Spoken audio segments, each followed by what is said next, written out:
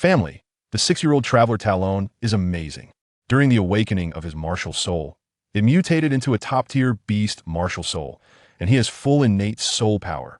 His grandfather, the 87th level soul Dalu, went completely crazy, scrambling to find him a wife all over the world. The next day, he smoothly hunted his first soul ring, and his soul skills were incredibly powerful. Who wouldn't be envious of such a start?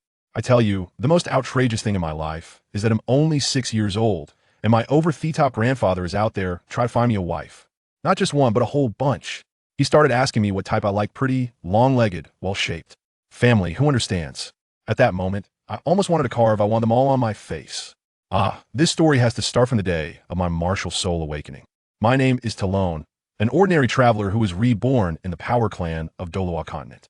My grandfather, Titan, is that legendary old gorilla, an 87th level soul Dalu, and a total grandson, doting grandfather. I tell you, he spoils me to the point of no return. For example, yesterday I was practicing archery in the training ground, and a bunch of little kids were saying, "Talon is so great, Talon is so powerful," and the atmosphere was just right. Suddenly, my grandfather shouted with his loud voice, which startled me so much that I missed the target. Guess what? He dashed over and, while no one was paying attention, secretly used his soul power to smash that missed target into dust. Then he proudly patted me on the shoulder, saying, "Did you see that? My grandson, hitting the target every time, it's magical." I was dumbfounded, pointing at the pile of dust, wanting to say something, but he just hugged me. "Let's go, Talon, time to eat." This damn intergenerational affection. My grandfather is all about my grandson, must be perfect. Speaking of eating, that scene was even more absurd. The food at our house is made by a food-type soul saint, featuring 1,000-year soul, beast meat, and spirit rice, worth thousands of gold soul coins on the outside. Just as my grandfather served me a piece of meat, my gluttonous father, Tano, rushed in with a bowl the size of a basin. My grandfather yelled, "Get out."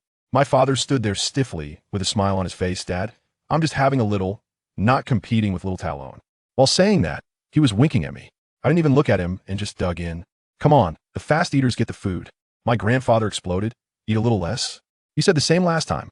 This is to lay the foundation for my grandson. You're competing with your own son. What's the future in that? Anyway, I stuffed myself and slipped away to continue my secret training. You think I just practiced archery every day? How naive. I came with the memories of my past life, with skills like innate guidance technique and Juyin visualization method. I never stopped since birth. My family's martial soul in this life is the mighty gorilla, and I was thinking if I could use my advanced knowledge for super evolution. Finally, I turned 6 and the day of awakening arrived. My grandfather personally presided over the ceremony, while my father was nervously sweating beside me. My grandfather comforted me. "Don't be nervous. Our family's martial soul guarantees at least level 6 soul power. Your father has level 8, and I was level 9 back in the day." I thought to myself, I'm not nervous at all. I'm about to explode with excitement. When the golden light enveloped me, I felt the energy inside me ignite instantly. The energy from 6 years of practicing the guidance technique, mixed with the awakening power, felt like something cracked inside me. As the golden light dissipated, I opened my right hand. To my surprise, it wasn't a mighty gorilla at all. Instead, it was a monkey with a white head and red feet, exuding a fierce aura. My grandfather and father were dumbfounded. My father quietly asked, "Dad, this isn't right. It doesn't look like my martial soul at all." My grandfather stared at my martial soul in shock. I cleared my throat. "Grandpa, we haven't tested soul power yet." Only then did he react, quickly taking out the crystal ball. As soon as I placed my hand on it, that blue crystal ball buzzed, shining like a little sun, almost blinding my father's eyes. First innate, full soul power. My father cracked his voice on the spot. Although my grandfather had anticipated it, he still gasped in surprise. He excitedly grabbed me. "Talon, your martial soul has mutated. It's a positive mutation. It has become stronger." He told me that his mighty gorilla martial soul felt bloodline suppression in front of my new martial soul. What does that mean? It means my martial soul is a top-tier beast martial soul. This completely thrilled my grandfather, who immediately ordered my father, Tano, "Go to the city right now and find out how many suitable girls there are and reserve a few for Talon. The more, the better we must pass down this top-tier martial soul." This is how the earlier scene came to be. I pretended to be serious on the surface. "Grandpa, what are you talking about? I'm still young." But inside I was already overjoyed. My grandfather even seriously told me, "Not too young. Tomorrow we hunt for the soul ring. You grow fast, and you can have kids by 10. Outrageous. Absolutely outrageous.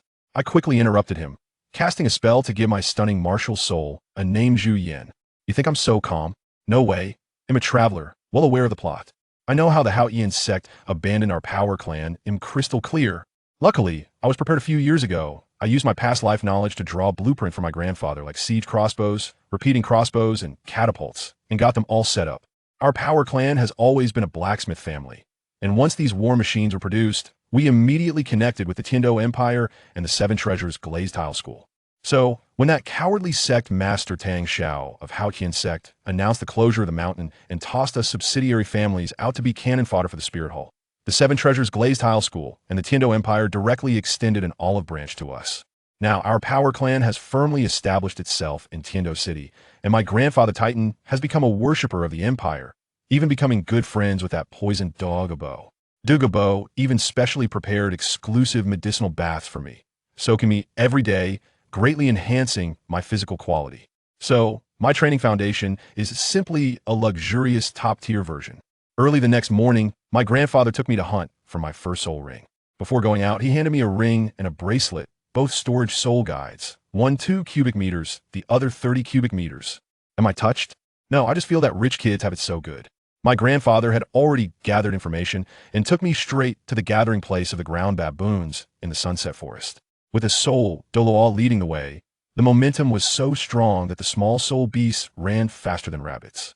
When we reached the valley, my grandfather immediately locked onto a 500-year-old black ground baboon, which was fiercely pounding 2 of its kind into the ground. This one, my grandfather asked me. I nodded like crazy. In the next second, my grandfather unleashed his martial soul and shot out like a cannonball, grabbing that black baboon. Nearby, a clueless baboon leader tried to charge at us, and my grandfather backhanded it, sending it flying into the sky. Then, holding the baboon, he grabbed me and ran fast. Once we reached a safe place, he slapped the still-bearing teeth baboon unconscious and handed me a dagger. Go, your first soul ring. I didn't hesitate for a second and took it out with one stab. A yellow soul ring instantly rose. I immediately sat cross-legged, released my Zhu Yin martial soul, and began to draw in. When that 500-year soul ring fell onto me, an overwhelming pressure surged, but to me, it was nothing. A scorching and domineering energy rushed into my body, swirling wildly. I immediately activated the innate guidance technique, guiding this energy into my dantian. At the same time, the towering and fierce beast Zhu Yan's phantom that I conjured in my mind, when compared to my newly born martial soul, was like the difference between a fitness buff and a weakling trainee. When that soul ring energy surged in, my little martial soul seemed to have taken a miraculous pill, starting to grow wildly, and the fierce aura around it became heavier and heavier. Although the energy was quickly depleted and the change in my martial soul wasn't earth-shattering, there was already a noticeable growth. I could feel that a certain lock within me had been broken, and my soul power began to soar rapidly. Let me tell you, that feeling was simply exhilarating. Every pore in my body opened up, better than any kind of massage. I stood up and stretched, my bones cracking loudly, and I felt like I had grown taller. Even my clothes seemed shorter. My grandfather Titan finally breathed a sigh of relief. He watched me absorb a 500-year soul ring, as if it were child's play, but inside he was extremely nervous. He hurried over and asked, Xiaolong, quick, what's your first soul skill? I felt it for a moment and grinned. Grandpa, as expected, it's an amplification type. It directly gives me a 50 increase in strength and defense until my soul power runs out. Upon hearing this, my grandfather's eyes lit up. He said, don't underestimate this skill in the early stages when your level is higher and your base strength increases. That 50 boost will be absolutely devastating. If you use it, it would be more powerful than many titled Douluo's 7th soul skills.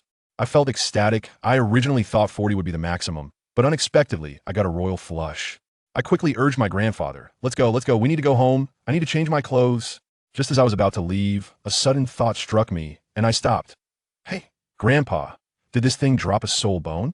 My grandfather shot me a big eye roll and said irritably, you brat are really greedy. They gave you such a powerful soul skill, and you're still not satisfied. Wanting to pry a soul bone from a 100-year soul beast? I scratched my head, feeling a bit embarrassed. I'm just curious, you know? What if it actually dropped one? Wouldn't it be a huge loss if we missed it? My grandfather laughed at me, saying that if I had that kind of luck, he would have felt it long ago. But I still wasn't ready to give up, pulling out my dagger and preparing to gut it. I could no longer endure the sight. My grandfather directly stored the corpse of the baboon in his storage soul guide. With a stern expression, he admonished me, "Remember, in the future, when you slay a soul beast and obtain a soul ring, never dissect it on sight. The scent of blood will attract more formidable soul beasts. And that is not the gravest concern. The most perilous aspect is human nature. If a soul bone truly emerges, your temporary allies may harbor ulterior motives and stab you in the back. Such occurrences are far too common." I hastily committed his words to memory. After all, these are the hard-earned lessons from my grandfather's experiences.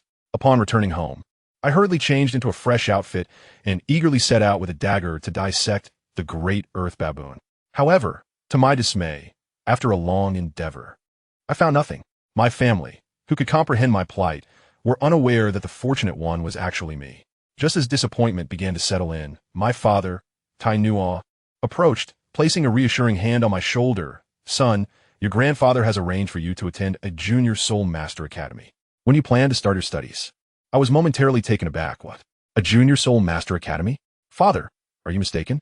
I am a soul master. Why would I attend elementary school?" My father appeared equally astonished. "Indeed, it seems unnecessary." I then inquired, "Did you attend such a place when you were young?" "No," he replied candidly. "But you must go." He swiftly changed the subject. "Your grandfather specifically instructed this.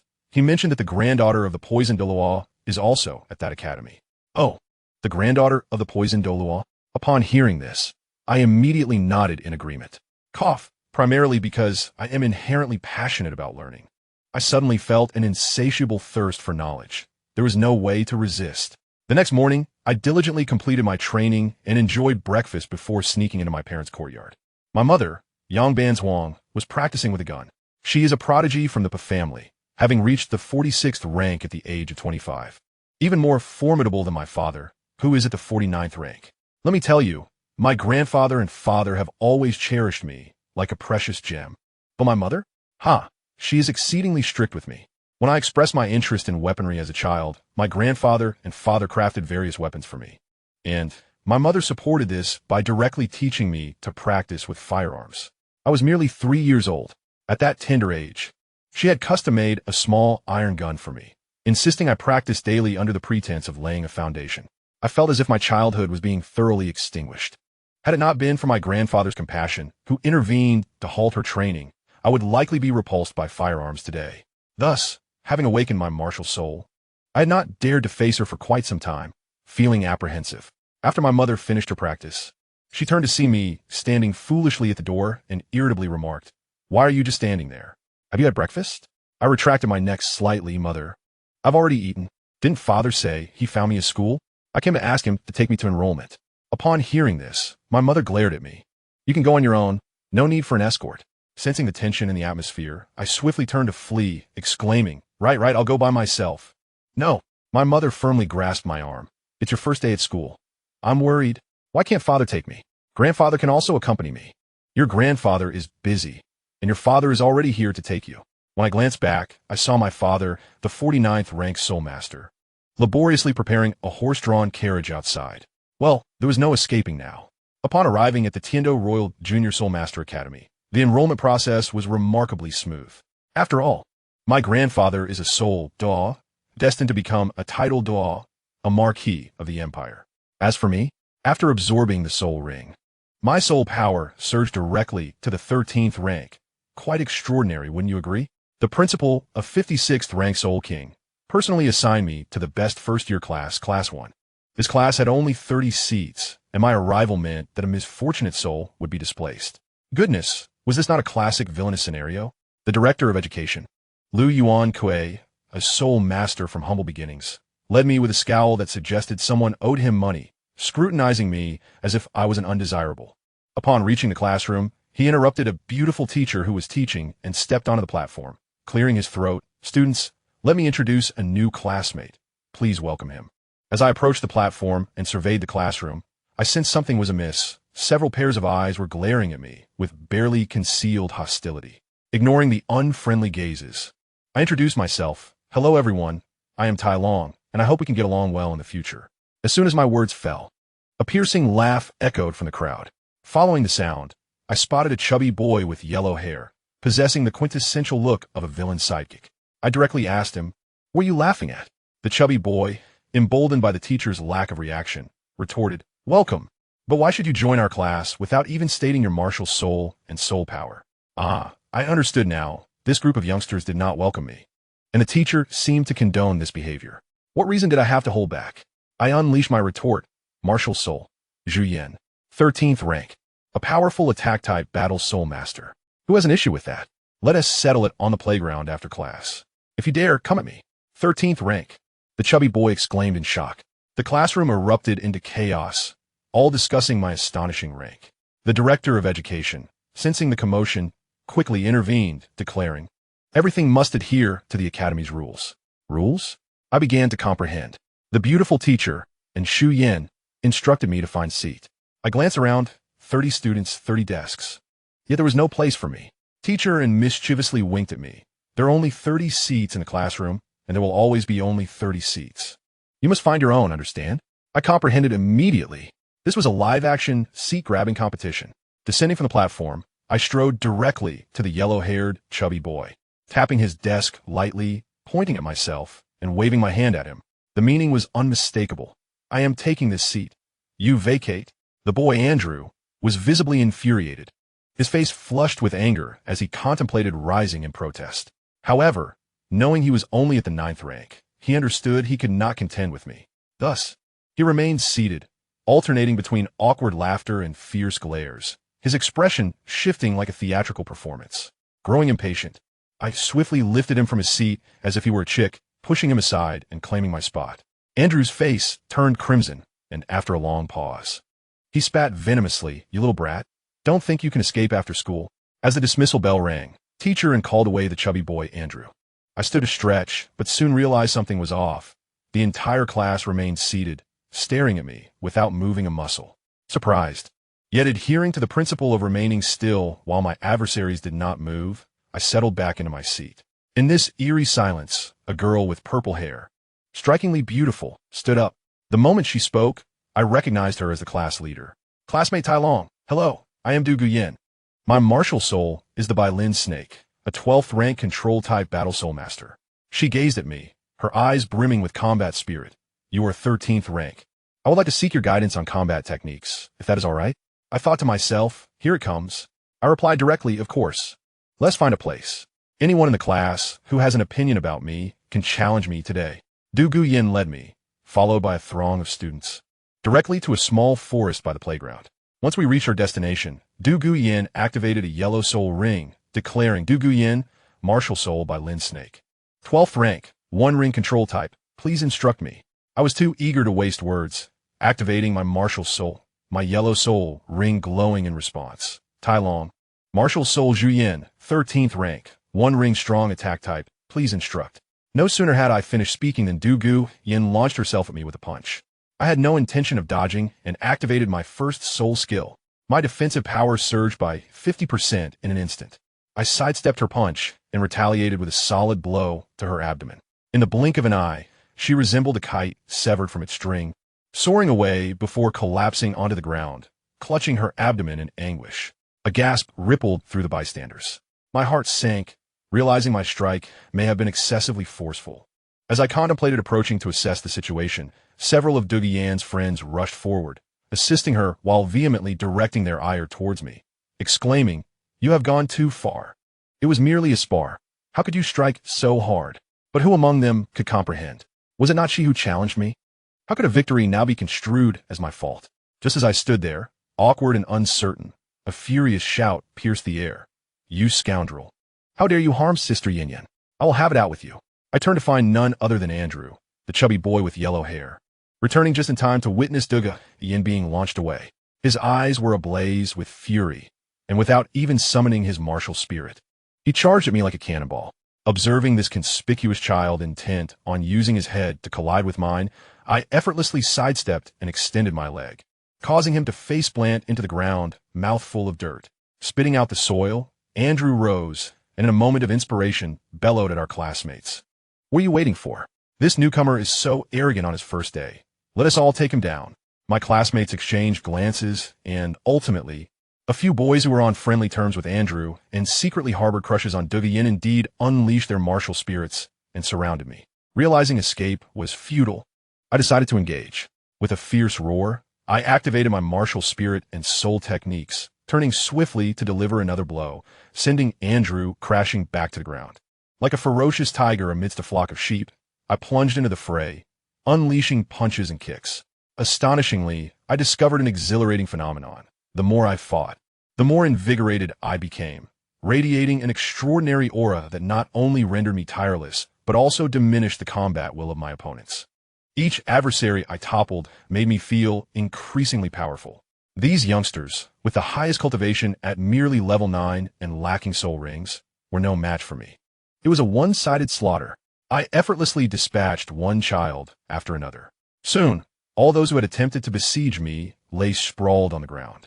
Glancing back, I noticed a few timid boys who had hesitated to join the fray, contemplating whether to flee. Driven to validate my newfound discovery, I charged at them. The boys shrieked in fright. 2 fled, while the remaining 2 sat down in terror. I caught up to the fleeing pair and delivered a kick to each of their backsides, toppling them onto the ground. However, after knocking them down, I realized that the sensation of enhanced power had not materialized. Doubt crept in. Could it have been an illusion? My gaze shifted towards Douluo, who had been helped to her feet by her friends, each of whom wore a pallid expression of fear as they regarded me. I found myself in a moral quandary, wondering if I should gently lay these girls down as well to further test my abilities. Just as I wrestled with this internal conflict, a thunderous voice erupted. "What are you doing? Do not move. Stand still." The school teachers had finally arrived, led by the head of discipline, Lu Yuan Kuei, and even the principal, Wang Xiuzong, had been stirred. The gathering students scattered in a frenzy. The teachers quickly checked on the children sprawled on the ground, discovering only superficial injuries. However, several were in tears from the fright. My beautiful teacher, and Shu Yin, surveyed the scene of fallen bodies and me, the sole survivor, her face drained of color. Visibly anxious, her unease was entirely justified. You see, while I was wreaking havoc, and Shu Yin was engaged in a high-stakes game of her own. After class, she had sought out the head of discipline. Our school had a thrilling rule akin to a survival of the fittest. The top class had a fixed quota of 30. But students from other classes could challenge members of the top class each semester, and a victory would secure their position. This system promoted a ruthless law of the jungle. Previously, and Shu Yin had wholeheartedly supported this system, believing it would inspire students to strive for excellence. Yet now, witnessing her younger brother Andrew on the verge of being displaced, her sentiments had shifted dramatically. She approached the head of discipline, feigning concern. "Oh, director, this newcomer's abrupt entry disrupts the rules." But the underlying motives were transparent. I could guess them even with my toes. She aimed to buy time. Andrew, with his current level 9 martial power, would undoubtedly reach level 10 within 2 months, securing a soul ring and becoming a legitimate soul master. Who would dare challenge him then? Why was she so invested? Andrew was the beacon of hope for their family. The Yin family had once been affluent, with ancestors who were founding heroes, but their martial spirits had dwindled over generations. Now, with Andrew's mutated martial spirit and innate power nearing level 8, he was treated as a treasure, with all family resources poured into his development. Consequently, he had become a spoiled young master, only to encounter me on his first day. And Shu Yin was determined. If the director disagreed, she would seek assistance from her grandfather. To her surprise, Director Lu Yuan Kuei readily acquiesced, promising to support her proposal to the principal. Just as they finalized their agreement, a student burst in, breathless, exclaiming, "There's a fight. A group brawl has erupted in the first class." Upon hearing this, and Shu Yin and Director Lu's faces turned an ashen hue as they sprinted towards the small playground. They arrived just in time to witness me dispatching the final 2 boys before turning my gaze towards the trembling group of girls from their class. And Shu Yin, terrified, shrieked, "Stop." Once order was restored, the recently treated Andrew, upon seeing his sister, lost all bravado and burst into tears, pointing at me while wailing, "Sister, he hit me. You must help me avenge." At that moment, all attention shifted to Shu Yin, her face rapidly transitioning from pale to crimson, mortified beyond measure. I was taken aback. What was happening? And Shu Yin was his sister? I had struck the brother of my teacher? Seeing her flustered and furious demeanor inspired a bold notion within me. This friendship could be worth cultivating. I was determined to make this connection. Director Liu Yuan Kui Overhelmet approached me, inquiring about the events that transpired. I, ever honest, recounted how Andrew had provoked me, how he had summoned allies, and how I had retaliated in kind. After listening, Director Liu was utterly bewildered. If I was the victim, how had I single-handedly vanquished an entire class? Yet if I was the instigator, it was clear they had struck first. How should this be adjudicated? Just as he was scratching his head in confusion, salvation arrived in the form of Principal Wang Qiuzong. Director Liu looked at him as if he were a long-lost father, promptly passing the hot potato to him. Principal, you've arrived just in time.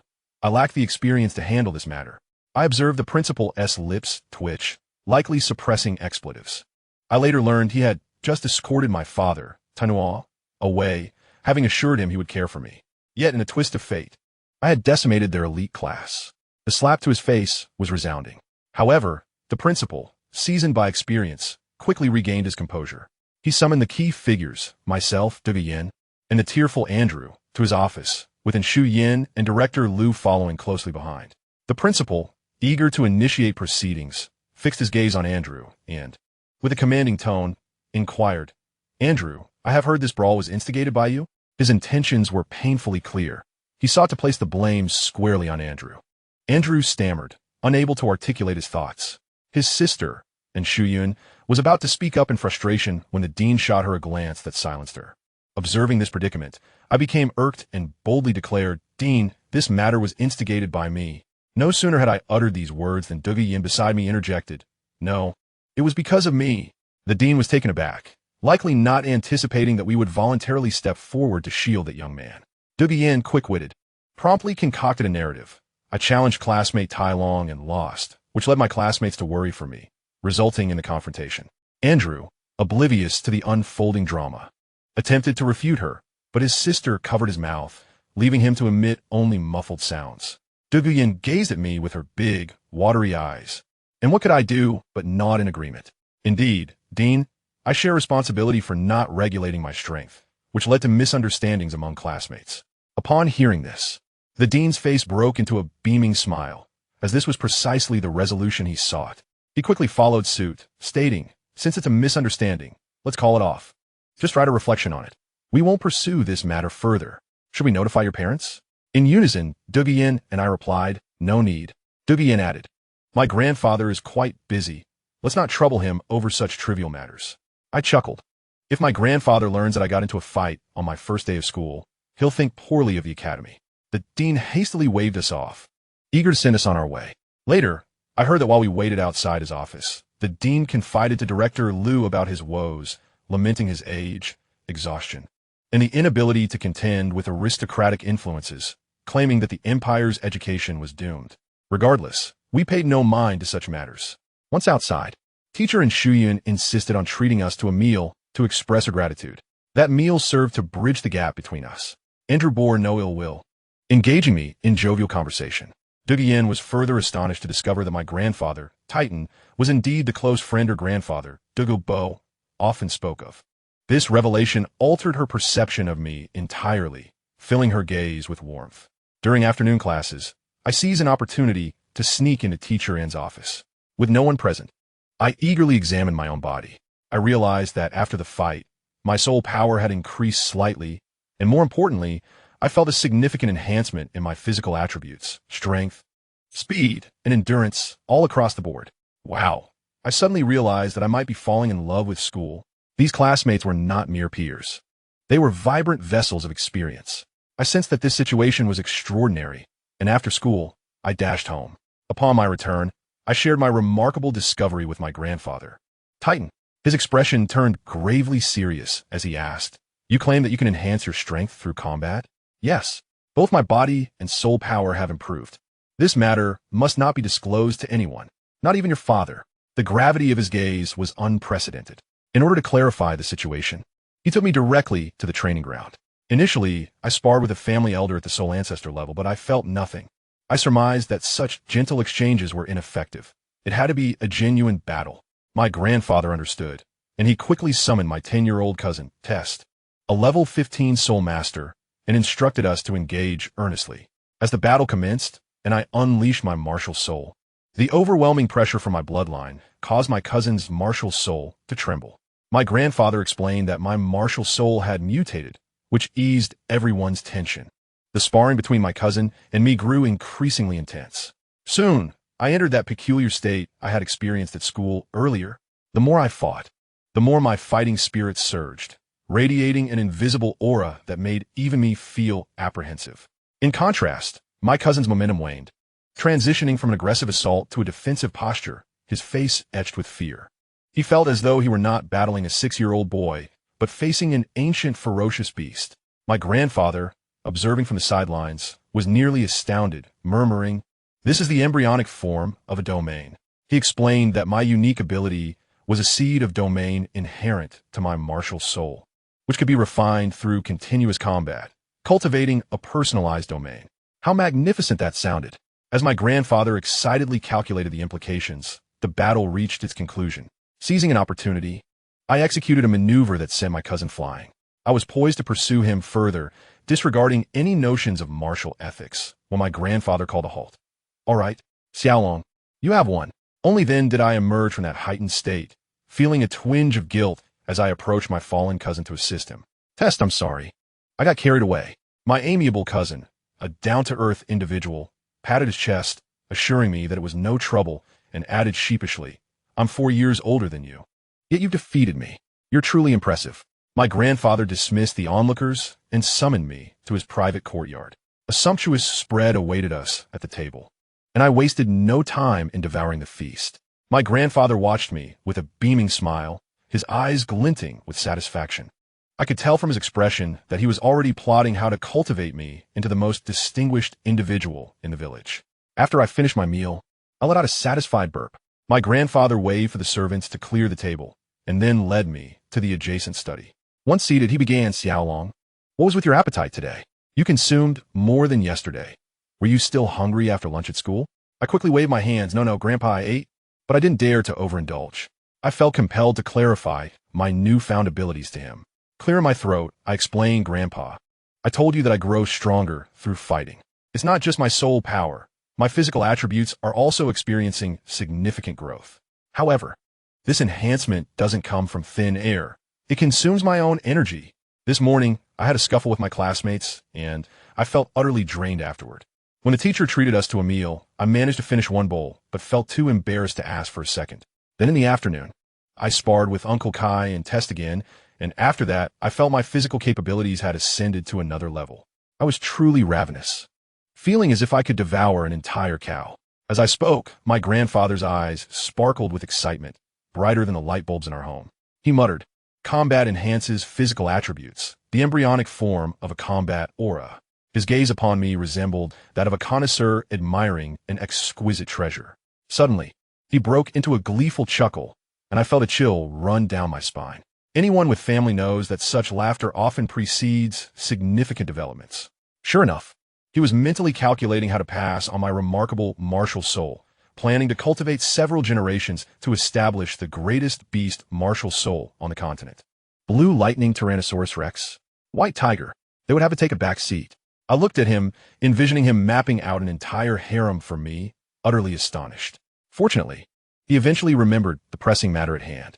He suddenly turned serious and asked, "Xiaolong, when you engage in combat, do you feel yourself growing increasingly fierce while your opponent seems to weaken?" Yes, Grandpa. That's exactly it. Once I start fighting, I lose control and just want to overwhelm my opponent. I anxiously inquired, worried that this could lead to serious consequences if I were unable to rein in my intensity. To my surprise, my grandfather laughed reassuringly, saying, "Do not worry. This is not a problem. What you're experiencing is the embryonic form of your martial soul's domain. Simply put, when you engage in battle, it triggers an automatic theme song, enhancing your fighting spirit and strength while allowing for extraordinary performance. Simultaneously, this theme song serves as a debuff to your opponents, weakening their fighting spirit and abilities, allowing them to only harness 70 to 80% of their true potential. Today, as you sparred with Tiga, it was your formidable aura that subdued him. Without it, victory would not have been so easily attained." I was momentarily taken aback, realizing my own prowess. Yet, a concern lingered. What about my struggle to maintain control? My grandfather raised a finger and proposed 3 solutions. First, your mental fortitude is insufficient. Second, your combat experience is lacking, leaving you unprepared to resist such influences. Hence, the optimal remedy is to engage in combat. Keep fighting. The more you do, the more accustomed you will become, and you will naturally learn to exert control. If that fails, my grandfather stroked his chin confidently. I shall take you to meet someone who possesses a complete domain and can enlighten you. If that too proves ineffective, I shall procure an enhancement for your mental strength. In any case, there are always more solutions than difficulties. Instantly, a great weight lifted from my heart. After all, mental strength? I am a man of visualization. This is trivial. I now fully grasp that my innate talent marks me as a chosen one, with inherent full soul power and the beginnings of a domain. I can only grow stronger through battle. Was I not born for this? Previously, I had contemplated a cautious approach, focusing on leveling up to 30 before proceeding, but now, I see that plans often fall short of reality. What preliminary strategies and skill training? The quickest path to cultivation for me now is practical combat. Just act. A bold idea sprang to mind. This morning's skirmish with my classmates, though they were unskilled, provided me with a sense of growth that surpassed my duel with Tiga in the afternoon. This illustrates the power of numbers. The esteemed Tiendo Royal Junior Soul Master Academy, with its thousands of students, instantly transformed in my eyes into lively bundles of experience. I would treat the entire academy as my personal training ground, visiting daily. I immediately set a modest goal. Begin by challenging each grade from the second year onward. And within 3 years, I shall dominate the entire Junior Soul Master Academy.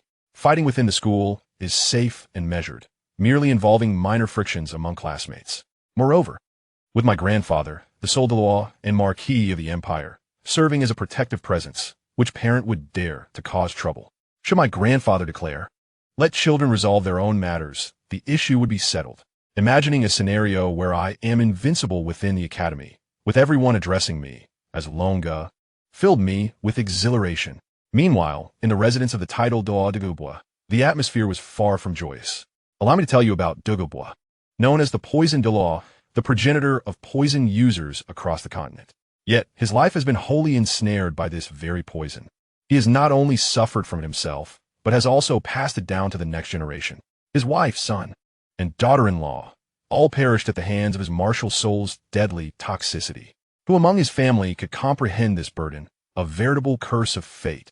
Now, he is left with only his granddaughter, Dugiyin, the very girl I had knocked down with a single punch at school today. Dugubwa dotes on this granddaughter, treating her like a precious gem, nurturing her body with soul power daily, fearful that she too might follow in her ancestors' tragic footsteps. That evening, after tending to Dugiyin's meridians and gazing at her peacefully sleeping form, he stood alone in the courtyard, contemplating the moon, embodying a profound sorrow. In his youth, he was a genius, sailing smoothly through life, having discovered a treasure trove abundant with celestial herbs. Witnessing his martial soul evolve from the Bailan snake to the Bailan snake emperor, a remarkable feat yet.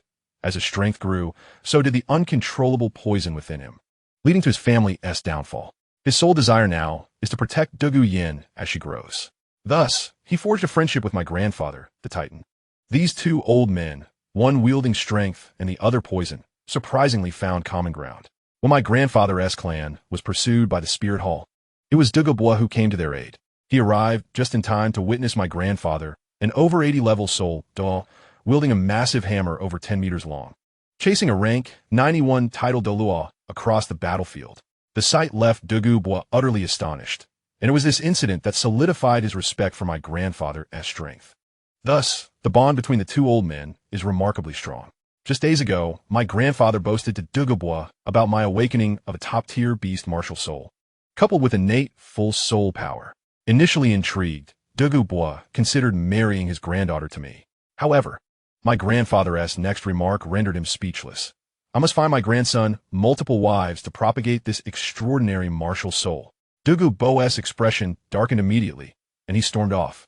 How could he possibly consider marrying his precious granddaughter to a man destined for polygamy? Even more unexpectedly, today his cherished granddaughter returned home, unusually distressed, to complain about me. Dugiyin tearfully recounted how I had dominated the class, and when she attempted to challenge me, I struck her in the abdomen, sending her to the ground. As Dugubwa listened, his fists clenched, veins bulging, He muttered incessantly. Do not be angry, do not be angry. She is just a child, children do not understand. Yet, he could no longer contain himself. Tomorrow, I shall confront that old gorilla, Titan, for a serious discussion. I must meet the audacious boy who dared to strike my granddaughter. Ironically, the brat he referred to is none other than me, who was now engaged in a conversation with his precious granddaughter, discussing topics that sounded remarkably profound. After our altercation, I feigned curiosity and asked Douluo, Yin Yin, your martial soul is poison, and your soul power contains poison as well. Where do you store this poison in your body? Surely, it is not circulating throughout? To my surprise, she innocently replied, Yes, it exists within my body, flowing along with my soul power. Upon hearing this, I recognized an opportunity. I immediately adopted a mentor-like demeanor and gently guided her. Sister, think carefully. Poison, residing in your body and constantly circulating, is that truly wise? She tilted her little head, pondering for a long while. Before responding, grandfather has said that using too potent a poison when one's cultivation is low can indeed harm the body. I thought to myself, this is the way forward. I quickly continued to persuade her. Have you ever considered how to resolve this issue? For instance, establishing a designated area for it? Suddenly, this young lady's temper flared, and she dismissively waved her hand. What exactly do you want to say? Can you not express it directly? Is this roundabout way not irritating? Who could understand the turmoil within me at that moment? Akin to an old man on the subway engrossed in his phone. Yet my face maintained a facade of, oh, you are so clever.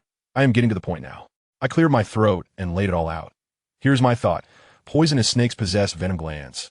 Scorpions have venom sacs. They each have specialized storage for their toxins and do not circulate them unnecessarily. Meanwhile, you, with your body in constant circulation, are courting danger. You should create a venom sac for yourself, storing the toxins within and only releasing them when necessary, thus preventing harm to yourself. Douluo erupted in indignation. Impossible. My cultivation method was taught by my grandfather. How could it be harmful? I felt helpless and could only suggest, if you do not believe me, why not ask your grandfather? To my astonishment, she actually ran off to consult him. Initially, Douluo, upon hearing his granddaughter mention my desire to teach her about poison, scoffed, dismissing me as a reckless young fool. However, when he heard Douluo meticulously recount my theory regarding the venom sac, he was utterly stunned. The scene was akin to being struck by lightning. He slapped his thigh and kept repeating, Indeed, how did I not think of this? Snakes have venom glands. Scorpions have venom tails. As a poison user, I too should possess a venom sac. He suddenly turned his gaze to his right arm, his eyes gleaming with newfound understanding.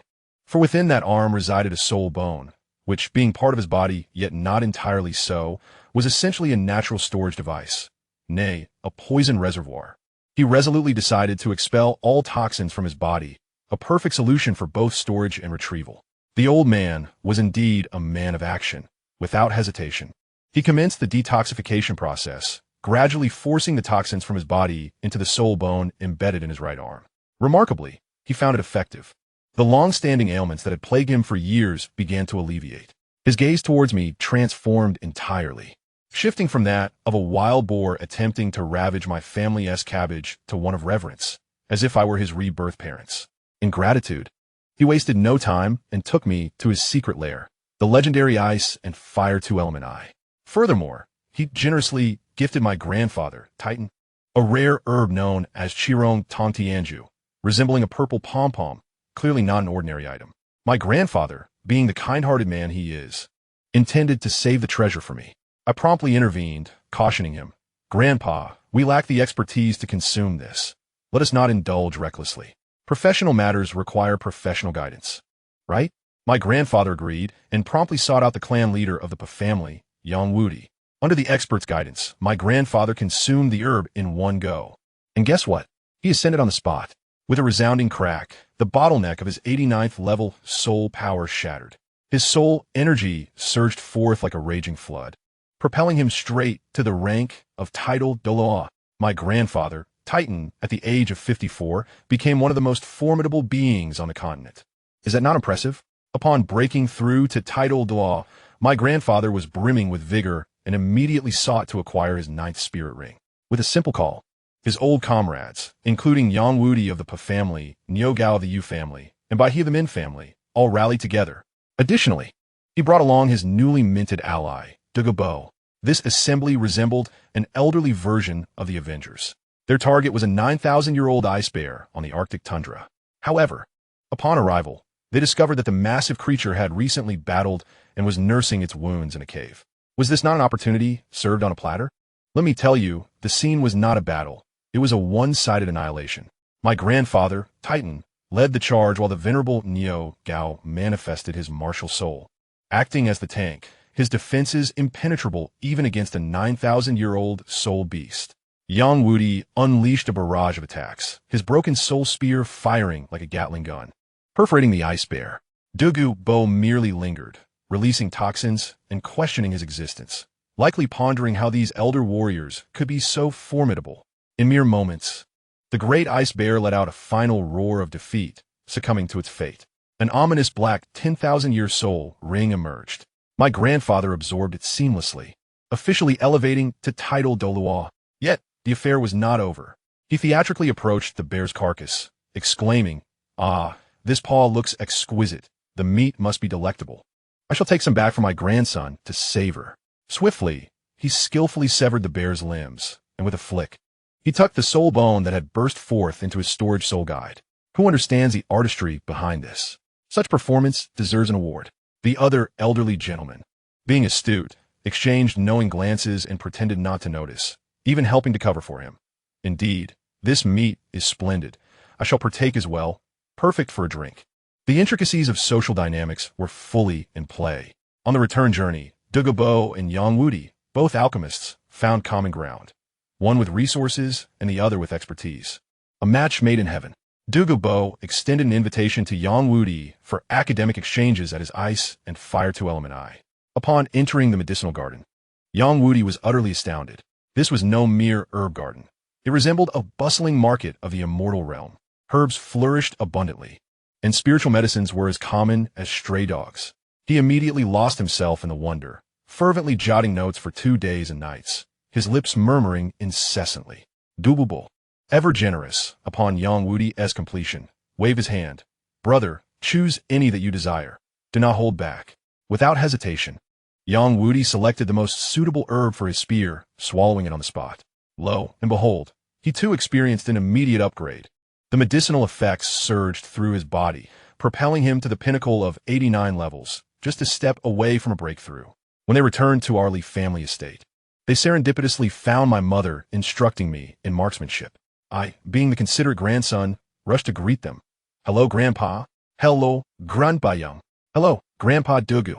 My grandfather and Yang Wudi responded with warm smiles, but Douluo shot me a disdainful glance, letting out a heavy snort.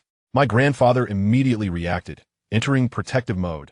"Hey, I say, old poison, what with your attitude? My grandson is greeting you." Douluo retorted furiously, pointing at me. "Ask your precious grandson what mischief he's been up to." I refrained from breaking his legs solely out of respect for you. The two elders, combined over a century in age, engaged in a public squabble. I found myself caught in the middle, utterly bewildered. After their quarrel subsided, my grandfather produced the 9,000-year right arm bone he had acquired from the Arctic ice bear and handed it to me. "Xiaolong, keep this for when you reach the spirit sect. Absorb it." My heart soared with excitement at the thought of possessing a 9,000-year soul bone. However, I feigned reluctance and politely declined. Then came the main event. In the drawing room, with only the core members present, Yang Wudi suddenly adopted a serious demeanor, setting down his teacup, and addressed my grandfather. "Old gorilla, I have an audacious proposal I wish to discuss with you." Titan waved his hand grandly. "Speak freely, my friend." Yang Wudi took a deep breath and unveiled a groundbreaking plan. "I wish to establish a sect of our own." His declaration rendered everyone speechless. He continued, "This will not be a solitary endeavor. It will encompass us, the 4 great families of Li, Po, Yu, and Min, along with Brother Douluo, will unite to form a new super sect. Let me tell you, Yang Wudi's eloquence was such that he would excel in any field.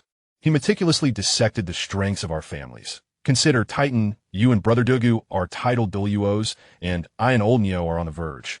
While Olbai is no slouch either. Our families possess offense, defense, control, agility, logistics, and reconnaissance. We are a naturally formidable war machine. Together, we would constitute an elite army. Who among the continent would dare to challenge us? My grandfather and Douluo were immediately intrigued. One sought to reunite long-lost brothers, while the other was a lone wolf without familial ties.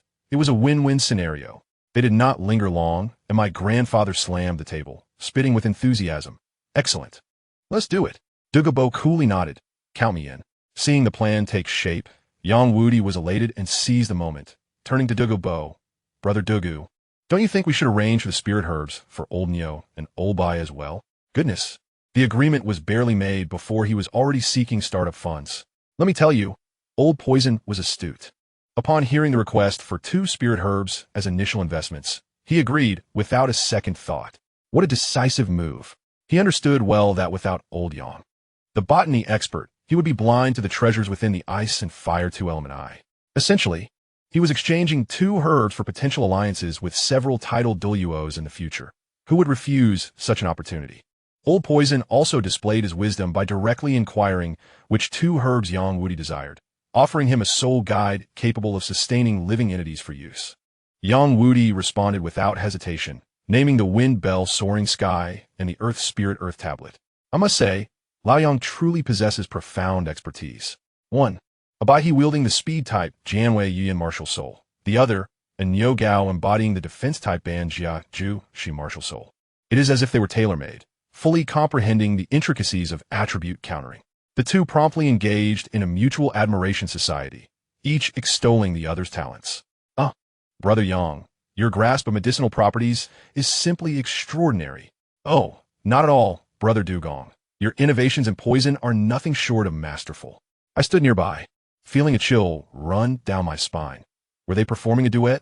Titan, with his notoriously fiery temper, could hardly tolerate such antics. Abruptly interrupting their exchange with a bellow. Is this amusing? At your age, still engaging in flattery. This stirred a hornet's nest. Dugong Bo and Yang Wudi shot him a piercing glare, their eyes ablaze with intensity. Titan, protective as ever, faced his grandchildren defiantly. What is the matter? Do you have objections? If you're not satisfied, let my grandson fight your granddaughter. I nearly choked with laughter. Dugong Bo fell silent. Titan was not finished. He pointed a finger at Yang Wudi. And you, old goat, what are you laughing at? If you disagree, bring your grandson over. My grandson could take him with one hand. My friends, this grandfather is exceptionally skilled at undermining others. With a single remark, he silenced 2 titled Dalu. Yang Wudi and Dugong Bo, their faces darkened, prepared to leave. They could not remain in such a place any longer. Ultimately, Titan had to coax them into staying for a meal. After dinner, Lao Yang departed on a business trip with the celestial herbs. His efficiency was remarkable. First, he visited the Yuji clan, handing over the Goblin Futu monument to Nyo Gao, and then sketched out the plans for establishing a sect. Nyo Gao, initially intending to pass the celestial herbs to his son, upon hearing the plans declared, "For the collective, I shall partake myself." After consuming the herbs, his soul power surged from level 87 to 89, clearing the path toward becoming a titled Douluo. Nyo Gao promptly decided, "Let us move. The entire clan shall relocate." Soon after, Lao Yang proceeded to the Minji clan. I tell you, Minji is the clan that has struggled the most among the 4. Upon hearing the proposal, Bai felt as if he had found rain after a long drought and immediately agreed. After consuming the Wind Bell Soaring Sky herb, his soul power jumped from level 82 to 85, rejuvenating him significantly, and his cultivation speed skyrocketed. Bai swiftly commanded, "Move." The entire clan mobilizes. The 3 major clans commenced a grand migration, while Titan and Dugong Bo remained busy in Tiando City. They directly approached the Snowy Night Emperor.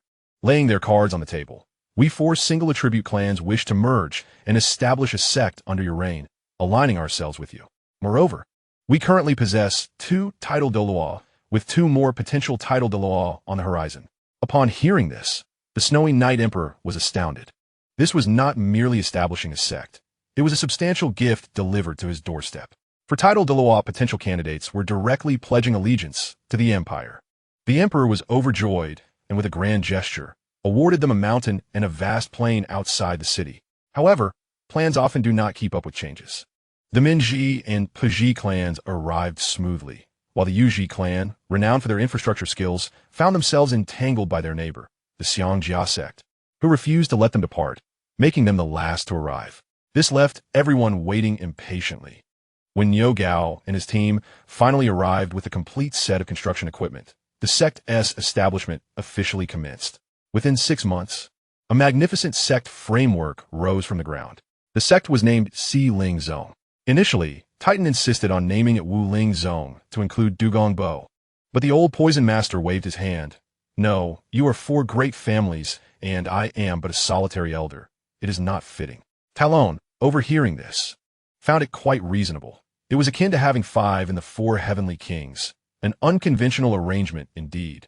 As soon as the sect was established, Niu Gao also broke through to level 90. Consequently, the 2 newly appointed title Dalu still lacked their 9th soul ring. Without hesitation, they entrusted Bai He to guard the sect and formed a team consisting of Titan, Dugong Bo, Yang Wudi, and Niu Gao for title Do level experts, and headed straight for the Star Do Forest. Shortly after entering the forest, they encountered an 8,000-year-old golden-winged tier sky tiger, a creature seemingly customized for Yang Wudi. Titan wasted no time. Unleashing his martial soul, he delivered a series of powerful blows, employing gravity fields and ice storms to immobilize it, dragging it from the sky. Seizing the opportunity, Yang Wudi unleashed a soul-piercing lance, piercing the tiger's head with precision and securing an 8,000-year soul ring. With that settled, it was Niu Gao's turn. His target was the 1,000-gene Ant Emperor. The group stealthily approached the ant colony's lair, and Niu Gao unleashed his ultimate ability. Stomping fiercely on the ground as if playing whack-a-mole, the ground caved in and a torrent of ants poured out, culminating in the emergence of 3 colossal ant emperors, all 9,000 years old. Who could withstand such a sight? Niu Gao, upon surveying the situation, decisively lured the 3 ant emperors into the encirclement. Dugong Bo unleashed his poisonous mist, instantly enveloping the battlefield, while Titan and Yang Wudi engaged one each. Niu Gao turned to face the last one. I must tell you, Yang Wudi had just acquired his new soul ring and was eager for action. As he unleashed his 9th soul skill, the radiant gold piercing lance, the platinum lance shimmered brilliantly, and with a swift thrust, he eliminated the 9,000-year-old 1,000-gene Ant Emperor in an instant. The damage was incomprehensible. After finishing his battle, he rushed to assist Niu Gao. Meanwhile, Titan's approach dramatically shifted. Instead of killing, he sought to cultivate. I was taken aback. This old gorilla had a devious mind. He had taken a liking to one of the ants and planned to keep it until it broke through to 10,000 years, so he could bring his precious grandson Talon to reap the rewards.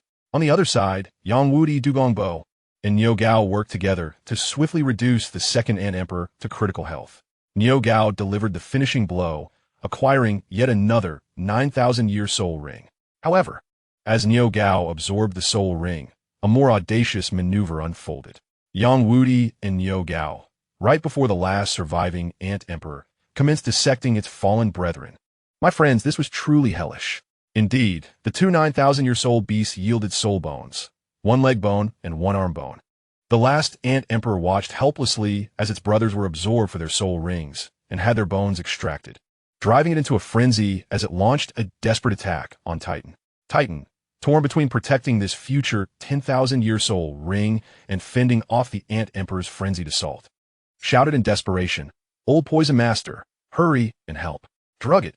Dugong Bo produced a special anesthetic, and the group coordinated their efforts, administering the drug both orally and through wounds, finally subduing the frenzied Ant Emperor. The 4 of them obtained the soul ring and soul bones, departing without a backward glance. Upon returning to the sect, the dedication ceremony was truly grand. The Snowy Night Emperor attended in person, officially conferring titles upon Yang Wudi, Niu Gao, and Bai He's imperial offerings. As for the sect leader, the members unanimously elected Dugong Bo. Why? Because he was the only one without animosity toward the Spirit Hall and with a long-standing imperial offering, making him the perfect public relations director to ease tensions with various factions. Years passed swiftly. Talon was nearing 11 years of age. Under his grandfather's guidance, he diligently practiced forging, solidifying his soul power and directly advancing to level 30. When it came time to procure his soul ring, the old men approached it as if conducting scientific research, inspecting bones and analyzing organs, ultimately concluding, for the 3rd soul ring, the upper limit is 3,500 years.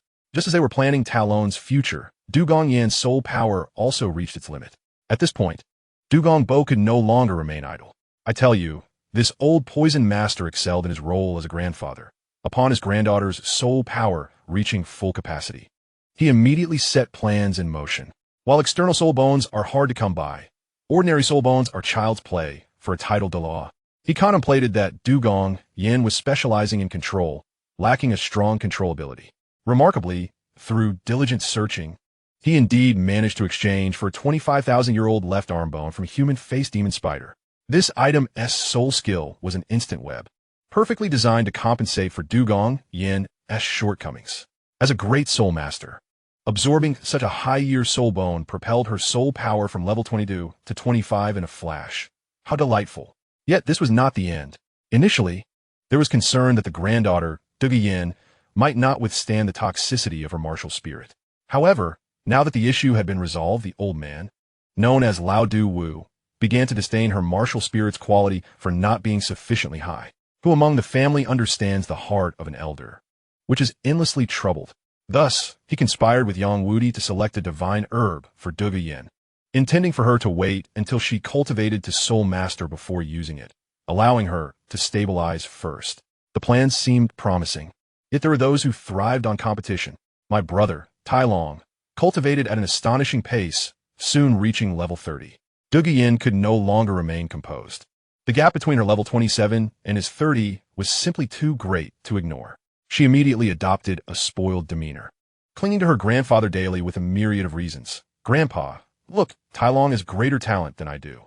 Despite my efforts, I cannot catch up. This is not fair. Old Douluo could not withstand such persistence. Thus, he relented, presenting her with a divine herb named Longshu Shexinko. This herb was exceptional. According to the analyses of Douluo and Yang Wudi, it could either allow Titan's Baihun snake martial spirit to undergo dragon transformation or evolve into a more formidable serpent. And what do you suppose happened?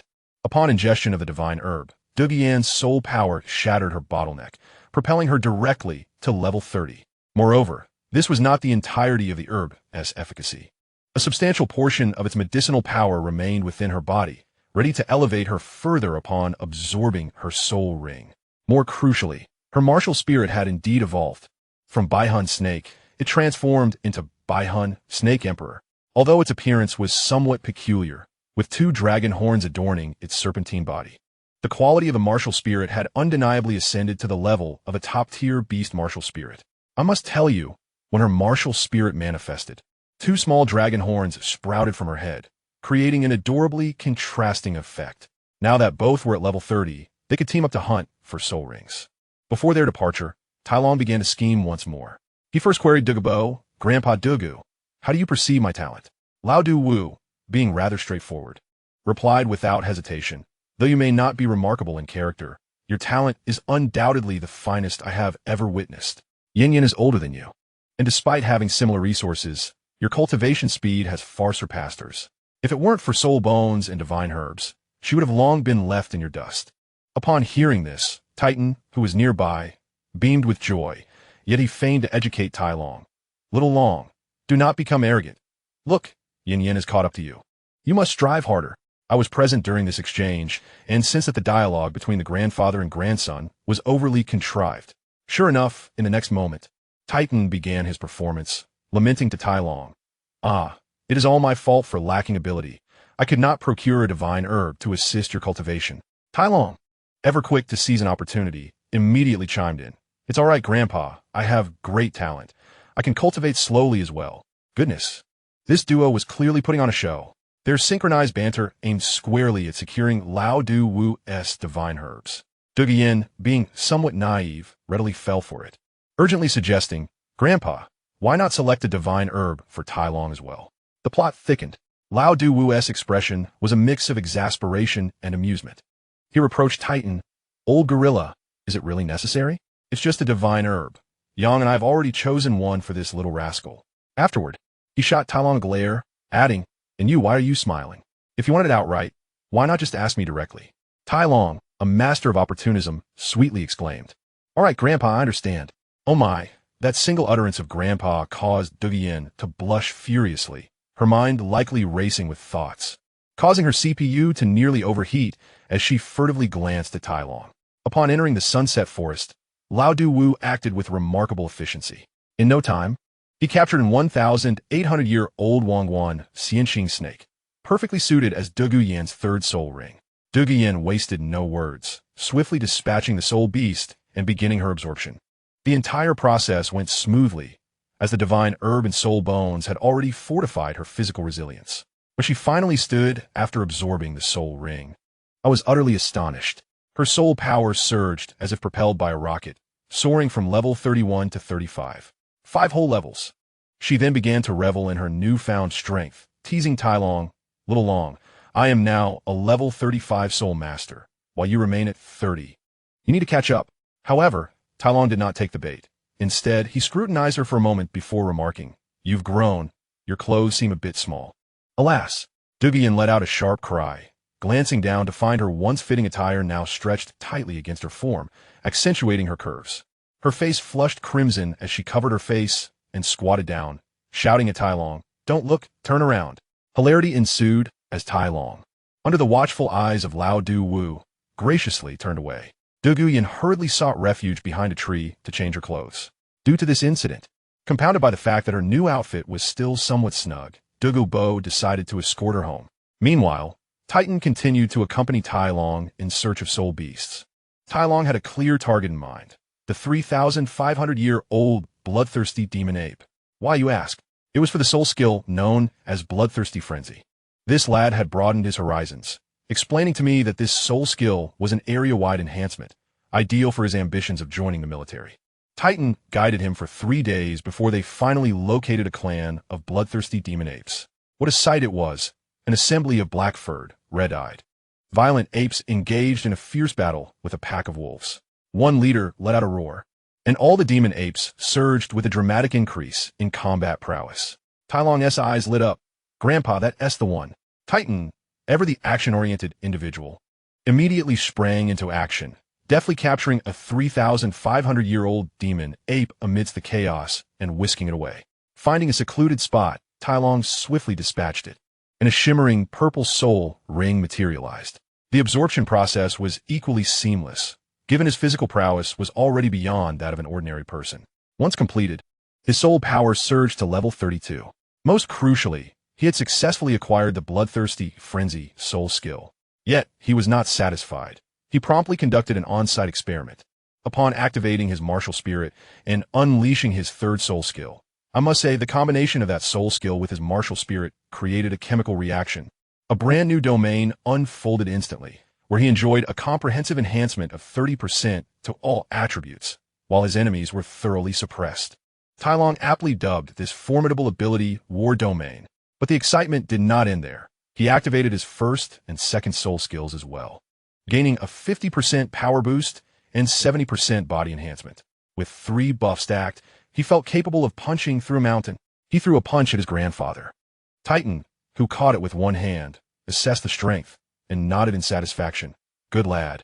Your current power rivals your father's full-force third soul skill during his time as a soul master." With his strength soaring, it was imperative to test his results in the soul arena. The very next day, Tai Long ventured forth. By sheer misfortune, he was matched against a 37-level soul master of the assault system, wielding the martial spirit of a wild lion.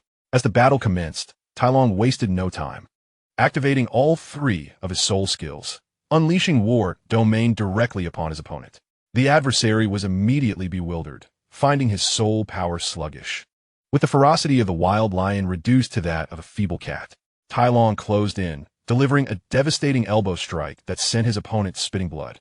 Just as he was poised to finish the fight, the opponent, while being relentlessly pursued, seized a fleeting opportunity to unleash a third soul skill, Battle Roar. The sonic attack left Tai Long momentarily dazed, his mind blank, nearly incapacitating him. Had it not been in the soul arena, it could have been disastrous. Though Tai Long ultimately secured victory through sheer strength, he emerged drenched in cold sweat, realizing that facing such peculiar control soul skills exposed his own vulnerabilities. He returned to seek counsel from his grandfather, Titan, who enlightened him with a single phrase. 100 doors lead nowhere compared to mastering one. He admonished, "Do not be distracted by superficialities. Our lineage is defined by unparalleled strength. As long as your power is immense and your outburst formidable, that is sufficient. Strength conquers all skills, do you understand?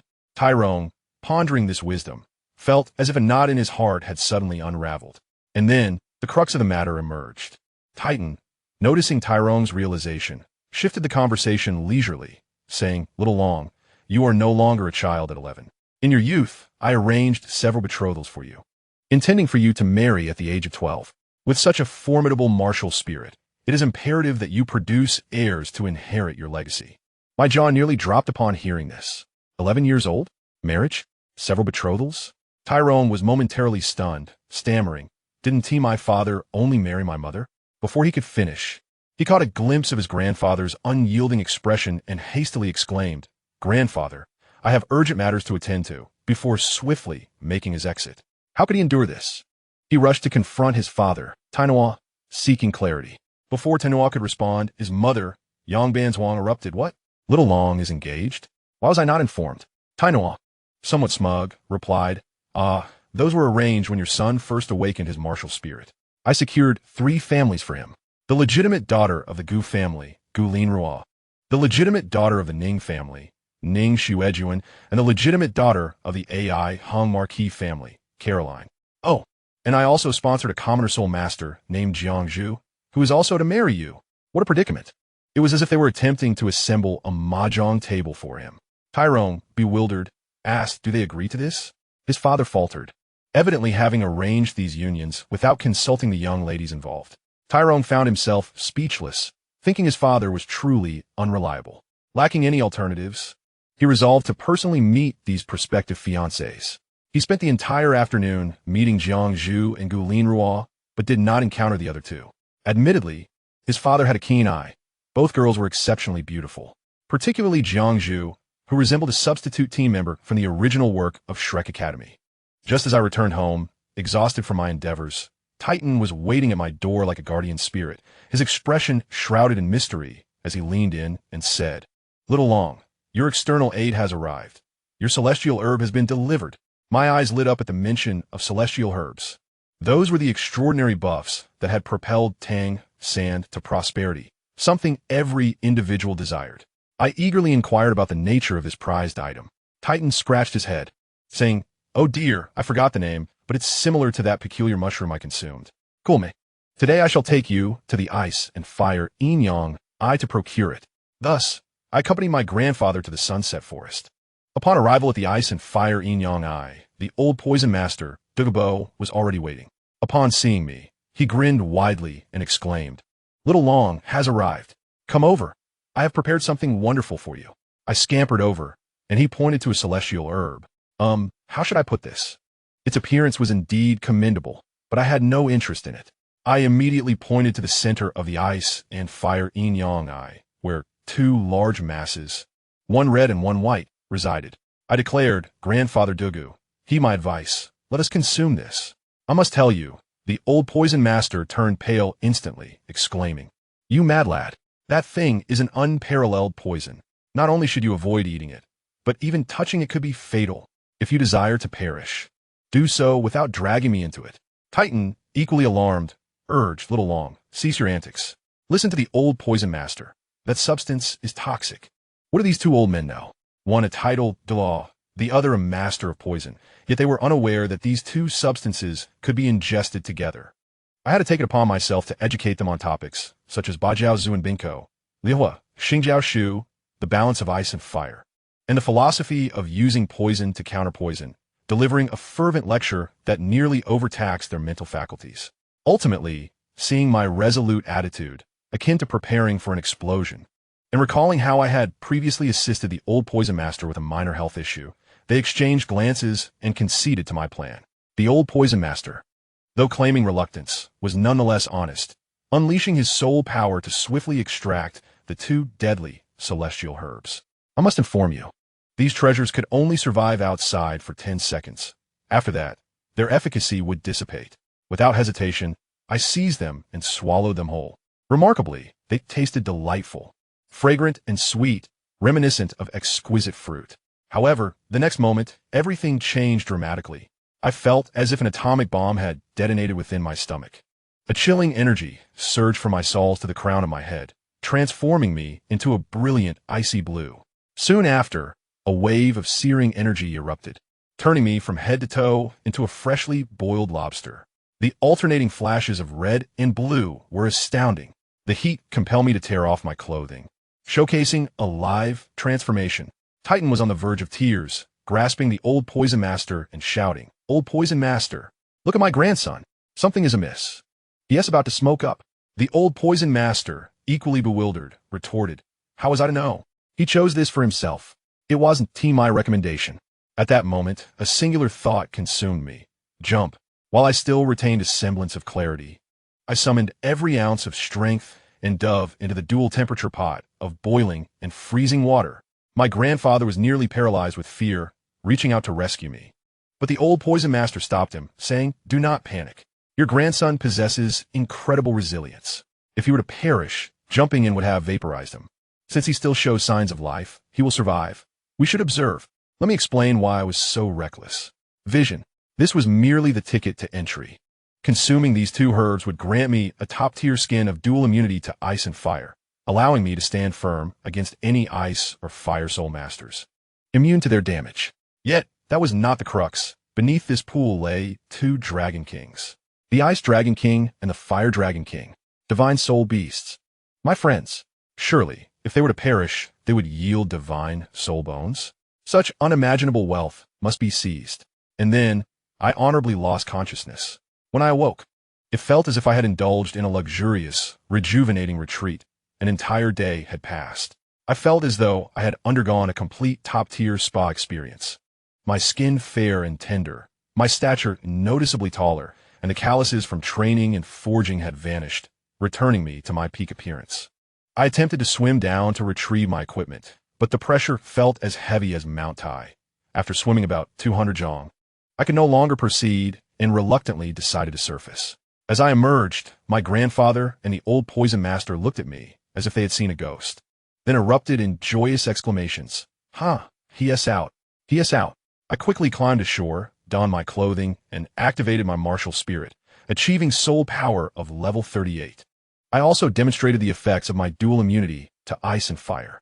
My grandfather immediately began to boast, hands on his hips, displaying my prowess to the old poison master. Indeed, do you not see whose grandson this is? While I relished this moment, I am a firm believer in preparation. My physical prowess had advanced significantly, but my mental acuity must also keep pace. Otherwise, encountering a soul master skilled in mental manipulation could lead to dire consequences. I inquired whether there were methods to enhance my mental strength. My grandfather spoke earnestly about soul rings and soul bones, while the old poison master, true to his expertise, succinctly stated, "Use medicine." Incredible.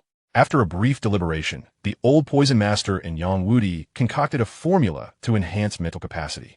The astute Yang Wudi suggested that this elixir would be sought after by the Seven Treasure Glazed Tile School, as their martial spirits relied heavily on mental fortitude for support. Without delay, my grandfather, Yang Wudi, and I set off to present our proposal. Upon arrival at the Seven Treasure Glazed Tile School, we were warmly welcomed by the sect master, Ning Fengji, accompanied by the Douluo, a true honor. As we entered the conference hall, to my astonishment, Douluo was present, alongside the venerable Niu Gao from the Yuji clan. Had the senior members of the Ling Zone come to conduct team-building activities in someone else's home? Once we settled down, without engaging in much pleasantry, Yang Wudi cut straight to the chase, retrieving a small vial from his soul-guiding device. Ning Song Su. Behold this. Enhances mental strength with no side effects and can be used long-term, truly fair and square. Upon hearing this, Ning Feng Ji perked up, but being the crafty old fox he was, he certainly wanted to verify the product. Yang Wudi understood this well.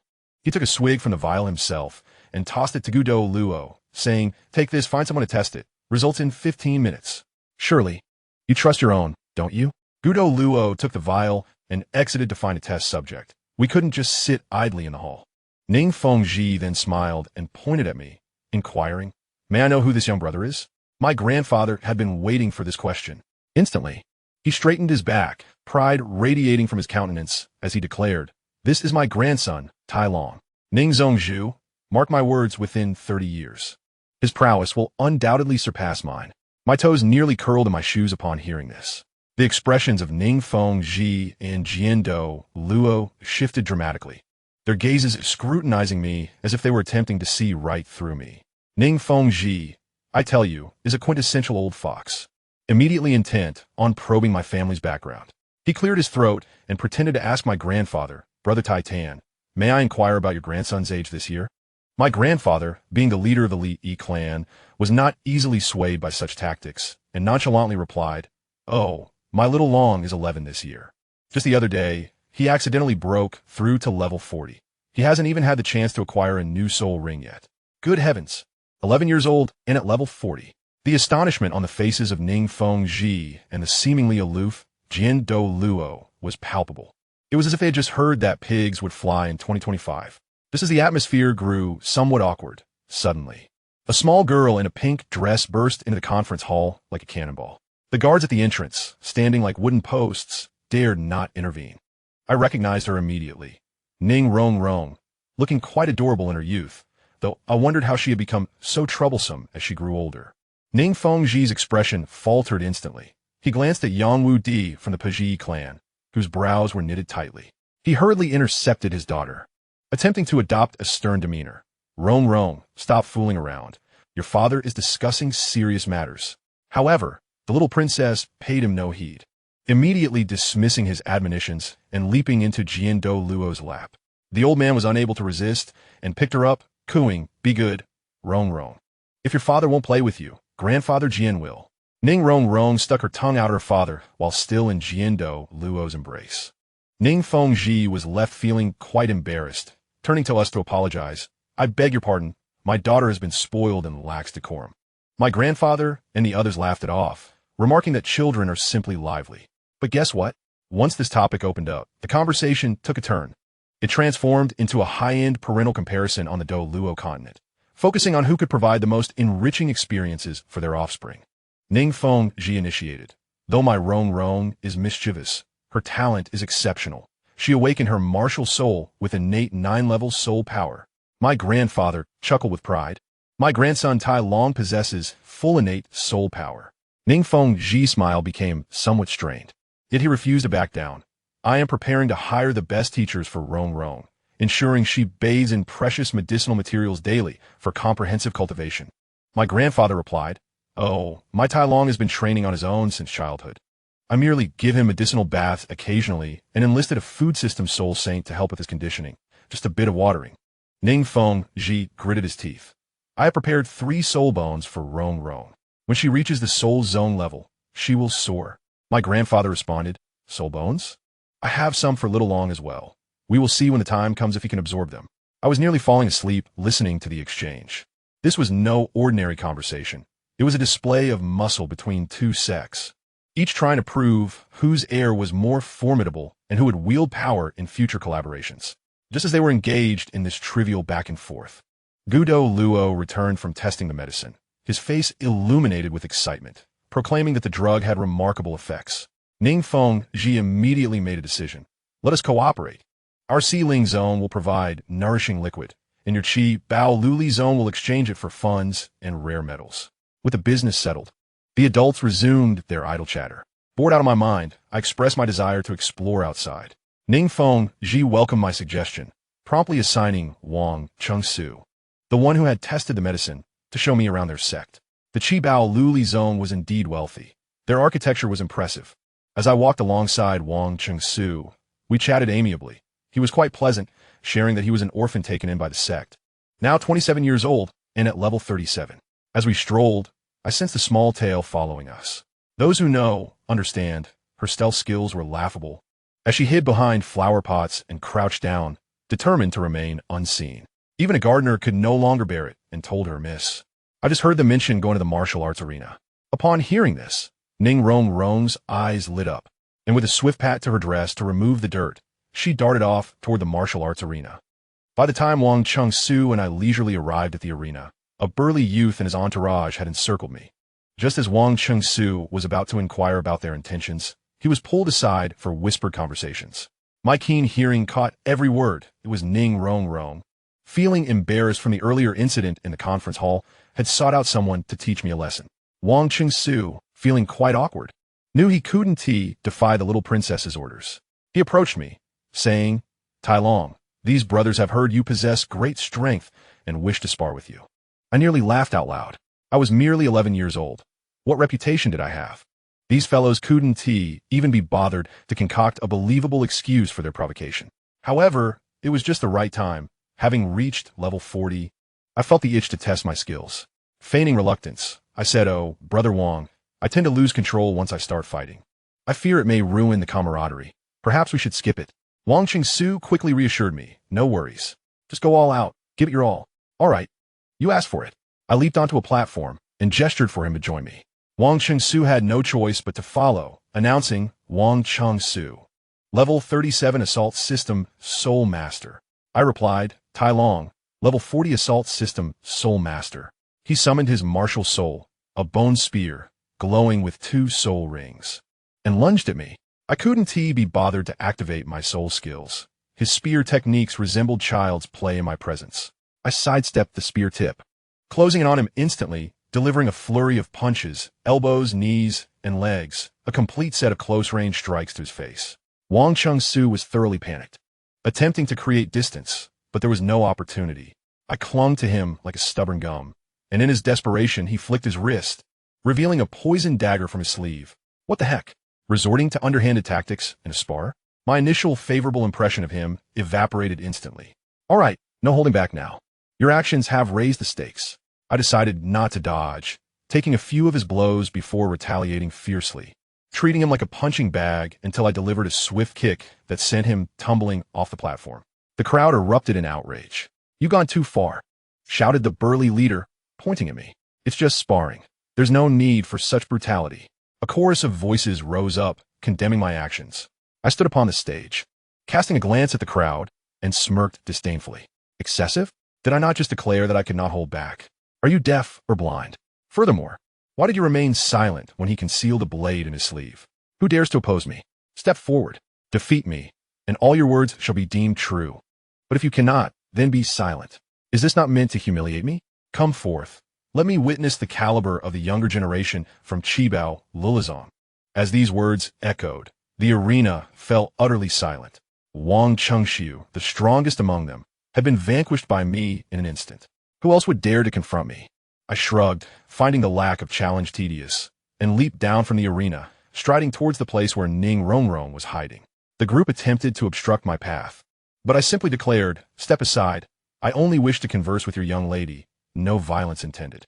Upon seeing me approach, Ning Rongrong initially appeared frightened and contemplated fleeing. However, upon hearing my words, she mustered her courage and stepped forward, defiantly asking, "What do you wish to say to me?"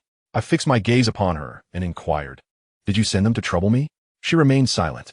I pressed further, "Why?" Still, she said nothing, merely glaring at me. My temper flared.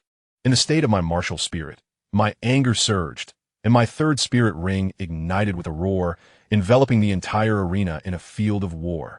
The intangible pressure caused Ning Rongrong to plummet to the ground in fright. Such a child. After intimidating her, I pushed past the stunned disciples and departed. Upon returning to the assembly hall's entrance, it was not long before my grandfather and others emerged. We took our leave without a word. There was no need for my elders to be burdened with this incident. Back at the family estate, before I could settle down, I urged my grandfather to head straight for the setting sun forest. It was time for me to seek my 4th spirit ring. Along the way, my grandfather advised me that an 8,000-year ring would suffice. I shook my head resolutely. "Grandfather, I have told you, my 4th ring must be of 10,000 years. He wore a worried expression. "Xiao Long, 10,000-year spirit rings carry a soul impact, your frail frame." "Rest assured, grandfather," I interrupted, "you know my mental fortitude? Coupled with the elixirs bestowed by Senior Yang Wudi, I shall endure." Seeing my determination, my grandfather ceased his objections. At that moment, a thunderous roar resonated from deep within the forest, causing my ears to ring. My eyes brightened. "Grandfather, that is the sound of the soul skill I desire." Without hesitation, my grandfather led me towards the source of the sound. Upon arrival, we beheld an astonishing sight. 2 mighty monkeys were engaged in a fierce battle. One was a ground baboon we had previously vanquished, while the other, smaller and entirely black-furred, was ferocious. Surrounding them was a throng of curious soul beasts. As the black monkey appeared to falter, it suddenly inhaled deeply and unleashed a deafening roar. Even at a distance, I could feel my head spinning. The ground baboon, directly facing this roar, was stunned into unsteadiness. Seizing the opportunity, the black monkey launched an assault. I quickly inquired of my grandfather, "Grandfather, what kind of monkey is that? Its roar is so powerful." "That is a ho-ho monkey," my grandfather explained, "an exceedingly rare soul beast. Its vocalization is its most formidable weapon. Due to its boisterous nature, it is often hunted by other soul beasts and is on the brink of extinction."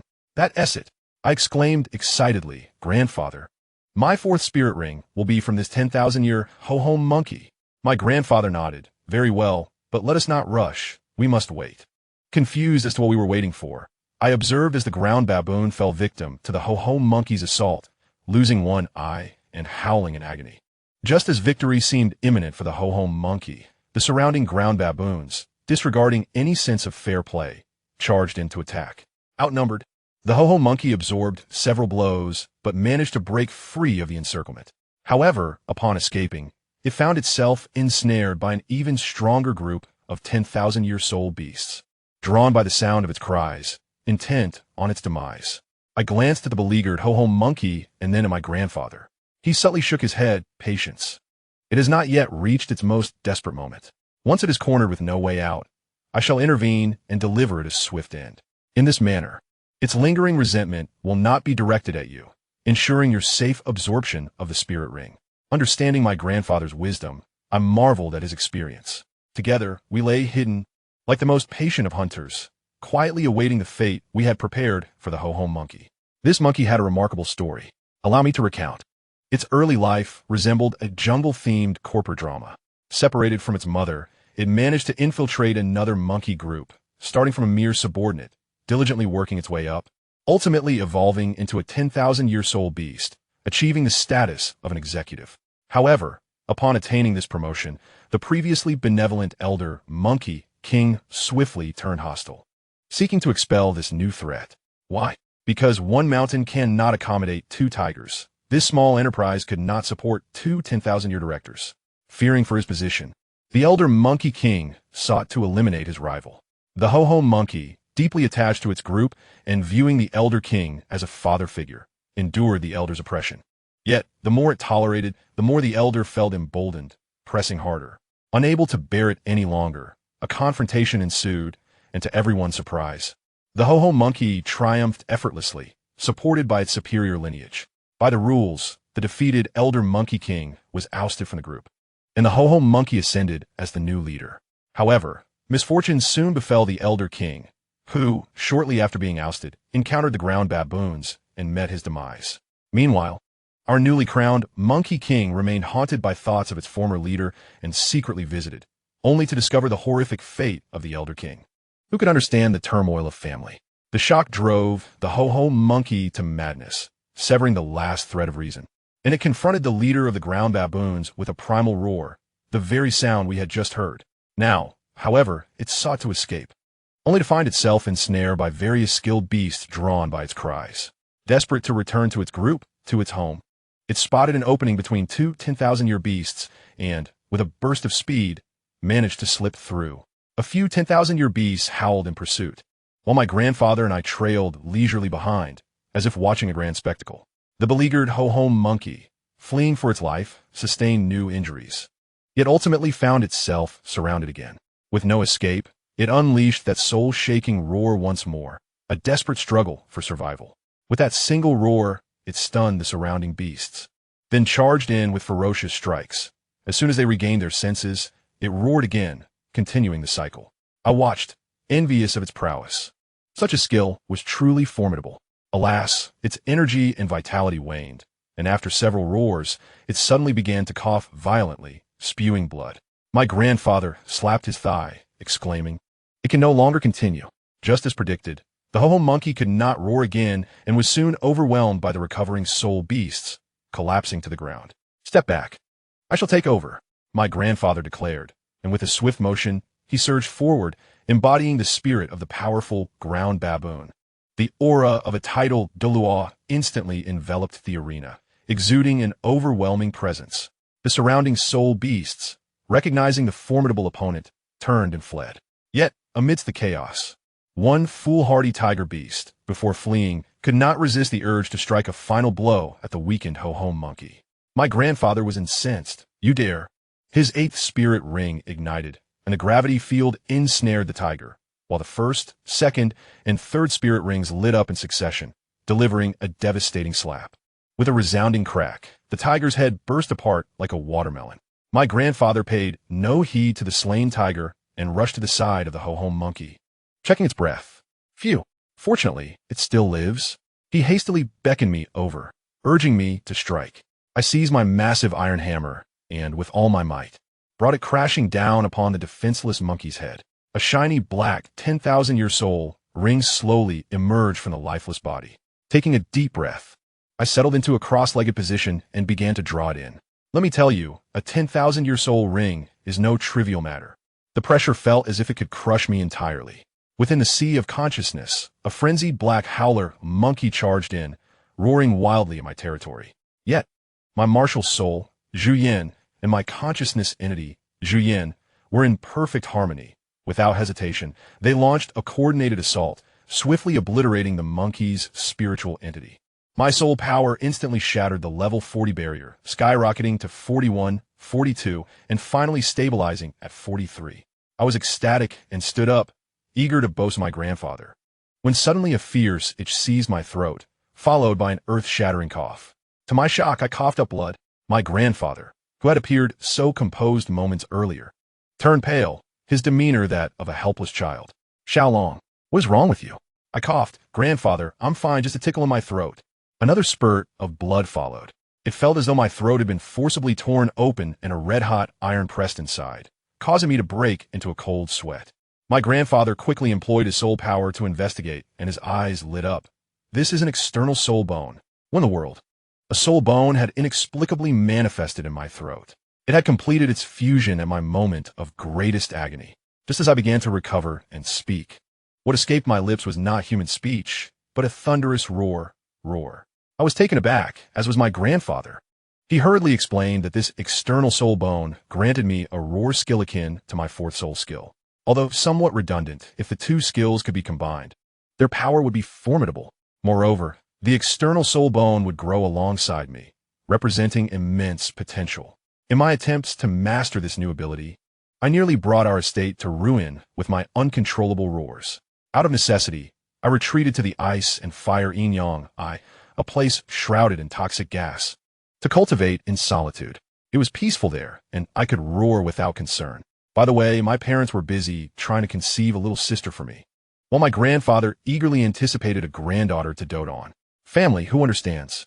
I am merely 11 years old, and already I have embarked on this peculiar path of cultivation, a true testament to my understanding of how to intensify my training. During my month at the ice and fire yin-yang I managed to control the new soul bone and my rapidly increasing soul power. I had also resolved on my next step. I would cease my studies, for the meager lessons at school could no longer impart wisdom. I yearned for a more exhilarating destination, the city of slaughter. It was a realm rife with conflict and vice, a veritable proving ground tailored to my capabilities. However, before venturing there, I needed to acclimatize to genuine slaughter. My grandfather suggested I practice by slaying soul beasts in the soul beast forest, but I declined. As a traveler who had undergone 9 years of compulsory education, I understood the principles of sustainable development and could not engage in such extermination. Furthermore, my opponents would be humans, and I needed to first overcome my psychological barriers regarding taking lives. Thus, I devised a hellish internship plan for myself. In the mornings, I would go to the slaughterhouse to kill pigs. Whenever necessary, I would serve as an executioner at the gallows. On my first day at the slaughterhouse, relying on my strength, I knocked out a pig with a single punch, then proceeded to bleed it out. I gritted my teeth and completed the dissection. But as soon as I finished, I rushed outside and vomited against a large tree. The rough men at the slaughterhouse laughed at me, saying every newcomer had to endure this trial. My mentor, a burly man named Mario, was kind-hearted but often remarked that I only worked half a day and lacked ambition. The work of beheading was even more direct. Donned in a mask, I swiftly executed the task. With my experience from the slaughterhouse, I found it somewhat easier, though I still struggled to adapt. A year passed, and I was soon to turn 12, with my soul power reaching level 47. One day, shortly after returning from the gallows, my grandfather called me over. He produced an ice-blue, glowing right arm soul bone from his soul guide. My eyes widened. This was the treasure he had obtained from hunting a 90,000-year Arctic ice bear. Xiaolong, my grandfather said, handed me the soul bone. This is for you. Absorb it now. This was a soul bone over 90,000 years old. I was so excited that my hands trembled. Absorbing this would propel me directly to level 50, allowing me to become a soul king. Without hesitation, I accepted the soul bone, settled into a cross-legged position, adjusted my state, placed it on my leg, and began to channel my soul power. The ice-blue soul bone, radiating a chilling aura, slowly began to rise. As soon as it touched my arm, the sensation was indescribable. A wave of frigid energy exploded within my right arm, swiftly coursing through my bones. It felt as if an icy crystal armor had enveloped my arm. It was simply exhilarating. Not only that, but this soul bone was a perfect match for me. Having bathed in the ice and fire yin-yang, my body had been transformed to withstand both extremes. The 90,000-year ice bear soul bone felt as familiar as returning home. Then came the most exhilarating moment. I watched in awe as my soul power level skyrocketed. 47, 48, 49, ding, level 50. Family, who understands? A soul king before turning 12.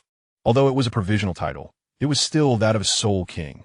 This sequence of events, a path paved by celestial herbs, with the soul bone as a foundation and the 10,000-year soul ring as a springboard, was nothing short of a grand service. I felt an overwhelming surge of confidence, as if I could shatter the skull of a soul emperor with a single punch. However, just as I boasted to my grandfather about my newfound strength, he doused my excitement with a cold splash of reality, cautioning me that this was merely an illusion born of my rapid increase in power, and advised me not to get carried away. He then inquired about the skill granted by the soul bone. Upon reflection, I was astonished to find it was a blizzard skill, identical to my grandfather's 9th soul skill, a vast area attack. Yet my grandfather sighed, stating that while this ability was impressive, it was a high-cost ultimate skill that I could not sustain with my current soul power. I would need to reach the level of Soul Emperor before I could wield it as a regular skill. Fine, I could not use the ultimate skill for now. But I was an impatient person. Having just reached level 50, I was already preoccupied with thoughts of my 5th soul ring. I told my grandfather that my previous 4 rings had all been buff-enhancing. Now, I urgently required a powerful offensive skill capable of determining victory in a single blow, preferably one with armor-piercing effects that could take down an opponent in one fell swoop. My grandfather's eyes sparkled at this. You little rascal. Are you thinking about the legendary dark gold fearsome clawbear? I grinned. Exactly. However, my grandfather cautioned that this creature was an extraordinary soul beast, as rare as an SSR card, and did not reside in the Sunset Forest. We would need to gather information. Furthermore, the difficulty of hunting it was exceedingly high. He feared he could not protect me alone and would require assistance. Very well, you arrange it, and I will await your instructions. A month passed. When I finally saw the expedition team, I was utterly astounded. There I stood, flanked by 4 titled Douluos. My grandfather, the Titan, Yang Wudi, the grandfather, Douluo, the grandfather, and by he, the grandfather. Good gracious, was this lavish fortune finally bestowed upon me? To assign 4 titled Douluos as bodyguards to a soul king. What grandeur! Who would not be bewildered by such a spectacle? Later, I learned that Baihe of the Min family had also broken through thanks to the celestial herb and was coincidentally seeking his 9th soul ring. It turned out I was the lucky recipient of a buy-one-get-one offer. We charged straight into the largest soul beast forest in Douluo Dalu, the Stardow Forest, targeting a location known as the Gravity Canyon. The plan was straightforward. Secure my 5th soul ring, ensure my safe exit, and then the 4 of them could unleash their full potential to help Baihe grind for his graduation equipment. Upon entering the canyon, I immediately felt a weighty sensation envelop me, as if gravity had doubled. However, this was trivial to me. The 4 elders dispersed the search, while I remained alongside my biological grandfather. Before long, a crimson signal flare erupted in the sky, indicating that a discovery had been made. As my grandfather and I hastily rushed over, the scene that unfolded was one I could only describe as harrowing. Grandfather Yang Wudi and Grandfather Douluo were mercilessly pummeling a nearly 30,000-year-old dark golden terror clawbear, as if it were a mere sandbag. Without a moment's hesitation, my grandfather summoned his martial spirit and joined this righteous brawl. 3 tidal Douluo surrounded the creature, and no matter how formidable it was, it could not withstand such onslaught. The bear was completely immobilized, unable to flee, its vitality gradually drained. The most absurd part was that even after the bear had collapsed, my grandfather, still not at ease, feared a final counterattack. He seized its massive body and, like a hammer thrower, slammed it down onto the ground repeatedly, rendering it dazed and frothing at the mouth. Utterly incapable of resistance. Those who understand this feeling of being fiercely protected by one's grandfather know the overwhelming sense of security it brings. Subsequently, my grandfather retrieved a massive iron hammer, taller than myself, from his soul guide device and handed it to me. I understood what was required of me. I immediately activated my martial spirit, enhancing my first and second soul skills, and swung the enormous hammer with all my might, striking the bear's chest. 1 blow, 2 blows, 3 blows. I struck relentlessly 6 times, my expression stoic, until my grandfather called for me to stop, at which point the bear was finally lifeless. At that moment, I seemed overly calm, a fact that did not escape the notice of the elders. There was no denying it. The experiences of a butcher and an executioner had indeed made me somewhat indifferent to life. However, this demeanor was precisely what I needed for my future endeavors in the city of slaughter. It was a perfect match. A pitch-black, luminous 10,000-year soul ring slowly ascended. The soul impact during the absorption process was more than 10-fold stronger than the last time. The bear's resentment crashing towards me like a tsunami, aimed squarely at this final executioner. Alas, within the sea of my consciousness, I was the one in command. My 2 Zhu Yin spiritual entities engaged in a 2-on-1 battle, tearing apart the remnants of its soul, while also snacking on its essence to replenish my spiritual power. Once the absorption was complete, my soul power surged. Level 51. Level 52. It shot up to the pinnacle of level 52 before finally halting.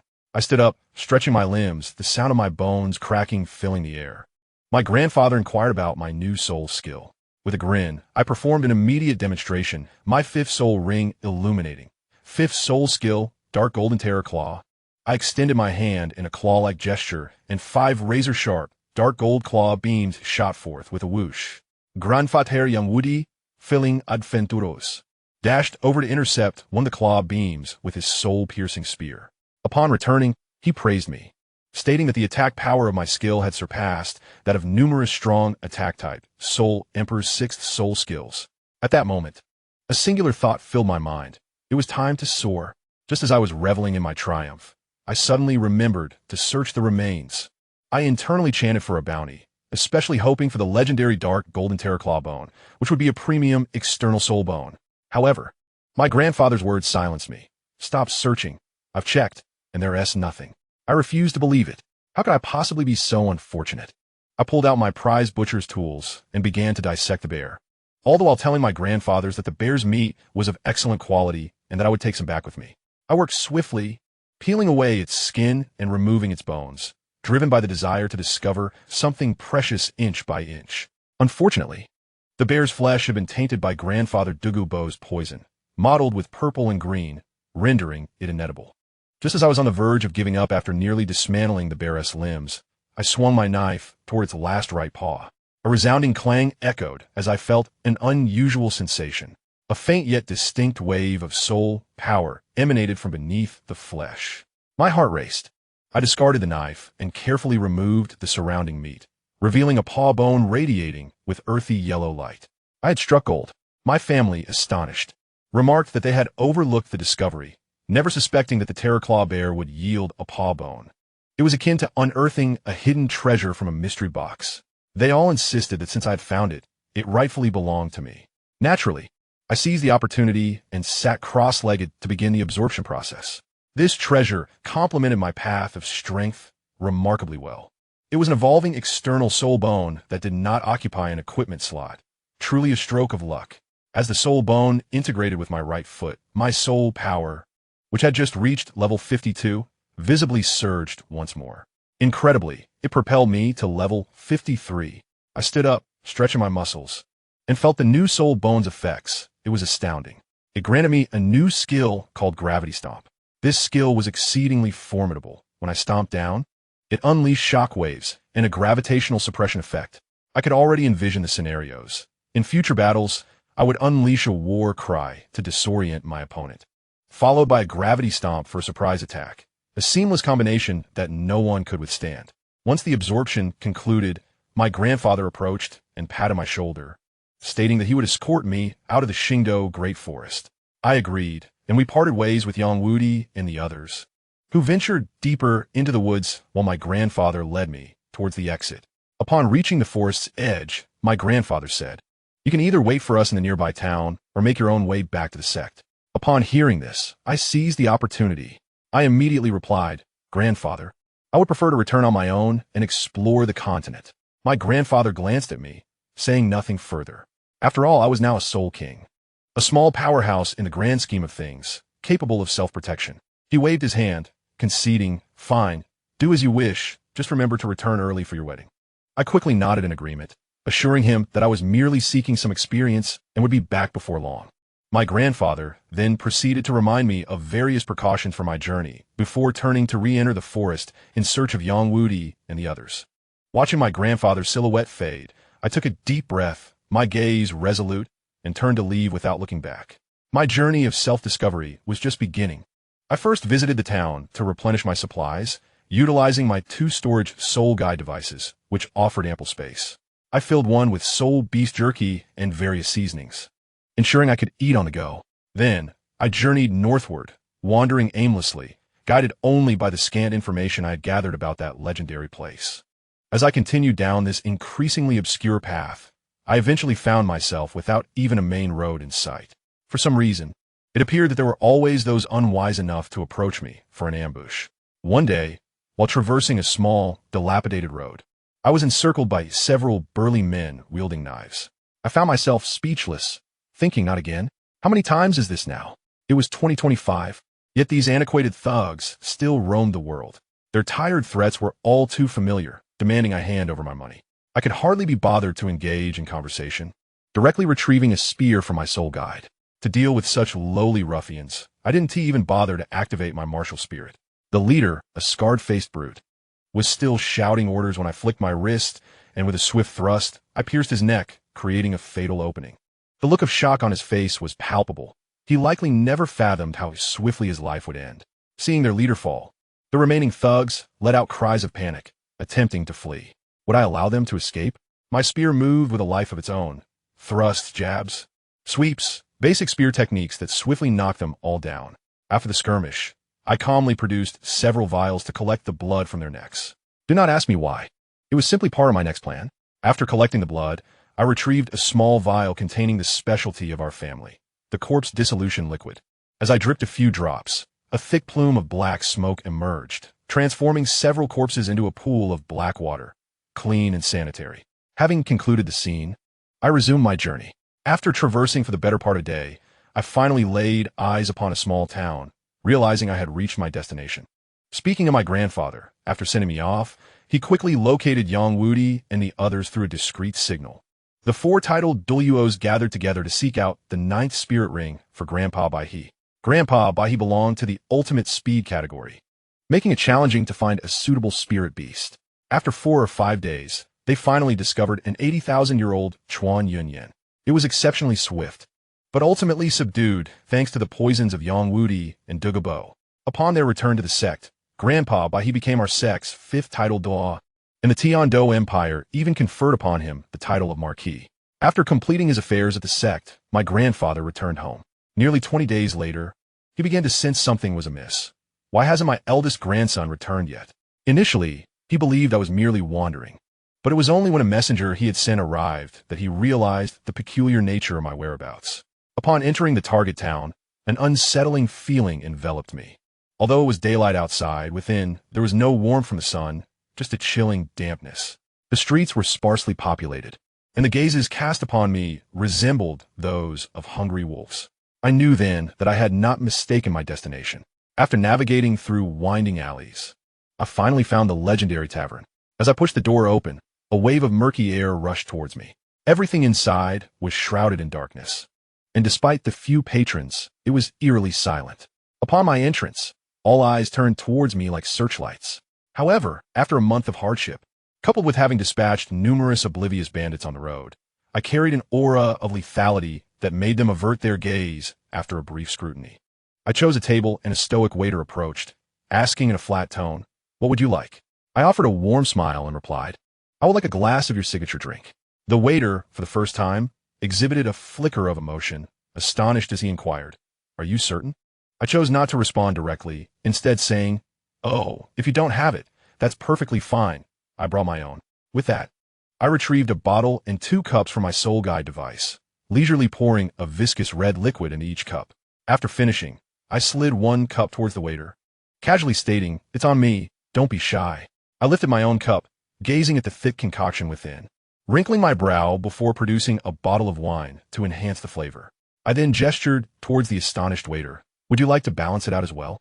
This has been sitting for 2 days, and the flavor could use some improvement." The patrons around me appeared dumbfounded, likely having never witnessed such a spectacle. Ignoring their stares, I clinked my cup against the waiter's and proclaimed a toast before downing the contents in one swift motion, smacking my lips in satisfaction. I must clarify, the drink I consumed was indeed my own blood, gathered during my travels. The others were merely reserves. After all, I lacked the fortune of Tang's San, who had his father Tang house a formidable backing, allowing him to wreak havoc. Without such support, I had to adhere to the rules. Once I finished, I looked at the waiter and smiled. I wished to enter the slaughter city.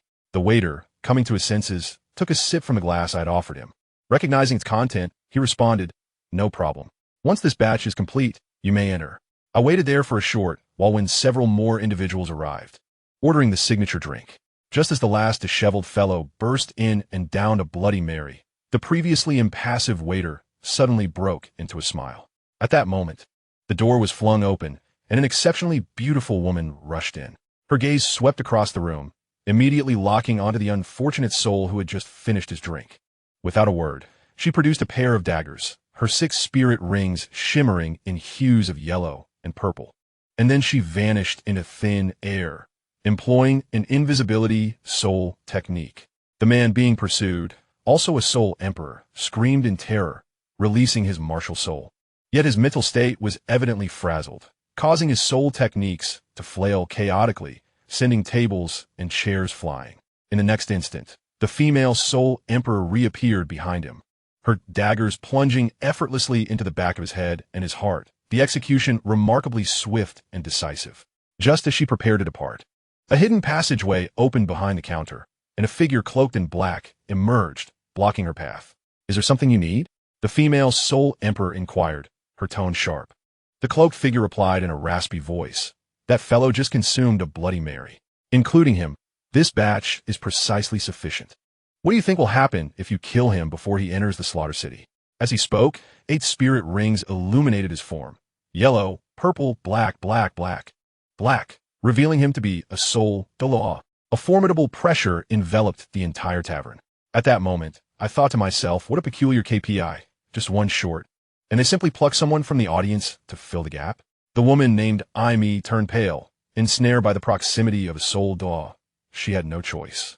Gritting her teeth, she raised the glass of Bloody Mary given by the waiter and downed it in one gulp. "All right, everyone is here." The cloaked figure stepped aside, revealing a dark passage behind him. Aimee was the first to leap into it, followed by the others, one after another. When it was my turn, I gazed into the unfathomable depths of the passage, feeling the chilling breeze, and without hesitation, I leaped down. Strangely, I landed swiftly.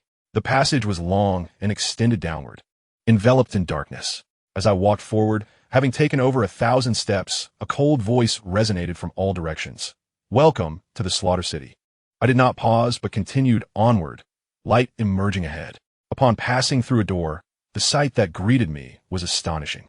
Beyond the entrance lay an enormous black city, sprawled across the ground like a colossal beast, while above hovered a violet moon. This was nothing short of a cyberpunk hell. We newcomers were halted by a squad of soldiers clad in black armor, lining up to receive a black token engraved with a skull. My number was 7521. Subsequently, I stepped into the vast city gates. As soon as I entered, a woman veiled in black silk approached me, her voice melodious. "Welcome to the slaughter city. I am your guide, and for the next 12 hours, you may ask me any questions." I followed her along the streets illuminated by blue and purple lights, taking in the place where I would be residing for an extended period. I inquired, "May I ask a few questions?" "Of course," she replied. I nodded and posed my most pressing question. How did the Slaughter City come to be? She responded, this place has existed for 1,000 years, rumored to be a domain left behind by a being who broke through the 100 levels. Here, all soul techniques are rendered ineffective. A realization struck me. Indeed, this was the test of the god of Shura. I continued, how many people reside here? Were they like? The woman in black, named Anna, exhibited considerable patience as she elaborated. She explained that the city was bustling with comings and goings, akin to a flowing banquet, those who had perished mingling with newcomers, making it impossible to keep count. Most individuals were outlaws unable to survive in the outside world, seeking refuge here. However, this sanctuary was only protective against external threats. Once inside, it was customary for the inhabitants to turn against one another, officially sanctioned and lawful. I asked her about the rules, and she chuckled, stating, the only rule here is that there are no rules.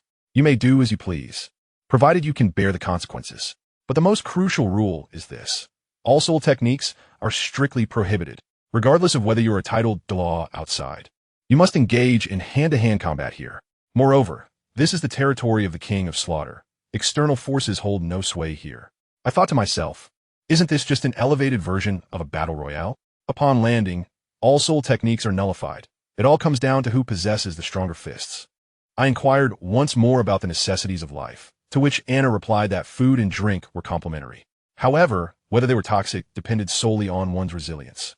Who among my kin understands this? That which is free often proves to be the most costly.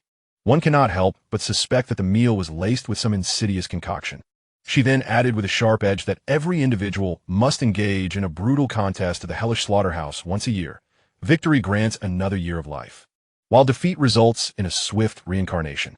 Moreover, newcomers enjoy a protective grace lasting 12 hours. Once that period elapses, they should brace themselves for the mischief of various malevolent entities. After absorbing this information, I felt adequately informed and requested her to guide me around. I must tell you, the city of Slaughter is divided into the inner city and the outer city, akin to two disparate realms. The outer city resembles a squalid slum, where the inhabitants appear gaunt and emaciated, their vitality seemingly drained. Anna mentioned that they refrain from fighting, subsisting instead on a monthly tribute of 2 cups of concoction called Bloody Mary. I glanced at that cup. It contained at least half a pound, equating to an entire pound of blood each month. A blatant recipe for unsustainable depletion. My interest in the outer city was negligible, and I insisted she take me to the inner city. Upon entering, the atmosphere shifted dramatically. Outside was lifeless, yet inside, chaos reigned supreme. The vibrant lights and cacophony of laughter mingled with cries of despair created a scene reminiscent of grand abstract art. Shocking acts unfolded before my eyes, including a public display of unbridled debauchery, where a woman, having just concluded an intimate encounter, plunged her hand into another's chest as if the very air was tainted. Breathing in the atmosphere felt as though the moral constraints I had long suppressed were engaging in a wild revelry. Anna assumed I was seeking refuge, but I laid my intentions bare, exclaiming my purpose was to confront the challenges of the slaughterhouse. Her eyes widened in astonishment, likely shocked by my audacity as a newcomer. Subsequently, she obediently led me to the slaughterhouse. That place resembled a dark chimney. To witness the competition, one had to sacrifice a cup of blood. Anticipating this, I produced a vial of prepared human blood from my soul guide device, leaving Anna utterly bewildered, likely questioning my nature. Entering the arena, I stumbled upon a fresh bout. 10 individuals entered, with only one allowed to emerge alive. The combat was primal, devoid of flashy techniques, relying solely on raw physical prowess, weapons, and various underhanded tactics. After observing several matches, I identified a critical flaw. The participants, consumed by bloodlust, fought with reckless abandon, relying solely on frenzied energy. Yet, astonishingly, this debuff had no effect on me. The imagined figure of Juyen, sensing the atmosphere, felt as though he had returned home, reveling in the carnage as if it were a buffet. Who among my kin understands this? It was a perfect opening. After a thorough observation, I felt no urgency to enter the fray. I was not there to be a mere monster, but to strategize. I instructed Anna to lead me to the newcomer accommodations in the outer city. Upon arrival, I was taken aback by the dilapidated stone dwelling. As I pushed the door, it crashed to the ground, sending dust swirling, nearly choking me.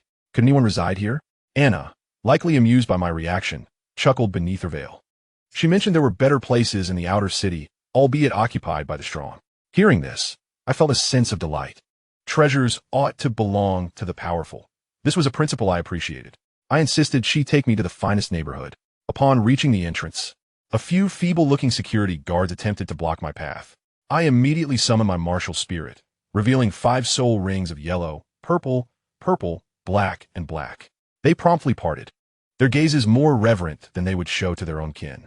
I selected a quaint courtyard that appeared most appealing and began retrieving tools from my soul guide device, enthusiastically fortifying the doors and windows.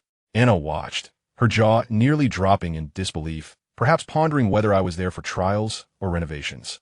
To my astonishment, as night fell, she showed no intention of leaving.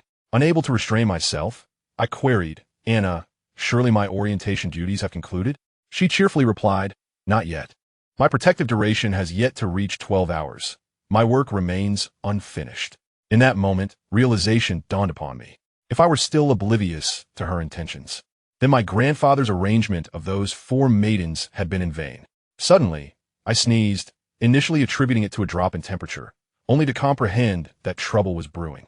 And indeed, trouble arrived unexpectedly. Anna removed her veil, revealing a visage so enchanting it could ensnare souls. She approached me, unbuttoning her garments one by one. Who among my kin could withstand such temptation? My thoughts raced. I'm merely 12. Oh, but wait! In the realm of Dalu, one comes of age at 12. So perhaps all was well. Moreover, my psychological maturity surpassed that of a mere 12-year-old, and my physique, being a top-tier beast martial spirit, had developed considerably. Back home, I never slept alone. So, confronted with this scenario, what could I do? Naturally, I chose not to disappoint her gracious invitation. The journey from the Stardow Forest had left me mentally fatigued, and prior to my entry into the city of slaughter, a moment of relaxation was indeed warranted. I shall spare the details of the experience, merely stating that she understood me well, our connection profound. With a mere glance, she discerned my desires, and the experience was utterly fulfilling. The following morning, I awoke to find Anna had departed.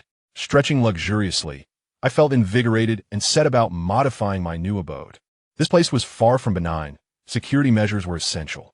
I retrieved a formidable siege crossbow from my soul guide device. Yes, precisely that kind, and positioned it within my dwelling. Following that, I produced an array of assorted trap devices, clattering them together as I commenced my construction. In the midst of my industrious efforts, a resounding crash reverberated through the air as my newly fortified door was forcefully kicked open. My temper flared. Who possessed such audacity? Before I could voice my outrage, I heard a swift whoosh. 3 piercing sounds echoed as my freshly installed crossbow was triggered. 3 massive bolts, thick as arms, seemingly guided by a will of their own, hurtled toward the imposing figure that had breached my door. To my astonishment, this individual was formidable, likely a soul king. Reacting swiftly to the unexpected turn of events, he attempted to grasp the bolts. However, he had grossly underestimated the power of my siege crossbow. His hands grazed the arrows, but the force rendered them bloodied and mangled. 2 bolts narrowly missed him. The final bolt, however, struck true, penetrating his foot, continuing its course to create a gaping hole in his abdomen. The impact sent him sprawling into the street, blood gushing from his wound. When I heard the mechanism activate, I initially assumed Anna had returned, my heart sinking at the thought of harming an ally. Upon rushing outside, I discovered a burly bald man groaning on the ground. A stranger to me. Relieved, I strolled over, observing the writhing figure with indifference. In the city of slaughter, one who dares to kick down my door without permission is fortunate to still be alive. After all, he was not yet deceased. I surveyed the scene, nodding in satisfaction. My traps had proven effective. A Soul King had failed to breach my initial defenses, losing half his combat capability in the process. This was without any additives on the arrows. Otherwise, he would already be sipping tea with the Grim Reaper. The bald man struggled to rise, attempting to staunch his bleeding with soul power while casting terrified glances in my direction. He likely regretted provoking me. Later, I learned that this individual was called Gyuziding, one of the administrators of this residential area. He had come today with the intention of asserting his dominance over me, aiming to curry favor with another female administrator named Kaisalina. Ah, dear friends, is this not a classic tale of sycophancy? Unfortunately for him, he had encountered an immovable object. I was indifferent to his intentions, In this city of slaughter, the principle I adhered to was to strike while the iron is hot. I swiftly retrieved a long spear from my sole guiding device and plunged it into the ground with a clang, followed by drawing out a large bow and slinging a quiver of arrows onto my back. In his presence, I leisurely applied a substance to the arrowhead from a vial. The color drained from his face, for he likely had never encountered a soul master of my caliber. Are you certain you did not escape from a military arsenal? What kind of soul master carries such an arsenal in the outside world? Clearly, you prefer a physical approach, do you not? As he watched me enhance my arrow, fear gripped him, and he attempted to flee. However, the moment he moved, my arrow aimed at him, and he froze, instinctively aware that turning his back would result in a swift demise. With no other option, he resorted to emotional manipulation. Brother, this is a misunderstanding. I am the esteemed Dao, the administrator here. I heard a newcomer had arrived, and I, being warm and hospitable, came to welcome you. I listened to his deceitful words with a stoic expression, even tightening my bowstring further. The inhabitants of the city of slaughter speaking of hospitality? I would not be deceived. As moments ticked by, he bled profusely, his complexion paling. Realizing that time was running out, he could no longer restrain himself. He stealthily drew a dagger and hurled it toward me while attempting to flee. How naive! I had been watching his every move. The instant his dagger left his hand, my arrow was already released. With a whoosh, it struck his back. He stumbled and fell to the ground, and I wasted no time, swiftly knocking another arrow and shooting with the speed of phantom, sending several more arrows into him, pinning him firmly to the floor. Only then did I exhale a sigh of relief and approach him. The substance I had applied to the arrow was not poison, but a potent anesthetic. He was now completely immobilized. After dealing with him, I hardly spared him a glance. Instead, I abruptly turned, drew my large bow, and aimed an arrow at a window across the street. With a resounding crash, the window shattered. I followed with several more arrows, targeting various corners where people might be hiding. Have you had enough? My voice was not loud, yet it resonated with clarity on the silent street. If not, I have plenty of arrows to spare. Come out. As soon as my words fell, a sultry voice filled with allure emerged from the shattered window. Little brother, you possess great skill. A stunning woman with an alluring figure and exquisite features, none other than Kaisalina, gracefully stepped out. Soon after, 5 others emerged from various hiding spots, 2 men and 3 women. I glanced at them and stated directly, "You're the administrators here, are you not? And this one on the floor as well?" An elderly man, seemingly the most esteemed among them, stepped forward. His name was Laoma. "We are the founders of this place, and this one was a latecomer who forced his way in." A scarred woman, known as Heisha, spoke with a hostile tone. "What do you mean by your residential area? You barged in without a word and dared to act violently?" I laughed dismissively and retorted, "Who said that? Does the king of slaughter approve? This is the city of slaughter. Even a newcomer like me knows that everything here belongs to the strong. Do you dare to contest that?" The scarred woman was momentarily rendered speechless. Ultimately, Laoma intervened, acknowledging my strength and hoping I would refrain from further violence in the residential area. Considering my desire for peace, I acquiesced. We exchanged names, and Kaisalina cast flirtatious glances my way, attempting to charm me. How naive. Which beautiful woman could survive in the city of slaughter without being cunning? I completely ignored her, leaving her somewhat embarrassed. She then expressed a desire to personally deal with Al-Guziding. I inquired, "Will he ultimately die?" Her gaze turned icy as she replied, "I assure you, he will not live." "Very well." I nodded in agreement, wishing to do her this favor. However, before that, I could not neglect traditional practices. I approached Al-Guziding and began to search his body meticulously, arms, thighs, chest, yet regrettably, he was utterly destitute, lacking even a soul bone. I turned my lips in disdain and nodded toward Kaisalina before returning home to continue my renovations. Later, I learned that Kaisalina dragged Al-Guziding directly to the inner city, where, in front of everyone, she plunged a dagger into his heart and tossed his lifeless body to the derelicts who pounced upon it like rabid dogs. TSK. Tudi a femme fatale. As for Laoma, he regarded me with a gaze full of reminiscence, seeing in me the reflection of 2 legendary figures from over 20 years ago, one from Hao Tianzong and the other a wielder of the spider martial soul. He believed I could be the next individual to survive the city of slaughter, contemplating how to ingratiate myself for assistance once I escaped. At that time, I was oblivious to all this. I furnished my abode to resemble a fortress, even wedging a strand of hair in the door crack as a marker. And then I headed straight for the inner city, ready to embark on my journey of slaughter. Upon reaching the arena of slaughter, I registered with a Bloody Mary. When my turn came, there were a total of 10 participants. I found a corner, spear in hand, waiting for the fray to commence. Just as it began, a newcomer, who had entered alongside me the day before, charged at me with an aggressive demeanor, even transmitting to me, "Brother, we are both newcomers." Before he could finish, I swiftly retaliated with a thrust of my spear, and with a sickening sound, it pierced through his chest. His eyes widened in disbelief as he died, likely pondering the promised alliance. I was somewhat taken aback. This individual had rushed at me without even activating his martial soul. I had expected more prowess. Yet he was merely a one-shot wonder? Had I perhaps been overly cautious? Regardless, I decided to stop pretending. I unleashed my martial soul, revealing the true form of Zhu Yan as 5 soul rings. Yellow, yellow, purple, black, black, illuminated around me, stunning everyone with the extraordinary configuration of my soul rings. The remaining 5, consisting of 3 soul sects and 2 soul kings, who had been fiercely battling each other, abruptly ceased upon witnessing my setup, exchanging glances. To my astonishment, they all banded together to encircle me. Did they perceive me as the final boss to be conquered? Excellent. I brandished my spear and charged forward. Following the techniques I had honed with Yang Wudi, my spear techniques were nothing short of divine in this arena where soul skills could not be employed. Thrust, strike, pierce, circle. One spear was all it took to keep all 5 at bay. They could not even approach me. Even more gratifying was the realization that my combat aura began to voraciously absorb the murderous intent inherent in the city of slaughter, growing stronger with each clash. Truly a cycle of battle, sustaining battle. The 5 adversaries, each with their own ulterior motives, were wary of one another and dared not unleash their full potential. I, however, seized every opportunity with a thrust of my spear. In no time, I had dispatched 2 of them. The remaining 3 bore wounds, and it dawned on them that the situation was dire. It was too late for desperate measures. I pressed on relentlessly, akin to walking a dog, gradually draining their stamina.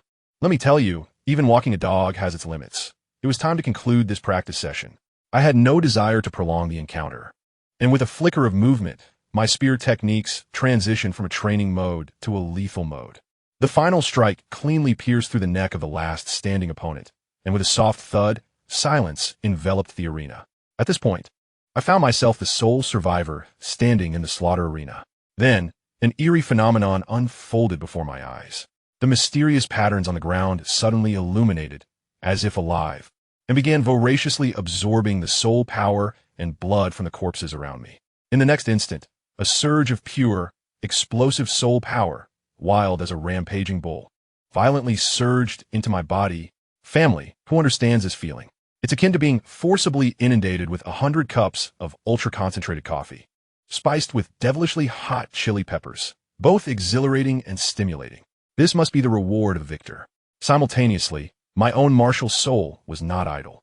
It fervently absorbed the battle aura emanating from the battlefield, which then flowed back to me. 2 forces, one an external ferocity and the other my own gentle essence, held a raucous celebration within my body. Wasteful? I care not for any notions of killing intent. I will accept it all. I even indulged a bit, deliberately allowing the tumultuous soul power to rampage within me, wreaking havoc before repair, emphasizing an extreme tug-of-war. Once its explosive temper had sufficiently vented, I guided it obediently into the core of my soul power. Perfect. With matters settled, I left the arena without a backward glance, returning to my humble abode. Before entering, I took care to check. The hair I had wedged in the door crack remained intact, indicating that no one had intruded. In this place, one must keep an abundance of vigilance, lest they meet an untimely demise. Just as I settled down, that old man, Mo, sought me out. Time flew by swiftly.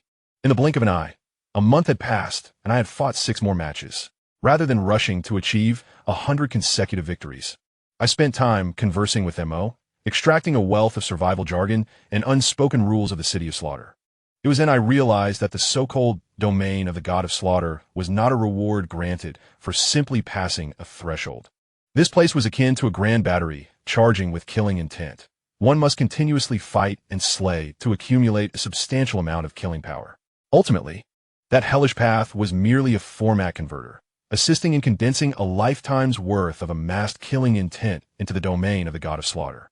Thus, I found myself invigorated. The more killing power amassed, the mightier the resulting domain. Moreover, I discovered that the domain aura inherent to my martial soul could also absorb the killing intent from this place, gradually and autonomously forming a unique domain wholly my own. This overwhelming fortune had finally come to me. I felt no urgency to depart. I also learned from MO that the killing aura was more intense in the inner city, more likely to drive individuals to madness. The outer city was somewhat better, essentially a large lawless prison. An audacious idea was born in my mind. I realized that aside from soul power, there existed another type of energy I referred to as Sha-Chi. I attempted to absorb it and found it could enhance my physique, though with significant side effects, as it absorbed a plethora of killing thoughts, leading to mental deterioration. However, my prowess lay in the fact that the Zhu Yin visualization technique I practiced acted as a purifier for such negative mental detritus. Those killing thoughts that entered my mind were devoured by my visualization, simultaneously bolstering my mental strength. Yet, I pondered whether this method was unique to me or accessible to others. I needed a test subject, someone with shallow roots in this place, easy to control. Coincidentally, I encountered a female soul emperor who had entered the same batch as I at the entrance of the inner city. She seemed to be in a dire situation, targeted by others, appearing quite disheveled. I remained silent, as we were not well acquainted, but the thought lingered in my mind. 2 months later, I had fought 10 more matches. My experimentation with my martial arts officially commenced. I shared my idea with MO. He surprisingly expressed keen interest and volunteered to help me find individuals. He gathered a group of unfortunate souls living at the bottom of the hierarchy from the outer city, and I imparted the method of absorbing Sha-Chi to them. Naturally, I withheld the core Zhu Yin visualization technique, as it was my foundation and not to be disseminated lightly. The outcome was a tragic spectacle. After a period of training, while their bodies grew stronger, their minds succumbed to madness, overwhelmed by killing thoughts, ultimately transforming them into mindless killers. Dozens perished. I thus confirmed that the visualization technique was indeed the key. Consequently, for the next batch, I decided to teach them the Zhu Yin visualization technique as well. Miraculously, they not only became stronger through Sha-Chi absorption, but also maintained stable mental health.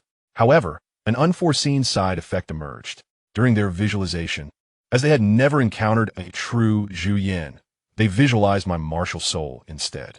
Gradually, their gazes toward me shifted, filled with admiration and reverence. Good heavens! Was I inadvertently cultivating a fan club in the city of slaughter? This commotion even drew the attention of the divine realm.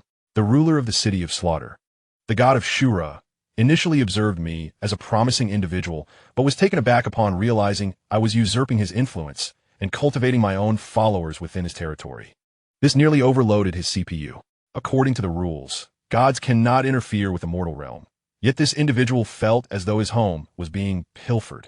He was furious, teeth grinding, but upon realizing I was charting a path towards self-created divinity, an extraordinarily rare talent, he hesitated to strike. Ultimately, he decided to observe me further. Poor me, utterly oblivious. Continued my plans in the city of slaughter. My reputation soared, with numerous titles such as King of Guns and God of Arrows attributed to me. My strength grew exponentially. Although my soul power level was not yet at the pinnacle, here I could rely solely on combat skills and soul bones, allowing me to contend with those formidable soul fighters. The top-tier experts began to test my abilities. On one occasion, Mo and I found ourselves confronted by 3 soul fighters. The ensuing battle was exhilarating. Mo held one off while I faced 2. I even unleashed my hidden talent, the battle roar from my throat-spanning soul bone, nearly defeating one opponent, only to find they had a head soul bone to block the attack.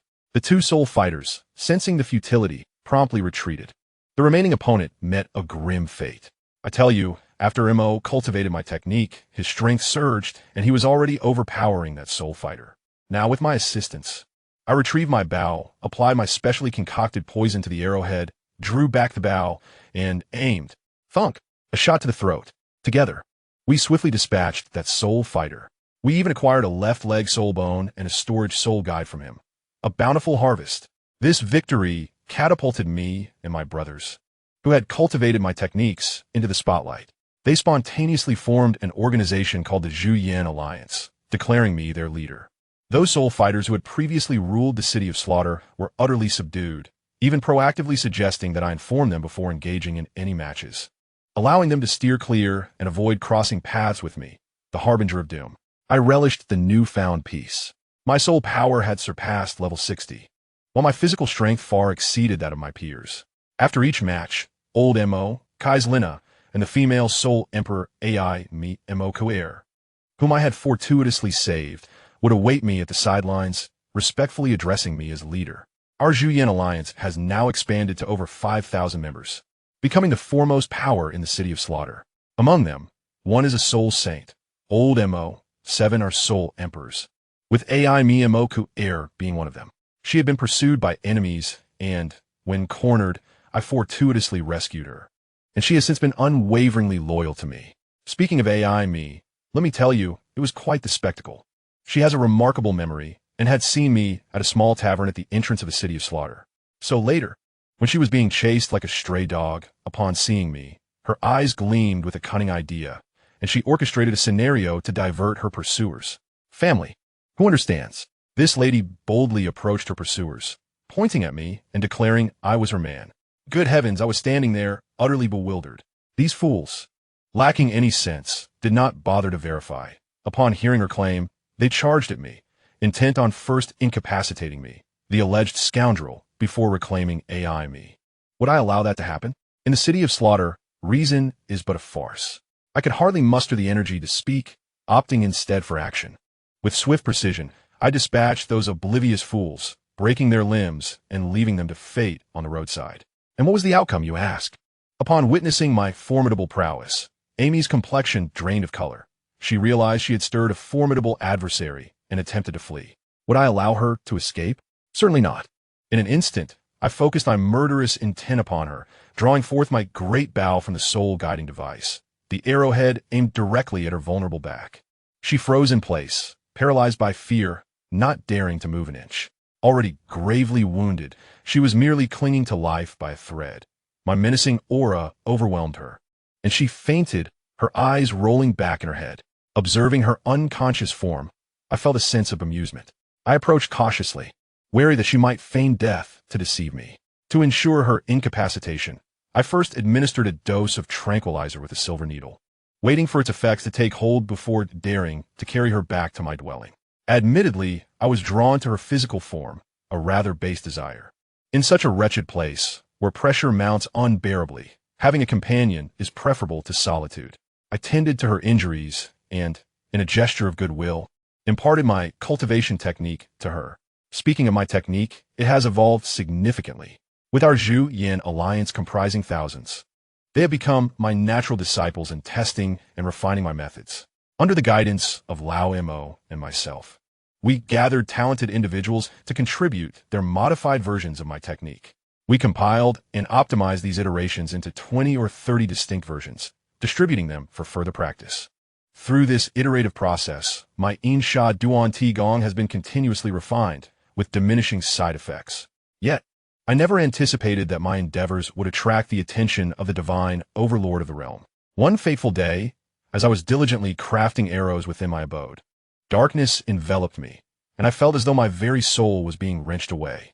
Upon reopening my eyes, I found myself in a blood-soaked dimension, with a throne constructed from skulls at its center, upon which loomed a shadowy figure, an aura of authority radiating from it. My heart sank momentarily, yet I maintained a facade of composure, tentatively inquiring, "Sure God?" To my astonishment, the shadow responded, "Indeed, it is I." A wave of elation surged through me. Could it be that the Shura God had descended to meet me personally? What treatment? Had Tang Sen ever experienced such a privilege?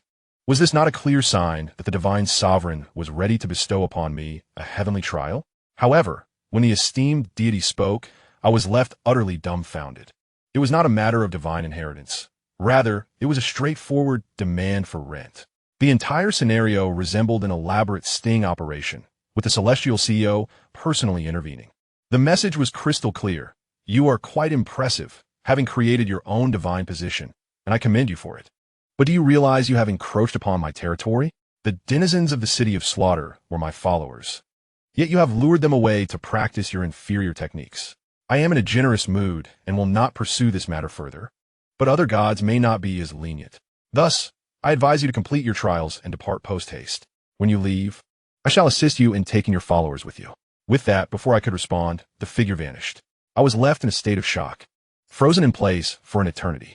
After all my meticulous planning aimed at attaining the Shura divine position, the true master informed me that I had already embarked on a path of self-creation, having stolen my clientele in the process. My aspirations of inheriting the Shura position were dashed before they could even take root. However, the Shura god demonstrated a sense of fairness, refraining from obliterating me entirely and even agreeing to assist in the departure of my followers. I could not refuse such an offer. I promptly summoned Lao, Mo, and Amy for a meeting, for Amy was now part of my circle, and such matters required transparency. I wasted no time. Esteemed family, I bear magnificent news. Upon my success in the trials, we shall all be able to escape this cursed place. Their reactions were immediate astonishment. I did not disclose the source of my information, but emphasized its veracity, instructing them to cease all recruitment and to refrain from disseminating my techniques. The entire alliance was to rally behind me as I prepared to accelerate my efforts for a series of consecutive victories. After delegating these tasks, I sought out Anna, who had become quite dear to me. After some tender moments, I inquired whether she wished to leave the city of slaughter. Initially, she doubted my sincerity, believing I was jesting. However, during dinner that evening, the atmosphere was charged with tension. Amy, Anna, and I shared a table, and the air felt as though it could freeze. I focused intently on my meal, not daring to utter a word, experiencing a sensation akin to a grand feast amidst dire circumstances. Eventually, Anna could no longer contain herself and asked me, in front of Amy, whether my claims of departure were genuine.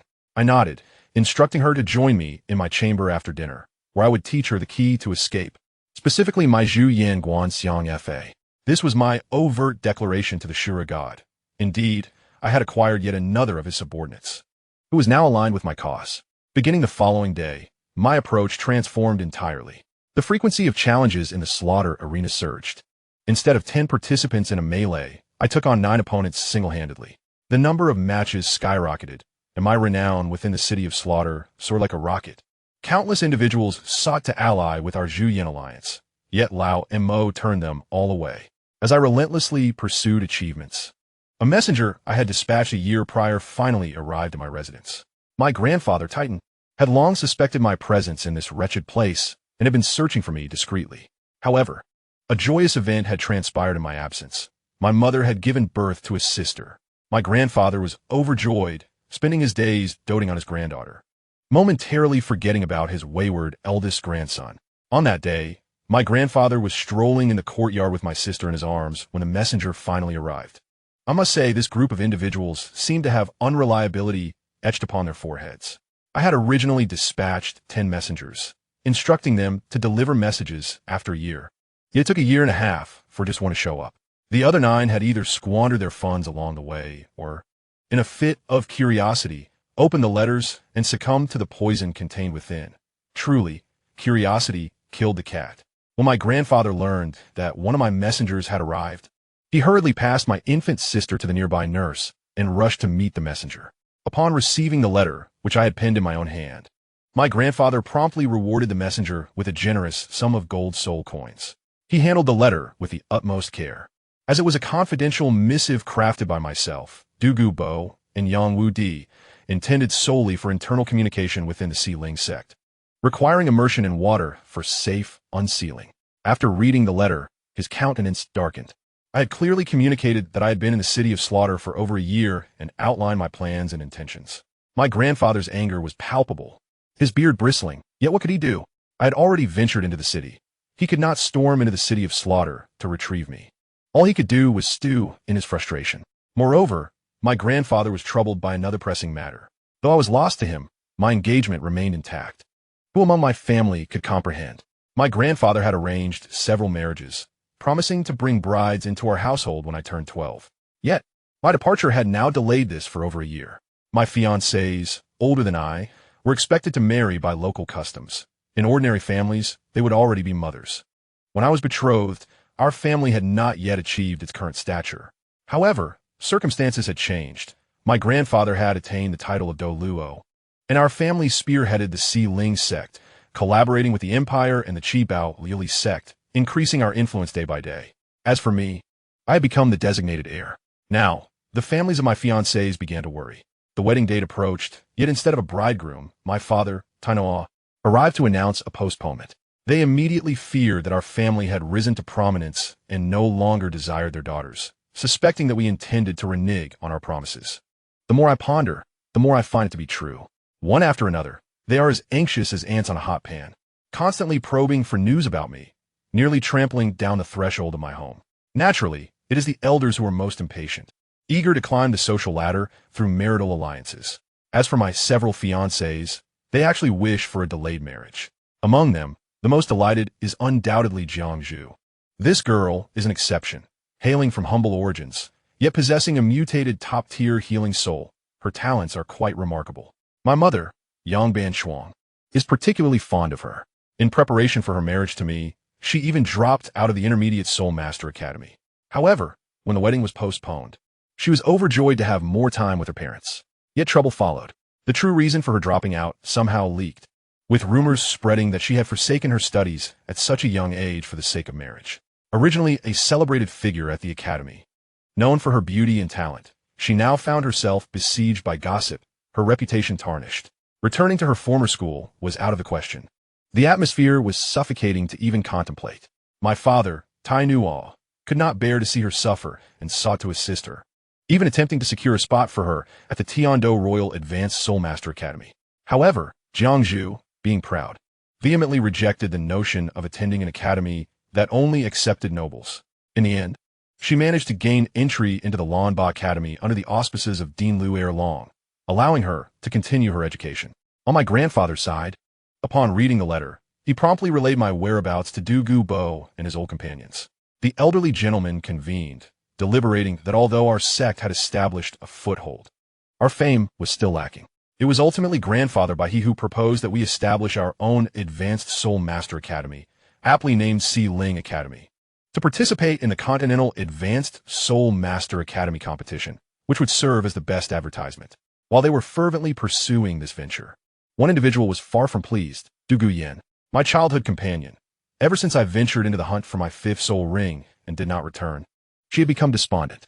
She felt that I, the scoundrel, had betrayed her, breaking our promise to attend school together, and now I had vanished. Despite her incessant berating and her insistence on calling me brother, she still held me as the most significant person in her heart. Hea Ganfu Du Gupu had long warned her that I, Tai Long, was a rogue destined for multiple wives. Though she knew this, she could not help but be drawn to me, the rogue. She recalled once asking why I needed so many fiancés. I had laid it bare, explaining that my soul was that of a mutated top-tier fierce beast, Zhu Yan, and for the sake of my family's legacy, I needed to expand our lineage. I wanted to build a family. Du Guyan, seeing my sorrowful expression, mistakenly believed I was opposed to arranged marriages. In truth, I was contemplating the allure of a life filled with indulgence and luxury, wondering why any man would resist such a lifestyle. I found myself wavering, considering whether to forego the trials of the city of slaughter and remain in Tiando City, comfortably cultivating with my family by my side. Furthermore, I was acutely aware of Du Guyan's feelings towards me. To claim I was indifferent would have been a lie. Watching her grow from a young girl into a young woman, how could I not have feelings? Yet, I also understood that her grandfather would never allow her to marry a man like me, a notorious philanderer. The thought of Du Guyan marrying someone else pierced my heart like a dagger. I realized, in the end, it was my lack of strength that was the root of the problem. This realization jolted me awake. I cannot continue down this path of decline. Aspiring for greatness requires one to reach for the stars. Those who seek mediocrity shall remain stagnant. I needed to set my sights on the highest goals. Upon careful reflection, I discerned that the future landscape was fraught with challenges. The madwoman of the Spirit Hall, Bai Bai Dong, along with her daughter, Qianren Shui, were destined to become divine beings. Our Si Ling sect, as close ties with the Tiando Empire, would undoubtedly render us thorns in the side of the Spirit Hall. To rely on the original protagonist, Tang San? Do not jest. His divine gifts had long been consumed by me. I would be fortunate if I did not need to plead for his protection. Thus, to survive and protect my family, I resolved to strive for greatness on my own. This was the true reason behind my solitary journey to the city of slaughter, a decision I kept to myself. Speaking of Qianren Shui, allow me to tell you, this woman is perhaps the most confounding individual I have ever encountered. In her early days, she infiltrated the Tiando Empire, eliminating all competition to ascend as the crown prince, demonstrating remarkable strategic prowess and decisiveness in her actions. Yet, upon encountering Tang San, her choices baffled me. Knowing full well that he was the son of her arch-nemesis, she absurdly believed she could recruit him and even bestowed upon him a token of her authority. When her plans unraveled and her violent coup was thwarted, Tang San brazenly entered the imperial city bearing the very token she had given him. Instead of reacting with fury, she praised him and spoke of fair duels. Her own title, Dalu, after laboriously injuring Tang San, found herself rebuking her own subordinates, threatening them against further action. It was astounding how she prioritized an enemy over her own top-tier combatants. Ultimately, when her plans collapsed, she failed to eliminate the defenseless Emperor Shui Yi and the sole heir, Shui Beng, choosing instead to flee in disgrace. I seriously questioned whether she had been the crown prince for too long, truly believing herself to be a member of the Shui family. While my grandfather and the others were in a frenzy over my marriage, I found myself grappling with death in the city of slaughter. In the meantime, this future champion of folly, under the guise of Shui Qin He, sat within the prince's palace, her eyes deep in contemplation regarding the rise of our Si Ling sect. I must tell you, at that moment, this future champion of romantic folly was genuinely overwhelmed.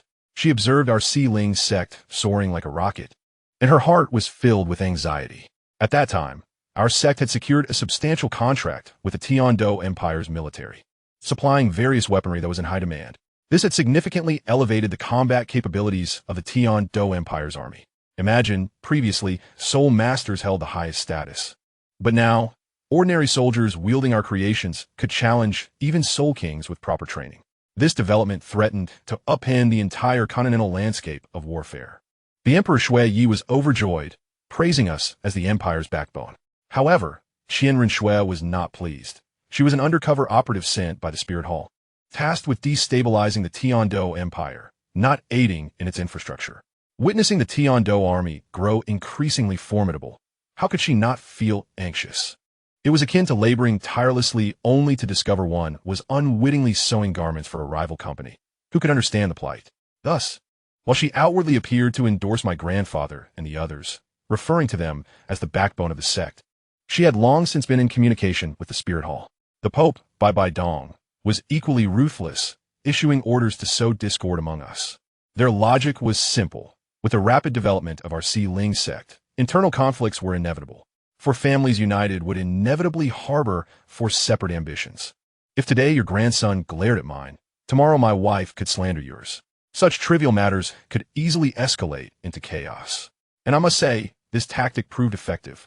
Our Si Ling sect was, after all, newly established, with shallow foundations. Though the four families had previously enjoyed good relations, distance had cultivated a sense of beauty. Now, cohabitating in close quarters, conflicts were bound to arise, especially among families known for their fiery tempers, where protecting one's kin was ingrained in our DNA. I must share the most amusing incident. The patriarch of the Li family, Tai Ming, and the patriarch of the Yu family, Nyoda, both titled the law of level 89, nearly engaged in a real-life duel over a brawl between their grandsons at the academy. Had it not been for my grandfather and Niu Gao intervening, it is likely the sect hall would have been reduced to rubble. On the side of Qian Ringshu, she watched our internal strife with a smirk, while simultaneously directing her detective-like radar towards me. She stumbled upon an exceedingly absurd point. Our sect publicly announced that the heir was none other than me, Tai Long, the little tyrant of the Tiando Royal Academy. Yet, concurrently, a mysterious strongman emerged at the Great Soul Arena, boasting a fourth spirit ring of 10,000 years and a mutated martial spirit resembling a mighty gorilla. Qian Ringshu's keen mind quickly pieced the information together, realizing that these two individuals had never appeared in the same setting. At that moment, the word mask likely flashed through her mind. She promptly intensified her investigation into me, only to uncover increasingly perplexing details. It turned out that this so-called academy tyrant was neglecting his studies to work as a butcher in a slaughterhouse and even as an executioner at the gallows. Such behavior must have overwhelmed her CPU, an heir of a top sect with extraordinary talent, choosing to engage with swine and the deceased instead of making a name for himself. What bewildering antics! She hastily consulted her protector, the Tsang Tukdaw, who analyzed the situation.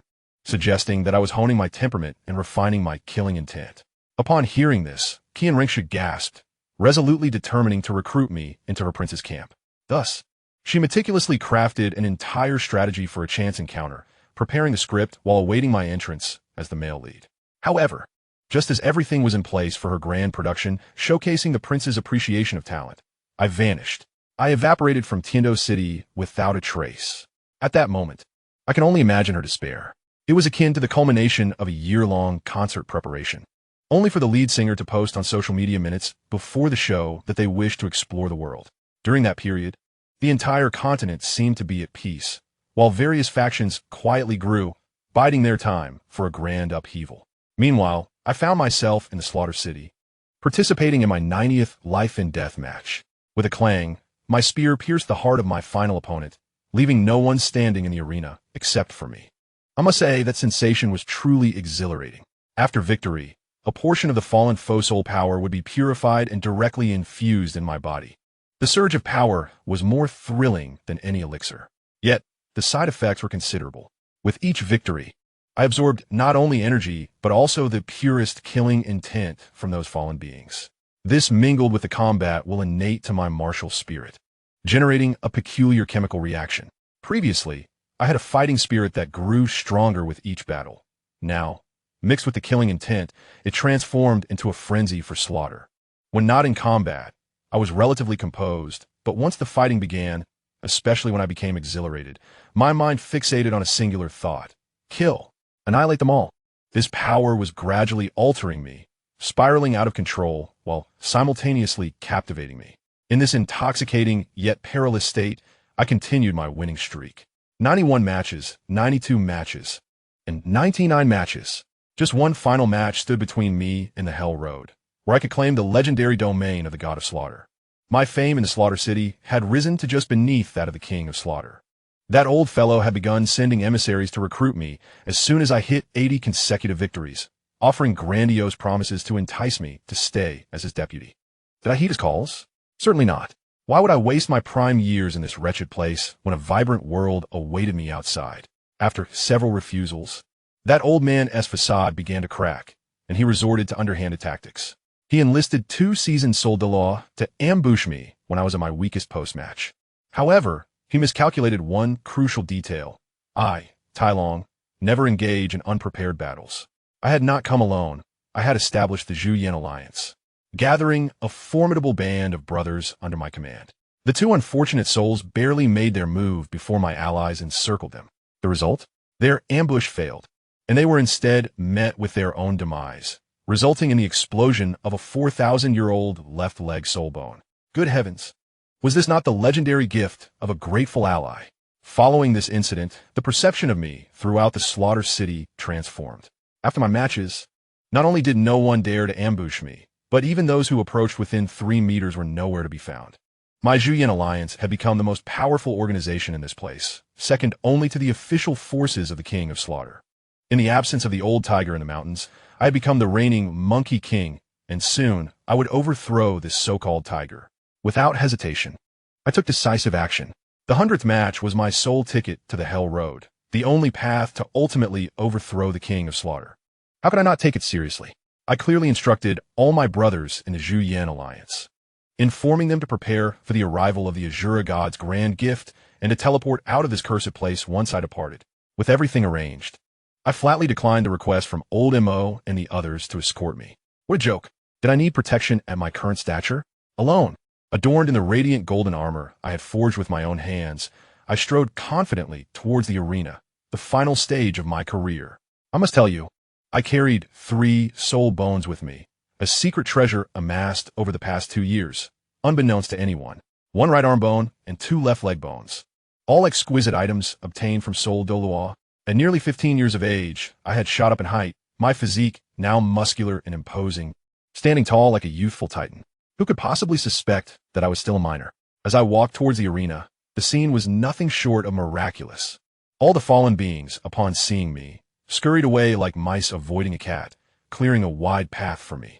Those who understood the thrill of such a villainous presence could appreciate the sheer exhilaration. If they dared to encroach upon my space, I would consider it normal to dispatch a few for sport. Upon entering the arena, I registered with ease. The unfortunate souls who had registered before me turned pale at the sight of my name. Their frantic glances exchanged a silent conversation, and I could easily deduce they were thinking, "Brothers, we've encountered a tough opponent. Our goal is not to survive, but to die with dignity." As I stepped onto the stage, the arena erupted in chaos. War King, Gun King, Zhuyan King. Countless titles rang out. Suddenly, some genius shouted, "100 consecutive victories. Gotta slaughter."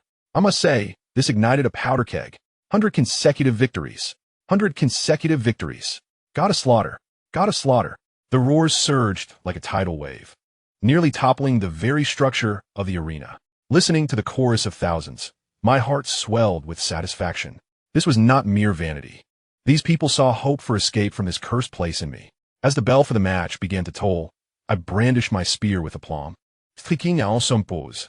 Yet, the 9 opponents across from me exchanged hesitant glances, none daring to be the first to step forward. I couldn't help but chuckle, taunting them. "Stop dawdling. Let us all come and meet together. I'm in a hurry." What happened next? One coward even took a step back. "Fine. If you one team move, then I shall commence my feast." In a flash, I dashed towards the largest figure in the center, delivering a thrust straight to his chest. That fellow reacted quickly, deploying a massive shell from his back to shield himself. A defense-oriented soul master of the tortoise variety. Not only that, but his shell also possessed a suction force, attempting to cling to my spear. How naive! Feeling that force, I remained unperturbed, channeling my strength to the full. With a flick of my wrist, I unleashed a second surge of power. With a crack, the shell instantly fractured. The fellow's eyes widened, clearly unprepared for this turn of events. Before he could even process what had happened, I unleashed a third wave of force, erupting with tremendous power.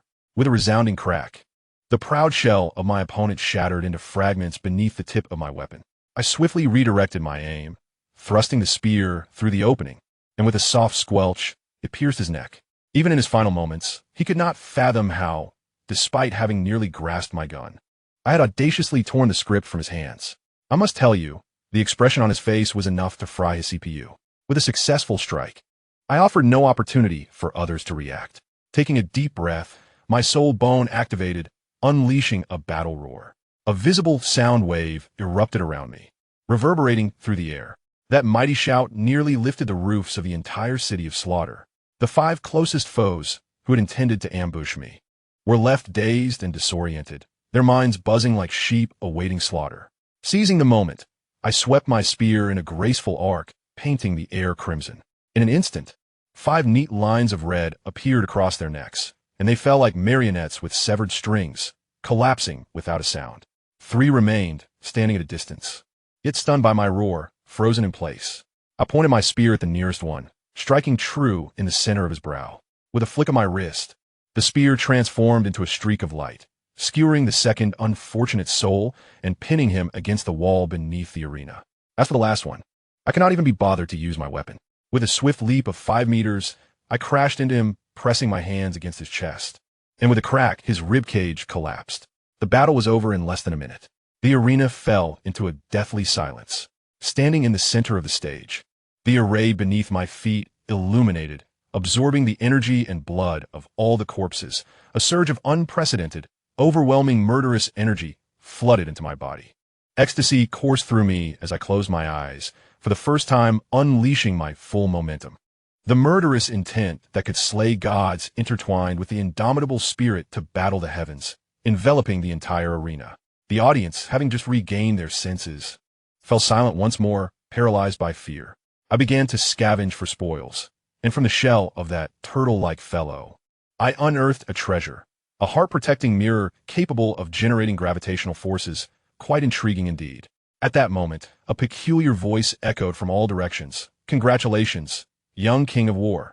I looked up to see a flamboyant figure draped in a striking red cloak, gliding down like a specter. The king of slaughter. This enigmatic figure had finally made his appearance. As he descended, the audience erupted into a frenzy, akin to fervent fans seeing their idol. The king of slaughter reveled in the attention, initially flaunting himself before the crowd before his gaze settled on me, his voice dripping with admiration. "Tyrone, you are impressive. You have rekindled a long-lost passion within me. To honor your achievements, I have decided to bestow upon you the title of God of Slaughter and appoint you as a guest elder of the city of Slaughter. From now on, you shall walk with me. At that moment, my heart sank. This crafty old man sought to ensnare me as his enforcer, thereby cutting off my path to the road of hell. Did he think I was a mere child? That I would fall for such a ruse? I bowed respectfully, maintaining my dignity, and replied, "Thank you, esteemed King of Slaughter, for your kind offer. However, I believe that without enduring the trials of the road of hell, one cannot truly earn the title of God of Slaughter. I wish to rely on my own strength to pursue the path of the Shura. I implore you to grant me access to the road of hell." I intentionally mentioned the Shura to make it clear that I was not aimless and that he should consider his actions carefully before provoking me. Indeed, upon hearing the words Shura, the king's gaze shifted, revealing a hint of trepidation. He fell silent for a moment, likely reassessing my identity, suspecting I might be a scion of a powerful faction. "Very well, as you wish," he huffed coldly, and a terrifying red mist erupted from his being. I must tell you, I have never witnessed such a grotesque and bloody spectacle in my life. The crimson fog enveloped the entire audience, and tens of thousands of spectators, as if possessed, began to self-mutilate in a frenzied state. They laughed and screamed, tearing themselves apart, their blood staining the entire viewing area. To call this a hell on earth would be an understatement. This was the sacrificial offering to open the road of hell. Was it cruel? Certainly. But I had long known that in this place, there were no virtuous souls. Meanwhile, the seed of my martial spirit thrived amidst the thick, murderous atmosphere, absorbing nutrients voraciously, bringing me immense pleasure. Before long, all were dead. Their blood coalesced into streams, flowing through the center of the arena until it formed a massive, blood-red bat symbol. "Step inside," the King of Slaughter commanded, pointing at the symbol. Without hesitation, I walked into it. Blood surged upward, engulfing my body, leaving only the King of Slaughter's final insincere blessing in my ears. "May you fulfill your dreams on the road of hell." When I opened my eyes again, I found myself on a small platform suspended above an endless abyss. The platform was merely 5 meters in diameter, with a sheer drop beneath me, and a narrow path resembling a tightrope leading into a blood-red unknown. This was the road of hell. I donned my full armor, helmet, spear, and great bow, each piece fitting perfectly. Taking a deep breath, I cautiously stepped onto the narrow path. Every 10 steps, I paused to survey my surroundings, keenly alert for any movement. As Tyrone's blood refining technique evolved and improved, it produced numerous unique effects. Tyrone discarded the dross and retained only the essence for his own training. His physical prowess had significantly increased, and his sensory perception had become acutely heightened. Tyrone recalled that the road of hell within the city of Slaughter was fraught with challenges, and he was uncertain whether the trials he would face would mirror those in the original narrative. With cautious steps, Tyrone pressed onward, sensing that the temperature around him was gradually rising. After traversing over 300 steps, the first trial emerged, once again halting after 10 steps to assess his surroundings. Tyrone concentrated his soul power and malevolent energy into his eyes and ears. The sound of flapping wings and the screeches of a bat swarm reached his ears. Soon, his mental acuity detected a horde of bats approaching. Focusing intently, he secured his spear to his armor and retrieved 2 uniquely designed crossbows from his storage soul guide, ensuring they were not connected by any means. Before long, the blood-red bat swarm came into view, each bat resembling a smaller version of the crimson patterns left on the ground of the slaughter arena. Each blood bat measured approximately a foot in length, but their massive wingspan exceeded a meter. As they drew closer, Tyrone could even catch the scent of their blood, a foulness that made him uneasy. This was the downside of enhanced olfactory senses. Narrowing his eyes, Tyrone observed the approaching swarm. These blood-red bats flew with remarkable speed, quickly closing the distance. Their crimson eyes glowed with menace as they identified their target, emitting shrill calls and revealing sharp fangs. Thousands of blood bats beat their wings in unison, producing a gust of foul air. The stench disheveled Tyrone's hair, yet he remained immovable amidst the chaos. Let it be noted that after extensive body refining and the practice of the blood refining technique, Tyrone's muscle and bone density far surpassed that of ordinary individuals. Coupled with the weight of his armor and equipment, the foul wind that could knock a normal adult off their feet merely tousled his hair. Tyrone fixed his gaze upon the flock of bats ahead, calculating the distance between himself and the swarm. At the opportune moment, He raised the two enormous crossbows in his hands and, with arms spread wide, pulled the triggers. For bolts shot forth, simultaneously carrying with them the object that had originally connected the two crossbows. As the distance between the two bows widened, the true nature of this connecting object was revealed, a colossal iron net. The net unfurled, enveloping the bat swarm, its surface glinting ominously. Adorned with barbed iron spikes that shimmered with an eerie bluish light, clearly laced with poison.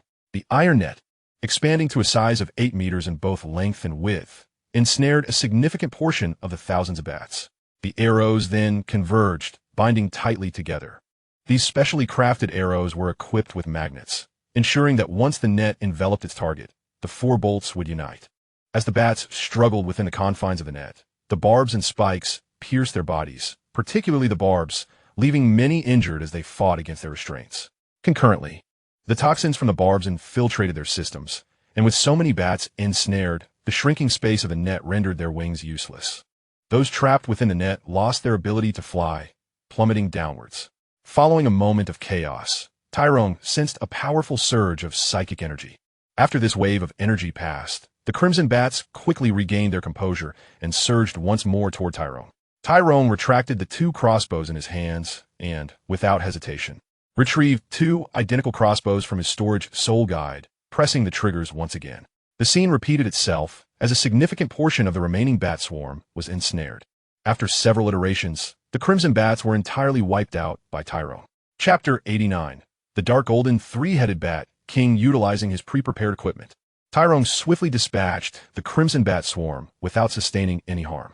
He once more stored the crossbows away and extended his psychic energy forward to scout the area.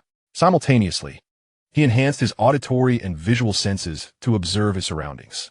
Upon finding no anomalies ahead, he unslung his spear and continued onward, proceeding cautiously while remaining vigilant of his environment.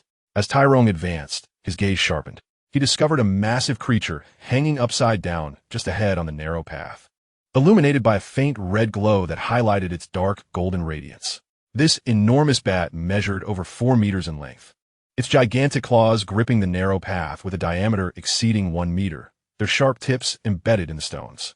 As Tyrone approached amidst the cacophony of the blood bat's cries, the dark golden bat slowly unfurled a pair of immense wings, its terrifying wingspan reaching 10 meters. The claws released their grip, and with a powerful flap of its wings, the colossal creature ascended into the air. This bat, entirely dark golden, possessed an astonishing and terrifying feature. It had 3 heads. The swarm of blood bats swiftly swept past, congregating behind the gigantic dark golden 3-headed bat. The central head of the dark golden 3-headed bat emitted a fearsome screech and suddenly lunged toward Tyrone, while the surrounding blood bats scattered and charged at him with a menacing aura. Tyrone's expression turned grave upon witnessing this scene. He understood that in such a perilous environment, swift resolution was imperative, and he must prevent any damage to the narrow path during his confrontation with the dark golden 3-headed Bat King. Though Tyrone's soul power was commendable, he was still at the Soul King level, far from being able to fly himself. Despite having absorbed 3 soul bones, he lacked any flight-related soul skills. Tyrone unleashed his Zhuya martial spirit, preparing to strike decisively against the dark golden 3-headed Bat King. His spear trembled as it aimed at the Bat King. Simultaneously, Tyrone released his semi-finished domain, a dark red aura radiating from him, shifting with his movements and enveloping the dark golden 3-headed Bat King. As the Bat King charged toward Tyrone, it breached the dark red domain. The massive dark golden bat shook slightly upon entering this aura, its speed noticeably diminished. Meanwhile, the blood bats assaulting Tyrone were also ensnared by the dark red domain, which contained powerful elements of slaughter and battle intent that infiltrated the minds of the blood bats. Under the influence of Tyrone's domain, particularly the 2 potent wills contained within the dark red aura, the bats lost control, some even turning on each other. The dark golden 3-headed Bat King, affected by the dark red domain, began to shake even more violently, but unlike its blood bat subordinates, it did not lose control. Instead, it screeched, sending a wave of dark red ripples emanating from its head toward Tyrone. Tyrone, noticing this, did not dare to be careless. He inhaled deeply, filling his chest with air, and summoned his soul power to activate the soul bone located in his throat. With a mighty roar, Tyrone unleashed the soul skill war cry from the soul bone in his throat. Visible sound waves erupted from his mouth, colliding with the blood-red sound waves emitted by the dark golden three-headed Bat King. The sound waves from Tyrone, honed from years of physical training, were sustained and powerful, while the Bat King's waves were fleeting, creating only 20 ripples in the air.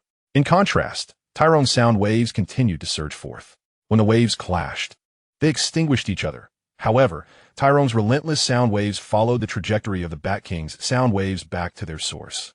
Tyrone's war cry's soul skill impacted the dark golden three-headed Bat King, causing its wing beats to falter. Seizing the opportunity before the Bat King could react, Tyrone's right arm surged with a potent wave of soul power. The soul skill Ice Snowstorm from his right arm soul bone was activated, rapidly consuming his soul power until he expended 70% of it, finally managing to release the skill. The 9,000-year range soul skill Ice Snowstorm enveloped the area, causing temperatures to plummet in the high heat of the hellish path, resulting in the sudden appearance of abundant ice and snow. These snowflakes and ice shards spun rapidly around Tyrone like blades, slicing through everything within the encompassed area. The bloodbats ensnared by Tyrone's Ice Snowstorm skill began to be shredded by the rapidly rotating icy fragments, enshrouded by the soul skill of Tai Long. The dark gold three-headed Bat King was also affected.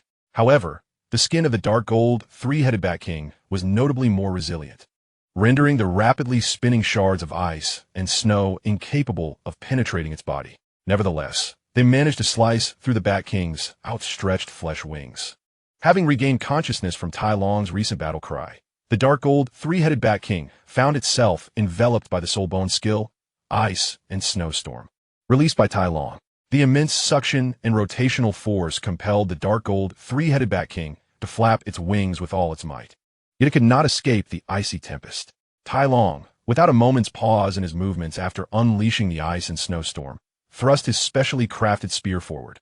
With a flick of his wrist, he spun the spear shaft, launching it with tremendous force. The spearhead trembled as it bore immense power, piercing through the chest of the dark gold three-headed Bat King. This formidable force allowed the spear to penetrate deep into the creature's body. Upon closer inspection, the spear Tai Long fired was distinct from those he had previously wielded. Its head was triangular, the tip featured barbs, and where the head connected to the shaft was a ring of hooks meticulously crafted by Tai Long. Furthermore, a rope tethered the spear as end to Tai Long, thus linking him to the Bat King once the spear had pierced its form. After successfully impaling the dark gold three-headed Bat King, Tai Long removed the large bow from his back. With his left hand gripping the bow, he deftly retrieved 3 arrows from his quiver with his right hand, drawing back the bowstring to launch them. 3 muffled thuds echoed as the arrows struck through the 3 heads of the dark gold three-headed Bat King. Upon witnessing the success of his plan, Tai Long hastily ceased his soul power output for the ice and snowstorm and stowed away his large bow. He then steadied himself, adopting a firm stance, and grasped the rope connecting him to the dark gold three-headed Bat King, preparing to seize the creature as it fell to prevent being dragged down with it. Indeed, Tai Long had set his sights on the body of the dark gold three-headed Bat King, a rare entity on Doulu, contemplating the necessity of conducting research on it. He felt it would be a significant loss not to recover the Bat King's corpse after its defeat. The blood-red bats lacked the resilience of the dark gold three-headed Bat King, and had already been torn apart by the ice and snowstorm unleashed by Tai Long. With great effort, Tai Long grasped the descending body of the dark gold three-headed Bat King, pulling it upwards. Following his design, he retrieved the spear that had pierced through the Bat King's body and stored the corpse within his storage soul guide. Tai Long now possessed 6 or 7 storage soul guides, making it quite easy to carry the Bat King's remains. After securing the body of the dark gold three-headed Bat King, Tai Long did not advance further, but chose to remain stationary, sitting cross-legged on the narrow path to regulate his breathing and recover his energy. Although the recent battle had been brief, the consumption of his soul bone skill, which had accumulated over 90,000 years, was substantial. Given Tai Long's current soul power reserves, he could only maintain it for a limited duration. The brief encounter had already drained 80% of his soul power, leaving him nearly depleted. Tai Long retrieved some food and water from his storage soul guide, consuming a portion of jerky and biscuits, and drank half a flask of cool water. After resting and meditating for a while, he finally stood up, adjusted his gear, and continued onward. As Tai Long advanced, he distinctly sensed the surrounding air growing increasingly scorching. Gradually, he could faintly discern the dark red flow beneath the abyss on either side. Inhaling the increasingly heated air, Tai Long felt the blood within him warm, invigorating his entire being. He quickened his pace, but paused after a few steps to survey his surroundings. The temperature here posed no challenge for Tai Long, who had consumed 2 ice and fire poisonous immortal herbs and could comfortably bathe in the ice and fire duality eye. While observing his surroundings once more, Tai Long heard a sound emanating from ahead, indicating the presence of something. He moved forward a few steps, focusing intently, and discovered a pair of fiery red eyes and a dark red body coiled upon the narrow path. The creature's head and back bore 9 protrusions, each resembling a vibrant red mushroom, seemingly pulsating with flowing blood. Its abdomen was particularly massive, swelling along the narrow route. Its length exceeded 10 meters. Upon noticing Tai Long, the serpent also became aware of him, raising its tongue while its golden red eyes gleamed brightly like lanterns. Confronted by this colossal beast, Tai Long felt a surge of unease. Although the previous bloodbaths had posed a considerable challenge to those traversing the path of trial, the true danger arose when they sought to obstruct the tester's progress. Now, this monstrous serpent obstructed their path, and it was evident that with its capabilities, it could easily destroy the narrow passage. Therefore, if Tai Long wished to attack the serpent, he had to proceed with caution to avoid causing excessive damage to the path. Despite the creature lying in wait, any destruction to the passage would equally hinder it. Yet remained a snake, albeit one with some intelligence, fundamentally still a wild beast. Tai Long and the serpent locked gazes, and he met the creature's stare without flinching, even exuding a hint of murderous intent. Sensing Tai Long's malevolence, the serpent let out a shriek, its massive body lunging toward him at great speed. Tai Long, with a tremor of his spear, prepared to confront the serpent. The distance between them rapidly diminished, and the serpent emitted a sound akin to a wailing infant. The 9 fleshy tumors along its back began to emit a golden red glow in response to its movements. Upon releasing his martial soul, Zhuya, Tai Long brandished his spear, fixated on the actions of the 10-headed fierce sun serpent. Both he and the serpent moved swiftly, the gap between them closing rapidly. As they approached within 20 meters, the 10-headed fierce sun serpent initiated its assault, a fiery red beam erupting from its maw, laden with a pungent scent, swiftly advancing toward Tai Long. The crimson light undulated violently along the narrow path, crackling as if igniting the very stones, and more ominously, it was enveloped in a thin layer of red mist. Tai Long recognized the peril within this mist, having detected its noxious odor as he established a connection with his nasal passages. Despite the toxic red beam emitted by the 10-headed fierce sun serpent, Tai Long maintained his momentum, his armor encasing him fully, including his legs and feet. The armor, forged by his grandfather from various exotic metals, was resilient enough to withstand the serpent's fiery breath, which, while intense, did not possess the capacity to melt his armor upon brief contact. As for the fire poison carried by the red mango, there is no need for concern.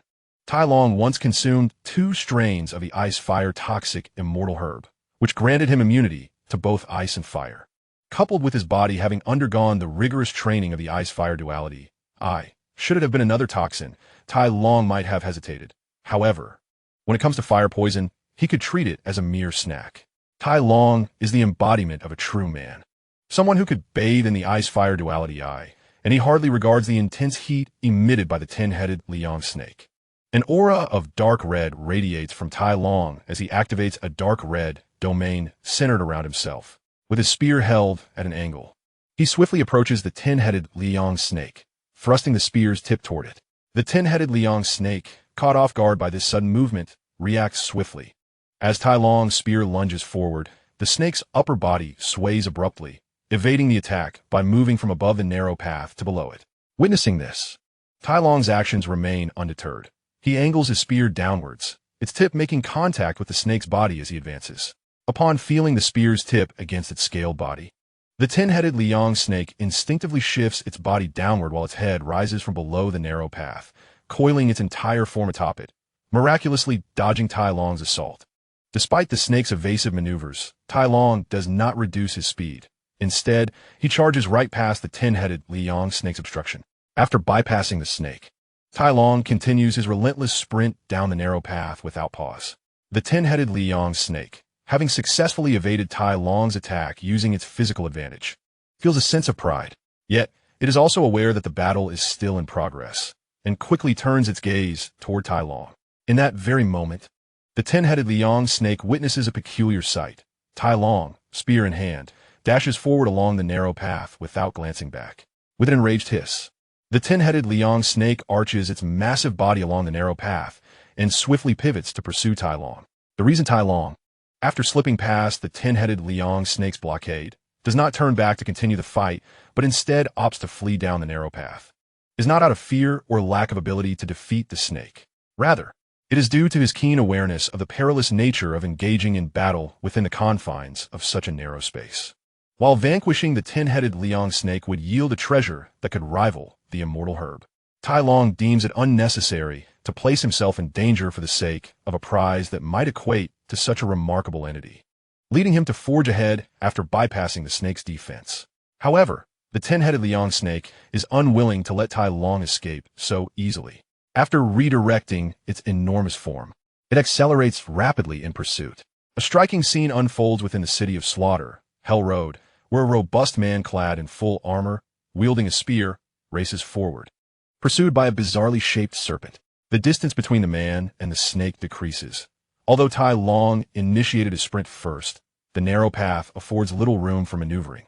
And despite his speed, he is outpaced by the 10-headed Liang snake, which has adapted to the Hell Road's environment. As Tai Long flees ahead, the 10-headed Liang snake closes in, and he soon senses its relentless pursuit.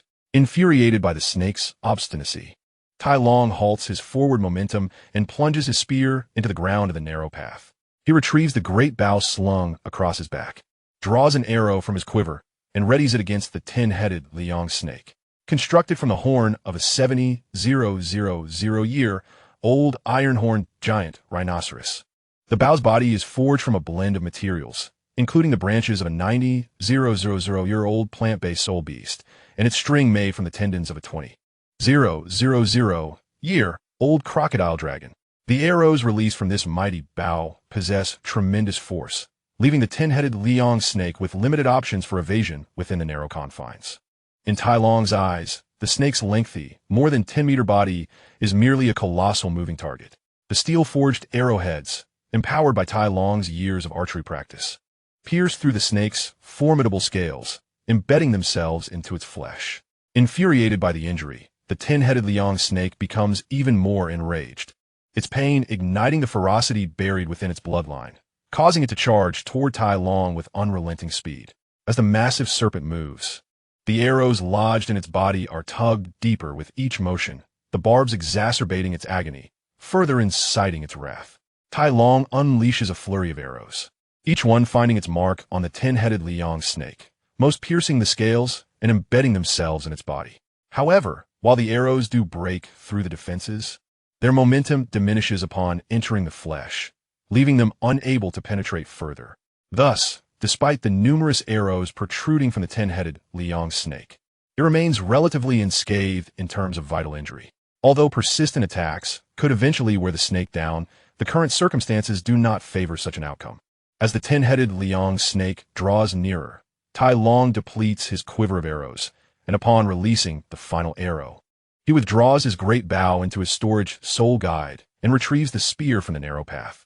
The 10-headed Liang snake, having endured Tai Long's rain of arrows, approaches him with a roar that conveys a mix of joy and fury.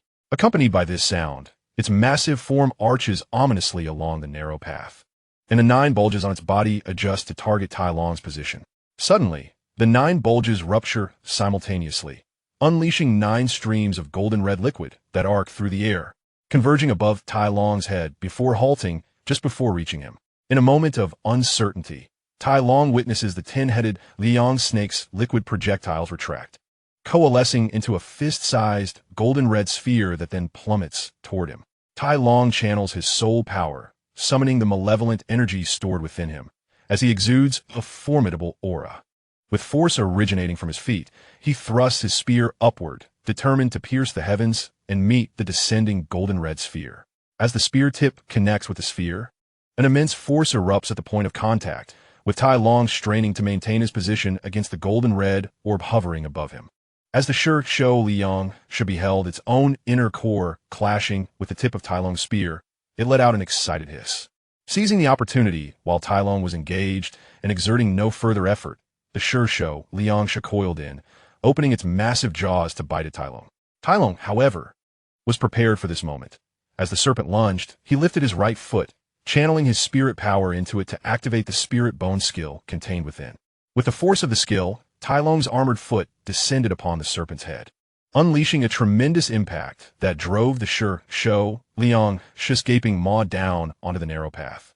The immense force surged through the flesh and bone of the serpent, crashing into its brain and obliterating it. The once formidable Shursho Liangsha was thus slain by a single stomp from Tai Long, its massive head marked only by the imprint of his foot, while its brain matter was shattered by the intrusive power. With the demise of its body, the inner core of the serpent, which had been striving against Tai Long, lost its strength and fell to the ground. Tai Long tilted his spear, skillfully retrieving the serpent's inner core and securing it within a jade box, which he then placed into his storage soul tool. Hearing a series of crackling sounds, Tai Long's ears perked up, and he glanced towards the source of the noise, realizing it emanated from beneath him. In a hurry, he stowed away his spear and took out an empty storage soul tool, gripping the massive serpentine body to swiftly push it backward into the tool. As he pushed, the narrow path ahead began to crack and collapse. After hastily retreating for a while, Tai Long turned back to glance at the collapsing section, then quickly resumed his forward march. Upon advancing some distance, he paused to survey his surroundings, confirming the area was secure before settling down cross-legged upon the half-foot-wide path. Tai Long took a moment to rest and recuperate, sipping slowly from his water pouch until half was consumed. After a while, feeling sufficiently restored, he stood and continued onward. As he progressed, Tai Long distinctly sensed the air around him becoming increasingly murky and the temperature rising steadily. The dark red liquid flowing in the chasms on either side was now much more visible. With each step deeper into the hellish path, he could feel the air imbued with something peculiar. Despite the influence on his senses, Tai Long remained clear-headed, allowing him to perceive that inhaling this air released a torrent of murderous intent stored within him. A crimson aura radiated from Tai Long, with slender, blood-red tendrils swirling around him like serpents, manifestations of the colossal killing intent he harbored. A profound thirst for blood surged within him, slowly beginning to affect his thoughts, as physiological responses began to blur the edges of his consciousness. Since entering this infernal road, he had been under the influence of its ominous aura. Though the battle intent field of his Jian could mitigate this malevolent energy, it was not entirely effective. Tai Long quickly focused his mind, visualizing Jian. While the effects of the killing intent lessened, he understood this reprieve would not last. He realized that traversing this hellish path required not only sufficient strength, but also the necessity to pass through in the shortest time possible. The longer he lingered, the deeper the impact of the sinister aura would penetrate his psyche. If his mind were to falter, he feared he might never escape. Understanding this crucial principle, Tai Long abandoned his initial caution and began to accelerate along the narrow path. As his speed increased, he drew closer to the abyss, distinctly feeling the temperature rise further. The faint red mist surrounding him thickened, obscuring his vision ahead. Scanning his surroundings, he noticed the dark red liquid in the chasms on either side rolling and bubbling, astonishingly hot like magma. Tai Long pondered whether this liquid was indeed blood. If so, how could it reach such elevated temperatures? Although unaware of blood's boiling point, he surmised it could not possibly exceed 200 degrees, while this liquid seemed to surpass 1,000. Nevertheless, Tai Long was merely intrigued and did not linger, as the high temperature posed no threat to him. As he continued onward, he observed that the dark red liquid was now only about 50 meters high from the narrow path. While the extreme heat was tolerable, the full armor he wore became uncomfortably sticky in this environment. After traversing such a distance without encountering further trials or obstacles, Tai Long quickened his pace. After a brief period, he finally glimpsed the exit of the hellish path ahead. The exit was strikingly apparent, a white light coalescing into an elliptical glow. It marked both the end of his journey through this infernal road. However, the exit appeared on the opposite side, while the narrow path he had traversed lay broken before him. Before Tai Long stretched a vast expanse of blood-red liquid, which converged into a small lake, bubbling ominously. The distance of 1,000 meters loomed before him like an insurmountable chasm, while no creatures attacked him here. The overwhelming evil essence and the expansive gulf before him constituted an almost insurmountable barrier. Tai Long recognized this as the final trial of the City of Slaughter's hellish road. 1,000 meters would present a daunting challenge to any contender lacking the ability to fly. Fortunately, Tai Long had prepared in advance. He stowed his spear and retrieved a small boat from his storage soul tool, launching it forward with strength. Simultaneously, he propelled himself into the boat with a powerful leap. As he navigated the small vessel, he activated his martial spirit and innate domain, enveloping himself in a dark red field that shielded him from the external malevolence. Tai Long vigorously rowed, the immense thrust propelling his boat swiftly toward the radiant elliptical exit. As the exit drew near, he noticed the bottom of his boat was on the verge of dissolving in the searing liquid below. Just before the boat was completely compromised, he forcefully thrust the paddle down, leaping onto the opposing bank at the exit. Shortly after Tai Long landed, the iron vessel he had used began to sink into the blood sea. He cast a glance at the descending boat, but paid it little mind as he stepped into the radiant elliptical exit that emitted a resplendent light. Tai Long stepped out of the exit, his mind regaining clarity as he surveyed his surroundings, leaving no detail or clue overlooked. He observed that the narrow path was flanked by vast expanses that seemed to stretch endlessly, with the exit visible only a kilometer ahead. Above, he could faintly discern the dark ceiling, approximately 200 meters high. Chapter 94. The Domain of the God of Death. The instant Tai Long entered the white, luminescent barrier, he sensed that everything around him was undergoing a transformation, as if he had stepped into a peculiar realm. Surrounding him was a vast expanse of white void, while his Jiao Wuhuan's innate domain was constrained by a unique force, compelling all of its power to retreat within him. In this blinding whiteness, Tai Long felt his internal strength being drained, leaving him utterly powerless, with the only sensation being one of chilling cold. He perceived an overwhelming accumulation of icy energy converging upon him, while simultaneously, a myriad of frigid sensations emanated from within.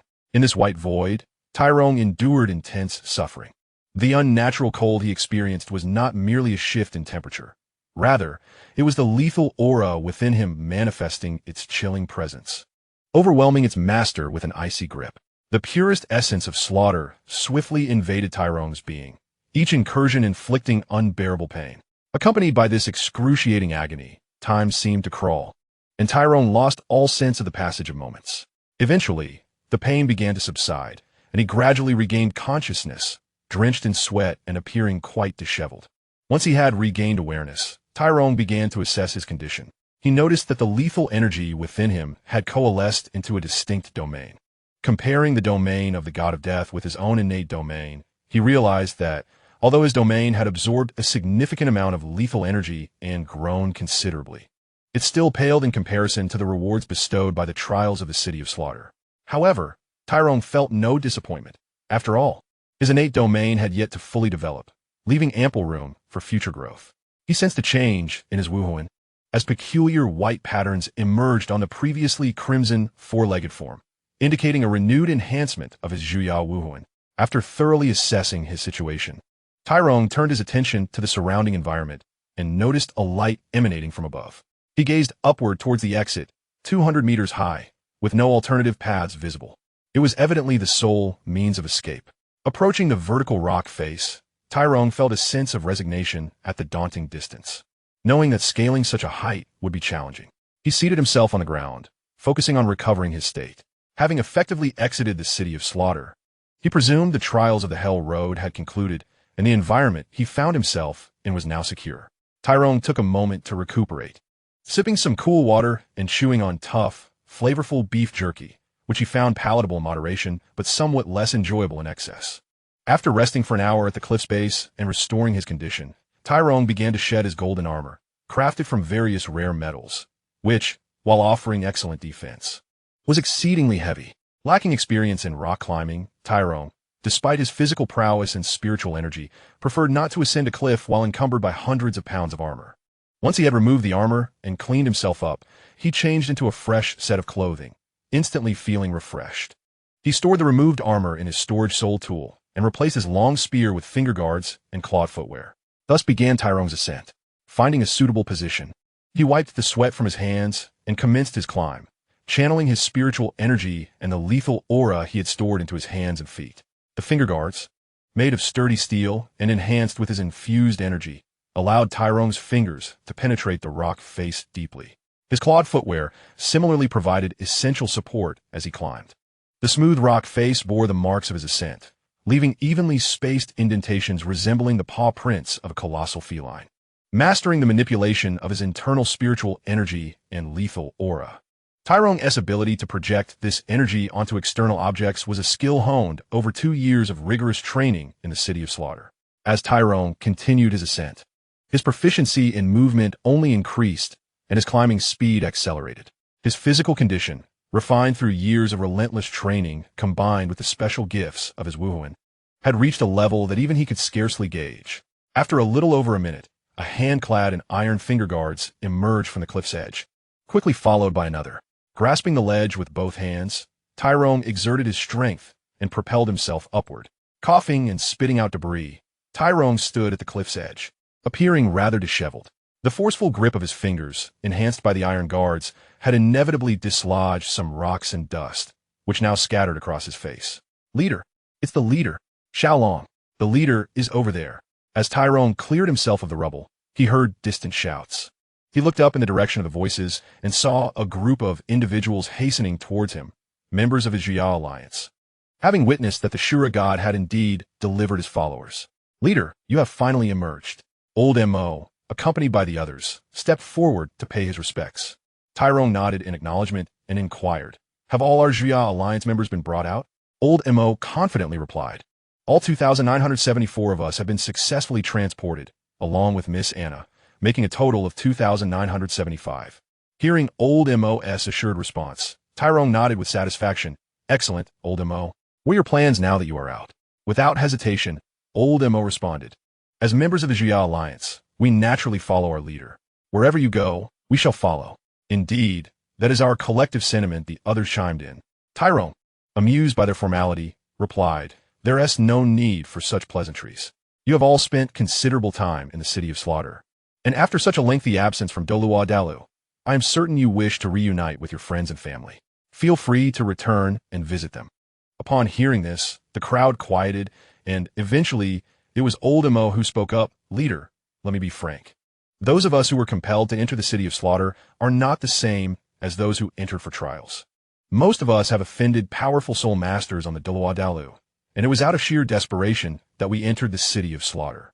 After seeking refuge within its confines, the threats dissipated, and the possibility of escape dwindled.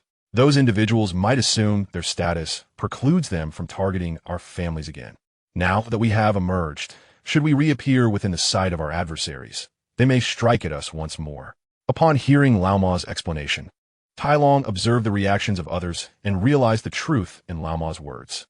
Tai Long smiled and said, "This is easily resolved, since you have nowhere else to turn. Come with me.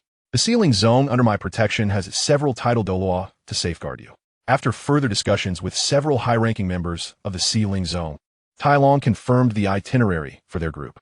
The Zhu Yan Alliance, consisting of 2,974 members, unanimously chose to accompany Tai Long. The seasoned survivors of the City of Slaughter each harbored their own calculations. Lao Ma's reasons for supporting Tai Long were but one of many. Others had cultivated the Zhu Yan visualization method passed down by Tai Long, envisioning his martial soul, Zhu Yan, which engendered within them an unrecognized admiration and a desire to follow him. Furthermore, they believed that aligning with Tai Long would lead to greater prospects.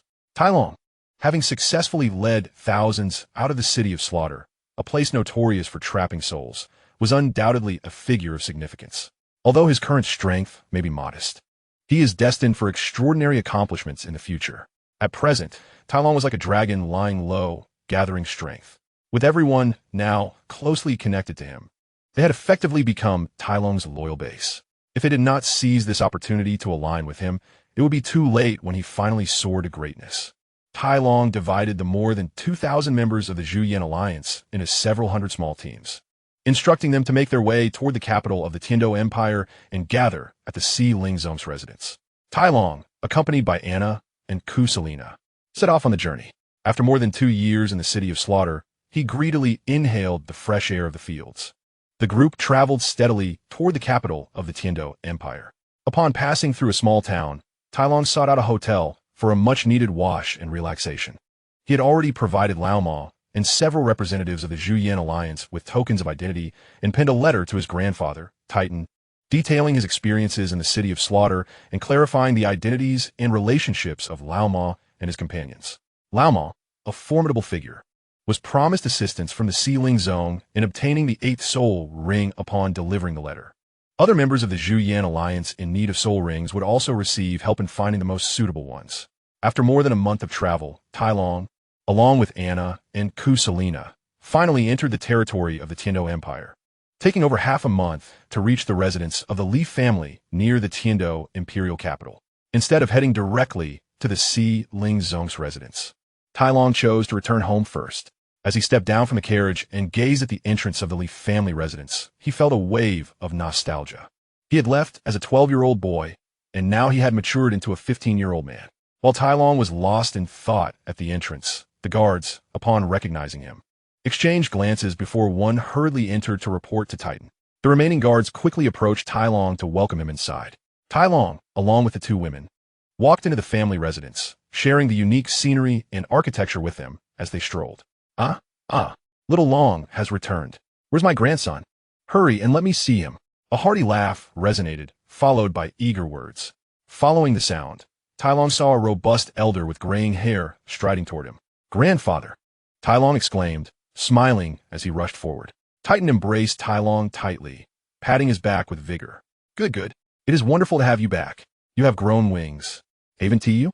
You left claiming to travel a bit, and ended up away for 3 years. Titan's emotions surged upon seeing his grandson after 3 long years, especially knowing Tai Long had ventured to the perilous City of Slaughter. I apologize for causing you worry, grandfather. But see, I have returned unscathed, and my strength has grown.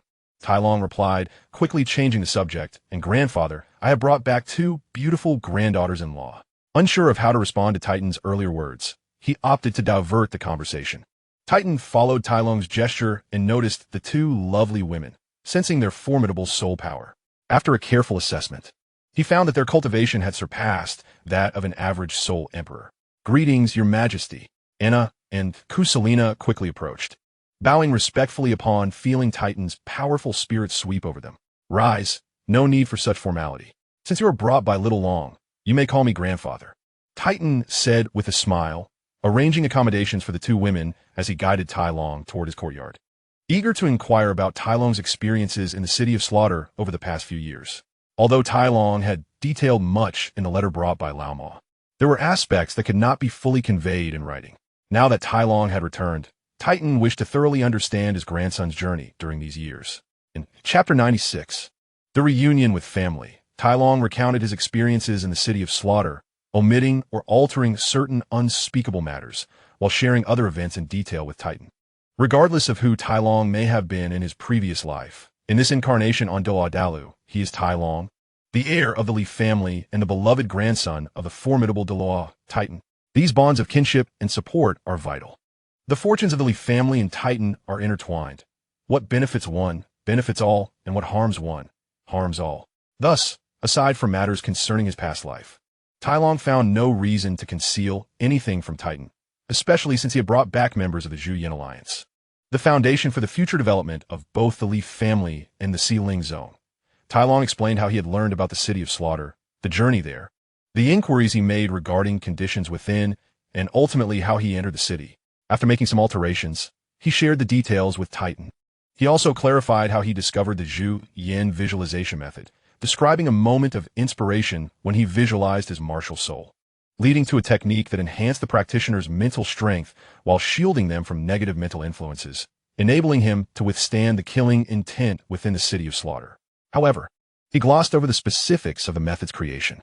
Then, how does one establish and impart the Shui, Sha Yin Tiju? Through diligent research. The remarkable benefits of Shui Sha Duan Ti were gradually disseminated, experimented upon, and refined. In a place as perilous as the City of Slaughter, a collective of soul masters rallied around oneself, thus founding the Zhu Yinming. More importantly, how does one encounter the true master of the City of Slaughter? The creator of this sanctuary of carnage, the Shura God, who has achieved divinity through relentless training. The dialogue exchanged with the Shura God, particularly the admonitions regarding one's conduct, holds significant weight. Titan was astounded upon hearing that his grandson Talon had elicited the attention of a deity, who personally descended to converse with him. Especially when Talon relayed the Shura god's favorable view of his ambition to establish his own divine position and achieve divinity through relentless effort, Titan was overcome with excitement. A god, achieving divinity through relentless training. This legend has circulated in Douluo Dalu for countless years, and Titan was certainly aware of it. However, it has been ages since anyone has attained divinity in Douluo Dalu, rendering the notion of soul masters achieving divinity a mere myth. Now, this legend seems poised to manifest through his grandson Talon. Had it not been for TitanIs' recent involvement in the Tiando Empire's court, along with his extensive experience as an elder of a national protective sect, he might have been unable to contain his joy. As the saying goes, one's environment shapes one's spirit. Titan, after years of temperance, is now equipped to respond calmly to these unforeseen developments. Thus, it follows that only those who cultivate the Zhu Yin visualization method, envisioning your martial soul, will become your disciples. After contemplating for a moment, Titan queried Talon, having absorbed the information he had just revealed. Yes, if all goes as expected, only those who practice my martial soul Zhu Yin visualization method will become my followers. Talon replied. Therefore, with a sufficient number of followers, the power of faith generated can assist you in solidifying your divine status and propel you toward divinity. Upon receiving Talon's response, Titan posed another question, his gaze glimmering with intensity.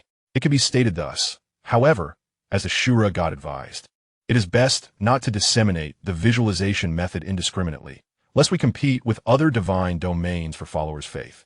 Some deities, when their followers are usurped and their faith diminishes, may not abide by the celestial rules. Talon explained, his expression grave. Fret not. You need not worry about this. We shall not vie with other divine domains for followers. We can cultivate new disciples. Currently, there are scarce divine manifestations in Douluo Dalu, and apart from a few powerful divine domains, very few possess a substantial following in the lower realm. Let us begin within our only family. Starting tomorrow, you shall impart the visualization method to our kin, focusing on your martial soul, and then to the Sealing Zone. Subsequently, we shall extend our teachings to the army of the Tiando Empire. Titan's eyes sparkled with enthusiasm as he spoke. By the way, Xiaolong, your visualization method and the Shui Sha Lian Tiju, are they not beyond the reach of ordinary individuals? Titan recognized a crucial aspect of his plan. If only soul masters can cultivate the visualization method, the challenge of assisting Talon in expanding his following would escalate significantly. Talon pondered for a moment, uncertain, and replied, Grandfather, I am not entirely sure. So far, those who practice the visualization method are all soul masters. I have yet to allow ordinary individuals to attempt cultivation. However, the visualization method does not require any special prerequisites. As long as one possesses the capacity to learn, they can practice it. I will return soon and seek out a few ordinary individuals who cannot cultivate to test it. Regarding whether ordinary people without soul power can practice the Zhu Yin visualization method, Talon was genuinely uncertain. When he cultivated it himself, he had just been born, and at that time, he had not yet awakened his martial soul or possessed soul power, yet he could still practice the visualization method. However, since the Zhu Yin visualization method has been disseminated, all practitioners have been soul masters. He had not sought ordinary individuals to try their hand at it. Therefore, he speculated that it should be feasible, right? Xiaolong has returned. Come quickly and meet your sister. You little rascal, how dare you come back? Have you grown wings and tried to run away? I ought to break your legs with this gun. Just as Talon and Titan continued their discussion, planning for the future, two unexpected guests intruded into Titan's small courtyard. A burly man carefully cradling an infant and a spirited woman wielding a fierce-looking spear. Upon hearing the man's words, Talon felt a surge of joy. He had not anticipated that upon his return this year, he would have a sister. However, upon hearing the woman's voice, a shiver ran down his spine as memories of childhood abuse replayed in his mind. Chapter 97. Malevolence. Talon harbored a deep-seated fear of his mother, Yang Banshuang. This fear stemmed from his childhood when she left an indelible impression on him, having relentlessly trained him with the spear. Although Talon's strength now surpassed that of his mother, and he had recently acquired the domain of the god of slaughter, enabling him to confront both parents simultaneously, this was not merely a matter of power. Talon turned to greet the guests, and upon seeing the infant in his father's arms, he quickly approached, forcibly claiming the right to hold his sister despite Tianuo's reluctant gaze. As Talon took his sister into his arms, eager to bond with the little one while she was still small, she unexpectedly began to cry. Talon, taken aback by the sudden outburst from the chubby girl, who had been content in his father's embrace, stood there dumbfounded, attempting to connect with the infant on an emotional level. After several cries, the little girl cautiously opened her eyes to survey her surroundings, locking gazes with Talon. Upon making eye contact, she ceased her distress, and a smile involuntarily graced Talon's face. However, this smile only served to exacerbate the girl's cries, as if it had triggered something within her. Talon sensed that this latest bout of crying was markedly different from her previous symbolic distress. This time, she was genuinely upset. "Give her to me. Step aside," Yang Ban Shuang exclaimed, discarding her spear, which dissipated into light. The formidable weapon was none other than her martial soul, the Pahun gun. After casting aside the spear, she hurriedly approached and took the infant from Talon, cradling her in her arms and attempting to soothe her. Talon stood awkwardly in place, feeling somewhat at a loss, beginning to doubt his own charm. Titan, having discerned Talon's inner turmoil, remarked, "I had not noticed before, but now that the little one is distressed, I recall that you just returned from that place, and you carry with you a considerable amount of killing intent and malevolence. Unconsciously, you radiate an aura that resembles that of a butcher." Tyrone internally connected with his grandfather Titan's unfinished words, realizing that his grandfather simply struggled to find the right words to describe the aura surrounding him. A battle-hardened elite. Tainua observed his father for quite some time, yet could not find an apt comparison. He recalled a formidable army composed of such elite soldiers he had encountered during his recent visit to the military camp. In that moment, he spoke up to assist his father. "Yes, it is precisely the aura of a veteran soldier who has survived countless battles. Perhaps you may not perceive it yourself, and I seldom pay attention to such matters, yet to others, you stand out remarkably." Titan followed Tainua's analogy and continued the conversation. Meanwhile, the little girl beside them continued to wail incessantly.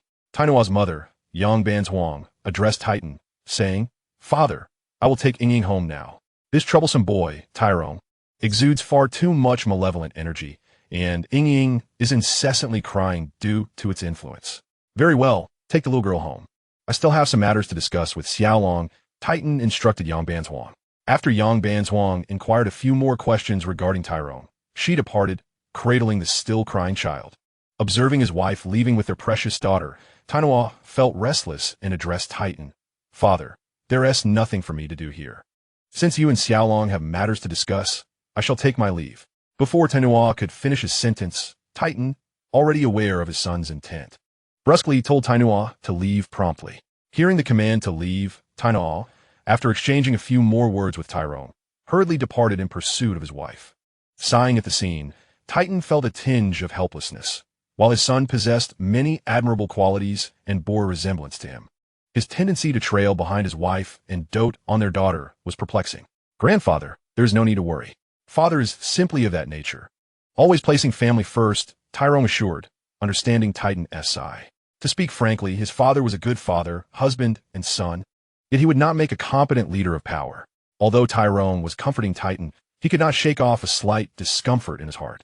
While his plan to encourage his parents to have a second child was well-intentioned, the reality of their second child arrival and their unwavering focus on the younger sister left him feeling somewhat neglected upon his return after 3 years. Despite being somewhat prepared for this, it still did not sit well with him. "Enough of that ungrateful child. Let us return to our previous discussion," Titan said, sensing Tyrone's unease and skillfully diverting the topic. "Certainly, grandfather. I shall draft the training methods for the Zhu Yin visualization technique tonight and begin promoting it within our family tomorrow," Tyrone responded, continuing from where Titan had left off. "By the way, grandfather, what of the 2,000 individuals I brought back from the City of Slaughter? Have they gathered at the Four Spirits sect?" Tyrone inquired, recalling the substantial group he had brought with him. "They have arrived, and in fact, they came over half a month before you did. Particularly, Old Amo has been here for nearly a month," Titan explained to Tyrone. "Then, grandfather, where are they now?" Though these individuals from the City of Slaughter have begun cultivating the Zhu Yin visualization technique and have become my followers, Tyrone still felt apprehensive about them. Having adapted to the chaotic rules of slaughter in that city for many years, he did not wish for them to cause disturbances on Douluo continent. You need not worry. According to old MO, your subordinates number 2,973, plus the 2 who accompanied you. So, they're all accounted for, Tyrone replied with a smile. Titan detailed the situation regarding the group Tyrone had brought from the city of Slaughter, explaining the developments of the Lee family and the growth of the Four Spirits sect during Tyrone's 3-year absence. Given that Tyrone was only 15 under normal circumstances, he should focus on enhancing his soul power and forging connections with talented peers while building alliances with promising soul masters and inheritors of other powerful sections. However, Tyrone's progress had been exceedingly rapid, surpassing that of his contemporaries. Titan speculated that Tyrone's strength was perhaps already on par with the talents of the previous generation. Moreover, Douluo was proving to be somewhat disappointing. If nurtured correctly, he could potentially grow into a capable family head, capable of safeguarding the expanding legacy of the Lee family. Yet, the circumstances of the Lee family had changed considerably. It was no longer just the Lee family, but also the Four Spirits sect and the military power of the Tiando Empire. Thus, given the current situation, Douluo, the original heir, was no longer suited for the role. Fortunately, Douluo had fathered a remarkable son who would serve as a worthy successor. It was clear that Tyrone was undoubtedly the best heir for both the Lee family and the Four Spirits sect. Titan, as a title Douluo of the Four Spirits sect, realized that his sole responsibility now was to devote all his efforts to help Tyrone grow. Prior to Tyrone's emergence from the city of Slaughter, Titan had envisioned him becoming an ultimate Douluo, the fourth of his kind on Douluo continent. However, now that he understood the experiences Tyrone had endured and the path he had begun toward divinity, Titan's aspirations had shifted. His current mission was to exhaust all means to aid Tyrone in achieving divinity. Only by assisting Tyrone in attaining godhood and becoming the sole deity on Douluo continent in nearly 10,000 years could the Lee family and the Four Spirits sect ensure their perpetual legacy. Unbeknownst to Tyrone, Titan was already devising strategies to support his ascension to godhood. However, these were matters for another time. Tyrone needed to focus on the present. After learning about the Zhuyan alliance from Titan, Tyrone felt troubled. Although the individuals had undergone significant transformation through the Zhuyan visualization technique and Titan's strict directives, many of their ingrained habits from years spent in the city of Slaughter remained. It is often said that while one can change the landscape, altering one's nature is far more challenging. These individuals, having survived for years amidst the chaos of the city of Slaughter, still harbored their innate ferocity and murderous instincts. Furthermore, upon their emergence, bolstered by years of soul power accumulation and aided by the Four Spirits sect in finding suitable soul rings, many had made significant breakthroughs. Old Mo was now an 85-level Soul Daw, while many former Soul Emperors had ascended to Soul Saints, representing the higher echelons of soul power on Douluo continent. As for the others brought from the city of Slaughter, Soul Masters had risen to Soul Sect, and Soul Sects had advanced to Soul Kings, with most individuals achieving a substantial elevation in their ranks. While not everyone had undergone such a leap, a considerable number had nonetheless progressed significantly. Those who emerged from the city of Slaughter are undoubtedly powerful Soul Masters, their combat prowess far exceeding that of their counterparts of the same rank on the Douluo continent. Having undergone rigorous training in the city of Slaughter, although they did not carve their way out like Tai Long, thus unable to obtain the rewards of the Killing God domain, these individuals have survived as victors after years of brutal combat within the city. Tai Long finds himself in a rather challenging situation regarding the arrangement of the current members of the Zhuyan Alliance.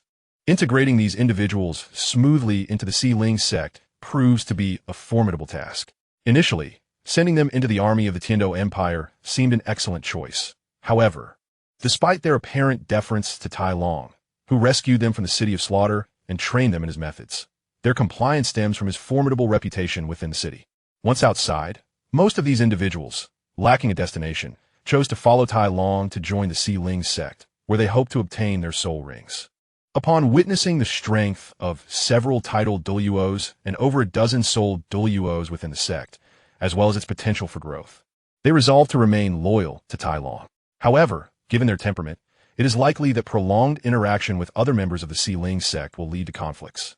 Thus, early preparations are essential to prevent such occurrences. Having trained in Tai Long's Zhuyan visualization technique and blood fiend body refinement method, the military environment is ideally suited for them. Yet, integrating them into the army presents a different challenge. Adherence to military regulations in the Tiando Empire will likely pose difficulties for these individuals. Consequently, Tai Long is acutely aware of the complexities surrounding their arrangement. If managed correctly, these individuals could yield value far beyond their inherent capabilities. Mismanagement, however, could result in their inability to contribute effectively, potentially causing disruptions. Upon confirming their willingness to follow him after leaving the city of slaughter, Tai Long began contemplating their arrangement on his journey home. Ultimately, he decided to allow those among them who wished to join the military to do so, facilitating their entry into the Tiando army through the Si Ling sect. As for the remaining individuals, Tai Long had yet to devise a plan. He expressed his concerns and sought the counsel of Titan, who, while possessing memories from a past life, lacked a comprehensive understanding of the current state of the Douluo continent compared to Titan. After hearing Tai Long's concerns, Titan shared his own thoughts on the arrangement of these individuals. He suggested that a portion of them could indeed be sent to the Tiando military through the pathways of the Si Ling sect, while the others could be dispersed to different positions. However, such a distribution would diminish their greatest value. Their unparalleled expertise lies in the art of killing, and together within the army, they could excel in their most proficient domain. In Chapter 99, Techniques and Strategies, Titan seemed to have an epiphany and summon a maid, instructing Tai Long to impart the Zhu Yin visualization technique to her. Although Tai Long was puzzled by Titan's sudden request, he proceeded without hesitation to teach the maid the technique.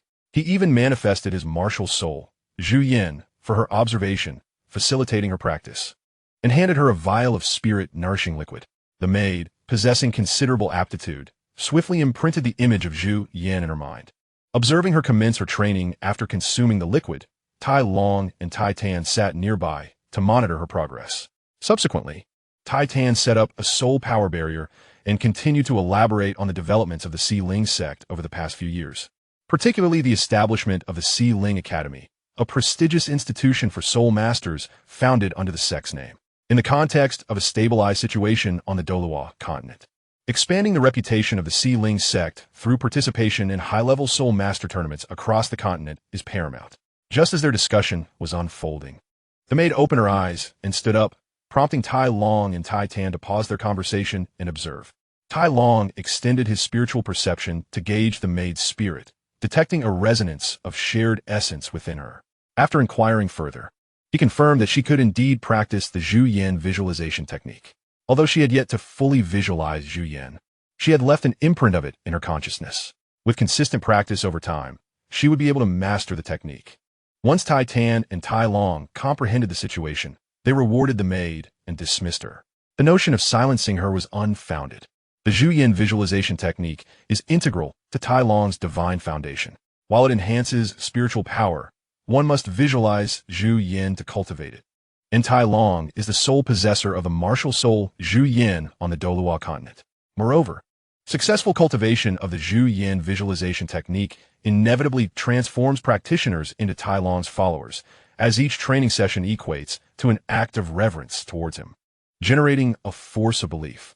Thus, both Tai Long and Titan are committed to promoting the dissemination of the Zhu Yin visualization technique. Of course, once the method of cultivation becomes widely known, it is inevitable that some will attempt to modify the Zhu Yin visualization technique. Instead of visualizing Zhu Yin, they may envision other entities. However, developing a mature modified technique is not a short-term endeavor, even if based on the Zhu Yin visualization technique. Considerable time will be required for revisions. Moreover, the effectiveness of any modifications may not surpass that of the original technique. After all, the Zhu Yin visualization technique was conceived from the convergence of knowledge from powerful beings in Tai Long's original world, Blue Star, encompassing Buddhist and Taoist wisdom. Following its inception, it underwent years of refinement through the feedback of skilled practitioners, resulting in the perfected version Tai Long now practices. Once it was confirmed that ordinary individuals could also cultivate the Zhu Yin visualization technique, Titan meticulously analyzed how to arrange this group. Ultimately, he proposed an optimal plan that would greatly benefit Tai Long's future development. Tai Long would personally lead this group into the army, establishing a new military unit composed mainly of these over 2,000 individuals, with each member possessing a minimum rank of Soul Master and having trained in Tai Long's Blood Fiend body refinement method, coupled with their own combat skills and experience. Their strength would far surpass that of other Soul Masters of the same rank. A military force built upon such formidable soul masters would undoubtedly exceed the capabilities of rival armies, particularly in terms of upper echelon combat prowess. Furthermore, as Tai Long would be at the helm, these individuals would likely harbor no objections. Most importantly, a military organized under Tai Long's command would facilitate the dissemination of the Zhu Yin visualization technique among its members. Additionally, the blood fiend body refinement method, which enhances the physical body through the absorption of blood fiend energy, is particularly suited to the environments of the City of Slaughter. In normal circumstances on the Douluo continent, aside from a few exceptional locations, few areas generate such malevolent energy. The most notable places include prisons, especially death row, graveyards, and mass burial sites, along with execution grounds and slaughterhouses where Tai Long once worked, and lastly, battlefields and military camps. According to Tai Long's estimation, these are the only locations on the Douluo continent that harbor such energy. While he is unsure about other places, he knows that slaughterhouses and execution grounds indeed contain malevolent energy, albeit more diluted compared to that found within the City of Slaughter. This signifies that the energy of Shaki can reasonably exist within the realm of Douluo Dalu. Thus, the concept of enhancing physical strength through Tai Long's Shaki body refinement is indeed feasible. Although the cultivation method of absorbing Shaki into the body may be painful and does not extend lifespan as the training of Soul Master does, the strength acquired through arduous training may gradually wane in old age, potentially leading to the resurgence of hidden injuries accumulated during earlier training, resulting in a desolate late life. Nonetheless, despite the various drawbacks of this method, the Shaki body refinement possesses a unique advantage that the Soul Master cultivation lacks. It does not require innate soul power, thus enabling ordinary individuals to practice it. This drastically lowers the threshold for gaining power, providing those on Douluo Dalu who yearn for strength and opportunity to alter their destiny. Should Tai Long's Shaki body refinement technique be disseminated, it would undoubtedly alter the entire landscape of Douluo Dalu, diminishing the Soul Master supremacy and granting commoners a chance to attain power. Furthermore, the practice of the Shaki technique inherently influences the practitioner's mind. To mitigate the effects of Shaki entering the body, one must engage in the Zhu Yin visualization technique passed down from Tai Long. In Chapter 100, Tai Long contemplates the dissemination of his technique. The publicly shared bloodshot body refinement method will differ significantly from the teachings within his family's influence. In a realm as scarce in Shaki as Douluo Dalu, refining and improving the Shaki body refinement technique will be far more challenging than it was in the City of Slaughter, where Shaki is abundant. There, Tai Long, alongside the elder Mo, gathered thousands for experimentation to refine the technique, collecting feedback from practitioners to further enhance it. After numerous iterations, they ultimately developed the current version of the bloodshot body refinement method, which is greatly improved upon the original, exhibiting significantly enhanced cultivation speed and efficacy, while also reducing side effects. However, the drawback of diminished combat prowess in old age remains unchanged. The version of the Shaki body refinement technique imparted by Tai Long is either the original or an earlier iteration of the method, enabling its spread while allowing his followers to cultivate at a pace surpassing others. As the saying goes, a swift step leads to further advancement. Although Tai Long's approach may not guarantee perpetual superiority, it certainly positions him to maintain a lead for the next 30 to 50 years. By then, he may well dominate Douluo Dalu and ascend to godhood at the pinnacle of power. More importantly, Tai Long's intentions are not driven by a desire to alter the disadvantaged status of commoners or to overthrow the Soul Master family's dominance over Douluo Dalu. He harbors no such aspirations. Tai Long's objective is straightforward: to disseminate martial arts throughout the world while simultaneously converting practitioners of his technique into his followers, thus gathering the collective faith of the populace to ultimately aid him in achieving divinity. Moreover, the Shaki body refinement techniques do not preclude Soul Masters from practicing. In fact, this cultivation system complements the Soul Master system. The rigid combat methods of Soul Masters, according to Tai Long's analysis, largely stem from the deficiencies in Douluo Dalu's rules. Whether it be the innate soul power limitation imposed on Soul Masters or the necessity to hunt soul beasts and absorb soul rings to break through each major realm, the Soul Master cultivation system has become somewhat distorted, relying heavily on soul ring skills in combat. This reliance leads to a sharp decline in combat effectiveness when those skills are sealed. Only a few sects or particularly gifted soul masters can develop techniques independent of soul rings. The soul master cultivation system passively enhances physical strength and relies on soul power for nurturing, engaging in inefficient physical training or utilizing soul ring energy to strengthen their bodies.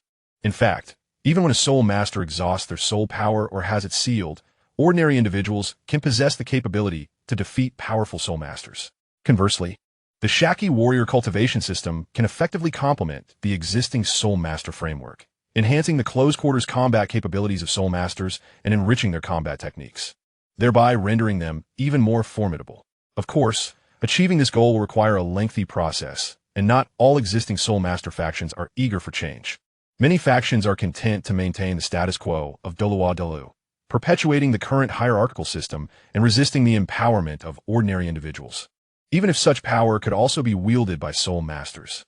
According to their perspective, the Shaki warrior cultivation method should only circulate among soul master families. The conflicting demands of these soul master factions and Tai Long's ambitions have already generated animosity, particularly against the weapons of war that the Li family and the Blacksmith Association have introduced, which allow commoners to slay powerful soul masters. From his exchanges with the Titan, Tai Long learns that despite the Li family's backing by the Four Spirits sect and the Tiando Empire, they have faced considerable opposition and sabotage in recent years. The Blacksmith Association has also forged increasingly favorable ties with the Xinglua Empire, as the world is driven by profit and self-interest. Under the Xinglua Empire's vigorous efforts to court them, the Blacksmith Association remains merely a collective of skilled blacksmiths. In contrast to the tightly organized soul master factions, such as the Wuhuan Temple and the Four Spirits sect, the Blacksmith Association is relatively loose in its internal structure. Therefore, although the Li family represents the backbone of the Blacksmith Association and enjoys good relations with its other members, the bonds of friendship and goodwill cannot outweigh tangible interests. In Chapter 101, as the Blacksmith Association aligns more closely with the Xinglua Empire, both major empires in Dalu have developed their own arms merchants. The Li family supplies war machines to the Tiando Empire, while the Blacksmith Association does the same for the Xinglua Empire. Consequently, the military hardware of both empires is advancing rapidly, and a competitive arms race has begun to emerge. Both sides are investing heavily in their arms merchants, supporting the Li family and the Blacksmith Association to expedite the development of more lethal weaponry. This aligns perfectly with Tai Long's intentions, while also serving the interests of the Li family and the Four Spirits sect. The Li family, as previously mentioned, benefits immensely, while the Four Spirits sect finds it easier to insert itself into the Tiando Empire's military amidst the restructuring efforts. Caught between the two empires, the Wuhuan Temple has begun to feel the mounting pressure from both sides. With the proliferation of war machines, the military prowess of both empires is steadily growing. These forces are now capable of confronting armies composed of mid to low-level soul masters, and while they may not achieve outright victory, they are no longer subjected to the one-sided slaughter they previously endured when facing soul master troops. This shift has left the Wuhuan Temple, aside from its high-level soul masters, with dwindling advantages against the vast soul master army when contending with the forces of the two empires. Do not question why the Wuhuan Temple's army is not equipped with war weapons. There are two reasons for this. The first is that the Wuhuan Temple has yet to transition from a religious institution to a sovereign state, and thus lacks a substantial military force. The second reason is that the Wuhuan Temple does not possess its own arms dealer. Currently, the two largest arms dealers on the Douluo continent are the Ling Zone, a faction supporting the Tiando Empire, and the Blacksmith Association, which has aligned itself with the Xinglua Empire. It is worth noting that the Blacksmith Association, due to its loose organizational structure, has garnered support from various other blacksmith families across different kingdoms and principalities on the Douluo continent. When war weapons first emerged, many kingdoms with ordinary military forces began to seek alliances with local blacksmith powers. Over the years, these partnerships have evolved into significant alliances. At the time of the war weapons introduction, the Wuhuan Temple did not pursue a favorable relationship with the Blacksmith Association, as the available weapons were not particularly formidable, and the influence of the Li Jia family played a role in this decision. Consequently, the Wuhuan Temple now finds itself unable to establish connections with blacksmith powers.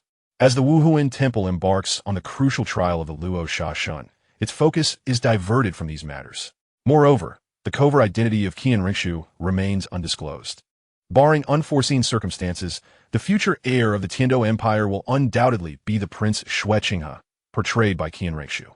After a period of time, once the Emperor Xue ascends, Qian Rengshu will seamlessly rise to imperial power, achieving the grand feat of usurping a nation without incurring any losses. Given that the Wuhuan Temple is not yet prepared to establish a state, it has no intention of disrupting the current tranquility of the Douluo continent. Meanwhile, the Tiando and Xingluo empires are wary of the formidable combat prowess possessed by the Wuhuan Temple, particularly the current Grand Elder, the Limit Daluo Kangsunji. At the level of tidal Daluo, the destructive capacity is no longer something that can be countered by sheer numbers. The Wuhuan Temple is the most powerful faction on the Douluo continent, possessing the greatest number of tidal Daluo level experts. The three major forces on the Douluo continent maintain the current peaceful state due to mutual caution and vigilance. On another front, both the Tiando and Xingluo empires have initiated internal purges. The existing administrative systems within these empires are peculiar, characterized by the coexistence of multiple governance structures. Particularly, the Tiando Empire has numerous vassal kingdoms and principalities, while the Xingluo Empire, though fewer in number, also has a notable presence. These internal kingdoms and principalities are restless. Some have even established clandestine alliances with the Wuhuan Temple. As both empires arm their forces, these principalities and kingdoms remain active, albeit with smaller blacksmith factions. Yet they are capable of consistently supplying war weapons. In the face of territorial disputes and conflicts, the local kingdoms have realized their inability to contend with the imperial center. Simultaneously, the central authorities have acknowledged the considerable strength of the local kingdoms, many of which have formed alliances. Should the imperial center declare war on the local kingdoms, it would not be a conflict that could be resolved swiftly. While victory might be attainable, the potential losses in strength would be uncertain. Furthermore, external threats from rival empires and the Wuhuan Temple prevent the two empires from aggressively purging corruption within their ranks.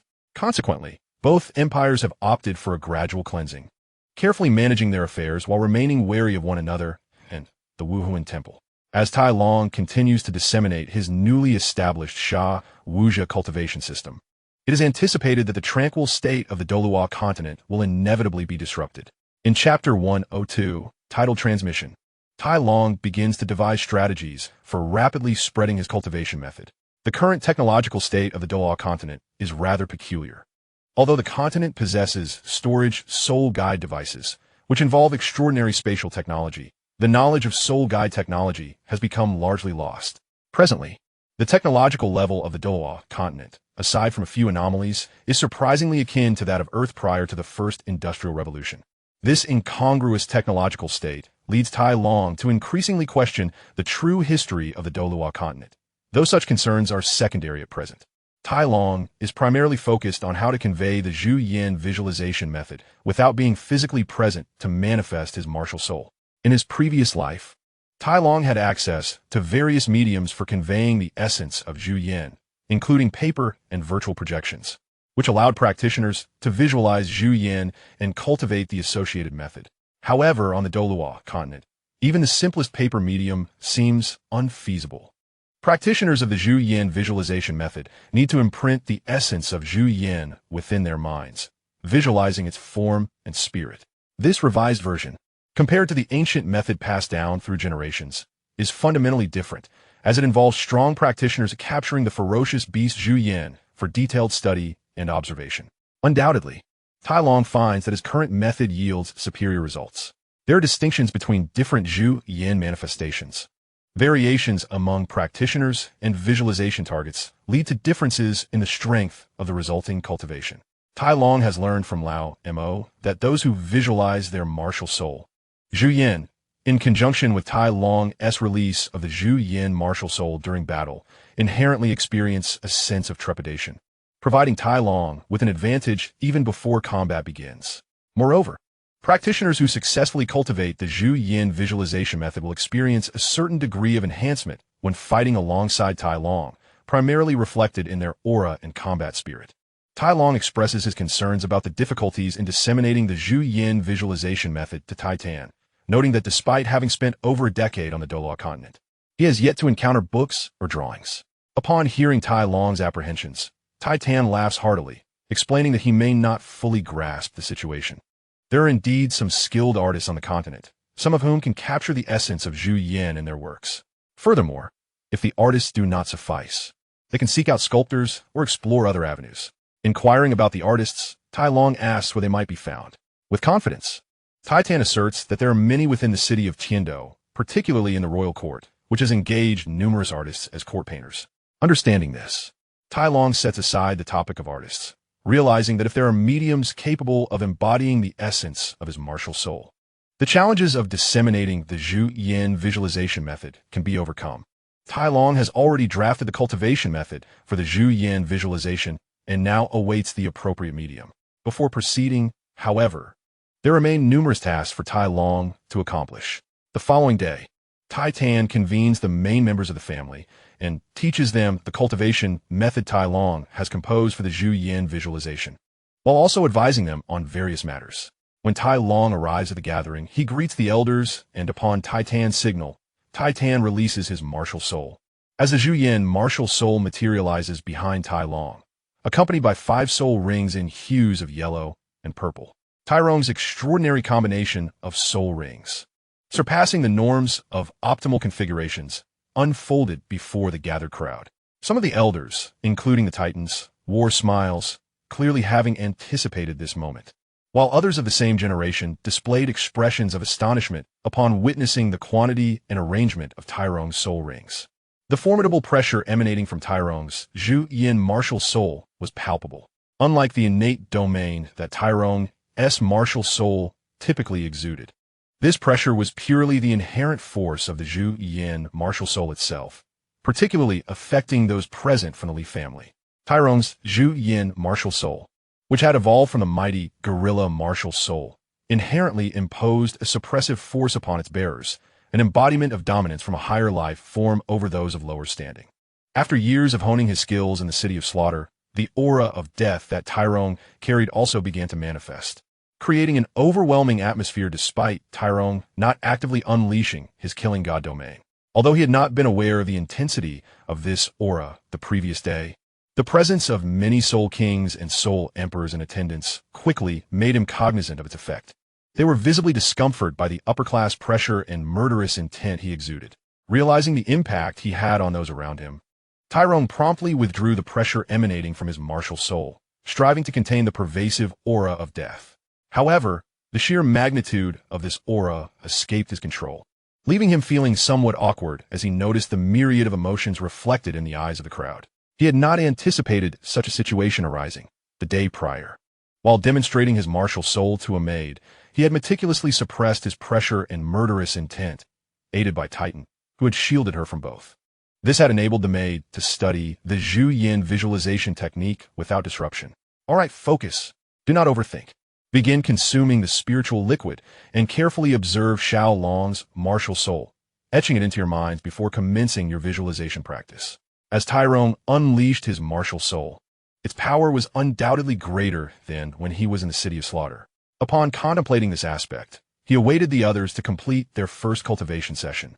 Engaging in conversation, he received compliments from the elders about his achievements while he humbly praised their outstanding descendants in return. After bowing, Tai Long exited the chamber, casting a meaningful glance at Titan. Understanding the unspoken message, Titan reiterated to the others to refrain from excessive inquiries or indiscreet discussions before departing the room himself. Upon reaching the chamber where Tai Long awaited, Tai Long addressed Titan directly. "Grandfather, I have discovered that the effects of visualizing my martial soul in different forms vary significantly. The stronger the visualization imprint of my martial soul, the more beneficial the cultivation results. Consequently, I have already attained the 6th level of soul power. I am uncertain about the extent of soul power I have stored within, and while I cannot predict the exact increase upon acquiring my 6th soul ring, I am confident that my martial soul will undergo another transformation. At that juncture, we can have our family members visualize and cultivate accordingly. In the meantime, it would be prudent to leave behind a portrait to disseminate externally, while we internally focus on visualizing the most potent form of my martial soul." Titan nodded in approval, recognizing the wisdom in Tai Long's plan as a necessary foundational strategy for a leader of a powerful faction. By employing all reasonable means to enhance their own strength, they could maximize their advantages in comparable situations. Following Tai Long's suggestion, Titan summoned over a dozen royal court painters from the Tiando Empire to create portraits of Tyrong's martial soul. Although these painters held esteemed positions among commoners, upon Titan's call, they promptly arrived, equipment in hand, albeit with some confusion regarding the unusual request. While it was rare for painters to depict martial souls, it was not entirely unprecedented, and they had been exposed to even stranger requests in the past. Tyrone released his martial soul for their observation, while Titan shielded the painters from the pressure emanating from Tyrone. Tyrone also instructed them not to depict the marks of the killing god domain on the 4 white feet of his Zhu Yan. Additionally, Titan enlisted skilled sculptors to create statues and reliefs of Tyrone's Zhu Yan, similarly shielding them from his overwhelming presence and prohibiting the engraving of any patterns on its limbs. Simultaneously, Tyrone began immersing himself in literature, although the Douluo continent offered few classic works. Consequently, he turned to learning musical instruments in an effort to cultivate his spirit and temper the murderous aura within. As his self-study progressed slowly, he decided to follow Tang San's path, opting to learn at the Yuxian in Tiando City, which would also allow him to draw closer to Tang Yuehua. However, he held little interest in the court etiquette being taught there, as in a world where becoming a godly figure was paramount. He found little value in learning the ways of serving imperial rulers. A general understanding of the rituals would suffice for future occasions, given his formidable background and strength. Despite this, Tyrone still dedicated some effort to learning musical instruments for personal enjoyment, though he found the instruction at Yuxian lacking in his preferred styles. Once the painters captured the essence of his Zhu Yan, Tyrone arranged for them to borrow the materials from the royal family, ensuring their work would continue to produce endless portraits of his martial soul. He also contemplated using printing techniques once the sculptors had successfully carved the divine aspects of his martial soul, enabling the continuous reproduction of Zhu Yan images. Having observed the completion of this endeavor, Tyrone felt an overwhelming eagerness to acquire his 6th soul ring, especially as he had maintained his 6th level soul power for an extended period. Lastly, I wish to share that I received news today. My book will be officially published tomorrow at noon. It feels rather sudden, as I had thought the editorial team had forgotten about my work. After inquiries from readers about its release, I followed up with my editor, who confirmed that it would be available tomorrow. It feels quite casual. I will not dedicate an entire chapter to my feelings about the publication. I am unsure what to say. This book has grown to over 200,000 words since its inception last year, fueled by the support of my brothers, who motivated me to keep writing despite moments of doubt. With tomorrow's release, I must admit that I currently have no chapters in reserve, so I will be staying up late to write, challenging my limits. Since you brothers are able to see this, I will be grateful for your initial support. AMU expresses gratitude here, hoping that we can gather again tomorrow. Chapter 104. Talon is preparing to acquire his 6th soul ring.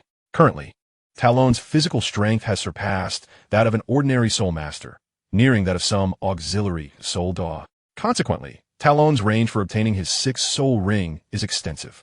The maximum age of the soul rings he can absorb is conservatively estimated to be within 70,000 years. To attain even greater power, it is imperative for Talon to seek soul rings of a more considerable age. Although Talon has yet to finalize which soul beast soul ring he will pursue, he does not need to focus on enhancement-type soul skills, as he already possesses both enhancement and control-type skills. Thus, his pursuit should be directed towards more potent attack-type soul skills.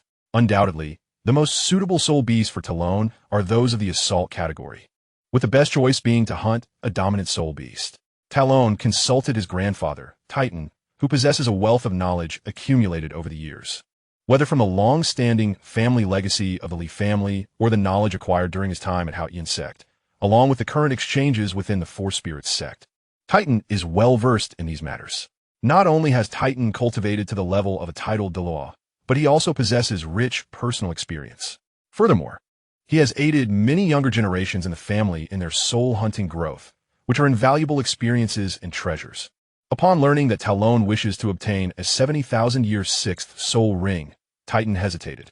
Initially, he had intended to help Talon locate a soul ring around 50 to 60,000 years, specifically a dominant soul beast known as the Fiery Lion King residing in the Sunset Forest. Typically, soul emperors acquire soul rings between 30 to 50,000 years, with 60,000 years being the optimal choice for a soul sage's 7th soul ring. Titan did not have a clear target for Talon's request and prepared to lead him into the Star Doe Forest to gradually search for a suitable 6th soul ring. When Titan informed Talon that it was time to leave, he arranged matters, and the two departed the family residence in a horse-drawn carriage. The journey was uneventful as they arrived at a small town outside the Douluo forest. After leaving the carriage and coachman behind, Talon and Titan ventured into the Douluo forest. This marked Talon's second visit to the Douluo forest. His previous visit was in pursuit of his fifth soul ring, accompanied by he and others. After acquiring the fifth soul ring, Talon proceeded to the city of Slaughter. Now, standing at the entrance of the Douluo forest, he observed a scene reminiscent of his last entry. Reflecting on the events that transpired between his last and current visits, Talon felt a surge of emotions regarding his experiences in the city of Slaughter. Upon entering the Douluo forest with Titan, Talon quickly regained his composure, heightening his vigilance to observe the surrounding environment. This was a habit cultivated during his 2 years of training in the harsh conditions of the city of Slaughter. Although Talon was aware of Titan's presence as a titled Douluo, and they would likely encounter minimal danger in the forest periphery, he remained alert, believing that this habit was beneficial. As they delved deeper into the Douluo forest, Talon actively searched for a suitable sixth soul ring. There were not many soul beasts suitable for Talon with a cultivation age of 70,000 years. But Titan assured him that it would not take much time to find one. Thus, the duo began their search in the inner regions of the Douluo forest, dedicating 2.5 weeks to their quest. After this period, they discovered the ideal soul beast, a rare 70,000-year iron-armored earth dragon. While it may not have been the absolute best choice, it was the most fitting candidate for Talon's sixth soul ring found during their search. The Douluo forest is vast, and within the 2.5 weeks, they encountered over 100 soul beasts with a cultivation age exceeding 50,000 years. However, only this 70,000-year iron-armored earth dragon met Talon's criteria for maximum soul ring absorption age. Observing the massive creature ahead, Talon did not entertain the idea of approaching it, nor did Titan express any intention for him to capture it personally. It was not a matter of Titan lacking confidence in Talon's abilities. Rather, there was no need for Talon to act directly, as it was best to maintain their final state while absorbing the soul ring. Moreover, the role of elders is to provide protection and assistance to their younger kin during their moments of weakness. Once Talon confirmed his target, Titan prepared to assist him in subduing the 70,000-year iron-armored earth dragon. Titan unleashed his powerful guerrilla martial spirit, and 9 soul rings manifested, exuding the formidable pressure characteristic of a titled Douluo. In response, Talon activated his own martial spirit.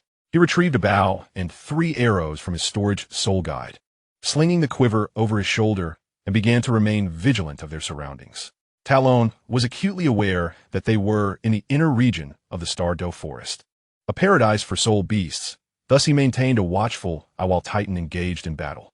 Now a soul emperor, Talon possessed sufficient strength to assist Titan in maintaining vigilance. No longer relegated to merely hiding and trying not to be a hindrance during the soul ring acquisition process, Titan charged towards the iron-armored earth dragon, which appeared to be lazily basking by a pool after a hearty meal. The creature, sensing the presence of a titled Douluo, abruptly awakened from its languid state. With a roar, the iron-armored earth dragon turned towards Titan, attempting to issue a warning and drive him away. The transformation of such a slothful giant into a ferocious beast occurred in an instant. While the roar of such a fearsome creature seemed intimidating, it posed little threat to Titan. Upon realizing that its roar failed to intimidate Titan, the iron-armored earth dragon stomped its hind legs firmly on the ground, and a surge of earthy light erupted. Pits and spikes emerged along Titan's path, clearly indicating the soul skill of the iron-armored earth dragon, which allowed it to manipulate the terrain and create spikes, an impressive ability. In this context, however, it proved somewhat ineffective, even rendering it entirely futile. In the Douluo continent, regardless of the type of soul master, once they reach the level of a titled Douluo, they acquire a unique soul skill, flight, which is emblematic of their status. As Titan advanced towards the iron-armored earth dragon, he effortlessly soared above the ground, maintaining a height of over 5 meters while rapidly approaching the formidable creature. The iron-armored earth dragon, with a cultivation of 70,000 years, has not truly lived for that duration. However, once a soul beast reaches the age of 10,000 years, it gains considerable intelligence. This particular iron-armored earth dragon has been a 10,000-year soul beast for a substantial period, certainly several hundred to 1,000 years. Consequently, It possesses a noteworthy level of intelligence. Upon realizing that it was being targeted by the Titan, the iron-armored Earth Dragon first issued a warning. When that proved ineffective, it launched a full frontal assault against the approaching Titan. After its attempts to alter the terrain and create spikes to obstruct, the Titan failed. The iron-armored Earth Dragon did not hesitate to turn and plunge into the nearby pond. Tyran, witnessing this, was taken aback. He had not expected this seemingly fierce creature to retreat so instinctively in the face of danger. The Titan halted as it approached the pond. Also caught off guard by the situation, it found itself confronted with a cunning opponent. Based on the Titan's knowledge of such soul beasts, it understood that this creature belonged to the subdragon category of Earth attribute soul beasts, possessing the ability to manipulate gravity and alter the terrain, along with formidable defensive scales. Now, submerged in a large pond, the Titan unleashed its gravitational control skill, but it yielded no results. The iron-armored Earth Dragon also commanded gravity control and displayed impressive defensive capabilities. As such, the Titan's gravitational assault only served to pinpoint the dragon's location. The pond was vast and deep, leaving the Titan with few options. Observing this, Tyran lowered his bow and approached the Titan. After flying around the pond a few times to survey the situation, the Titan landed beside Tyran. "Grandfather, what should we do now? Should we wait for it to surface? Or should we seek out other suitable soul beasts?" Tyran inquired. The Titan smiled, saying, "What's the rush? Don't be anxious. This soul beast is perfect for you." After searching the Stardow forest for half a month, this soul beast is the most fitting choice for your 6th soul ring. Should we wait for it to emerge from the pond? Tyran asked his grandfather for his opinion. The Titan, exuding confidence, replied, "No need to rush. This soul beast cannot escape. It cannot remain submerged for long. Moreover, it appears to be constructing a tunnel underwater. Let's wait here." Thus, the Titan guided Tyran around the vicinity, searching for any potential exit points. After half a day, they located the iron-armored Earth Dragon by another deep pond. Armed with the experience from their previous encounter, the Titan prepared to strike decisively to subdue the crafty creature. However, Tyran intervened, cautioning that the iron-armored Earth Dragon was too clever and too close to the water. If the Titan frightened it away again, Tyran was uncertain if they would have another opportunity to find such a rare beast. After stopping the Titan, Tyran retrieved his spear from the storage soul guide, saying, "Grandfather, let me take the lead this time. My soul power fluctuations 1T scared away. Once I distract it and draw it away from the pond, you can look for an opportunity to strike." The Titan had no objections. He believed that Tyran could handle the 70,000-year-old iron-armored Earth Dragon. Tyran released his spirit, emanating the soul power of a soul emperor, which did not seem to pose a significant threat to the iron-armored Earth Dragon. The dragon, sensing no danger from Tyran and without any strong soul power fluctuations around, revealed a human-like, menacing grin.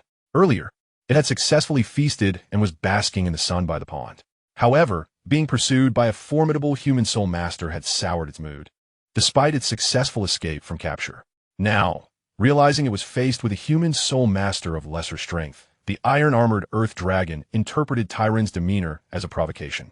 Igniting its anger as it charged at him, Tyran brandished his spear against the approaching dragon. The spear, measuring over 2 meters, appeared diminutive beside the colossal creature. Tyran activated his 1st, 2nd, and 3rd soul rings, amplifying his abilities. With a thunderous roar, the iron-armored Earth Dragon attempted to intimidate Tyran. Unyielding, Tyran retaliated with an even more deafening roar, utilizing his throat spirit bone skill while simultaneously enveloping himself in the killing god domain. The iron-armored Earth Dragon, initially taken aback by Tyran's sudden, explosive roar, quickly regained its composure, unaffected by the sound. As they drew near, Tyran concentrated his energy and thrust his spear towards the dragon's head. However, the spear failed to penetrate the iron-armored Earth Dragon's scales, leaving only a mark where it struck. The dragon responded with another fierce roar, stomping its hind legs and activating its ground spike soul skill. Tyran sensed the ground shifting beneath him, his heart racing as he quickly activated his right foot soul bone, employing the tread skill with a heavy stomp. Tyran shattered the ground beneath him, preventing the spikes from emerging where he stood, while formidable spikes erupted from the surrounding earth. Seeing the jagged spikes nearby, Tyran felt a tumult of emotions, uncertain whether to feel relieved or enraged. The anger surged within him, causing him to discard the previously rational strategy he had devised. Tai Ren unleashed his innate domain, merging the killing god domain with his own, as a surge of killing intent radiated from him. With the spear in hand, Tai Ren attacked relentlessly, striking the iron-armored earth dragon and leaving numerous marks on its tough scales. Despite his efforts, he could not break through the dragon's formidable defenses. Releasing his grip on the spear with his right hand, Tai Ren activated his fifth soul ring, summoning the powerful soul skill from the 2,800-year-old ancestral golden fearclaw bear. 5 dark red claw shadows, exuding an aura of terror, shot towards the iron-armored earth dragon. The dragon, feeling the pain from Tai Ren's dark golden claw skill, unleashed a furious roar as the attack tore through its protective scales, leaving 5 significant wounds.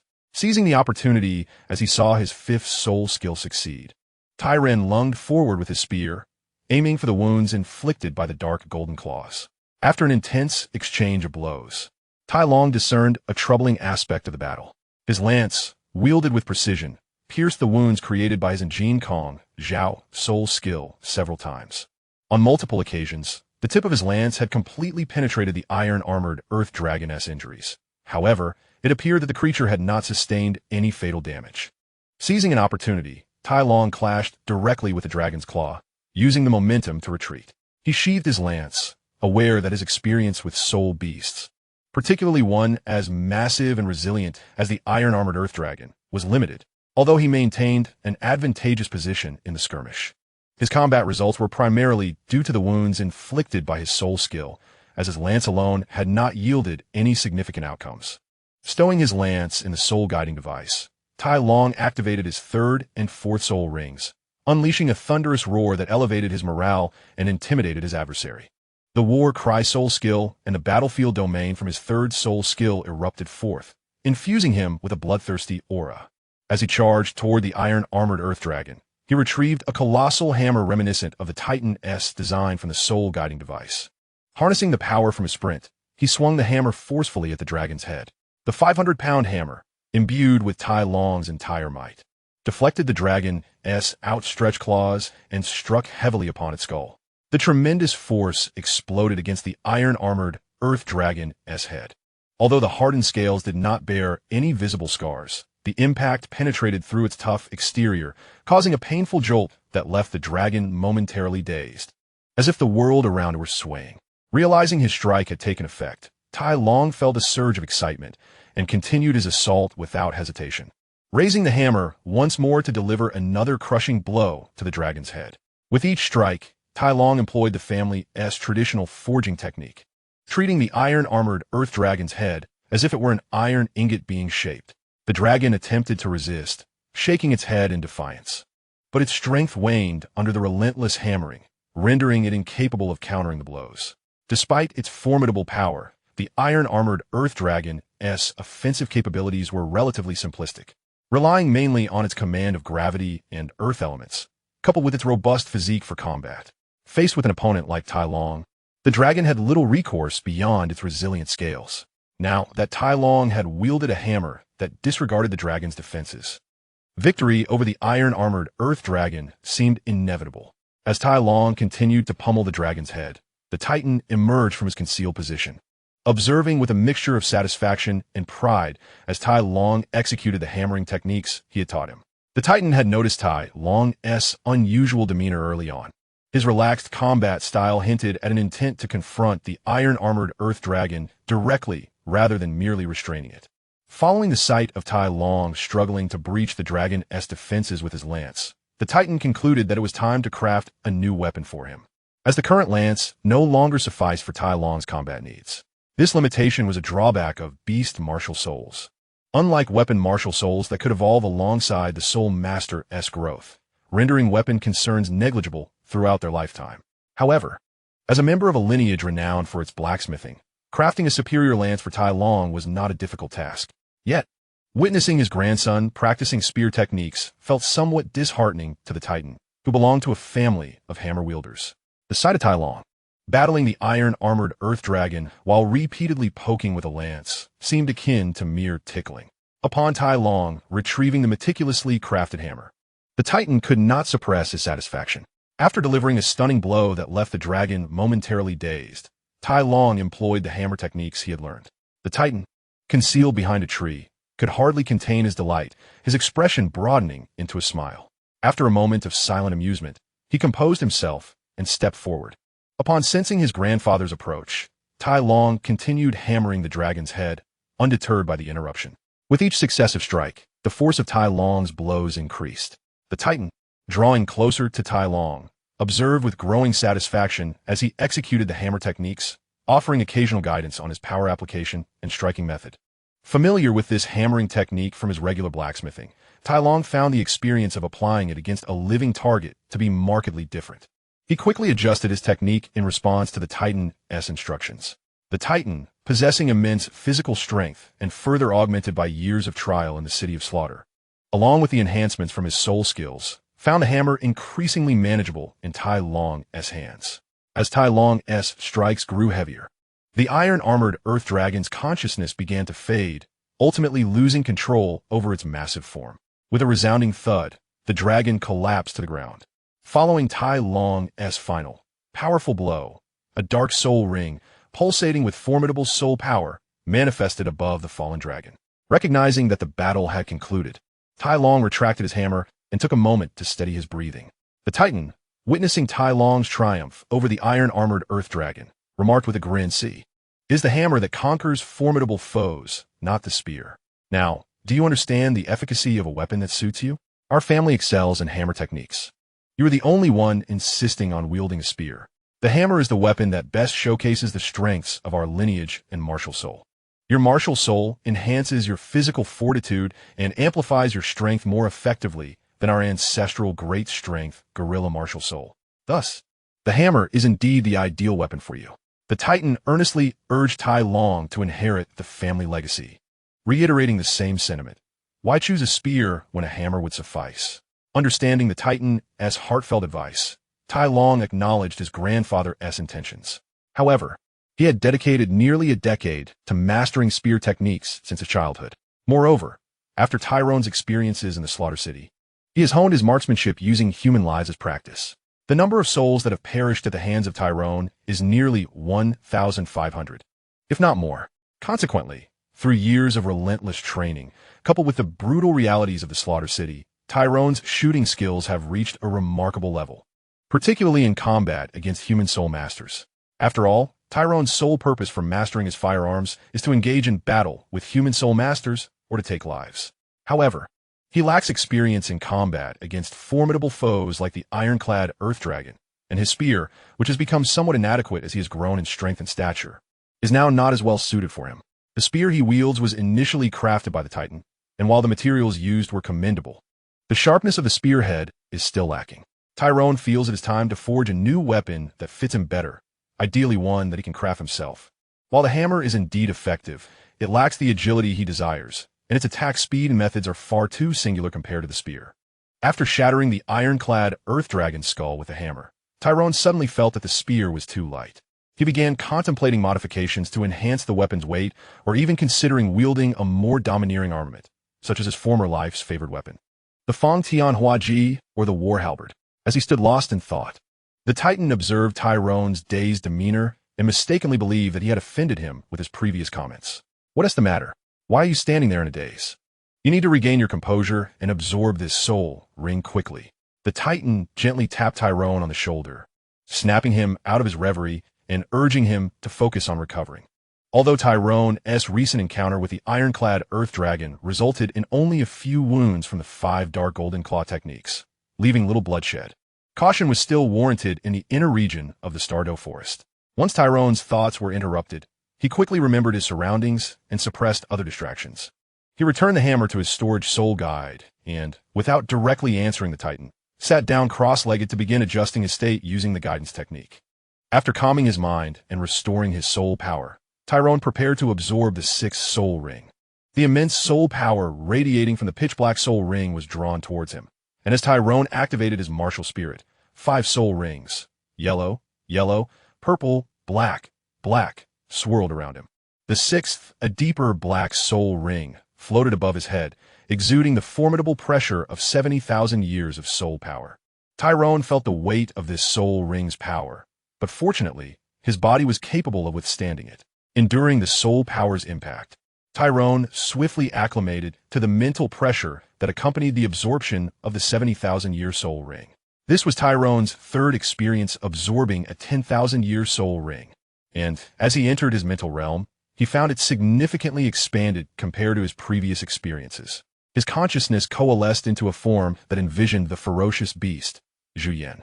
His mental world featured two Zhu Yan figures, one representing his consciousness, which shifted from a posture of roaring with its chest to a more composed standing position, while the other, representing his martial spirit, now bore the markings bestowed by the god of slaughter. Turning his gaze towards a certain direction, Tyrone summoned forth a spectral form of the ironclad Earth Dragon, the remnant of his sixth soul ring spirit. Upon entering Tyrone's mental realm, the defeated dragon's resentment surged forth, and without a moment's hesitation, it charged at the two Zhu Yan figures. Faced with the onslaught of the ironclad Earth Dragon's remnant spirit, Tyrone exhibited no hesitation and, alongside his martial spirit, Zhu Yan met the attack head-on. While Tyrone's spiritual power had previously surpassed that of his peers, it was merely at a commendable level. However, after diligent practice and the consumption of spiritual-enhancing herbs, his mental fortitude had rapidly expanded. Particularly after entering the Slaughter City, his psyche had remained taut, especially after imparting the visualization technique of Zhu Yan to thousands, instilling a sense of belief in him. Tyrone's spiritual power was further nourished by this newfound faith, leading to rapid growth. Although he was unaware of the true source of his accelerated mental development, he attributed it to his innate talent and the accumulation of rigorous training. Such phenomena were not unheard of among practitioners of visualization techniques in his past life. With his consciousness embodied in Zhu Yan, Tyrone and his martial spirit collaborated to assault the remnant spirit of the ironclad Earth Dragon. Despite not being the true Zhu Yan, the spiritual manifestation had matured significantly, embodying the ferocity of a true beast. The ensuing battle was swift and decisive, with the two Zhu Yan figures overwhelming the ironclad Earth Dragon spirit. Tyrone's consciousness, though fierce, remained within the bounds of human combat, while the smaller Zhu Yan, representing his martial spirit, unleashed its primal instincts, employing claws and fangs in a ferocious display of savagery. Although the spectral ironclad Earth Dragon retained its scaly appearance, it lacked the formidable defenses of its corporeal form. As the martial spirit Zhu Yan tore into the dragon's spectral flesh, the remnants transformed into black vapor, nourishing the martial spirit and facilitating its growth. Tyrone swiftly vanquished the ironclad Earth Dragon's remnant spirit, neutralizing the mental assault that accompanied the soul ring's power. The black vapor erupted from the vanquished spirit, and both Zhu Yan figures began to absorb this essence. After a portion had been absorbed by Tyrone's consciousness, he directed the remaining nourishing black vapor to his martial spirit. With a triumphant roar, the martial spirit Zhu Yan consumed the residual black vapor, its form rapidly expanding, becoming more robust, its fur billowing as it reared back to roar. Tyrone observed this transformation in his mental realm, and the Zhu Yan, representing his consciousness, nodded in approval, a satisfied expression crossing its beastly visage. After witnessing his martial spirit absorb the nutrients, Tyrone voluntarily withdrew from his mental realm. After overcoming the mental impact brought by absorbing the seventh soul ring, which was 70,000 years old, Tai Long found a powerful black soul ring gradually solidifying above his head, emanating an overwhelming aura of soul power. The soul ring descended and began to spiral around Tai Long's body alongside the other rings. The fluctuations of Tai Long's soul power intensified, breaking through the 60th level and starting to ascend. 60, 61, 63, 66, 67. The essence of soul power radiating from Tai Long surged rapidly upward in the astonished gaze of Titan, ultimately halting at the 67th level. During this upgrade of soul power, Tai Long utilized the immense energy that erupted to undergo a comprehensive physical refinement, especially focusing on the conditioning of his internal organs. With a series of cracking sounds, Tai Long stood up and stretched, causing his bones to creak. Suddenly, a change came over his face as he erupted into a violent coughing fit, expelling a mouthful of black blood, which contained some dark purple clots. Titan, who had been calmly observing with a smile, witnessed his grandson successfully absorb the 70,000-year soul ring at the 6th level and now break the 60-level barrier, even soaring to 67. Naturally, He understood the reason behind Tai Long's ascension, having seen such occurrences before. However, upon witnessing Tai Long's sudden violent coughing and blood expulsion, Titan's previously satisfied smile vanished instantly. He rushed over, placing his hand on Tai Long's back, channeling his immense soul power as a tidal Dalu to explore Tai Long's internal condition. After expelling the blood clots, Tai Long regained his composure and, following another bout of coughing, stood up with Titan's soul power helping to stabilize him. Tai Long understood his body well. The black blood he coughed up was waste containing toxins from within. He realized these substances were likely remnants from his time in the City of Slaughter, which was rife with the aura of killing and toxins. While the aura of slaughter had no effect on him, the toxins had unwittingly entered his body. Tai Long intended to enhance his internal organs through this soul power refinement, but now he had inadvertently expelled the toxins from his body. Titan, using his mental and soul power, thoroughly examined Tai Long's condition and, upon confirming that his grandson was unharmed, finally felt relieved. With the tension alleviated from his face, Titan, seeing that Tai Long had ceased coughing and spitting blood, inquired, "Xiaolong, what happened?" "Grandpa, don't worry, I'm fine. What I expelled was just waste and toxins from my body, which I inadvertently acquired in the City of Slaughter. I unleashed a burst of energy accumulated over time, combined with the energy from absorbing the soul ring, to refine my body and enhance my internal organs." Good. As long as your body is fine. How is the soul skill you acquired? Are you satisfied? After Tai Long explained the reason for his coughing, Titan, reassured by his earlier examination, inquired about the soul skill. Following the acquisition of the sixth soul skill, Tai Long discovered that it was not the attacking skill he had hoped for. Instead, the 70,000-year iron-armored Earth Dragon granted him a defensive soul skill. The sixth soul skill, Iron Armor Dragon Body, envelopes the user in a layer of scales from the iron-armored Earth Dragon, enhancing the defensive capabilities. The user can expend soul power to maintain the scales for continued protection, and any damage sustained during battle can be repaired by consuming soul power. This is a sustained defensive soul skill. Tai Long shared the details of his soul skill and its effects with Titan, who was quite pleased with the sixth soul skill derived from the iron-armored Earth Dragon. Although it was not an attacking skill, acquiring the strongest defensive scales was still commendable, perhaps even better. Titan regarded his grandson as restless, recalling how he dared to venture alone into the infamous City of Slaughter at such a young age, foreseeing that he would likely be even more unruly in the future. He wondered where this impudent child might end up creating chaos next. Thus, Titan felt gratified that Tai Long had obtained a soul skill focused on sustained defense. Tai Long himself, however, felt somewhat dissatisfied with the iron-armored dragon body, believing that he typically fought while clad in full armor. While the skill was not as comprehensive or convenient as armor, it did grow with time. Tai Long had originally desired the iron-armored Earth Dragon's ability to alter terrain or control gravity. Nevertheless, now that he had acquired the soul skill, he had no regrets and resolved to wear double armor in future battles. Once Titan confirmed the quality of Tai Long's soul skill, he began to inspect the corpse of the 70,000-year iron-armored Earth Dragon, emitting his mental power to meticulously sense for any soul power fluctuations. Tai Long approached the massive dragon's body, employing his mental power to carefully examine it for signs of soul power. "Haha, Xiaolong, we are in luck. There's a soul power fluctuation on the right hind leg of this giant. It should be a right leg soul bone. Go ahead and extract it." Titan, more adept at detecting the fluctuations, delightedly directed Tai Long to extract the soul bone. Upon hearing Titan's words, Tai Long retrieved a set of tools from his stored soul device. The defensive properties of the iron-armored Earth Dragon scales had significantly diminished post-mortem, and Tai Long, utilizing his mental power to pinpoint the location, began to cut. He successfully removed a large section of the scales from the dragon's hind leg, estimating that this portion would suffice to craft several pairs of arm guards for his grandfather, father, and himself. He grinned as he stored the sizable scales in his storage soul device and proceeded with his task. During the extraction of the soul bone, Tai Long did not waste any of the flesh from the hind leg, slicing off the meat that obstructed the extraction and placing it into his storage soul device. He was truly not lacking in storage soul devices.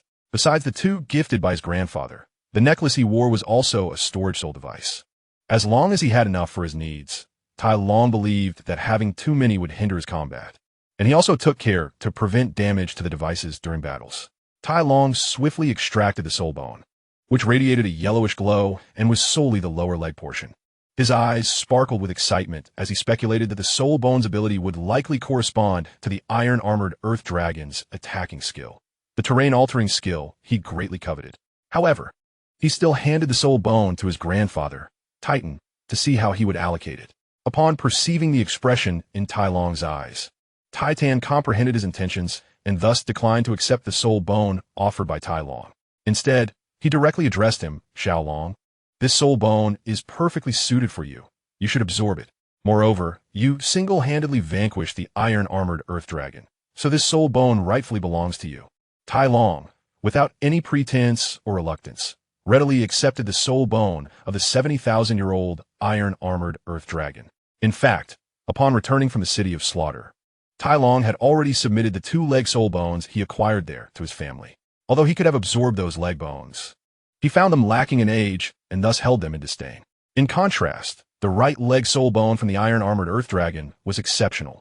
Its 70,000-year age and its origin from the same soul beast as his 6th soul ring made Tai Long exceedingly pleased. Without hesitation, Tai Long took the right leg Soul Bone, which emanated a brownish-yellow glow, and seated himself on the ground. He placed the Soul Bone above his right calf and began the absorption process. Tai Long, in good condition, required no adjustments. After calming his mind, he commenced the absorption of the Soul Bone from the iron-armored Earth Dragon. He harnessed the energy within his body, using his soul skills to stimulate the soul power within the Soul Bone, facilitating a resonance between his soul power and that contained in the bone. The brownish-yellow light radiated from the Soul Bone, shining brightly as the resonance between their soul powers intensified. The right leg Soul Bone adhered to Tai Long's right calf, preparing for fusion. This 70,000-year-old right leg Soul Bone gradually became ethereal, transforming into an energy state, seamlessly enveloping Tai Long's right leg like a protective armor. Tai Long's absorption of the right leg Soul Bone proceeded smoothly. Given that the Soul Bone was inherently compatible with his attributes, and considering Tai Long's experience with the tempering from the Ice and Fire Dragon King's demise and the consumption of dragon blood resources, the iron-armored Earth Dragon was no match for him. Consequently, Tai Long faced no rejection during the integration process. Upon completing the absorption of the 70,000-year-old right leg Soul Bone, Tai Long experienced a breakthrough in his soul power, elevating his level from 67 to 68. After stabilizing the newly acquired soul power, Tai Long rose to his feet. The surge in his soul power reached a peak before leveling off. As he did not experience consecutive breakthroughs, the absorption of the 70,000-year Soul Bone resulted in merely a single level increase in his cultivation. The enhancement from the initial stage of level 67 to the advanced level of 68 was notable. With the elevation of his soul power, the energy required for further advancement became increasingly substantial. Previously, absorbing a 90,000-year Soul Bone could propel Tai Long up several levels. Yet now, a 70,000-year Soul Bone had only granted him a single level. Such a slowdown in the enhancement of soul power typically becomes evident when a soul master reaches the rank of Soul King. However, Tai Long had entered the City of Slaughter shortly after achieving that rank. Within the City of Slaughter, he engaged in continuous battles, consistently benefiting from his extraordinary talent and the energy rewards for victories in the arena. Thus, after several years of training, Tai Long's cultivation ascended swiftly from the initial stage of Soul King to the 60th level of Soul Emperor. Furthermore, after reaching the 60th level, he had accumulated a substantial surplus of soul power within his body. Given that this absorption of the soul ring surpassed the normal age limit, Tai Long's soul power experienced a remarkable surge. Upon absorbing the 70,000-year Soul Bone, Tai Long realized the immense energy required for future enhancements. He had anticipated that absorbing such a Soul Bone would propel him directly to level 69, with the possibility of achieving level 70. But he understood that such expectations were unrealistic. To his surprise, the absorption yielded only a modest increase of a little over 1 level. After the absorption, Tai Long examined the soul skill associated with the Soul Bone and, upon discovering its nature, a satisfied smile graced his face. The soul skill, Terrain Control, was the same technique employed by the iron-armored Earth Dragon during their confrontation, capable of rapidly altering the landscape to create spikes. If developed and controlled effectively, the potential of this skill was immeasurable. Understanding the implications of this soul skill, Tai Long shared it with Titan, and his eagerness to test the new skill became palpable. "Grandfather, I would like to try out this soul skill. I feel it possesses great potential. Please observe its effects and advise me on how to further develop it." Titan, seeing his grandson's enthusiasm to experiment with the soul skill, readily agreed. He stored the massive body of the iron-armored earth dragon within his storage soul guide, ensuring that the remains of the 70,000-year-soul beast would not go to waste. After Titan secured the dragon's remains, Tai Long summoned his soul power to activate the right leg soul skill, releasing its effects. An unusual wave emanated from the point where his right foot made contact with the ground, causing the earth beneath him to unexpectedly collapse while the surrounding soil rose. As Tai Long continuously fed soul power to sustain the skill, the ground around him began to sprout spikes, reshaping the terrain according to his will. He attentively experienced the unique waves of force generated by his soul skill, recognizing that this was a special form of energy. It resembled gravity, but was distinctly different. After thoroughly experimenting, Tai Long ceased to maintain the soul skill and followed his grandfather as they departed, heading towards the outskirts of the Xingdou Great Forest. While curious about the nature of the waves that altered the terrain, Tai Long understood that such inquiries could not be resolved in the immediate term. Moreover, as they were within the inner regions of the Xingdou Great Forest, he decided it best to leave alongside Titan. Now that he had acquired the soul bone, he planned to study its soul skill further once they returned to their clan, assured that he had ample time. "Ah, Xiaolong, we have accomplished our objective and should now exit the Xingdou Great Forest," Titan suddenly remarked, interjecting with an abrupt statement. Tai Long nodded in agreement, and having decided to leave the forest, they began to hasten towards its exit. Their pace was swift, and Tai Long found himself slightly struggling to keep up with Titan. Ultimately, they did not linger any longer in the forest, and after spending over half a day, Titan led Tai Long out of the Xingdou Great Forest. Upon exiting, they paid no heed to the peculiar and curious gazes of the surrounding individuals, continuing to advance rapidly towards the nearby town. Upon arriving in the small town, Titan reduced his speed to a normal walking pace, accompanied by Tai Long. Noticing that his grandfather had come to a halt, Tai Long relaxed some of his tense nerves and curiously inquired, "Grandfather, whom did you encounter in the Xingdou Great Forest? Are we free from danger now?" Titan, however, remained silent and led Tai Long to the hotel where they had stayed before entering the Xingdou Great Forest. Once inside Titan's room, he closed his eyes to release his spiritual energy and assess the surrounding situation. Gradually, his previously tense expression began to soften. Tai Long observed Titan's actions in silence, and when Titan's demeanor became more relaxed, he focused his attention, ready to hear what his grandfather had to say next. With a serious countenance and an unyielding tone, Titan explained, "Just now in the Xingdou Great Forest, we were being watched by two titled Douluos from the Spirit Hall." Upon hearing this alarming revelation, Tai Long's eyes narrowed, a chill running down his neck as he grasped the gravity of their perilous situation. An unbidden surge of anger welled up within him. Yet he suppressed it and waited for Titan to continue. "Although you may not have seen those two titled Douluos, you might have heard of them. They are the Ju Douluo and the Gue Douluo of the Spirit Hall. However, there is no need for you to worry.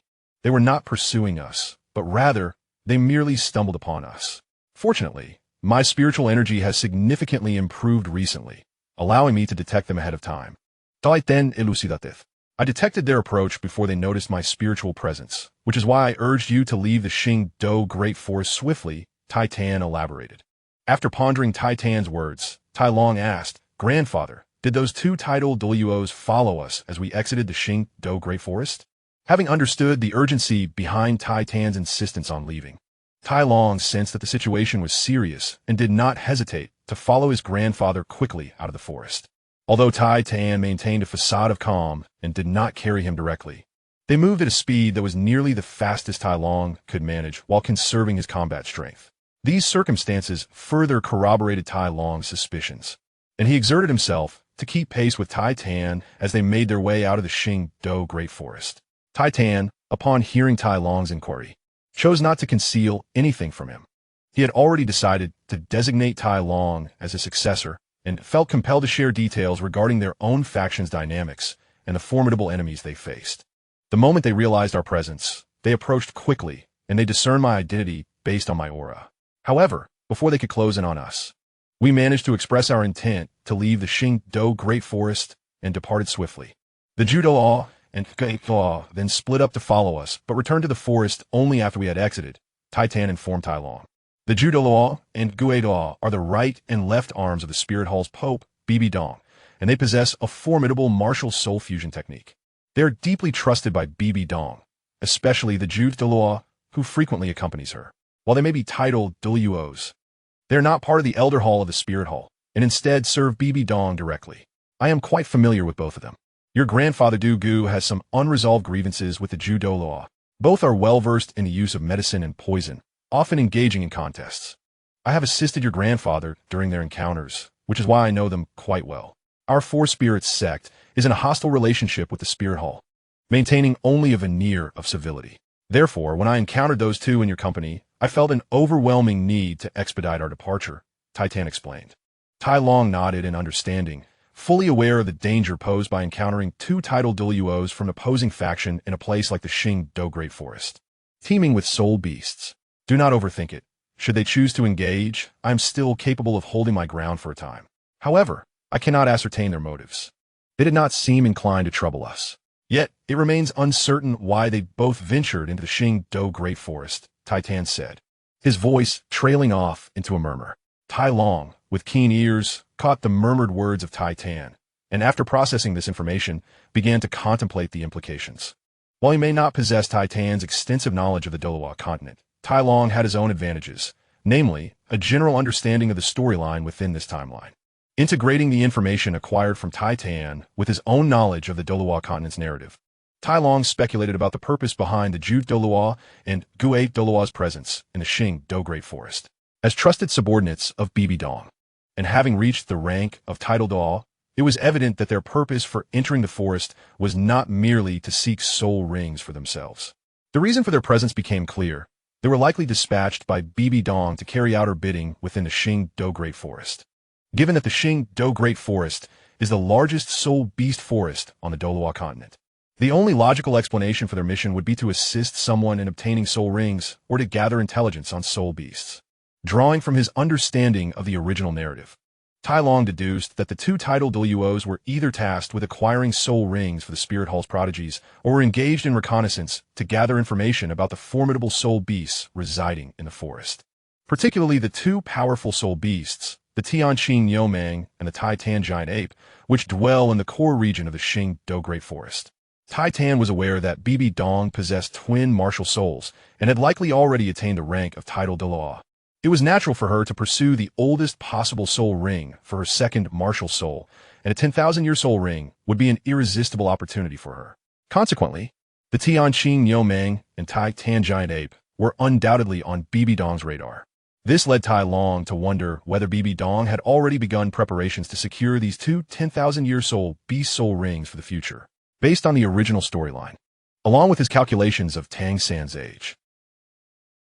Tai Long realized that there was still a minimum of 10 years before the Spirit Hall would launch an assault on the two 10,000-year Super Soul Beasts. Wasn't it a bit premature for Bibi Dong to start preparing? This thought lingered in his mind. Tai Long naturally coveted the two 10,000-year Soul Beasts residing deep within the Qingdao Great Forest, particularly the Soul Ring and Soul Bone of the Titan Giant Ape. He had a premonition that absorbing the Soul Ring of the 10,000-year Titan Giant Ape would yield significant rewards, potentially serving as a pivotal opportunity for the enhancement of his own martial soul. However, Tai Long also recognized that the world of the Douluo continent had already begun to change due to his presence, and the original narrative was likely to undergo inevitable alterations. With this realization, he considered the possibility that Bibi Dong from the Spirit Hall might deviate from her original actions, potentially prompting her to take action against the Tianqing Yomang and Titan Giant Ape sooner than anticipated.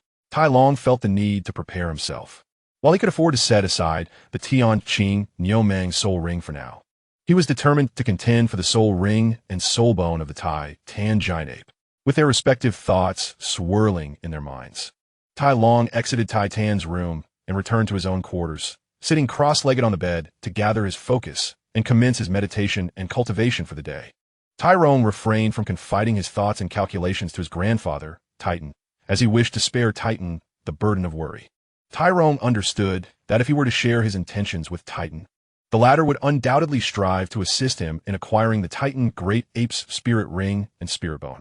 However, Tyrone was acutely aware that the foundation of the Xi Ling Zone was still fragile, and thus he did not wish for the sect to confront the Wuhuan temple prematurely. Chapter 112, Sleepless Night. Tyrone was reluctant to jeopardize the interests of the entire Ling zone for his own gain. So he resolved to pursue the Titan Great Ape's spirit ring and spirit bone gradually. He practiced diligently in his chamber throughout the night, ceasing only in the early hours to lie down and sleep. While Tyrone's current state of sleeplessness could be deemed inconsequential, he had not rested for half a month. Since entering the Douluo forest with Titan, they had spent over half a month searching for a suitable spirit ring for Tyrone, during which he had foregone sleep in favor of meditation. The cumulative fatigue from the past fortnight, coupled with the hunt for the iron-armored earth dragon, the absorption of the spirit ring and spirit bone, and the subsequent encounter with two tidal Douluos from the Wuhuan temple, left Tyrone feeling quite mentally exhausted. Thus, after practicing until midnight, he opted to rest in the latter half of the night. Although Tyrone sought respite, the night proved to be anything but tranquil.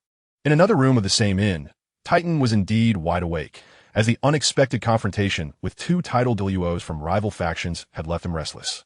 Titan was preoccupied with reflecting on the day's actions and pondering the motives of Ju Thaw and Gui Thaw in coming to the Douluo forest. He considered whether he should send a message to summon other tidal Douluos from the sect for support. Meanwhile, in the Douluo forest, where Tyrone was absorbing the spirit ring and experimenting with the spirit bone's abilities, Ju Thaw and Duo were accompanied by a young man and woman. Observing the traces left by Tyrone's spirit bone techniques, a radiant orb, enveloped in soul power by either Ju or Gui floated above them. "Nana, do you have any discoveries? Or anything to say?" inquired the androgynous or somewhat feminine Ju Douluo to the young girl beside him. The girl, possessing a graceful figure and bright, somewhat naive eyes, had a face that, while not exceptionally beautiful, exuded a subtle allure that rendered her enchanting. This young woman was none other than Hulaina, a member of the current golden generation of the Wuhuan temple, personally chosen by Pope Bibi Dong as a disciple and designated as the holy maiden of the Wuhuan temple, holding a luminous night pearl. Hulaina scrutinized the traces left by Tyrone, and upon hearing Ju Thao's question, replied, "I have made some observations. This should be the soul skill of the iron-armored earth dragon, but it appears to have been utilized by a soul master after absorption. It likely belongs to a soul emperor or a soul saint. I believe the possibility of it being a soul emperor is greater. This soul saint must have just hunted an iron-armored earth dragon, absorbed its spirit ring as the seventh ring, thereby acquiring the earth-altering soul skill. Moreover, this soul emperor is a powerful attack type, soul emperor. The evidence of battle suggests that this iron-armored earth dragon was at least 10 meters long, boasting a cultivation age of 60,000 years. Therefore, after hunting this iron-armored earth dragon and absorbing its spirit ring to break through to Soul Saint, the Soul Emperor would then release the soul skill to test its effectiveness. Elder Ju, I wonder if my deductions are correct. If there are any omissions, please do enlighten me." Hulaina confidently presented her analysis to Ju Douluo. "Indeed, most of your deductions are accurate. Yet you have overlooked one crucial aspect, the acquisition of the spirit bone."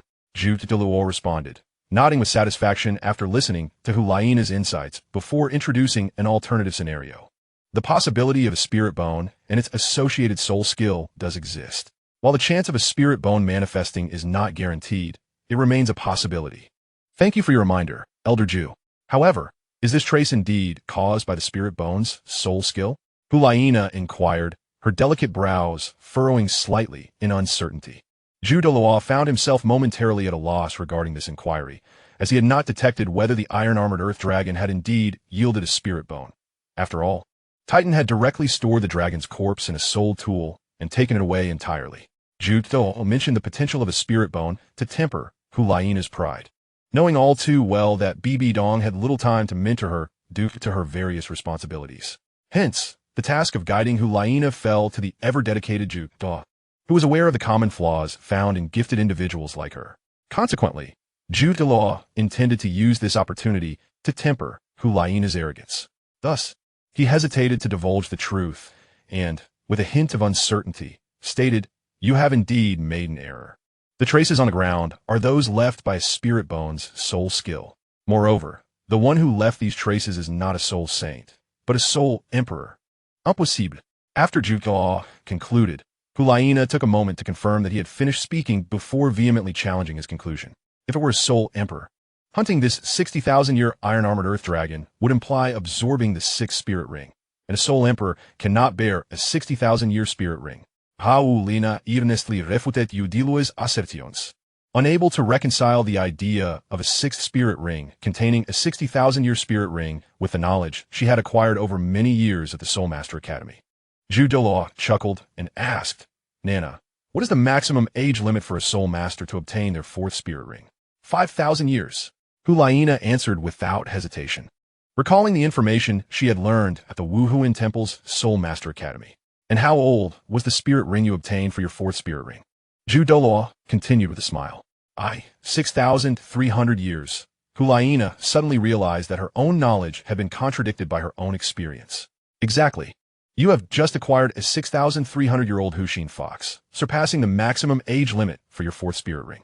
So why do you believe it impossible for others? Douluo provided Hulaina ample time for contemplation, swiftly following up with his remarks. It seems that way. Hulaina, still wished to say something. Furthermore, this Soul Emperor does not appear to be significantly older than you. You must remember that on the Douluo continent, there are many talents, some of whom are remarkably gifted. Do not underestimate others merely because they are your peers. Douluo seized the opportunity to shift the conversation. Unknown to Douluo, his half-guessing and half-deception brought him closer to the truth of the situation than Hulaina's diligent deductions based on the traces left behind. Chapter 113, I Remember You. Douluo's speculations and fabrications quickly solidified the matter, denying Hulaina the chance to pursue further inquiries. Observing his friend's fanciful assertions while disregarding the young girl, Douluo bore a peculiar expression on his otherwise rigid face, suppressing the urge to expose Douluo's fabrications. Douluo understood the intent behind Douluo's actions, recognizing that both Hulaina and Xiaoyu were indeed overly confident and required a reality check from their contemporaries. Although Douluo had discovered Titan and Tai Long, he did not pursue them. After confirming that Titan and his companions had indeed left the Xing Do de Sun Lin, Douluo parted ways with Douluo. Douluo was tasked with following Titan to ensure their departure from the forest, while Douluo continued with the mission at hand. The duo had two objectives for their expedition into the Xing Do de Sun Lin. The first was to assist the current generation of the Golden Generation in acquiring their 4th Soul Ring, and the second was to gather intelligence on the 10,000-year spirit beasts. They had brought along a considerable number of individuals, as securing the 4th Soul Ring for the Golden Generation was no trivial matter, especially while also scouting for information on ancient spirit beasts. Douluo and Douluo had been in the forest for nearly a month, during which the 3 members of the Golden Generation needed to obtain their respective soul rings. They were expected to aid Hulaina and the sibling Xiaoyu in acquiring their soul rings. The suitable spirit beast for Yin had already been located, and a soul Douluo was currently guiding Yin in pursuit of it. Once they assisted Yin in obtaining the 4th soul ring, they would be able to exit the Xing Do de Sun Lin. Douluo refrained from exposing Douluo's intentions. After all, it was Douluo who had escorted Titan and his companions away. Douluo felt that Douluo was likely more aware of the strength of Titan's entourage. Hulaina was still in a daze, trying to comprehend the situation, while Xiaoyu, standing nearby, remained a keen observer. Nonetheless, Xiaoyu understood Douluo's intentions and, recognizing that Douluo acted for his sister's benefit, chose to remain silent. For a moment, the 4 stood in silence, the atmosphere around them growing somewhat tense. You elder. Is that Soul Emperor truly of a similar age to mine? Hulaina inquired, her voice tinged with skepticism. Xiaoyu, hearing her question, perked up, eager to hear Douluo's response. Facing Hulaina's inquiry, Douluo considered that he had already spun a tale once before. Perhaps he could do so again. After a moment of reflection, he carefully crafted his words and replied, Indeed, it is true. I witnessed it with my own eyes. That Soul Emperor is the grandson of that old fellow Titan and is roughly your age. Hulaina, persuaded by Douluo's earnest words, began to believe him, yet still harbored some doubts. Then, Elder, do you know the name of the Soul Emperor who is around my age? She asked. Doulu, determined to continue his ruse, wasted no time and directly responded. That individual is Tai Long, the grandson of Titan.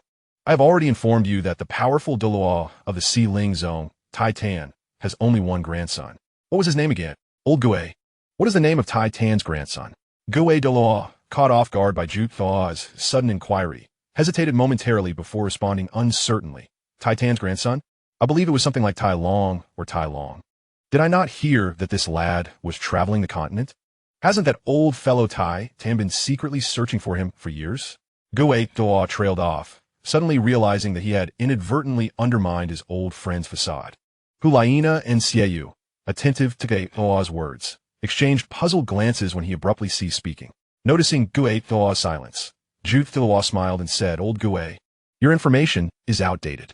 That young man returned home some time ago and has since been studying at Yuxian, seeking to refine his character." Douluo spoke the truth, as his connection with Douluo had made him more aware of the affairs of the Xiling zone. Douluo did not counter Douluo's claim, nodding in agreement and remaining silent, using his gaze to encourage Douluo to continue his pretense. Having known each other for many years, Douluo could easily interpret Douluo's expression. Continuing his embellishment, Douluo addressed Hulaina and Xiaoyu. By the way, Titan's grandson is indeed called Tai Long. He is merely 2 years your senior, Laina, and has already attained the rank of Soul Emperor. You should learn from him. Tai Long, I will remember that name. Hulaina murmured, already considering Tai Long as a rival. Xiaoyu, too, memorized the name with determination. Douluo, relieved to have successfully deceived Hulaina and Xiaoyu, exhaled discreetly. Douluo observed his old friend's performance, appreciating the unfolding drama. Thus, unbeknownst to Tai Long, he had already caught the attention of the golden generation of the Spear Hall, particularly that of Hulaina and Xiaoyu, who were now intent on keeping tabs on him. The following day, Tai Long was attended to by maids as he washed and prepared for the day, cleansing his eyes with warm water and channeling his spiritual energy to nurture them. He made his way to the training grounds of the estate, where many had already gathered, and began his morning exercises. After fulfilling the family's morning training requirements, Tai Long commenced his individual practice, focusing solely on the slingshot and bow and arrow. Since childhood, he had been nurturing his eyesight, and by the age of 3, he had begun honing his accuracy with the slingshot. Titan supported Tai Long's interest in the slingshot, personally crafting one for him along with a bow and a plethora of projectiles. After years of practice, Tai Long had become proficient, hitting targets consistently within 15 meters with the slingshot and striking bullseyes at considerable distances with the bow. This was already Tai Long's third life. In his first life, he was a blue star inhabitant, and upon turning 18, he embarked on his journey through the realms. In his previous life, however, luck had not favored him, as he transmigrated into the body of an archer at the age of 18, having already served for over 2 years. From that body, he acquired 2 forms of cultivation techniques, the guiding technique and the ape demon body refining method. Chapter 114. A feast for the eyes. Tai Long enjoyed a restful night. Awakening with the dawn, after washing up, he approached the window of his room and gazed outside, observing the sun high in the sky. He estimated that it was already past 9 o'clock. He descended the stairs to find Tai Tan leisurely sipping tea in the hall, and he joined him at the table.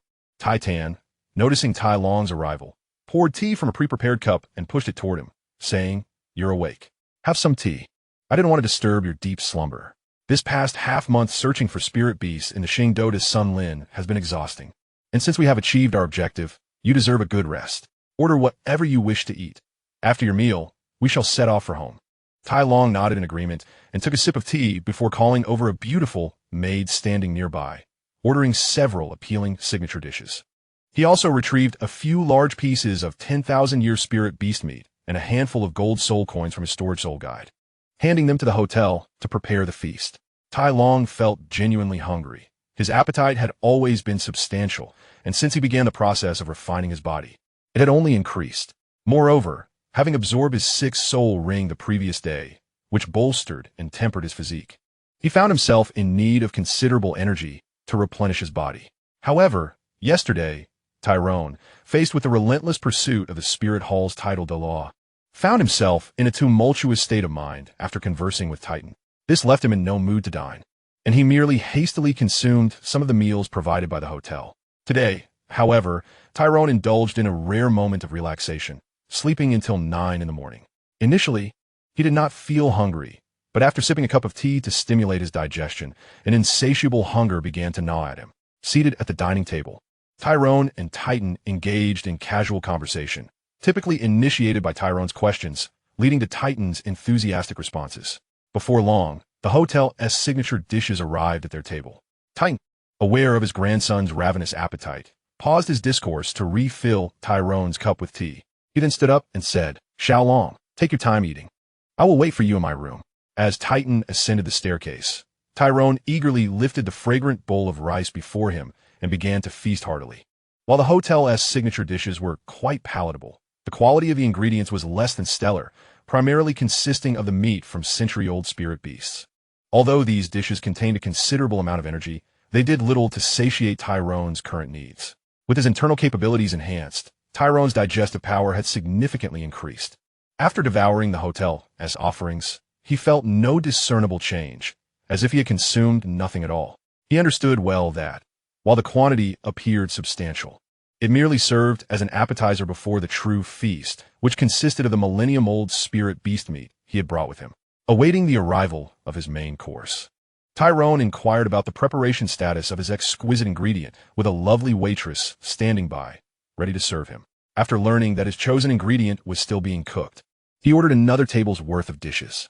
After consuming half of this second round of food, his own dishes, made from the millennium-old spirit beast meat, finally made their entrance. Tyrone paused in his pursuit of the century-old fiery line meatballs and shifted his focus to the newly presented millennium-old spirit beast dishes. He sampled a piece of the meat, and although it did not match the exquisite flavors of the earlier dishes, it was still delightful. After consuming several pieces, he could distinctly feel his hunger diminishing. Unlike the century-old spirit beast meat, which vanished as soon as it touched his stomach. With swift movements, Tyrone expertly wielded his chopsticks, rapidly devouring the dishes prepared from millennium-old spirit beast meat. Finally, the last dish of this exquisite meat was served. Observing the golden, roasted thigh meat of the iron-armored earth dragon, he gently rubbed his comfortably full belly, contemplating whether to exercise restraint.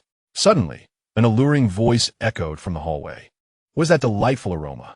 A strikingly handsome young man with golden hair descended the stairs, accompanied by an exquisitely beautiful woman whose figure was undeniably captivating. As the enchanting woman, her arm linked with the handsome man, approached Tyrone, he could not help but feel a twinge of envy at their alluring presence.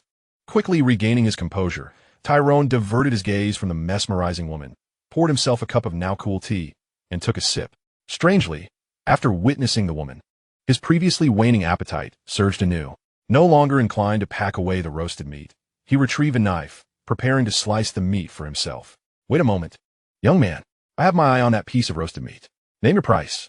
Just as Tyrone's knife was about to cut into the succulent golden meat, an arrogant voice interrupted him, causing him to pause momentarily. Yet, he remained undeterred, slicing off a piece of the meat, dipping it into the sauce provided by the hotel's kitchen, and savoring the delectable morsel.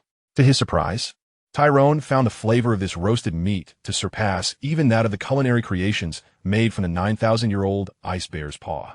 After wiping his hands with a napkin, he summoned the beautiful waitress and inquired, "Do you have any fruit wine? If so, please bring me the 2 finest bottles." "Fruit wine, you say?" "Yes, we have it." "Please wait a moment, esteemed soul master." The waitress replied with a bow as she departed to fetch the wine. At that moment, Tyrone turned to regard the young man who had attempted to interrupt his meal. He observed the young man, whose handsome features were now twisted with anger. "Did you just address me?" Tyrone inquired with a smile, prompting the young man to repeat his earlier statement. Davis, feeling insulted by Tyrone's dismissive attitude, seethed with rage, especially since he was accompanied by his fiancée. He longed to retaliate against the audacious individual. At 19 years old, Davis had never encountered rejection, and the events of the previous year, where his only rival for the throne of the Xinglua Empire, his brother Dai Mu Bai, had chosen to abandon the empire, only solidified his sense of entitlement. According to the traditions of the Dai family, Davis merely had to wait for the opportune moment to defeat his worthless brother before a multitude of witnesses, securing his position as the crown prince of the Xinglua Empire. Thus, he had not anticipated such an affront during this journey to the Stardoe Forest for his 4th spirit ring, accompanied by his fiancée, Zhu Zhuqing. Forget it. That piece of roasted meat has already been touched by him. Even if you were to give it to me now, I wouldn't eat it. Let us just leave it to him, Zhu Zhuqing softly advised, leaning close to Davis. She recalled her father's warnings against provoking unknown adversaries while away from home, not wanting to create enmity over a piece of roasted meat. What Zhu Zhuqing did not realize was that Tyrone's hearing far exceeded that of an average soul master. and he fully absorbed her words without her knowledge. Davis, under the gentle persuasion of his fiancée, shot Tyrone an angry glare but chose to remain silent. He took Zhu Zhuqing to a nearby table, calling over a server to place their order. Tyrone, seeing that Davis had no intention of continuing their altercation, lost interest in the matter and returned his focus to the exquisite roasted meat before him, resuming his meal. Meanwhile, Davis conferred with the server, eagerly discussing the menu with Zhu Zhuqing as they selected a variety of dishes. However, Davis and Zhu Zhuyun scoured the entire menu, yet failed to find any roasted meat similar to that on Talon's table. Consequently, they pointed to Talon's roasted meat and requested the waiter to serve this dish. "I'm sorry, sir, but we do not have this roasted meat available. Please choose another dish," the waiter replied with a warm smile. "What does this mean? Do you look down on me? Or do you think I cannot afford it?" Davis, feeling somewhat displeased and furious, questioned the waiter. "Sir, the roasted meat on that gentleman's table is made from ingredients he personally brought in for us to prepare," the waiter replied, his smile growing somewhat stiff. Yet he continued to serve Davis. However, Davis did not believe this. In an unfriendly tone, he said to the waiter, "Are you joking? I've never heard of a hotel where you must bring your own ingredients to dine. What kind of rule is that?" Having grown up in the palace of the Xinhua Empire, Davis was accustomed to simply ordering whatever dish he desired, and the imperial chefs would promptly deliver it to him. Even when he left the palace to dine at establishments in Xinhua City, he found that everything he wished for was available. So he had never encountered this peculiar notion of bringing one's own ingredients to a hotel. This was not entirely Davis's fault, as it was his first time venturing outside the borders of the Xinhua Empire, and his first expedition into the Qingdao Great Forest to hunt for spirit rings. Previously, his spirit rings had always been selected from spirit beasts raised within the confines of the Xinhua Empire. Zhu Zhuyan, however, was aware that hotels and restaurants sometimes allowed patrons to bring their own ingredients. Just as she was about to persuade Davis again, Talon spoke up. While enjoying his roasted meat, Davis buzzed around him like a fly, incessantly chattering and repeatedly mentioning Talon during his argument with the waiter, his words exceedingly impolite. Having recently emerged from the city of slaughter, Talon, despite seeking to cultivate his temperament at the Moon Pavilion, had not yet fully quelled the murderous intent and malice he had accumulated during his time there. Hee. Talon suddenly turned his head and smiled at Davis, who was being restrained by Zhu Zhuyan as she explained the self-catering practice at hotels and restaurants. The laughter from Talon infuriated Davis, causing him to bang his fist on the table in anger, though he did not understand the meaning of hee. The mocking and disdainful expression on Talon's face made it clear to Davis that it was not a compliment. "What do you mean, you guy? Do you want to fight?" Davis stood up, pushing Zhu Zhuyun's restraining arm aside, and took 2 steps forward, glaring at Talon.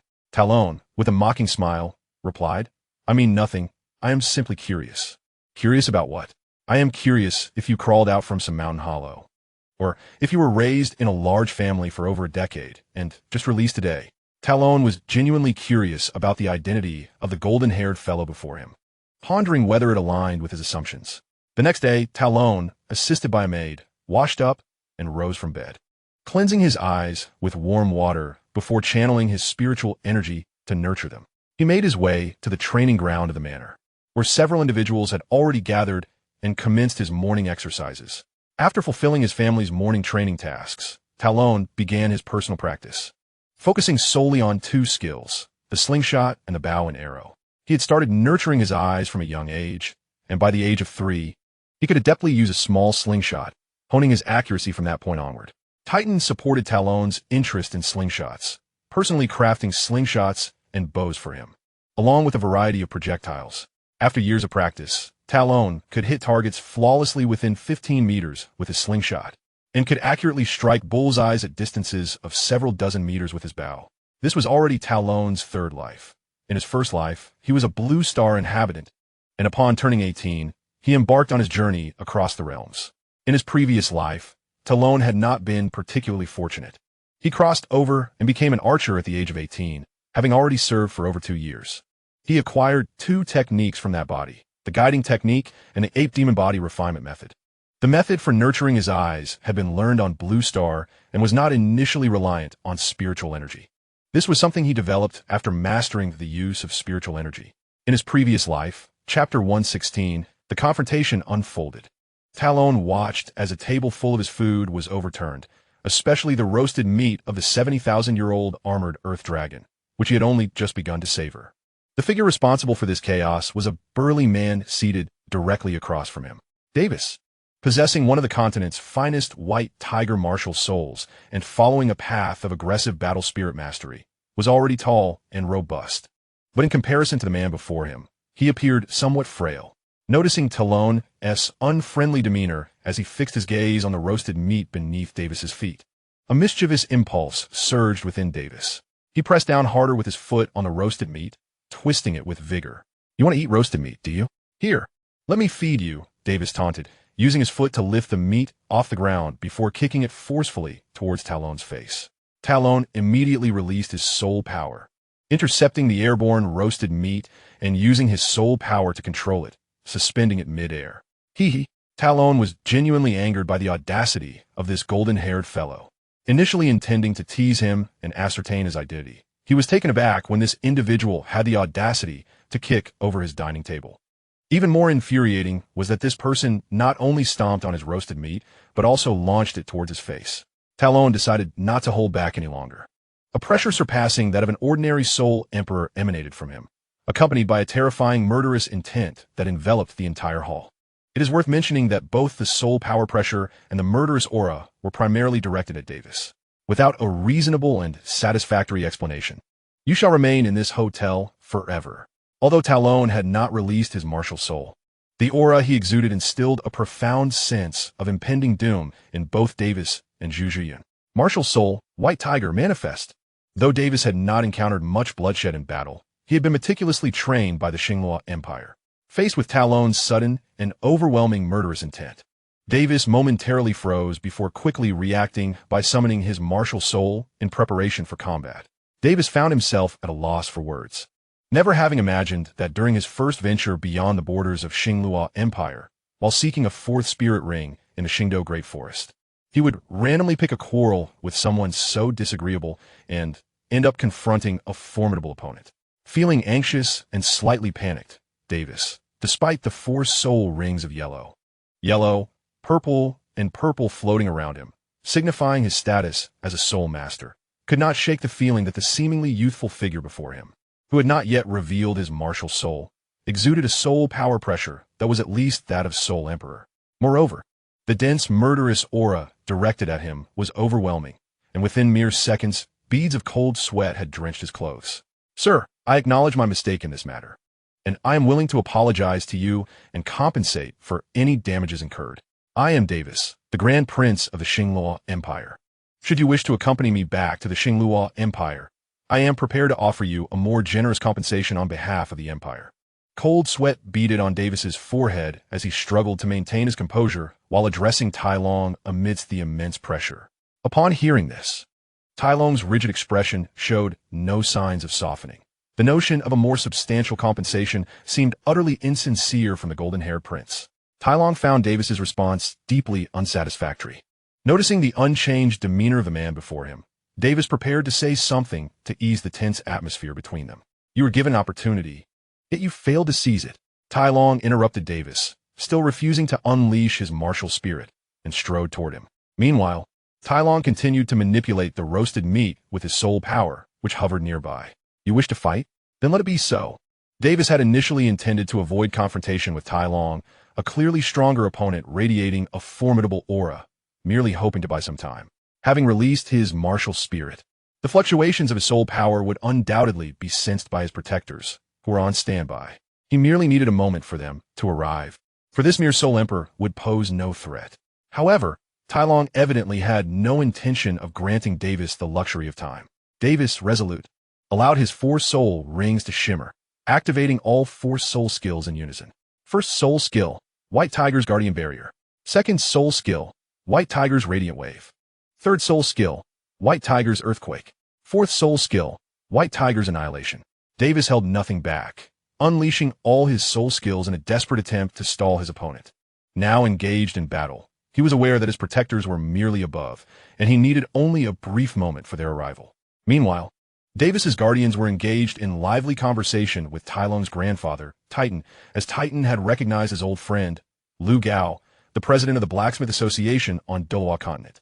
Lu Gao's current collaboration with the Xinghua Empire had deepened, and both of the Empire's princes had taken him as their teacher.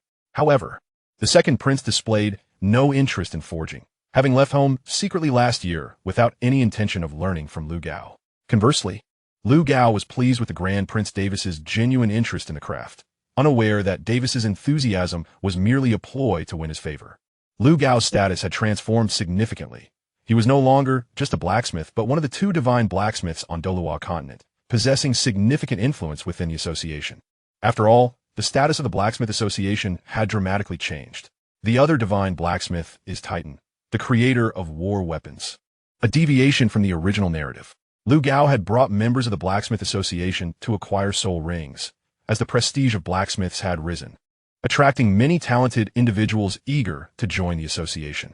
Though Lu Gao was not particularly powerful in combat, he accompanied Davis to the Star Doe forest to hunt for a fourth soul ring, bringing along several members who sought their fifth. As old friends, Lu Gao and Titan were eager to catch up, and given TitanIs status as a title Dalu, he would certainly engage with the stronger members of the Xingluo entourage. Chapter 117, Two Fists, the latest updates on Douluo. The martial master, Lu Gao, accompanied by a soul Dalu and two soul saints sent to protect Davis, found a suitable hotel for discussions and began conversing with Tai Long. After years apart, the two old friends were suddenly reunited, brimming with things to say, yet upon sitting together, they found themselves at a loss for words. The years spent forging and sharing a room had fostered a bond, yet their current encounter felt somewhat distant, even polite. Indeed, their statuses had shifted. One had ascended to title Dalu and become a royal patron of the Tiando Empire, while the other had allied the Blacksmith Association with the Xingluo Empire, turning into a mentor for the empire's heirs. Their current relationship could be described as adversarial, as the ties between the Tiando Empire and the Xingluo Empire were fraught with tension. Had it not been for the presence of the Spirit Hall between the two great powers, conflict might have already erupted. After the initial joy of reunion, an awkward atmosphere settled over the two, but their long-standing friendship and experience in the political arena prevented them from allowing the tension to linger. Moreover, with the presence of the Xingluo entourage, Lu Gao took the initiative to break the ice by introducing the members accompanying Davis. Each individual was introduced with due respect, bowing to Titan, even the Soul Douluo among them. Title Douluo, the pinnacle of the Soul Master hierarchy on Douluo continent. Non-titled Douluos would typically bow in reverence to a titled Dalu, barring any exceptional circumstances. Lu Gao did not bow, given their old acquaintance, which was entirely appropriate. However, others, even those of higher rank than Lu Gao, rose to pay their respects. Lu Gao introduced a soul Dalu and two soul saints from the Xingluo Empire, while several soul emperors stood attentively at the periphery. As Lu Gao and Titan conversed, the soul Dalu occasionally interjected. During their discussion, the topic of successors inevitably arose, and Lu Gao proudly revealed that he had taken two princes from the Xingluo Empire as his disciples. Titan merely acknowledged this with a casual remark, brushing aside with a smile. The idea of imperial heirs learning blacksmithing was hardly to be taken seriously. Would Titan divulge that he had declined the fourth prince of the Tiando Empire's request to become his disciple? The Xingluo Empire's patron, Victor, who was an 86th level soul Dalu, felt increasingly uncomfortable. In the past, his status had guaranteed him flattery wherever he went. Now, he found himself carefully appeasing others, a role he had not played in over 2 decades, which brought back memories of his youth. Victor, now nearing 80, had established a family and had numerous grandchildren. His cultivation had stagnated at the 86th level for many years, only achieving a breakthrough by absorbing a 10,000-year soul bone, which had provided the necessary energy. With age, Victor had abandoned aspirations of reaching title Dalu and merely sought to enjoy the remainder of his life, relishing in the admiration of those around him.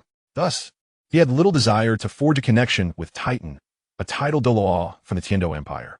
As they engaged in polite conversation in the tea room, they were unaware that, during their idle chatter, a conflict had erupted between Tai Long and Davis downstairs. In the lobby below, Davis faced Tyren without holding back, unleashing even his group attack-type soul skill, the White Tiger Meteor Shower, which enveloped half of the lobby.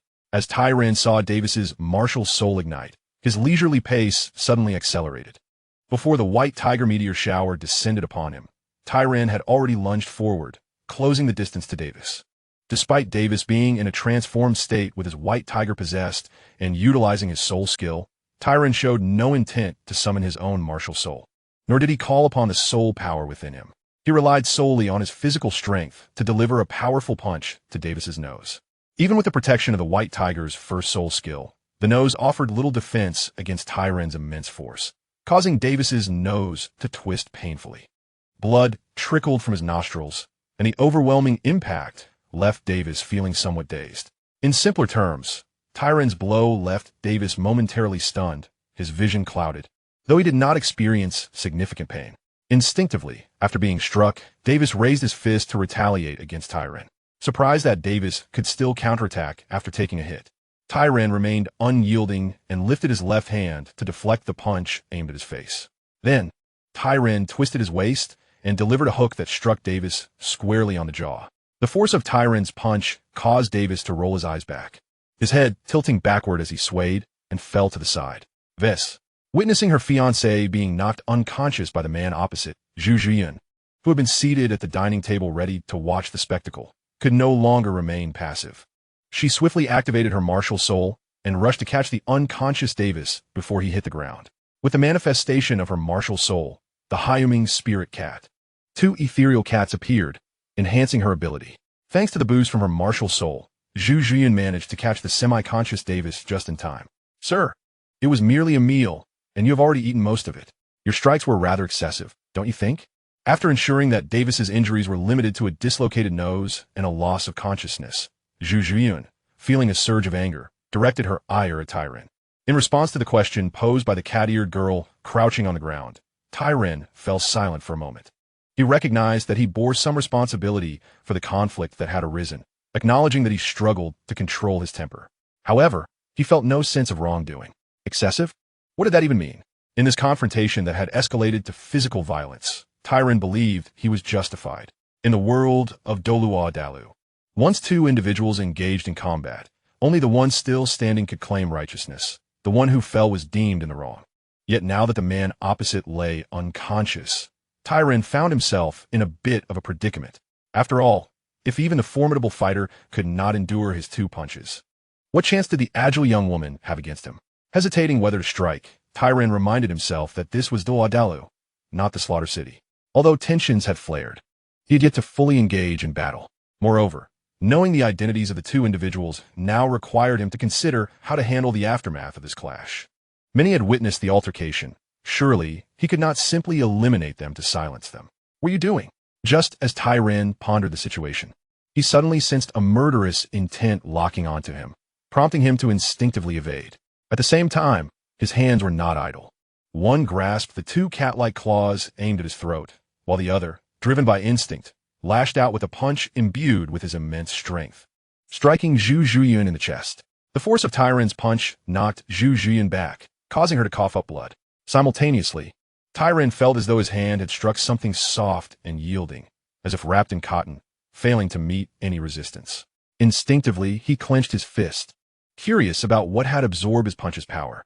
After executing a series of actions, Tyran snapped back to reality, prompting him to inquire. Zhu Zhiyun's face flushed crimson. Whether from injury, embarrassment, or anger was unclear. Realizing his actions were inappropriate, having just knocked out her fiancé and now engaging in physical confrontation with her in such a public space, Tyran swiftly took a step back and released her. Thud! Zhu Zhiyun, who had been straining against Tyran's grip, stumbled backward as he suddenly let go, her momentum combined with her injuries causing her to fall to the ground. What is happening here? You little brat, you're seeking death. A thunderous roar erupted from behind Tyran, prompting him to be on high alert as he discerned two figures rushing down the stairs. Accompanying the furious shout was a potent wave of soul power. Tyran observed the man approaching him, who had already summoned his martial soul, the White Tiger, adorned with 7 soul rings of yellow, purple, and black. Understanding the gravity of the situation and the man's lethal intent, Tyran did not dare to be careless. He summoned his own martial soul, Zhu Yan, and with it came the manifestation of 6 soul rings. Yellow, yellow, purple, black, black, black. Tyran revealed a soul ring configuration that exceeded the optimal pairing, making his first appearance on Douluo Dalu in his true form. Soul Emperor, 10,000-year 4th soul ring. Zhu Zhiyun, who had initially intended to launch a sneak attack on Tyran, found her resolve wavering upon witnessing the soul rings he displayed. It was not a matter of honor. Rather, She felt the overwhelming disparity in strength and feared that any reckless interference might lead to dire consequences. The gap between a Soul Master and a Soul Emperor was simply too vast. Observing the fallen prince he had been tasked to protect, Daihua felt a surge of fury as he witnessed the scene unfold. Roar!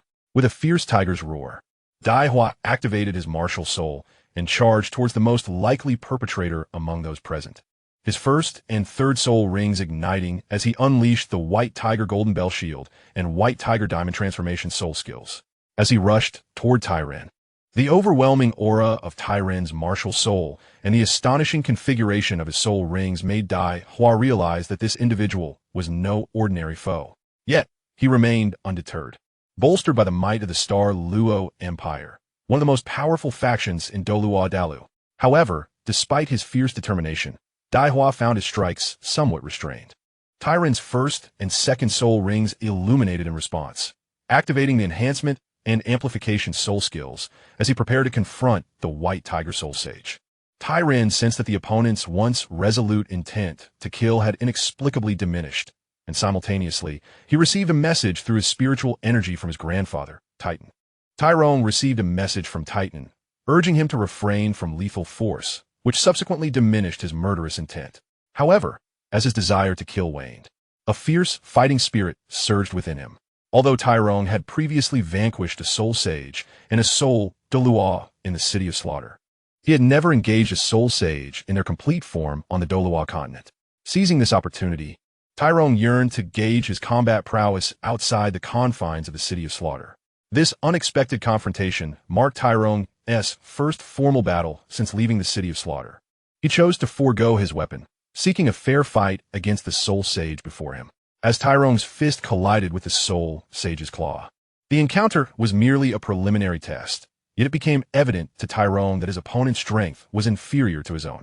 Daiwatsi, the wielder of the White Tiger martial spirit and a strong attack-type battle soul master, was taken aback by the disparity in their power during this clash. Daihuaji attempted to withdraw his fist to gather strength for another strike, a common tactic among soul masters on the Douluo continent. However, he soon realized that he was not facing a traditional soul master.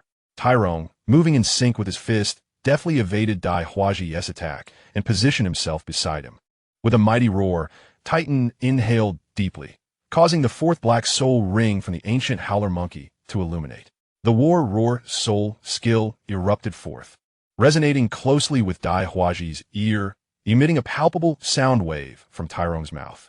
With the release of his fourth soul skill, war roar, derived from the ancient howler monkey, Tyrone wielded considerable power, even if not as formidable as the soul skill obtained from the howler monkey's soul bone.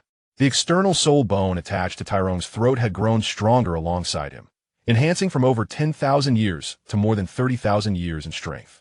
The tangible sound wave surged into Daihuaji's ears, leaving him reeling, his head spinning, and causing him to falter.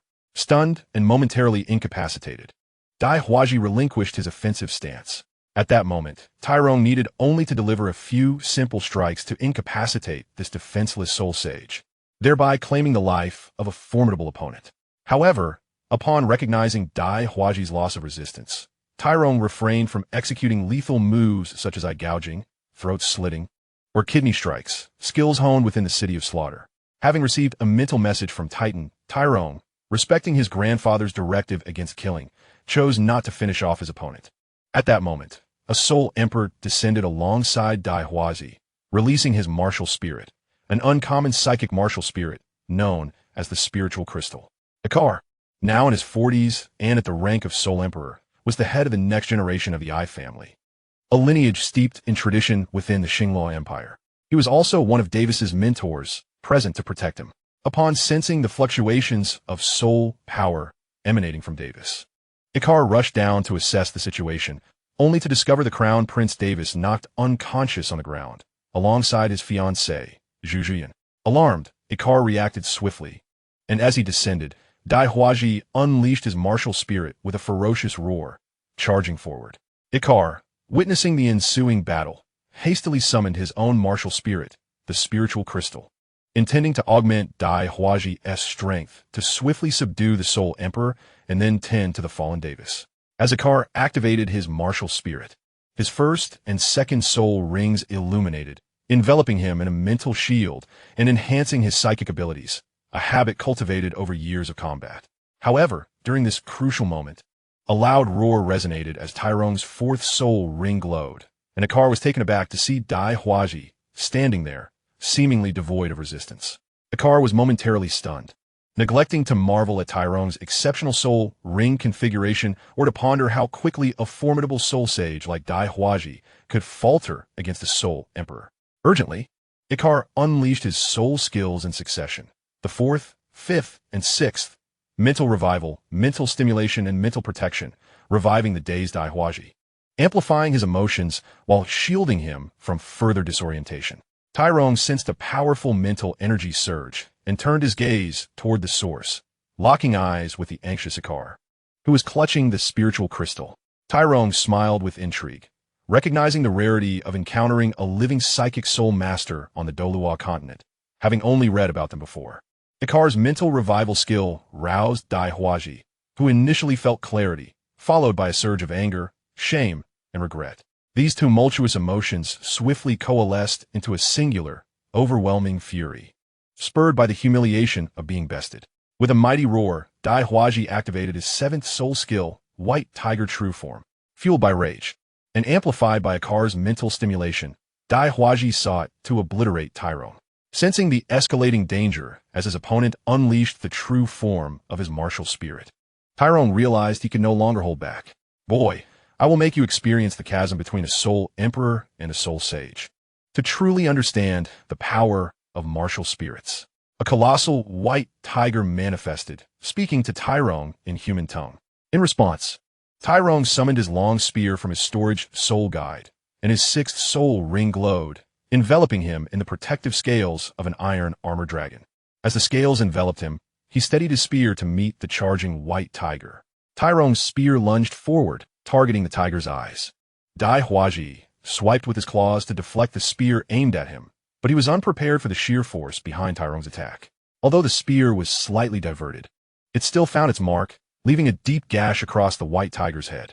Realizing the spear had been deflected, Tyrone quickly repositioned it to block the claw aimed at his chest, using the force of the strike to retreat and increase the distance between him and the now transformed Dai Huaji. Once at a safe distance, Tyrone prepared to charge forward, his spear creating arcs in the air as he deflected Dai Huaji's claws, leaving several deep wounds upon the white tiger's form. After leaving yet another mark of blood on the Baihu, Tai Long felt a mental jolt, evidently the work of the Soul Emperor wielding the spirit crystal of the opposing martial spirit. Hastily, Tai Long withdrew his focus, creating distance between himself and the Baihu. The 6-meter-long Baihu, with its massive frame, stirred a gust of foul wind as it pounced. Clearly, its size was unwieldy within the confines of the hall, making its movements appear somewhat clumsy compared to Tai Long's finesse. Utilizing his agility, Tai Long engaged the Baihu while remaining vigilant against the distant mental type Soul Master lurking nearby. Today, due to certain matters related to preparations for tomorrow's ancestral rites, I can only provide a single update. My apologies to my brothers. In Chapter 120, things escalated dramatically. Tai Long needed to divide his focus, wary of the predatory gaze of the mental type Soul Master, as the mental attacks on the ground were indeed rather peculiar. Although the recent mental shock had not significantly affected him, Tai Long was reluctant to experience that disorienting sensation again during battle. Currently, Tai Long was locked in combat with the Soul Sage opposite him, opting not to engage in a direct confrontation with Dai Huaji, who had unleashed his martial spirit's true form. Had it not been for the mental type Soul Master, Tai Long would have relied on his newly acquired 6th soul skill, which boasted formidable defensive capabilities, to challenge the Baihu's true form. Instead, he employed his years of honed marksmanship and enhanced agility to evade the Baihu's brute force and engage in a more tactical skirmish against Dai Huaji. In the hotel's grand hall, as Dai Huaji unleashed his martial spirit's true form, each swipe of his claws created havoc, particularly when Tai Long deftly avoided the attacks, causing chaos throughout the hall. Kid, you got guts? Stop dodging. You're built like a giant, yet you fight like a scared little girl, always flinching. Can't you fight like a man? After a series of exchanges, Dai Huaji noticed that Tai Long had shifted from confronting him head-on to evading like an eel, constantly dodging and dismantling his attacks, while leaving deep gashes on the Baihu's form with his spear. Daiwatsi. Although noticing the wounds Tai Long had inflicted upon his martial spirit's true form, did not take them to heart. For the Baihu was not merely a white tiger, but could regenerate through soul power. However, as the battle progressed, Dai Huaji was appalled to discover that the wounds inflicted by Tai Long's spear were imbued with a sinister aura that prevented him from using soul power to heal them. He realized that to repair the Baihu's injuries, he first had to eliminate the malevolent energy clinging to the wounds. A task that would severely deplete his soul power and, if continued, would soon render him incapable of maintaining his combat strength. Recognizing Tai Long's youth, Dai Huaji sought to provoke him into a more direct confrontation. As the battle unfolded, Tai Long also perceived the peculiar nature of the wounds he had inflicted and deemed his strategy quite viable. Having struggled against the armored Earth Dragon 2 days prior, he had been unable to breach his opponent's defenses, but now, an epiphany struck him.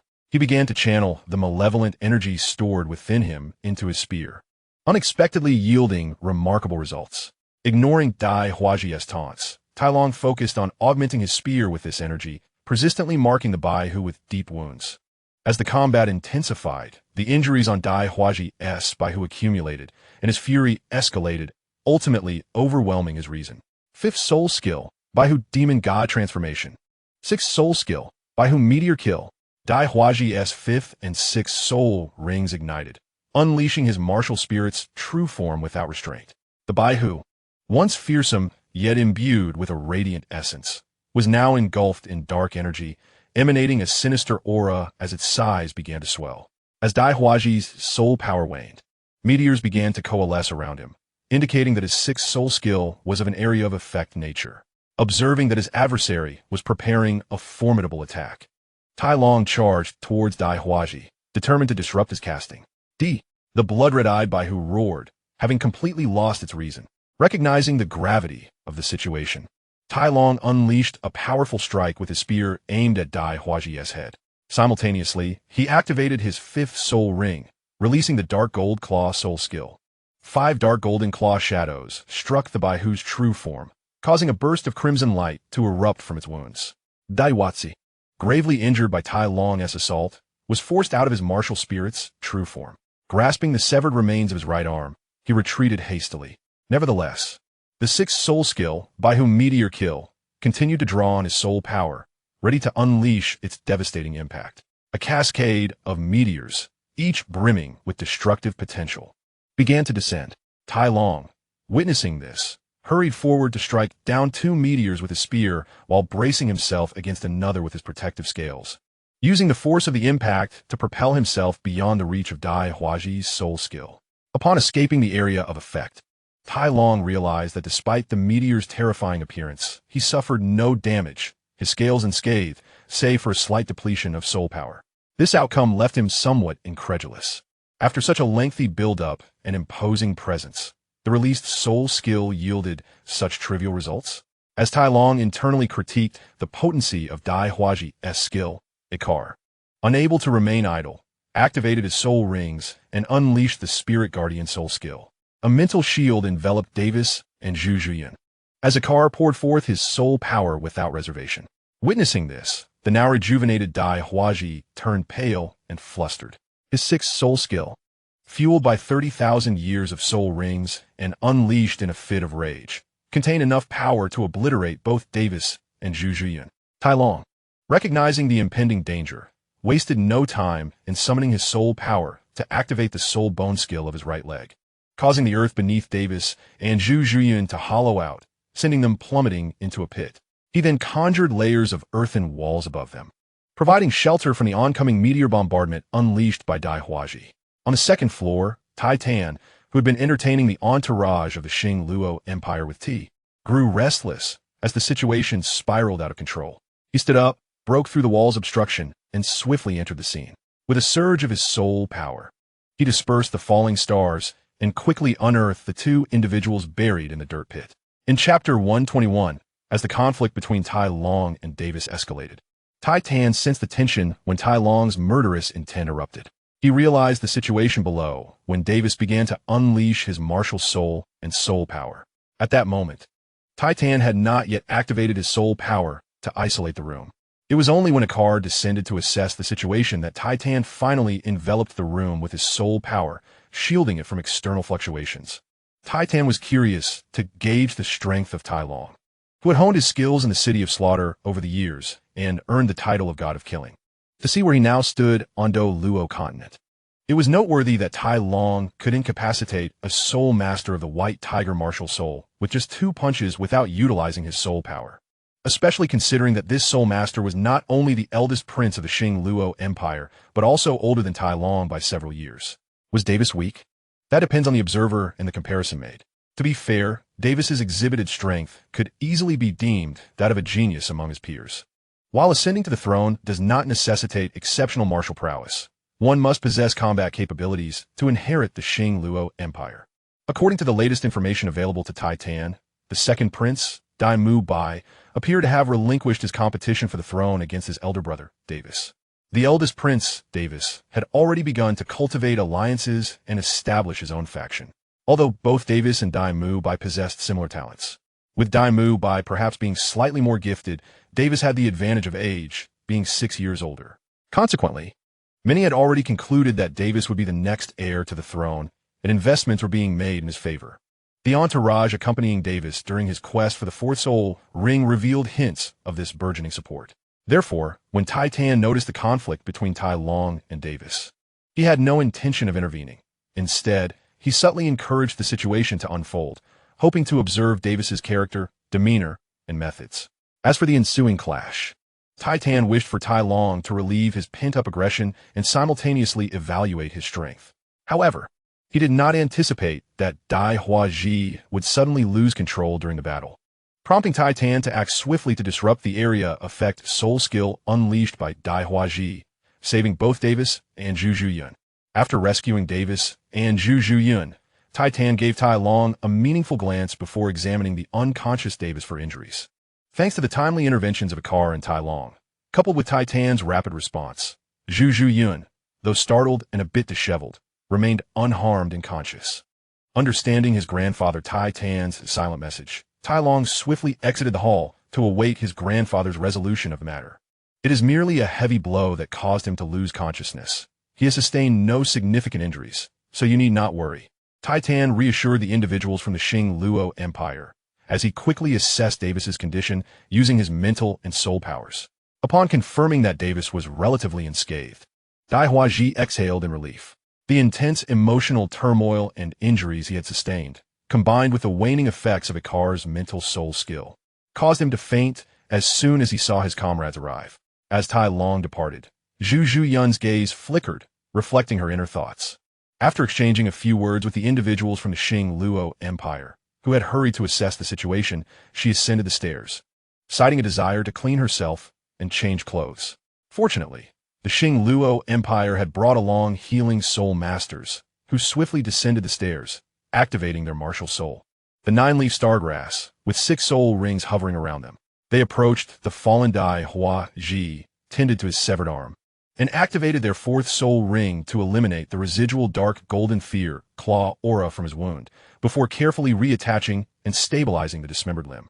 As the healing soul emperor activated their 5th and 6th soul rings, the severed arm and the wound began to heal rapidly, and the fractured bones swiftly knitted back together, allowing Dai Huaji's arm to be restored. After successfully reattaching the arm, the healing soul emperor activated their 3rd soul ring, enveloping the newly reattached limb in a green light to continue healing the injury. Once this series of procedures was completed, the healing soul emperor sighed in relief, wiping the sweat from their brow that had accumulated from the tension and rapid expenditure of soul power. Dai Huaji's arm had been saved, and with a period of rest, it would return to normal functionality. Titan entrusted the unconscious Davis to the individuals from the Luo Empire, receiving their gratitude in return. He raised his hand in acknowledgement and explained, "I too bear responsibility in this matter. I have not adequately guided my grandson." As a titled Douluo, Titan's status commanded respect from the Luo representatives, especially since he had just saved their eldest prince. Consequently, upon learning of the incident from Akar, the only witness from their side, the representatives of the Luo Empire began to shoulder the blame for the incident, expressing their gratitude to Titan.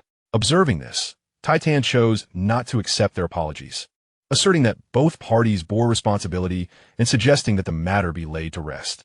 The reason the representatives from the Luo Empire were so amenable was that they had not suffered significant losses, nor had there been casualties. The most serious injury was Dai Hua Ji's severed arm, which had already been reattached. Thus, while it appeared as though they had endured a considerable setback, with fainting and amputation, the ultimate cost would merely involve compensating the hotel for damages. The dining hall had been damaged, with the most significant destruction caused by Dai Hua Ji himself, necessitating compensation for the flooring, tables, and decorations. Additionally, Titan's breach of the wall contributed to the damage. However, since his actions were aimed at saving Davis of the Luo Empire, it was only reasonable that Titan should not be held accountable for the hotel's losses. P.S. Gratitude for the generous support from Yang Wang. Acknowledgements to Lataman and Ka Adosha for their monthly votes. In Chapter 122, as the healing soul master from the Luo Empire meticulously examined Davis's injuries, he noticed that while Davis's mouth had been tightly shut, blood trickled from the corner. The healing soul emperor, while treating Davis, observed this and opened his mouth to inspect further, only to be met with several shattered teeth and a torrent of blood. The atmosphere, which had previously softened and become amicable, suddenly turned awkward in the face of this revelation. The healing spirit master closed the mouth of Davis, who had just regained consciousness, and began to administer treatment using their soul skills. They tended to the wounds on Davis's body and the loss of his teeth, which would take some time to regrow. Meanwhile, the people from Xinghua hurriedly arranged another room for Davis, who was still unconscious, and transported him back. They summoned 2 female attendants to assist in cleaning Davis, who was covered in dirt and had traces of blood at the corners of his mouth. Only after Davis was taken away did the awkward atmosphere among the onlookers begin to ease. Titan and the representatives from the Luo Empire continued their stilted conversation in the chaotic hall below. Upstairs, in a newly assigned room next to Davis's, a man and a woman exchanged awkward glances. Talon never expected that Zhu Zhuyun, after he had struck her fiancé, would follow him into his room when he opened the door to return. She even closed the door behind her. Davis, who was stripped of his clothes and thrown into the bath by the 2 female attendants, could hardly fathom that his fiancée would venture alone into the room of the very person who had harmed him, especially with just the 2 of them present. Talon regarded the disheveled Zhu Zhuyun with a perplexed look, unable to comprehend her intentions. Zhu Zhuyun, feeling the weight of his gaze, became increasingly embarrassed and struggled to articulate the words she had prepared. It was in this moment of hesitation that she realized how ill-conceived her impulsive decision had been. "Are you here for something?" Talon inquired, observing her indecision. "I wanted to know, I have a..." Zhu Zhuyun stammered, grappling with the reality of being alone with the man who had just knocked out her fiancé, especially as his gaze frequently drifted towards her chest. Regret washed over her as she lamented her impulsive choice to enter the room without careful thought. Talon could sense that she had something to say, yet she was still grappling with her thoughts. He found himself losing interest in her as she stood there, looking so disheveled. Therefore, he bluntly stated, "If you haven't figured out yet, think it over and come back when you're ready. However, I will likely be leaving tomorrow, so you only have tonight to make your decision." Without waiting for her response, he opened the door and gently ushered the still-dazed Zhu Zhuyun outside, before shedding the torn garment inflicted by Dai Hua's white tiger meteor and stepping into the bath.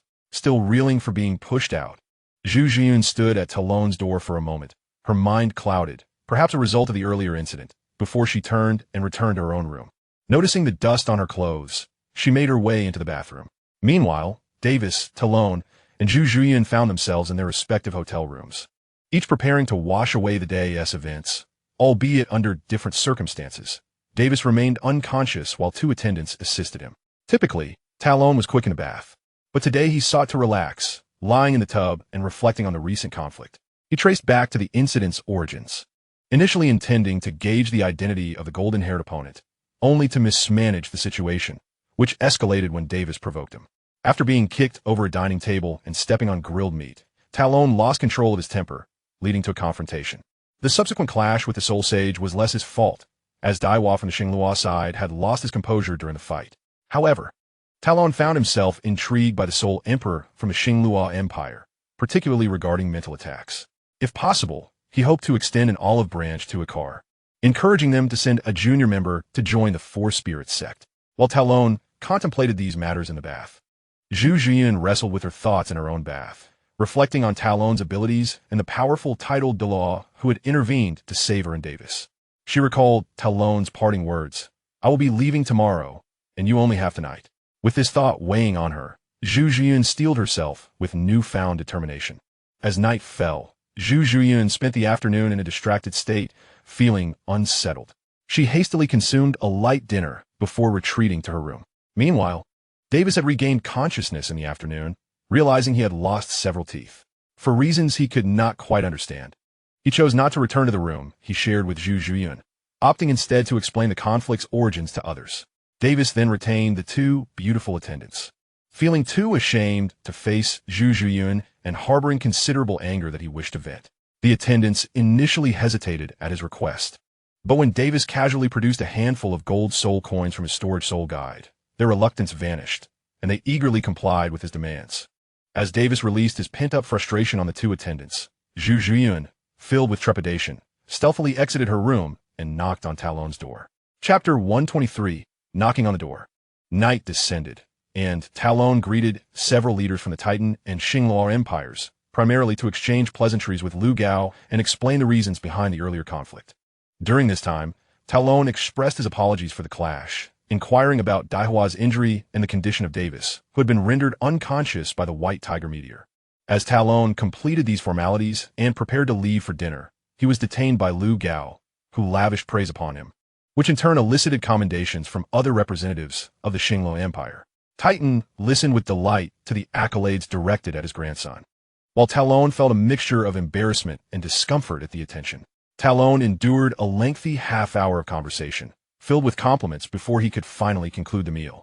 Yet, in an effort to maintain a semblance of noble decorum, he left feeling somewhat unsatisfied.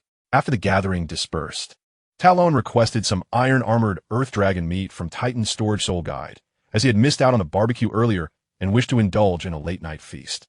He retrieved a few gold soul coins and handed them to the chef who had prepared the barbecue earlier, asking him to work overtime to make another batch.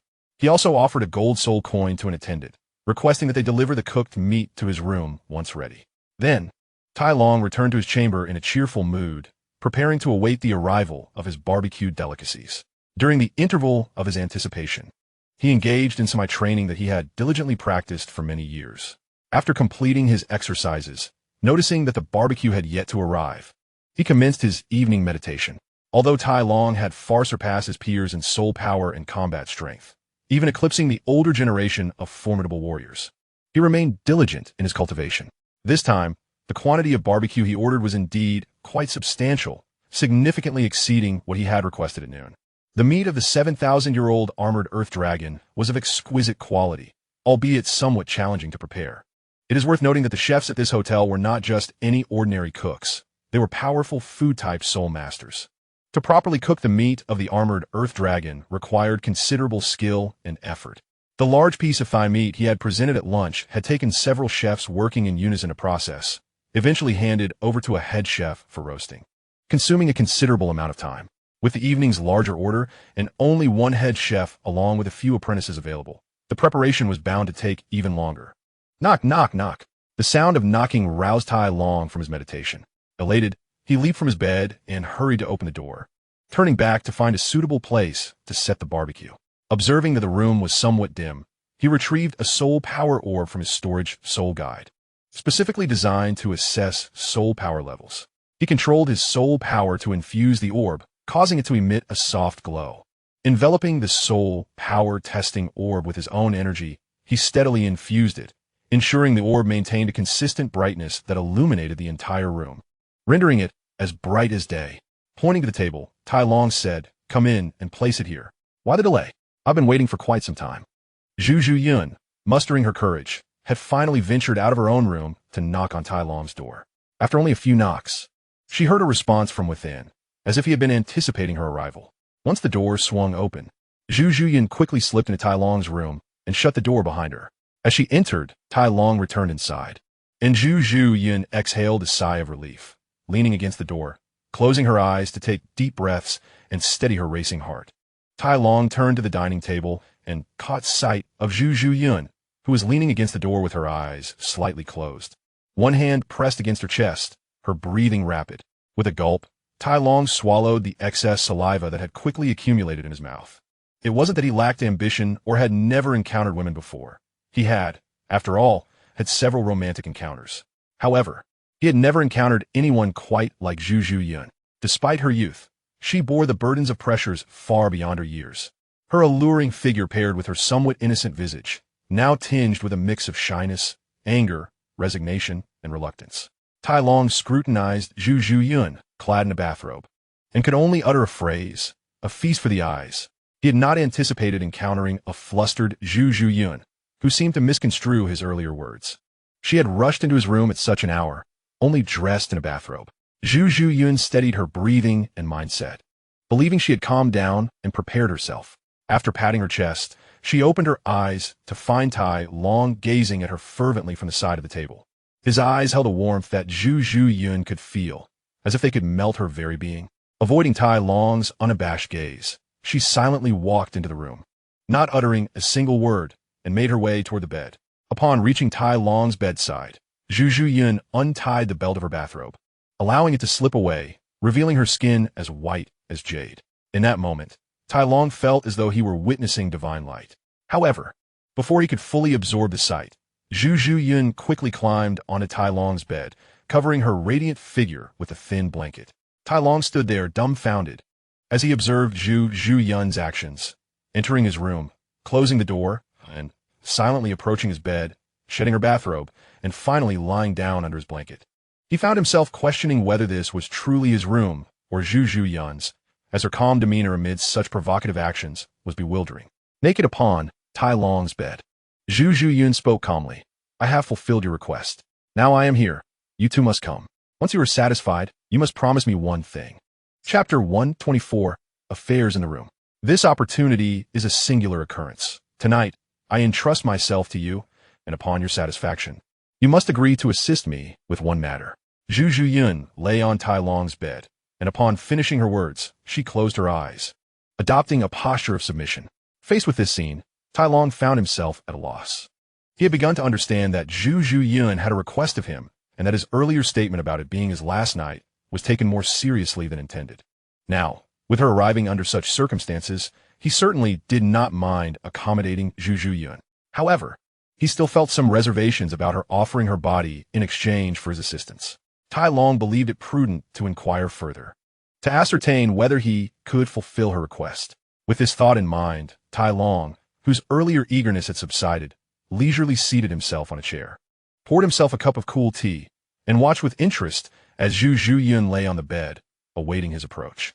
Zhu Yun, eyes closed, anticipated Tai Long to pounce upon her like a beast, prepared to endure his fervent advances. Yet, as time passed, and Tai Long did not rush to her side, she opened her eyes to assess the situation. Upon opening her eyes, she found Tai Long calmly seated at the table, sipping tea, observing her with interest. Her delicate face first turned pale, then rapidly flushed crimson, feeling a mix of embarrassment, anger, and indignation. Tai Long, waiting for Zhu Yun to regain her composure, took note of her reaction and said, "I do not wish to deceive you. First, tell me what you wish for me to agree to, and I will determine whether it is within my capacity to fulfill." Hearing Tai Long's inquiry, Zhu Yun recognized the wisdom in his words. If he were to indulge her for the night and then refuse to assist her, she would have been left with nothing. "I wish for you to knock. Mr. Tai Long, your barbecue is ready. Please open the door so I can bring it in and set it up for you," came the voice of the attendant from outside. Tyrone glanced at Zhu Yun, who had instinctively shrunk under the thin blanket upon hearing the knock at the door. With a smile, he stood up to open the door for the waiter delivering the roasted meat. As Tyrone opened the door, two attendants entered, carrying 2 servings of grilled meat. One was prepared according to the same recipe Tyrone had enjoyed for lunch, while the other was a skewer made per his request. Following Tyrone inside, the waitstaff marveled at the brightness of the room, which illuminated like daylight. One attendant, taken aback by the surroundings, began to survey the area. The other attendant quickly admonished their companion for being so indiscreet, casting a nervous glance at Tyrone. Tyrone's earlier battle had already circulated throughout the hotel. The notion of a soul emperor being capable of contending with a soul sage was well understood by those familiar with soul masters. Seeing Tyrone's calm demeanor and lack of displeasure, the attendant sighed in relief and began to arrange the roasted meat as instructed. Pleased with the quality of the food and the attentiveness of the waiter, Tyrone retrieved several gold soul coins from his storage soul guide and handed them over, gesturing for the attendant to leave. Once they departed, Tyrone secured the door, locking it. After all, he was not alone in the room. Zhu Jian, the fiancé of the Grand Prince of the Xingluo Empire, lay naked on the bed, necessitating the precaution of locking the door. Upon hearing the sound of the door locking, Zhu Jian cautiously poked her head out from the blanket to assess the situation. Upon confirming that there were no outsiders present, she sighed in relief. The delightful aroma wafting from the freshly served roasted meat captured her senses. Following the scent, she beheld the golden, fragrant meat, which caused her mouth to water involuntarily. Tyrone, seated before the feast, took a skewer and bit into it, finding the flavor satisfactory and in line with his expectations. He quickly devoured the skewer, licking his lips to savor the remnants of the marinade. Noticing Zhu Jiyun's gaze upon him, Tyrone turned to her, his expression warm, and offered, "Would you care to join me for a bite?" Zhu Jiyun hesitated, feeling somewhat conflicted as she was only draped in a thin blanket, having discarded her bathrobe on the floor. Tyrone, understanding her unspoken concerns, reassured her with a smile, "You've already seen everything. What is there to be shy about? Besides, should I acquiesce to your request, you would be mine for the evening, so why conceal anything?" Flushed with embarrassment at Tyrone's unabashed words, Zhu Jian finally cast aside the blanket, revealing her radiant form, and donned her bathrobe before taking a seat across from him. Tyrone seized the opportunity to admire her as she sat, slightly pouting, before reaching for a skewer of roasted meat. Tyrone merely smiled, unfazed by her momentary display of annoyance. He retrieved some beverages from his storage soul guide, including fruit wine and barley beer, offering the fruit wine to Zhu Jian, who accepted it without hesitation. Feeling somewhat peckish, Zhu Jian realized that she had skipped lunch and had only nibbled on a meager dinner in her anxious anticipation of meeting Tyrone. The tantalizing aroma of the grilled meat was irresistible, and after indulging in one skewer, she found herself unable to stop, consumed by hunger. Tyrone observed as she, like him, savored the delightful flavors, taking bites of the meat and sips of the ale, the barley beer pleasing his palate. In that moment, they seemed to forget the world around them, focused solely on the simple joy of sharing food and drink. Noticing that Zhu Jian was only consuming skewers and not the actual roasted meat, Tyrone took up a dagger and began to carve into the meat himself. In the following chapter, Tyrone and Zhu Jian enjoyed their feast, but after consuming several skewers, she felt her stomach swell, clearly having eaten to her fill. Zhu Jian glanced longingly at the remaining enticing roasted meat, then at Tyrone, who continued to devour the food voraciously. It seemed as though Tyrone had an insatiable appetite. Zhu Jian also recognized that the quality of the meat was extraordinary, though she was unsure of the specific soul beasts it originated from. She was certain they had to be formidable creatures. Coming from a prestigious background herself, she had tasted the flesh of high-ranking soul beasts, and she felt the rich energy contained within the meat, realizing its source could only be powerful soul beasts. After finishing her meal, Zhu Jian sipped her fruit wine in small gulps, awaiting Tyrone to conclude his feast before discussing matters. Tyrone, swallowing a piece of meat and downing half a cup of barley beer, exhaled contentedly and turned to Zhu Jian, who was still sipping her drink. "Now that you have finished your meal, and with nothing pressing at the moment, do share what you wish for me to agree to." Zhu Jian, observing Tyrone still indulging in meat and drink, hesitated before articulating her request. "I wish for you to marry my sister and protect her from harm."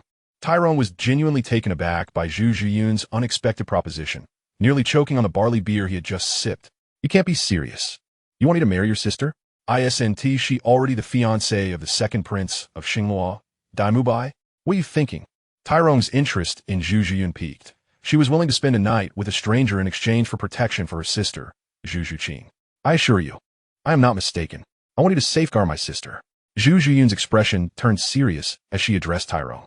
"The method of selecting heirs in the Xingluo Empire is not a secret across the continent. You must be aware of it." Tyrone, fully cognizant of the competitive rules surrounding the selection of heirs, casually affirmed her inquiry. "You understand the rules of competition for heirs. Thus, you can probably deduce the reason I am asking you to protect my sister." Zhu Jian explained further. Tyrone found himself contemplating Zhu Jian's true motives, whether she sought to shield her sister from harm or aimed to sever Dai Mubai's path by ensuring Zhu Juqing's safety. He mused whether the price she was willing to pay was excessively high. Yet, he dismissed the thought, realizing that Zhu Zhiyun was unaware of the original storyline, genuinely desiring to protect her sister.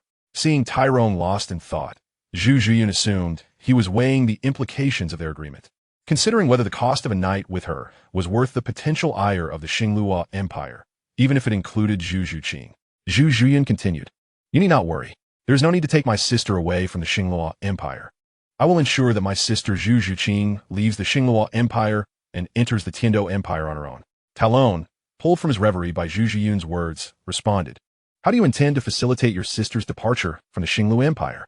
I find it hard to believe that the royal family would allow an engaged prospective princess to leave the empire for an enemy nation. What justification do you possess?"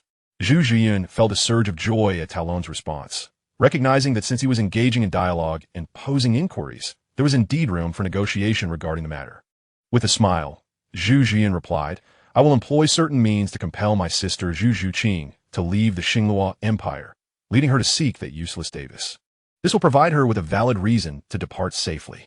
Moreover, while Zhuqing searches for that incompetent, the Dai family will secretly send protection to ensure her safety in locating Dai Mubai.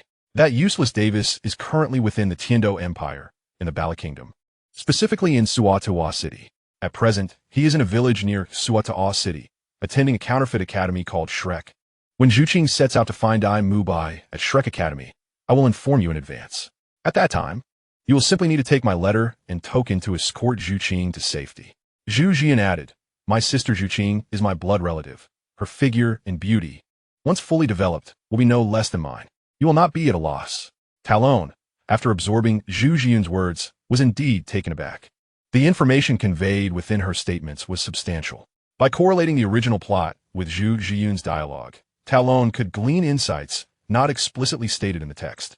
He now understood how Zhu Zhuqing, a young girl of merely over 20 levels of soul power, could traverse such a lengthy journey and arrive unscathed at Shrek Academy. Talon also realized that this was not merely the Douluo continent as depicted in the original tale. They inhabited a world with many differences from the narrative. And even if documented, it was not immutable. After pondering for a moment, Talon nodded in response to Zhu Zhiyun's anxious gaze, saying, "Very well. I agree to protect your sister. However, I have further inquiries." Upon hearing Talon acquiesce to her request, Zhu Zhiyun's enchanting smile blossomed. Yet, upon hearing Talon's caveat, her smile faltered somewhat, but she still nodded and replied, "Go ahead. Ask your questions." Talon, noticing Zhu Zhiyun's slightly stiff smile, offered a gentle smile of his own before inquiring, "Are you dissatisfied with the royal Dai family of the Xingluo Empire?" While framed as a question, it was simultaneously a statement of affirmation. Zhu Zhiyun's smile vanished at Talon's remark. She did not dispute his question and nodded, affirming indeed. "I am displeased with the royal Dai family. It is good to harbor such discontent. The room next door belongs to Davis, who has 2 female attendants that have not emerged since this afternoon. Does that not infuriate you? Do you not desire to retaliate?" Talon rose, lifting Zhu Zhiyun's chin, using his mental force to influence her emotions while teasingly asking. "I do," Zhu Zhiyun responded, and without waiting for Talon to inquire further, she lunged at him, initiating her revenge against Davis. Talon, feeling Zhu Zhiyun's fervor, responded in kind. After a tender moment by the dining table, Talon, under the influence of mild intoxication, swept Zhu Zhiyun into his arms and hastily carried her to the large bed, tossing her onto it.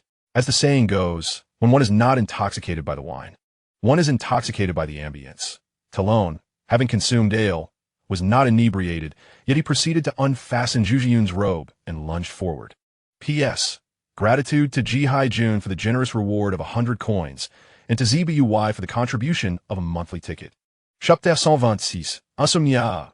Zhu Zhiyun cried out in pain as Talon pinched her, opening her drowsy eyes in displeasure and lightly biting his chest in retaliation.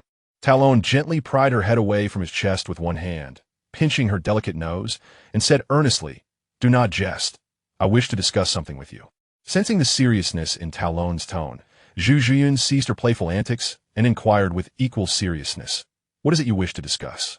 However, I must inform you in advance that tonight's encounter is a one-time affair. There shall be no subsequent occurrences." Talon chuckled, dismissing Zhu Zhiyun's declaration of a single occurrence.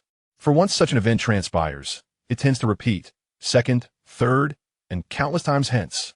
Thus, Talon did not take Zhu Zhiyun's statement to heart. ignoring her latter words. He said earnestly, "Regarding your sister's situation, we need to deliberate thoroughly and clarify some details. Do we not already agree? You have consented. And now that we are in this situation, do you intend to renege?" Zhu Zhuyan replied with a hint of displeasure, her tone less than amiable. Talon patted her shoulder, urging her to remain calm, and then asked, "How old is your sister Zhu Zhuqing now, and what is her level of soul power?" Although Zhu Zhuyan was somewhat puzzled as to why Talon was inquiring about this, having resolved to entrust her sister to him, she saw no need to withhold such information. Zhuqing will soon turn 10. She recently broke through and is currently a soul master of level 19. Zhu Zhuyan answered Talon's query. Talon calculated and compared this information with that from the original text, realizing that Zhu Zhuqing was among the youngest in her cohort at Shrek Academy, having been under 12 years old upon admission while possessing soul power exceeding 25 levels. After a moment of contemplation, Talon decided against altering the original plot regarding Zhu Zhuqing's enrollment at Shrek Academy. From the narrative, she had safely arrived there. Any rash changes could lead to unforeseen consequences during her journey from the Xinglua Empire to Shrek Academy in search of her husband. Talon advised Zhu Zhuyan, upon your return, you may set your plan in motion to marginalize your sister. Then, once her soul power surpasses 25 levels, let her depart the Xinglua Empire for Shrek. Why? Zhu Zhuyan questioned, puzzled by Talon's arrangement. Given that Zhu Zhuqing was only at level 19, achieving over 25 levels would require at least another year or nearly 2. Talon smiled and explained, you may not be fully aware of the requirements for admission to Shrek Academy. Allow me to elucidate the situation regarding this institution. Shrek Academy is reputed to accept only geniuses and prodigies, with the most basic admission criterion being soul power exceeding 20 levels and age not exceeding 12. This was the first time Zhu Zhuyan had heard about the admission standards of Shrek Academy. Her awareness of the academy stemmed from her sister's fiancé, Dai Mubai, attending there. Thus, it must be a commendable institution. Why does it lack renown across the continent? Zhu Zhuyan pondered aloud after hearing Talon's description of Shrek Academy. Talon diakled, somewhat nostalgic. Acknowledging that if all went as expected, Shrek Academy would indeed become a prestigious institution in the future, especially since the Lamba Academy presently maintained commendable educational standards. However, this was not the moment for such discussions. Talon instructed Zhu Zhuyan, do not concern yourself with the reputation of Shrek Academy. Allow me to finish speaking. This chapter and the previous one are intertwined. After numerous attempts to send them, I decided to separate them, and thus they were successfully dispatched. Chapter 117, Xinglua Chuancheng. Talon explained to Zhu Zhuyan, do not rush. Hear me out. Regardless of the teaching methods at Shrek Academy, remember only this. The admission requirements demand that students be no older than 12 years and possess a soul power exceeding level 20. These are merely the most basic prerequisites for enrollment at Shrek Academy. Therefore, you must wait until your sister Zhu Zhuqing's soul power surpasses level 20, ideally reaching level 25, before devising a way for her to leave the Xinglua Empire and travel to Shrek Academy. This will ensure her successful admission. Once she enters, barring unforeseen circumstances, those covertly escorting her will likely withdraw after some observation. When your sister enrolls, I will visit Shrek Academy under legitimate pretenses and seize the opportunity to present the letter and token you provided, thereby earning your sister's trust. After that, it will depend on her wishes. If she desires to pursue her own destiny and continue her studies at Shrek Academy, remaining by her fiancé, the second Prince Dai Mubai of the Xinglua Empire, then I shall be unable to assist her. Conversely, if she rejects the fate imposed upon her and refuses to accept being bound as a mere accessory, I can help her escape from Shrek Academy. What do you think of this plan? After Talon articulated his arrangement, he turned to the somewhat distracted Zhu Zhuyan. Upon hearing Talon's words about rejecting a predetermined fate and refusing to be bound as an accessory, Zhu Zhuyan fell into contemplation, reflecting upon herself and the lineage of Zhu family women throughout the generations. The Zhu family is a prominent clan within the Xinglua Empire, oftentimes regarded as a secondary lineage. However, it is essentially a harem base nurtured by the Dai family of the royal court. Historically, the heads of the Zhu family have primarily been marquises of the Xinglua Empire, with some even attaining the title of duke. Yet this has not altered the fact that every generation's legitimate daughter must marry a prince of the Dai royal family. In the royal court, familial bonds are non-existent, and this is particularly evident within the Xinglua Empire. Each generation of princes undergoes a cultivating process akin to raising venomous insects, competing against one another until one emerges victorious. Crowned as the crown prince, destined to inherit the throne of the Xingluo Empire. This cycle repeats endlessly. However, as a family bearing the martial soul of the Yinming Lingmao, which can merge with the Dai family's martial soul of the White Tiger to form the Yinming White Tiger fusion technique. The Zhu family finds itself ensnared in the struggle for the throne. Even more absurdly, to ensure fairness in competition among the princes, the royal family of the Xingluo Empire assigns a legitimate daughter, inheriting the Zhu family's martial soul of the Yinming Lingmao as a fiancée to each prince. From the moment a Zhu family girl is chosen to be a prince's fiancée, her fate becomes irrevocably intertwined with that of her fiancé. It is essential to recognize that each prince has a notable age difference from his competitors, and likewise, the Zhu family's daughters share significant age disparities among themselves. Despite the considerable talent of each participating prince, the Zhu family's daughters are not devoid of potential. In such a scenario, the royal family absurdly insists upon fairness. Furthermore, the prince who triumphs over his rivals to become the crown prince does not confine himself solely to his empress. He will inevitably establish a harem, with daughters of the Zhu family being the preferred choice. Thus, every Zhu family daughter, upon surrendering her body and emotions to her fiancé, strives to enhance their synergy, aiming to unleash the combined power of their respective martial souls. Subsequently, these daughters are compelled to assist their fiancés in defeating other competitors, each of whom is accompanied by their own sisters. This is akin to digging their own sisters' graves. After successfully becoming empress, they must vie for favor with the consorts of other emperors, while also making plans for their own offspring. They then watch their nieces marry the next generation of princes, perpetuating the same cycle. There are moments when an empress gives birth to multiple princes, forcing her to witness her own children engage in a deadly struggle. Such outcomes are undeniably cruel for a mother or even an aunt. Zhu Zhuyuan, now 16, is acutely aware of the long-standing traditions governing the royal family and its collateral branches within the Xingluo Empire.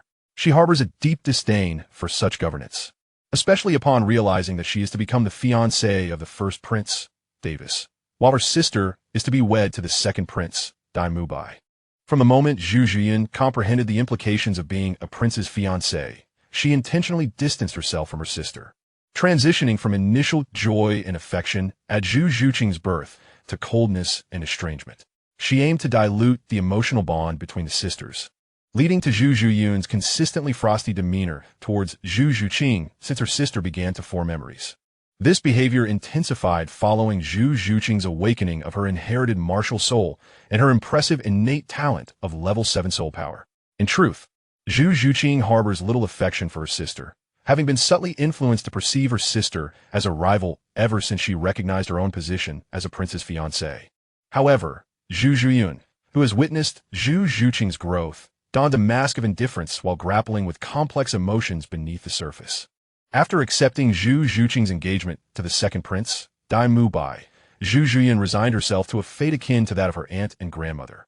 Yet last year, when her sister's fiancé, the second prince, fled under pressure, abandoning the fated bond with Zhu Zhuqing, Zhu Zhuyuan felt no joy at the loss of a rival. Instead, she recognized that Dai Mubai's cowardice deprived her sister of any chance of competition, condemning her to inherit the consequences of failure in the struggle for the throne as soon as she reached the appropriate age, either the forfeiture of her soul power, a life of confinement, or death. Chapter 128, A 2-Year Plan. The fate awaiting those who fail in the competition for the throne of the Xingluo Empire is either the forfeiture of their soul power or death. Zhu Zhuyuan, unwilling to let her sister endure such a fate due to Dai Mubai's flight, resolved to force Zhu Zhuqing into a similar escape, seeking refuge in a secluded location.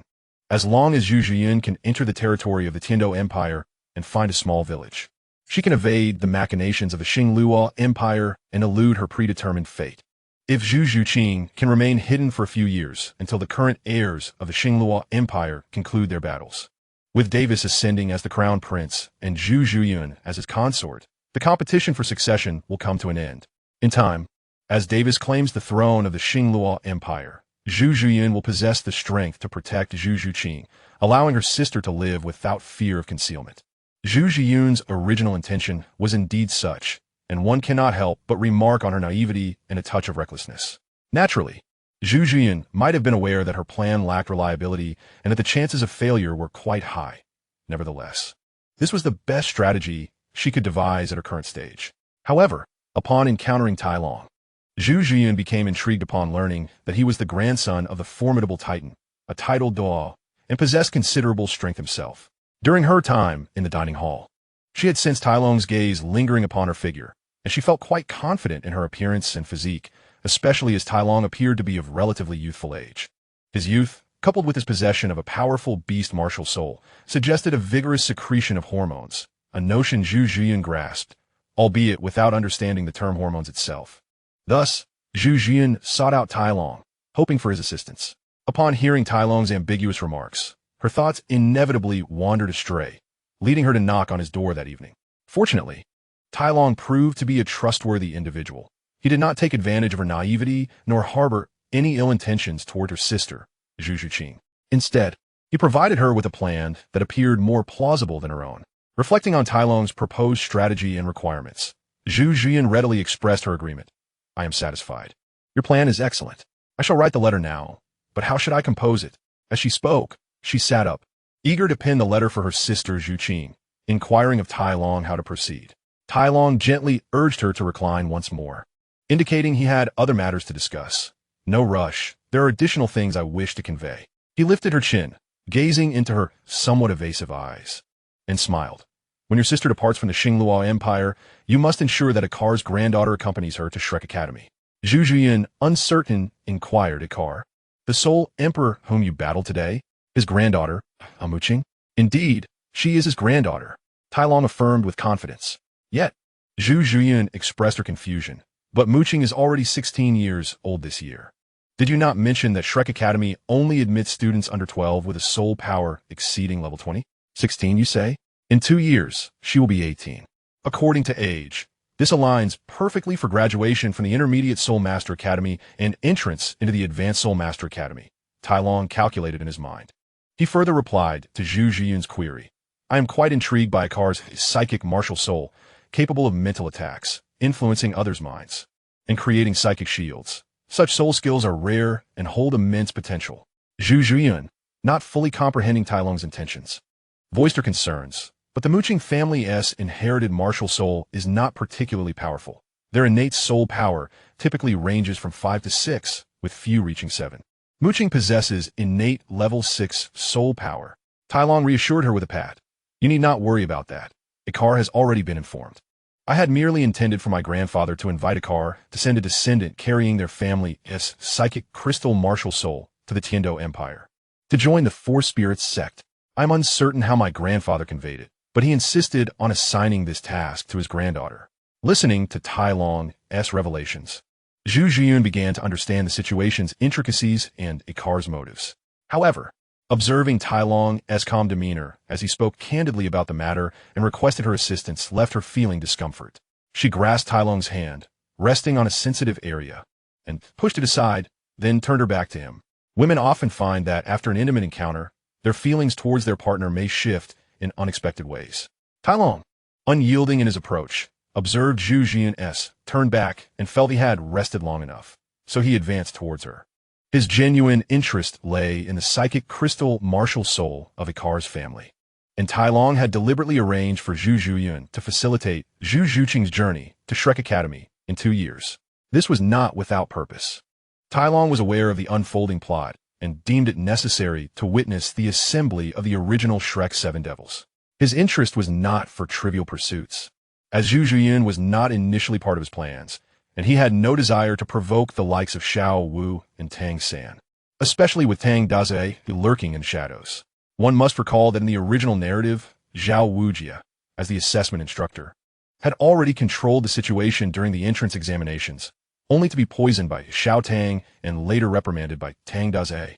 However, Zhao Wujia's encounter did yield significant results. Tai Long's intention to journey to Shrek stemmed from his interest in one of the main characters, namely the somewhat inconspicuous food system soul master, Oscar, who was recognized as the first to possess innate full soul power and was regarded as the heir by the food god. Tai Long was determined to recruit Oscar from Shrek Academy at any cost. Chapter 129. Departure the journey to Shrek Academy and the ensuing events were matters for another time. After sharing an unforgettable night with Zhu Zhuyun, she returned to her room before dawn. Tai Long lay on the disheveled bed, regretfully tracing the remnants of Zhu Zhuyun's presence. Closing his eyes, he sought to seize the early morning hours for a bit more rest. Yet, a quarter of an hour later, he abruptly opened his eyes and sat up. Finding sleep elusive, he resolved to forego it altogether. Tai Long settled cross-legged on the bed, calming his mind to commence his morning meditation practice. After rising to wash up and dress, he glanced at the untidy bed, which he found somewhat displeasing, and chose to ignore it. Extracting a gold soul coin from his storage soul guide, he tossed it onto the bed before stepping out of the room. Due to the conflict with the Luo Empire the previous day, the restaurant Tai Long had visited was in ruins, rendering the dining hall inaccessible. Thus, he opted for a tea house, casually ordering a spread of food for breakfast. After relishing a hearty meal, he requested the server to remove the plates and prepare tea, which he began to sip leisurely. Before he could finish his cup, Titan arrived at the tea house. Tai Long, noticing him, quickly rose to greet him. Titan waved a hand and took a seat across from Tai Long, pouring himself a cup of tea. According to our plan, we are to depart today and return to the family. What do you say? Would you like to stay a few more days? Titan inquired with a beaming smile. Tai Long lifted his teacup, hiding his embarrassment and feigning ignorance to the latter part of Titan's question, responded, "Let us proceed as originally planned. Though this place is pleasant, it cannot compare to home. Since you are willing to converse, please tidy up, and I shall greet Lao Lu. The carriage should be prepared. We shall depart today." Titan lifted the still warm tea from his cup, drank it in one gulp, and then stood up, patting Tai Long's shoulder before turning to leave the tea room. Faced with such a grandfather, Tai Long could only smile wryly. He understood the implications of Titan's words. The strength of a titled Douluo is no trivial matter, and Tai Long believed that whatever transpired within the hotel would not escape Titan's notice. Even while outside with his heir, Titan would not let down his guard. A titled Douluo's mental strength could not be concealed from Tai Long's perception unless one possessed significantly greater power. Tai Long leisurely finished his tea, stood up, and exited the tea room, heading towards Zhu Zhuyun's quarters. He knocked on her door, pausing after a few taps, for he could already hear someone approaching from within. The door creaked open slightly, revealing Zhu Zhuyun's small head. Upon seeing Tai Long, she stepped back to allow him entry. However, Tai Long had no intention of entering Zhu Zhuyun's room at this time. It was not evening, and while he himself was indifferent, he was mindful of the implications his presence might have on her. Standing at the threshold, Tai Long addressed Zhu Zhuyun, asking if she had finished writing the letter. If so, she should hand it over along with any token to prove her identity, for he was to return. Zhu Zhuyun presented the letter she had just completed, along with a necklace and a token engraved with the Zhu family's crest. Tai Long accepted the necklace and token, examining the necklace with curiosity but refraining from further inquiries. Merely confirming, these two items can serve as proof of identity? Indeed, Zhu Zhuyun affirmed with a nod, feeling her response lacked conviction. She added, "This token is exclusive to the direct descendants of the Zhu family, and the necklace was a gift from my father during my childhood. Zhu Qing and I each have one." Tai Long nodded, observing the girl as evident anxiety and flustered demeanor, which tugged at his heartstrings. Thus, he gently ruffled Zhu Zhuyun's hair and earnestly said, "You will find that as long as you execute the plan I outlined, I shall be waiting in Suatua City by the time your sister arrives at Shrek Academy." Noticing a distinct calmness wash over Zhu Zhuyun after his words, Tai Long smiled and playfully pinched her cheek, saying, "I shall take my leave now, but I will seek you out when the opportunity arises." With that, he did not linger, closing the door behind him as he departed, heading towards the hotel exit. After Tai Long left, Zhu Zhuyun stood at her door in a daze before inexplicably smiling, as if she had gained something or let go of something. Once outside the hotel, Tai Long spotted the carriage he had arrived and waiting at the entrance. Nearby, Titan was bidding farewell to Lu Gao, accompanied by individuals from the Luo Empire. Tai Long approached, greeting Lu Gao, and then stood behind Titan, awaiting his turn. After a brief conversation, Titan deemed it time to formally say goodbye. Subsequently, both Tai Long and Titan boarded the carriage, and the coachman set the horses in motion, gradually steering the carriage out of the town. As Titan and Tai Long departed the town in the carriage towards Tiando City, they encountered no further obstacles along the way. Meanwhile, Lu Gao and the Luo Empire representatives returned to the hotel to engage in discussions after sending off the grandfather and grandson. Before leaving the town, Titan informed Lu Gao about their encounter with two titled Douluos from the Spirit Hall in the Stardo Great Forest, urging him to vacate the premises promptly. Upon bidding farewell to Titan and his grandson, Lu Gao relayed the news to the other members of the Xing Luo Empire delegation, preparing to discuss their subsequent itinerary. Lu Gao suggested an early departure, given the deteriorating relationship between the Blacksmith Association and the Spirit Hall, while the Xing Luo Empire had signaled their intent for peace. After Lu Gao voiced his opinion, none among the Xing Luo representatives opposed it, as their objectives had been achieved, and it was time to return to the Xing Luo Empire. The purpose of the Xing Luo Empire's visit was to ensure Davis's safety and assist him in obtaining his fourth spirit ring, which had now been successfully accomplished. Initially, they had lingered due to an extended stay in the Stardo Great Forest, wishing to relax and recuperate. However, with the potential threat of encountering two titled Douluos from the Spirit Hall, there was no longer any justification for remaining. Thus, after a midday meal, the Xing Luo group took their leave from the small town, heading in the opposite direction from Tai Long's party. It is worth noting that Zhu Zhuyun had injured her foot during the battle the previous day, causing her to limp as she walked. The small-town hotel had returned to tranquility, though the damage inflicted during the confrontation would require time to mend.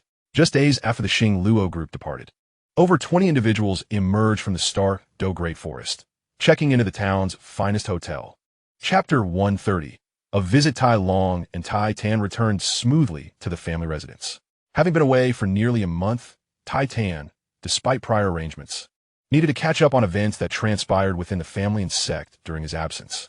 Tai Long exchanged greetings with his parents before retreating to his small courtyard, where he informed old Mo about convening all members of the Zhuyan alliance the following day for a discussion. After spending some tender moments with Ai Mi, Tai Long departed the family residence for Du Gubo's lodgings. Upon arriving, he encountered both Du Gubo and Du Guyan. However, Du Guyan's demeanor towards Tai Long was not particularly warm. After all, Tai Long had disregarded their agreement to attend a mid-level Soul Master Academy together, opting instead to embark on an independent journey across the continent. Du Guyan had held on to this grievance, and, after 3 years of Tai Long's absence, she had formed a new circle of friends. Although she still harbored feelings for him, they were not as fervent as before. Additionally, Du Gubo had continually instilled in her the notion that Tai Long was not a suitable match, further complicating matters when he informed her of Tai Long's return with 2 women. Over the course of 3 years, Du Guyan had unconsciously accepted her grandfather's perspective on Tai Long. Furthermore, having entered the mid-level Soul Master Academy, she flourished due to her powerful background, striking beauty, and exceptional talent, quickly becoming a prominent figure within the institution. Many peers, driven by various motives, sought to approach her, making her the focal point of attention during these transformative years.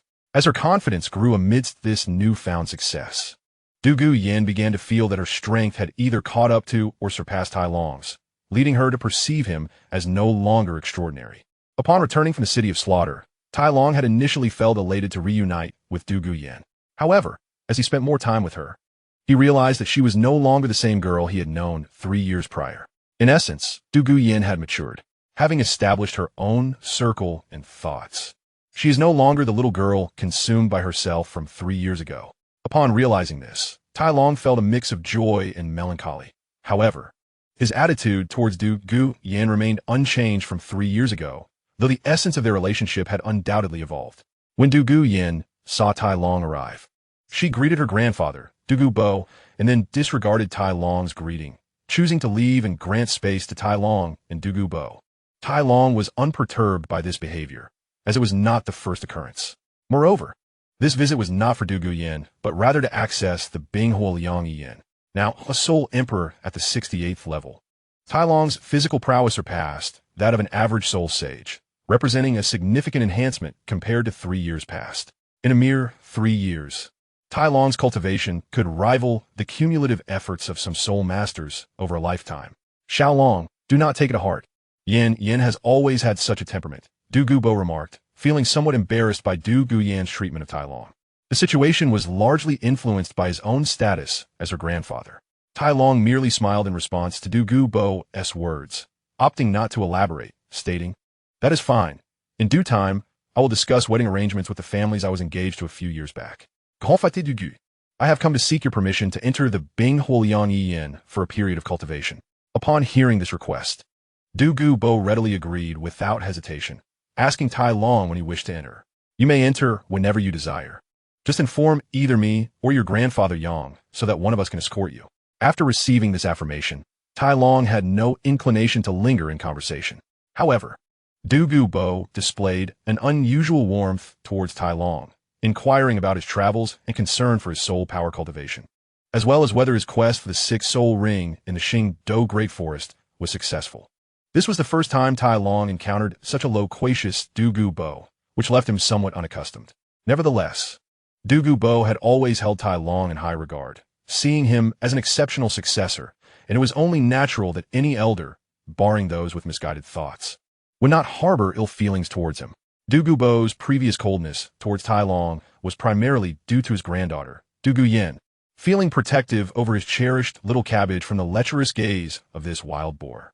Now, however, with Douluo Yin having expressed disinterest in this wild boar, and the latter not pursuing her relentlessly, Douluo's demeanor towards Tai Long softened accordingly. After chatting for over half an hour, Tai Long finally exited Douluo's residence, feeling a bit guilty for the kind treatment he received. Upon leaving Douluo's home, he did not linger, but headed directly to Yang Wudi's dwelling.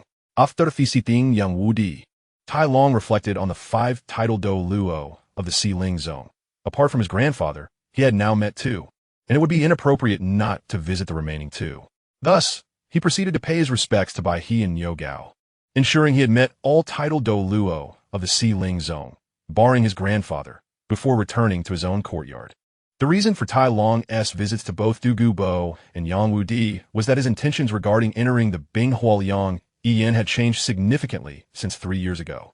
With the Xiling zone's development and utilization of the Bing Huoliang Yin, the inherent value of this site was gradually being unearthed, leading to an increased emphasis on its significance. The protective poison formation originally laid by Douluo had since been upgraded in collaboration with Yang Wudi, enhancing its potency and introducing numerous complexities, including intricate poison combinations, consciousness-altering drugs, and insidious aphrodisiacs. Furthermore, the path to the Bing Huoliang Yin was fraught with traps and mechanisms meticulously crafted by the Xiling zone to exploit their strengths. Consequently, Tai Long's entry could no longer be as simplistic as merely consuming a detoxifying pill as he had done 3 years prior. Chapter 131 demands. Having completed his visits to the titled Douluo of the Xiling zone, Tai Long returned to his courtyard and entered his study, retrieving his writing materials to commence his drawings. This time, he was sketching blueprints for weaponry. After battling the formidable iron-armored earth dragon, Tai Long discerned inadequacies in his spear techniques. The long spear he wielded was not his own martial soul, but rather a finely crafted weapon forged by Titan. While the quality of the spear was superior due to its materials, it still did not fully meet Tai Long's requirements, especially as his strength grew. He had also resumed practicing his family's forging techniques, successfully defeating the iron-armored earth dragon with a hammer, which led him to appreciate the thrill of overpowering an opponent with sheer force. As he sketched, numerous designs emerged, yet after reviewing them, he felt unsatisfied, setting aside the drawings to continue refining his craft. Tai Long's designs varied widely, including not just polearms but also a plethora of weaponry, such as the Qinglong Yinyu Dao, Fong Tian Hua Ji, Emo Dao, and the Bawang Chong, encompassing a diverse array of arms including spears, hammers, bows, crossbows, guns, whips, maces, swords, chains, axes, halberds, and more. He even grew inspired to illustrate weapons from the films and animations he had enjoyed in his past life. When AI Mi entered the study to call Tai Long for dinner, she found him engrossed in his drawings amid the cluttered desk. Approaching Tai Long, she picked up a fallen sketch depicting a weapon she had never seen before, a Fengqi Lu Jintang. After examining it for a moment without recognizing it, she placed the drawing on the desk and said, "Xiao Long, it's time for dinner." Hearing AI Mi's reminder, Tai Long set down his pen, momentarily dazed as he looked at her, then closed his eyes and shook his head. Rising, he took AI Mi's hand and led her outside, saying, "Let us go. I'm quite hungry now." Tai Long realized that he had become somewhat lost in his thoughts and decided to set aside the blueprints for the moment, prioritizing dinner instead.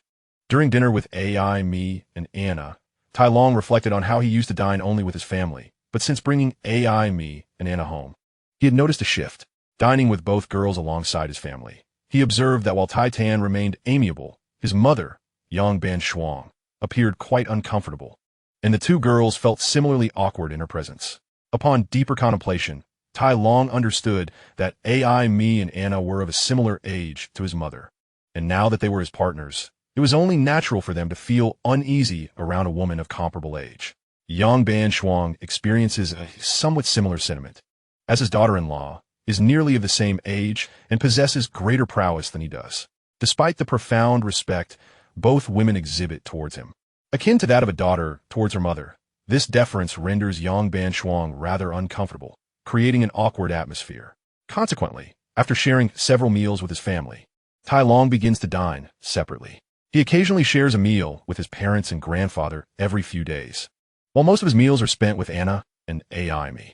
This marks a distinct change that comes with starting a family. After enjoying dinner, Tai Long retreats to his bedroom. Having resolved to temporarily set aside matters concerning weapon blueprints, he decides not to dwell on such thoughts until he can clarify his mind. Upon leaving the dining table, Anna and Ai Mi exchange glances, and Anna is the first to rise and excuse herself, leaving Ai Mi alone at the table. After a short while, Ai Mi also leaves the table, calls for a maid to clear it, and heads to Tai Long's room. This arrangement was mutually agreed upon by Ai Mi and Anna. They would signal to one another during dinner to indicate their desire to spend the night with Tai Long, ensuring a smooth transition without any awkwardness. Although Tai Long is curious about the prospect of being with both women simultaneously, they are not in agreement, leaving him with no recourse. Upon entering his room, Tai Long enjoys a relaxing bath with the assistance of Xiao Shui, followed by his daily training regimen. When Ai Mi enters his room and finds him still engaged in training, she refrains from interrupting and instead takes her own bath. Once Tai Long completes his training, Ai Mi, who is in her 30s yet appears as youthful as a woman in her early 20s due to her impressive spiritual energy, approaches him with the charm of a siren, to which Tai Long naturally does not object. After encountering Tai Long's sister, both Ai Mi and Anna find themselves desiring a child. Consequently, they take turns visiting Tai Long's room each night while he is at home. Upon learning of their intentions, Tai Long's initial reaction is one of refusal, as he is merely 15 years old, and the concept of fatherhood seems premature. However, considering Ai Mi and Anna's ages, he finds it challenging to decline their wishes, especially with his grandfather Tai Tan urging him to bear a great-grandson. Following a passionate encounter with Ai Mi, Tai Long enters a brief contemplative state, wherein his thoughts are most lucid, allowing him to consider the weapons he might employ in the future. He realizes he has inadvertently fallen into a mental trap, as he has already honed his skills with firearms over a decade. Therefore, any new weapon must be chosen thoughtfully, building upon his expertise rather than randomly selecting an alternative. Tai Long recognizes that a spear does not fully harness the brute force he possesses. Although his marksmanship is formidable, a spear is not inherently designed for overwhelming strength. Thus, he establishes a clear requirement for a new weapon, one that accommodates his needs. Chapter 132. The Covenant. A weapon that can harness his strength and adapt to his shooting style must be a variant based on firearms, designed for dominance. Options such as the heavy spear, the halberd, the Golden Phoenix wing spear, and the Bawang gun come to mind. However, the Golden Phoenix wing spear is rather unwieldy, and while the Bawang gun differs from a conventional spear, it still falls within the realm of firearms, necessitating careful consideration.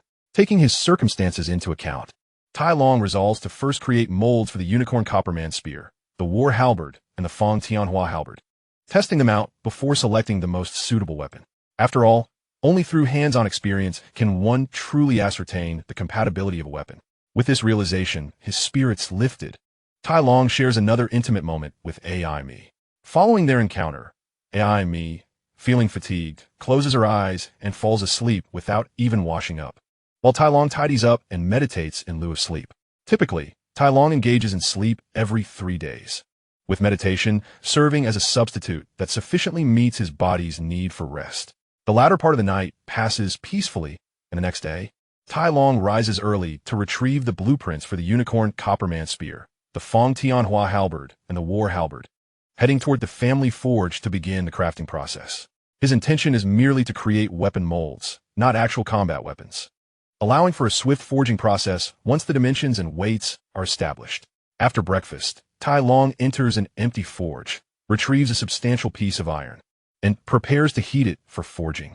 He removes his shirt and dons a leather apron, revealing his robust physique as he prepares for the task. With unwavering focus on the heating iron, Tai Long begins the fundamental forging practice of refining the metal by removing impurities. The sounds of clanging resonate as he employs his family's ancestral hammering technique, each strike infused with remarkable power, sending sparks flying as impurities are expelled. Utilizing his spiritual energy to monitor the iron's condition, Tai Long adjusts his strikes accordingly, causing the iron to visibly shrink in size. He is gradually mastering the family's hammering technique, or more accurately, he is using the forging process to contemplate the application of this ancestral technique in maximizing his strength. Since Tai Long has resolved to adapt his weapon for better compatibility with his power, it becomes imperative to fully comprehend and integrate this hammering method into the new weapon's usage. As time progresses and Tai Long continues his relentless forging, the once watermelon-sized chunk of iron is now reduced to the size of a bowl. This iron has transformed from a mere lump into a piece of refined metal of exceptional quality. Satisfied with his work, Tai Long places the finished product aside, allowing himself a moment to breathe and wipe the sweat from his brow, feeling a sense of accomplishment from the exertion. After freshening up, he puts on a shirt and heads to the location he had agreed upon with old Mo. Having spent nearly 2 hours forging, it is now midday, and upon arriving at the designated spot, Tai Long finds nearly 3,000 members of the Zhu Yan Alliance gathered under Old Mo's organization. AI, Mi, and Anna are also present, as they too belong to the Alliance. After greeting Old Mo and engaging in light conversation, Tai Long proceeds to greet Catherine, Black Snake, and other early members of the Zhu Yan Alliance, exchanging pleasantries. After completing this series of tasks, Tai Long ascended the high platform amidst the throngs of admirers, gazing down upon the more than 2,000 formidable soul masters assembled below. A surge of ambition welled up within him. Among the crowd of nearly 3,000, there stood 1 soul Da, 11 soul sages, over 600 soul emperors, with the remainder largely consisting of soul kings or soul ancestors. Unquestionably, the strength of the Zhu Yan Alliance now rivaled or even surpassed that of the lower 4 sects among the 7 major sects of Douluo continent. Even if Tai Long were to sever ties with the Ling sect and lead the Zhu Yan Alliance, it would undeniably emerge as a significant force among the soul masters of Douluo continent. This highlights the formidable strength of the Zhu Yan Alliance. It is precisely due to this burgeoning power that Tai Long sought to implement judicious and thoughtful arrangements for the members of the Zhu Yan Alliance. Prior to embarking on the quest for the 6th soul ring, he had engaged in discussions with senior members such as Old Mo and Katrina regarding the future development of the Zhu Yan Alliance, ultimately reaching a consensus. They agreed that the Zhu Yan Alliance would not be a vassal of the Ling sect. Rather, the 2 entities would maintain a partnership based on equality, prohibiting any unilateral interference in each other's internal affairs. These stipulations formed the foundation of their amicable cooperation. Consequently, members of the Zhu Yan Alliance were forbidden from taking action against members of the Ling sect, while the latter would provide weapons and equipment to the former. Additionally, the Zhu Yan Alliance would assist the Ling sect in managing challenging affairs. Most importantly, should either party experience decline, the other would aid in its resurgence. These regulations were established following discussions between the Ling sect and the Zhu Yan Alliance, inscribed on the fallen iron tablet, symbolizing an unchanging agreement for millennia. The members of the Zhu Yan Alliance unanimously accepted these terms, as their leader was the new generation heir of the Ling sect, establishing a sense of kinship. Furthermore, the Zhu Yan Alliance had been warmly received by the Ling sect during this period, with assistance provided for members to acquire suitable new soul rings. Thus, the relationship between the 2 factions was exceedingly harmonious. Tai Long had already informed the members of the Zhu Yan Alliance of the future development plans, which included establishing an assassin organization and integrating into the military, both pathways intrinsically linked to bloodshed and slaughter, elements with which the members brought from the City of Slaughter were most familiar. At present, Tai Long had meticulously charted the future trajectory of the Zhu Yan Alliance. While joining the military was a commendable option, it would limit the alliance's potential for growth. Ultimately, this path would confine them to becoming a significant force within the Tiando Empire, but no further. To achieve further advancement, a military coup would be necessary. Moreover, the members of the Zhu Yan Alliance were diverse in gender and age, with some in their 60s or 70s and others in their 20s or 30s. This diversity rendered it impossible for the Zhu Yan Alliance to fully integrate into the military. Furthermore, The talents of the members were manifold. Integrating them directly into the military would risk obscuring some of their abilities, an unfortunate consequence. Thus, Tai Long resolved to restructure the Zhu Yin alliance, extracting the women and older members while selecting fit men of prime age, identifying those ill-suited for direct combat or possessing unique martial souls and special abilities. Ultimately, those unwilling to join the Zhu Yin military would also be excluded, originally numbering over 2,900. This careful selection process would ultimately yield only a little over 800 candidates for the Zhu Yin military, including just one soul sage, Wang Dakai, now known as Wang Chuanrong, who had co-founded the Zhu Yin alliance alongside Tai Long and Old Mo. This name change occurred after Wang Dakai departed from the City of Slaughter, adopting it to evade enemies, with Chuanrong symbolizing the continuation of his family's lineage. Wang Chuanrong, at 45 years old, held the rank of 74th level soul sage, with his martial soul being the iron-armored divine bull, an unprecedented manifestation of the agricultural martial soul of his family. His innate talent had flourished within the City of Slaughter, where his victories in combat had earned him soul power rewards. Now, to further his strength, he sought either soul bones or rare treasures to enhance his innate qualities, as well as continued practice of the blood refining technique imparted by Tai Long. Wang Chuanrong chose to join the military partly to fulfill Tai Long's aspirations, recognizing that his escape from the City of Slaughter was largely due to Tai Long's influence. While he might not fully comprehend the intricacies of the situation, he understood this to be the truth and wished to contribute to Tai Long's endeavors. Additionally, he aspired to establish a legacy for his descendants, making the military a fitting choice. Tai Long instructed Old Mo to escort those selected away, preparing to engage meaningfully with the members poised to enter the military. Once Old Mo had departed with the others, Tai Long addressed the 800 sturdy men before him, stating, "I wish to discuss the future protocols for those entering the military. You all have trained in the Zhu Yin visualization techniques and the blood refining technique, understanding the latter's significance in enhancing your power, which necessitates the presence of malevolent energy. I trust that during your return from the City of Slaughter to Douluo continent, you have sensed the differences in environment. Here, the pervasive malevolent energy of the City of Slaughter is absent. However, rest assured that malevolent energy does exist within Douluo continent, particularly abundant in the military camps and on the battlefield. Your cultivation in these locales will not lag behind that of the City of Slaughter. Furthermore, upon entering the military, you shall not be relegated to the ranks of mere foot soldiers. The Zhu Yin army will recruit new members who will serve as your subordinates. Each of you has your own reasons for entering the City of Slaughter, with many having been compelled to seek refuge there. Now that you return to the mainland, consider this a fresh beginning."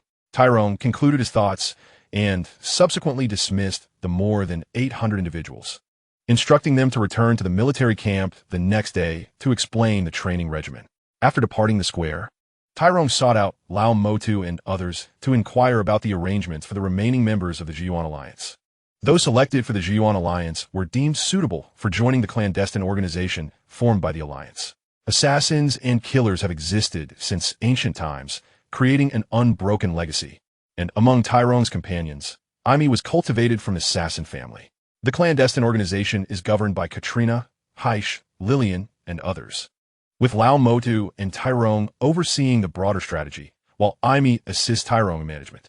The members of this clandestine organization will gradually operate from the shadows, presenting various identities in public while harboring the essence of the alliance.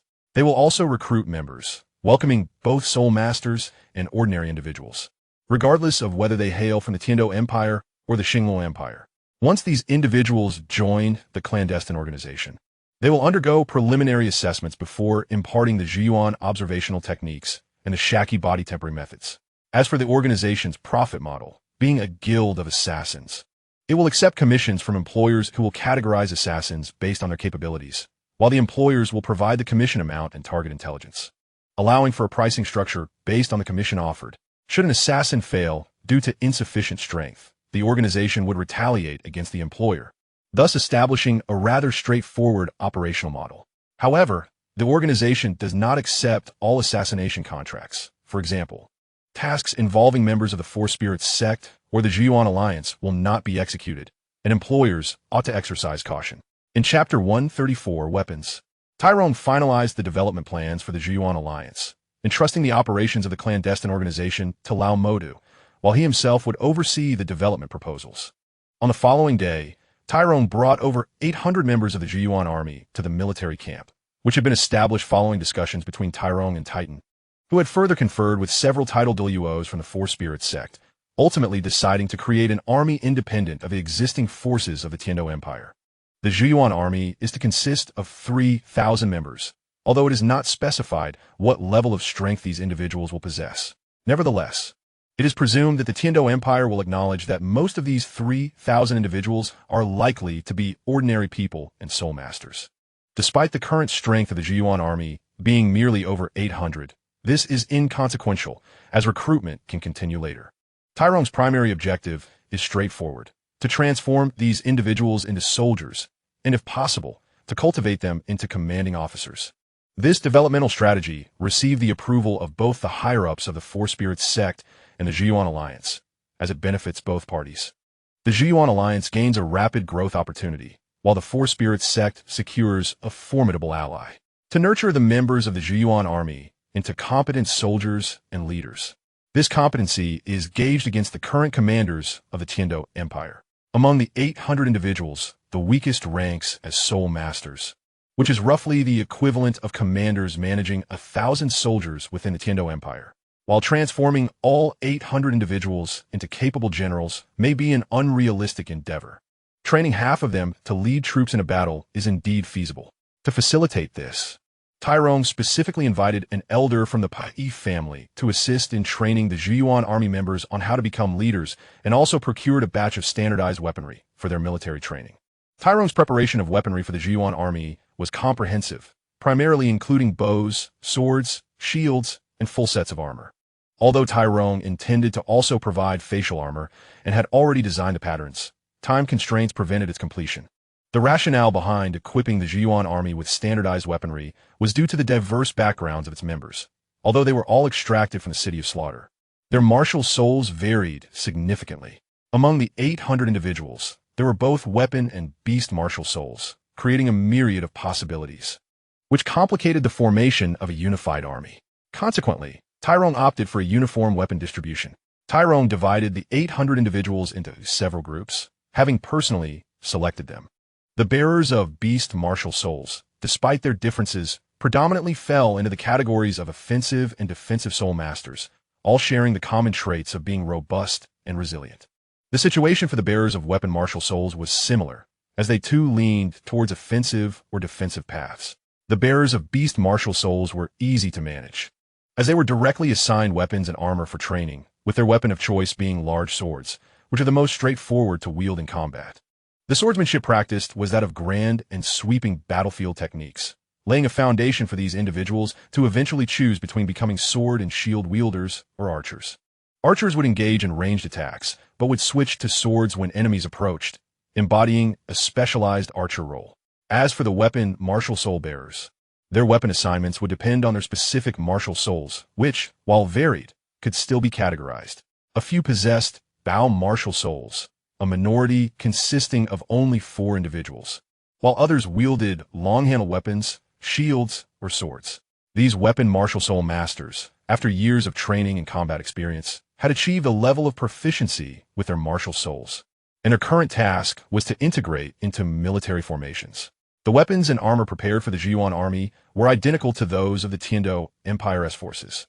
These armaments were initially crafted for the Tiando military, but were now temporarily assigned to the Zhiyuan army. For the Zhiyuan army, these armaments might be considered subpar. Meanwhile, the Liji family is currently fabricating a new set of weapons and armor for the Zhiyuan army, utilizing materials that differ from ordinary equipment, incorporating several rare metals to meet the combat needs of king-level soul masters. Once the Zhiyuan army is officially established and capable of forming military formations for comprehensive battlefield engagement, the army comprised of individuals who have reached the level of soul master and practice the blood-tempering techniques will undoubtedly surprise their adversaries.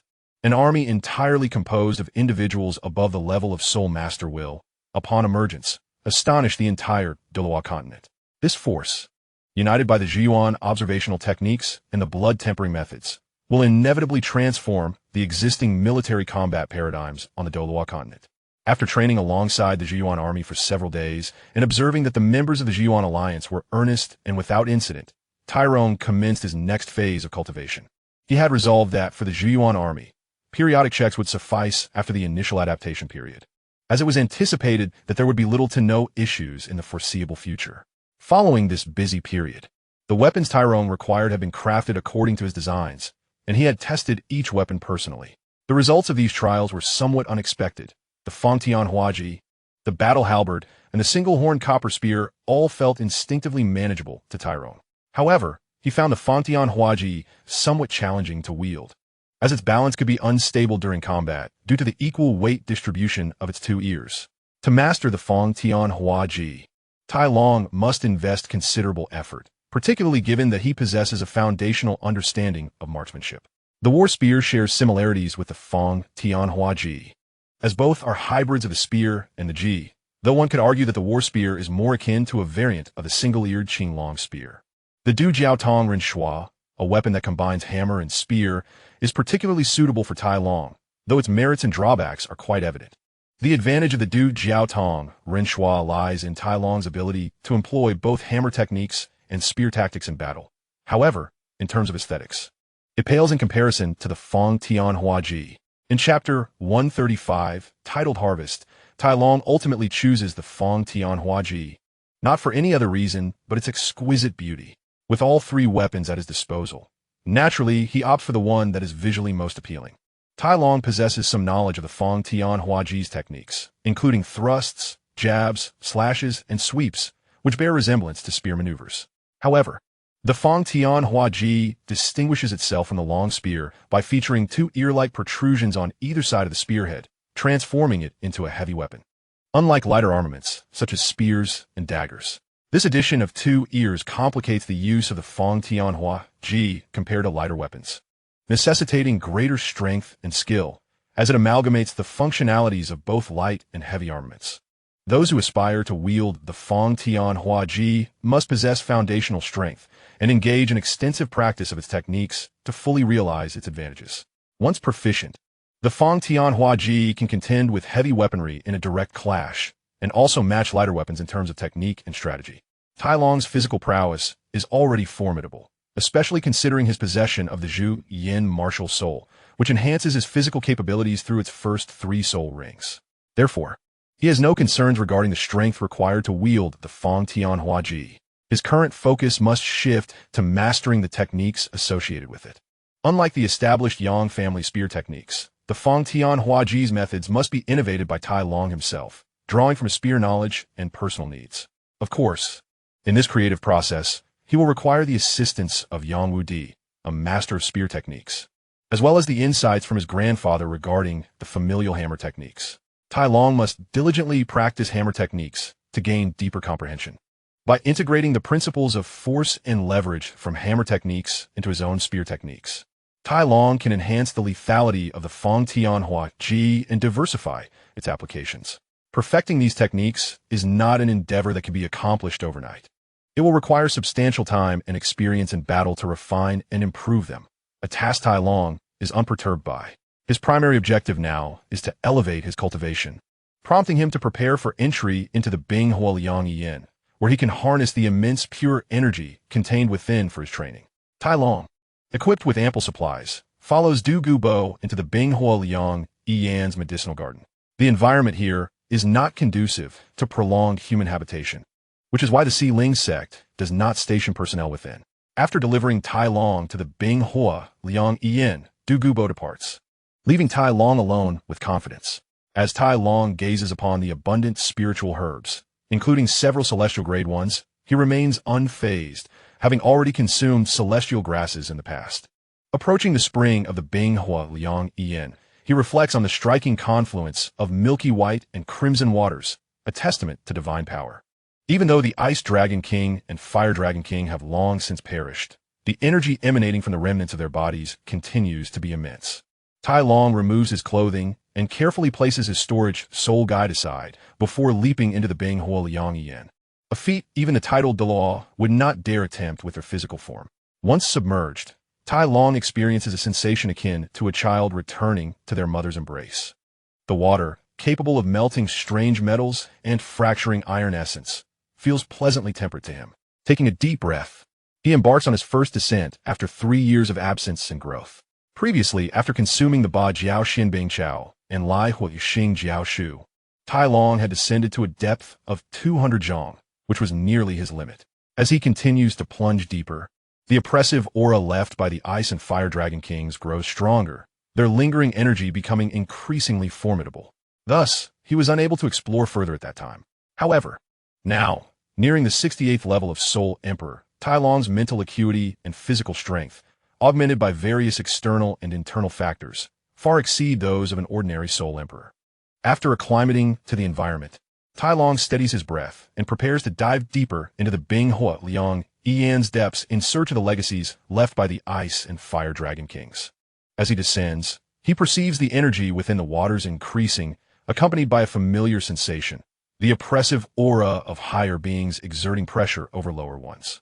This pressure had previously halted his descent at 200 zhong during his last venture.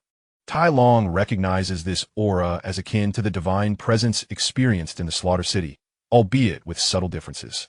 The essence remains unchanged, representing the hierarchical oppression of higher beings over lower ones. Elated by the recognition of this pressure, Tai Long concludes that his suspicions were correct. The remains of the Ice and Fire Dragon Kings indeed lie below in the Bing Hua Liang Yian. His descent accelerates, 10 zhong, 30 zhong, 100 zhong, 200 zhong, ultimately halting at a depth of 700 zhong. Yet, he still has not reached the bottom of the spring. 700 zhong appears to be his limit, a depth filled with the chaotic forces of ice and fire, alongside the formidable pressure from the two Dragon Kings. Suspended at this depth, Tai Long meticulously searches the rocky walls. This descent, unlike the previous one, bears unexpected discoveries, as he uncovers shattered dragon scales and fragmented bones along the cliffside. Tai Rong, enshrouded by the might of his Wuhan, clutched the dragon scale he had discovered, feeling the formidable essence of the dragon's power imbued within it. Fortunately, with Tai Rong's Jia Wuhan being of a high rank, he could withstand the residual pressure of the Dragon King emanating from the scale, even if he had yet to fully mature. He held a large, palm-sized dragon scale, using it as a base, and placed a smaller scale atop it before commencing his ascent to the water surface. As Tai Rong rose from the depths of the icy fire duality, 700 zhong beneath the surface, he meticulously collected the fragments of scales and bones he had discovered during his descent. With each upward movement, the light filtering down from above grew increasingly abundant, and Tai Rong's keen gaze continuously scanned the underwater stone walls for any signs of interest. Suddenly, a head emerged from the tranquil waters of the icy fire duality disrupting the serene surface and sending ripples across the water. Tai Rong first deposited the dragon scales and bone fragments on the shore before climbing out himself, shaking off the water droplets with his soul power. He donned his clothing to avoid the embarrassing predicament of being left in a state of undress. Once dressed, Tai Rong began to examine the items he had retrieved from the icy fire duality He had brought forth 8 fragments of bone and 5 scales. Each of these items bore the distinct energies of ice and fire.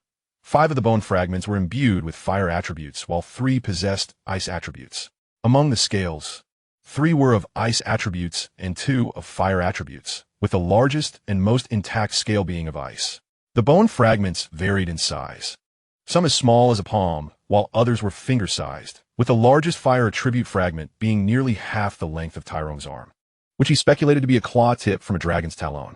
To be candid, the peculiar scales and bones Tai Rong painstakingly retrieved from the icy fire duality would likely be of little use to an ordinary person, who would struggle to discern their value.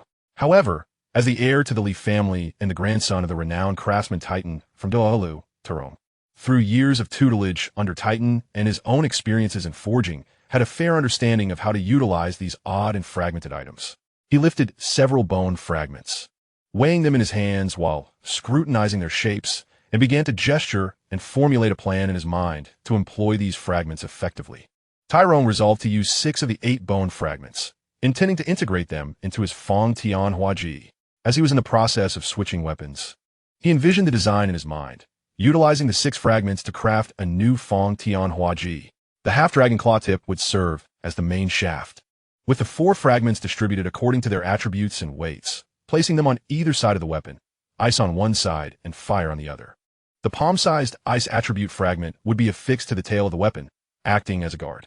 This constituted merely the framework for the Fong Tian Hua Ji. Further filling and connections would be required to complete the weapon.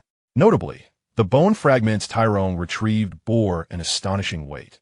Though their sizes were modest, their heft was remarkable, collectively exceeding 400 jin, with the largest dragon claw fragment alone weighing approximately 300 jin.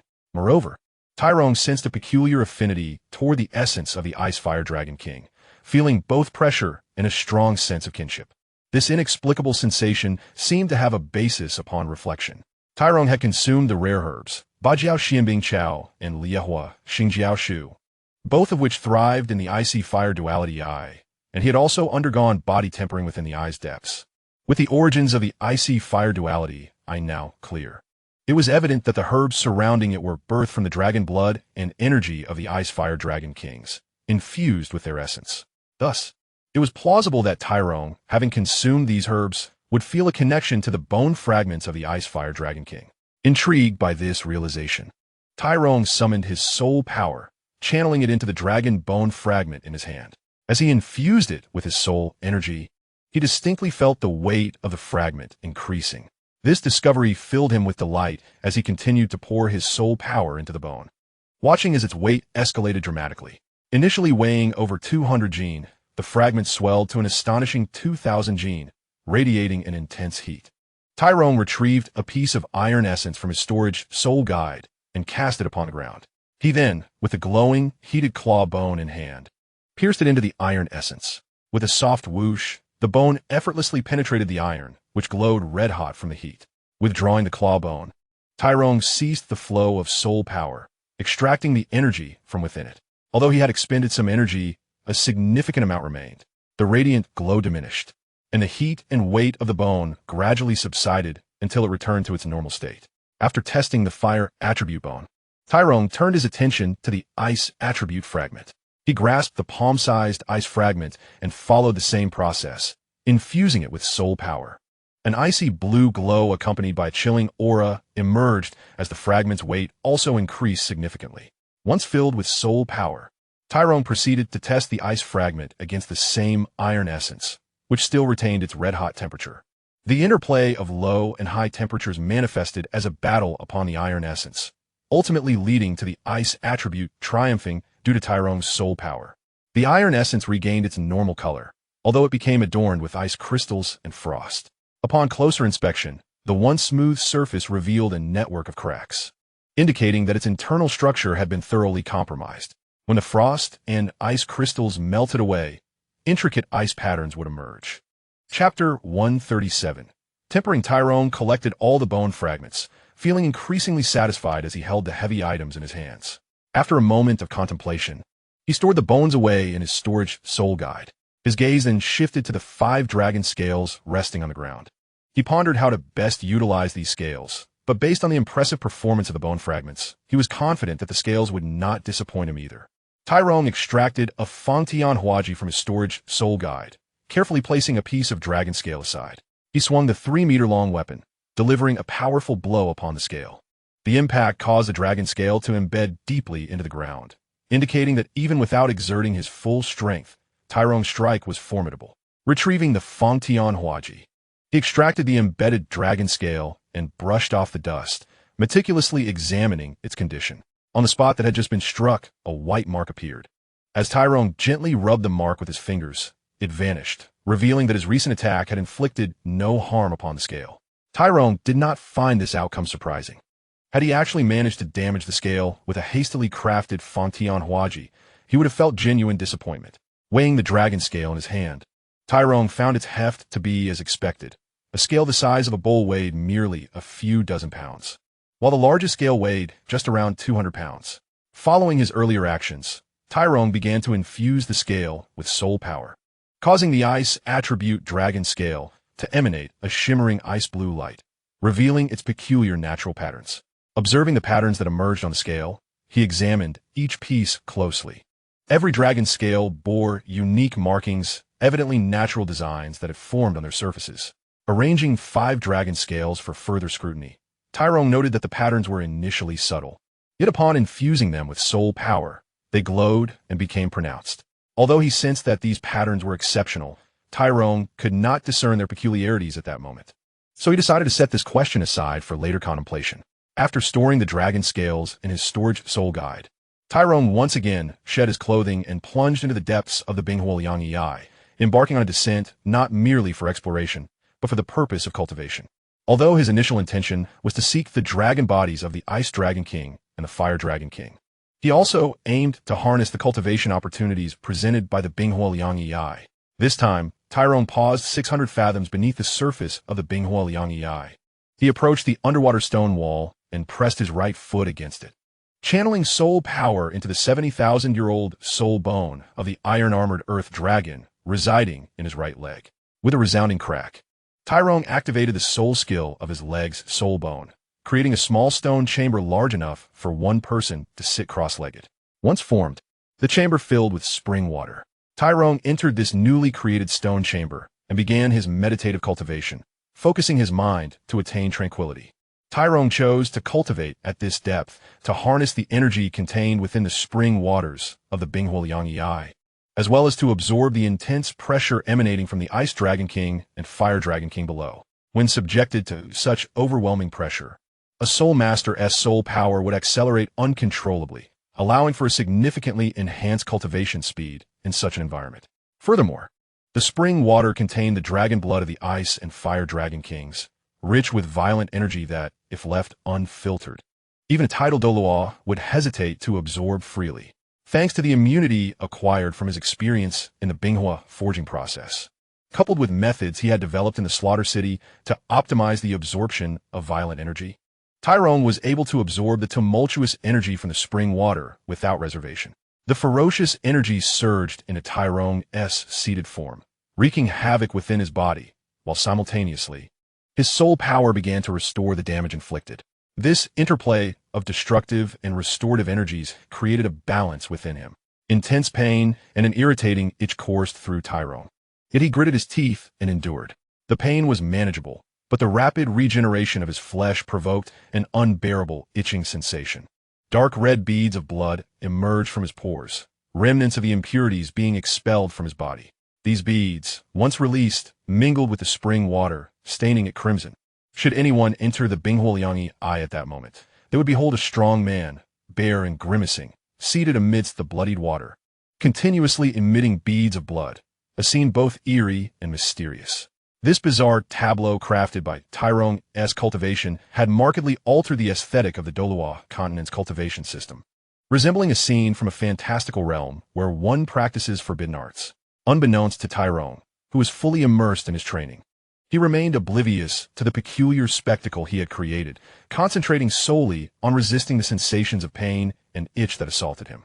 After all, he was the only individual capable of descending to such depths beneath the Binghuoliang Yi, providing him with a sense of security regarding his safety.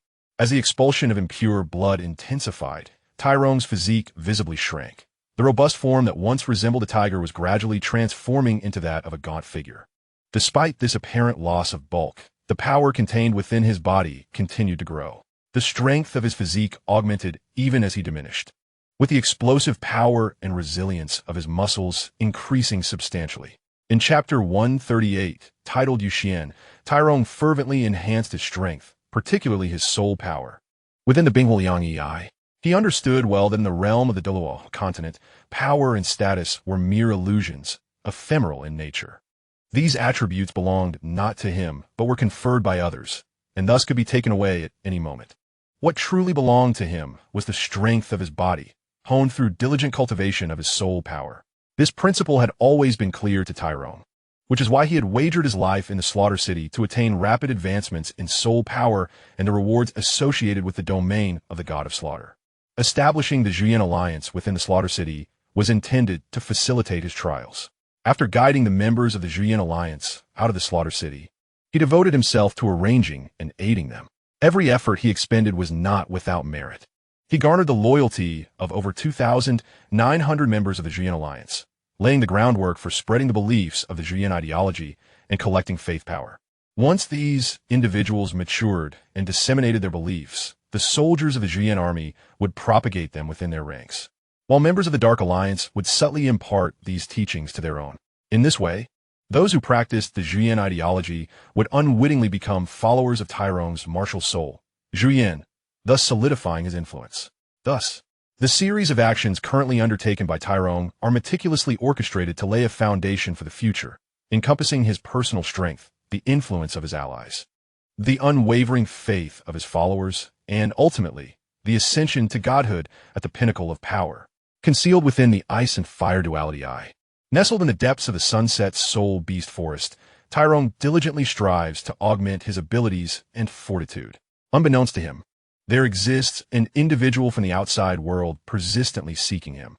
The Wuhuan Palace has dispatched Qian Ringshu, who is now known as Shueqinghe, the crown prince of the Tiando Empire, to covertly search for Tyrone. Qian Ringshu, in her guise as Shueqinghe, has performed admirably, rising to prominence as the esteemed crown prince of the Tiando Empire. Since the moment she first became aware of Tyrone, during his trial in the City of Slaughter, Qian Ringshu has employed her own powers to seek information about him, even utilizing her identity as Shueqinghe to inquire openly. She has established a mentor-student relationship with Ning Fengji, the leader of the Seven Treasure Glazed Tile sect, which is flourishing. Ning Fengji holds great satisfaction in his disciple and is a staunch supporter of the next generation of the Tiando throne. The Seven Treasure Glazed Tile sect and the Four Spirits sect maintain a considerable amount of cooperation and business dealings, resulting in a mutually beneficial relationship. Furthermore, the differing developmental strategies of the two sects prevent any competitive rivalry, as both sects are located adjacent to Tiando City, fostering a harmonious rapport. Qian Ringshu is well aware of the intricacies of the Four Spirits sect. However, she now embodies the identity of Shueqinghe, the heir of the Tiando Empire, prompting her to proactively foster amicable relations with the Four Spirits sect. Naturally, the Four Spirits sect does not reject the olive branch extended by the imperial heir, and given the current circumstances, the ascension of the renowned Shueqinghe to the Tiando Empire throne appears to be a foregone conclusion. Consequently, the relationship between the Four Spirits sect and Shueqinghe is quite amicable, although due to the influence of Douluo, the Four Spirits sect also shares a favorable connection with Prince Shuexing of the Tiando Empire. However, as Prince Shuexing and Crown Prince Shueqinghe are at odds, the Four Spirits sect maintains a neutral stance towards both parties, refraining from any formal alliances or declarations of support. In light of the growing significance of the Four Spirits sect within the Tiando Empire, their influence is increasingly undeniable. Yet, the Four Spirits sect's own stance remains somewhat ambiguous, leading Qian Ringshu to seek to ally with the next generation's heir, Tyrone, in advance. The formation of these relationships coincides with the last 2 years of Tyrone's time in the City of Slaughter. After developing this awareness, Qian Ringshu has been actively searching for Tyrone, hoping to draw him closer while he is still young. Recently, Qian Ringshu learned of Tyrone's whereabouts from her sister, Shueke, who has been studying at the Yuxian established by Tang Yuehua for an extended period. Given Tyrone's current identity and the bond he shares with Titan, who has watched him grow under Tang Yuehua's guidance, Tyrone was introduced to Tang Yuehua by his father, Tainuo, when he was sent to Yuxian. Tyrone has always felt that the relationship between Tainuo and Tang Yuehua is quite complex, primarily due to his father's unusually warm demeanor towards her and his enthusiastic support for Tyrone's enrollment at Yuxian. Despite Tyrone's repeated assertions of being capable of reaching Yuxian on his own, Tainuo remained resolute in personally escorting him there. As a result of this relationship, Tyrone received special attention from Tang Yuehua upon his arrival at Yuxian. Being the newest student, Tang Yuehua organized a welcome for him from the existing members of the academy.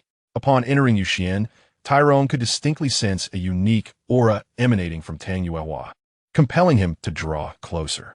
Furthermore, Tyrone noticed that when enveloped by this aura, the negative emotions he had accumulated from excessive bloodshed, due to his cultivation of the killing god domain and the slaughter chi body refinement technique, began to dissipate significantly.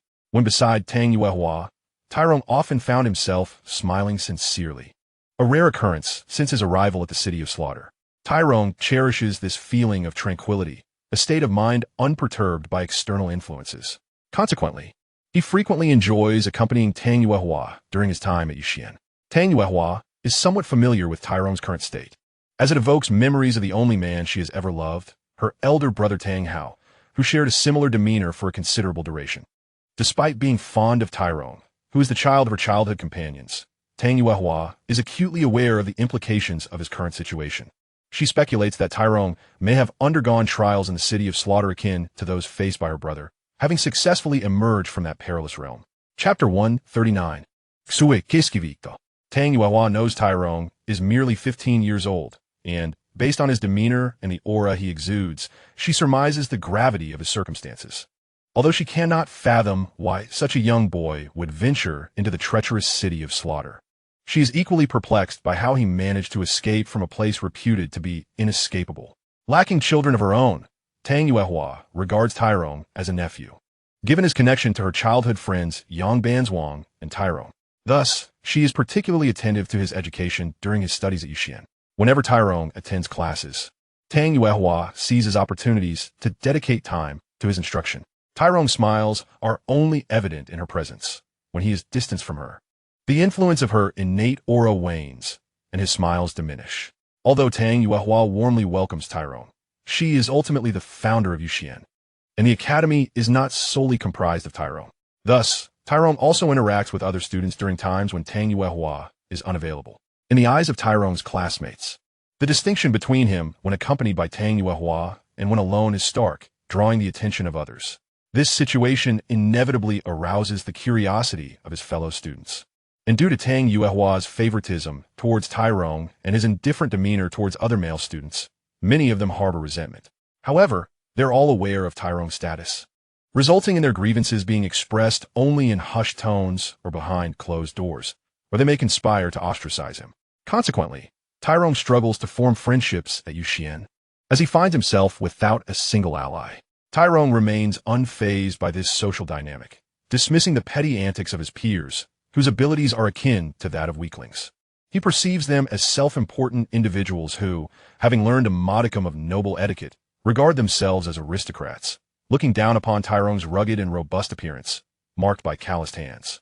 In return, Tyrone holds no regard for these pretentious individuals, recognizing their superficiality and knowing that they could not withstand even a single blow from him. However, Tai Long's reputation among the female students is rather lackluster. A few years ago, as his wedding date approached, he abruptly vanished for an entire year, leaving those who had promised to marry him understandably discontented. Apart from Jiang Zhu, Tai Long's other fiancés hail from the nobility of the Tiando Empire, and many of the female students in Yuxian are acquainted with them, given their shared social circles. Tai Long's act of fleeing from his wedding has tarnished his reputation among the elite and fashionable women of the Tiando Empire, leading many to harbor disdain towards him. Nevertheless, not all noble women and socialites share this sentiment. A few have developed an interest in Tai Long after learning of his elopement. These noble women who find themselves intrigued by Tai Long fall into various categories. The first group consists of those who simply wish to conquer him, desiring to bring the heartless man who discarded 3 beautiful fiancées to his knees before them, thereby showcasing their own allure. The second group comprises women who have poor relations with Tai Long's fiancés, either due to mutual antagonism or existing conflicts. They aim to win over the man who abandoned his betrothed, seeking to take revenge on Tai Long's fiancés and demonstrate their own charm. The final group includes the close friends and confidants of Tai Long's fiancés, whose motives are less than pure. They may wish to avenge their friend's abandonment by making Tai Long succumb to their charms only to later cast him aside, allowing him to experience the pain of rejection. Despite Tai Long's unfavorable reputation among the elite, several noble women still gravitate towards him, and within Yuxian, a few female students persistently seek his company. However, Tai Long remains indifferent to these unremarkable students, maintaining a rather aloof demeanor. Observing this situation, Tang Yuehua grows increasingly concerned, believing that Tai Long has been isolated by the male students, and, due to the influence of the city of slaughter trials, is wary of the girls. Thus, Tang Yuehua resolves to assist Tai Long in overcoming his wariness and hostility, helping him reintegrate into a stable life on the continent after the harrowing experiences he endured. She begins to facilitate interactions between Tai Long and other students and communicates with several of her close female friends, encouraging them to engage with Tai Long in conversation and partake in group activities to alleviate his isolation among the male students. Shueku is among those entrusted by Tang Yuehua diligently bringing along her fellow students to chat with Tai Long whenever he practices his instruments alone, away from the crowd. Remarkably, Tang Yuehua's strategy of deploying young, charming female students proves effective for Tai Long's situation. As time passes since Tai Long's departure from the City of Slaughter, he immerses himself in reading, forging, martial arts, etiquette, and music, while under the influence of Tang Yuehua's innate talents and the constant attention from lovely young women. Consequently, Tai Long experiences a noticeable alleviation of his burdens. By the time he embarks on his quest for the sixth spirit ring, he has learned to fully suppress his malevolent aura and hostility, significantly diminishing the impact of negative emotions, provided he remains unstimulated by provocative circumstances.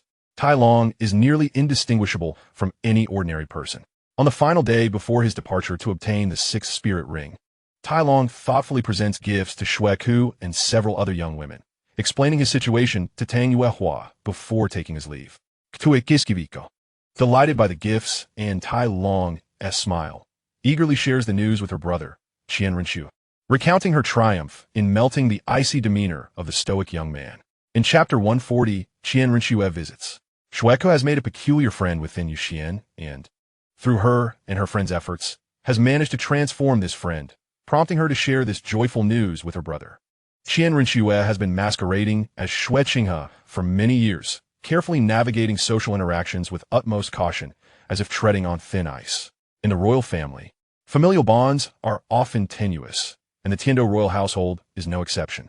After assuming the identity of Xue Qinghe, Qian Renshu engages in a covert power struggle with other princes, ultimately leveraging the influence of the spirit hall behind him to eliminate two competitors for the throne. Initially, Qian Renshu intended to eradicate all threats to his claim, including the last remaining prince, Xuebong. However, after the loss of two sons, Emperor Xue tightened his protection over his remaining heirs. Xuebong, who appears to be a carefree and frivolous individual, also receives protection from Prince Xuexing.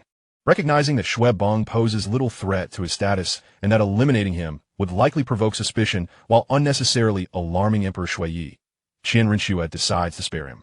Through these trials, Qian Renshu has grown emotionally detached from the rest of the Tiando royal family, yet he harbors a fondness for the innocent and naive Xue Ku. Despite his maturity and cunning, Qian Renshu remains a young man at heart, and in many ways, he embodies the qualities of a good person.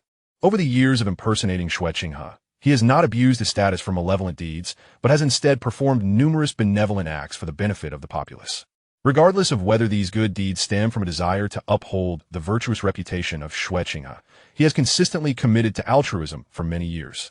Xue Ku adores her kind, gentle, and reasonable brother, often confiding in him about her secrets. When Xue Ku pulls Qian Renshu aside to discuss matters at Yuxian, he assumes she has encountered something joyous to share, or perhaps a troubling issue for which she seeks his counsel. Thus, Qian Renshu greets her with his customary warm smile, listening attentively to her narrative. However, as Xue Ku continues her tale, Qian Renshu's smile begins to falter, for he hears something he has long sought yet failed to uncover: news about Tai Long. Though Qian Renshu, in his guise as Xue Qinghe, is also a student at Yuxian, he has mastered the curriculum thoroughly and is regarded as an exemplary student. Recently, due to his involvement in the political affairs of the Tiando Empire, Qian Renshu has been absent from Yuxian for an extended period, and having made little progress in his search for Tai Long over the years, he had set that quest aside. Yet now, he is astonished to learn that Tai Long, whom he had diligently sought, has appeared at Yuxian and has formed a friendship with his sister, Xue Ku. Upon receiving this news, Qian Renshu begins to strategize how to engage with Tai Long in a manner that is both discreet and inconspicuous, while simultaneously attending to Xue Ku with a distracted demeanor.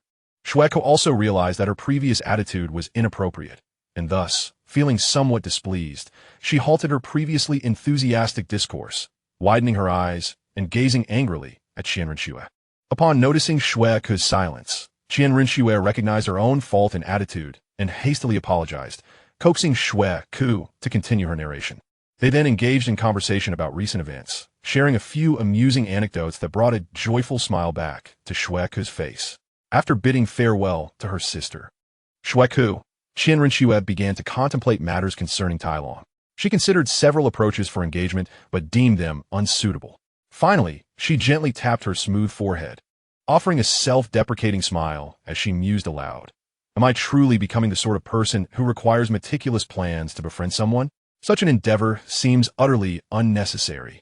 Resolute in her decision, Qian Rinxue resolved to personally visit Yu Xian the following day to meet the man she had long pursued, whose presence lingered in her thoughts and dreams. However, her quest to find Tai Long at Yu Xian was destined to end in disappointment, as at that time, Tai Long would not be present. By the time Qian Rinxue arrived at Yu Xian, Tai Long would likely have already departed with her grandfather from Tiando Imperial City.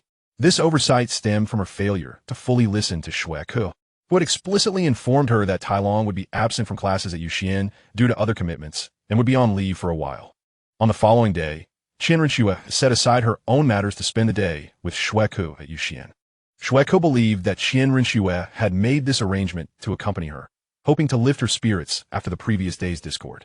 Thus, as they traveled together in a carriage towards Yu Xian, Xue Ke was filled with joy, chattering animatedly with Qian Rinxue, her youthful vigor radiating an authentic and cheerful smile. This genuine expression of happiness was profoundly infectious, and under Xue Ke's positive energy, Qian Rinxue's previously troubled mood, marred by her silent rivalry with Prince Xue Xing, improved significantly, and a smile graced her face. Upon their arrival at Yu Xian, the presence of the imperial prince stirred a brief commotion, but calm was quickly restored. For the students were well aware that Prince Xue Qinghe was a fellow student of Yu Xian and had seen him before. With the arrival of Prince Xue Qinghe, the head of Yu Xian, Tang Yuehua, personally came forth to greet him.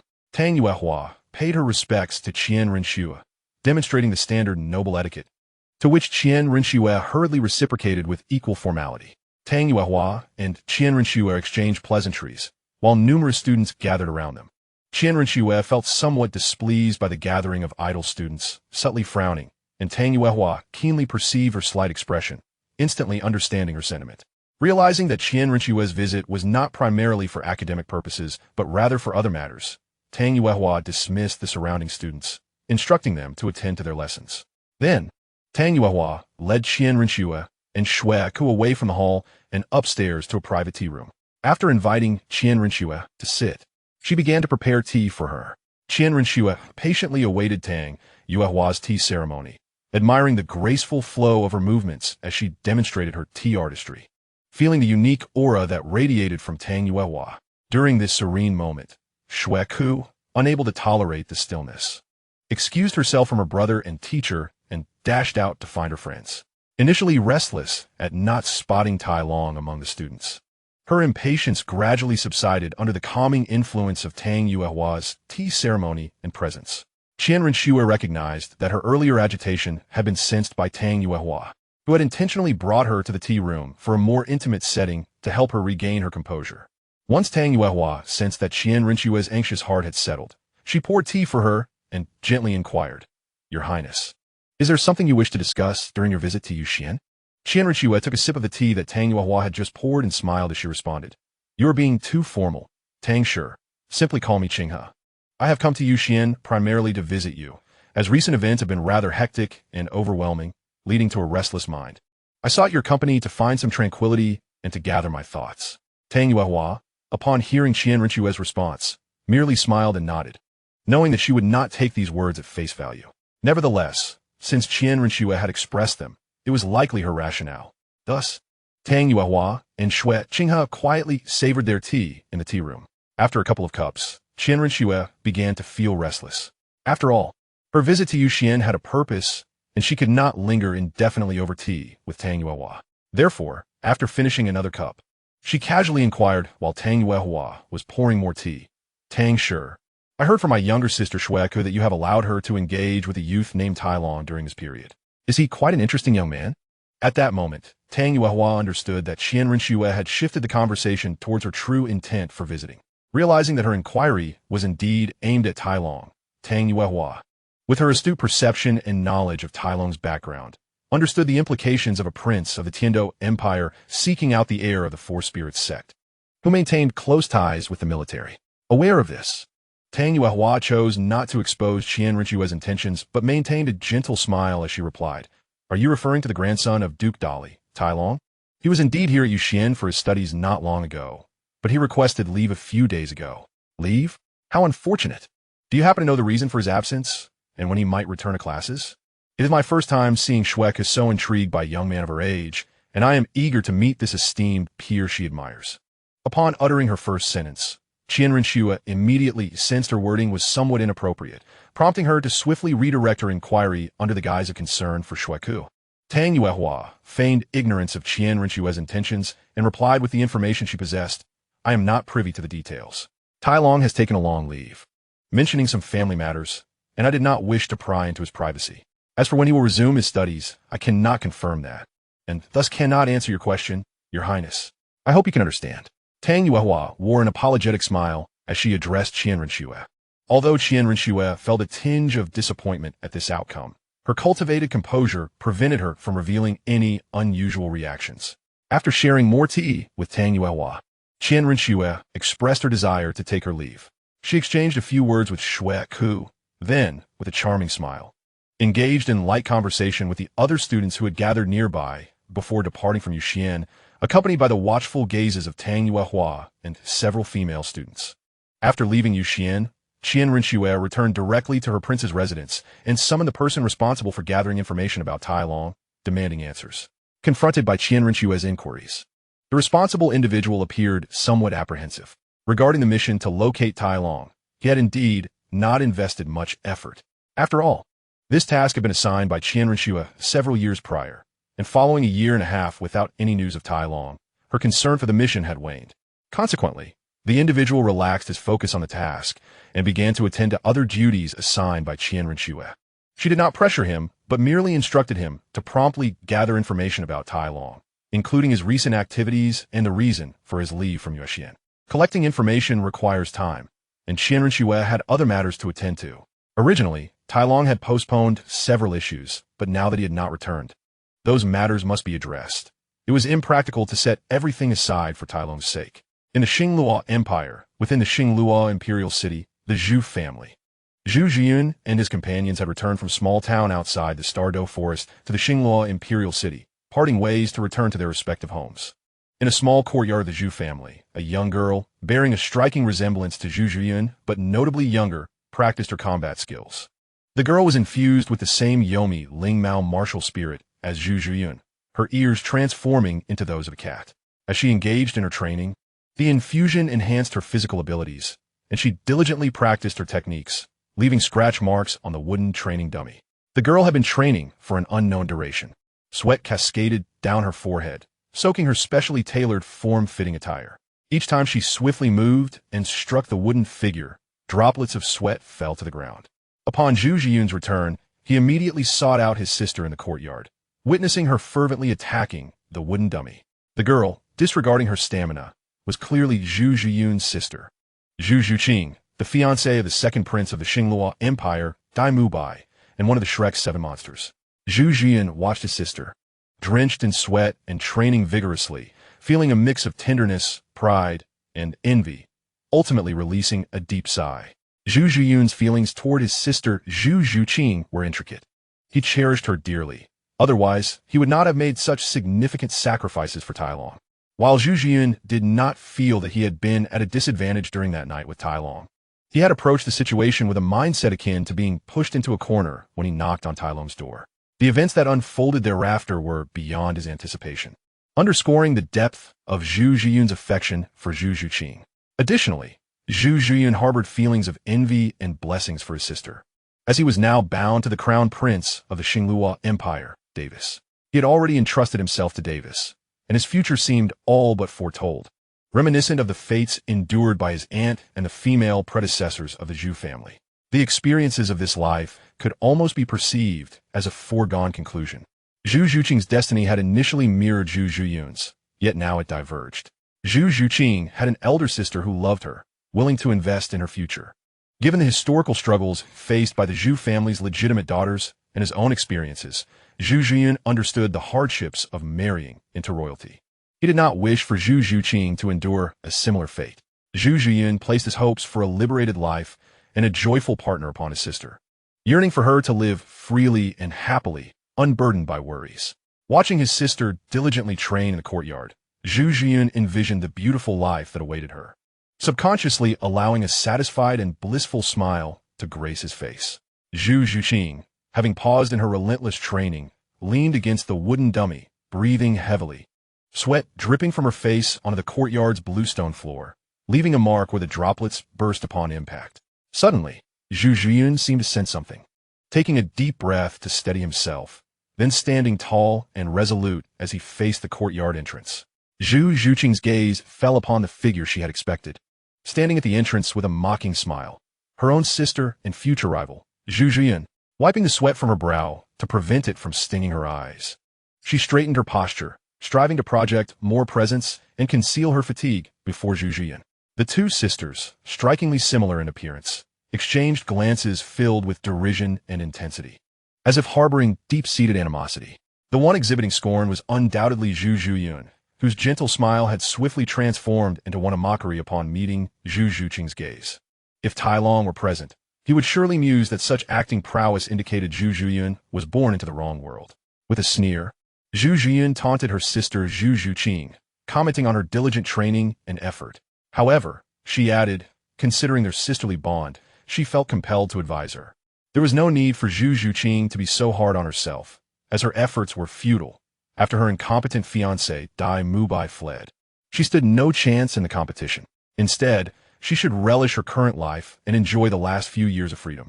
Once the Imperial Heir competition concluded, provided she did not cause any disturbances, Zhu Zhiyun might allow her to remain and keep her soul power intact, granting her a peaceful existence. I will not concede. Zhu Zhuqing seemed impervious to her sister's words, her gaze unwavering as she fixed her eyes on Zhu Zhiyun, voicing her resolve. What did you just say?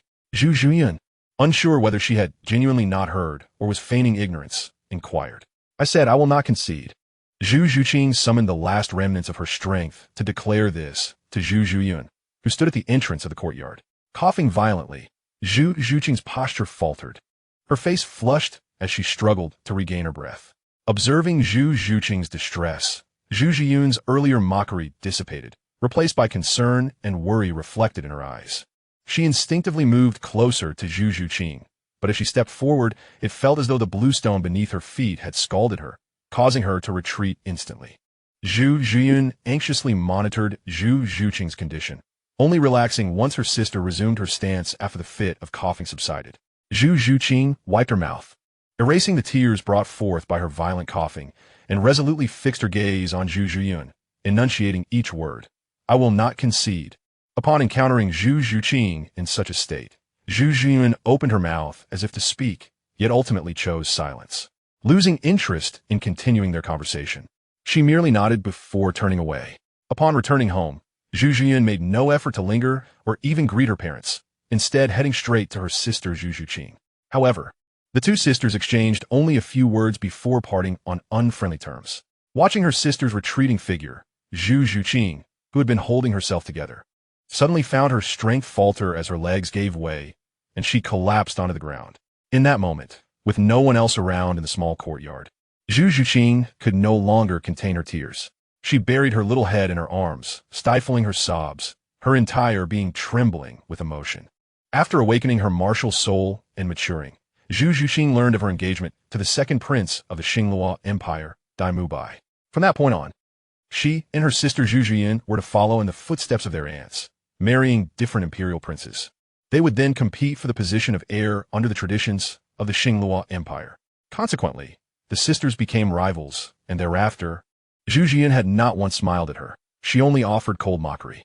For Zhu Zhuqing, the world underwent a profound transformation following her engagement to Dai Mubai. Her sister, who had once shown her indifference yet still cared, began to target her after the engagement. Her once gentle brother ceased to playfully tease her, and her parents lost their former warmth. Although they tried to fulfill her requests, Zhu Zhuqing could distinctly feel the absence of the affectionate bond they once shared. After her engagement, Zhu Zhuqing sensed that the entire world around her had shifted.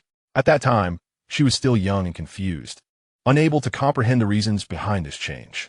However, this confusion did not last long, as she gradually understood the adult world's intricacies through the guidance of those dispatched by the Dai family to instruct her. Zhu Zhuqing soon grasped the reasons behind her parents' and brother's cold demeanor. She realized they had experienced similar feelings after Zhu Zhiyun's engagement to the imperial crown prince. This was a directive from the Xingluo royal family, aimed at diminishing the emotional ties of the future princess consort and queen to the Zhu family.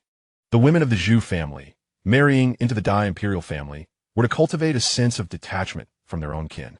Only in this manner could the imperial family truly relinquish their ties, lest the empress, the queen, and the crown princess all be daughters of the Zhu family. If left unchecked, the influence of the Zhu family would expand uncontrollably. However, due to the Zhu family's inherited martial soul, the Yoming Mao, which could combine with the Dai family's martial soul, the Baihu, to form a powerful fusion technique, the Zhu family remained indispensable to the imperial family of Xingluo. It was precisely for this reason that the far-sighted ancestors of the Dai family devised the current strategy regarding the sisters Zhu Zhuyun and Zhu Zhuqing. They sought to distance the daughters of the Zhu family from their impending marriages to imperial princes. The royal family would directly oversee the education of the Zhu family's daughters engaged to the princes, intervening before their youthful ideals could form, instilling in their hearts a profound loyalty to the royal family and their betrothed. This educational policy ensured the stable succession of the Xingluo Empire's throne while effectively curbing the expansion of the Zhu family's influence. Since the Zhu family's daughters bore little emotional attachment to their own family, they would naturally refrain from aiding in its growth. Zhu Zhiyun's situation was an anomaly, as she had her sister Zhu Zhuqing before her own ideals were reformed. Under the royal family's influence and the emotional detachment from her kin, Zhu Zhuqing, guided by the royal educators, found her heart entwined with the image of her yet-to-meet fiancé, Dai Mubai, prepared to face the future alongside her fiancé. Zhu Zhuqing diligently enhanced her soul power and honed her combat skills, all in anticipation of the destiny that awaited her. She resolved to confront the upcoming battle with unwavering determination, believing that even if she were to perish in the fray, as long as she was with Dai Mubai, no challenge would feel insurmountable. Zhu Zhuqing held the conviction that her fiancé, like her, would bear the burden of external pressures, continuously training to sharpen his skills for their ultimate confrontation. This belief had been instilled in her by her instructors, and, as she had never met Dai Mubai, her impressions of him were shaped solely by their narratives. Thus, the image she held of him was not the true Dai Mubai, but rather an idealized version crafted by those around her. This haloed perception of her fiancé remained unchallenged until a year prior, when her sister Zhu Zhuyun shattered it. Zhu Zhuqing vividly recalled that sunny afternoon when, after a rigorous session with a teacher, she had mastered some new combat techniques. Elated by her progress, she felt a surge of strength, inching closer to the day she would surpass her sister. However, her joy was abruptly extinguished when Zhu Zhuyun, with a smile, approached her. The unexpected smile left Zhu Zhuqing momentarily stunned, and she returned the gesture, still unaware of the storm that was to follow. Yet, the words that Zhu Zhiyun uttered next turned her smile into a frozen mask of shock, her earlier elation dissipating like ice under the sun, leaving her numb and tearless. Your fiancé, Dai Mubai, has secretly left the Xingluo Empire. In simpler terms, your fiancé has run away. Zhu Zhiyun delivered this heart-wrenching revelation to her unsuspecting sister. That afternoon, Zhu Zhuqing refrained from crying, unwilling to accept her sister's words as truth. She believed Zhu Zhiyun was merely attempting to undermine her spirits. The royal educators had done their job too well, embedding in Zhu Zhuqing the image of a perfect fiancé, which led her to doubt her sister's claims. In the days that followed, Zhu Zhuqing sought any information regarding Dai Mubai, although some sought to conceal the truth of his departure from her. There are no secrets that can remain hidden forever, and Zhu Zhuqing eventually learned the truth. However, upon confirming the accuracy of her sister's words, instead of succumbing to despair, she resolved to intensify her training. Zhu Zhuqing's relentless training over the past year was unlike any she had experienced before. Previously, her training had been driven by clear objectives and aspirations. Now, it was a means to immerse herself in the rigors of training, seeking to forget the harsh realities of her life. Throughout this year, Zhu Zhuqing remained remarkably resilient, never shedding a tear, even during solitary nights spent meditating on her soul power while seated on her bed. Chapter 144. Slumber. A year after learning of her fiancé Dai Mubai's elopement, Zhu Zhuqing's sister, Zhu Zhiyun, would often visit, each time bringing news of Dai Mubai. Unfortunately, these tidings were seldom favorable. They recounted how Dai Mubai indulged in a life of debauchery, flitting from one romantic encounter to another. Zhu Zhiyun did not gather this information herself. Rather, it was relayed to her by Dai Mubai's brother, Davis, who maintained a keen interest in his wayward sibling. The Dai family of the Xinghua Empire had a long-standing legacy, during which younger princes had occasionally usurped the throne from their elder counterparts. Naturally, Davis was wary of the possibility that Dai Mubai had intentionally distanced himself from the Xinghua Empire, seizing the opportunity to hone his skills away from the tumult of Xinghua City, gathering strength for a potential confrontation with his elder brother. Thus, after Dai Mubai's departure, Davis diligently monitored his actions until he confirmed that Dai Mubai had truly succumbed to a life of excess, seeking to relish his last moments of freedom before any impending conflict. Only then did Davis find solace. Upon receiving news from Davis about Dai Mubai, Zhu Zhiyun felt a surge of indignation. Knowing that Dai Mubai was cavorting outside the empire while her sister Zhu Zhuqing tirelessly trained in combat techniques and devoted sleepless nights to cultivating her soul power, intensified her frustration. The more she contemplated, the more enraged she became, leading her to conceive a plan for Zhu Zhuqing to escape the confines of the Xinghua Empire and break free from her predetermined fate. Zhu Zhiyun persistently informed her sister of Dai Mubai's true circumstances, hoping to awaken Zhu Zhuqing's consciousness and instill disappointment in her fiancé. When the moment was ripe, she intended for Zhu Zhuqing to flee the empire and hide away. However, Zhu Zhiyun did not anticipate that the more she pressed her sister, the harder Zhu Zhuqing would train in silence. Believing her words would spur Zhu Zhuqing on, Zhu Zhiyun relentlessly shared news of Dai Mubai, while Zhu Zhuqing, through her diligent efforts over the year, endured Zhu Zhiyun's barbs and provocations. Yet, even the strongest individuals have their breaking points, particularly a young girl like Zhu Zhuqing, whose maturity belied her age. After an exhausting training session, drenched in sweat and physically drained, the accumulated pressure from her sister's criticisms finally broke her spirit. Zhu Zhiyun, having traversed the arduous journey back from the Stardow Forest, was eager to see her sister. She suppressed her own joy and elation, adopting her usual tone of critique as she spoke to Zhu Zhuqing. Upon completing her motivational task, Zhu Zhiyun observed that her sister's demeanor remained steadfast and defiant. Yet she did not linger further. However, once Zhu Zhiyun departed, Zhu Zhuqing's composure shattered. Like a forsaken kitten, she curled into a ball, sobbing uncontrollably. It was impossible to discern how long she cried, until exhaustion finally overtook her, and she lay curled on the ground, succumbing to slumber. After leaving Zhu Zhuqing's courtyard, Zhu Zhiyun dutifully paid her respects to their parents, engaging in brief conversation with her father about her recent excursion before taking her leave. Naturally, Zhu Zhiyun withheld certain details from her father, particularly concerning the night she knocked on Talon's door. As she exited her father's quarters, she encountered her brother Zhu Songting. Exchanging polite smiles and greetings, Zhu Zhiyun stepped aside to allow her brother to enter, and to her surprise, he mirrored her gesture. The siblings exchanged a brief pause, sharing a knowing nod before parting ways. Zhu Songting and Zhu Zhiyun were born mere minutes apart, making them dragon and phoenix twins who had grown up together. Prior to Zhu Zhiyun's engagement to Davis, their bond had been strong. However, after she awakened her martial soul and became Davis' fiancée, their paths diverged. With Zhu Zhiyun receiving royal education, while Zhu Songting trained alongside the eldest son of the Zhu family, Zhu Songhua. Despite their separation, the bond between Zhu Zhiyun and Zhu Songting remained, as they were of similar age. In contrast, the age gap between Zhu Songhua and Zhu Zhiyun, as well as Zhu Songting and Zhu Zhuqing, was significant, leading to a natural distancing as they matured and understood the dynamics of their family's legacy. Upon returning to her own courtyard, Zhu Zhiyun dismissed her attendants, ensuring solitude before removing the mask from her face, revealing a genuine smile of joy. Meanwhile, Zhu Zhuqing lay in slumber on the bluestone floor of her courtyard, the mental fatigue accumulated from her meditative training manifesting at last. Her weeping, followed by deep sleep, led her to lose track of time, drifting from afternoon until sunset. Notably, Zhu Zhuqing's tears went unnoticed, as her attendants adhered to her explicit request for solitude during her training sessions. Zhu Zhuqing found discomfort in the presence of others, feeling it hindered her combat movements, a sentiment easily understood, for privacy is a universal need. Additionally, Zhu Zhuqing's temperament had always been somewhat frosty.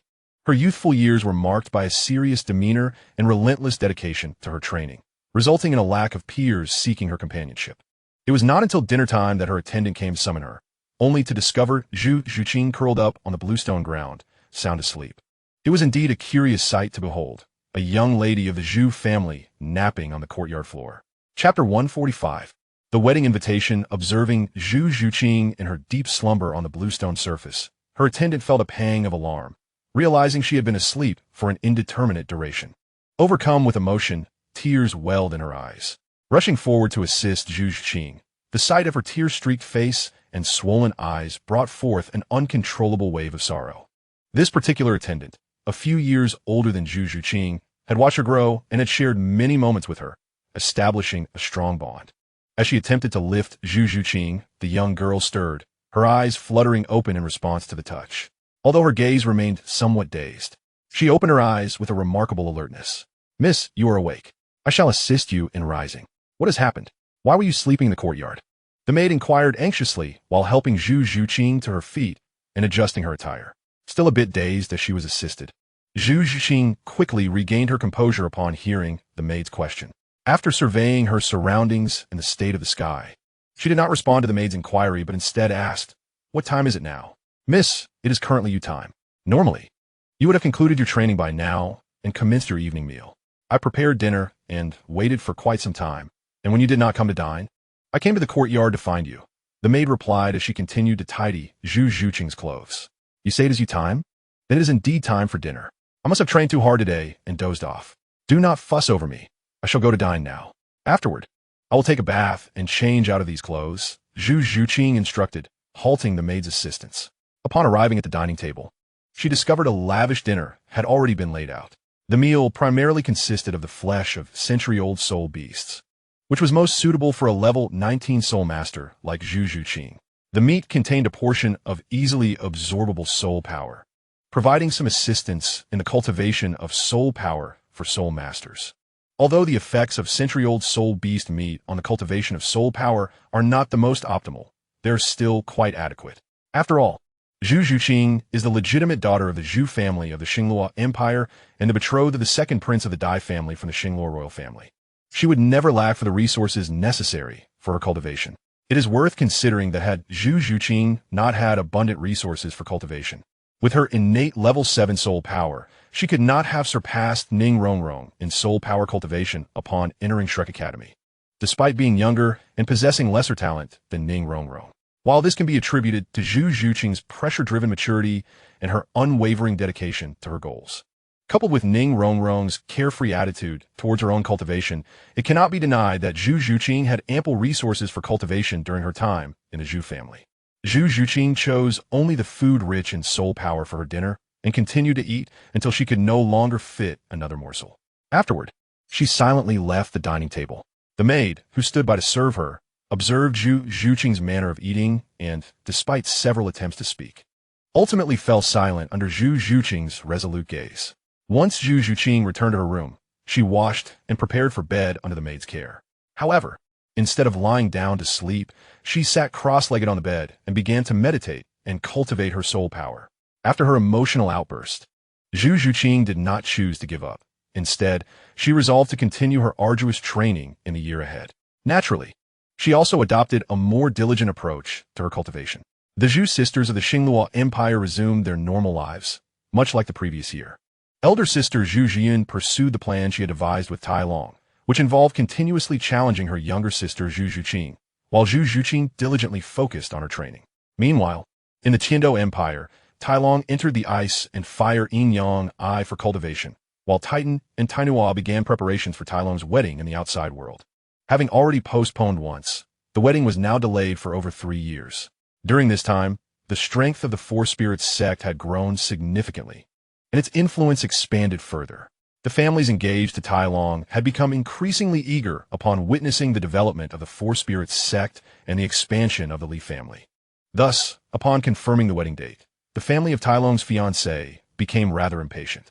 This time, Tai Long's position was firmly established, and he would not vanish as he had previously done. Tai Long and Tainua decided to proceed with the majority of the wedding arrangements. They also planned to include Anna and Amy, the 2 women Tai Long had brought back from the city of Slaughter, in the wedding, as it would be inappropriate to allow them to follow Tai Long without proper recognition, especially considering their status as powerful soul saints. Titan was quite pleased with Amy and Anna, not only for their strength but also for their promising physiques. Titan was no longer content with merely holding grandchildren. He now desired great-grandchildren. It is somewhat awkward, however, as both Amy and Anna are soul saints, while Tai Long's father Tainoa and mother Yang Banzhuang only possess the cultivation of soul emperors at present. Consequently, Tainoa felt a bit embarrassed when addressing the two women. News of the wedding of the grandson of the powerful Douluo Titan spread, and the factions closely associated with the Four Spirits sect received invitations, all aware that Tai Long was to marry multiple brides. As Tai Long's childhood friend, Du Guiyin learned of this news promptly, having also received an invitation delivered to her residence. Upon hearing the news, Du Guiyin felt an indescribable mix of emotions. With a stoic expression, she opened the invitation, which contained the names of the new couple. After reading the names inscribed on the invitation, she felt a shiver run through her, promptly closing the invitation and furiously tossing it aside, exclaiming, "That shameless, despicable gorilla!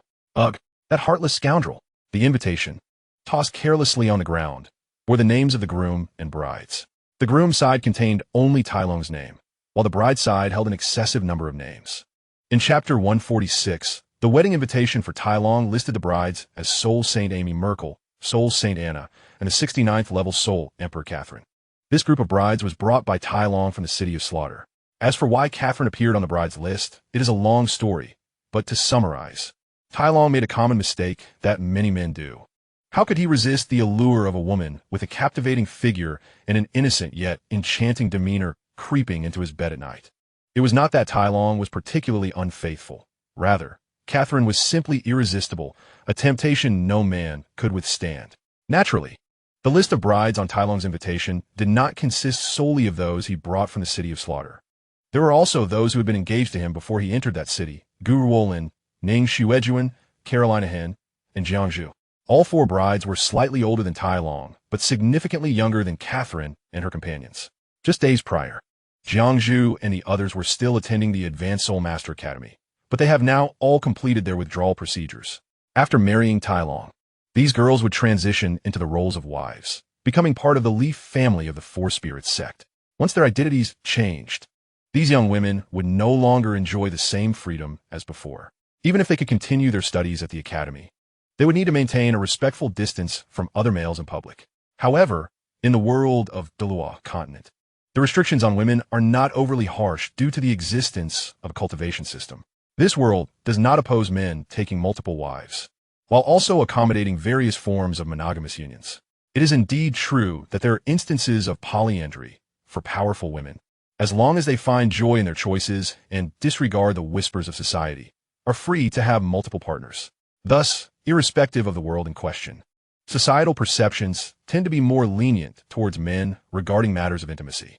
Upon glancing at Tai Long's wedding invitation, Du Guiyin tossed it to the ground in a fit of rage, venting her frustrations by berating him.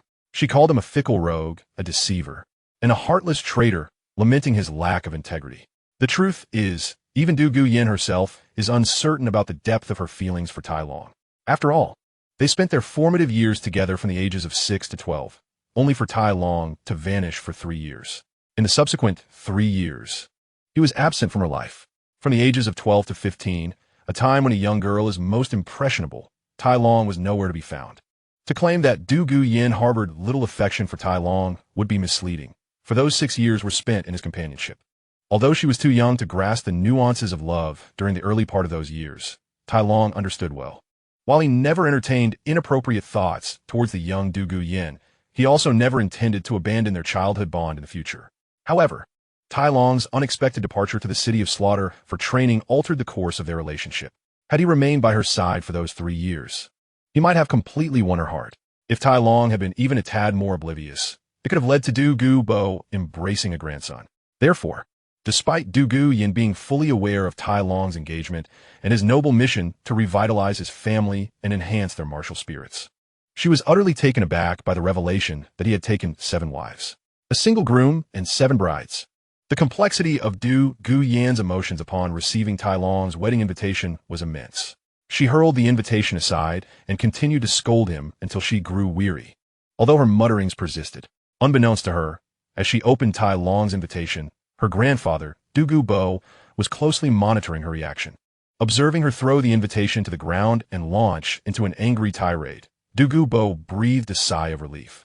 He believed that Du Guyan's reaction indicated that his words had resonated with her, suggesting that her feelings for Tai Long had diminished significantly.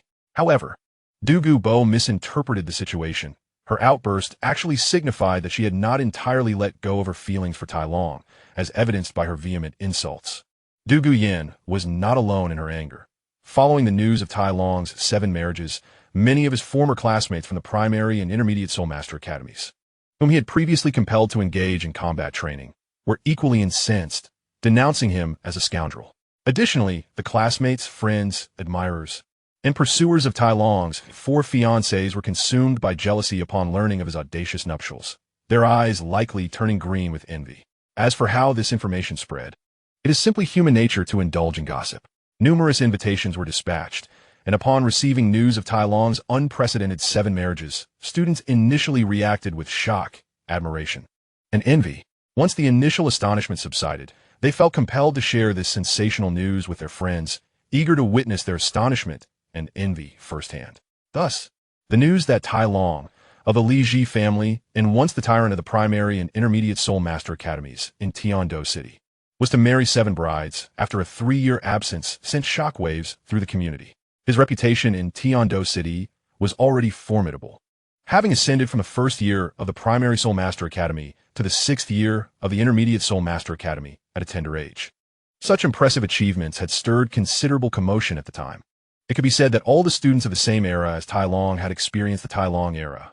Naturally, the announcement of Tai Long's 7 marriages brought some troubles, though these were not from external sources, but rather from within. The repercussions of Tai Long's wedding did not cause significant concern. Most merely voiced their opinions among friends, engaging in light-hearted banter. No one openly opposed Tai Long's decision to marry 7 brides. However, the 7 brides themselves had some reservations. Among the original 4 fiancés, although they were displeased with the notion of Tai Long taking multiple wives, they lacked the confidence to voice their objections. The real dissent came from the 3 brides Tai Long had brought back from the City of Slaughter. It is understandable, as Anna and Amy were both Soul Sage level warriors, while Catherine was a formidable Soul Emperor of level 69, on the cusp of breaking through to level 70. After obtaining a Soul Ring, she would undoubtedly ascend to the rank of Soul Sage as well. Soul Sages command considerable respect and can lead a family of Soul Masters, making their status significant in the Douluo continent. Thus, when Anna, Amy, and Catherine learned that they were to share Tai Long in marriage with 6 other women, especially under the public scrutiny of Tiando City, their pride would not allow them to accept such a situation lightly. Consequently, Anna, Amy, and Catherine were the first to voice their opposition, prompting Tainua, who was responsible for organizing the wedding, to recognize that the arrangement was indeed inappropriate. After consulting with Tai Long's other fiancés, Tainua decided to revise the wedding plans. Collaborating with his wife Yang Ban Shuang, they devised a new proposal, which Tainua then discussed with his father, Titan. Ultimately, Tainua presented a revised wedding plan to Tai Long's brides. While the new proposal did not entirely satisfy them, it was the best solution they could devise under the current circumstances, given that the news of Tai Long's impending marriage had already spread and caused quite a stir. It was impossible to cancel the wedding at this juncture. Thus, they had no choice but to accept the revised plan put forth by Tainua. As for the new wedding proposal, it was relatively straightforward, even simplistic in nature. Tainua contemplated the situation, realizing that the brides of Tai Long were unwilling to hold a wedding together. Consequently, he decided that each bride would individually wed Tai Long. However, it was impossible to conduct multiple weddings simultaneously, so Tainua orchestrated the arrangement into 7 separate ceremonies. Each event would feature Tai Long marrying 1 bride at a time, allowing him to fulfill the role of groom for 7 consecutive days. Unbeknownst to Tai Long, he had been unwittingly designated as the central figure in these 7 weddings, enabling him to experience the dreams of different brides in succession. Meanwhile, Tai Long remained diligently training his soul power at the ice and fire yin yang eye, striving to delve deeper and refine his Feng Tian Hua Ji technique. Hidden within the desolate sunset soul beast forest, Tai Long was completely unaware of the uproar his upcoming nuptials had ignited in the outside world. Some established powers, distant from the Tiando Empire, had received puzzling intelligence regarding the emerging Ling zone. It suggested that Tai Long, the confirmed heir of the Li family, was to hold a soul power ceremony today. with 3 of the brides belonging to formidable yet unidentified factions. This information was presented to those monitoring Xiling Zone, prompting them to analyze its implications with a mix of curiosity and concern. The presence of 3 fiancées, seemingly at the rank of Soul Saint, alongside 4 other young ladies, hinted at intricate layers of meaning worthy of further exploration. Among those intrigued by Tai Long were individuals who typically would not have taken note of him, including several members of the Wuhan Temple. Upon their return to Wuhan City, Hulai Na and Xie Yu began gathering information on Tai Long. Observing Hulai Na's interest in this unfamiliar man, Yin, with a sense of intrigue, joined the effort to collect intelligence on Tai Long. Hulai Na and Xie Yu meticulously analyzed the information they gathered, uncovering discrepancies with what Douluo had previously stated. Contrary to Douluo's claims, Tai Long was not older than 18. Rather, he was younger than 15. Furthermore, it had been several years since Tai Long had demonstrated his abilities in public by releasing his soul rings. The news of his encounter with individuals from the Luo Empire outside the Stardow Forest had been suppressed. A mutual decision between Titan and the Luo Empire, the latter feeling embarrassed by the incident. As information about Tai Long continued to accumulate, his image gradually became more vivid and nuanced in Hulai Na's mind, intensifying her curiosity about him. In the Wuhan Temple, within the papal chamber, the graceful and regal Pope Bibidong was reviewing a report when she suddenly scoffed, unleashing a surge of soul power that obliterated the document. The report contained information about Tai Long's impending marriage, echoing what Hulai Na had observed. However, the perception of this information varied significantly. While Hulai Na was growing increasingly intrigued by Tai Long, Bibidong, a woman with a past, felt nothing but disdain. Chapter 148. Gift. The emotional state of Pope Bibidong is not the focus here, as it appears that she and Tai Long will have no intersection in the near future. Bibidong has long harbored a dislike for Xiling Zone, and, as the future heir of Xiling Zone, Tai Long naturally does not garner her favor. If anything, her aversion has intensified. In the Tiandou Empire, at the prince's residence, Qian Renxue, disguised as Prince Xue Qinghe, also received an invitation to Tai Long's wedding. However, she did not exhibit any emotional response to Tai Long's extraordinary ceremony of marrying 7 brides simultaneously. If one were to discern her feelings, it would be a mix of relief and delight. With Tai Long serving as the groom, Qian Renxue would have the opportunity to see him at the wedding. If she could leave a good impression on him, it would simplify future interactions and the deepening of their relationship. Thus, Qian Renxue began contemplating how to prepare a wedding gift that would leave a lasting impression on Tai Long. First impressions are indeed crucial. While preparing a gift was straightforward, crafting one that would be memorable and favorable posed a significant challenge. After much contemplation, Qian Renxue struggled to identify a worthy present. She diligently reviewed Tai Long's profile, hoping to tailor her gift to his preferences. However, after perusing the documents detailing Tai Long's information and personality analysis multiple times, she sighed and set them aside. Finding the right gift proved to be a daunting task. Qian Renxue, feeling a hint of frustration, furrowed her brow as she reflected on Tai Long's profile and the insights gleaned from the personality analysis. The intelligence she possessed indicated that Tai Long, a prodigious individual with an impressive background, had never lacked for training resources or golden soul coins. Particularly after his grandfather Tai Tan ascended to the rank of title Dalu and co-founded Xiling Zone with several companions, Tai Long's status had significantly risen. Thus, he lacked for material possessions. Nevertheless, Tai Long's character flaws were glaringly apparent, a shared weakness among many powerful beast martial soul owners in Douluo continent, a proclivity for infatuation. This particular weakness was noted in Tai Long's character analysis, which Qian Renxue was well aware of. Under normal circumstances, she might have considered employing her beauty to win Tai Long's favor. However, it should be noted that Qian Renxue had no intention of personally stepping into that role. Whether as Prince Xue Qinghe of the Tiandou Empire or as the hidden heir of the Wuhan Temple, it was relatively easy for her to gather a few lovely ladies to serve her purposes. Hence, the idea of using beauty to ensnare Tai Long was not new to her.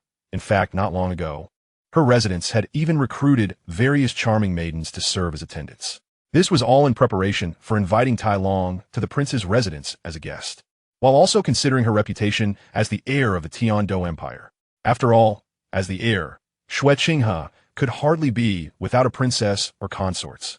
nor could he lack beautiful attendants within his residence. Qian Renxue initially envisioned using these lovely ladies to entice Tai Long, hoping that if he formed attachments with any of them, it would yield some fruitful connections. Thus, the successor of the Four Spirits sect, Tai Long, has essentially become entwined with the prince of his empire, leading to a shift in the sect's stance, which will no longer maintain a precarious balance between himself and Prince Xuexing.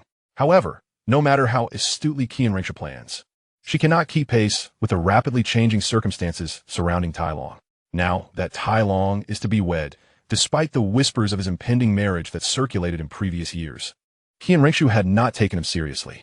In her perception, a 15-year-old Tai Long should be diligently honing his skills and striving for excellence, as it is a critical age for a young man. Under ordinary circumstances, a prodigy like Tai Long would not even contemplate marriage at such a tender age, but rather focus on excelling at the best Soul Master Academy. Yet, Tai Long is no ordinary genius. Due to his father, Tainua's lack of ambition, Tai Long has already been forsaken by his grandfather, Titan. Moreover, Tai Long's martial soul has evolved from the family's inherited martial soul, the mighty gorilla, into the more formidable beast, Zhuyan. Thus, Tai Long, entrusted with the responsibility of advancing the family's martial legacy, becomes the new heir appointed by Titan. Furthermore, with Tai Long currently at the rank of 68th level Soul Emperor, he possesses the strength to single-handedly teach at the most prestigious Soul Master Academy in the Tiando Empire. Therefore, the Academy no longer offers significant assistance to Tai Long's cultivation. Now that Tai Long is to be married, Qian Renxue cannot simply indulge in flattery by presenting gifts at his wedding. Setting aside whether Tai Long would even accept a beautiful maid from her as a gift, her current status forbids such actions. Should she dare to do so, the gossip would be relentless. Thus, she finds herself troubled over what to present Tai Long as a wedding gift, unable to offer the two most tempting options of wealth or beauty. Instead, she concludes that the most alluring gift for a soul master would be a soul bone. Qian Renxue, in her public capacity as the Tiando Empire's prince, Xuexing, knows that the treasury of the prince's residence still has several soul bones in reserve. Although these soul bones may not be of the highest age, they would suffice as a wedding gift for Tai Long. With determination, she heads to the prince's treasury, where she instructs the guards to open the vault. Upon entering, she hesitates among the soul bones before selecting the left arm soul bone of the swift-wind demon wolf, aged over 7,000 years. After carefully wrapping it, she stores it in her soul guide and exits the treasury. It must be said that Qian Renxue's choice of this soul bone as a wedding gift for Tai Long is indeed quite generous. While it is merely a 7,000-year-old soul bone, it would fetch several 100,000 gold soul coins at an auction. On the other hand, Tainua, having prepared the new wedding invitations, was ready to proceed with the next round of deliveries. However, unbeknownst to Qian Renxue, due to the bride's objections, the overall planner and chief coordinator of the wedding, Tai Long's father Tainua, has revised the wedding arrangements. The wedding is no longer a single event, but has been divided into 7 ceremonies to be held over 7 consecutive days. Naturally, this means 7 separate gift-giving occasions. Thus, while Qian Renxue prepares her soul bone gift, how to present it becomes a significant dilemma. If mishandled, it could jeopardize her relationship with Tai Long rather than strengthen it. Not long after Qian Renxue prepares Tai Long's wedding gift, a messenger from Tainua arrives with the new invitations. After a while, Qian Renxue, somewhat speechless, finds herself seated in the reception hall with 7 invitations to Tai Long's wedding feast. It is not that Qian Renxue lacks experience, but the notion of marrying 7 brides in a single wedding is astounding enough. Now they're to hold 7 weddings over 7 days, each featuring its own bride. This revelation has not only enlightened Qian Renxue, but also those allied with the Li family, friends of Tainua, and allies of the Four Spirits sect, all of whom received the 7 invitations and were left with much to ponder, though they ultimately expressed their astonishment in silence. As time passes swiftly amidst the flurry of preparations, the date of Tai Long's grand wedding rapidly approaches. The Li family has been busy during this period, organizing the courtyard and procuring wedding supplies. With only 3 days left until the wedding, all arrangements for Tai Long's marriage are complete, including the bridal gowns for the 7 brides and 7 suits for Tai Long himself, ensuring everything is in place, awaiting only the groom. The reason for preparing 7 suits for Tai Long is, of course, to match each with the corresponding bridal attire.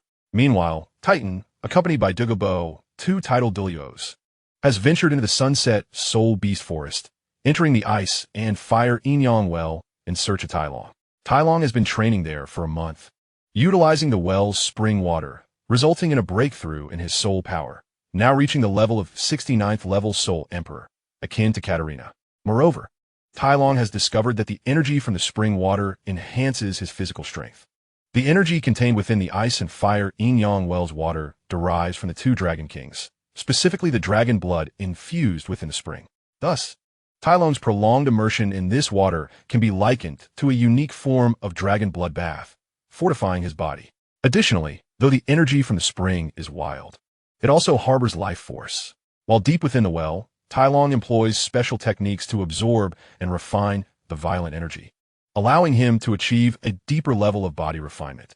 The effects of the ice and fire yin-yang well on Tai are comparable to the unique training environment encountered during the Sea God S-Light trial on Sea God Island in the original work, where an immense pressure and abundant energy supply are present.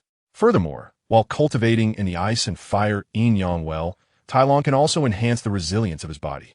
Titan and Douluo both enter the medicinal garden of the ice and fire yin-yang well, and Titan releases his mental energy in search of Tai whereabouts. What is going on? Where could that boy Tai be? Titan's mental energy at the tidal Douluo level swiftly envelopes the entire medicinal garden. Yet he finds no trace of Tai. He turns to Douluo with a question. He cannot be absent. Let me search a bit longer. Douluo responds, similarly extending his mental energy to probe the area. Like Titan, Douluo finds no sign of Tai within the expansive medicinal garden, but he does discover Tai clothes and storage soul guide left by the spring. At once, Douluo surmises where Tai must have gone. Upon discovering, Douluo remarked to Titan, indicating the location of the Binghua Liangyi spring, "Your grandson is now within that spring." Titan and Douluo approached the edge of the Binghua Liangyi spring, where they found Talon's clothing and storage soul guide resting beside the water. Upon seeing these items, Titan realized that his grandson, Talon, had indeed entered the Binghua Liangyi for cultivation. Initially, Titan had pondered why Talon chose to enter the Binghua Liangyi for training. He had assumed Talon would remain at the spring's edge, harnessing the abundant energy radiating from it. To his surprise, Talon had fulfilled his words and truly entered the Binghua Liangyi for his practice. Now aware of Talon's actions, Titan and Douluo felt no urgency and opted to wait in the small wooden cabin beside the spring for Talon to emerge. Meanwhile, Talon was submerged 730 fathoms beneath the surface of the Binghua Liangyi, where he had carved a stone cave into the rock wall. He sat there, completely unclothed, meditating and absorbing the tempestuous energy from the spring water. This scene evoked memories of the gruesome practices of dark cultivators. Unbeknownst to him, Talon's wedding had already been arranged, and in 3 days, he would embark on a week-long journey as the groom. Time passed in the depths of the spring, and after an unknown duration of meditation and energy absorption, Talon opened his eyes, concluding his session. He swam out of the cave where he had been meditating and began his ascent toward the surface. During his ascent, he continued to search the rock walls for dragon-scale fragments and bones. Over the past month, he had already scoured several rock faces, uncovering a few more pieces of bone and dragon scales. Thus, every time he completed his underwater training, he meticulously searched the walls on his way up. As Talon slowly ascended along the rock wall, he suddenly halted, gripping the surface. Adjusting his position, he found a suitable spot to exert force and delivered a powerful punch to the wall. His fist penetrated the stone, which had soaked in dragon blood for countless years. As if it were mere flour before his strength, he felt around within the wall and, after some exploration, withdrew his fist, revealing a piece of bone he had grasped tightly. Continuing his ascent, Talon emerged from the Binghua Liangyi, holding the newly found bone, and made his way to shore, where he placed the bone on the ground and donned his clothing. "Old Titan, that brat has come out," Douluo exclaimed upon spotting Talon break the water surface. After Talon dressed, both Douluo and Titan emerged from the cabin, avoiding the time Talon took to roam about. "Grandfather, Douluo Grandpa, what brings you here? Has something occurred with the Zhu Yan alliance?" Talon inquired, picking up his storage soul guide and the bone while noticing Titan and Douluo's presence. He was unaware that Titan and Douluo had come to escort him to his wedding, and he mistakenly assumed it was due to some issue that had arisen following the division of the Zhu Yan alliance into the Zhu Yan army and the Dark Alliance. Rest assured, Titan waved his hand. "Your subordinates have been quite well behaved during this time, and the tasks you set forth have been executed commendably. I have come to take you out. Take me out? Grandfather, I find the environment here at the Binghua Liangyi quite suitable for my training. Especially during my cultivation within the spring, the speed of my progress is unmatched by the outside world. I have recently broken through to the 69th level of soul power, and I feel that reaching the 70th level to become a soul sage is not far off. Therefore, I wish to continue my training here for a while longer, and once I achieve that breakthrough, we can directly hunt for the 7th spirit ring. Talon expressed his reluctance to leave the Binghua Liangyi, providing his reasons. A breakthrough in cultivation is indeed significant. However, you must return with me for a few days. Training can be pursued at any time, but for now, you must set that aside. Your wedding preparations are complete. Titan replied, his expression brightening at Talon's mention of his advancement. And his delight grew when he heard Talon was nearing the threshold of becoming a soul sage. Yet, he remained mindful that Talon's wedding awaited his return. Married? Talon was taken aback by his grandfather's reason for bringing him back. He had not anticipated that Titan's intention was to facilitate his marriage. However, after his initial surprise, Talon quickly grasped the situation. After all, he realized that it had been 9 years since his engagement was first arranged, and the bride had grown several years older, making it the appropriate time for marriage. Understanding the situation, Talon nodded in agreement, preparing to tidy up and accompany Titan and Douluo from the Binghua Liangyi. While cultivation was essential, marriage was also a significant milestone in life that deserved attention. Talon swiftly gathered his belongings, which consisted mainly of daily necessities he had left in the cabin. Accompanied by his grandfather Titan and Douluo, Talon departed the Binghua Liangyi. Titan led him out of the Sunset Soul Beast Forest, carrying Talon's clothing on his back, and once they cleared the forest, he set Talon down. They boarded a carriage waiting just outside the forest, which then set off toward the Si Ling sect stronghold. Before long, the group returned to the Si Ling sect's residence, where Douluo parted ways with Titan and Talon, who returned to their family estate.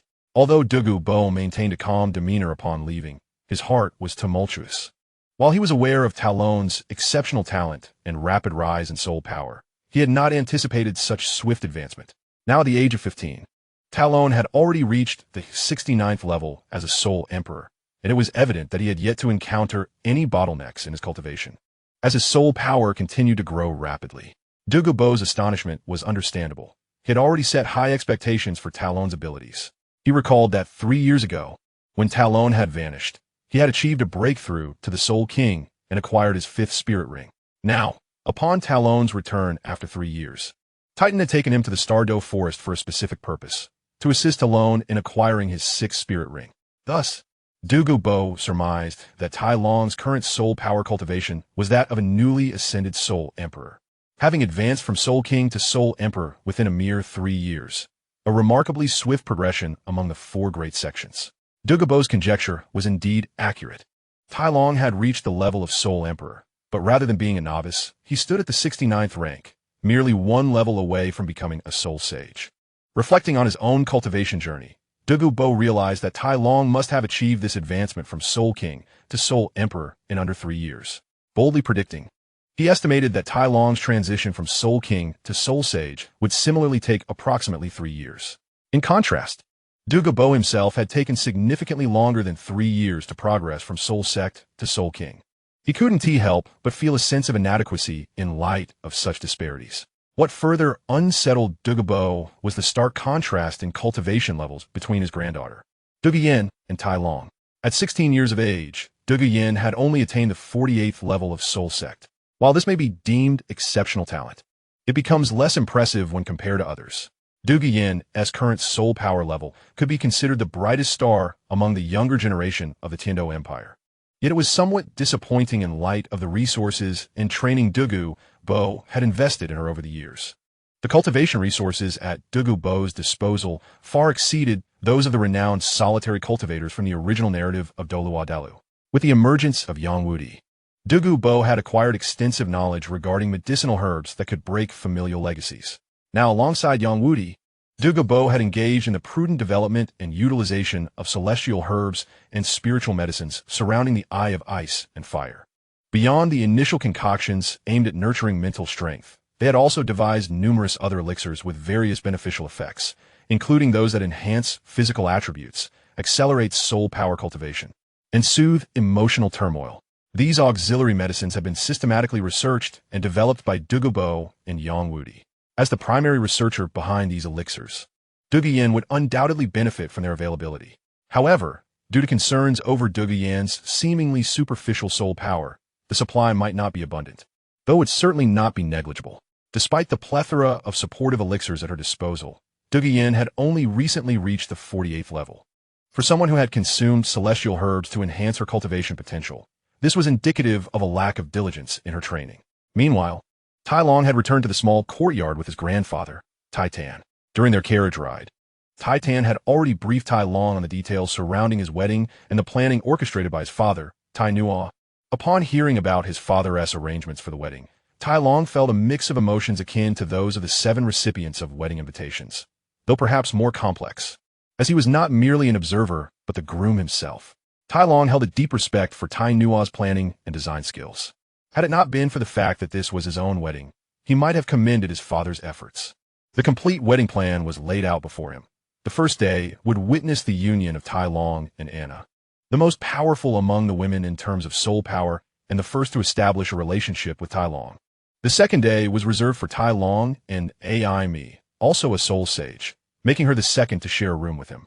The third bride, Kaisei Lin Na, a 69th level soul emperor, secured her position through merit. The selection of the 4th to 6th brides had been fiercely contested, ultimately arranged by their ages. All 3 were noble women of the Tiando Empire, vying fiercely for their future status in the family. The 7th bride, naturally, was the commoner, Jiang Zhu, who, lacking the support of a powerful family and possessing a serene disposition, willingly accepted a lesser role, becoming the 7th bride. The reason these women placed such importance on the order of their marriages was to secure their future standing within the household. Essentially, the hierarchy of Tai Long's future wives would be determined by the order of this wedding. Tai Long himself felt discontented with this phenomenon. After all, they were his wives, yet they were compelled to rank one another. Despite his reservations, he had resigned himself to the situation since it was already established. With his own wedding arrangements settled, Tai Long shifted his focus to his companions. In the hall of Tai Long's small courtyard, Titan observed as Tai Long cautiously retrieved several items from his storage soul guide. Initially indifferent, Titan halted Tai Long and placed the scales and fragments of bone on the table. As he sipped his tea, he casually released his spiritual power to investigate. What are these? A divine dragon? Upon enveloping the scales and bones with his spiritual energy, Titan sensed an overwhelming aura of power. Although the pressure emanating from these fragments was not overwhelmingly strong, he quickly discerned that it exceeded even that of a tidal Douluo. Such an aura naturally indicated a divine level of power, suggesting that these fragments were derived from a beast god. The unmistakable draconic essence contained within them revealed that they originated from a divine dragon. Grandfather, these dragon scales and bones were retrieved from the Eye of Ice and Fire, and they possess additional properties, Tai Long explained, demonstrating the effects of the bone fragments to Titan. He held one fragment from the Ice Dragon King and another from the Fire Dragon King, channeling his soul power into them. As he infused them, icy blue and fiery red light emanated from his hands, creating an environment of extreme temperature fluctuations. Titan observed in silence, captivated by the demonstration, and as he sensed the transformations in the dragon bones, his eyes sparkled with excitement. As a divine craftsman, Titan quickly understood Tai Long's intentions in presenting these items. He began to strategize how best to utilize these dragon bones and scales.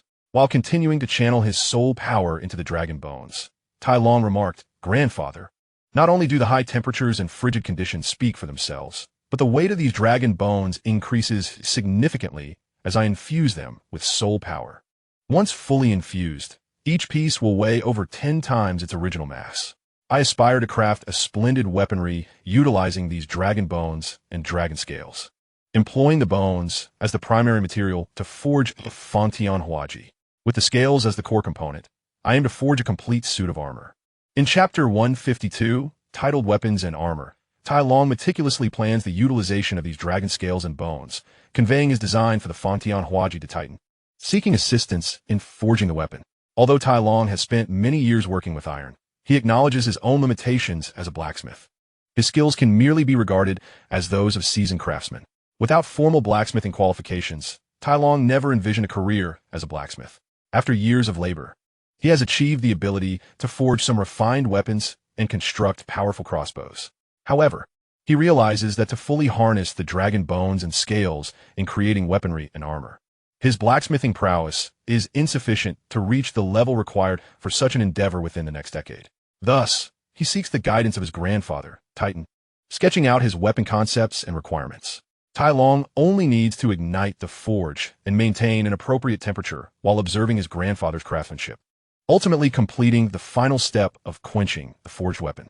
With Titan's invaluable assistance, Tai Long will be able to realize his vision for the Fangtian Huaji. After listening to Tai Long's requirements, Titan furrows his brow in contemplation and responds, Xiao Long, your idea is certainly ambitious. You desire a Fangtian Huaji made primarily from these dragon bones, yet you must understand that fulfilling your design specifications poses significant challenges. As you mentioned, these dragon bones possess attributes of both ice and fire, and upon infusing them with soul power, they emit extreme temperatures reflective of their inherent qualities. But how will you ensure the soul power traverses the shaft and effectively transfers the temperature to the dragon bones at the spear tip and its ears?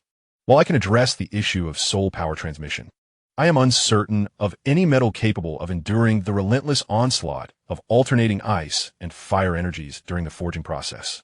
Tai Long is aware of the daunting requirements for such a creation, yet he is fervently determined to forge a Fangtian Huaji that aligns with his vision.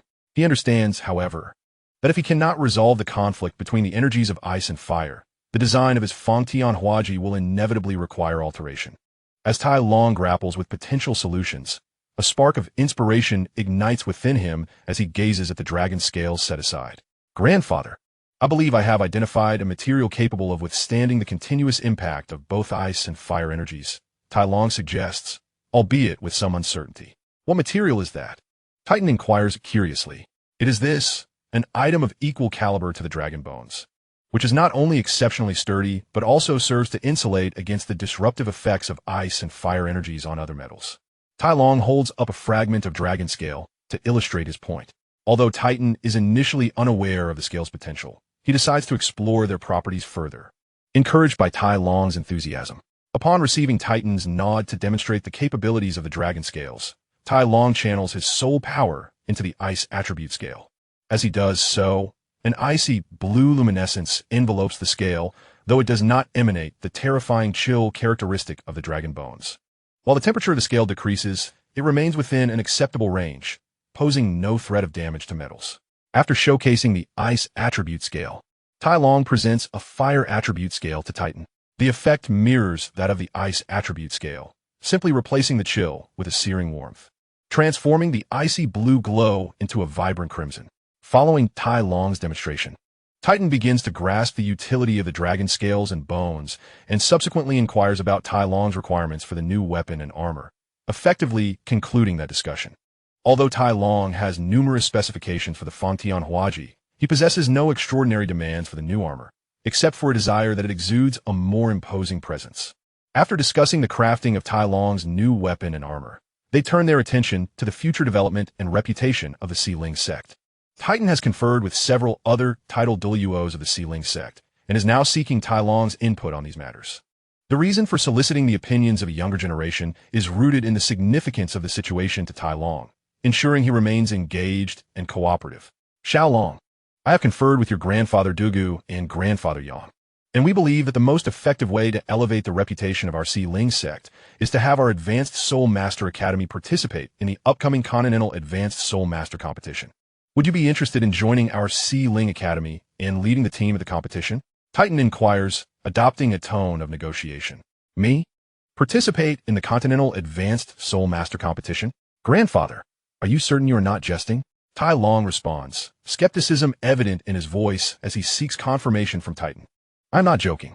I merely wish to know if you have any interest in participating. If you prefer not to, it would suffice to have Yin Yin lead the team instead, Titan assures Tai Long, indicating that this matter need not weigh heavily on his mind. Grandfather, I believe there is little necessity for me to participate in the Continental Advanced Soul Master Competition. It is not that I lack interest, but rather that I feel my involvement may be somewhat unfair. With over 4 years remaining until the next competition, I have already attained a rank of Soul Emperor at level 69. Given my current progress, while becoming a Soul Daw within that time frame may be challenging, achieving the status of a high-level Soul Sage is certainly within reach. You are well aware of my capabilities, grandfather. My combat strength far surpasses that of my peers at the same level. At this moment, I can already defeat a powerful attack-type Soul Sage, the White Tiger, in direct combat. I cannot fathom how formidable I will become as a high-level Soul Sage. Therefore, do you truly believe my participation in the upcoming Continental Advanced Soul Master Competition is warranted? Those fledgling Soul Kings would find themselves overwhelmed, as I could easily best an entire academy of students without even relying on my martial soul. I genuinely do not perceive the necessity for my involvement in the Continental Advanced Soul Master Competition. Tai Long earnestly articulates his reasoning to Titan, ultimately summarizing that it is not a lack of desire to participate, but rather the overwhelming strength he possesses that would disrupt the balance of the competition. It is certainly not due to any fear of venturing into the heart of the Spirit Hall, known as Spirit City, that he hesitates to partake in the Continental Advanced Soul Master Competition. This cannot be attributed to Tai Long's intentions. It is merely a consequence of the current discord between the Xiling Zone and the Wuhan Temple. Tai Long fears that if he ventures into Wuhan City, he may never return. It is not that Tai Long harbors ambitions for the Wuhan Temple at the expense of his own Xiling Zone. Rather, the disparity between the two factions remains substantial. Due to certain circumstances, Xiling Zone currently possesses only 5 title Dalu, while there are over 10 advanced Soul Dalu, most of whom have attained levels above 86. With a single from the Ice and Fire Yin-Yang Eye, there exists a considerable probability of producing another title Dalu.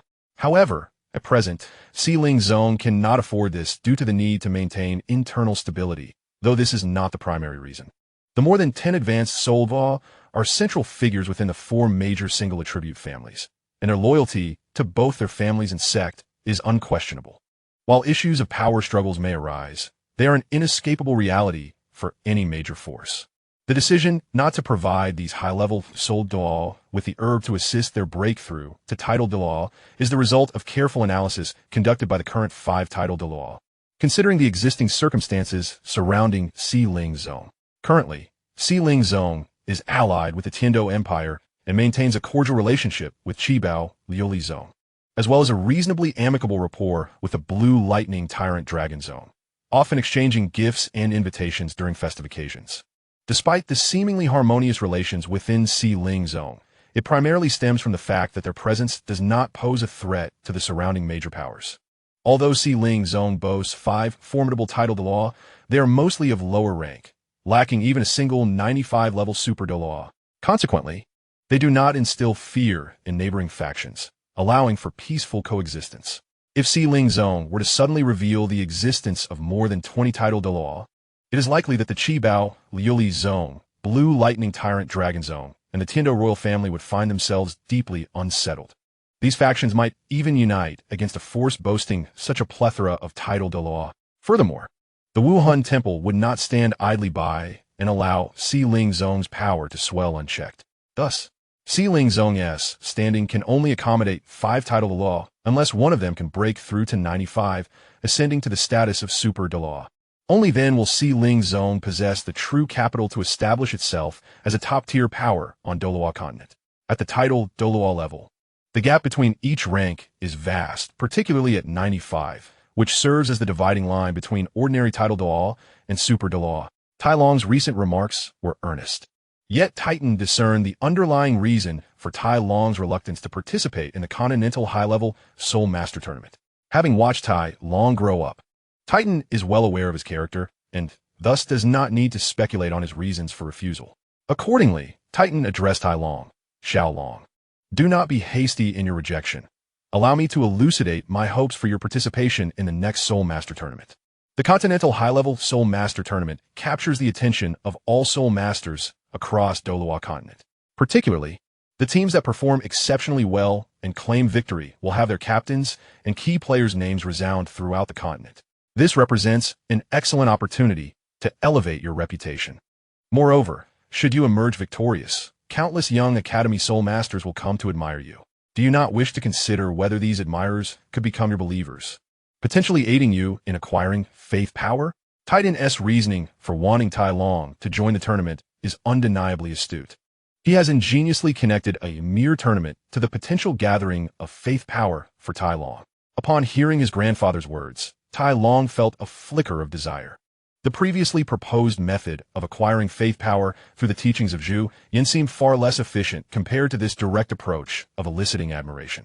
While the conditions are enticing and could significantly accelerate Tai Long's acquisition of faith power, the uncertainty surrounding whether this method truly gathers faith power dissuades him from risking his life to participate in the tournament.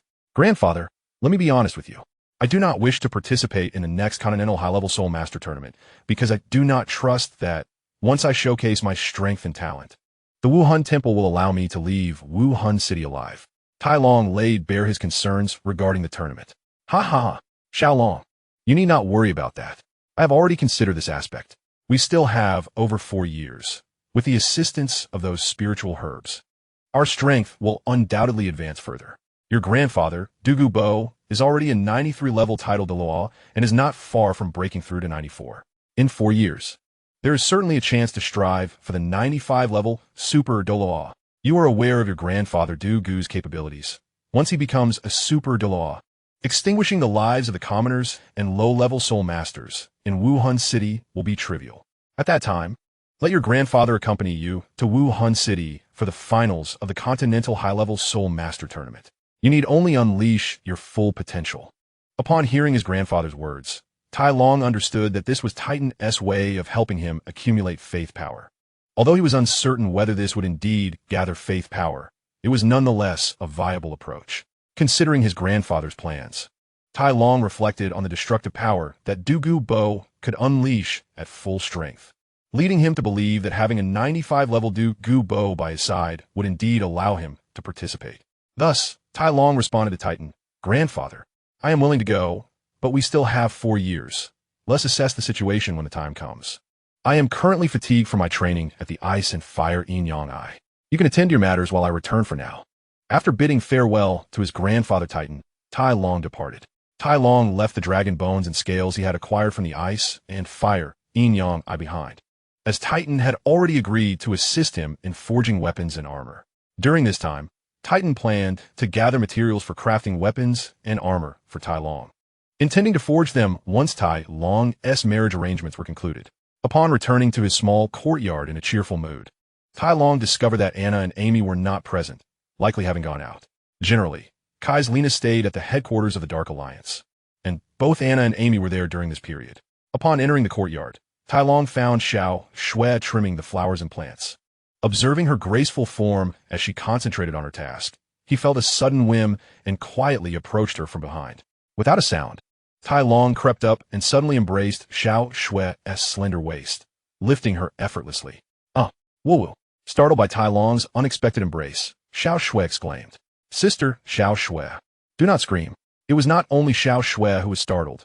Tai Long was equally taken aback by her high-pitched scream. Fearing that others might hear, Tai Long hastily covered Xiao Shui's mouth with his hand. "Let go of me, I will let go." Xiao Shui's muffled sounds conveyed her displeasure, which Tai Long surprisingly understood. "Young master, what are you doing? You frighten me," Xiao Shui said with a hint of annoyance as she tidied her somewhat disheveled hair. "I just want to play a little joke on you. Who knew you would react so strongly?" Tai Long explained, looking somewhat innocent. "By the way, Xiao Shui, I'm feeling a bit hungry and craving something delicious. After such a long time of training in the secret realm, I must indulge in a hearty feast." Tai Long cast a meaningful glance at Xiao Shui. Listening intently to his words, Xiao Shui felt a flush rise to her cheeks upon noticing the depth behind his gaze, her legs growing slightly weak. "All right, young master, I will instruct the kitchen to prepare the food and call Xiaowen back," she said, blushing, before turning to leave the courtyard. Xiaowen was also one of Tai Long's attendants, though she had not been with him since the beginning like Xiao Shui. She had joined later. Xiao Shui was the first attendant to accompany Tai Long, having grown up alongside him. Of the few attendants who had originally followed Tai Long, only Xiao Shui remained by his side. Like Xiao Shui, they had all been his early mentors. During the 3 years Tai Long had been away from his family, the others had either requested transfers or returned home to marry, leaving only Xiao Shui by his side. Thus, Tai Long's feelings for Xiao Shui were unique. Seated at the stone table in the courtyard, Tai Long appeared to be in a daze, yet he was actually practicing the control of his soul power. Due to prolonged training, utilizing violent energy to temper his body and nourish the meridians through which his soul power flowed. Tai Long's soul power circulated exceptionally well within him. Though he appeared tranquil, he had already formed a thin membrane of soul power enveloping his body, akin to the protective energy described in martial arts novels. Having just developed this method of soul power control, Tai Long had yet to experiment with the effects of pure soul power condensation.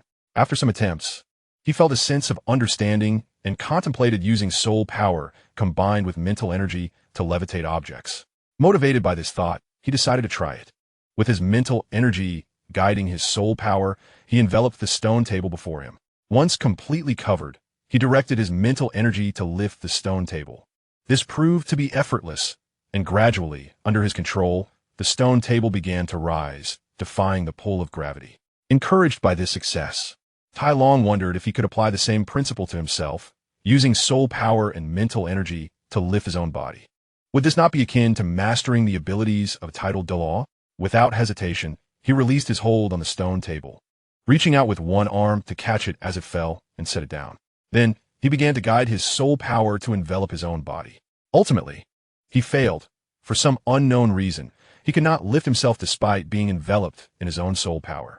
Perhaps it was a fundamental rule that one could not simply lift oneself into the air. Just as Tai Long pondered, continuing his grand scientific experiment, Xiao Shui entered, accompanied by Xiao Wan and several other attendants, bearing food containers. With his enhanced sense of smell, Tai Long could detect the enticing aroma of the food, even from the containers. He swallowed hard, feeling somewhat ashamed, as it had been over a month since he had tasted meat. Xiao Shui, please place them on this stone table. The weather is lovely today. Let us dine in the courtyard, Tai Long called out, stopping Xiao Shui, who was heading indoors, and gesturing for the others to set the food on the table. Understood. Young master. Xiao Shui promptly halted her steps, and, along with the other attendants, approached the stone table, opening the containers to reveal an array of delicious dishes that filled the air with an irresistible fragrance. The attendants worked swiftly, and soon the table was brimming with food, with a couple of containers still lacking space. Each dish was generously portioned and crafted from high-energy ingredients. Xiao Shui served a bowl of rice to Tai Long, who was eager to indulge. He accepted the rice with one hand while taking chopsticks from Xiao Wan with the other. Xiao Shui skillfully rolled up Tai Long's sleeves and poured a cup of cool tea, placing it beside him. This treatment, reserved for the masters of feudal society, had initially made Tai Long uncomfortable, but he had come to accept it with ease over time. Of course, Tai Long was not one to indulge excessively in comfort and luxury. He could enjoy the attentive service of beautiful attendants while also enduring a month of hardtack and jerky for the sake of his training. Yet, who would choose hardship when the opportunity for enjoyment arose? After arranging the food, the other attendants had been sent away by Xiao Shui, leaving only Xiao Shui and Xiao Wan. Xiao Shui, Xiao Wan, please sit and join me for the meal. Tai Long invited after savoring a piece of braised meat from an unknown soul beast, swallowing it down with a mouthful of rice. Certainly, young master, Xiao Shui replied, understanding Tai Long's character and temperament, and without hesitation, she took a seat beside him. Noticing Xiao Wan still standing awkwardly, Xiao Shui gave her a look that clearly communicated the need to sit down. After some hesitation, Xiao Wan cautiously took a seat next to Tai Long. It is worth noting that Xiao Wan was the attendant who had initially assisted Tai Long in experimenting with the Zhu Yin visualization method to see if those without soul master aptitude could cultivate. After successfully practicing the method Tai Long taught her, Xiao Wan was sent to serve him by Titan's decree. Engrossed in the delightful feast before him, Tai Long remained oblivious to the interaction between the two attendants. Or perhaps he noticed, but chose not to concern himself with it. Young master, do try this dish, Xiao Shui said, using her chopsticks to serve him some food, encouraging him to taste it while she refrained from eating herself. Tai Long accepted the dish from Xiao Shui's bowl and, after tasting it, nodded in approval. It is quite delicious. This is the meat of the iron-hide cow. I haven't had it in a long while. Upon hearing Tai Long's praise, a glimmer of joy flashed in Xiao Shui's eyes, and she slightly pouted her lips, clearly pleased by his compliment. Following her lead, Xiao Wan also began to serve Tai Long food, and thus, his meal was completed under the attentive care of the two lovely attendants. Although Xiao Shui and Xiao Wan also ate a bit, they consumed very little, as the energy contained in the specially prepared dishes was too rich for them, who had not undergone any significant training. Tyrone lifted the last piece of rib from the final plate, sending it soaring through the air with a satisfying crunch. He raised his mug filled with ale and downed it in one gulp, then sighed contentedly, relishing the feast he had just enjoyed. After Tyrone finished his meal, Xiao Xue and Xiao Wen stood up to tidy the somewhat disorderly stone table, collecting the dishes Tyrone had cleared into a nearby food box. Tyrone watched this scene with great enthusiasm, resembling a wealthy young master. As he gazed at Xiao Wen and Xiao Xue's graceful figures, he eventually stood up and said, "Sister Xiao Xue, Sister Xiao Wen, I will be waiting for you in my room." Upon uttering this remark, he disregarded the blush that adorned the faces of the two women, playfully patted Xiao Xue's beautiful rear, which had lifted as she bent down to tidy up, and dashed into his room before she could react. When Xiao Xue finally recovered from Tyrone's playful ambush, her cheeks flushed as she prepared to argue with him. She turned around only to find that the little rascal had already fled. Left behind were Xiao Xue and Xiao Wen, and the atmosphere between them grew somewhat awkward due to Tyrone's earlier words. Both women sensed the awkwardness and wished to break the silence. Yet they found themselves thinking along the same lines, leading them to speak simultaneously. When they noticed each other's interruption, they both fell silent. It was clear that Xiao Xue and Xiao Wen shared an impressive rapport, but the momentary stillness only heightened the awkwardness. At this point, neither attempted to alter the uncomfortable atmosphere. They merely accelerated their efforts to clean the dishes. In a short while, they completed tidying up the dining area. Xiao Xue then summoned several maidens to assist in returning the items to the kitchen while she took Xiao Wen to shower. Tyrone, having already bathed in his room, lay on his bed engrossed in a book, eagerly awaiting the arrival of Xiao Xue and Xiao Wen. They did not keep him waiting long. After a simple wash, they opened the door to Tyrone's room, hand in hand, entering one after the other. Tyrone spent a joyfully tumultuous afternoon with Xiao Xue and Xiao Wen. While the two women experienced both pain and pleasure, Tyrone was primarily focused on his own enjoyment. During the practice of firearms with the two women, Tyrone distinctly recognized the remarkable enhancement of his physical condition after over a month of rigorous training at the Binghua Liangyi, particularly in terms of endurance.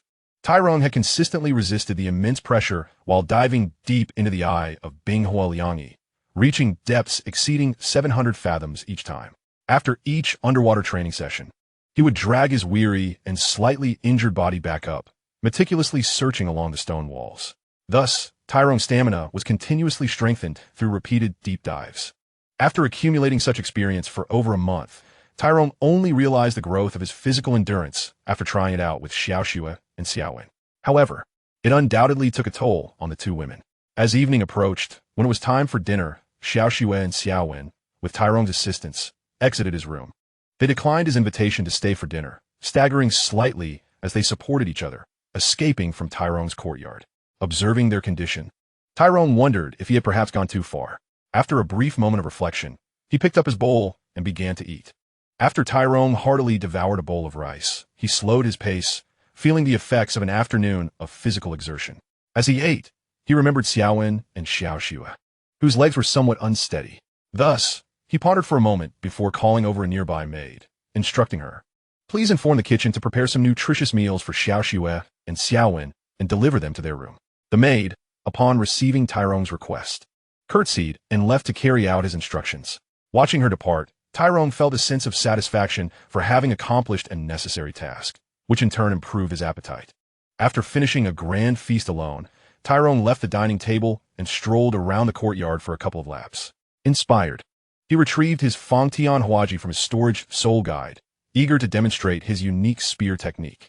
Although this technique was built upon the legacy of the family-esque gunplay, it had been refined through Yang Wudi's guidance and Tyrone's own diligence. The creation of this technique was primarily a testament to Tyrone's hard work, as his fighting experience and skills stemmed from his own efforts, and his mastery of the family-esque gunplay was a result of his relentless training. Tyrone diligently practiced the familial hammer techniques and integrated the principles of force application into his spear technique, reflecting his dedication. Seeking guidance from Yang Wudi was made possible due to Tyrone's exceptional nature, which was a product of his own hard work. Thus, Tyrone's exclusive spear technique was ultimately the result of his efforts. In Tyrone's robust hands, the 3-meter-long Fangtian Huaji seemed lightweight, devoid of armor. Yet, anyone witnessing Tyrone at this moment could feel the palpable aura of pressure emanating from him. As he practiced in the courtyard, Tyrone opted for a nimble approach rather than executing destructive techniques. The fierce 3-meter-long spear danced effortlessly in his grasp, akin to a mere wooden stick. He even used the imposing weapon to trim the flowers and plants around his courtyard, showcasing one of the advantages of the Fangtianhuaji, which, despite being a heavy weapon, could be wielded with remarkable dexterity in skilled hands. Of course, Tyrone's proficiency had yet to reach such heights, which is why he could manipulate the 3-meter-long Fangtianhuaji as if it were a simple stick. This was largely due to Tyrone's own strength. The spear, weighing over 200 pounds, felt comparable to a standard person wielding a 3-meter-long wooden stick. The sound of wind slicing through the air echoed throughout the courtyard, emanating from Tyrone's skillful handling of the Fangtianhuaji. Suddenly, a graceful figure burst into the courtyard, exclaiming joyfully, "Tyrone, you're finally back. I missed you so much." Hearing the familiar and melodious voice, Tyrone paused his movements, sheathed the Fangtianhuaji into his wrist-mounted storage device, and turned to embrace the woman who had rushed in. The lovely figure leapt into his open arms, wrapping her arms around his neck and playfully biting his cheek. Tyrone, with a hint of helplessness, gently caressed the head of the woman in his embrace, pinching her delicate face as he smiled and asked, "Sister Lena, how did you know I was back?" Indeed, the woman who clung to Tyrone like a koala was none other than the originally mature and alluring mature woman, Lena. Who would have thought that after Tyrone brought Lena out of the city of slaughter, and they transcended their previous relationship, the sophisticated and enchanting Lena would suddenly vanish from sight, or rather, disappear from Tyrone's view. "Wait, little long, what is that scent on you?" Lena wrinkled her petite nose, as if catching a whiff of something unusual. She then leaned in closer, wrapping her arms around Tyrone's neck, and curiously inquired. While Tyrone was pondering the significant transformation of Lena, he was suddenly startled by her unexpected question, causing his heart to skip a beat. However, he quickly composed himself, realizing there was nothing to fear. "Sister Lena, don't speak, let me guess." Tyrone attempted to explain to Lena, but was interrupted by her. "You smell like you've just engaged in that sort of activity, with a hint of that girl Xiaoshui's scent, and another familiar aroma that I feel I've encountered before. Am I right?"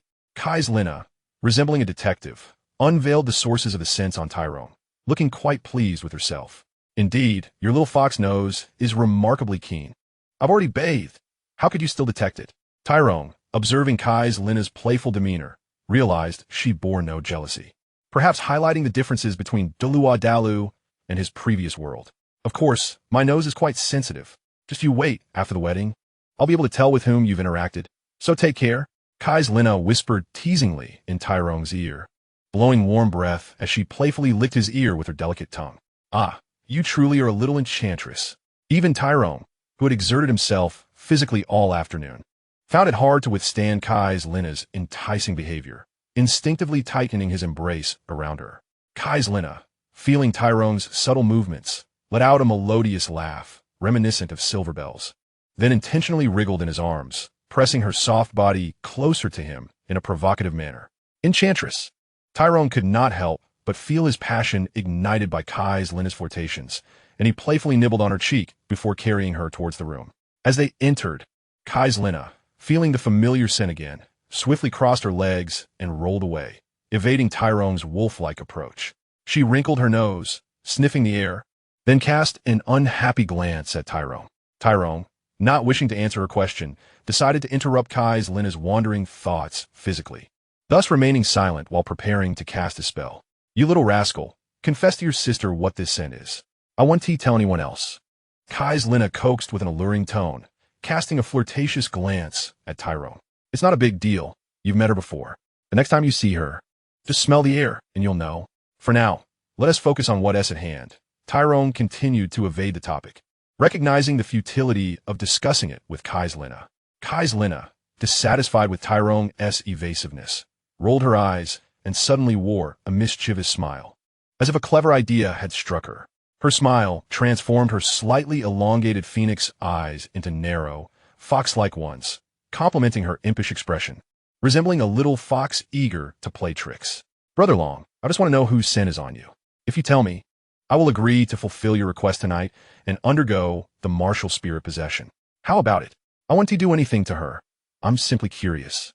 Lena said, snuggling into Tyrone's embrace and wrapping one of his arms tightly around her chest. Tyrone coughed to mask his flustered state, feigning seriousness as he replied, I never intended to hide it from you. I already mentioned you've met her. If you can't remember, I'll tell you. But first, you must promise to go through with the martial spirit possession in its complete form, not like the last time when you only partially transformed. Tyrone cautiously stated his conditions to ensure Kai's Lina, the little fox, would keep her word. All right, a full possession it is. I agree. After a moment of hesitation, Kai's Lina's curiosity triumphed, and she acquiesced. Perhaps she realized that she had already decided to accompany Tyrone for the rest of her life. Given Tyrone's character, refusing this request would only lead to similar demands in the future. Thus, it was better to agree now and satisfy him this once. Upon hearing Kai's Lina's consent, Tyrone's eyes sparkled with joy, and he revealed, it's from that little girl Xiaowen, whom my grandfather sent to my room not long after we returned. You've met her before. Oh, it's that little girl. I thought you had found another woman outside, since she's already in your room. I suppose it's acceptable, Kai's Lina said, loosening her grip on Tyrone's arm, a hint of disappointment in her voice. Though somewhat disheartened, Kai's Lina felt relieved to discover it was only the maid Xiaowen, as this indicated that Tyrone had not strayed outside. Seeing this, Tyrone turned Kai's Lina back to face him and playfully pinched her pert little nose, saying, What are you thinking about every day? We are about to hold our wedding. How could I possibly bring another woman back from outside? I'm just worried.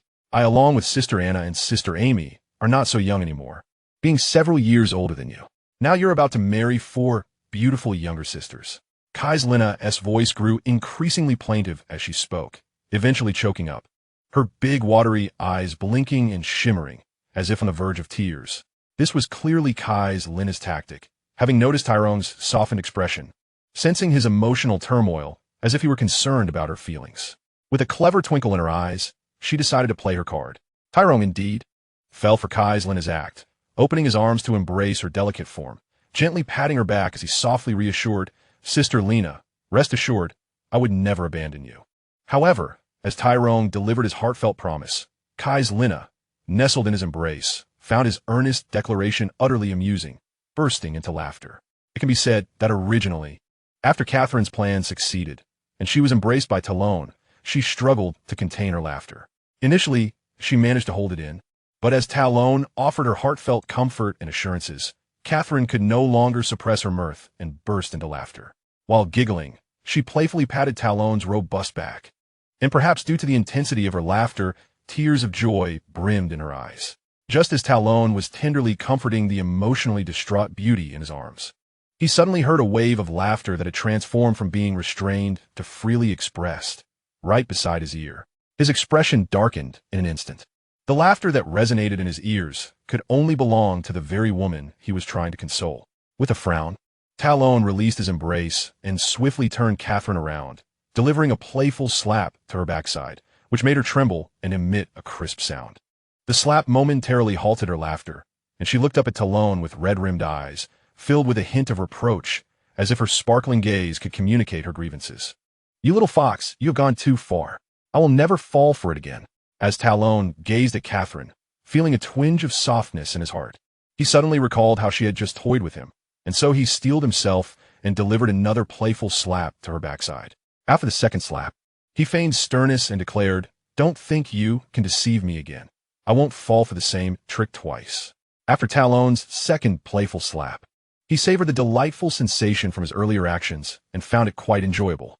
Thus, he raised his hand again, eager to deliver a few more playful slaps, as the thrill was undeniably enticing. Good brother, I know I was wrong. I promise I won't do it again. Please spare me this time, Catherine pleaded, realizing Talon's intentions as he raised his hand once more, prompting her to quickly intercede. She shielded her pert backside with one hand while using the other to tug at the sleeve of Talon's raised hand. Woohoo Fuji. At that moment, a powerful surge of soul energy emanated from Catherine, who, at the pinnacle of her strength as a 69th level soul emperor, seamlessly executed her martial soul manifestation. 2 fluffy purple fox ears sprouted in place of her delicate ears, and a layer of soft white fur appeared on her once smooth hands. Concurrently, a grand, fluffy purple tail emerged from her tailbone, quickly growing to over a foot in length and playfully brushing against Talon's outstretched hand. Gulp! Cough, cough, cough. Witnessing Catherine's transformation, Talon couldn't help but swallow hard and let out a series of coughs. I must tell you, even if you do this, I will still have to teach you a lesson, so you won't dare to deceive me again. Talon endeavored to stabilize his excitement, scolding Catherine without holding back. However, on the other hand, his hands instinctively reached out to grasp the newly formed purple tail, eagerly toying with it. This was not the first time Talon had witnessed Catherine manifest her martial soul, nor the first time he had seen her tail emerge. However, this was the first occasion he could hold it in his hands and play with it. Previously, Catherine had always found ways to delay Talon's attempts to touch her tail after manifesting her martial soul. Now, Talon felt a sense of satisfaction, finally relishing the moment. Yet, Talon had misjudged. Catherine was not trying to tease him with her physical transformation brought forth by her martial soul manifestation. Rather, she felt that the non-human characteristics resulting from this transformation were not particularly appealing. Especially during intimate moments, Catherine had never heard of anyone using martial soul manifestation to alter their physical form. This perspective was limited by her upbringing. In the world of Dalu, where marvelous martial souls existed, there were indeed many unusual practices concerning intimate encounters, but commoners were generally unaware of them. Even in Talon's previous life, where martial soul manifestation did not alter physical forms, some individuals had chosen paths that defied humanity, with factories dedicated to artificially modifying bodies. Otherwise, such establishments would not exist. Therefore, when Talon first suggested that Catherine use her martial soul manifestation during intimate encounters, she had firmly refused. However, due to her inability to resist Talon's earnest pleas, she eventually begrudgingly consented to partially manifest her martial soul. The last occasion had seen Catherine transform her ears into fluffy fox ears at Talon's insistence, which excited him greatly. After that experience, Catherine came to understand what kind of person Talon truly was and what he desired to explore with her. Satisfied with the novelty of playing with Catherine's purple foxtail, Talon soon found himself yearning for more than mere amusement. With a swift motion, Talon removed his own clothing and began to aid Catherine in shedding hers, but some of her garments proved difficult to remove. Consequently, Talon exerted force, tearing away the stubborn clothing. The following day, after a night of rejuvenation, Talon rose early, feeling refreshed. He gently covered the exhausted Catherine with a light blanket, then began his routine morning training. After attending to his personal hygiene and resolving his physiological needs, Talon followed the prescribed path of the innate guiding technique, circulating his soul energy through 3 complete cycles. Glancing back at Catherine, still in slumber, Talon exited his room and entered his small courtyard, where he summoned a maid and instructed, "Your young mistress is still asleep in her room. Please find someone in the kitchen to prepare nourishing food for her. Bring it back and keep it warm in the small kitchen until she wakes, and then attend to her needs." After issuing these instructions, Talon reached into his storage soul guide, retrieving several gold soul coins and placing them in the maid's hands, disregarding her protests.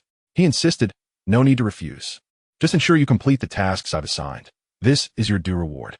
Having made these arrangements, Talon strode out of his small courtyard, heading towards the grand martial arts arena of his family.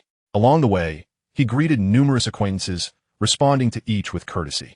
When encountering close elders, he would pause to bow and exchange a few words. The concept of Zhu Yin, as envisioned by Tai Long, has now spread throughout the Li family. Essentially, every member of the Li family has been practicing the Zhu Yin visualization technique, which is centered around Tai Long's martial soul, Zhu Yin. Coupled with Tai Long's displayed talents and influence, he has gained significant popularity and prestige within the Li family, far surpassing his peers and even his father's generation. Drawing close to the esteemed elders of his grandfather, Tai Tan's era, Tai Long's journey from his small courtyard to the training ground normally takes no more than 15 minutes. But this time it took him a full half hour. Upon arriving at the Li family's training ground, he noted that there were few individuals left honing their combat skills. With only a handful of youths practicing together, Tai Long recognized this was due to his tardiness, as the Li family had fostered a positive atmosphere where many came daily to refine their fighting techniques. Observing the few young practitioners engaged in combat drills, he noticed some unfamiliar faces and chose not to approach them, instead walking alone to a corner of the training area. There, he reached his archery practice spot, retrieving a large bow and a quiver of arrows from his storage soul tool, and commenced his archery training. With a whoosh, Tai Long fired 3 quivers of arrows. But the target before him was riddled with holes, none of his arrows having lodged within it. This was not due to a lack of accuracy. Rather, his arrows had pierced straight through the target. After completing his archery practice, he carefully stored his bow and arrows, then took out his Fang Tian Hua Ji to practice his spear techniques. In this spacious setting, the spear techniques he employed were entirely different from those he had practiced in his courtyard the day before. Now, his movements were bold and sweeping, focusing on powerful strikes, lateral sweeps, and grappling maneuvers. Once he finished, Tai Long made his way back towards his small courtyard, treading cautiously to avoid being caught in lengthy conversations with enthusiastic relatives. This familial bond, while fostering unity within the Li family, also posed certain inconveniences as kinship ties entwined every household, ensuring both solidarity and unavoidable complications. Upon returning to his small courtyard that day, Tai Long remained secluded, venturing neither outside nor to the second door, confined to his abode for 2 days, save for visits from his grandfather, Tai Tan. However, on the third day, he could not continue to hide, for it marked the first day of his 7-day wedding celebration. With the assistance of Xiao Shui and Xiao Wan, Tai Long donned his attire, which, it must be said, proved somewhat cumbersome. Anna was the bride today. Her family resided elsewhere, and having spent years in the city of slaughter, she returned only to discover her parents had passed away, severing ties with her former family members. Currently, Anna was lodged in a hotel within Tiando City, accompanied by Amy and Katerina as her bridesmaids. On this first day of the 7-day wedding, despite meticulous arrangements, unforeseen events still arose.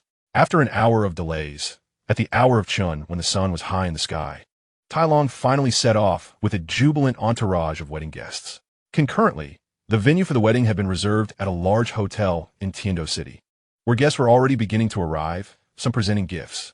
The decision to hold Tai Long's wedding within the confines of Tiando City was made to prevent outsiders from entering the Four Spirits sect and the Li family estate, as both harbored certain secrets unsuitable for public knowledge.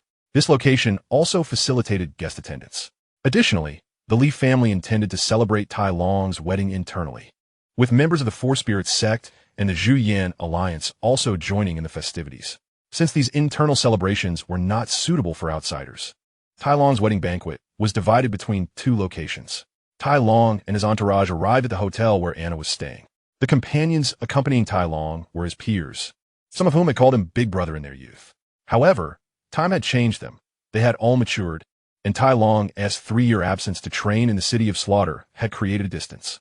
Upon his return, he had been busy managing various affairs, and just as he had settled, he departed again to cultivate at the Ice Fire Liang Ei. Thus, his childhood friends felt a certain estrangement, though those who had witnessed Tai Long's prowess revered him greatly. Notably, in the world of Douluo Dalu, there was no need for customs such as blocking the door for gifts or serving foot-washing water, which were considered vulgar. Consequently, Tai Long successfully escorted the 3 women out, Anna, the bride, and the 2 bridesmaids who would be brides in the days to come. As the welcoming procession retrieved Anna, they headed towards the venue for the wedding banquet.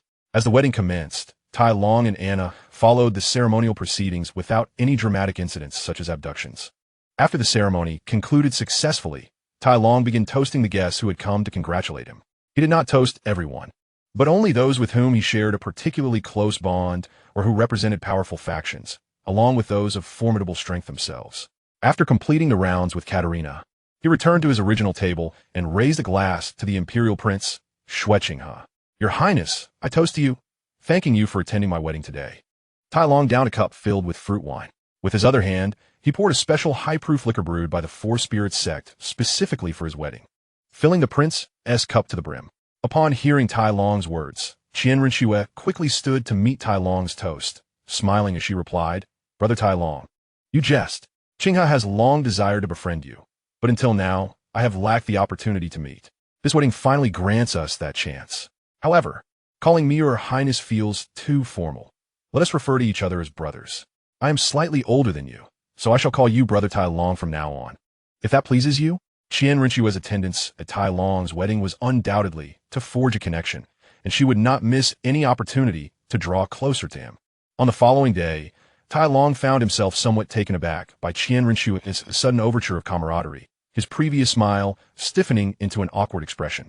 He had not anticipated such an overture from the prince, and he struggled to respond to this unexpected familiarity.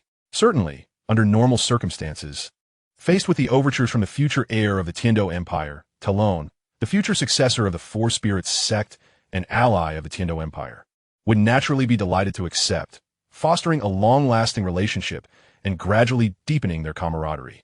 In time, they would support each other, and upon the passing of the Snow Knight Emperor, as Talon matured, they would jointly seize control of both the Tiando Empire and the Four Spirits sect. This vision of their collaborative future appeared exceedingly bright, contingent solely upon the ignorance of the Imperial Crown Prince's true identity. However, having perused the original narrative of Dalu, Talon was acutely aware that the Snow Qinghe before him was an impostor, whose true identity was Qian Renshua, the future heir of the Spirit Hall. Thus, it was utterly inconceivable for him to engage in any schemes of mutual support and reliance. The historical enmity between the Four Spirits sect and the Spirit Hall, stemming from the blood feud of the Lizhi family with the Spirit Hall, firmly dictated that Talon could never ally with anyone from the Spirit Hall.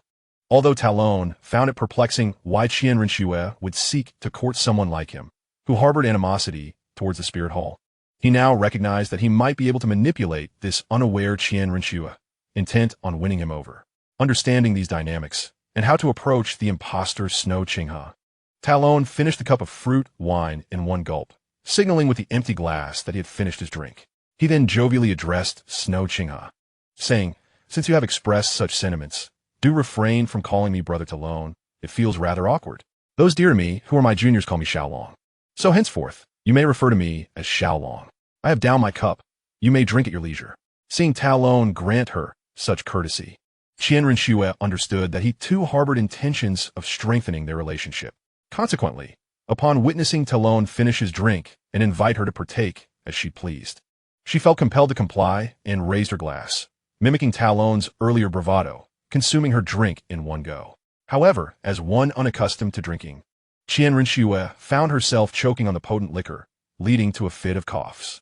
Upon observing this, Talon quickly stepped forward, patting her back to ease her discomfort, while reproaching her, "Since you're not adept at drinking, why did you not mention it sooner? This is rather strong wine." "I'm fine, just drank a bit hastily." Qian Renshua managed to respond after regaining her breath.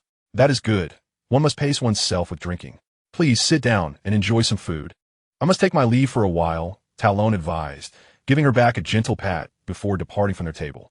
After exchanging greetings with his parents, Talon departed the hotel with Anna, boarding a carriage that took them towards the Lizhi family estate, where a banquet awaited the newlyweds. The carriage moved steadily forward, and after some time, Talon, along with Anna, Amy, and Katrina, returned to the family residence.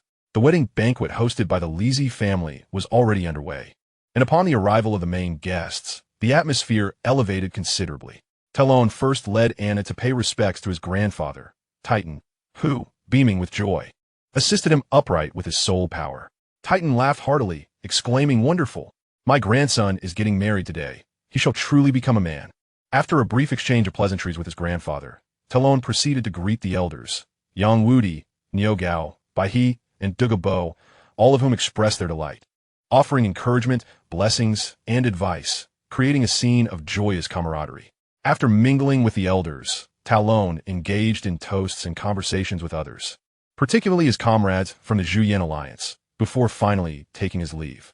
The wedding banquet of the Lizhi family continued from morning until night, concluding only after the night festivities had drawn to a close. Talon and Anna returned to their prepared bridal chamber, where Talon, disregarding decorum, sat at the table laden with delectable dishes and indulged heartily. The day's events had exhausted him considerably. The continuous interactions, greetings, and formalities had worn him out more than a day of rigorous training. Having consumed little throughout the day, primarily focusing on drinking, Talon's stomach began to protest upon entering the bridal chamber and seeing the array of enticing dishes before him. Thus, he indulged in a most unrefined display of gluttony. Observing Talon's ravenous appetite, Anna smiled indulgently and began to refill his tea and serve him food. Talon, noticing her attentiveness, swallowed a mouthful before addressing her. "Sister Anna, you need not fuss over me. I can manage on my own. You have hardly eaten today. Please join me and share some food." Hearing Talon express concern for her, Anna's smile brightened even further, her tone playful as she replied, "You eat first. I'm not very hungry, and you have another wedding to host tomorrow. After you finish, let us rest well tonight. You must rise early to prepare. I extend my early congratulations to you, Xiaolong. For the next 7 days, you shall be the groom, changing brides each night. Talon felt a mix of resignation at Anna's teasing words, pondering the busy days ahead. The notion of being the groom daily and changing brides each night sounded appealing, yet the thought of managing the various social interactions during each wedding was daunting. Chapter 160. Tomorrow, Chapter 161.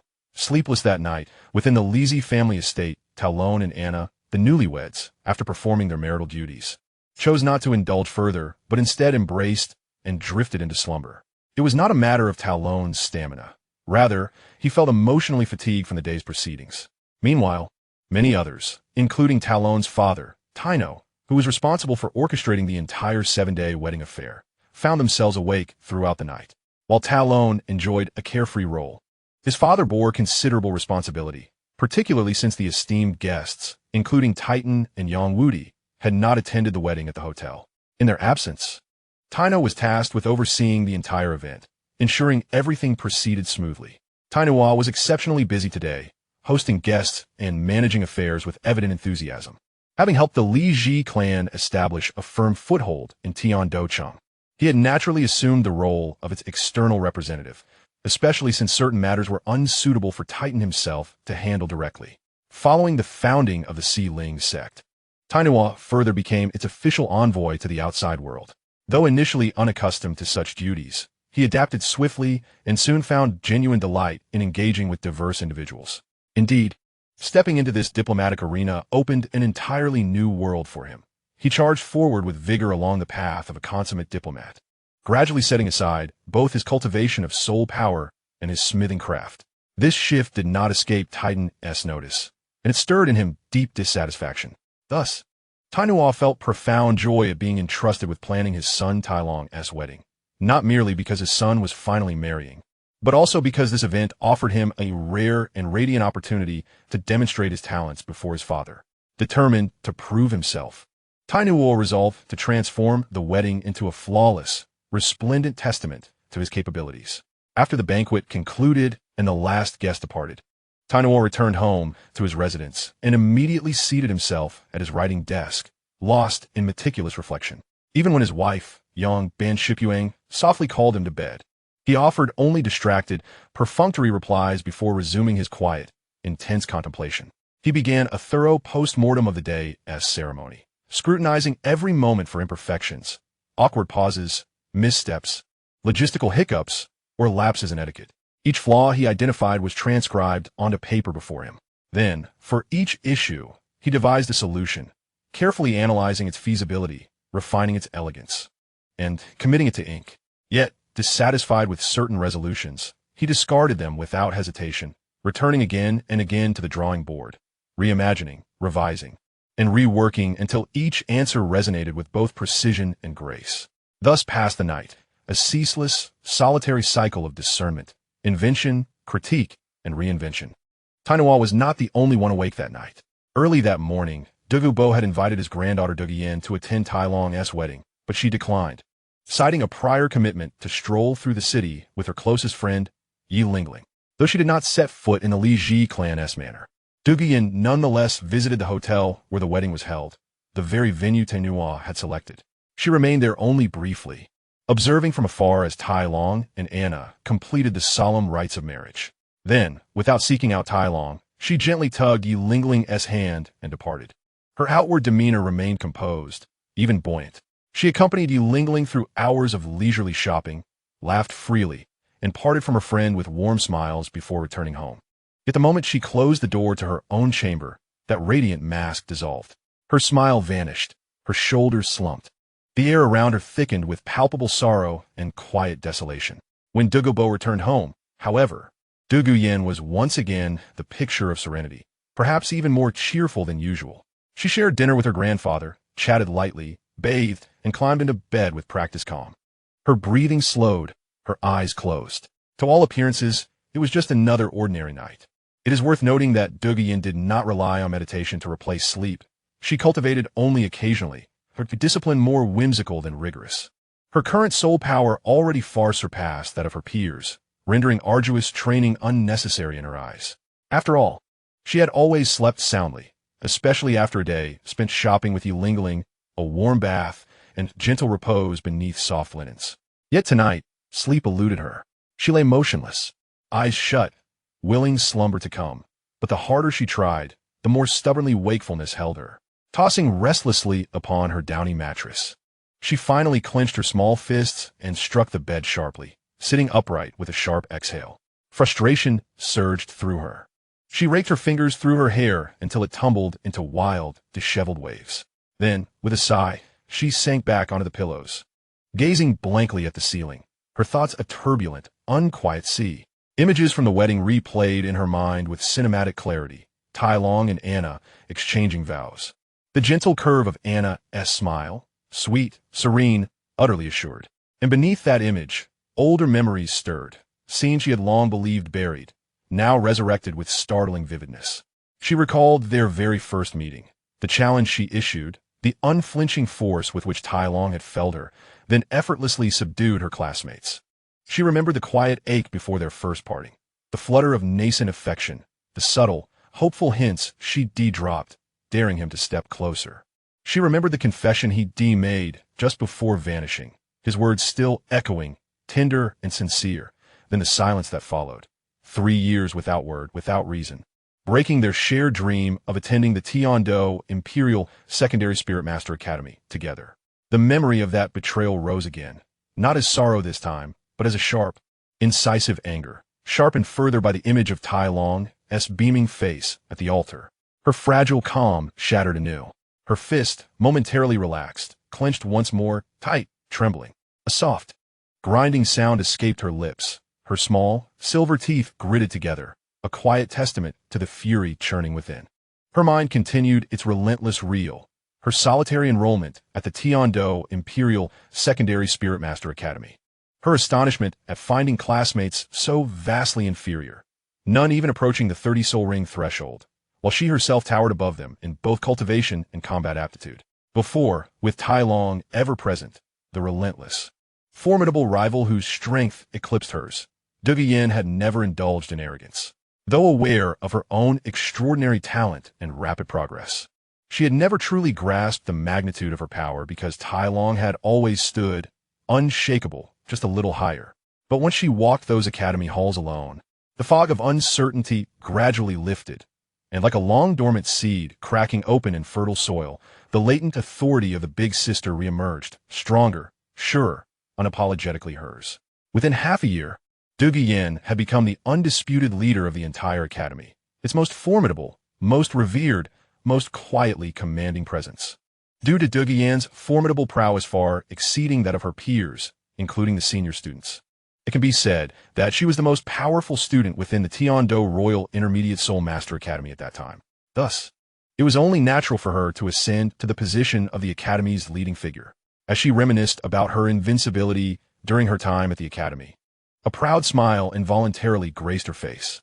After becoming the prominent figure of the academy, Duge Yin unconsciously relaxed her training regimen. In her surroundings, devoid of anyone to supervise her and surrounded by individuals inferior to her, she found that with minimal effort in her studies and training, she would receive various praises from her teachers and adoration from her peers, along with the commendations of her elders.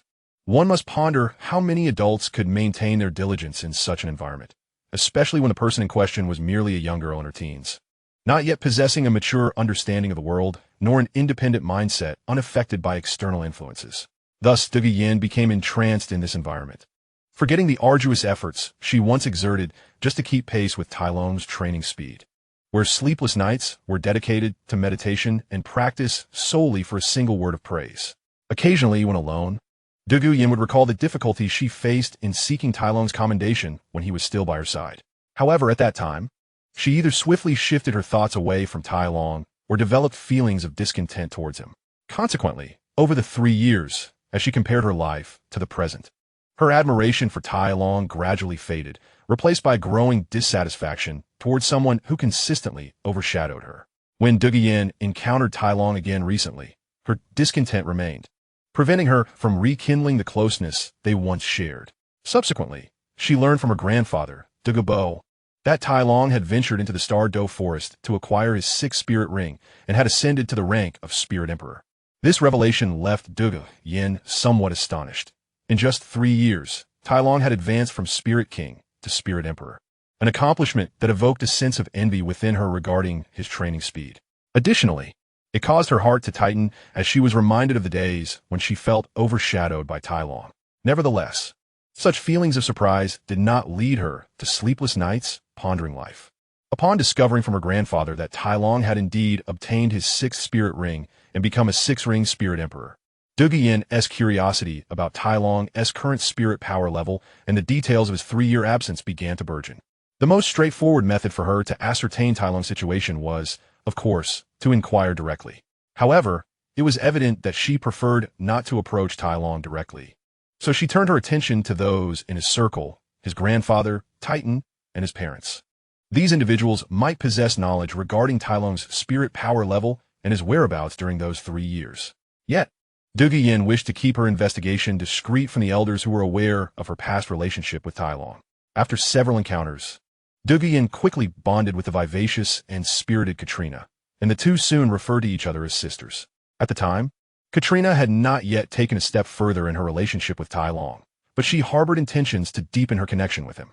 Upon learning that Douluo Yin had grown up alongside Tai Long, Katrina eagerly sought to cultivate a friendship with Douluo Yin to gain further insight into Tai Long. Both Katrina and Douluo Yin approached their friendship with ulterior motives. Katrina gleaned insights into Tai Long's childhood experiences and character through Douluo Yin, uncovering another facet of him. Armed with this newfound understanding, Katrina planned her approach towards Tai Long, who was naturally ensnared by her strategic efforts. Their relationship subsequently advanced further. Katrina acquired the information she sought from Douluo Yin, while Douluo Yin, in turn, learned about Tai Long's current spirit power level and the events of his 3-year absence. The news of Tai Long's journey to the City of Slaughter was not something that could be concealed, as the sudden appearance of nearly 3,000 spirit masters from the Zhu Yan alliance was impossible to hide. The effort was merely to manage the information as best as possible. When Katrina relayed to Douluo Yin what she knew about Tai Long's experiences in the City of Slaughter, Douluo Yin learned that Tai Long had indeed ventured there, gaining valuable insight into the nature of that place and the conditions for entering and exiting it. Upon absorbing this information, Douluo Yin found it difficult to believe that such a place existed in the world. Thus, after initially learning about the City of Slaughter, she began to seek out more information about it, hoping to uncover further details about this realm of wickedness. As she gradually collected bits of information, the mysterious veil surrounding the City of Slaughter was lifted, leaving her profoundly shocked. Especially when Douluo Yin reflected on her own joyful days at the TitanIs Royal Intermediate Soul Master Academy. She realized that Tai Long, despite being merely a few months younger than herself, had forsaken the opportunity to enjoy a peaceful and comforting campus life alongside her, opting instead for a treacherous existence filled with bloodshed and danger in the City of Slaughter, striving to enhance his strength through perilous experiences. This realization led Douluo Yin to reconsider her grievances towards Tai Long for abandoning her, as her pride and complacency had grown in the tranquility of the academy, causing her to harbor resentment towards someone who had always inspired her to strive for improvement. Comparing her own progress over the past 3 years with Tai Long's remarkable advancements, Douluo Yin felt a deep sense of shame, her face flushing with embarrassment, particularly upon hearing that Tai Long had not paused his training upon returning from the City of Slaughter, immediately working to stabilize his killing intent before hastily pursuing his sixth spirit ring. She was struck by the relentless dedication he had displayed. After obtaining his sixth spirit ring, Tai Long had barely taken a few days to rest before actively seeking further training at the Ice and Fire Yin Yang Eye, a journey that lasted over a month. Douluo Yin had every reason to suspect that, had it not been for the imminent wedding ceremony, Tai Long might never have emerged from the treacherous, volatile sanctuary of the Binghua Liang Yin, the twin eyes of ice and fire.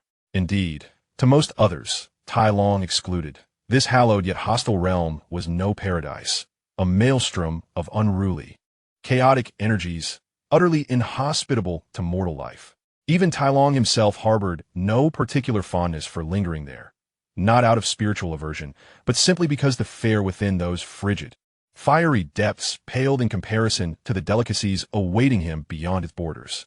As Douluo Yin gradually deepened her understanding of Tai Long, she found herself caught between two starkly contrasting images. The present-day Tai Long, cold-faced, solemn, radiating an aura of blood and battle, and the boy from her memory, ever cheerful, quick with a jest, endlessly eager to seek out duels, not for glory, but for the sheer joy of shared adventure.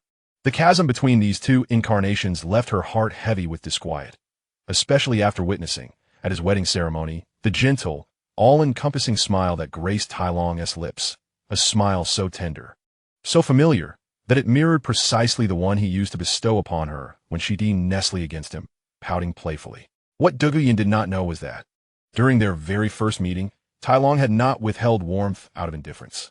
Rather, his own inner equilibrium had been precarious, and Douluo herself, icy, bristling with impatience and resentment, had unwittingly ignited his stubborn pride. In that heightened, volatile state, Tai Long had instinctively mirrored her frost, offering no softness in return. Wretch, deceiver. Such epithets flared in her mind, first whispered silently, then, as her emotions surged beyond restraint, escaping her lips unbidden. Yet, even as the words left her mouth, her thoughts spiraled into restless contradiction, one moment condemning him as heartless, the next reproaching herself for her indolence during those 3 years he'd been gone.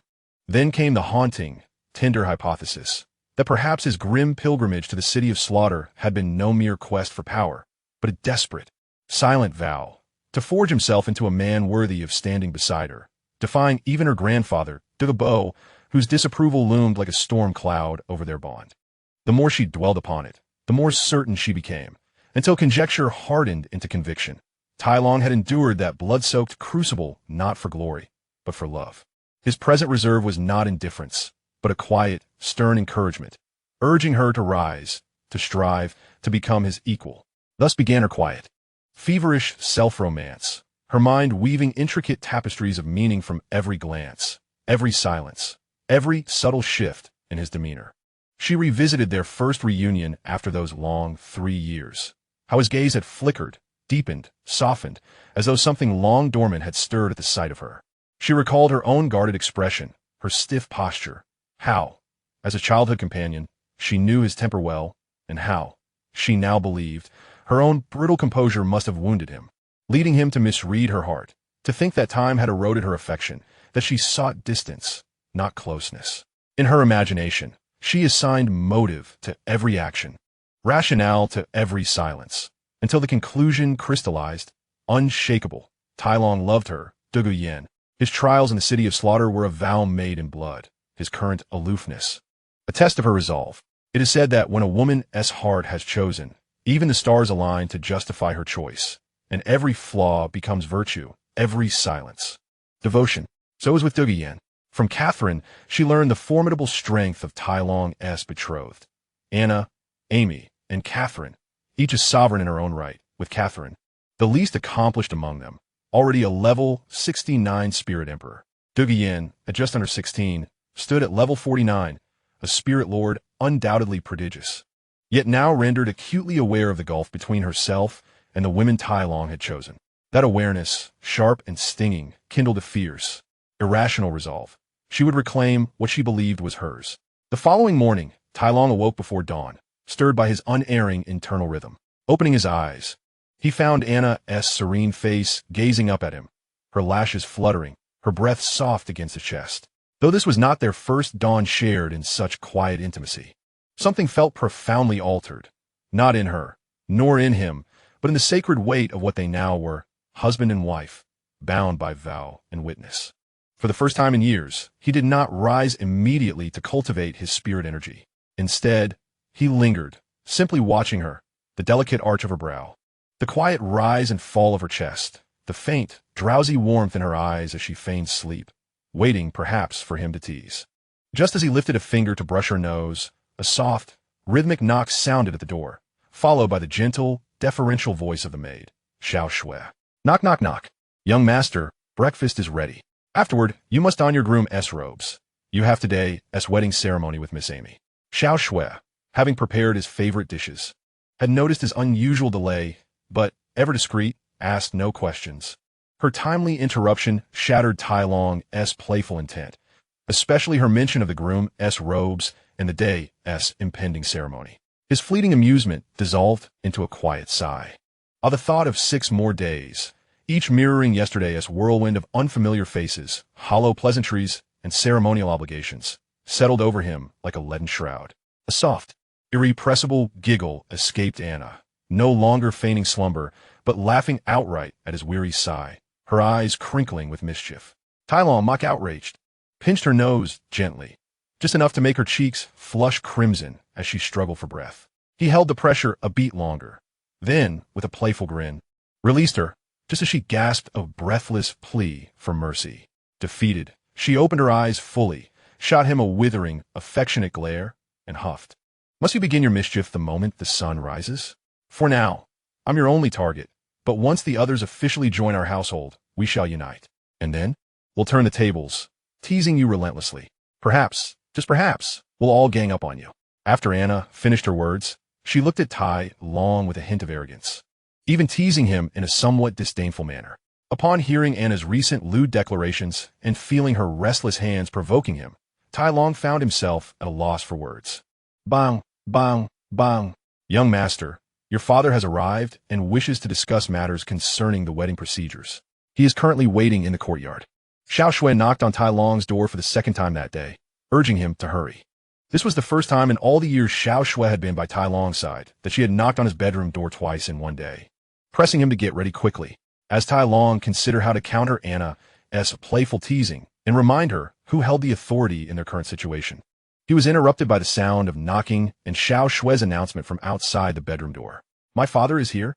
Surprised by Xiao Shui's message, Tai Long sat up, instantly losing interest in Anna's playful antics upon receiving this news. I should get up. After uttering these words, he flipped over to search for his clothes, while Anna ceased her playful behavior and began assisting him in getting dressed. Tai Long pulled out the groom's attire from yesterday, glanced at it, and promptly discarded it aside, finding the outfit too cumbersome. After tossing aside the groom's attire, he retrieved a set of clothing from his storage soul guide, specifically tailored for ease of wear during his combat practice. During this time, a friend of Amu's ex-girlfriend returned, seeking reconciliation. After understanding the situation, it became clear that the girl had initially broken up with him due to the long distance and the boy's busy schedule, leading her to find another boyfriend among her classmates, a senior in his second year. Chapter 165. The visit of Tai Nuo. Tai Long extracted a set of practice clothes from his storage soul guide, and after the blanket slipped down due to him rising, he gently pressed Anna back down to cover her. Tai Long first put on his trousers, then swung his legs off the bed and picked up his shirt as he walked out of the bedroom, advising Anna, if you wish to sleep, do so a little longer. I will go see what my father needs. After advising Anna, Tai Long did not linger and directly opened the bedroom door, stepping outside while fastening his shirt. Young master, everything for your morning wash is ready. Please wash your face first. The maid Xiao Wen said as she approached him with a basin of warm water. Tai Long quickly completed his morning routine, spitting mouthwash into a small bucket nearby. He then accepted the tea offered by Xiao Wen, taking a sip and finding it to be at the perfect temperature, finishing the cup before handing it back to her. After completing his morning tasks with the maid's assistance in a short amount of time, Tai Long stepped outside and asked Xiao Wen, Sister Xiao Wen, is Xiao Shui accompanying my father? Yes, Sister Xiao Shui is attending to the young master, Xiao Wen replied as she accompanied Tai Long outside. Upon exiting the main hall and entering the courtyard, Tai Long spotted a tall man whose belly had developed a slight roundness, lacking the former muscular ferocity. Although he appeared robust and imposing, his countenance now bore a jolly expression reminiscent of a benevolent Buddha. Standing beside him was Xiao Shui, currently serving him tea. This man was none other than Tai Long's father, Tai Nuo. Ah, Xiao Shui, look who finally crawled out of bed after the sun has risen. Tai Nuo exclaimed upon noticing Tai Long's presence, addressing Xiao Shui beside him.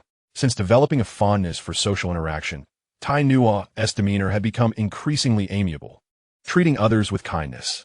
He also recognized that Xiao Shui had grown up with Tai Long, thus he did not regard her merely as a maid, but rather as a prospective daughter-in-law. Father, may I inquire why you have come to find me so early? Tai Long chose to directly shift the conversation to the purpose of his father's visit. I do have serious matters to discuss today. Slapping his forehead as he recalled the reason for his visit. He then set aside his playful banter and addressed Tai Long seriously. Xiao Long, you know that the grand wedding spanning 7 days and 7 ceremonies, which has astonished the entire Tiando city, was orchestrated by none other than your father. After saying this, a self-satisfied smile spread across Tai Nuo's face, as if he wished to impress Tai Long with his achievements and perhaps seek his praise. Upon hearing his father's words and seeing the self-satisfied expression on his face, Tai Long's lips twitched slightly. Yes. This peculiar wedding design did indeed send shockwaves throughout Tiando City once the news and invitations were disseminated, but the nature of that shock. Tai Long internally scoffed, analyzing the situation from his perspective. He genuinely could not comprehend what there was to be proud of regarding his father's wedding planning. However, seeing his father's eager expression filled with a desire for recognition, Tai Long felt it would be inappropriate to dampen the enthusiasm of his father, who was genuinely concerned about his marriage. Indeed, father, your meticulous planning for this wedding is commendable. I believe your efforts will be celebrated in Tiando City for generations to come. Tai Long offered insincere praise. Ha. Xiaolong, you flatter me. While my planning is indeed experienced, to say it will be celebrated for a millennium is somewhat excessive. Tai Nuo's face flushed from Tai Long's unrestrained flattery. Yet he was thoroughly pleased to finally receive affirmation from a family member. Father, you still haven't shared why you came to find me so early, Tai Long remarked, noticing that his father's thoughts had once again strayed, compelling him to redirect the conversation. Right? I came to discuss the wedding procedures for the next 6 days with you. Yesterday, during your wedding with Anna, I noticed several oversights and imperfections in the proceedings. Tai Nuo continued. Let me explain what I observed yesterday. He produced a sheet of paper filled with notes, which he had painstakingly compiled during a sleepless night. Tai Nuo gestured animatedly as he pointed out various details on the paper, speaking for nearly half an hour before finally concluding his lengthy discourse. With a sigh of relief, Tai Nuo took a deep breath, feeling parched, and proceeded to drink directly from the teapot before him. Ah, that feels refreshing. Tai Nuo drained the small teapot, shaking it to indicate he had finished. Tai Long, relieved that the incessant buzzing in his ears had finally ceased, felt a sense of ease as his father enjoyed his tea.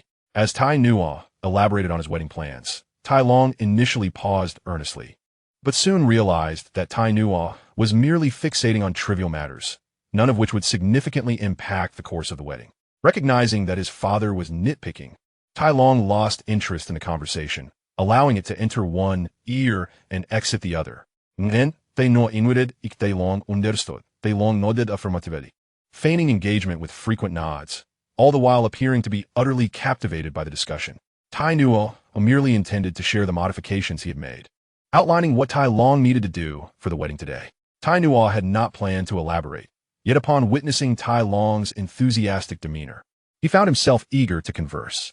Tai Long's incessant nodding led Tai Nuo to believe he had found a kindred spirit with whom to share his thoughts, prompting him to meticulously analyze each modification he had made, explaining his reasoning and the potential implications for the upcoming wedding. However, Tai Nuo remained oblivious to the fact that his son was merely placating him, not genuinely absorbing his words. After their discussion, the father and son shared breakfast, their mealtime resembling a playful skirmish rather than a calm meal. However, the Tai Long of today was no longer the timid child he once was. Though merely 15, his formidable beast martial spirit and rigorous training had transformed him into a young man whose stature rivaled that of Tai Nuo. They relished their breakfast, which consisted of a modest selection of 30 to 40 dishes. The duo devoured the meal, consuming 2 buckets of rice, until Tai Nuo could eat no more, while Tai Long felt still unsatisfied and ventured to join his wife, Anna, and sister, Xiao Shui, at another table. Unable to eat any further, Tai Nuo could only watch as Tai Long indulged himself with great delight. After devouring 2 large bowls of rice, Tai Long felt sufficiently satiated, raising Anna's teacup to drink the remaining tea in one swift motion. I've had enough. Xiao Shui, could you help me change? This groom's outfit is quite uncomfortable. Without heeding Anna's disapproving glare, Tai Long called to Xiao Shui. Father, excuse me for a moment. I must change my attire. Tai Long addressed Tai Nuo, who was seated at the table cluttered with empty dishes. Go ahead. I too must take my leave.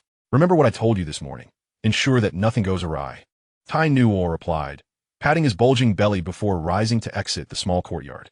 Father, take care. I shall not see you off, Tai Long remarked, heading towards his bedroom to change for the wedding. Master, please turn and raise your arms. Done. This outfit looks splendid, Xiao Shui said, her tone tinged with admiration as she observed Tai Long in his newly donned groom's attire. Is it just the outfit that looks splendid?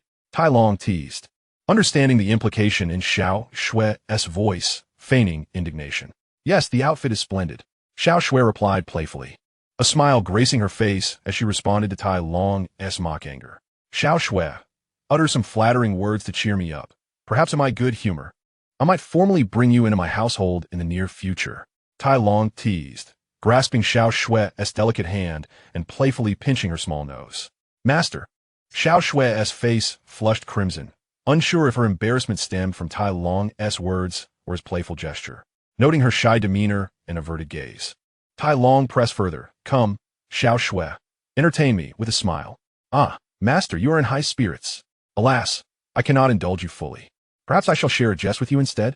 Just as Tai Long was delighting in his playful banter with Xiao Shui, the bedroom door swung open, and Anna's voice rang out. Caught off guard, Tai Long realized he had been careless. He had not expected Anna to burst in unannounced. Logically, given his formidable spiritual strength, it was improbable that he would be caught off guard in his own home, particularly with his titled Douluo grandfather present. However, in the comfort of his own abode, he would anticipate a breach of security, and thus, he had neglected to maintain vigilance. This lapse resulted in the rather amusing scene of a newlywed husband teasing a maid, only to be caught red-handed by his bride. Xiao Shui. Anna's voice carried a mix of irritation and understanding as she pulled the embarrassed girl behind her. You need not speak. I understand this is all the fault of this lecherous rascal. Casting a fierce glare at Tai Long, she continued, Today is your wedding day with AI-me.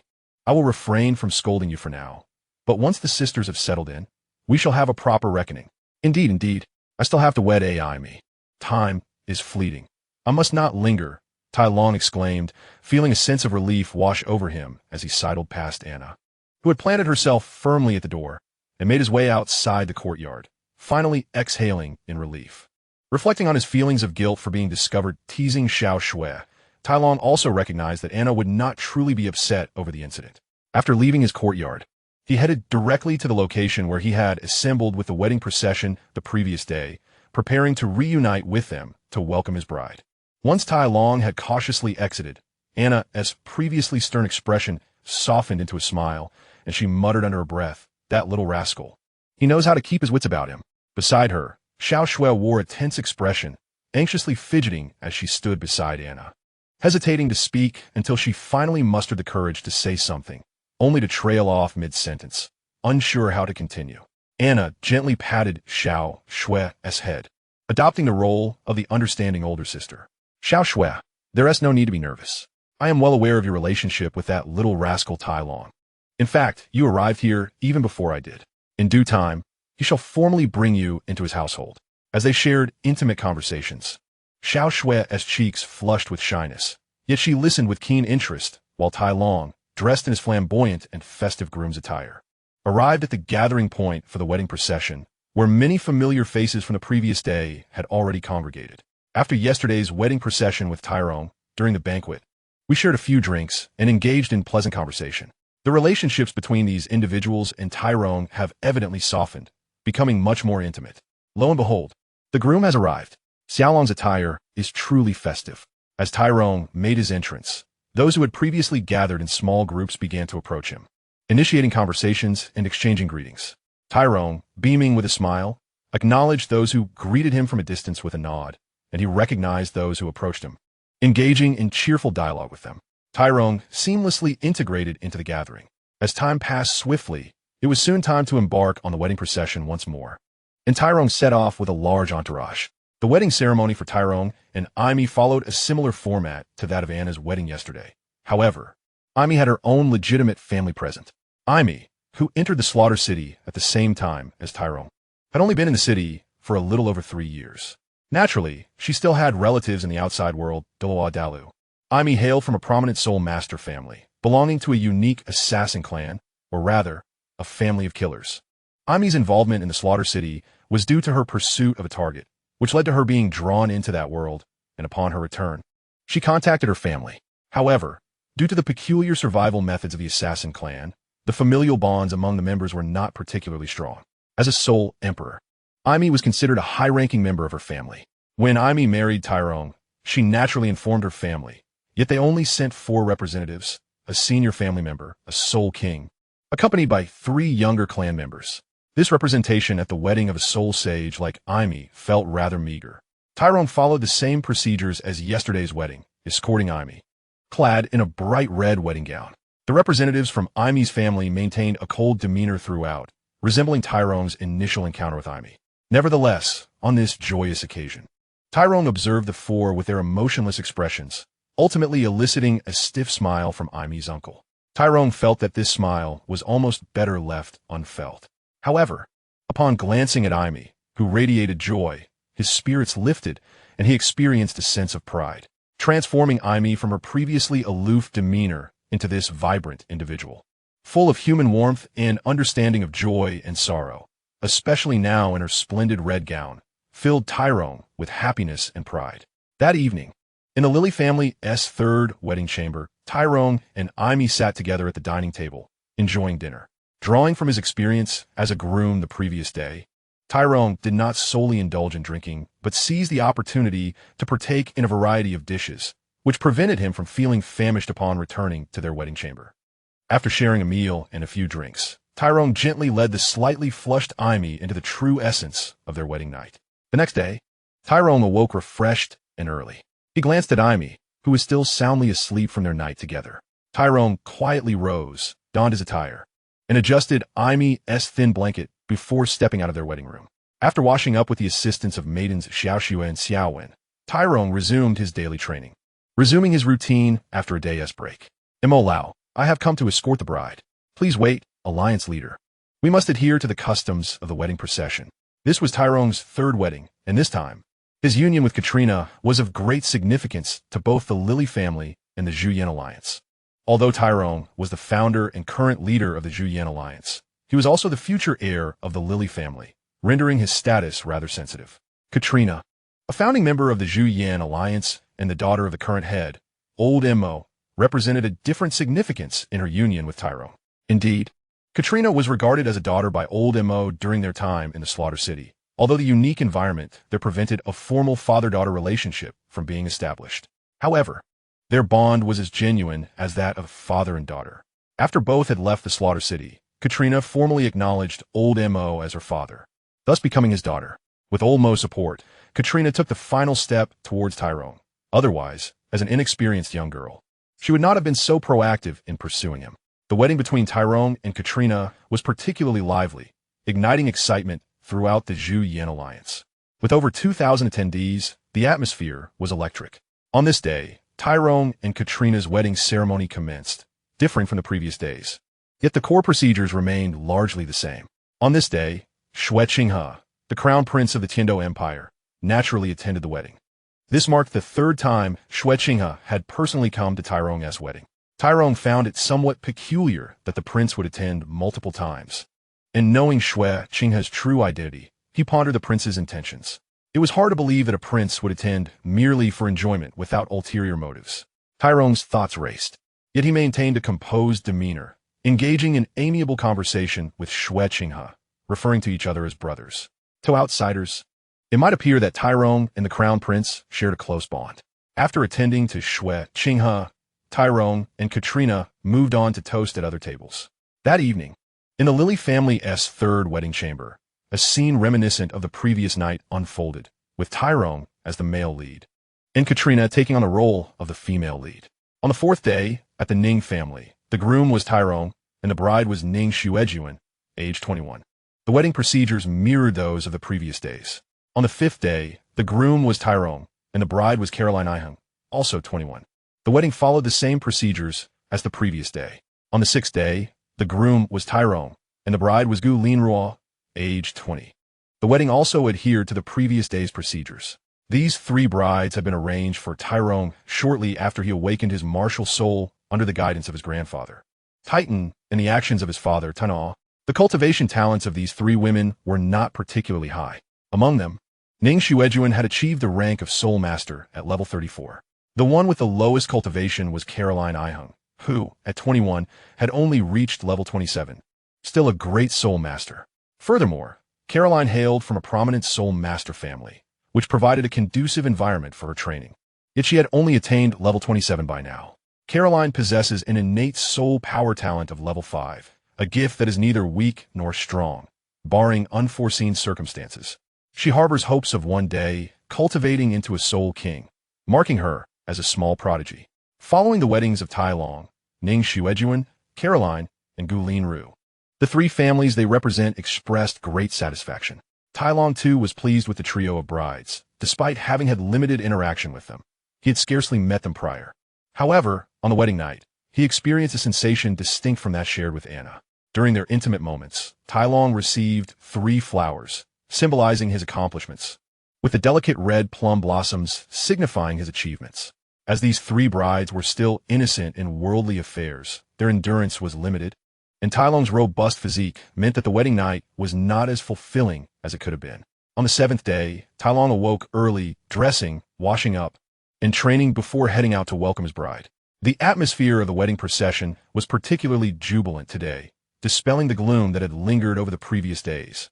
As this marked the final day of Tai Long's week-long wedding celebrations, the participants were not to be blamed for their earlier somberness. After all, while a wedding is indeed a joyous occasion, the monotony of daily ceremonies weighed heavily on their spirits. Today, however, was the culmination of Tai Long's 7-day wedding festivities, and after this day, they would no longer partake in the welcoming ceremonies, thus elevating the mood significantly. At the forefront of the procession, Tai Long wore a relaxed smile, though a tinge of reluctance stirred within him. Despite the exhaustion that accompanied a week of celebrations and the responsibilities of being a groom, he found himself somewhat nostalgic about the routine of marrying anew each night. Soon, he arrived at the southern city of Tiando, guided by his attendants to the entrance of the Jiangzhu family home. Disembarking from his horse, Tai Long, flanked by his groomsmen, approached and knocked on the grand door of the Jiangzhu residence. The door creaked open almost immediately, as if someone had been eagerly awaiting his arrival. Upon entering, Tai Long was met by Jiangzhu's parents and younger brother, who stood in trepidation at the sight of his entourage, unsure of how to proceed. "Father, mother, I have come to welcome your daughter," Tai Long announced, sensing their unease and taking the initiative to speak. "I understand, and I will treat Jiangzhu well," he reassured Jiangzhu's father, though the specifics of their exchange eluded him. Naturally, Tai Long readily agreed to this request. Following their marriage, Jiangzhu would become his legitimate bride, and he would indeed cherish her. "Jiangzhu, it is nearly time. We should be on our way," he urged. The family estate lay just outside Tiano City, not far at all. "Whenever you desire to see your family, I will accompany you back. Or, should you wish to stay for a while, that is also perfectly fine." Tai Long observed the bittersweet farewell unfolding before him with a hint of helplessness. Jiangzhu's mother wept uncontrollably as she clung to her daughter, prompting Jiangzhu to shed tears in return. Jiangzhu's father, with reddened eyes, refrained from crying, merely holding back his emotions. Meanwhile, Jiangzhu's younger brother, appearing to be of similar age to Tai Long, glared at him with fiery indignation, as if Tai Long had committed some unforgivable transgression. This scene within the Jiangzhu family could easily be misinterpreted by an outsider as a wealthy, spoiled young man attempting to abduct a young woman. Yet Tai Long found it perplexing why Jiangzhu's family would respond in such a manner on the day of their wedding. It is worth noting that the lavish estate they inhabited was originally property of the Li family, gifted to Jiangzhu's family after her engagement to Tai Long, allowing them to relocate from their modest dwelling. Furthermore, Tai Long had personally arranged a commendable job for Jiangzhu's father, liberating him from the burdens of labor. Although the family's attire was not particularly opulent, the quality of the fabric was commendable. Jiangzhu's brother lacked the same innate talent as Jiangzhu, having inherited their father's martial spirit. With only a level 2 soul power, his prospects for cultivation were rather bleak, relying on the support of the Li family to attend the Soul Master Academy. However, the family's demeanor suggested a reluctance regarding the union of Jiangzhu and Tai Long, as evidenced by their behavior. Unbeknownst to Tai Long, news of his 7-day series of weddings had spread throughout Tiando City. Chapter 167. The Academy. During this time in Tiando City, Tai Long's reputation had soared to unprecedented heights, becoming a household name. This notoriety stemmed not from mere happenstance, but rather from his audacious decision to wed 7 brides. While the Douluo continent does not impose strict regulations regarding monogamy, many individuals do possess multiple partners. Had Tai Long opted to marry each bride separately, even if he had taken 10 or 20 wives, it would not have elicited such a significant uproar. The very commotion generated by Tai Long's actions led to the earlier reactions from Jiangzhu's family during his visit to escort her. In recent days, the Jiangzhu family had become acutely aware of external gossip, and they had refrained from openly venturing outside. Initially, Jiangzhu's brother faced ridicule from classmates at school, exacerbated by his already sensitive nature due to his lack of cultivation talent. Although many in the Intermediate Soul Master Academy had similarly entered through connections, they still looked down on Jiangzhu's brother. Those who belonged to affluent families took pride in leveraging their family ties to gain admission into esteemed institutions, which only fueled the disdain directed at Jiangzhu's brother. Despite his innate level 2 talent, which would likely culminate in him becoming a soul master, the reality was that most level 2 soul masters faced limited prospects for advancement. The disdain towards Jiangzhu's brother stemmed from his refusal to conform to the social circles of those who had entered the academy through connections. Instead, he chose to focus on diligent study and cultivation. Jiangzhu's brother was a self-motivated individual, having achieved level 14 cultivation at the age of 14, a commendable feat in light of his level 2 talent. Initially, his peers regarded him with indifference, merely teasing him occasionally. However, Jiangzhu's brother found their mockery intolerable. After several instances of being provoked, the true intensity of one's character is often revealed during another unexpected confrontation. The wooden staff, as a martial soul, possesses no extraordinary abilities. It serves merely as a unique weapon for close combat training. To speak candidly, Jiangzhu's younger brother, Jiang Feng, wielding a wooden staff, demonstrates formidable combat prowess, initially gaining an advantage through a surprise attack at the onset of battle. However, his opponents, caught off guard by Jiang Feng's sudden aggression, quickly regained their composure. Jiang Feng, lacking in combat experience and hesitant to inflict serious harm on his classmates, subdued them without delivering any devastating blows, merely knocking them to the ground. He then paused, reflecting on his impulsive actions and contemplating whether to apologize and assist those he had just struck down. The defeated students soon recovered their spirits, their pride wounded, and collectively unleashed their martial souls, surrounding Jiang Feng with a fervor reminiscent of mob justice. Indeed, it was not a mere assault, but a frenzied beating. Jiang Feng, now a level 14 soul master within the academy, found himself overwhelmed by multiple opponents of equal standing, eventually succumbing to their onslaught and instinctively curling into a protective ball. Noticing the commotion, some bystanders alerted the academy's security personnel, prompting the assailants to disperse. Because Jiang Feng initiated the confrontation, he was deemed at fault, and by the time the enforcement officers arrived, the aggressors had blended into the crowd and escaped capture.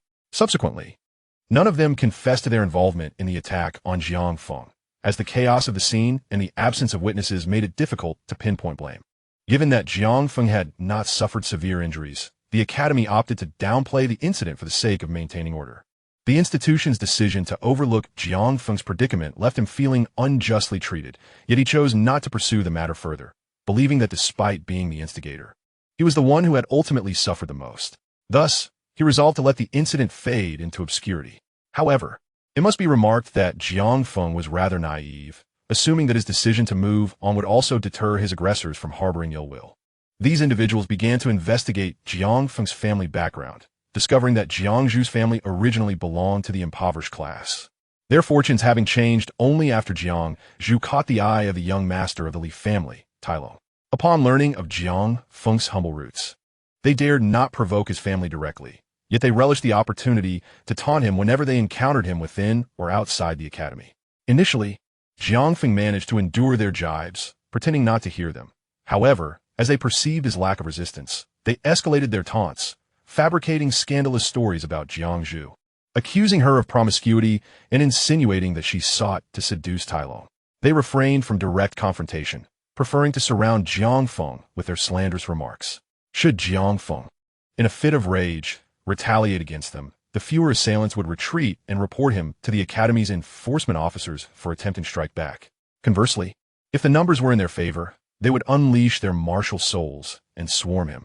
Given that these individuals were backed by influential families, they targeted Jiang Feng alone, leading even those classmates who previously had amicable relations with him to distance themselves. Consequently, Jiang Feng found himself isolated within the academy, as no one dared to approach him. In response to this predicament, Jiang Feng adopted a strategy of silent resistance, resolving to resolve the issue independently without seeking assistance from his sister or teachers. This mindset, however, proved to be immature and naive, as internalizing problems inevitably leads to greater issues over time. The Academy's mentors, observing Jiang Feng's situation with helplessness, repeatedly attempted to persuade him to involve his family for mediation, only to be met with refusals.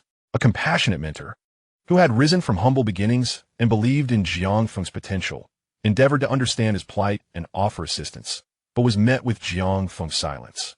Ultimately, this responsible mentor, after numerous attempts to help, resigned himself to defeat, embodying the sentiment of lamenting Jiang Feng's misfortune while feeling frustration at his unwillingness to fight back. As time passed, Jiang Feng found it increasingly difficult to remain at the academy. This ordeal profoundly altered his mindset and affected his temperament. Once a bright and optimistic young man, he had transformed into a sullen, indifferent, and quick-tempered individual. During his time at home, Jiang Feng directed his pent-up frustrations towards his caring family, particularly his beloved sister, Jiang Zhu. In a moment of emotional turmoil, he indiscriminately shared the unfounded gossip he had heard about his sister, including exaggerated tales of Tai Long's notorious behavior towards women. Jiang Zhu's parents were taken aback by their son's revelations, unable to fathom that he could utter such words. Having lived their lives as honest and straightforward individuals, they could not accept Jiang Feng's claims. In a fit of anger, Jiang Zhu struck Jiang Feng across the face. Over the years, since her engagement to Tai Long, Jiang Zhu had been granted treatment akin to a direct descendant of the Li family, with all her training resources and soul ring acquisitions provided without question. Her family had also benefited greatly from her association with the Li family, especially Jiang Feng, who owed much of his current cultivation to the resources Jiang Zhu had shared with him. Moreover, Jiang Zhu had met Tai Long on several occasions and had developed some understanding of him, recognizing him as a commendable partner, and she had no objections to marrying him. Consequently, Jiang Zhu felt immense gratitude towards the Li family and held a similar appreciation for her fiancé, especially as she had never anticipated that Tai Long would treat her with the same respect as the esteemed daughters from prominent families. However, Jiang Zhu was taken aback by Jiang Feng's remarks, which cast doubt on Tai Long's integrity and intentions. Initially, Jiang Zhu's family was pleased with the prospect of her marriage to Tai Long, viewing it as a blessing for their household. Yet, after Jiang Feng's outburst, despite their disbelief, Jiang Zhu's parents began to waver, and even her attempts at persuasion proved futile. Thus, they resolved to investigate Tai Long further. Their inquiries, however, yielded alarming information, casting doubt on the suitability of Jiang Zhu's match with Tai Long. They heard whispers that the esteemed daughter of the Ning family was a far superior match, given the wealth and influence of her lineage. Jiang Zhu's marriage has been reduced to that of a mere vessel for procreation. In essence, the whispers that reached her parents were filled with admonitions against accepting this union, with some even suggesting that Jiang Zhu's father should hastily escape with the family to avoid the marriage with Tai Long. Fortunately, Jiang Zhu remained resolute in her commitment to Tai Long, although she felt unworthy of him due to the messages relayed by her parents. The thought of fleeing from the wedding never crossed her mind.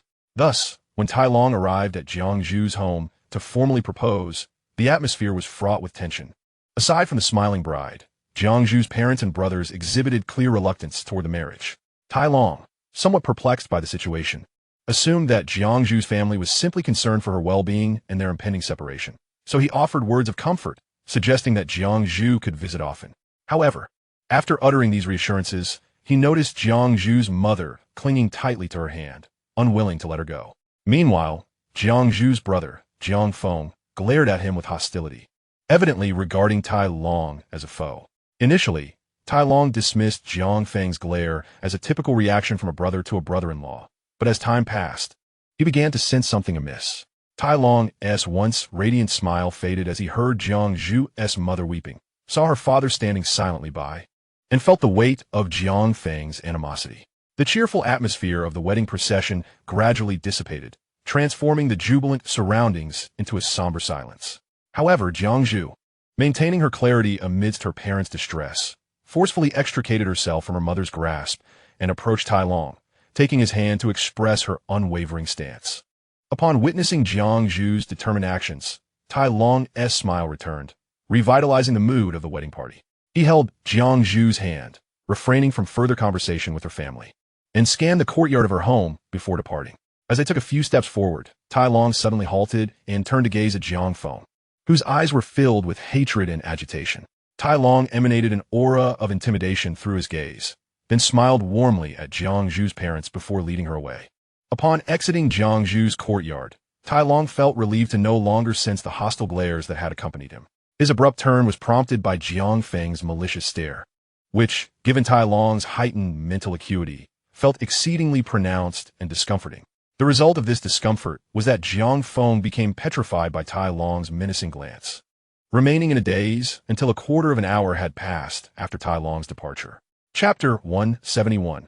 The underlying truth. Tai Long left Jiang Zhu's home, with her parents remaining behind. Initially, it was planned that Jiang Zhu's family would accompany Tai Long to the wedding venue, but upon witnessing their reluctance, he opted not to bring them along. After Jiang Zhu's departure, her parents stood at the entrance, staring blankly for a while before realizing that Jiang Feng was standing motionless in the courtyard, as if his soul had been lost. Alarmed by their son's transformation, Jiang Zhu's parents gathered around him, flustered. Being ordinary folk without martial spirit cultivation, they were unsure of what had transpired with Jiang Feng and hesitated to call out his name loudly in an attempt to rouse him. In their disarray, Jiang Feng eventually broke free from the spell of Tai Long's warning gaze. Meanwhile, Tai Long had already departed with his entourage, unaware that his formidable spiritual power, combined with the accumulated aura of intimidation, allowed him to inflict mental distress merely through his gaze upon those of weaker resolve. Now, Tai Long and Jiang Zhu had arrived at the wedding hotel, where the ceremony unfolded differently than in previous instances. Unable to withstand his father Tai Nuo's incessant morning visits to discuss arrangements, Tai Long decided to adhere to his father's planned wedding process for this final day of their week-long celebrations. Observing the guests' reactions to the changes implemented, Tai Long noted that his father's elaborate efforts were destined for disappointment, as the attendees responded with indifference, even engaging in hushed conversations amongst themselves. Consequently, thenos metitulos planning proved futile.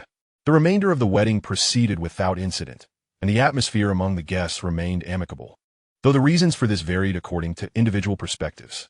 After escorting the bride Jiang Zhu to their bridal chamber, Tai Long took the opportunity during the banquet to discreetly communicate with a representative of the Zhu-Yan alliance. Once the festivities concluded, he requested that they investigate the recent behaviors of Jiang Zhu's family, noting their peculiar reactions.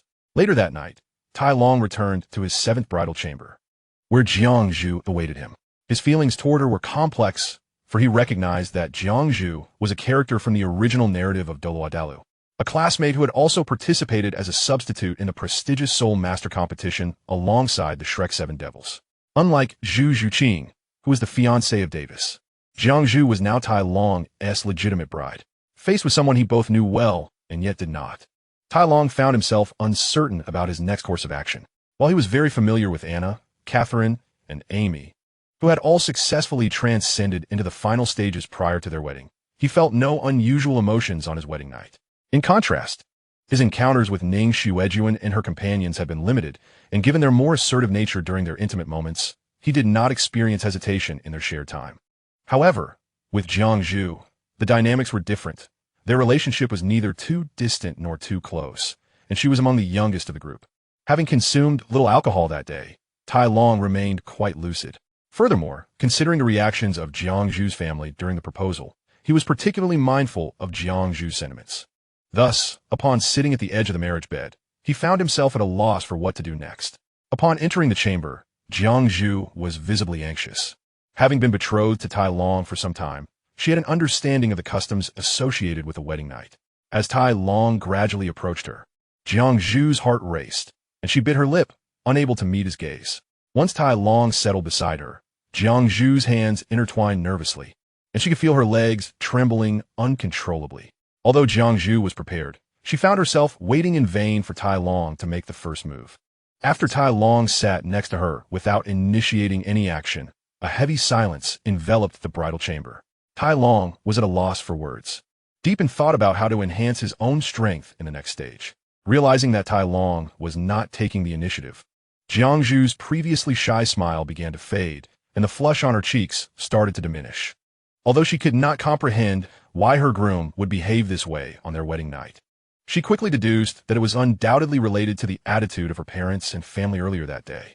At that moment, Jiangzhu felt a pang of grievance. However, she understood that the current situation stemmed not from Tai Long, but from her family's demeanor towards him during the marriage proposal. While feeling wronged, Jiangzhu recognized that she must take responsibility for mending the situation herself. Furthermore, she realized that if she did not help Tai Long resolve his inner turmoil, and he continued to harbor dissatisfaction towards her, their future together would likely be fraught with difficulties. Anna, Catherine, and Amy, the three young women of noble lineage, would naturally not concern themselves with Jiangzhu. Yet Ning Xuejuan and the other prominent ladies would not be so forgiving. Thus, with a firm press of her lips, suppressing her youthful shyness, Jiangzhu took a deep breath and stood up. Sensing her movement, Tai Long roused from his thoughts, looking at the smiling Jiangzhu with a mix of surprise and admiration. Chapter 172. As Jiangzhu rose, she unfastened her bridal gown and assisted Tai Long in removing his formal attire. The next morning, Tai Long awoke feeling refreshed and early, glancing down at Jiangzhu, whose eyes were red and swollen from sleep, as he felt her petite frame curled against him. He recalled her boldness from the previous night and regretted not being more considerate of her delicate state. With this reflection, he retrieved some elixirs for cultivation and healing from his storage soul guide, placing them beside the bed. Carefully, Tai Long slid out of bed without disturbing the still sleeping Jiangzhu, after sending a maid to prepare a nourishing medicinal meal for her. As was customary for brides after their wedding night, he asked Xiao Wan, who was attending to his morning routine, to explain the usage of the elixirs he had left on the bedside to Jiangzhu. Once he had completed his personal care and sipped 2 cups of warm tea, Tai Long began his training for the day. During this period, he remained at home, spending each night in the company of different women, eager to plant the seed for a child to fulfill his grandfather Titan's wish for a great-grandchild. Nevertheless, Tai Long did not neglect his own cultivation. He meticulously arranged his daily schedule to ensure his progress continued unabated. In this time, he had also devised a training plan, confident that if he adhered to it, he would elevate his soul power to the level of a soul Douluo by the next Continental Soul Master competition. However, he recognized the need for patience and would not rush into this plan just yet. Now a level 69 Soul Emperor, he was but a step away from breaking through to the 70th level and achieving the rank of Soul Saint. Currently, Tai Long's foremost priority was to expedite his soul power advancement to the 70th level, thus attaining the title of Soul Saint. This was a crucial task for him in the coming days. Recently wed, and with his grandfather Titan eagerly anticipating a great-grandson, Tai Long could not afford to abandon his 7 newlywed wives for the sake of secluded training in remote mountains. Furthermore, he awaited his grandfather's forging of new weapons and armor, constructed mainly from dragon bones and scales, with most of the necessary rare materials already gathered. Only a few more unique forging materials were needed before Titan could commence the crafting process.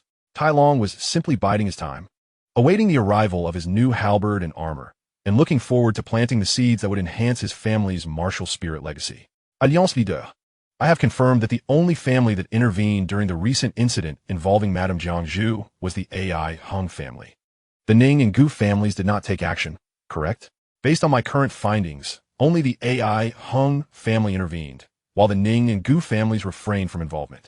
Understood.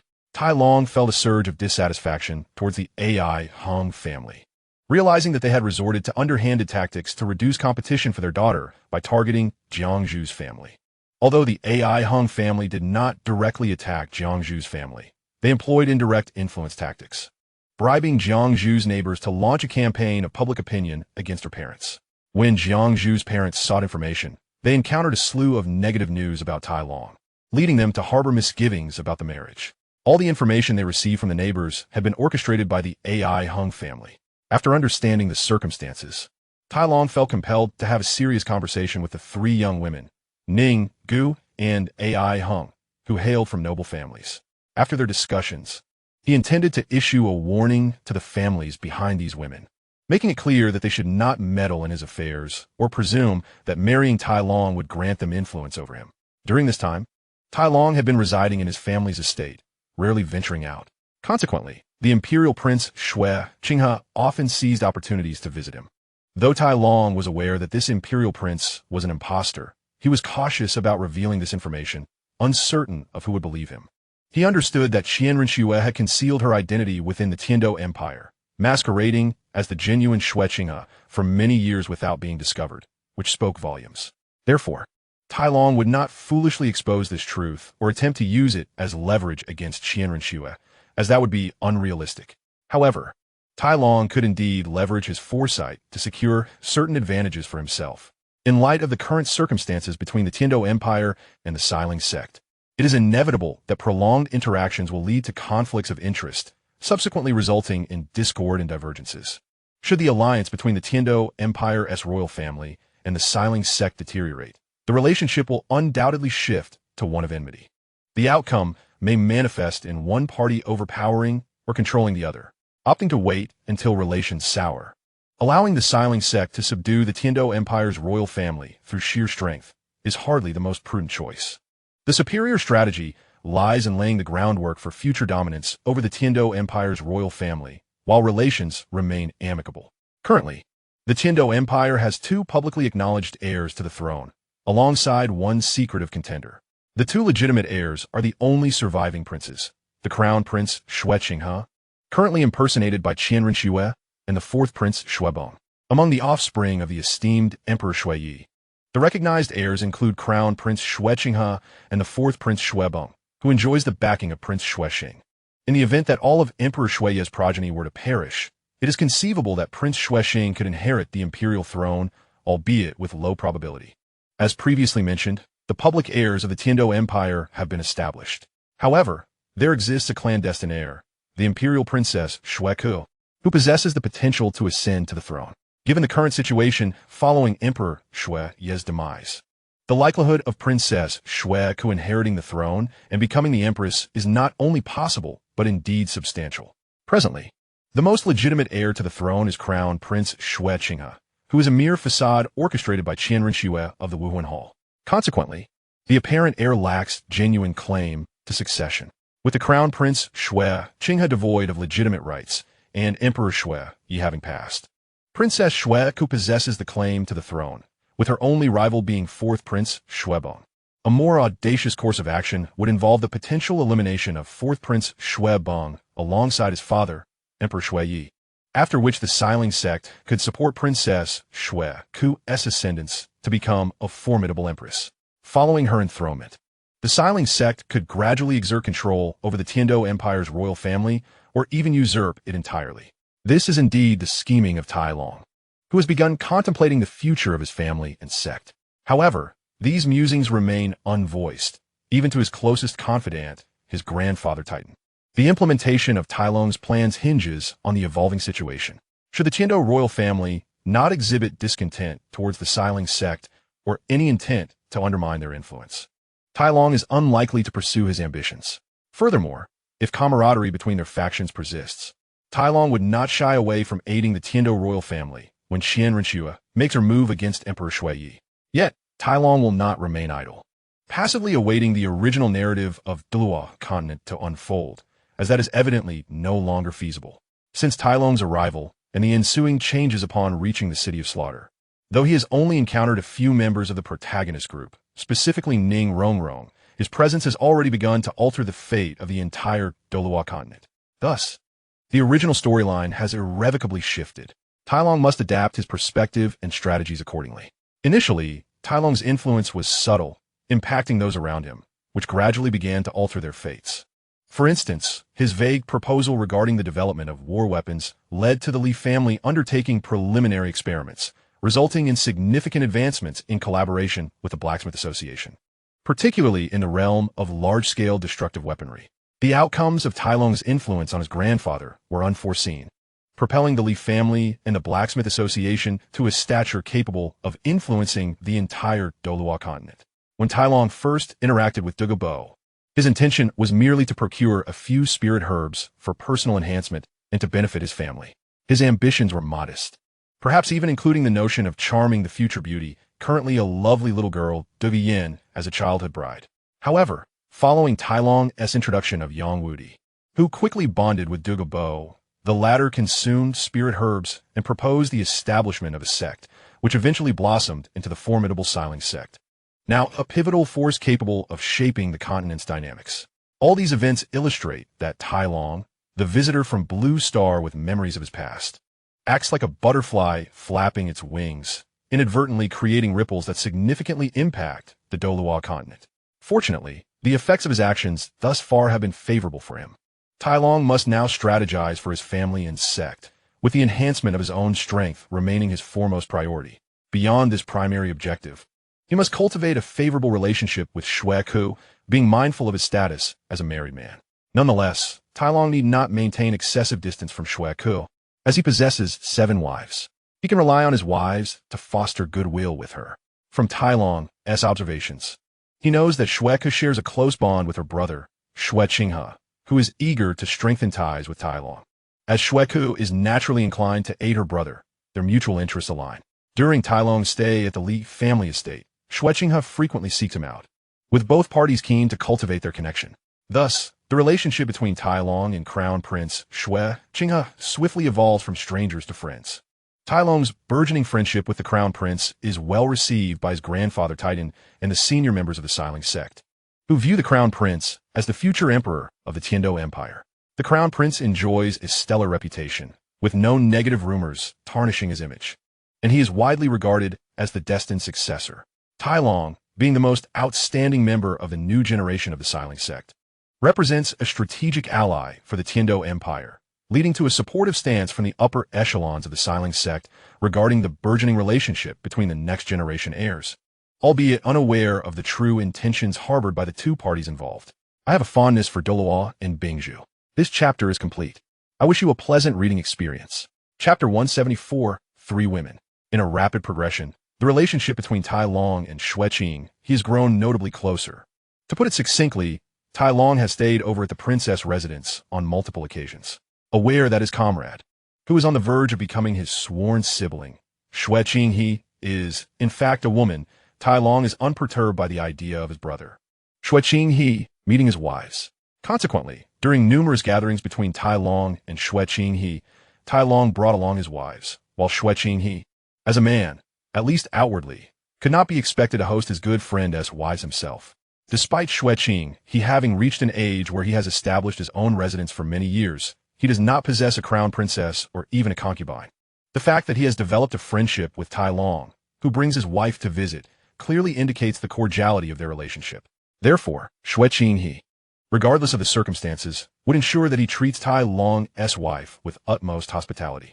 In the absence of a suitably ranked hostess at his residence to receive Tai Long's wife, Xue Qinghe had no choice but to summon his sister, Xue Ku, to assist in entertaining Tai Long's wife.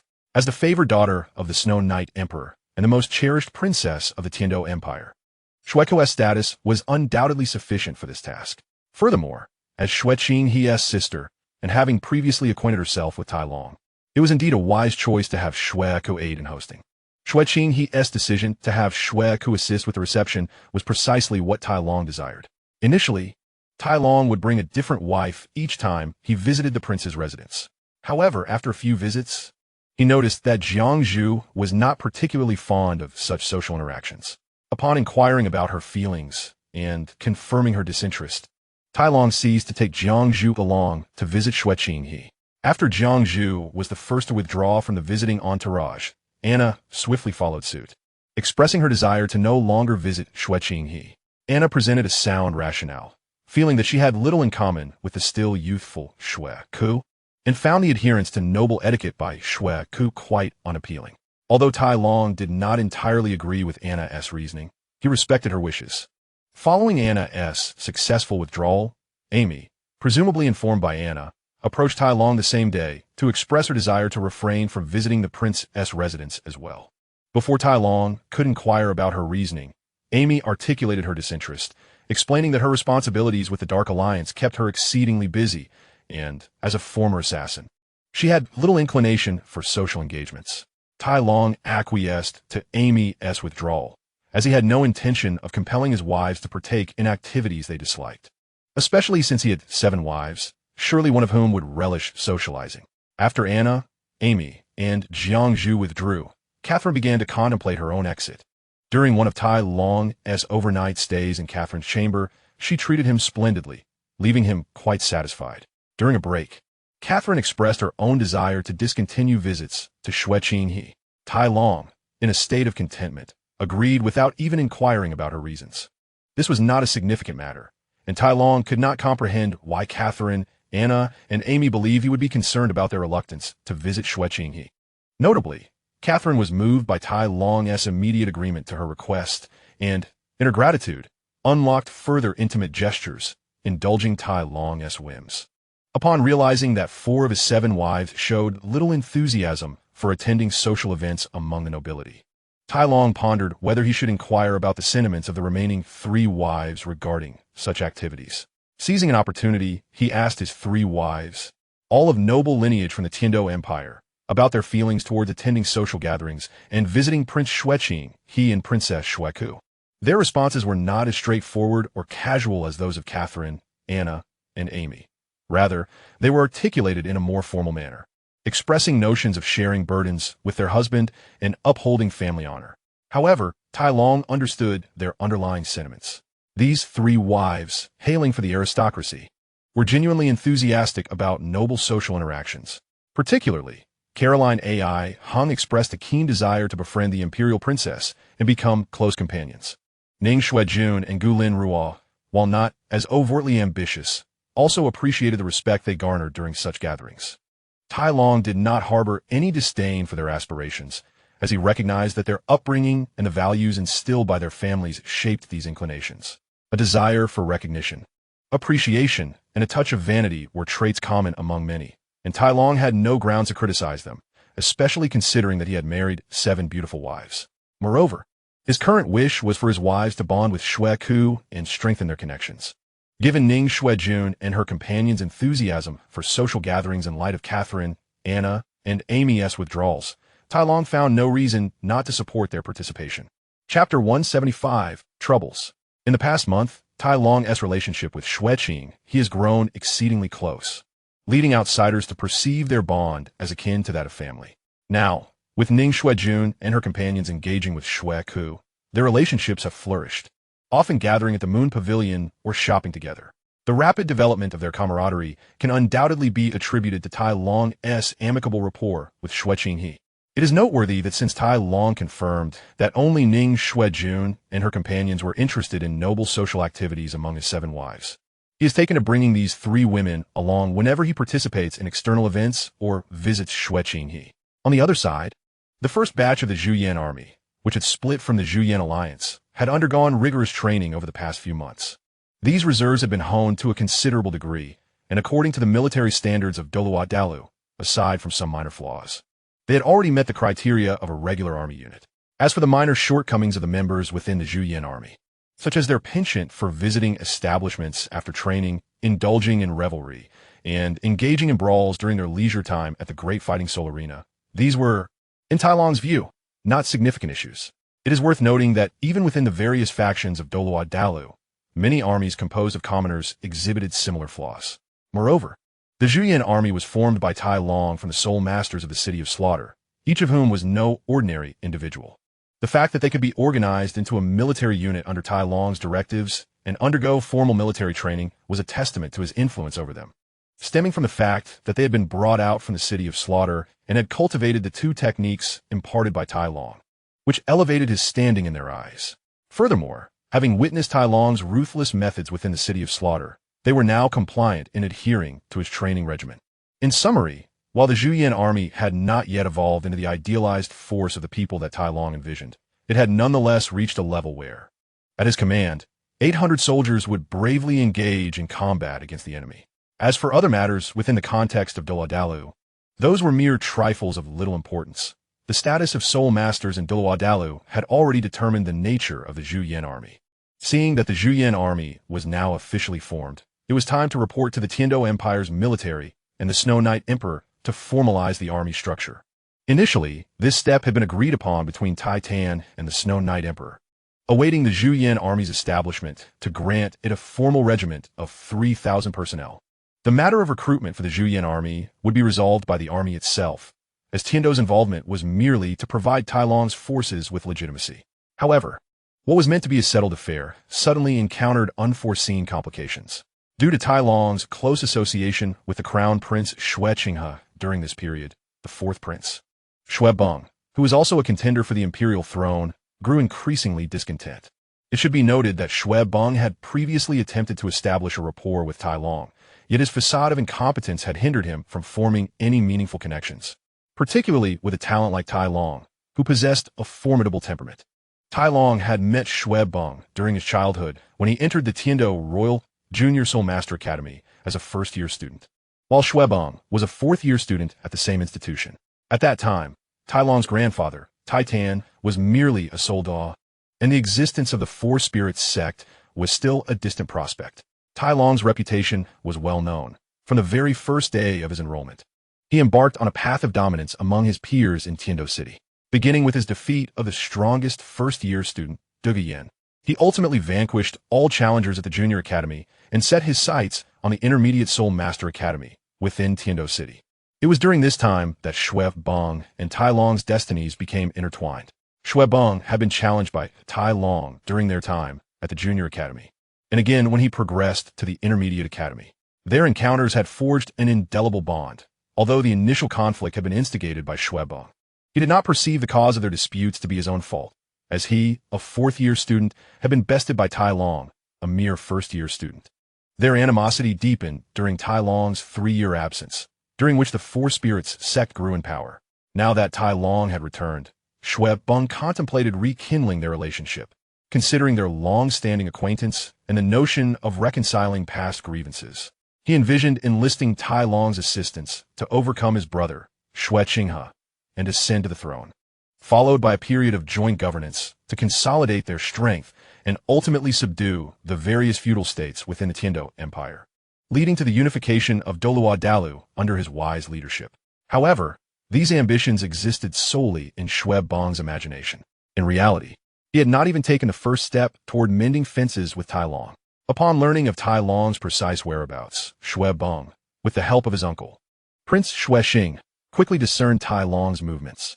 Consequently, before Xue Qinghe could engage with Tai Long, Xue Beng discreetly sought to establish contact with him. Unfortunately, the outcome of their meeting was far from what Xue Beng had desired, as there was no reconciliation or amicable resolution between them. When Xue Beng encountered Tai Long, he was confident that he wore a friendly smile, yet he was met with Tai Long's impassive expression. After experiencing such a lack of acknowledgement, Xue Beng felt a wave of dissatisfaction, but he suppressed it, reminding himself of his purpose for visiting. Chapter 176, Xue Beng. Despite enduring Tai Long's rudeness, Xue Beng maintained his composure and attempted to engage in cordial conversation. However, he was met with Tai Long's emotionless replies, devoid of warmth. Especially after Xue Beng had expressed himself sincerely and passionately, Tai Long's responses were often reduced to mere curt phrases. Thus, the atmosphere during their conversation was far from pleasant, growing increasingly awkward as time passed. Their meeting did not last long before they parted ways, with Tai Long departing without a hint of emotion. Once Tai Long had left, the forced smile that Xue Beng had worn vanished instantly, replaced by a fierce expression filled with resentment. Xue Beng could be described as a man of deep thought, destined to inherit the throne of the Tiando Empire following the demise of the Snow Knight Emperor. He was also known for his ruthless ambition. It is worth noting that as a recognized heir to the empire, he had once bowed to Tang San, a younger individual, acknowledging him as a master. This alone illustrates Xue Beng's willingness to be ruthless in pursuit of his goals, showcasing his capability, ambition, and cunning. Such qualities are essential for achieving greatness. However, Xue Beng is not a person of capability, as evidenced by his inability to retaliate against Xue Qinghe, who has suppressed him for many years. Even with the assistance of his uncle, Prince Xue Xing, the fact that he neither contemplates nor takes action to challenge Xue Qinghe reveals much about his character. If one were to argue that he fears Xue Qinghe's direct resolution of his issues, then why does he not strive to enhance his own living conditions? Instead, he feigns madness while relying on his identity and the support of his uncle, Prince Xue Xing, to stir up trouble. His actions when preparing to join the Tiandu Royal Advanced Soul Master Academy demonstrate that Xue Beng lacks a broader perspective and strategic ability. The individuals from Shrek Academy had no reason to conflict with Xue Beng, yet he instigated a confrontation when they sought to enter the Tiandu Royal Advanced Soul Master Academy. In a situation where he possessed little strength, he chose to provoke opponents he could not defeat, ultimately suffering a humiliating defeat at the hands of Damu Bai, which left him utterly embarrassed. Had he not been the fourth prince of the Tiandu Empire, it is likely he would have been eliminated by Shrek's members. Subsequently, Xu Ebing engaged in a series of inexplicable actions, while his backer, Prince Xuesheng, seemed to provide foolish support. With his identity as a royal and the presence of the title Douluo by his side, he expelled the Shrek members who sought to merge with the Tiandu Royal Advanced Soul Master Academy. This series of actions was indeed mindless. Originally, Xu Ebing and the Shrek Academy had no conflict, yet he forced a confrontation. He then inexplicably drove away those from Shrek Academy who aspired to join the Tiandu Royal Advanced Soul Master Academy. One must understand to whom the Tiandu Royal Advanced Soul Master Academy truly belongs. Its very name indicates that it is the academy of the Tiandu royal family, and the students, mentors, and leaders within it represent the power of the Tiandu royalty. Knowing well the strength of Shrek Academy, Xu Ebing's refusal to allow their entry into the Tiandu Royal Advanced Soul Master Academy is tantamount to undermining his own foundation. Moreover, the astute Xu Ebing and his uncle, the clever Prince Xuesheng, have thoroughly offended the three deans of the Tiandu Royal Advanced Soul Master Academy, all of whom possess the cultivation level of title Douluo. The status of these three deans within the Tiandu Empire is exceedingly high, and the multitude of teachers within the academy constitutes a formidable power. Furthermore, the Tiandu Royal Advanced Soul Master Academy has cultivated countless soul masters over the years, all of whom hold significant positions and power within the current Tiandu Empire. To consider the immediate implications, the number of students personally instructed by the three title Douluo deans is substantial, and this force has now positioned itself against Xu Ebing and Xuesheng due to Xu Ebing's reckless actions, supported by Prince Xuesheng. One must acknowledge that both Prince Xuesheng and the fourth prince, Xu Ebing, have indeed shown remarkable intellect, effectively dismantling what was already a poor hand of cards. It is as if they were on the verge of conceding defeat outright. As for the eventual ascension of Xu Ebing to the throne of the Tiandu Empire, there was no opposition because the reigning emperor, the Snow Knight Emperor, was nearing death, leaving Xu Ebing as the sole remaining heir. It is not that those offended by Xu Ebing and Prince Xuesheng did not wish to oppose him, but rather that they found themselves without recourse, their options effectively sealed. At that time, had there been any other prince with a legitimate claim to the throne willing to challenge Xu Ebing, he might not have ascended so easily. Thus, it is evident that Xu Ebing possesses a deep-seated cunning, adept at bending and yielding, yet his own capabilities are quite lacking. Consequently, Talon, who is aware of Xu Ebing's nature, is unwilling to engage with him, preferring instead to support the lovely and charming Xueka. Talon, having had past grievances with Xu Ebing, is well versed in the ways of gentlemen and would certainly not forget their enmity. Under such circumstances, Talon would naturally not extend any cordiality towards Xu Ebing, especially since he had recently emerged from the City of Slaughter, focusing on recuperation and mental adjustment during his visits to the Moon Pavilion. After encountering resistance from Talon and reflecting on his experience, Xu Ebing felt unsatisfied with relinquishing his ambitions so easily and thus resolved to seek another opportunity. Not long after, he learned of Talon's upcoming wedding. Chapter 177, Disguise. Xu Ebing maintains a close relationship with his uncle, Prince Xuesheng, to the extent that Talon sometimes suspects Xu Ebing might be Xuesheng's biological son. This assumption leads Talon to wonder why Prince Xuesheng would support a seemingly incapable prince with no competitive edge for the throne. Prince Xuesheng is undoubtedly aware that his actions would offend the current first heir to the throne, Crown Prince Xuechenghe. Previously, it has been noted that Prince Xuesheng shares a solid rapport with the Four Spirits sect, primarily due to his close ties with Douluo. However, Prince Xuesheng did not attend Talon's wedding, viewing him merely as a relatively valuable junior.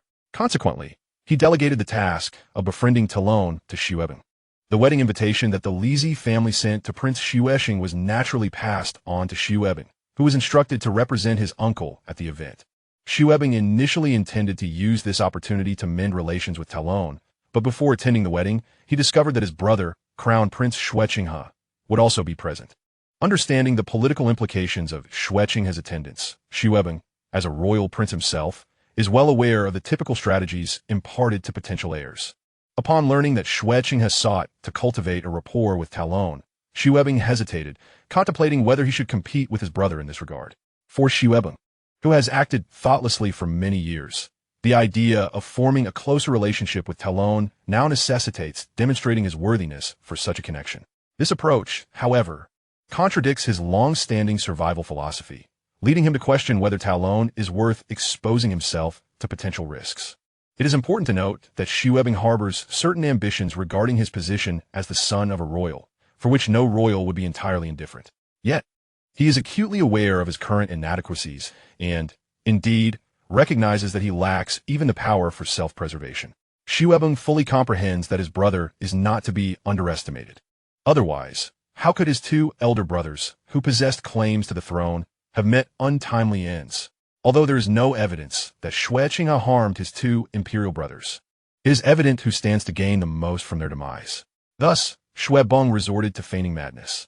Aware that he is no longer young, Shuebing understands that if he continues this charade, he will likely never ascend to the throne. He yearns for change, which is why he seeks to win over Talon. However, this endeavor clashes with Xue Qinghe's own plans to court Talon. Faced with this situation, Shuebing must contemplate whether to reveal his true self and take a risk. Though uncertain of success, he believes that with the support of his uncle, Prince Xuexing, and the leader of the Four Spirits sect, Douluo, his chances of prevailing against Xue Qinghe in this contest for Talon's favor are substantial. Nevertheless, Shuebing is acutely aware of the potential troubles and dangers such actions may bring.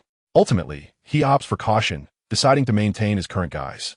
In essence, Shuebing perceives no value in exposing his disguise to Talon. Alternatively, he believes that Xue Qinghe's attempts to cultivate a relationship with Talon are likely to falter. From Talon's demeanor towards him, Shuebing does not sense any reverence for his status as a prince of the empire. Indeed, Talon scarcely acknowledges him, the fourth prince. Furthermore, given the relationship between his uncle, Prince Xuexing, and Douluo, it is likely that Douluo would not permit Talon and Xue Qinghe to grow too close. Additionally, Xue Qinghe has had no prior interactions with Talon, leading Shuebing to conclude that Talon would not heed Xue Qinghe's overtures. Ironically, Shuebing has overestimated Douluo's actual influence over the Four Spirits sect, which comprises 4 distinct elemental families, as well as the bond between his uncle and Douluo, not to mention the impact that Douluo, a Douluo, could have on Talon. Although Talon is indeed the leader of the Four Spirits sect and a Douluo, he has reached a level where he can engage on equal footing with such figures. Talon has garnered considerable strength through his own efforts and the establishment of the Zhuyan alliance, independent of his grandfather. Moreover, Douluo does not seem inclined to monitor Talon's actions, making Shuebing's confidence somewhat perplexing. Although Shuebing received an invitation to Talon's wedding from Prince Xuexing, he chose not to attend, even declining to send a representative to participate. He simply could not find anyone of sufficient status to substitute for him. However, he remained vigilant regarding the developments of Talon's wedding, specifically the progression of Talon's relationship with Xue Qinghe. Unfortunately for Shuebing, the evolution of their relationship was destined to disappoint him. He could not fathom that Talon would engage in conversation with Xue Qinghe while displaying a smile. To him, Talon was an aloof and stoic figure, yet he transformed into an amiable and courteous groom when interacting with Xue Qinghe. This revelation threw Shuebing, who had been discreetly monitoring their relationship, into a state of emotional turmoil. He had reason to suspect that Talon was merely putting on a facade or that he looked down upon him. If Talon were aware of Shuebing's thoughts, he would surely be astonished, for he does indeed hold little regard for the fourth prince. Upon learning of Talon's attitude toward Xue Qinghe, Shuebing's mindset shifted to one of animosity. He deemed Talon's behavior to be excessive.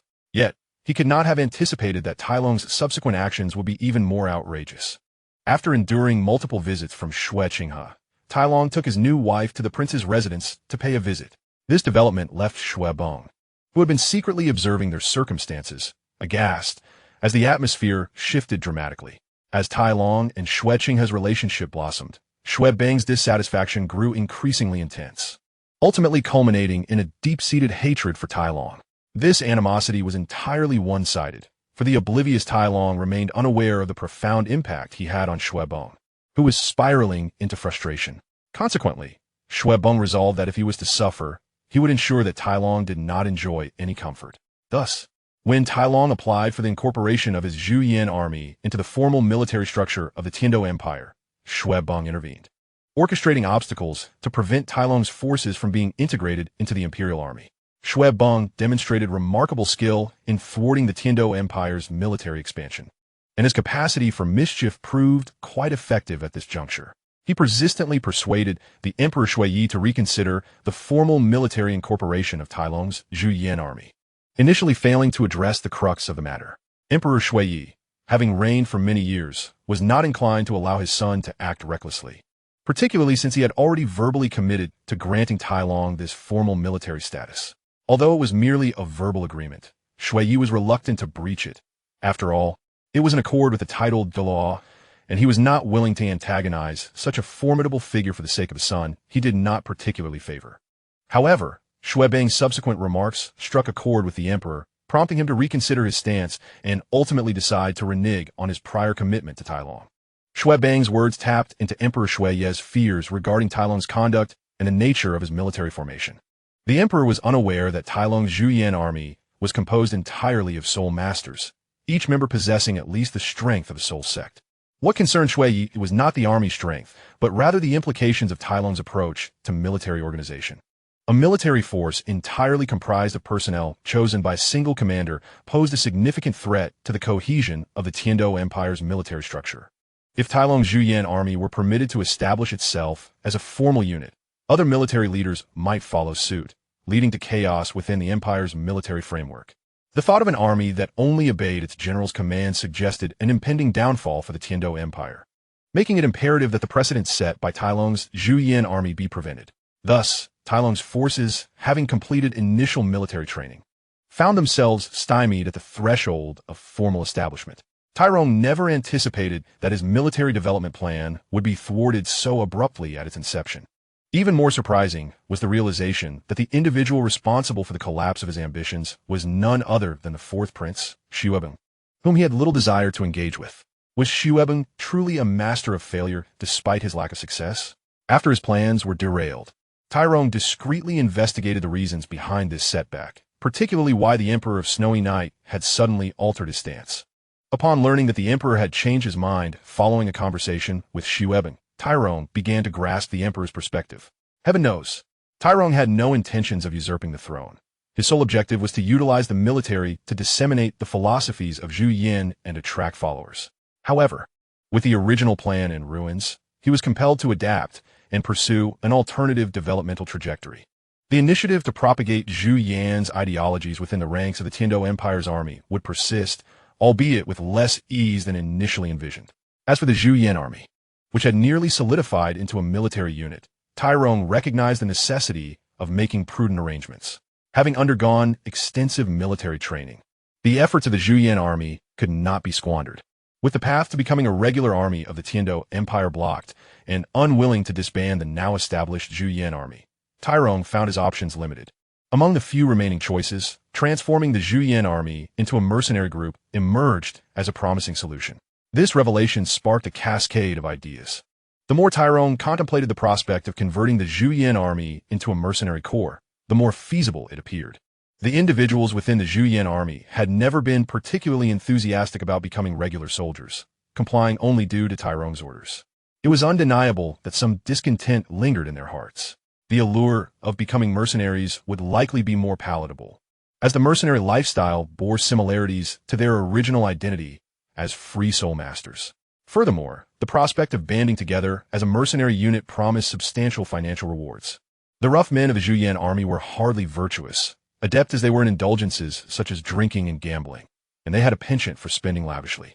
A regular military salary would hardly suffice to sustain their extravagant lifestyles, contributing to their reluctance to serve.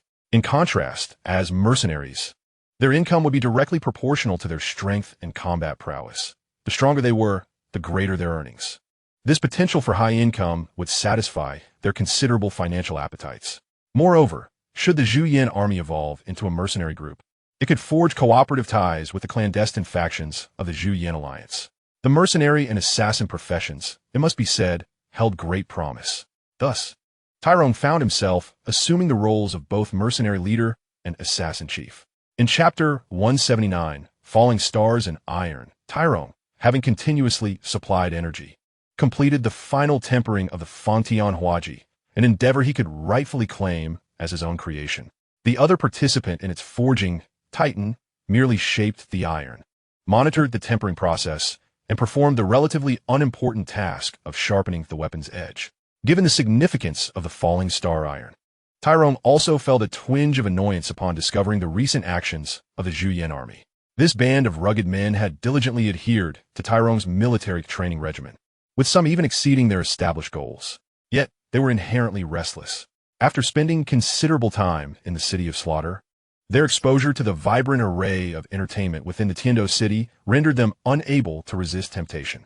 These individuals, yearning for enjoyment and quality service, found themselves in need of ample gold soul coins. While not destitute, they were hardly affluent.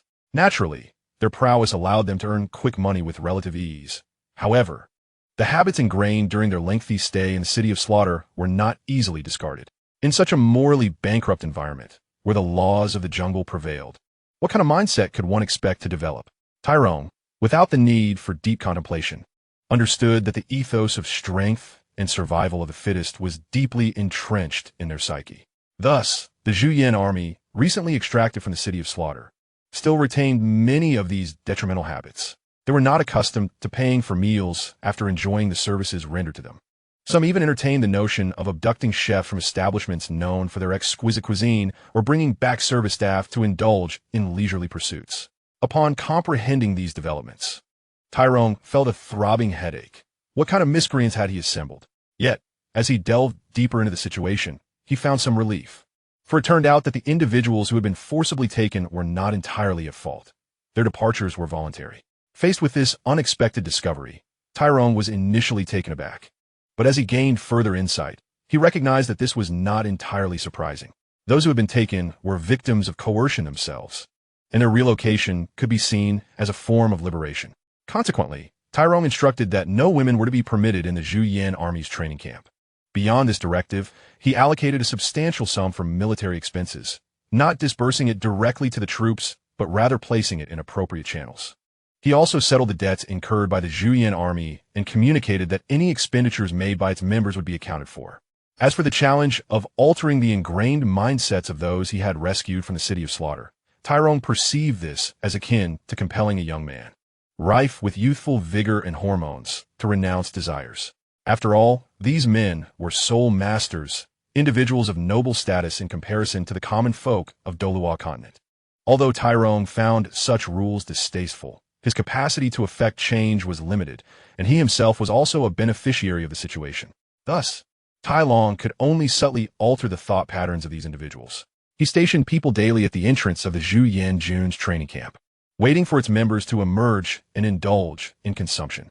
Following these individuals into the market, he would discreetly pay for their purchases, thereby influencing the members of Zhuyan Jun, whose minds were filled with the mentality of brigands. Shifting focus back to Tai Long, who had tailored information specifically for Zhuyan Jun, he shared his intention to transform the group into a mercenary unit. Upon learning this news, the members of Zhuyan Jun exhibited little reaction regarding their potential as mercenaries. However, when Tai Long mentioned that by establishing the reputation of Zhuyan Jun as mercenaries, they could earn substantial commissions for each completed task, every member's interest was piqued, their eyes gleaming with anticipation. Indeed, this group, which once had little interest in currency and believed in taking whatever they desired, now recognized the value of gold soul coins, reverting their mentalities to a state akin to before entering the city of slaughter. This transformation was undoubtedly attributed to Tai Long, whose specialized payment plan yielded commendable results. The members discovered that once someone paid for their services, the quality of service seemed to elevate significantly, whether it was a restaurant server or a disheveled attendant. The service attitude improved remarkably. This genuine desire to serve and fulfill their requests felt distinctly different from the services obtained through coercive means. Consequently, these individuals came to realize that they were no longer in the city of slaughter, but rather in the orderly Dalu, understanding the importance of gold soul coins in this realm. In this manner, Tai Long subtly influenced those he had extracted from the city of slaughter, successfully reshaping their thought processes. Yet, it was not merely happenstance. Tai Long's inadvertent actions equipped Zhuyan Jun with the foundational qualities essential for becoming a mercenary unit. Chapter 181. The meeting the individuals Tai Long had extracted from the city of slaughter under his subtle influence had their thought processes, albeit reluctantly, restored to a semblance of normalcy. In Tai Long's perspective, this outcome was quite satisfactory. Although these individuals were not virtuous, their combat prowess was undeniably commendable. Tai Long outlined the future direction for Zhu Yanjun to its members, retaining only those he deemed worthy of training as future leaders while dismissing the rest. He then brought these several dozen promising candidates into the conference room of Zhu Yanjun's training facility to deliberate on various matters. You have made rapid progress in your studies on military organization and command during this period, Tai Long remarked as he took a seat at the head of the table, gesturing for everyone to find their places. However, I wonder how well you have grasped the knowledge you have acquired? Leader, what are you saying? We have certainly studied diligently, replied a sole emperor from Zhu Yanjun, who seemed to possess considerable respect among his peers. In the absence of any other responses, he stepped forward to answer Tai Long's inquiry. Tai Long recognized this individual. He was among the first to voluntarily join Zhu Yanmeng after its establishment in the city of Slaughter. Appreciating his sensibility, Tai Long had appointed him as a leader. If memory served correctly, his name was Kong Xiangtao. Well then, how would you assess your mastery of knowledge? Tai Long inquired. Absolutely. If you don't believe us, feel free to ask anyone among us. Have you all learned it? Yes, we have. Who among you brought your study notes? I would like to see them. Leader, while we have learned, none of you have taken notes. We are all rough men, and no one writes that sort of thing. You all have no study notes? None. Leader, we are honest men. Honest men do not write such things. Do you write, leader? Very well. I shall tentatively trust you this time. I have gathered you here to discuss several matters and also to seek your opinions on some troublesome issues. Realizing that his previous question yielded no desired results, Tai Long smoothly transitioned to discussing the day's agenda. Leader, what is it? Is it that insolent fellow who has displeased you? Just give us his name, and my brothers will ensure his family is wiped out tonight. And let it be known, we shall spare neither a single chicken nor a dog.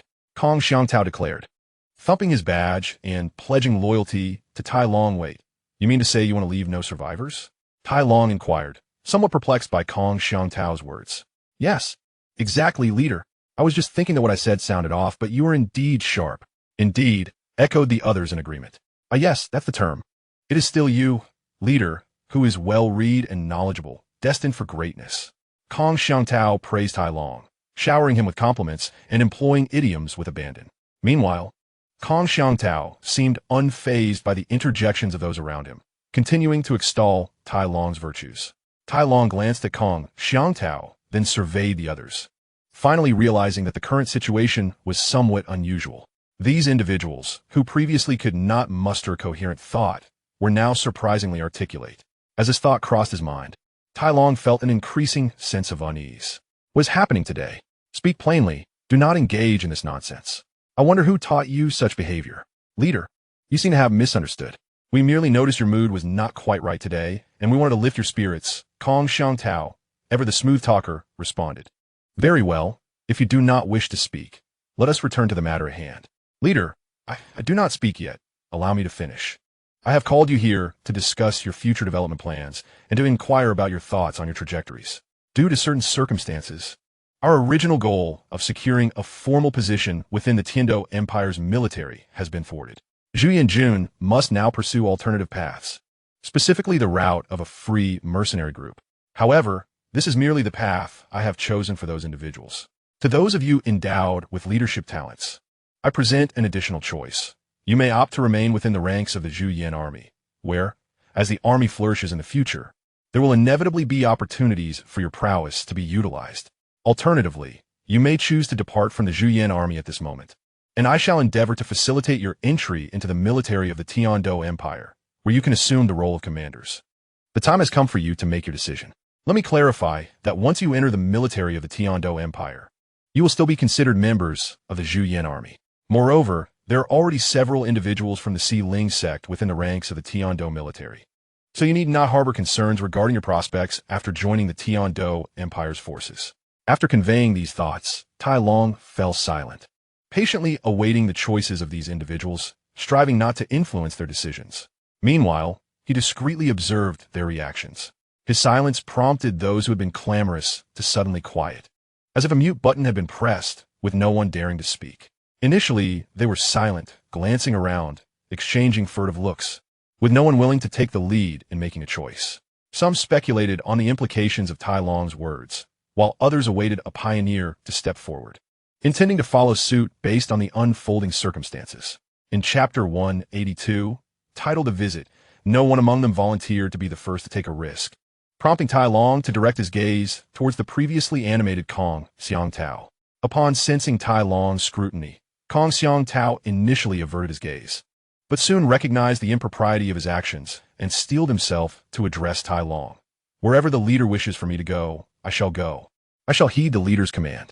Hearing this response, Tai Long sighed and shook his head, addressing the group. You need not overthink this. Simply make your choice according to your own inclinations. This is merely an arrangement for your next phase, devoid of any ulterior motives. Have I not already informed you that the Zhuyin army is currently too small and requires time to develop? Remaining here will render the skills you acquire largely ineffective.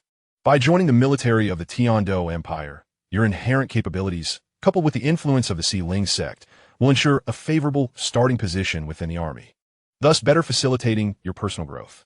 Moreover, upon entering the ranks of the Tiandou Empire, you will still be considered part of the Zhuyin Alliance. Should you wish to depart from the Tiandou army in the future, the doors of the Zhuyin Alliance will always remain open to you. Furthermore, I personally hope you will join the military of the Tiandou Empire, as I wish for you to disseminate the foundational principles of the Zhuyin martial arts, specifically the first version of the Blood Fiend Body refinement technique. Take some time to reflect or discuss among yourselves. I expect your response by tomorrow. With these words, Tai Long rose and departed the council chamber, allowing them the time and space to confer or contemplate. Once Tai Long exited the council chamber, the 40 or so individuals inside did not disperse but began to converse. After a moment of silence, the atmosphere quickly became lively. Having left the council chamber, Tai Long did not linger long, greeting Lao Wang, who was currently in charge of the Zhuyin army, before departing the training camp and boarding the carriage that had brought him there. He did not return home, but proceeded directly to the prince's residence. After instructing the driver, he closed his eyes and began to meditate as the carriage smoothly set off towards the residence of Prince Xueqinghe. Tai Long's purpose in seeking out Xueqing, he was to express his grievances regarding his recent experiences. The sudden emergence of Xue Bei to impede him during the Snow Knight Emperor's event was not difficult to decipher. It was undoubtedly due to Prince Xueqinghe's amicable demeanor towards him in recent times, which had incited discomfort in Xue Bei, compelling her to lodge a complaint. Now, because of this, Tai Long found his previously well-structured Zhuyin army lacking formal military organization, and he felt that Xueqing he should take some responsibility for that. Thus, Tai Long's visit to the prince's residence was solely to discuss his grievances. The carriage he rode was swift, and given its distinctive insignia, it passed through smoothly without obstruction, arriving promptly at the gates of the Tiandou Empire's prince's residence. As the carriage approached, the head of the guards, accompanied by others, came forth to welcome him, as they had already been informed of his arrival. This carriage had frequently visited the prince's residence, making it well known among the guards and attendants, who recognized both the carriage and its occupant, as well as his connection to the prince. Upon arriving at the residence, the driver announced, "Young master, we have arrived." At this, Tai Long opened his eyes, ceasing his meditation. He descended from the carriage and instructed the head guard, "Please take care of my driver. I have some matters to discuss with His Highness." "Of course, rest assured," the head guard responded with a smile. Eager to assist Tai Long, "Haha, Xiao Long, why didn't you bring your sister-in-law along for a visit today?" Xiao Ku was just mentioning her desire to go shopping with her. Xueqing, he greeted Tai Long warmly at the entrance of the residence, signifying the importance of their relationship. Traditionally, apart from the initial visit when Tai Long first called upon him, Xueqing he would only meet him at the entrance during later visits, allowing Tai Long to enter unaccompanied. Hence, it was quite rare for Xueqing he to personally receive Tai Long at the gates of the prince's residence. "Brother Xue, I fear my visit today may cast me in the role of an unwelcome guest, which is why I did not bring them along. Shall we go inside and discuss this matter?" Tai Long replied, meeting Xueqinghe's smile as he patted his shoulder. Unperturbed by the gesture, Xueqing he had grown accustomed to such displays of camaraderie since their friendship had deepened. Initially, he had felt uncertain about Tai Long's intentions with such physical contact, but upon observing Tai Long's demeanor during these encounters, he realized he had been overthinking it. Consequently, Xueqing he gradually accepted these gestures of familiarity, recognizing that such actions among men were not inappropriate, despite feeling somewhat uneasy, as he was indeed a man himself. After being patted on the shoulder by Tai Long, Xueqing he raised his arm and reciprocated the gesture, feigning ignorance of Tai Long's words, and with a beaming smile, proceeded to lead him into the prince's residence. The captain of the guards, observing their departure, began to arrange for Tai Long's carriage and driver. Chapter 183. The conspiracy walking side by side with Xue Qinghe. Tai Long remained silent, while Xue Qinghe, resembling Qianren Xue, attempted to initiate conversation, yet ultimately failed. After several attempts, Xue Qinghe ceased his efforts, and they continued briskly toward the familiar pavilion in the backyard where they used to discuss matters. Tai Long strode ahead purposefully, exuding an aura of confidence, while Xue Qinghe trailed slightly behind, lost in thought. Thus, unknowingly, their originally parallel paths transformed into one where Tai Long led the way, with Xue Qinghe following. Xue Qinghe was acutely aware that Tai Long's visit was not without purpose, yet he found himself puzzled as to what Tai Long sought or hoped to achieve. In this peculiar state, they arrived at their destination. Xue Qinghe dismissed the surrounding maidens, leaving only himself and Tai Long. They sat across from each other at the stone table within the pavilion, where Xue Qinghe personally poured tea from the recently delivered kettle, and they both fell into silence. Having previously initiated multiple topics to no avail, Xue Qinghe now hoped Tai Long would break the silence. Tai Long, on the other hand, chose to remain quiet, believing he was engaging in a silent contest of wills with Xue Qinghe. Influenced by certain cinematic works from his past life, Tai Long perceived that when two powerful factions engage in negotiations, both parties aim to assert dominance before the formal discussions commence. Consequently, Tai Long adopted this approach and, judging by the outcome, he felt quite satisfied, having established a commanding presence in the prince's residence. Did he not notice how Xue Qinghe had fallen silent, refraining from further dialogue? This was a clear indication that Tai Long had seized the initiative. As Tai Long savored his tea, he patiently awaited Xue Qinghe's response. Once he finished his cup, he cleared his throat, signaling his intent to speak. This series of subtle gestures effectively created an atmosphere of tension between them. It was certainly not merely due to thirst that he finished his tea before speaking. "Brother Qinghe, do you know why I've come to seek you?" Tai Long inquired with a smile. "Here it comes," Xue Qinghe thought, fully aware of Tai Long's purpose for this meeting. However, he feigned ignorance, responding, "What is it? Given our relationship, there is no need for riddles. Just speak plainly." "Very well, I shall be direct. I have come to discuss the matter concerning my Zhuyan army. I believe you have heard about it, have you not?" "I have heard whispers," Xue Qinghe acknowledged. "You must also know the reasons behind the current predicament of my Zhuyan army, do you not?" "Oh, I am somewhat unclear on that matter. I am currently investigating it. If you have any information, do share," Xue Qinghe continued to play coy. "This outcome is the result of one person," Tai Long declared. "Who?" "The Empire's fourth prince, Xue Bong." "Xue Bong? Oh dear, my brother, that man is truly vile. He is utterly despicable." "Enough, do not say more.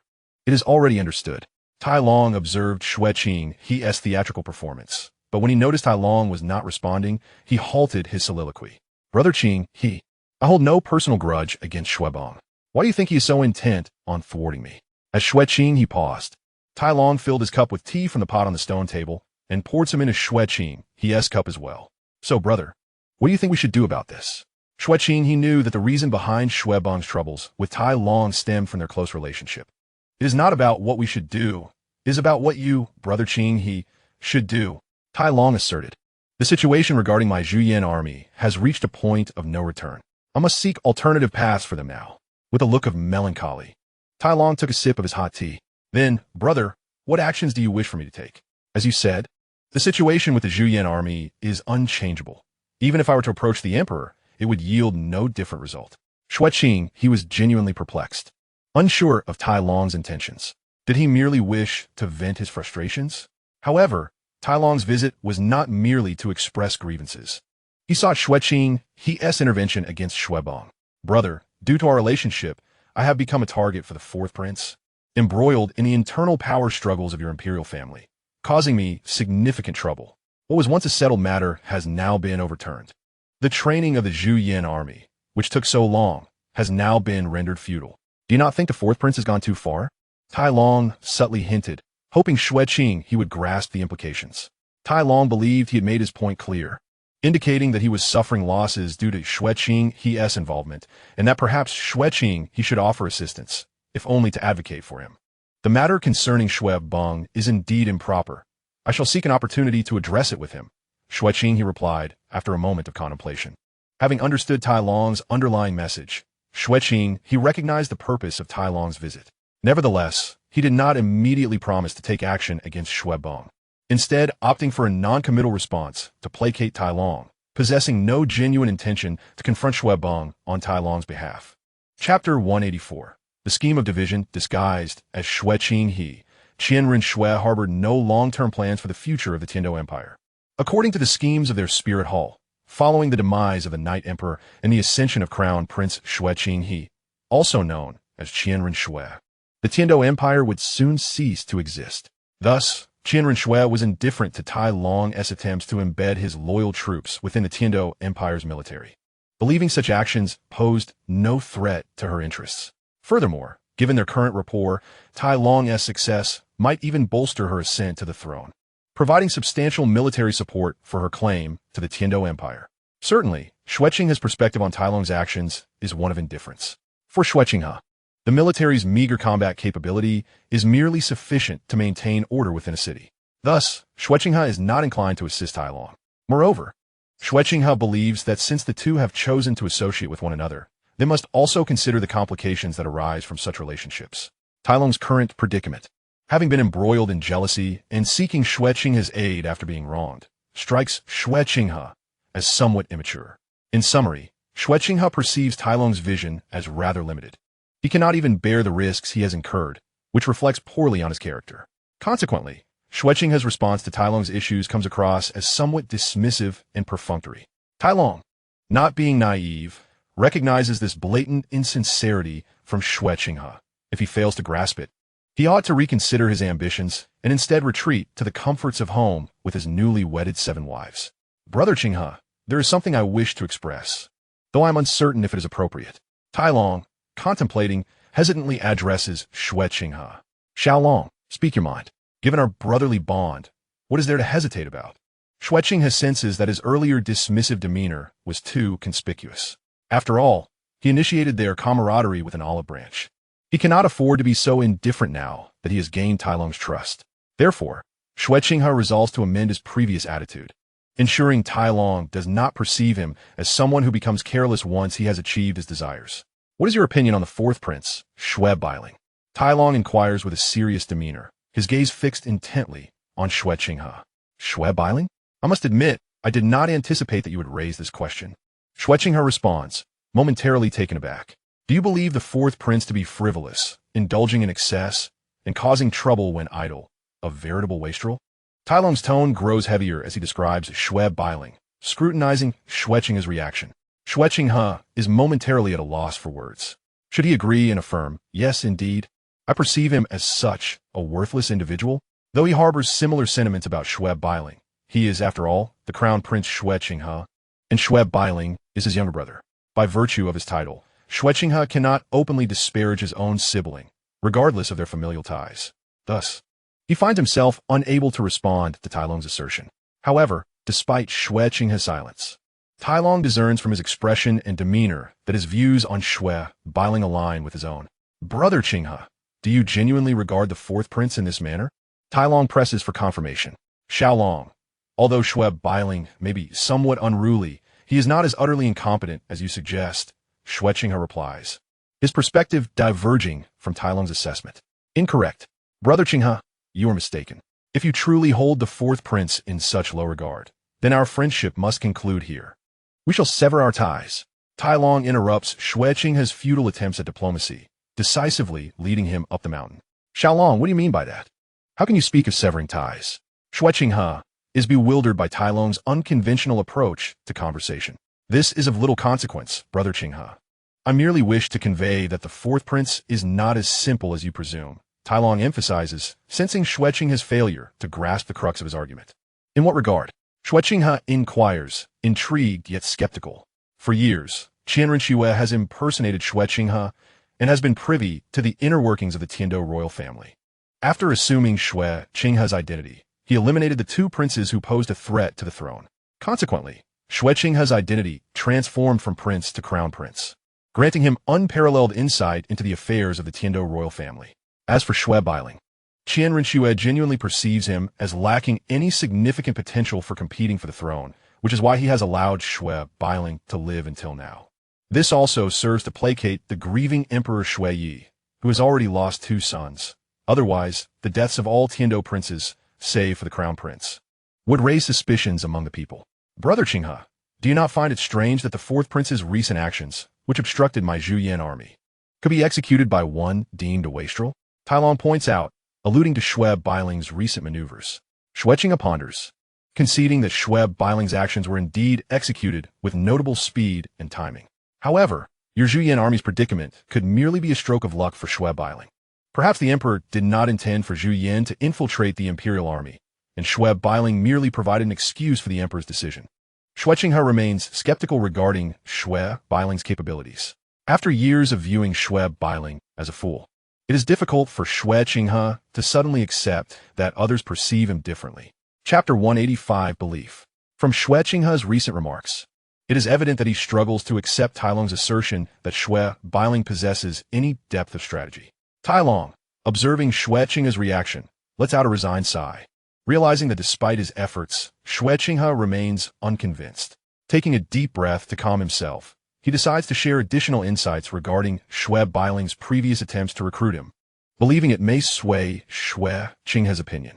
Brother Qinghe, hold your judgments for a moment. Allow me to share another matter concerning the 4th prince before you decide, Tai Long suggests. Proceed. You may not be aware, but prior to your arrival at my wedding, the 4th prince sought me out. What do you suppose his intentions were? Tai Long smiles, a knowing expression crossing his face. Shui Bailing came to see you? When? Shui Qinghe, taken aback by this revelation, expresses his surprise. So, Your Highness, do you still consider the 4th prince to be devoid of intellect? Tai Long continues, disregarding Shui Qinghe's question. Did Shui Bailing truly seek you out? Shui Qinghe's expression turns serious as he seeks confirmation of this news one last time. Do you think I have a reason to deceive you regarding this matter? Could you share when Shui Bailing visited you? Shui Qinghe's tone softens, indicating he is beginning to accept Tai Long's account and is eager to know the specifics of Shui Bailing's visit. Approximately half a month after I returned from my travels and began studying at the Yuxian, I was intercepted by Shui Bailing's associates on my way home. Tai Long reflected on the moment he had met the avalanche before responding to Shui Qinghe's inquiry. Is that so? Upon receiving Tai Long's confirmation, Shui Qinghe fell into deep contemplation. Observing Shui Qinghe's apparent absorption in thought, Tai Long chose not to disturb him. Instead, he quietly rose from the small pavilion and proceeded towards the front courtyard. Tai Long was well acquainted with the prince's residence, and the maids and servants within the palace recognized him. Therefore, as he wandered alone, no one attempted to impede his passage. Thus, Tai Long navigated through the prince's residence as if it were his own home, making his way directly to the dining area typically used by Shui Qinghe. Upon arriving at his destination, Tai Long sat at the dining table and instructed a nearby maid. The hour is growing late. It is nearly time for lunch. Go check on the kitchen. Never mind, I shall go myself. Initially intending to request the maid to assist him in ordering, Tai Long reconsidered and decided it would be better to inspect the kitchen personally. He believed that if merely a maid were to place an order for a single guest, the chefs might oblige, yet the quality of the ingredients would undoubtedly pale in comparison to those personally ordered by Shui Qinghe. Under the maid's guidance, Tai Long confidently entered the kitchen. Who goes there? This is the kitchen. No idlers are permitted. As soon as he stepped inside, he was confronted by the kitchen staff. Chef He, this is a distinguished guest of His Highness who wishes to see what fresh ingredients we have. The maid interjected before Tai Long could speak, blocking the prying gaze of those scrutinizing the intruder. Ah, please come this way. We have just received some fresh ingredients today. Allow me to show you. Chef He, the head of the kitchen, displayed remarkable adaptability upon recognizing Tai Long's status. Tai Long nodded at Chef He, conveying an approving glance, and said, "Leave me to see the ingredients, Chef He. You flatter me. Please call me Xiao He. The ingredients are over here. Please follow me." Chef He, with a beaming smile and a humble demeanor, guided Tai Long toward the area where the ingredients were stored. Tai Long was genuinely impressed by Chef He's demeanor. Such social finesse was indeed worthy of his position as the kitchen head of the prince's residence. Is this the paw of an ice bear? By its size, the ice bear must have been at least 20,000 years old. Upon reaching the ingredients section, Tai Long's eyes sparkled at the sight of the colossal paw. He swiftly approached and remarked to Chef He, "You have quite the knowledge. This is a 20,000-year-old ice bear paw, just delivered from the palace a few days ago. Chef He stepped forward, eager to explain, wishing to display his expertise. Indeed, splendid. We shall feast upon it for lunch today. Old He, I rely on you. Prepare it in the most delectable manner. Should you satisfy me, I shall sing your praises before His Highness. Tai Long patted Chef He on the shoulder, encouragingly painting a picture of future commendation. Fear not. Watch closely, for today I shall showcase my skills. Chef He promised excitedly, nearly thumping his chest in assurance. Were it not for the ice bear paw in his hands. Very well, Old He, I shall be observing you today. Utilize all the finest ingredients available in this kitchen, and let us see if your culinary prowess can delight His Highness. Tai Long smiled and exchanged a few more words with Chef He, perusing the available ingredients before bidding farewell. Take care. I shall see you later. No need for such formalities. Do not waste time. Commence your preparations. I await the dishes you create. Tai Long interrupted Chef He's offer to escort him, turning to leave. After seeing Tai Long off, Chef He wiped the perspiration from his brow and, upon returning to the kitchen, his demeanor transformed drastically. The humble, obsequious air vanished, replaced by an imposing presence as he straightened his posture and resumed his duties with renewed vigor.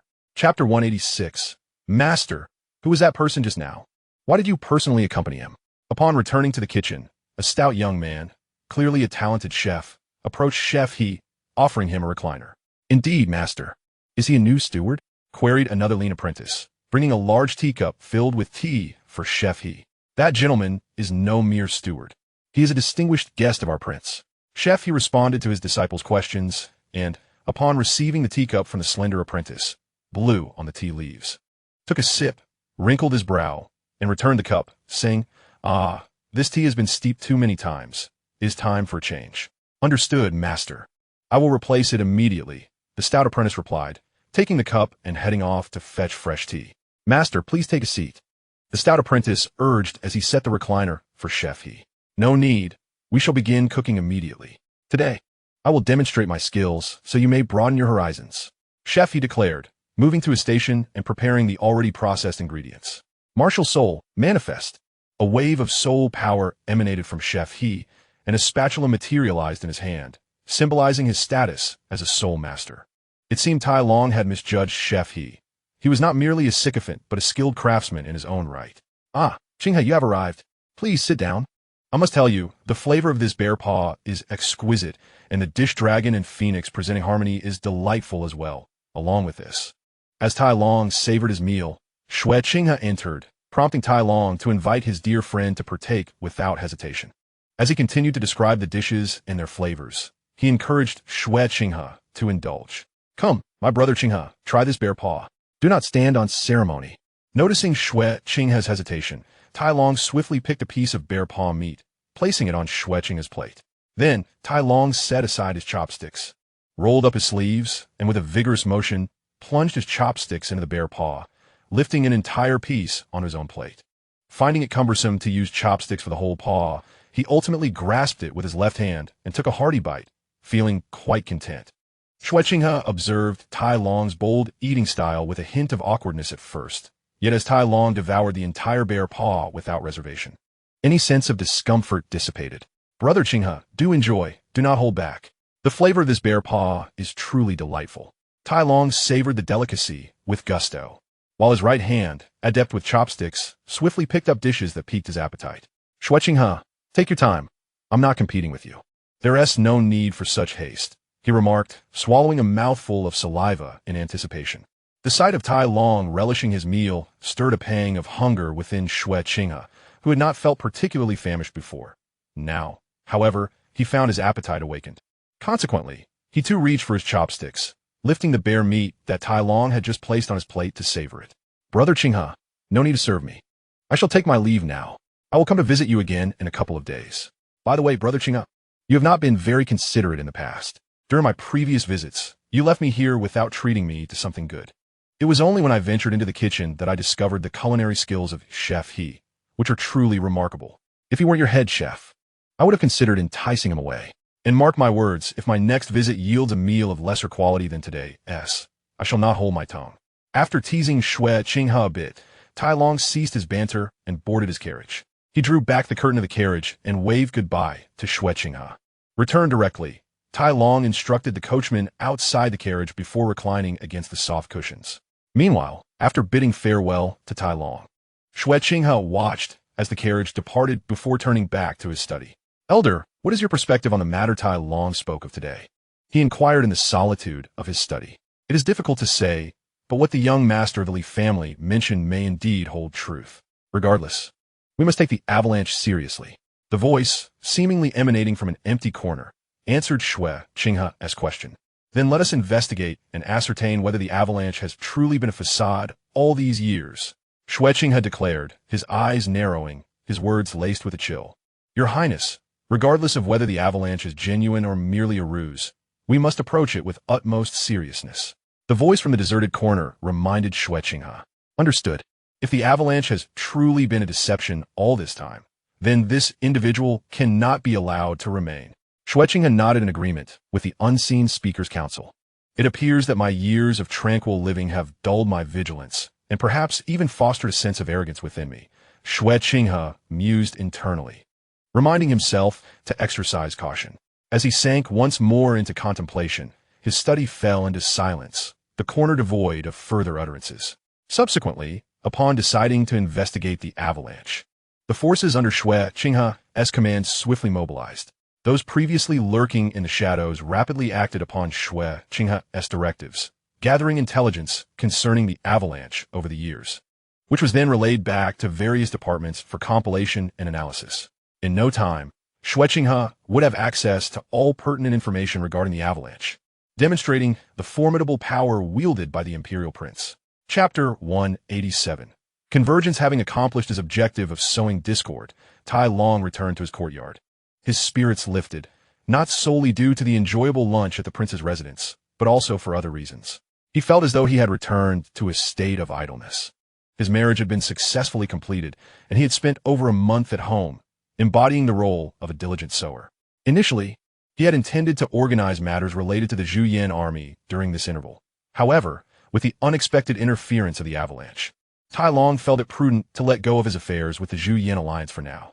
As a gentleman, he had already given the avalanche a taste of his mettle, resolving the issue of the avalanche's underhanded tactics against him. Thus, Tai Long concluded that his next task was to focus on his cultivation. He had sensed that his progress in cultivation had stagnated during his time at home, and he yearned to return to the ice and fire duality, a place free from external distractions, where he could dedicate himself to his training for a while. Tai Long sought out his grandfather, Titan, to share his thoughts. His reasoning was sound and compelling, and Titan found no grounds to refuse. Moreover, Titan was aware of his grandson's diligent efforts in recent times and was pleased with his resolve. Thus he agreed to Tai Long's request and personally conveyed the information to Du Gubo and Yang Wudi. Seeing his grandfather's unwavering support, Tai Long felt a surge of gratitude, and that evening he worked even harder in his endeavors. The following morning, Tai Long awoke early, completed his routine cultivation, and after bidding farewell to his parents and sister, primarily to his parents, he proceeded to his grandfather's courtyard. Grandfather, I have arrived, Tai Long called out as he entered.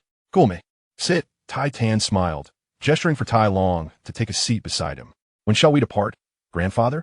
Tai Long inquired eagerly after settling down. There's no rush. We shall set off once your grandfather Du Gu arrives. I too wish to spend some time at the ice and fire duality, Titan replied, stroking his beard with a smile. Grandfather, why do you wish to go there? The living conditions are not conducive for cultivation. What is your purpose in going to such a place? Tai Long questioned, perplexed by his grandfather's desire to reside in the ice and fire duality. Haha, Xiao Long. Have you forgotten? You still need to forge weapons. I intend to utilize the unique environment of the ice and fire duality for that very purpose, Titan explained. Forging weapons? Is it possible to forge weapons in the ice and fire duality? Does our family possess such a method? Tai Long expressed surprise at his grandfather's revelation. No, our family does not have such a forging technique passed down. This is a method I devised over the years based on the materials I have prepared for your weapon forging, combined with my extensive experience. It is designed to maximize the characteristics and potential of these materials, Titan explained, pride evident in his voice. Tai Long had no objections to this and merely nodded in understanding, indicating his willingness to cooperate and support his grandfather's endeavors. He recognized that despite his years of exposure to forging, his skills were merely that of an average, competent blacksmith. In contrast, Titan had reached the pinnacle of the forging realm in Douluo continent, standing as one of the closest figures to divine craftsmanship, highlighting the vast disparity in their forging abilities. Talon and Titan engaged in casual conversation while awaiting Douluo's arrival. During this time, they devoted particular attention to discussing how Talon ought to handle matters concerning his wife's maternal clan. Ultimately, they reached a consensus.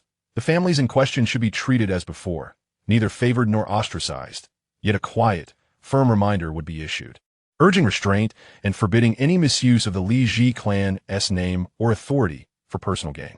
Regarding Jiangzhu's family, Talon shared with Titan all he knew. Titan, possessing far greater life experience and worldly wisdom than Talon, assumed responsibility for navigating the more delicate and uncertain aspects of these matters, those which Talon himself found difficult to assess with confidence. After 2 pots of tea had been quietly consumed, Douluo finally appeared, accompanied, as it turned out, by another person.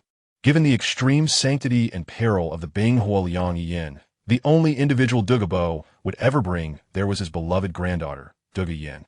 Douluo's tardiness, arriving well beyond the agreed-upon time, was entirely due to Dogu Yin. The previous day, when Titan had visited Douluo, Dogu Yin had happened to be present. Titan had made no effort to exclude her from their discussion.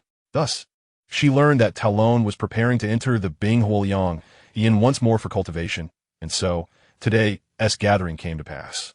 Intrigued, Dogu Yin wondered why Talon insisted upon training within the Binghuo Liang Yin. After much contemplation, she arrived at a single, plausible conclusion. The place accelerated his cultivation of soul energy. Its volatile, dual-natured energies conferred a profound, innate boon to his spiritual refinement.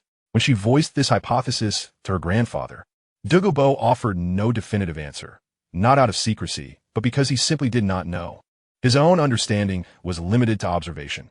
Talon had consumed 2 immortal herbs that grew only within the Binghuo Liang Yin, then leapt directly into its searing, freezing depths, a place even Douluo himself dared not enter. Since then, Talon had moved freely in and out of the abyss, often remaining submerged for hours. Thus Douluo, too, inferred that Talon cultivated there, but he knew, with quiet certainty, that such a path could not be replicated. Only those who had ingested those 2 rare herbs could survive the Binghuo Liang Yin, and those herbs had been harvested by Douluo himself, not long before Talon consumed them. As steward of this sacred garden, Douluo practiced restraint. He would never exhaust its bounty. Though he longed for Dogu Yin to inherit Talon's extraordinary affinity with the place, he knew it was impossible. Douluo himself had consumed herbs from the Binghuo Liang Yin, and yet he possessed no such ability. Even the ambient energies radiating from its surface were too fierce, too untamed. As a rank 9 soul Dalu, he could absorb only a fraction. For Dogu Yin, still a soul master of the 7th rank, such exposure would be perilous. Thus, when Dogu Yin earnestly requested to accompany him into the Binghuo Liang Yin for cultivation, Douluo, usually indulgent, even doting, refused. Yet Dogu Yin, unaware of her grandfather's deeper concerns, was driven by a quieter, more urgent longing to draw nearer to Talon, to reclaim the rhythm of his ascent, to walk once more beside him on the path of strength. So she resorted to a weapon long dormant, the art of coaxing charm, the gentle, unyielding persuasion she had not employed since childhood. Against such a tender, practiced appeal, even Douluo's resolve softened. In a quiet contest between grandfather and granddaughter, Dogu Yin emerged victorious. And so, she came, her hand tucked into his, her gaze alight with quiet triumph, as they joined Talon and Titan. Talon offered respectful greetings to Douluo. Dogu Yin bowed politely to Titan. As the 2 elder masters exchanged easy, seasoned banter, an awkward hush settled between Talon and Dogu Yin, a silence thick with unspoken histories and unvoiced intentions. The quartet did not linger at the Li Ji clan's estate. Soon, they departed for the Luo Ri Soul Beast Forest, where the Binghuo Liang Yin lay hidden. Their journey was swift, first by carriage to the forest's edge, then on foot into its ancient, hushed heart, toward the chasm where ice and fire converged in eternal, paradoxical harmony. Notably, Titan and Douluo, both rank 9 soul Douluos, chose not to fly their younger companions directly there. Instead, they walked deliberately, as if honoring the sanctity of the path itself. Before long, they stood at the precipice. Titan descended first, bearing Talon upon his back. Douluo followed, Yin held close to his side, as they plunged together into the abyss. Inside the medicinal garden of the Bing Huoliang Yin, Talon's expression darkened slightly as he approached Douluo, who was absorbed in tending the rare flora. Grandfather Douluo, Talon ventured cautiously, "You intend to remain here with Yin for some time? Why? Am I forbidden?" Douluo replied without looking up, his hands still sifting through leaves and roots. "No, of course not. You're welcome to stay as long as you wish. But the academy term hasn't ended yet. Surely Yin must return to her studies?" Talon continued, his tone light but layered with implication. "Moreover, her cultivation level remains insufficient. To remain too long in this place would strain her constitution. Perhaps you might consider escorting her out first?" At these words, Douluo's distracted air dissolved. His fingers still mid-air, and he lifted his gaze, measured, thoughtful. Talon sensed an opening, and pressed gently. "You could see her safely back, then return to continue your work. Her education must not be neglected." Before he could finish, Yin emerged from behind a cluster of frost-bloomed herbs, eyes sharp and voice edged with quiet fire. "What exactly do you mean by that, Talon?" He faltered, words failing him. To speak plainly would betray his intent, yet silence, too, spoke volumes. The truth was simple. Yin's presence hindered his cultivation. For Talon's training within the Bing Huoliang Yin was not mere immersion. It was total surrender to its extremes. He descended into its heart not only to harness its dual energies, but to endure the divine pressure radiating from the slumbering Ice Dragon King and Fire Dragon King. Primordial, godlike auras that forge his soul in fire and frost alike. This was, without question, the swiftest path to growth available to him now. Yet it bore a singular, inescapable condition. Each time he entered, he must shed every garment, every artifact, even his spatial storage soul artifact. For no fabric, no material known to man could withstand the simultaneous, annihilating extremes of heat and cold that reigned in that sacred crucible. In the possession of 3 storage soul tools, Tai Long found himself uncertain whether they could withstand the searing temperatures of the ice and fire 2 elemental eye. Although Tai Long was far from lacking in wealth, he was not of the mind to carelessly discard a storage soul tool. Consequently, each time he ventured into the ice and fire 2 elemental eye for cultivation, he did so in the same state as when he first arrived in this world. In the past, Tai Long often practiced alone in the ice and fire 2 elemental eye. Occasionally, Douluo and Yangwu Di would return to gather some spiritual herbs, but ultimately, it was Tai Long who remained there to cultivate. However, the situation had changed. Besides Tai Long, the presence of Titan, Douluo, and Yin lingered near the ice and fire 2 elemental eye. While Douluo and Titan could be managed, the presence of the young lady Yin left Tai Long at a loss regarding his training. Had it been merely Yin accompanying him in the ice and fire 2 elemental eye, he might have felt more at ease. Yet, with Douluo and Titan around, he found it awkward to practice in the nude before Yin. Thus, he contemplated sending Yin away. However, could he express such a rationale when she inquired? Clearly, that was not feasible. Therefore, Tai Long opted to divert the conversation, seeking to sidestep the truth altogether. Chapter 190. The Forge begins ultimately. After a few days in the ice and fire 2 elemental eye, Yin realized that she could not cultivate effectively there. Moreover, due to the presence of her grandfather and Titan, her relationship with Tai Long had made little progress. Hence, Yin decided to leave the ice and fire 2 elemental eye, intending to consider alternative methods upon her return. With her departure, Douluo also took his leave, as he had not planned to linger long in the ice and fire 2 elemental eye, haunted by some unpleasant memories associated with the place.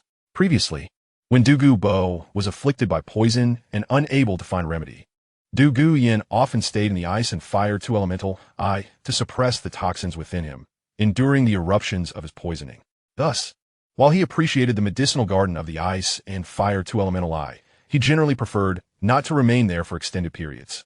His recent stay was solely due to his beloved granddaughter, Yin, being present.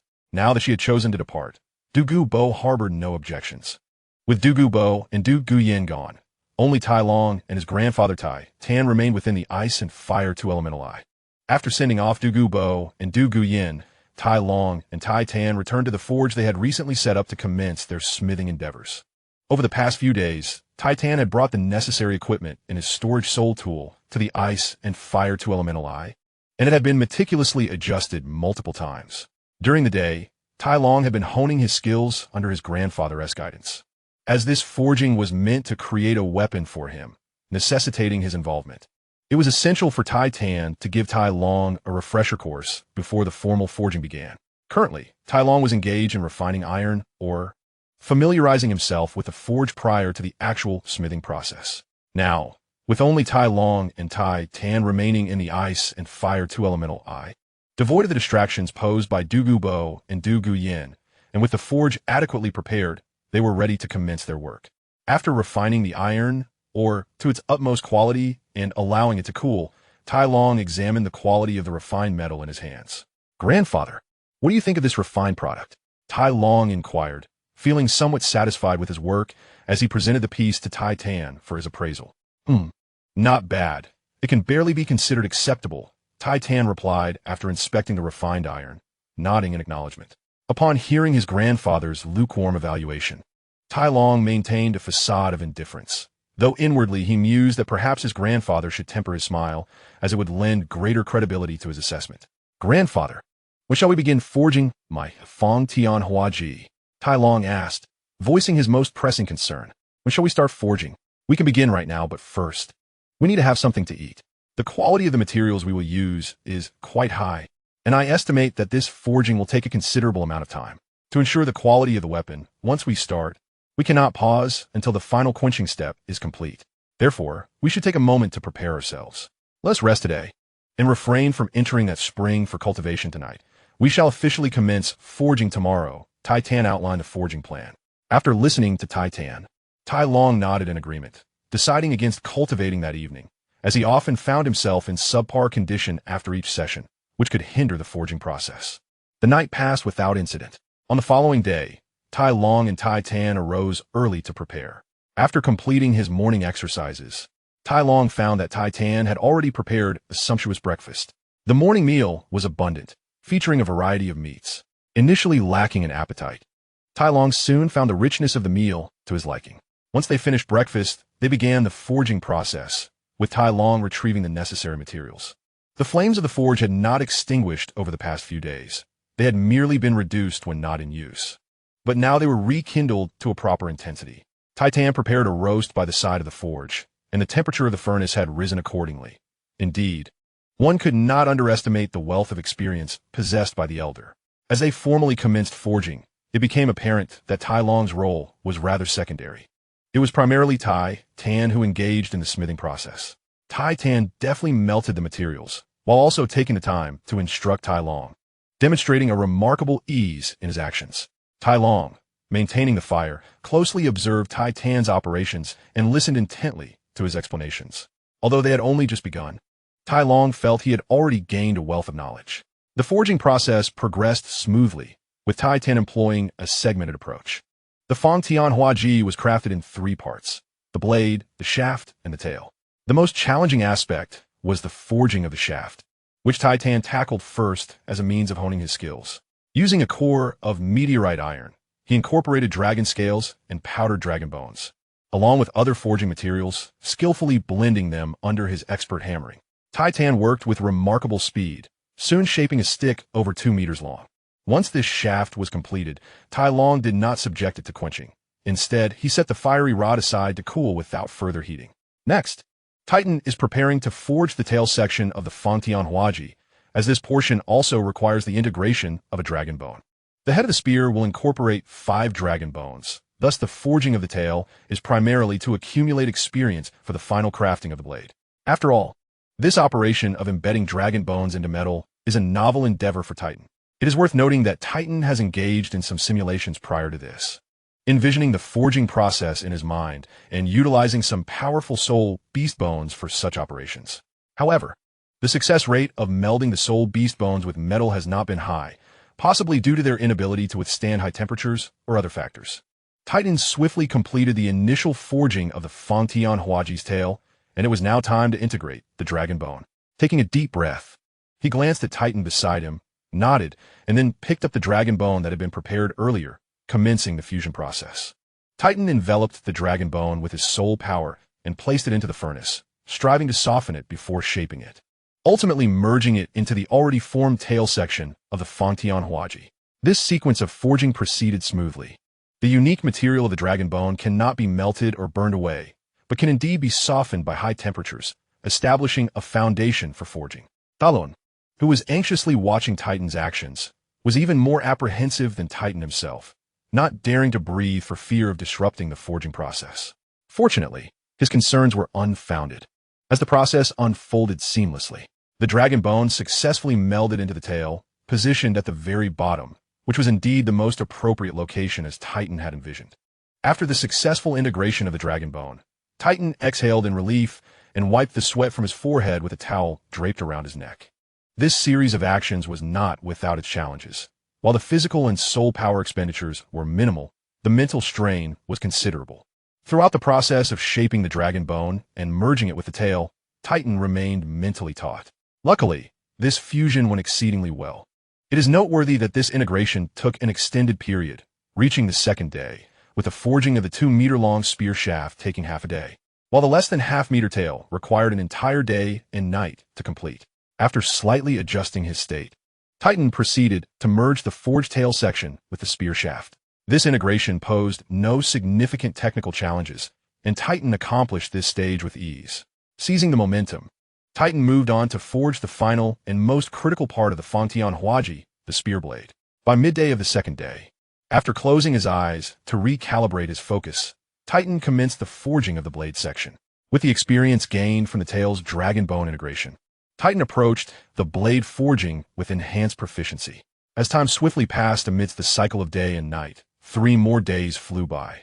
On the 5th day of forging, Titan finally succeeded in embedding the 5 dragon bones into the blade and spear tip of the TitanIs. After 3 days of labor, Titan successfully integrated the dragon bones into the weapon. The next step was to assemble the TitanIs, attaching the spearhead to the shaft. The joining of these two components proceeded remarkably well, birthing a complete TitanIs. However, this merely marked the conclusion of the initial forging phase. The most crucial step in weapon crafting, quenching, was yet to come. The ultimate quality of a weapon, whether splendid or lackluster, can only be discerned post-quenching, regardless of material utilization. Given that the TitanIs is a long weapon, the requirements for each section's attributes vary, necessitating different materials for the quenching process. Titan was well prepared for this. Wrapping the TitanIs in his soul and spiritual power, he levitated it in the air and instructed Xiaolong, retrieve the quenching materials. Upon hearing this, Talon nodded and retrieved several pre-prepared quenching materials from his storage soul guide, laying them before Titan. Grandfather, wait a moment. Talon suddenly interrupted Titan's actions, having recalled something important. What is it? I wish to try blood quenching, Talon stated resolutely, looking at Titan, and then without hesitation, he cut his wrist, causing blood to gush forth. However, he did not waste the blood. Instead, he enveloped it with his soul power, gathering it together.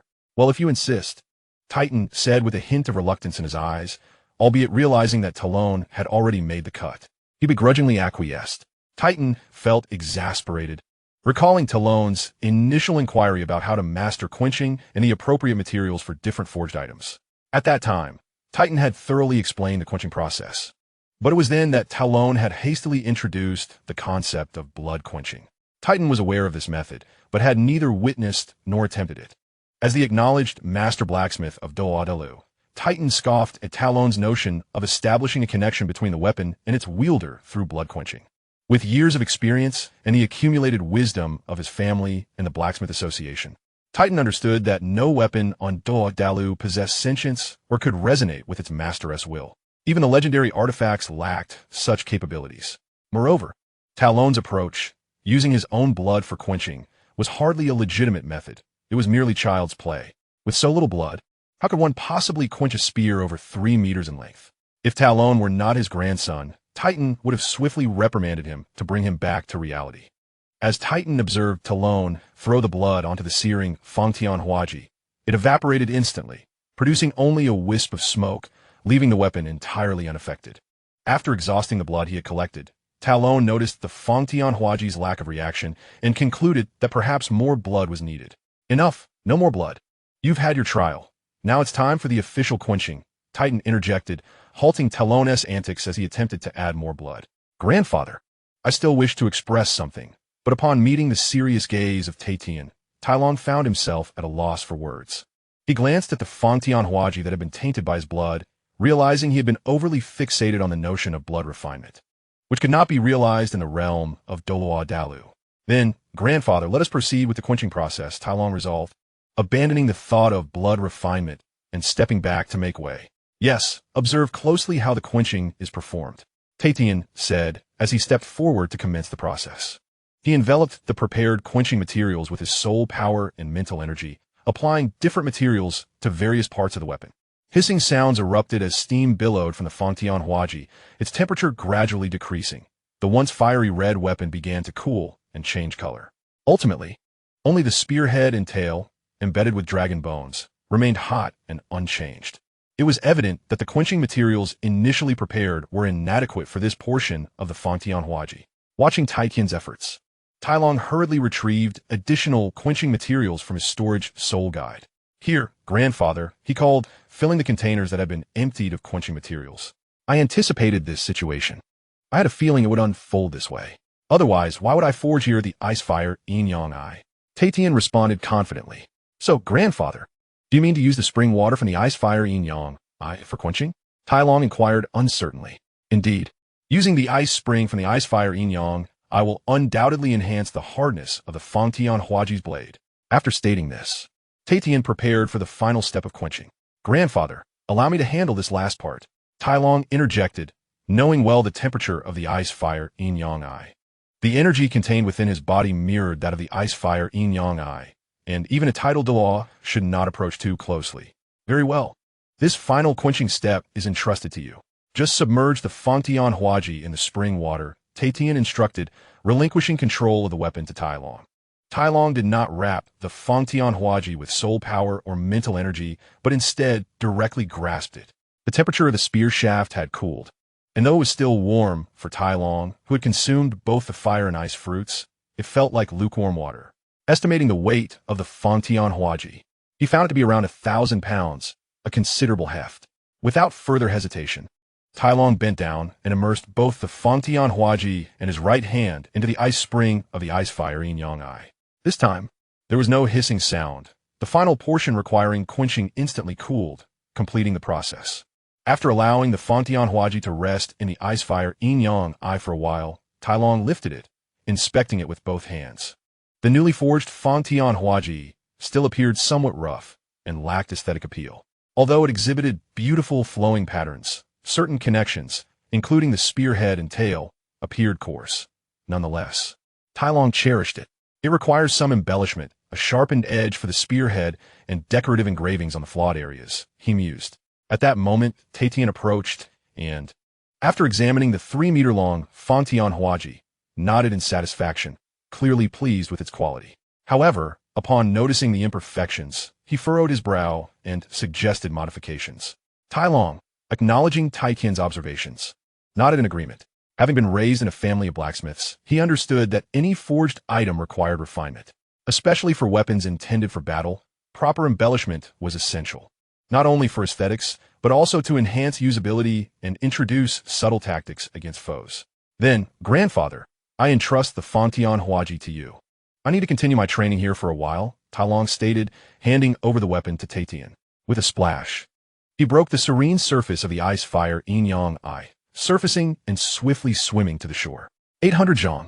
Upon reaching the shore, Talon donned 2 garments for modesty, closing his eyes as he succumbed to exhaustion, collapsing to the ground and murmuring to himself. 5 days had passed since Titan departed with the Fangtianhuaji.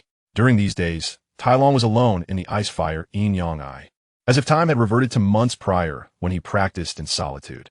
During this period, Talon returned to his previous training state, entering a rigorous training mode once again. He also began to explore the depths of the ice fire yin yang eye. After a brief period of adaptation, he swiftly regained his previous capabilities, able to delve over 700 zhong beneath the surface for training. Subsequently, Talon ventured deeper, and today, he faced the tumultuous energy fluctuations of the spring water and the overwhelming pressure of the legendary dragon. plunging down to 800 zhong below the surface. Pushing through the pain at this depth, Tai Long established a new training passage. Chapter 193 detailed Tai Long's tenacity as he trained at 800 zhong beneath the ice fire Yin Yang Ai, where the experience was not solely one of pain, but also of gain. As Tai Long trained in the depths, his soul power cultivation accelerated, and he could distinctly feel his physical strength augmenting. Moreover, he recognized the barriers to his cultivation. After years of diligent practice, he was no longer a novice.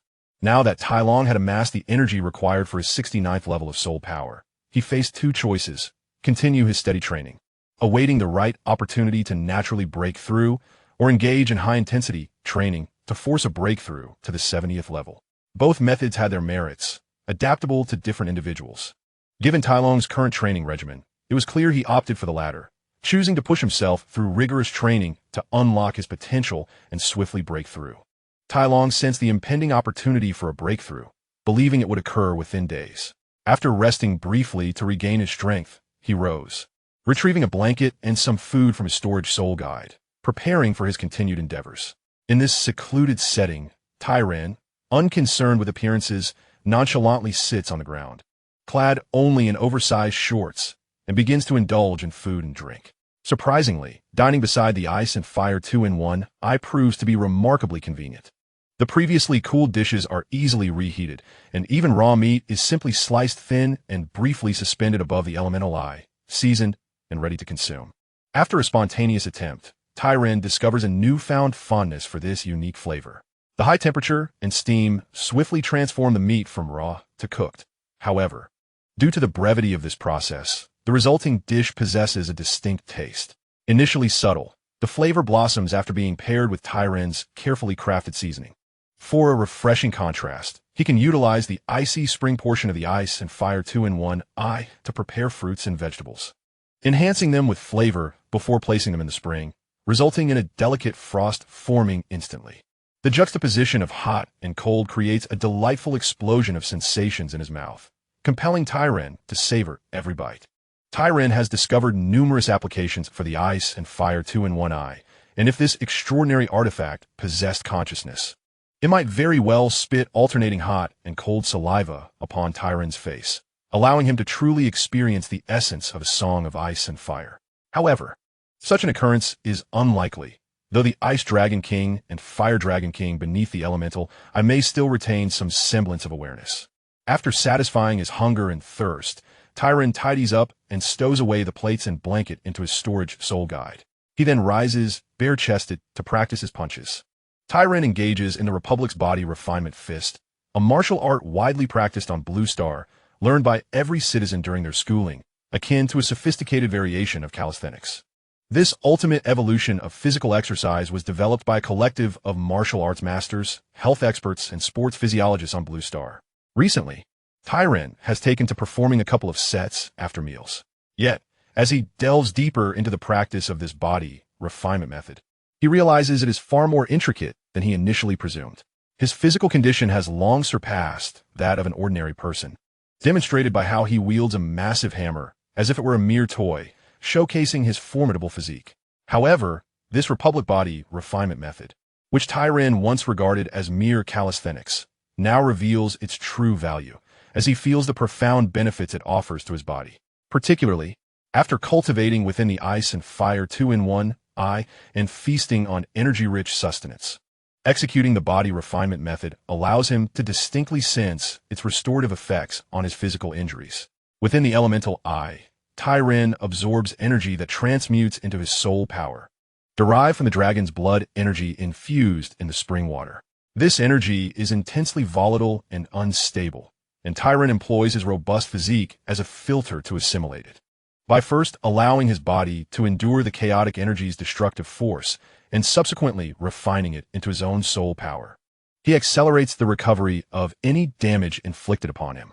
After leaving the elemental eye, he also consumes and applies healing elixirs to further assist his recovery. Through this relentless cycle of destruction and restoration, Tai Ren's physical strength continues to grow, akin to the body's exceptional capacity for recovery. Nevertheless, Tai Ren is acutely aware that this rigorous training method poses risks to his body.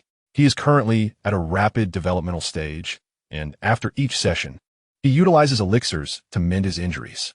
Coupled with the ample energy derived from his daily sustenance and the subtle enhancement from his Zhu Yin martial soul, all these factors combine to allow him to maintain a semblance of stability. However, TitanIs understands that he cannot sustain this high-intensity training indefinitely. He originally intended to cease such physically taxing practices upon reaching the 70th level of cultivation.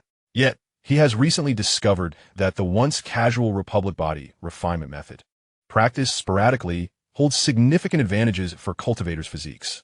This revelation delights TitanIs, as it accelerates his cultivation speed beyond previous limits. Each time he emerges from the ice and fire 2-in-1 eye, he feasts heartily before engaging in the body refinement method. TitanIs' training regimen maximizes the protection of his body from injury or facilitates swift recovery if damage occurs. Each instance of absorbing energy from the spring water during his cultivation is akin to body refinement, comparable to drawing lightning into his body, as he harnesses the tumultuous energies of ice and fire to refine his physique. This process entails enduring excruciating pain, as every inch of his muscles is torn apart by the violent energies. However, the rewards are substantial. Not only does his soul power cultivate at an accelerated pace, but the enhancement of his physical strength is truly remarkable. TitanIs' current physical prowess rivals that of a strong-souled Douluo from his clan, albeit without the amplification of soul rings or soul skills. Within the stone cavern he excavated 2 days prior, situated 800 feet beneath the ice and fire 2-in-1 eye, TitanIs sits in meditation, embodying the same intense training scene as before, albeit with a calmer demeanor now. His previous grimaces have faded, replaced by a serene expression. Yet, as TitanIs' soul power fluctuates with intensity, the surrounding energies from the elemental spring are drawn into him at an accelerated pace.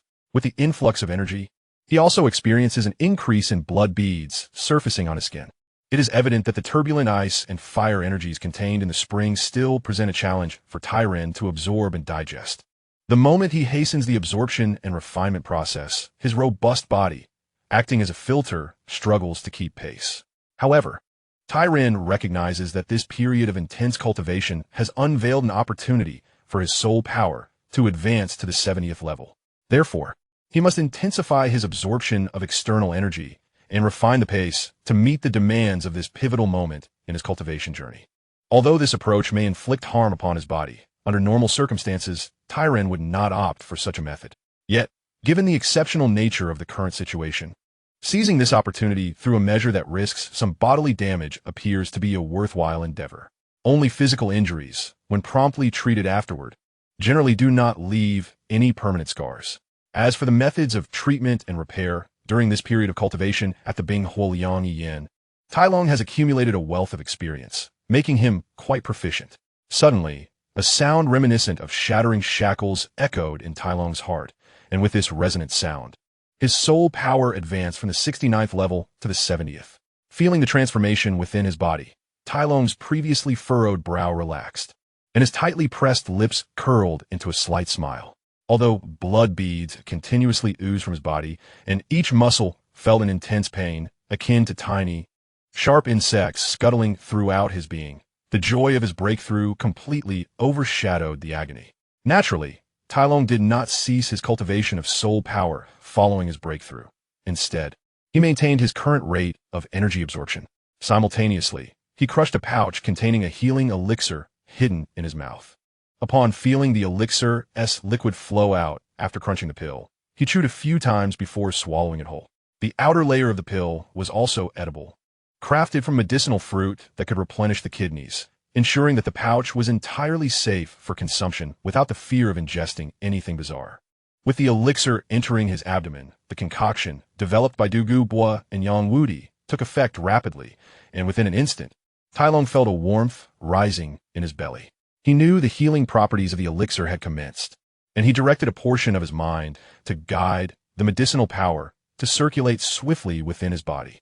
This medicinal force quickly consumed the damage inflicted upon TitanIs' body, caused by the violent energies of ice and fire acting as a filter. However, the process of rapid healing was excruciating, as the elixir worked in tandem with the accelerated recovery of the injured areas, leading to the rapid growth of granulation tissue. Yet this was not the most agonizing aspect. Since Tai Long remained in a state of cultivation, he did not halt the absorption of energy from the Binghua Liang Yin. This meant that his body continued to act as a filter, simultaneously subjected to the destructive forces of ice and fire while being treated by the elixir's healing properties. This duality was what caused Tai Long the greatest suffering. Soon, Tai Long realized that due to his unrestrained absorption of energy from the Binghua Liang Yin, the damage inflicted upon his body was somewhat severe, compounded by the continuous destruction resulting from his cultivation. Thus, the potency of this single elixir seemed insufficient, prompting Tai Long to swiftly crush another pill hidden in his mouth and swallow it. With the effect of the second pill taking hold, the pain that had initially subsided surged once more. Enduring this physical torment, Tai Long persisted in his cultivation, losing all sense of time amidst the intense agony. In the stillness of the Binghua Liang Yin, submerged 800 zhang deep, the passage of time became indistinct. It could have been minutes, a quarter of an hour, or even half a day. Eventually, the potent waves of soul power emanating from Tai Long gradually calmed, returning to tranquility. As the fluctuations of his soul power subsided, Tai Long simultaneously opened his previously closed eyes, the first sight greeting him being the dark red spring water surrounding him. He recognized this as the blood resulting from the internal injuries sustained while using his body as a filter during cultivation. This was not Tai Long's first encounter with such a scene. However, today the dark red hue appeared more pronounced. After glancing at the crimson water, Tai Long stood and waved his arms to accelerate the flow and exchange of the water, hastily dissipating the dark red coloration. He then gazed downward into the depths of the Binghua Liang Yin, sensing a breakthrough in his cultivation and contemplating further exploration below. After hesitating for a moment, he assessed his physical condition. Although somewhat injured, he found no significant impediment to his movements. Thus, seizing the opportunity presented by his recent breakthrough, Tai Long resolved to delve deeper while his condition remained favorable. With determination solidified, Tai Long began his descent. And as he ventured further into the depths of the Binghua Liang Yin, the pressure from the upper life forms intensified. However, having spent considerable time within the Binghua Liang Yin and having recently broken through to the 70th level, Tai Long's resistance to the pressures exerted by the Ice Dragon King and Fire Dragon King grew stronger. 800 zhang, 810 zhang, 820 zhang, 850 zhang, 851, 855 zhang. I cannot proceed any further. 855 zhang is nearly my limit. Any deeper would be beyond my capacity. Given my current injuries, it is unwise to push myself further. I shall first recuperate from my wounds and return to explore later. At 855 zhang beneath the Binghua Liang Yin, Tai Long felt the pressure of the surrounding water, the oppressive force from the Ice and Fire Dragon Kings below, and the dull pain of his internal injuries, prompting him to cease his descent. Thus, after breaking through to the 70th level, Tai Long's first exploration of the Binghua Liang Yin concluded at a depth of 850 zhang.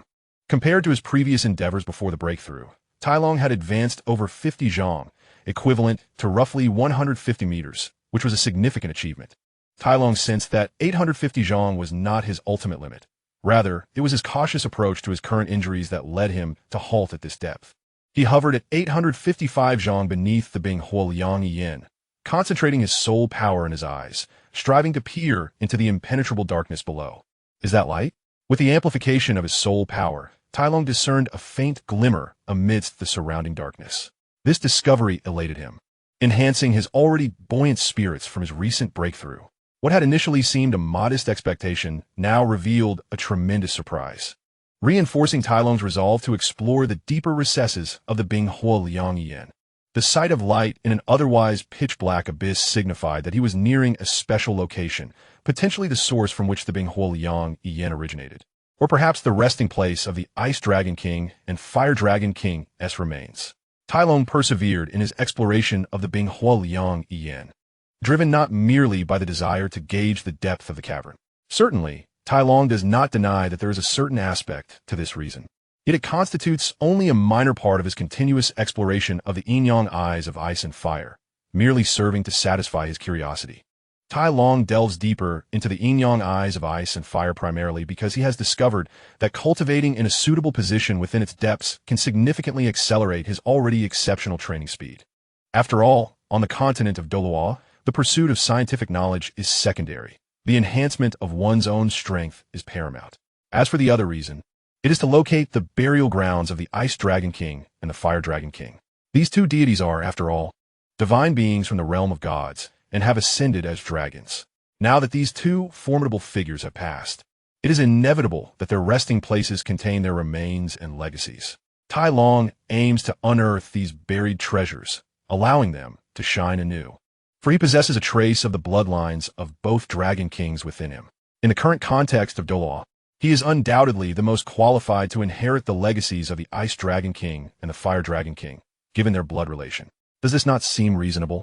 As for how Tai Long came to possess a trace of the Ice Dragon King and Fire Dragon King's bloodlines, it is naturally due to his earlier consumption of the fiery Xingjiao Shu and the octagonal Xuanbing Cao.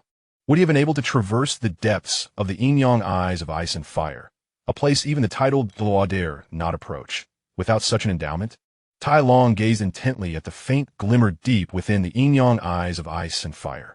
After a long while, he reluctantly withdrew his gaze and swam upwards towards the surface. Upon swiftly returning to the surface of the yin-yang eyes of ice and fire, Tai Long ascended the shore and retrieved some medicinal herbs from his storage soul guide, both for external application and internal consumption. He adeptly began to utilize these herbs to heal his injuries. During this period, after his breakthrough in cultivation, Tai Long did not leave immediately, but chose to remain within the yin-yang eyes of ice and fire. Apart from his routine training, he dedicated the majority of his time to the Republic's body forging technique and further exploration into the depths of the yin-yang eyes. The injuries he initially sustained from overabsorbing violent energy in pursuit of his breakthrough had already healed. However, his continuous exploration into the depths of the yin-yang eyes resulted in new injuries. The reason Tai Long had become somewhat obsessed with probing deeper was that, during his earlier descent over 850 zhang, he had unexpectedly glimpsed a source of light. Since then, he had been relentlessly pursuing that glimmer beneath the water. To achieve this, Tai Long did not hesitate to push his potential to its limits, breaking through layer after layer of his body's constraints as he ventured deeper into the yin-yang eyes. Such endeavors inevitably resulted in bodily harm, causing him to sustain injuries repeatedly. One could say that Tai Long now appeared somewhat possessed. Tai Long's current mental state was reminiscent of a gambler who, having tasted significant fortune, is now driven to wager everything in the hope of reaping even greater rewards. He had glimpsed the light beneath the yin-yang eyes and was acutely aware of the reasons for its formation. Thus, he remained undeterred by the lack of substantial benefits, focusing solely on claiming the legacies left behind by the Ice Dragon King and the Fire Dragon King. Though Tai Long was unaware of the exact treasures that lay beneath, he was certain that at least 2 soul bones, originating from the divine Dragon Kings, awaited him. Upon emerging from the yin-yang eyes, Tai Long collapsed onto the ground, succumbing to violent coughing fits, accompanied by flecks of crimson, eventually expelling a mouthful of blood. After a bout of coughing, Tai Long finally regained his composure. Desperately trying to steady his breath, he rolled over to his storage soul guide and grasped the container holding his healing herbs. From within, he retrieved a large and 3 smaller jade vials. After opening the large vial and inhaling the fragrant aroma, he tilted it back, consuming the entire contents before shaking it to ensure nothing remained. Lying on the ground beside the yin-yang eyes, Tai Long awaited the effects of the medicine to take hold, circulating his soul power to expedite the healing process. These potions were designed to mend internal injuries and nourish the body's vital organs, with prolonged use enhancing their function. His earlier coughing of blood was a result of straining his bodily limits while exploring deeper, enduring the immense water pressure at a depth exceeding 850 zhang, comparable to over 2,500 meters. Additionally, Tai Long had to contend with the oppressive might emanating from the Ice Dragon King and the Fire Dragon King, which grew stronger the deeper he descended. This was not the first time Tai Long had sustained internal injuries, but it was the first time he emerged from the yin-yang eyes utterly drained and coughing blood. This incident served as a sobering reminder for Tai Long, providing him with an opportunity to recalibrate his mindset. Having already faced adversity, he was momentarily brought to clarity, akin to a gambler reflecting on his losses. Fortunately, Tai Long's injuries were not catastrophic. After processing the effects of the healing potion, he felt a measure of relief. The fiery pain in his chest and abdomen had subsided somewhat, and he could sense a cooling energy coursing through his internal organs, mending his wounds. Rising to his feet, Tai Long began to dress.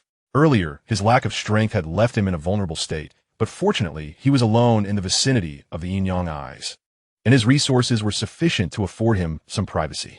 After donning his clothing, Tai Long examined the remaining 3 small jade vials, discovering that 2 were empty while 1 contained only 2 small pills. With a sigh, he murmured to himself, realizing it was time to depart as he had exhausted his supply. He retrieved the last 2 pills and, without hesitation, swallowed them whole. Once the pills were ingested, Tai Long sat in a meditative posture, guiding his soul power to refine the medicinal energy for healing. The following day, after the healing effects of the medicine and some high-grade soul beast meat, Tai Long practiced the Republic's body forging technique several times and found that his internal injuries were nearly healed. However, he resolved not to delve deeper into the yin-yang eyes again, having learned from his previous experiences. The ice and fire duality eye is fixed in place, and within it reside the soul bones of the Ice Dragon King and the Fire Dragon King, immovable and steadfast. Presently, among the entirety of Douluo, only Tai Long can access the ice and fire duality eye. With this realization, Tai Long felt a sense of calm wash over him, and his previously frenzied state of mind returned to clarity. Another factor contributing to his tranquility was that the spiritual medicine he had brought in his storage soul guide to heal internal injuries had been completely consumed. Now, without the means to explore further into the depths, Tai Long found himself at a standstill. He was aware that the herbs required for concocting these medicinal elixirs and pills could be found in the medicinal garden of the Ice and Fire Duality Eye, which held all the necessary ingredients. However, Tai Long lacked the capability to refine those healing pills. Though he had studied medicinal knowledge with Douluo for a time, his understanding was too superficial to allow him to successfully concoct any elixirs. Furthermore, years had passed since he learned from Douluo, and he had nearly forgotten all that he had absorbed. Thus, Tai Long found himself in a treasure trove without the means to utilize it, and without healing potions. He lacked the assurance to delve deeper. Nevertheless, Tai Long's descent into a frenzied state was not entirely detrimental. He felt a notable enhancement in his mental state. This was not unfounded, for the previous night, during his cultivation, he had entered a state of deep meditation much more swiftly than before. Currently, he did not intend to explore deeper into the ice and fire duality, but instead chose to wait for his grandfather, Douluo, or Yang Wudi to arrive and take him out. Tai Long recognized his own limitations. To exit the ice and fire duality eye, he would have to scale the cliff, and he had not brought climbing gear. Thus, he found himself trapped within the confines of the ice and fire duality eye. While he waited, life gradually returned to a semblance of calm. Fortunately, his storage soul guide was well stocked with food, sufficient to sustain him for another month or 2, alleviating his concerns about starvation. Chapter 197. Arrival at long last. Someone has come. After spending 7 days in the ice and fire duality eye, just as Tai Long began to believe he had been forgotten, he was practicing with his Feng Tian Hua Ji when a figure descended from the heavens into his vicinity. The newcomer was none other than Yang Wudi, the renowned Dalu who had imparted spear techniques to Tai Long. Upon recognizing Yang Wudi, Tai Long's initial excitement at having waited for so long for a visitor was swiftly suppressed. He focused all his mental energy on the Feng Tian Hua Ji in his hands, diligently executing the spear techniques he had mastered. The over 3-meter-long spear moved in accordance with Tai Long's will, advancing and retreating, alternating between light and heavy strikes, as he seamlessly executed a series of techniques. After completing his display, Tai Long slowly exhaled a breath of stale air. Excellent, Xiao Long. You have truly grasped the essence of this technique, he mused. Now, you merely need to engage in some real combat to adapt your techniques to genuine battles. However, I almost forgot, you have prior experience with a spear, and switching to a halberd does not diminish your combat readiness. Yang Wudi observed Tai Long's practice, and once Tai Long finished, he offered a few words of critique and guidance. However, as Yang Wudi began to speak, he suddenly recalled that the individual before him was no novice, but rather Tai Long, who had undergone countless real battles. This realization rendered his words momentarily unspoken.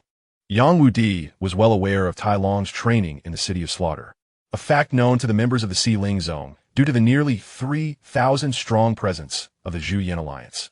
Thus, He understood that Tai Long had faced countless deadly skirmishes during his 3 years in the City of Slaughter and had ultimately passed the trials to emerge victorious. Grandfather Young, what brings you here? Tai Long feigned ignorance, not continuing the discussion about his spear techniques, as he felt somewhat embarrassed to abandon the spear for the halberd. Hafing trinet under yang wuds guidanje. I have come to gather some spiritual herbs. The supplies for creating the medicinal elixirs to nurture mental strength have run low, and the Seven Treasures Glazed Tile School has placed a substantial order, prompting my visit. Additionally, your grandfather was aware of my journey and requested I check on your progress and bring you some items. Yang Wu Di replied with a smile. His spirits lifted at the prospect of generating a significant profit from the sale of medicinal concoctions to the Seven Treasures Glazed Tile School. Yang Wu Di was delicate, not only for the financial gain, but also for the opportunity to utilize his skills to produce medicine. It is noteworthy that aside from the sale of war weapons known to the Li family, the most lucrative endeavor for the Xiling Zone in recent years has been the production and sale of various medicinal substances. The income from these sales had grown rapidly and was nearing that of weapons sales. Upon hearing Yang Wudi's words, Tai Long responded with a smile, Grandfather Yang, there is no need to bring those items my grandfather sent. I am preparing to leave this place. Leave? Have you achieved a breakthrough? Yang Wudi halted his actions of retrieving items from his storage soul guide, surprised by Tai Long's statement. Yang Wudi was aware that Tai Long had come to the ice and fire duality, for the purpose of cultivating his soul power. Yet he had not anticipated such a swift breakthrough. In response to Yang Wudi's inquiry, Tai Long merely smiled and refrained from directly answering. Instead, channeling his soul power to release a faint wave of energy indicative of his current level of 70.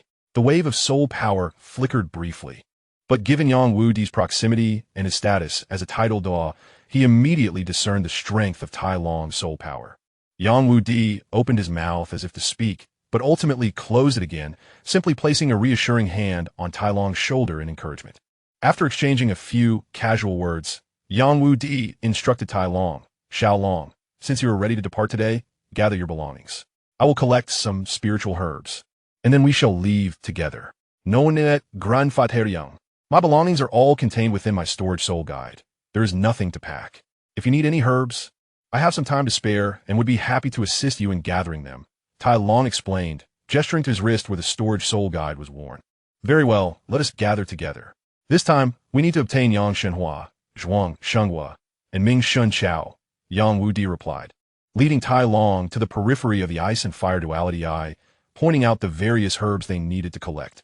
Tai Long diligently memorized the names of the herbs as he received the harvesting equipment from Yang Wudi and began the task of gathering.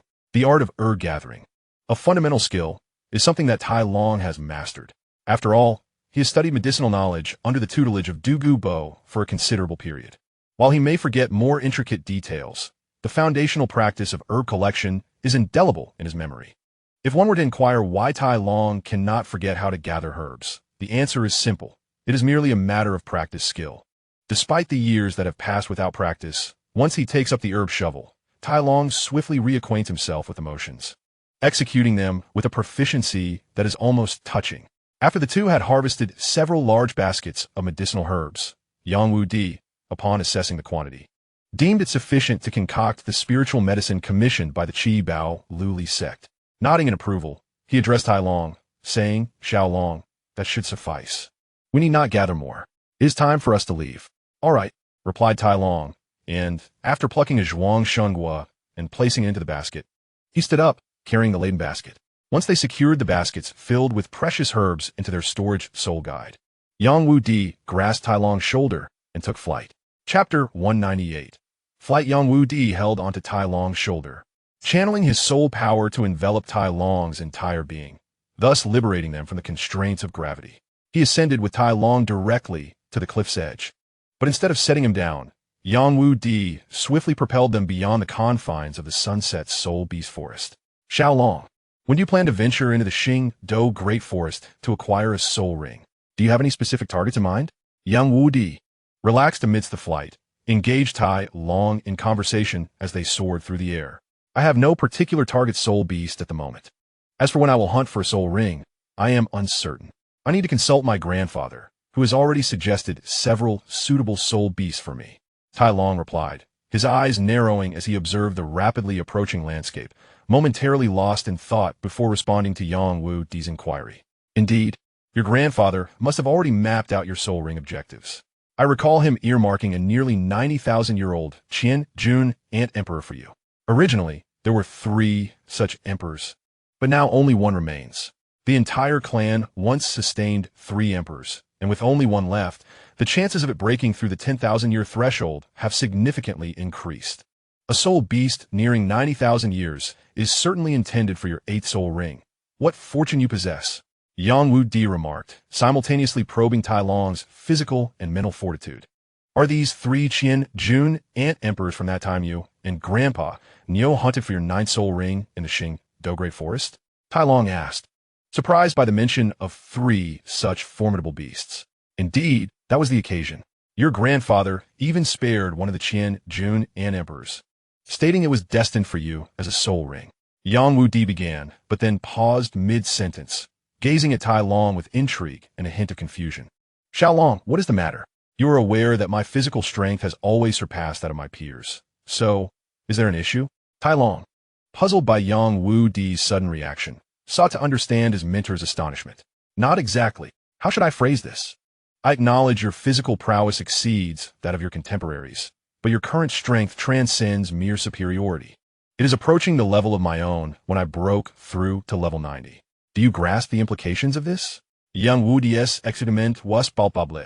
His speech slightly disjointed as he attempted to convey his thoughts. What does this signify?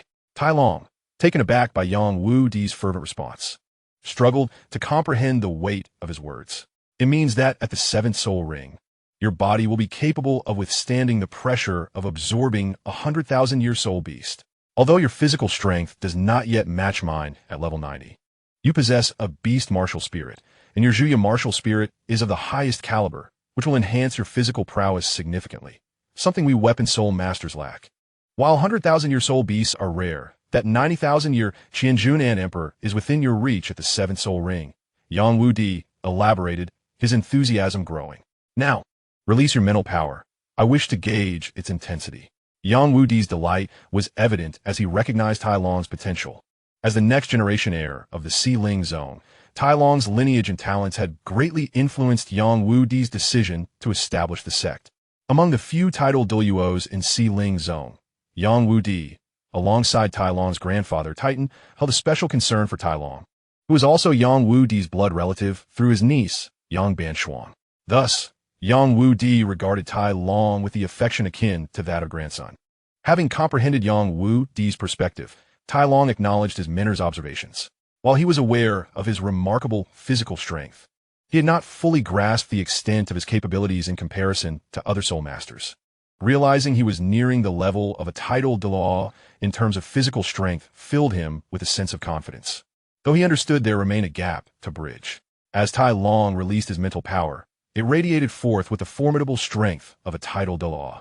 He was well aware of his own capabilities, having achieved a level of mental prowess commensurate with that of a titled Dalu. Xiao Long, your mental power is quite impressive, Yang Wu Di remarked, his expression a blend of complexity and admiration. Yang Yi, you must have already begun training in the Zhuya visualization technique, correct? This technique enhances the mental strength of the practitioner. I have been training for a considerable period and have benefited from the spirit herbs you provided, which has accelerated my progress, Tai Long surmised, sensing the peculiar atmosphere between them. Recognizing Yang Wu Di's current mindset, Tai Long quickly sought to reassure him. Indeed, the Zhuya visualization technique is indeed beneficial for strengthening one's mental power. I have experienced its effects during my recent training. Chapter 199. Arrangements after a period of cultivation with the Zhu Yin visualization method. Yang Wu Di began to appreciate the advantages of this technique, and his admiration was evident in his words. Tai Long, however, merely smiled at Yang Wu Di's praises for the Zhu Yin visualization method, feeling quite satisfied with his ability to steer the conversation. This time, Yang Wu Di had flown directly from the Four Spirits Sex base to the Ice and Fire 2-EI located in the sunsetting Soul Beast Forest, and he was now taking Tai Long back towards the Four Spirits Sex residence. During their flight, Tai Long and Yang Wu Di engaged in casual conversation without any fixed topic. When they reached a distance where the Four Spirits Sex base was visible, Yang Wu Di said to Tai Long, "In a moment, I will set you down near your sect's entrance. Can you manage to return on your own? The Qibao Liuli sect is pressing for the medicinal materials from the workshop, and they are running low on supplies. Eagerly awaiting this batch. Sure, no problem. Tai Long responded after glancing at the sect's entrance, nodding in agreement without hesitation. Once you return, discuss your 7th soul ring with your grandfather and relay my assessment to him. Notify me in advance when you plan to hunt for souls, and I will accompany you. Yang Wudi added as they approached the entrance of the sect's base and began to descend. Thank you, Grandfather Yang. I will communicate everything with my grandfather, and I will inform you before we set out. Once they landed, Tai Long, released from Yang Wudi's grasp, expressed his gratitude. All right, I have matters to attend to, so I will take my leave. Yang Wudi waved and soared towards the direction of the alchemy workshop within the sect.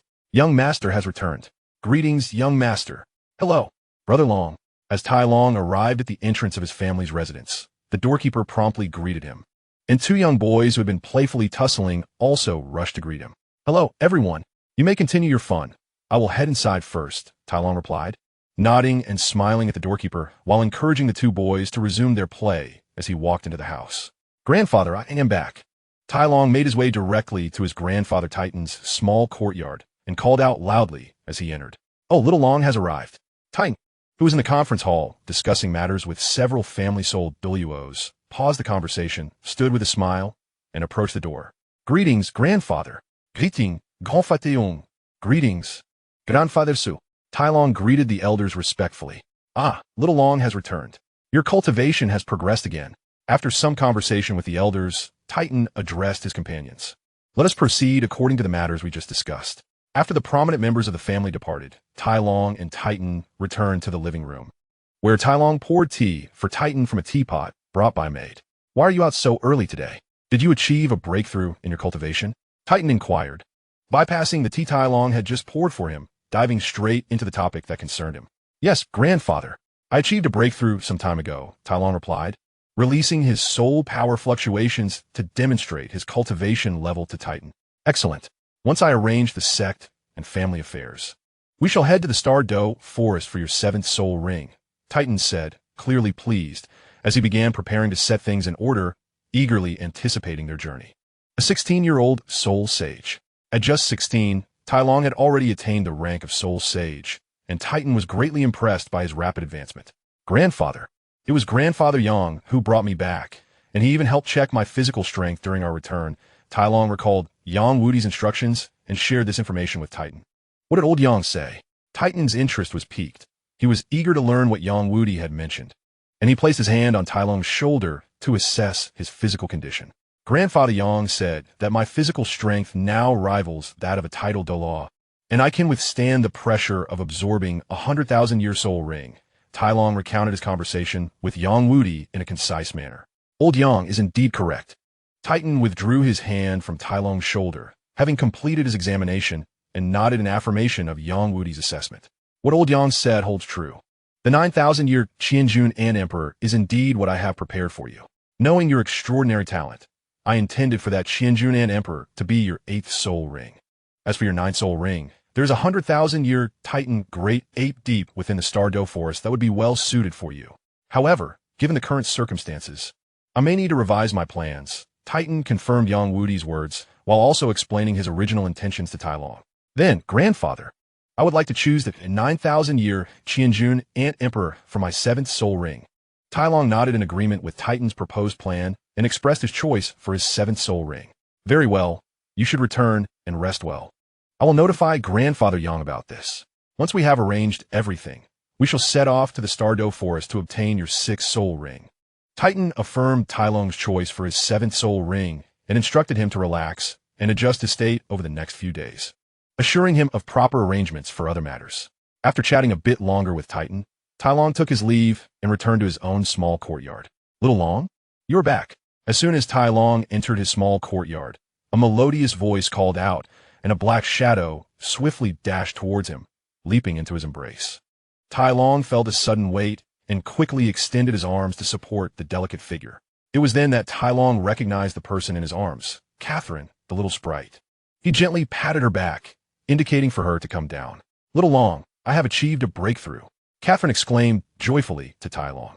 Chapter 201. Uncle Tai Long swiftly arrived at the family's forge, where he explained his intentions to the person in charge. He was then led by Uncle Tang to a room. "Wow!" Tai Long exclaimed upon entering the room, taken aback by what he saw. It was no wonder he was astonished. The moment he stepped inside, he was greeted by the sight of several massive ballistae aimed at the entrance, each equipped with bolts comparable to long spears. Seeing such an impressive display upon entry would surprise anyone. As Tai Long surveyed the room, filled with weapons and armor, he soon spotted his objective, a formidable Fong Tianhua Ji standing upright in one corner, measuring nearly 4 meters in length. This was undoubtedly his own Fong Tianhua Ji. However, Tai Long quickly noticed that beside it was a set of armor resembling the golden armor he had previously worn. Yet, he did not dwell on it for long and redirected his attention back to the imposing Fong Tianhua Ji. As Tai Long approached and examined his own Fong Tianhua Ji with meticulous attention, he released a trace of spiritual energy to sense the essences of the Ice Dragon King and the Fire Dragon King emanating from the weapon. While others may not recognize the source of this aura, for Tai Long, who had endured great torment in the Eye of Ice and Fire, the presence of these two Dragon Kings was all too familiar. At that moment, he realized that the armor beside the Fong Tianhua Ji also bore the same aura, evidently linked to the Ice Dragon King and the Fire Dragon King. Feeling the familiar essences of both Dragon Kings from the armor, Tai Long turned to closely inspect it, even reaching out to touch and manipulate it. He soon discovered that this armor was unlike any other. It consisted of several layers, with dragon scales being one among them, albeit wrapped in other materials. The more he gazed at the armor, the more Tai Long found himself enamored by its design, which aligned perfectly with his preferences. Now, having encountered both his new armor and the Fong Tianhua Ji, Tai Long could hardly contain his eagerness to don them and test their capabilities. "Uncle Tao, is this armor made from dragon scales also mine?" Tai Long inquired, directing his question toward Tai Jingtao, who wore a broad smile as he observed him. "Indeed, it belongs to you. Do you like it?" "It was personally forged by the clan leader," Tai Jingtao replied, his enthusiasm evident. "However, my dear Long, you must express your gratitude to me, for I have adorned both your armor and Fong Tianhua Ji." "Very well. Tonight I shall bring my father along, and the two of us will procure some fine wine to enjoy with you, ensuring that Aunt C has no objections, allowing you to indulge." Upon hearing the underlying meaning in Tai Jingtao's words, Tai Long immediately grasped the intent behind Uncle Tao's suggestion. Clearly, Uncle Tao was longing for a drink. The relationship between Tai Long and Tai Jingtao was quite amicable. Tai Long, possessing an early maturity, cannot be deemed simply precocious, but rather wise beyond his years. Generally speaking, Tai Long had no peers his age with whom to share playful moments, often finding himself among those whom even dogs would disdain. He feared he might resort to violence against them. Tai Long's isolation from his contemporaries stemmed from his awareness of a world where strength reigned supreme. Consequently, he began honing his abilities at a young age, practicing archery and slingshot skills. These instruments were procured from his family's forge, which led to a close camaraderie with his easygoing cousin, Tai Jingtao, devoid of any generational hierarchy. Their familiarity allowed Tai Long to understand Tai Jingtao's family situation quite well. Uncle Tao was a rare gem among men on the Douluo continent. Regarding his cherished wife, it would not be an exaggeration to say he treated her words as sacred decrees. He heeded her every wish, with one exception, on matters concerning his own desires. Uncle Tao had a fondness for wine, a habit he cultivated long before marrying Aunt Tao. Following their union, Aunt Tao did not express much concern over Uncle Tao's drinking. Yet, as the years passed without any sign of children, while those who had married later were already parents, Aunt Tao grew increasingly anxious. Despite Uncle Tao's diligent efforts in farming, the fruits of their labor remained elusive, leaving Aunt Tao feeling despondent. Initially, Aunt Tao believed her inability to conceive was her own failing, leading to feelings of guilt and shame. A strong-willed woman, she contemplated separating from Uncle Tao or even finding him a younger companion. In other circumstances, many would acquiesce to such arrangements, but not Uncle Tao. He refused to let Aunt Tao suffer and had no desire for a concubine. Thus, Uncle Tao attributed their childlessness to himself, reassuring Aunt Tao that it was his issue. At first, she was skeptical, but after several comforting exchanges, she came to accept his explanation. Uncle Tao, for his part, did not dwell on the absence of children. He found contentment in his daily pleasures and indulged in modest drinking. However, Uncle Tao's good fortune did not last long. Aunt Tao learned that excessive drinking could hinder fertility. From that point on, she forbade Uncle Tao from drinking, yearning for a child of her own. Each time she saw children from other families, her desire intensified. Consequently, she compelled Uncle Tao to abstain from alcohol, and while he typically complied with her wishes, this particular demand proved challenging. Nevertheless, to keep Aunt Tao content, Uncle Tao refrained from drinking in her presence, resorting to secretive sips to satisfy his cravings. Before long, Aunt Tao miraculously became pregnant, reinforcing her belief that abstaining from alcohol had contributed to this outcome. After Aunt Tao requested that Uncle Tao cease drinking, she remained unaware of his clandestine indulgences, a testament to Uncle Tao's exceptional discretion. Given his history of compliance with her wishes, Aunt Tao presumed this time would be no different, leading to the current situation. Uncle Tao, fully aware of his own habits, understood that his drinking did not significantly impact Aunt Tao's ability to conceive. Thus, a rift emerged between them. Aunt Tao insisted he refrain from alcohol, while Uncle Tao found it impossible to relinquish his beloved drink, especially the potent distilled spirits suggested by Tai Long. Their bond, strengthened by shared moments, led Tai Long to propose the idea of distillation to Uncle Tao, who initially doubted the young boy's knowledge of spirits. Yet, spurred by playful banter, Tai Long took it upon himself to create distilled alcohol, utilizing 3 jars of new brew to produce a modest quantity of spirits. Uncle Tao's astonishment upon tasting the results filled Tai Long with pride, a memory that still brings a smile to his face. The process of distillation was not overly complex, and Tai Jing Tao, having observed Tai Long's methods, soon learned the craft, constructing the necessary tools under Tai Long's guidance. Following this, Tai Jing Tao embarked on a secretive journey, distilling and purifying spirits for personal enjoyment, even producing alcohol, a term coined by Tai Jing Tao himself. Alcohol, the essence of spirits, easily understood. Uncle Tao often reflected on his initial encounters with Tai Long, uncertain whether to express gratitude or frustration for the delightful yet complicating introduction to distilled spirits. The distilled spirits brought immense joy and satisfaction to Uncle Tao, granting him a sense of pride among his companions. However, this indulgence also deepened his reliance on alcohol, leading his wife to treat him with the severity reserved for a criminal. After all these years, Uncle Tao had yet to quit drinking, though he had reduced his consumption somewhat under Aunt Tao's influence, only partaking in beverages outside the home, at restaurants or friends' houses. Yet, as the saying goes, one cannot walk along the riverbank without getting their shoes wet. Initially, Uncle Tao managed to conceal his drinking from Aunt Tao, but as time passed and his consumption increased, she eventually uncovered the truth. The specifics of their discussion remain unclear to Tai Long, but the outcome surprised him. Aunt Tao, who had always maintained the upper hand in their relationship, surprisingly ceded authority to Uncle Tao this time. Aunt Tao permitted him to drink, albeit under the condition that he not do so without reason. Tai Long speculated that Aunt Tao's compromise stemmed from their children. After a 10-month pregnancy, she had given birth to a pair of twins, fulfilling her desires for offspring and thus becoming more lenient.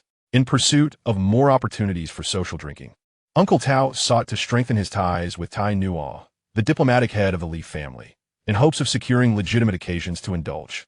Thus, when Tai Long discerned Uncle Tao's desire to express gratitude, he immediately understood that it was merely a pretext for more drinking and readily agreed to accompany his father, Tai Nuo, to join Uncle Tao for a celebratory drink. "All right, Xiao Long, you said it yourself. When we arrive at my house, you should know how to address your aunt, correct?" Upon hearing Tai Long's response, Tai Jing Tao beamed with delight and hurriedly arranged the details. "Xiao Long, bring those 2 jars of wine to my home tonight." It took considerable effort to procure these fine treasures. Tai Jing Tao retrieved 2 small jars of wine from his storage soul guide and handed them to Tai Long for the evening. "Well, Uncle Tao, tell me about this suit of armor." Tai Long accepted the jars and placed them into his own storage soul guide, then pointed at the dragon scale armor and inquired of Tai Jing Tao. "This armor is identical in design to your previous set. Your grandfather indicated that you have outgrown the last one, hence a new one was crafted for you. My role was merely to repair and embellish it. I cannot speak to its capabilities, but its defensive performance is undoubtedly sufficient. Would you like to try it on?" Tai Jing Tao was uncertain about the armor's performance, having not conducted any tests. However, since it was forged personally by Tai Long's grandfather, Tai Tan, its defensive qualities were assured. Thus, Uncle Tao suggested that Tai Long don the armor, allowing him to assess its performance closely. Put on? Right now? Indeed, right now. I will help you. Shall we? Then, let's try. All right. Xiao Long, lift your arm. There, that's good. Tai Jing Tao quickly began to fit the armor onto Tai Long. As the armor was crafted from dragon scales, it took the form of plate armor, designed with consideration for Tai Long's potential need to don and remove it independently. This armor was relatively convenient to wear, and because Tai Long was a close combat soul master, it ensured maximum flexibility while maintaining adequate protection. After successfully donning the armor with Uncle Tao's assistance, Tai Long tested its weight and attempted various movements to gauge its agility, discovering that the armor indeed allowed for remarkable flexibility. With ample experience in armor combat, Tai Long had fought in the City of Slaughter while wearing armor. Although he felt some impact on his agility, he believed that the formidable protection outweighed any minor drawbacks. Tai Long, now fully adorned in the armor, proceeded to test its various attributes alongside Uncle Tao, gaining a better understanding of its capabilities. Satisfied with the new golden armor, he expressed his gratitude to Uncle Tao multiple times before shouldering his Fong Tian Hua Ji and striding toward his small courtyard like a general preparing for battle. Chapter 203. Departure clad in a purple gold crown with a trident hairstyle, a beast-faced linked armor, and a finely crafted lion belt, Tai Long marched forward with great strides. Shouldering the Fong Tian Hua Ji, which weighed precisely 1,080 pounds. Notably, the polearm contained pieces of dragon bones, which alone accounted for approximately 500 pounds. It is essential to note that once infused with soul power, the weight of these bones could increase significantly, potentially reaching 10 times their original mass. This weapon, capable of suddenly augmenting its weight by thousands of pounds, merited the title of Divine Weapon. Tai Long envisioned the moment he swung the Fong Tian Hua Ji, where its original weight of over 1,000 pounds could suddenly escalate to around 5,000 pounds, a five-fold increase. If wielded skillfully, it was hard to imagine who could withstand such force at comparable levels. Elated at the thought, Tai Long swung the mighty polearm and swiftly channeled his soul power into it. The energy surged through the dragon bones, causing their weight to increase rapidly while simultaneously emanating both ice and fire energies. With a sudden increase in weight, Tai Long lost control of the polearm, which crashed heavily to the ground.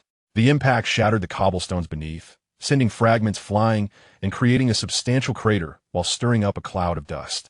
Caught off guard, Tai Long was struck by the debris, the clattering of stones against his armor ringing out as he became enveloped in dust, some of which even entered his mouth, leaving him in a rather disheveled state.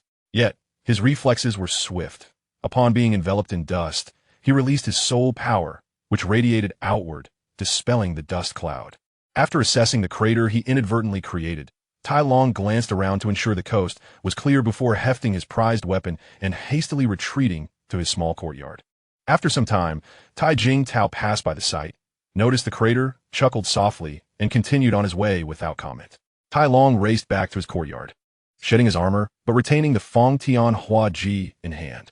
Clearly, during his testing of the weapon, he had lost control over it due to the sudden changes in weight. Now, his mission was clear: to swiftly adapt to this new weapon and master the fluctuations in weight when infused with soul power. Otherwise, he would be at a disadvantage not only against enemies, but also in avoiding self-injury. That evening, Tai Long summoned his elderly father, Tai Nuo, and they made their way to Uncle Tao's residence. Under the disapproving gaze of Aunt Tao, the father and son duo enjoyed a hearty drink with Uncle Tao.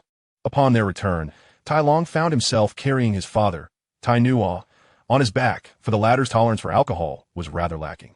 After escorting his father back to his parents' courtyard, Tai Long retrieved the painted halberd from his storage soul guide, slowly practicing its wielding, while simultaneously infusing soul power into the weapon to alter its weight. Tai Long was honing his mastery over the halberd, striving to synchronize it with his movements, exploring its properties, and adapting to the varying weights to perfect his techniques. Xiao Long, get in the carriage. We must depart, sighed Doiten, observing Tai Long as he swung the halberd, continuously adjusting its weight. After Tai Long climbed aboard the carriage, Titan could not help but exhale a heavy sigh. He was at a loss as to how to address Tai Long's obsession.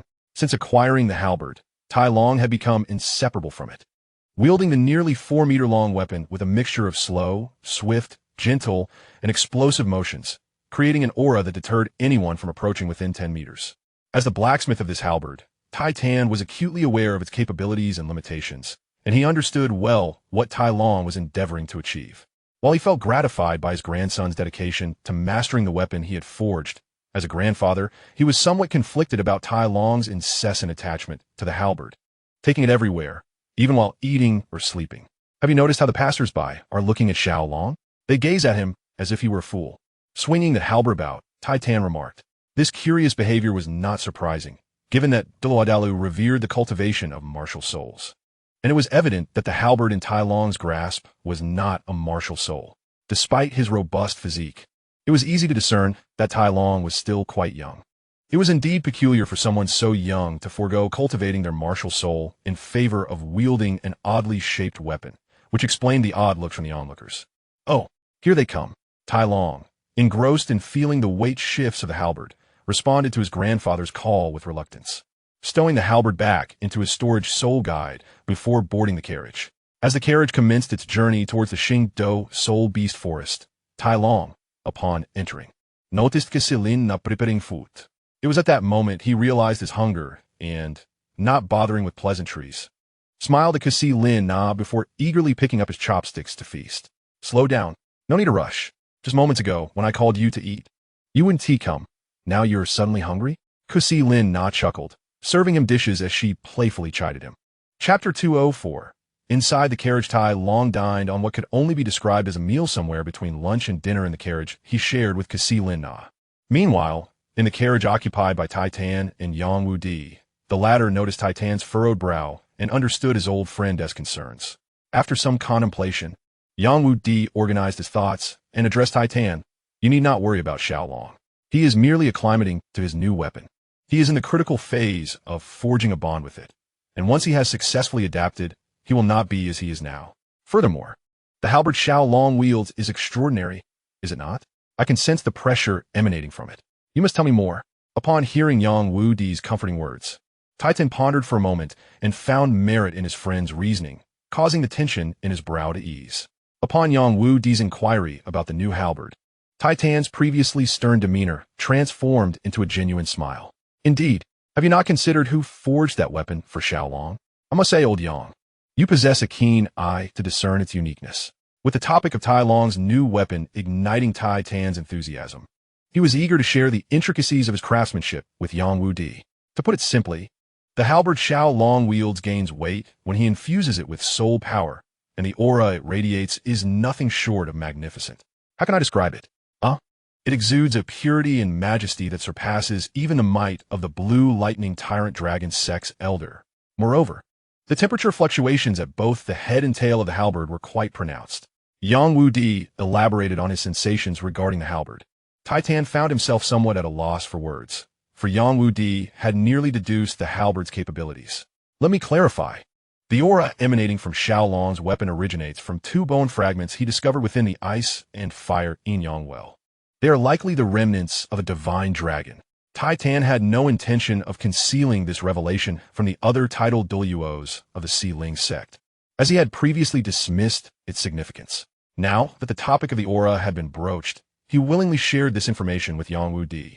Dragon bones? I see. But has your forging technique advanced to such a level? When do you plan to embark on your endeavor of crafting weapons using soul bones? Yang Wudi was aware of Titan's aspirations in the realm of forging. In his youth, Titan dreamt of creating weapons capable of unleashing soul skills, even constructing them in bulk using soul bones. However, at that time, he lacked the capability and Yang Wudi had not given it much thought. Yet now, with Titan having forged the halberd using dragon bones that could alter its weight and generate extreme temperatures, it was indeed reminiscent of Titan's youthful ambitions. This prompted Yang Wudi to inquire further. Yang Wudi did not dwell on the fact that the dragon bones were remnants from ages past, as he had no intention of overthinking it. Titan nodded, responding, the halberd in Xiao Long's possession is my finest creation to date. Prior to this, I had successfully forged weapons using the bones of powerful soul beasts, gaining substantial experience along the way. However, I have yet to attempt crafting weapons directly from soul bones, as their value is considerable, and I need to prepare adequately. Thus, the two men engaged in a discussion about the feasibility of weapon crafting using soul bones. And perhaps this conversation between Titan and Yang Wudi would one day be recorded in the annals of Douluo Dalu's history. Each blossomed in its own right. In this instance, Titan accompanied Tai Long to procure the seventh soul ring. Not merely at the behest of Yang Wudi, due to his status as a title Dalu, they traveled with 3 carriages, the last of which housed another title Dalu from the Xiling zone, Dugu. However, Dugu was not alone. Seated beside him was a young maiden, his granddaughter, Dugu. Recently, Dugu had also made a breakthrough in her cultivation, achieving the remarkable level of 50 in her soul power at the tender age of 16. Were it not for Tai Long, an extraordinary individual, Dugu would consider herself a leading figure among the younger generation of Douluo Dalu.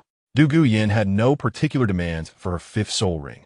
According to Dugu's plans for her development, her 5th soul ring should provide a formidable offensive soul skill, ideally one that facilitates area attacks, aligning with her future endeavors. It was precisely because Dugu wished to secure the best and most suitable 5th soul ring for her that he spent a considerable time searching in the setting sun's soul beast forest. Yet he could not find a satisfactory soul beast of 10 to 20,000 years. Therefore, he resolved to take Dugu to the Xingdo soul beast forest to hunt for her soul ring. "Grandfather, do I need to practice weapon usage?" Dugu suddenly inquired of her grandfather, Dugu, a question that seemed rather perplexing. "Weapon usage? Yin, why this sudden interest in weapons?" Dugu appeared momentarily taken aback by his granddaughter's unexpected query. "Ah, I understand now. You were inspired by that rascal Tai Long practicing with weapons, weren't you?" Dugu, with his experience, quickly deduced the source of Dugu's sudden curiosity. "Yes, you need not look." Before Dugu could finish her thought, Dugu firmly interrupted. "You do not require any weaponry. Every individual possesses a combat style suited to them, and your martial soul dictates a path akin to mine. As poison and control type soul masters, we are not suited for close quarters combat. In battle, except for certain special circumstances, we must strive to maintain our distance from our opponents, employing poison to vanquish them. Yin, remember this.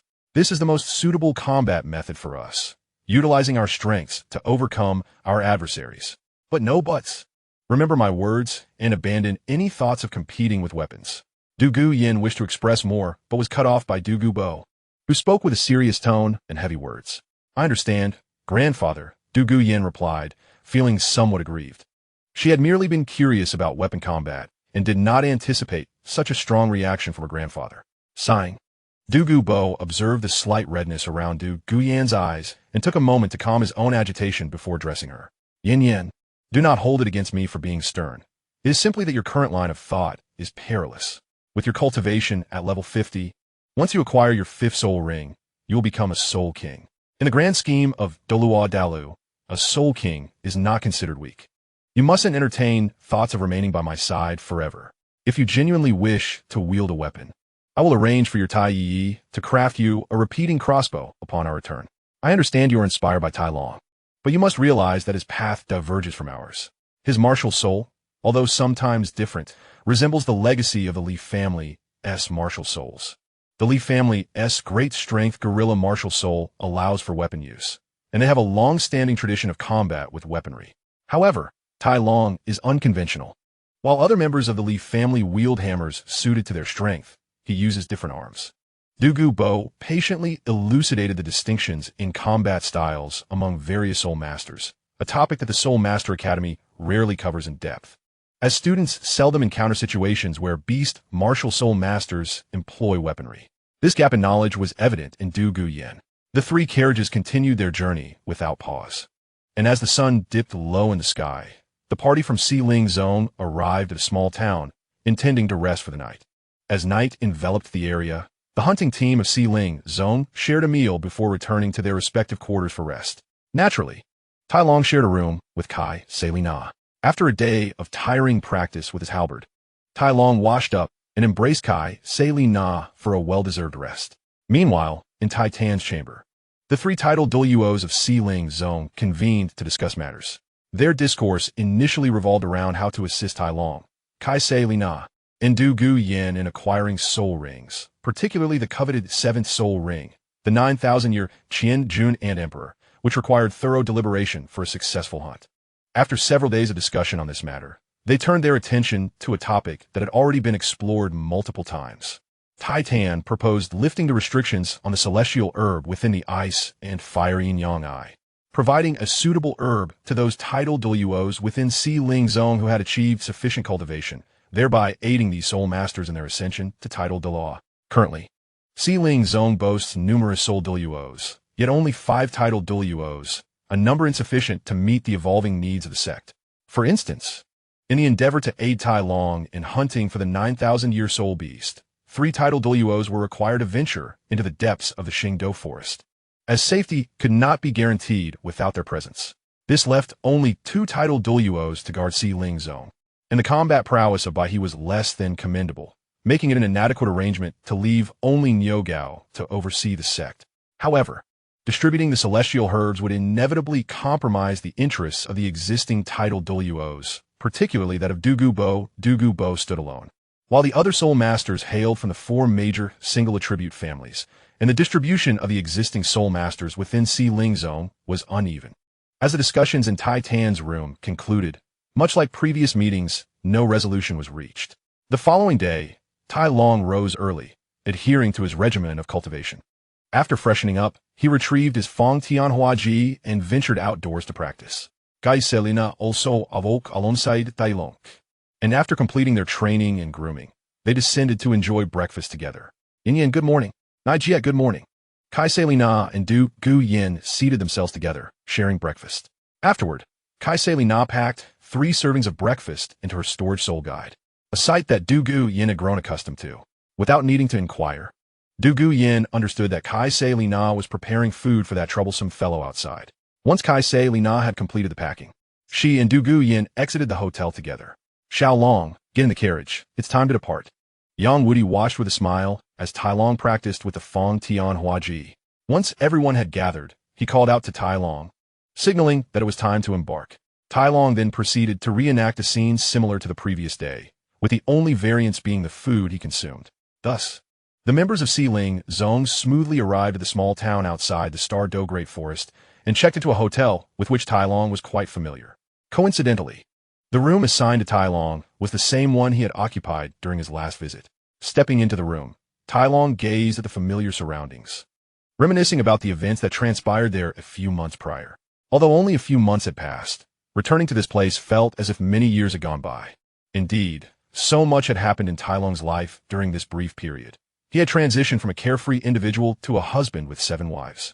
That night, for reasons unknown, perhaps due to the ambience of the room, Tai Long felt an inexplicable excitement.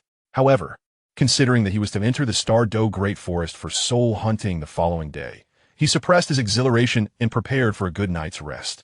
Additionally, Tai Long had to ensure that Catherine and Du Yin were in top condition for their soul ring hunt. On the following day, the members of Si Ling Zone had an early breakfast, gathered the necessary supplies for their journey, and set off into the Star Do Great Forest. The 3 horse-drawn carriages they had used remained in the small town. The 6 individuals moved quickly and soon found themselves within the Star Do Great Forest, maintaining their swift pace as they ventured deeper into its inner layers. This time, the 3 tidal Do, Yang Wudi, Titan, and Dugu Bo were there to assist Tai Long, Catherine, and Dugu Yin in obtaining their soul rings. Following their established plan, the group arrived at the junction between the inner and outer regions of the Star Do Great Forest, a place teeming with soul beasts ranging from 10,000 to 20,000 years in age. Upon their arrival, the group divided into 4 teams. Yang Wudi, Dugu Bo, and Titan dispersed to search for suitable soul beasts, while Tai Long, Catherine, and Dugu Yin formed a trio, also on the hunt for a suitable soul beast for Dugu Yin. Tai Long, wielding his Fong Tianhua Ji, took the lead, scouting for threats and clearing the path, while Dugu Yin and Catherine flanked him, ensuring their safety from behind.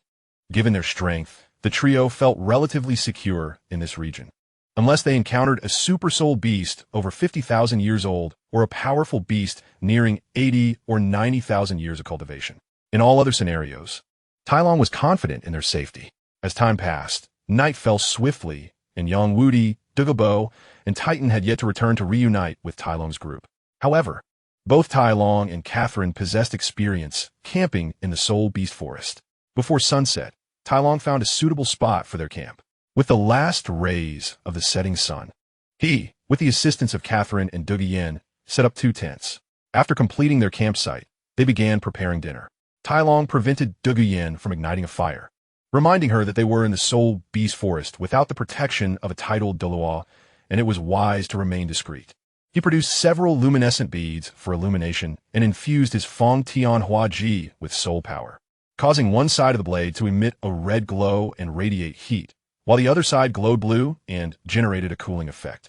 Pointing to the red glow, Tai Long instructed Dugu Yin not to light a fire, but to use the weapon for cooking instead. After setting up a makeshift grill, he directed Catherine and Dugu Yin to heat the food, while he maintained the temperature of the Feng Tian Hua Ji with his soul power. The trio hastily prepared their meal using Tai Long's weapon, completing their dinner quickly. Tai Long then asked Catherine and Dugu Yin who would take the first watch, suggesting that they could watch together and wake him later to switch shifts. After giving a few more instructions to Catherine, Tai Long retreated into his tent. However, instead of sleeping, he sat cross-legged and began to meditate. In a place like the Stardow Great Forest, Tai Long could not afford to be complacent. Even when with his grandfather, he had never considered sleeping in such a perilous location. Moreover, with Catherine and Dugu Yin on watch, it wasn't a matter of trust, but rather a responsibility to safeguard his own life. Jianana, look at him. How outrageous. He actually expects us to keep watch while he goes to sleep. Dugu Yin fumed upon seeing Tai Long enter his tent.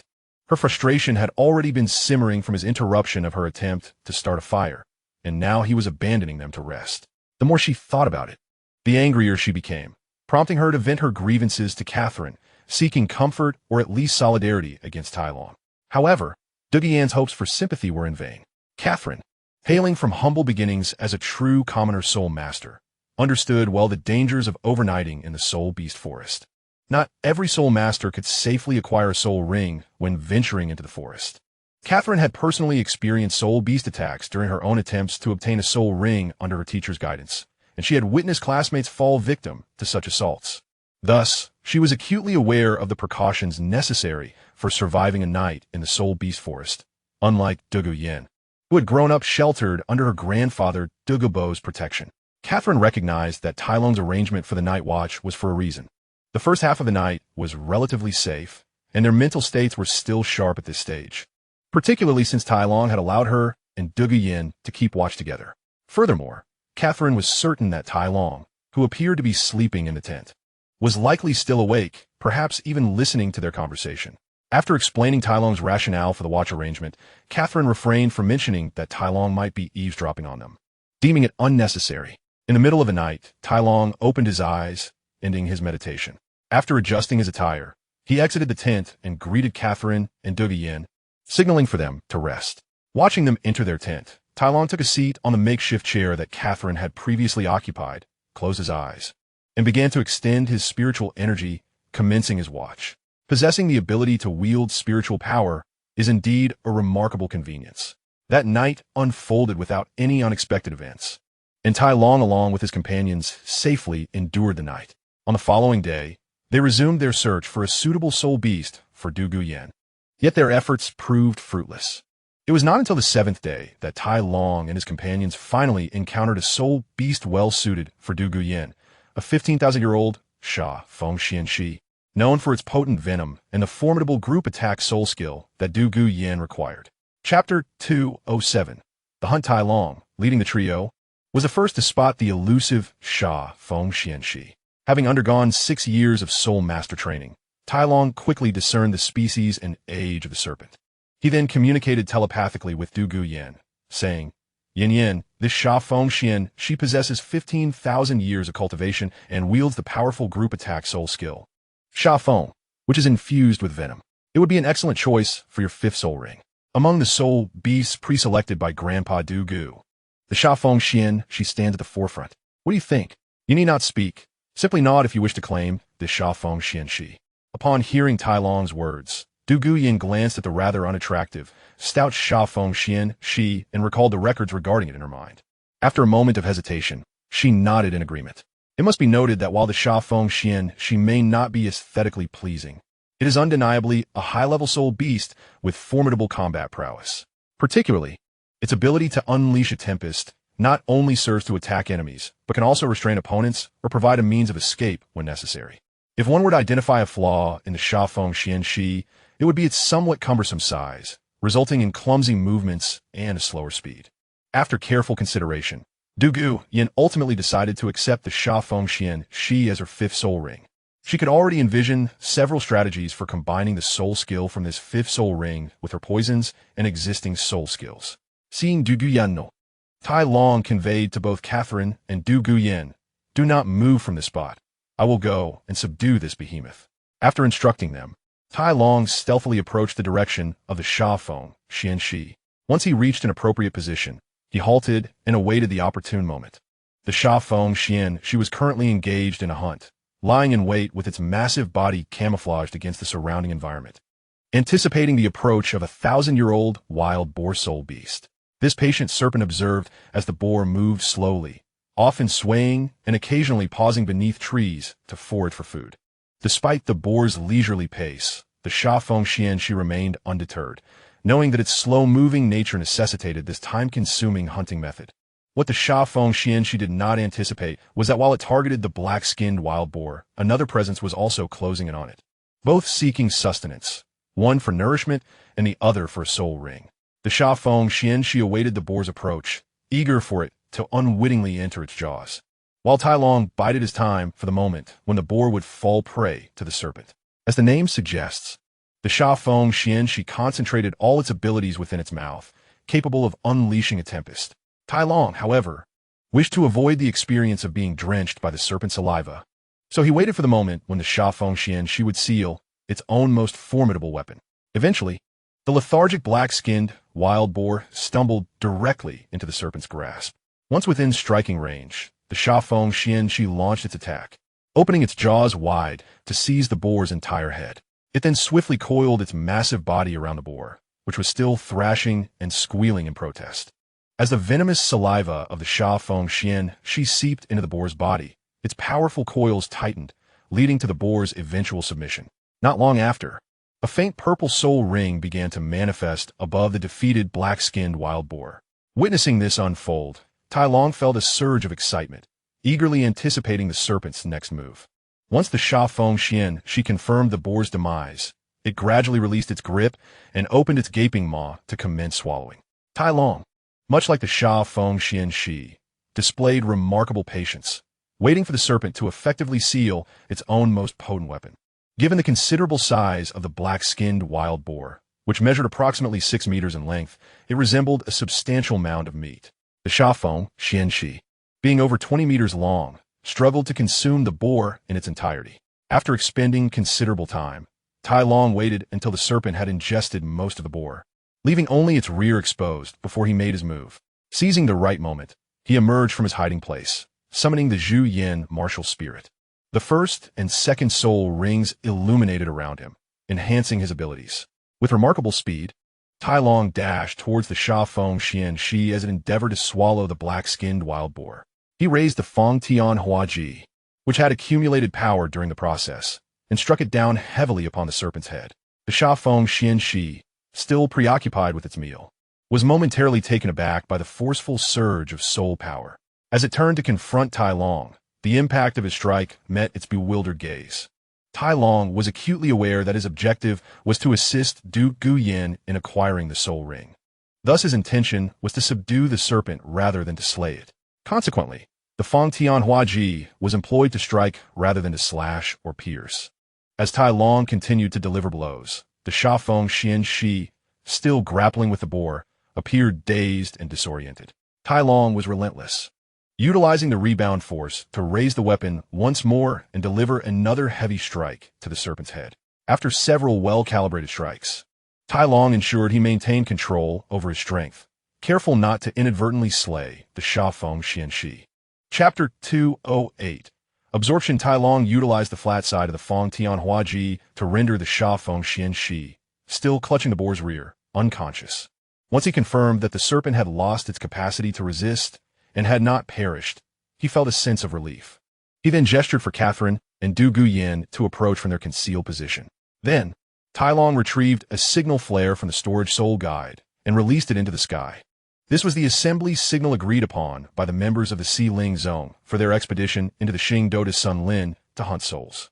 Yin Yin, would you prefer to eliminate this Sha Feng Xian Shi now, or shall we wait for your grandfather to arrive and deliver it? Tai Long inquired of the approaching Dugu Yin. I suppose we should wait for a moment until my grandfather arrives. Dugu Yin hesitated, uncertain how to proceed, instinctively seeking her grandfather's counsel. However, she was also aware that such indecision within the Xingdou de Senlin was somewhat irresponsible, hence her cautious demeanor while speaking. Very well. I have just dispatched the assembly signal. Let's bide our time. Tai Long nodded in agreement, finding no surprise in Dugu Yan's choice, as it aligned with his recollection of her character. In truth, Tai Long's confidence in his own strength provided him with the assurance to control the 15,000-year-old Sha Feng Xianxi. The trio waited for approximately half an hour, during which the Sha Feng Xianxi regained consciousness momentarily, only to be subdued once again by Tai Long's vigilant strike. Tai Long soon spotted a figure soaring through the sky, drawing closer in his direction, and sensing the presence of Yang Wudi. He unleashed a powerful surge of soul power to signal his location. Upon seeing the signal flare, Yang Wudi, Dugubo, and Titan were puzzled as to the purpose of Tai Long's signal, wondering what perilous situation had befallen him and his companions, and hastened towards the source of the signal. Yang Wudi, being the closest, arrived first and immediately sensed the fluctuations of Tai Long's soul power, adjusting his course towards the trio's location. Is this the Sha Feng Xianxi? Such soul beasts are quite rare. Upon arrival, Yang Wudi's gaze fell upon the massive form of the Sha Feng Xianxi, and being familiar with toxins, he instantly recognized the soul beast. Grandfather Yang, our luck seems fortuitous today. We have encountered this Sha Feng Xianxi. I believe this magnificent creature would be quite suitable for Yin Yin. After receiving her confirmation, I shall proceed to subdue it. Tai Long smiled as he briefly recounted his experiences and the reason for the signal flare to Yang Wudi. Yes, this Sha Feng Xian, she has existed for 15,000 years. Both its age and attributes make it an excellent candidate for Yin Yan's fifth soul ring. However, we shall wait for her grandfather to arrive for a proper assessment. Yang Wudi affirmed Tai Long's choice after observing the Sha Feng Xian, and did not make a decision for Dugu Yin. Tai Long, your timing is impeccable. Although the Sha Feng Xianxi is formidable, it has essentially made itself a target while preoccupied with its meal, rendering it vulnerable, Yang Wudi noted. Having noticed the creature still clutching the rear end of a black-skinned wild boar, quickly deducing how Tai Long had managed to subdue it, and he praised Tai Long's astute tactical choice. As Tai Long and Yang Wudi engaged in conversation while awaiting Titan and Dugubo's arrival, Tai Long felt less compelled to be vigilant over the Sha Feng Xianxi and the surroundings now that Yang Wudi had joined them. Old Yang, you certainly arrived swiftly. Shortly thereafter, Titan landed, casting a glance over the situation and deducing what had transpired. He greeted Yang Wudi cheerfully. It seems I am the slowest. Dugubo arrived last, having exerted significant effort in searching for a suitable soul beast for Dugu Yin. As the farthest from the trio, he had been moving in the opposite direction. Ha, Dugu. Take a look at that magnificent creature. It would serve as an excellent fifth soul ring for Yin Yin, wouldn't it? Titan remarked, his spirits high as he pointed towards the still unconscious Sha Feng Xianxi. Titan's delight stemmed not only from finding an appropriate soul ring for Dugu Yin, but also from the prospect of subsequently seeking suitable soul rings for Tai Long and Katrina. The Sha Feng Xianxi is indeed a rare soul beast. Excellent, quite suitable. Dugubo expressed his joy upon seeing the 15,000-year-old Sha Feng Xianxi, having searched extensively without finding a satisfactory soul beast. Yin Yin, this soul beast shall be yours. It is perfectly suited to become your fifth soul ring. Dugubo retrieved a dagger laced with potent toxins from his storage soul guide and handed it to Dugu Yin, gesturing for her to deliver the final blow to the Sha Feng Xianxi. All right. Dugu Yin accepted the dagger and approached the still unconscious Sha Feng Xianxi. With deftness, she plunged the dagger into its eye and crushed its brain, ensuring the creature departed this world in its slumber. Shortly thereafter, a black soul ring emerged from the Sha Feng Xianxi, hovering above its body and emanating the oppressive aura of a 10,000-year soul ring. Dugu Yin took a few deep breaths to calm her excited heart, then sat down to adjust her state before beginning to absorb the soul ring. Using her soul power, Dugu Yin guided the formidable black soul ring above her head, officially commencing the absorption of her fifth soul ring. Dugubo watched anxiously, keeping a close eye on Dugu Yan's condition. Titan observed Dugubo's tension during Dugu Yan's soul ring absorption and, after patting Dugubo's shoulder, reassured him, rest assured. This 15,000-year-old Sha Feng Xian, Shi Soul Ring falls well within Yin Yan's capacity for normal absorption. Moreover, she has consumed numerous spirit-nourishing elixirs in recent years, so her mental fortitude should pose no issues. You speak as if you were not once anxious yourself.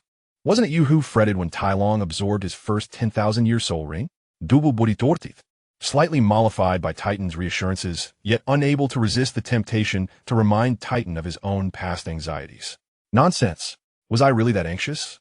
Titan protested, feeling displeased that Douluo would expose his past concerns in front of his grandchildren after offering him comfort. Had Douluo not been in the midst of absorbing her fifth soul ring, Titan might have been inclined to express his irritation more physically. Enough, enough. You two are grown adults. Quarreling before the younger generation will only provide them with fodder for laughter. Yang Wudi interjected before Titan and Douluo could escalate their disagreement, managing to restore calm among them as they awaited Douluo's completion of her soul ring absorption. The crowd gazed at the black soul ring floating above Douluo's head, which slowly solidified and enveloped her, synchronizing with her existing 4 soul rings. The 5 rings, yellow, purple, and black, swirled around Douluo, signifying her identity as a soul king. After absorbing the first soul ring, Douluo did not rise immediately. As the absorption progressed, her soul power began to surge violently, breaking through the barriers of her cultivation level, ascending from level 50 to 51 in no time. However, once she reached level 51, the rate of her soul power increase began to decline, ultimately failing to reach level 52. Grandfather, I have succeeded. I am now a soul king. Douluo exclaimed to Douluo, her delight evident as she stabilized her newly acquired soul power. Excellent, excellent.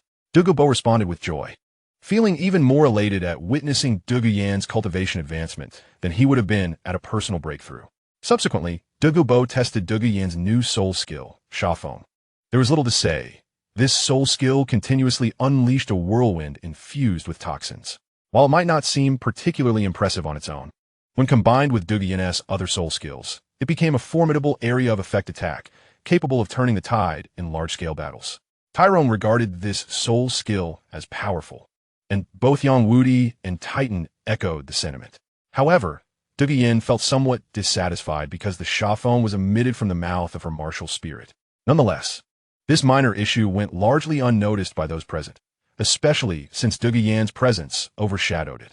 With Douluo's soul rings resolved, the next task was to find suitable soul beasts for Katrina and Tyrone.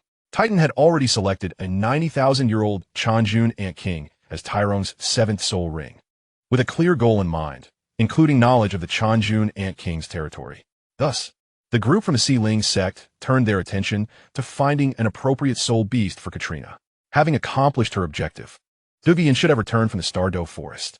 However, since the Xiling sect intended to venture deeper into the forest, where the soul beast would be increasingly formidable, Douluo insisted on accompanying them. Douluo agreed, reasoning that escorting Douluo out of the Stardow Forest would be a waste of time. Consequently, Douluo joined Douluo and the trio of Tyrone, understanding the dangers that lay ahead in the depths of the forest. Yang Wudi and Titan continued their separate searches for suitable soul beasts. For days later, Douluo noticed a signal flare in the sky. Instantly, he took flight to ascertain the approximate location of the signal, discovering it was not far from their position. He swiftly relayed this information to Tyrone and the others, leading them toward the signal's source. Due to Douluo's relatively slow pace, Tyrone suggested, "Grandfather Douluo, please take Yin with you. This way, we can move faster." Douluo shot a displeased glance at Tyrone, but silently quickened her speed. Observing this, Douluo chose not to comment and instead gently urged Douluo, along with Katrina, to accelerate their pace. Initially, Tyrone remained unaware of Douluo's subtle maneuvering, but as their speed increased, he soon caught on. Unsure of how to respond, Tyrone found it amusing that even in a group of elders, there were still moments of jealousy. Now feeling the strain of keeping up with Douluo, Tyrone decided to expend his soul power to enhance his speed, realizing they were nearing their destination. Douluo, witnessing this, rolled her eyes, while Katrina suppressed a smile at Tyrone's flustered pace. Douluo, remaining silent, further increased his speed, almost ready to take flight. Thus, the 4 of them engaged in a peculiar race towards the signal's origin. Soon, Tyrone sensed the fluctuation of his grandfather's soul power, and upon assessing the distance, he no longer held back, channeling his soul power into his legs, surpassing Douluo, who had been leading the way. That little rascal. Douluo chuckled, feeling playful. He then decided to abandon the race, taking Douluo and Katrina into the air, flying directly towards Titan's location. Tyrone, noticing the surge of soul power above him, glanced up to see Douluo taking off without any regard for the rules. Chapter 210. Discussion. When Tyrone arrived at the meeting point, the others had already gathered. There was little to discuss. After all, those in the sky had left him, running on the ground in their dust. Grandfather, Uncle Yang, Tyrone greeted Titan and Yang Wudi before his gaze fell upon a large fox beneath Titan's foot. Upon closer inspection, he recognized the unconscious creature, with its sleek black fur and blue-white markings on its forehead, as a 40,000-year-old electric shadow fox. This particular soul beast was an anomaly among foxes. While most were known for their charm and control, the electric shadow fox specialized in speed and stealth. Katrina, with her white fox martial spirit, was ideally suited for this 40,000-year-old electric shadow fox, which aligned with her agile attack strategy. However, Tyrone felt its age was somewhat lacking and noted the absence of a powerful soul skill. Nevertheless, he refrained from making a decision on Katrina's behalf and instead looked at her with an inquiring expression. Taking note of Tyrone's subtle actions, Titan addressed her. Nana, this is the 7th soul ring I have selected for you. What do you think? Thank you, grandfather. This electric shadow fox suits me perfectly. I will choose it as my 7th soul ring. Katrina expressed her satisfaction with the choice, disregarding Tyrone's concerns about its age. Unlike Tyrone, who possessed physically superior strength compared to other soul masters, Katrina's mental prowess was nearly on par with that of a Dalu. Though her physical strength was only marginally above that of a typical soul master, Katrina was quite pleased with the electric shadow fox, especially due to its compatibility with her martial spirit and combat style. As the 7th soul ring, the soul skill of the soul beast itself was not of paramount importance, as the effects of the 7th soul ring would largely derive from the true form of her martial spirit. The reason for this assertion lies in the theoretical exceptions. If a soul master were to acquire a 100,000-year soul ring for their 7th, the resulting soul skill would extend beyond merely the true form of their martial spirit. A 100,000-year soul ring, while known to possess 2 soul skills, would lead to intriguing outcomes should it be the 7th soul ring. Returning to the main topic, since Lina has confirmed her intention to absorb the 4,000-year-old electric shadow fox as her 7th spirit ring, Talon will not voice any objections and will obediently step aside to guard Lina during the absorption process. With a flick of her wrist, a dagger materializes in Lina's hand. She approaches and deftly plunges the dagger into the back of the still unconscious electric shadow fox. Lina skillfully crushes the brain matter of the electric shadow fox, and after withdrawing the dagger, she meticulously wipes the red and white substances off, ensuring that no foreign material taints it before making the dagger vanish again. Talon, with his keen eyesight, notices that Lina has concealed the dagger within her sleeve rather than placing it in a storage soul guide. The others present exhibit little reaction to Lina's elusive dagger technique, though Douluo shows evident interest, her face reflecting eagerness. Lina's decisive act of shattering the brain matter concludes the life of the electric shadow fox, and from its lifeless body, a pitch-black spirit ring radiating a potent wave of spirit power emerges, hovering above its corpse, accompanied by an overwhelming aura of pressure. However, the oppressive force of a 4,000-year spirit ring fails to instill any sense of dread in the gathered individuals, save for Douluo. Douluo raises a wall of spirit power in front of Douluo, effectively isolating her from the oppressive energy. Lina steps back a few paces, finding an appropriate position to unleash her martial spirit. The white fox martial spirit instantly envelopes her, with 6 spirit rings of yellow, purple, and black swirling around her in a rhythmic dance. Lina sits cross-legged, beginning the process of absorbing her 7th spirit ring. The obsidian spirit ring is drawn by Lina's spirit power, levitating above her head, and waves of tumultuous spirit energy emanate from it, which Lina must resist with her own spirit power. Talon remains vigilant, observing Lina's calm demeanor, which lacks any signs of struggle or discomfort, alleviating his final concerns. Spotting Yang Wudi, Douluo, and Titan engaged in conversation, Talon approaches them. The trio continues their discussion without pausing, and Talon listens intently, gleaning insights into their deliberations regarding himself, Lina, and Douluo, with both Lina and Douluo having obtained their spirit rings. Their objectives for this journey are fulfilled, rendering their continued presence in the Qingdao forest unnecessary. The next step involves Talon acquiring his 7th spirit ring, targeting the formidable 9,000-year monarch ant. The location of the monarch ant's territory is well known to Yang Wudi, Douluo, and Titan, as they had previously witnessed the demise of 2 9,000-year monarch ants at the hands of the Four Spirits sect. The monarch ant's territory lies deep within the Qingdao forest, nearly at its core, where every spirit beast is of high level and formidable strength. While the outskirts of the core area may be manageable, the core itself is essentially a forbidden zone for human spirit masters. Although Kaisi Lina and Dugu Yin are currently safe, venturing further poses significant risks. Thus, the trio of titled Daluos, Yang Wudi, Douluo, and Titan convene to devise a plan to escort Kaisi Lina and Dugu Yin out of the Qingdao forest, while Talon alone ventures deeper to hunt for the 9,000-year monarch ant. They await Kaisi Lina's completion of her 7th spirit ring absorption before Douluo will escort Kaisi Lina and Dugu Yin from the forest. In Chapter 111, the young boy, Douluo, conveys this decision to Dugu Yin, who, being a sensible individual, nods in agreement after hearing his explanation. Kaisi Lina is nearing the final stages of absorbing her spirit ring. The pitch-black spirit ring gradually solidifies and encircles her, harmonizing with her other 6 rings. As her cultivation level ascends from level 70 to 71, she transforms into a soul sage. Once she stabilizes her suddenly increased spirit power, a joyful smile graces her face as she stands to share her elation with Talon. Talon, equally delighted, informs Kaisi Lina of the decision made by Yang Wudi, Douluo, and Titan, to which Kaisi Lina expresses no dissent. Now that she has successfully absorbed her spirit ring, her purpose for this journey is fulfilled, and it is time for her and Dugu Yin to depart the Qingdao forest. However, just as Douluo prepares to take Kaisi Lina and Dugu Yin away, Dugu Yin presents a new perspective. She argues that as a soul sage, Kaisi Lina has become a formidable force, and as a soul king herself, she is not weak. As long as they avoid the core area of the Qingdao forest, they possess the ability to protect themselves. Consequently, since both she and Kaisi Lina can ensure their own safety, it is unnecessary for her grandfather Douluo to escort them out. Talon requires stronger assistance to venture deeper into the forest for his spirit ring. Recognizing that Dugu Yin is his precious granddaughter and must not encounter any unforeseen dangers. Ultimately, due to Dugu Yin's status as Douluo's beloved granddaughter, the negotiation concludes with her victory.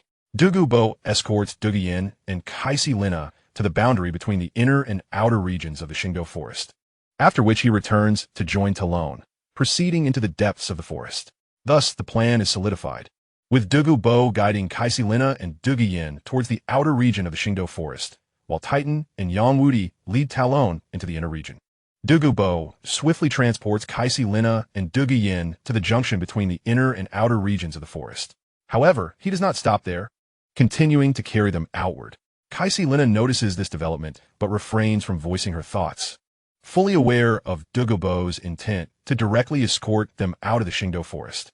Yet, Douluo's plan does not unfold smoothly, as Dugu Yin soon recognizes the situation, leading to a series of discussions during which Douluo ultimately allows Dugu Yin and Kaisi Lina to disembark.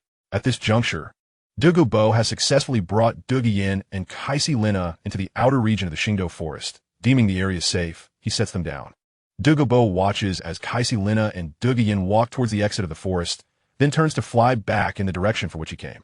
Meanwhile, Dugu Yin and Kaisi Lina engage in light-hearted conversation as they proceed toward the exit, all the while maintaining a vigilant awareness of their surroundings. After walking for over an hour, the two individuals found a suitable place to pause. The weather remained rather warm today, and Catherine and Dugu Yin decided to sip some water and take a brief respite before resuming their journey. Once they gathered their strength, Catherine and Dugu Yin set forth again, and it was then that Dugu Yin noticed a small boy hidden by the bushes. "Sister Nana, look over there. Isn't that a child?"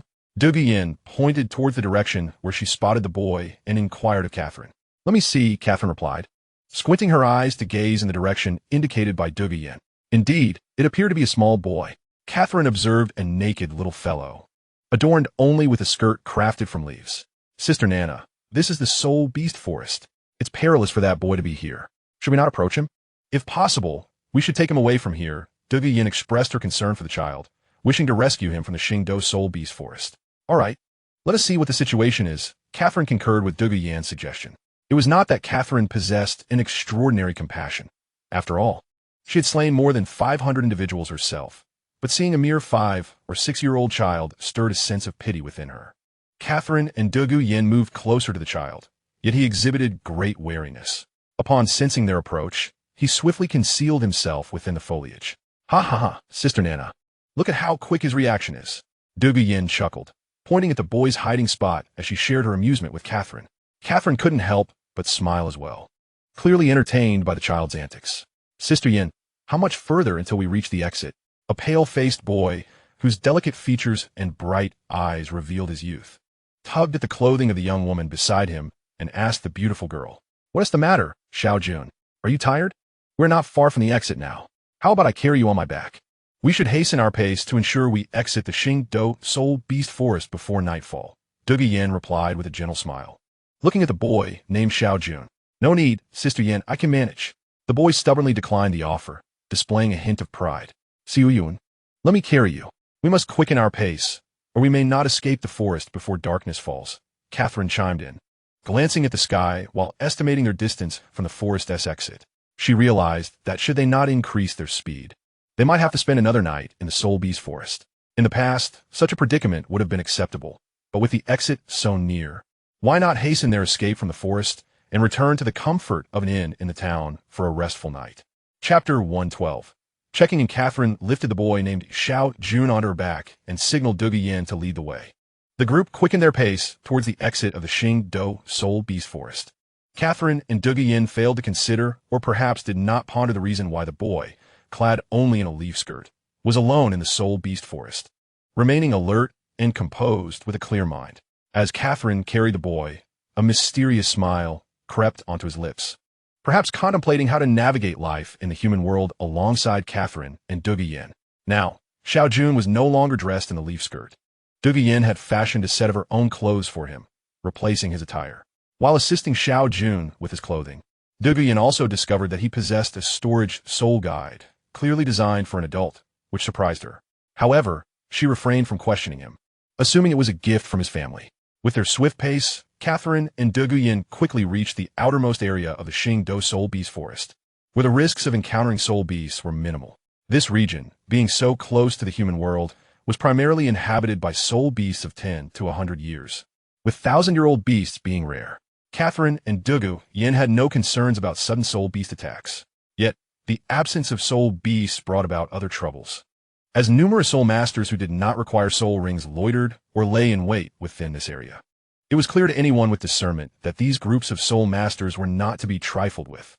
They often targeted unaccompanied, weaker soul masters, offering their protection services, which was merely a euphemism for robbery.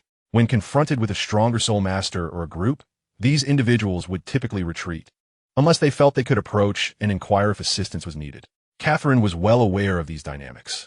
Thus, she and Dugu Yin released their martial spirits and soul rings, unabashedly displaying their titles of Soul King and Soul Saint, signaling to others that they were not to be trifled with.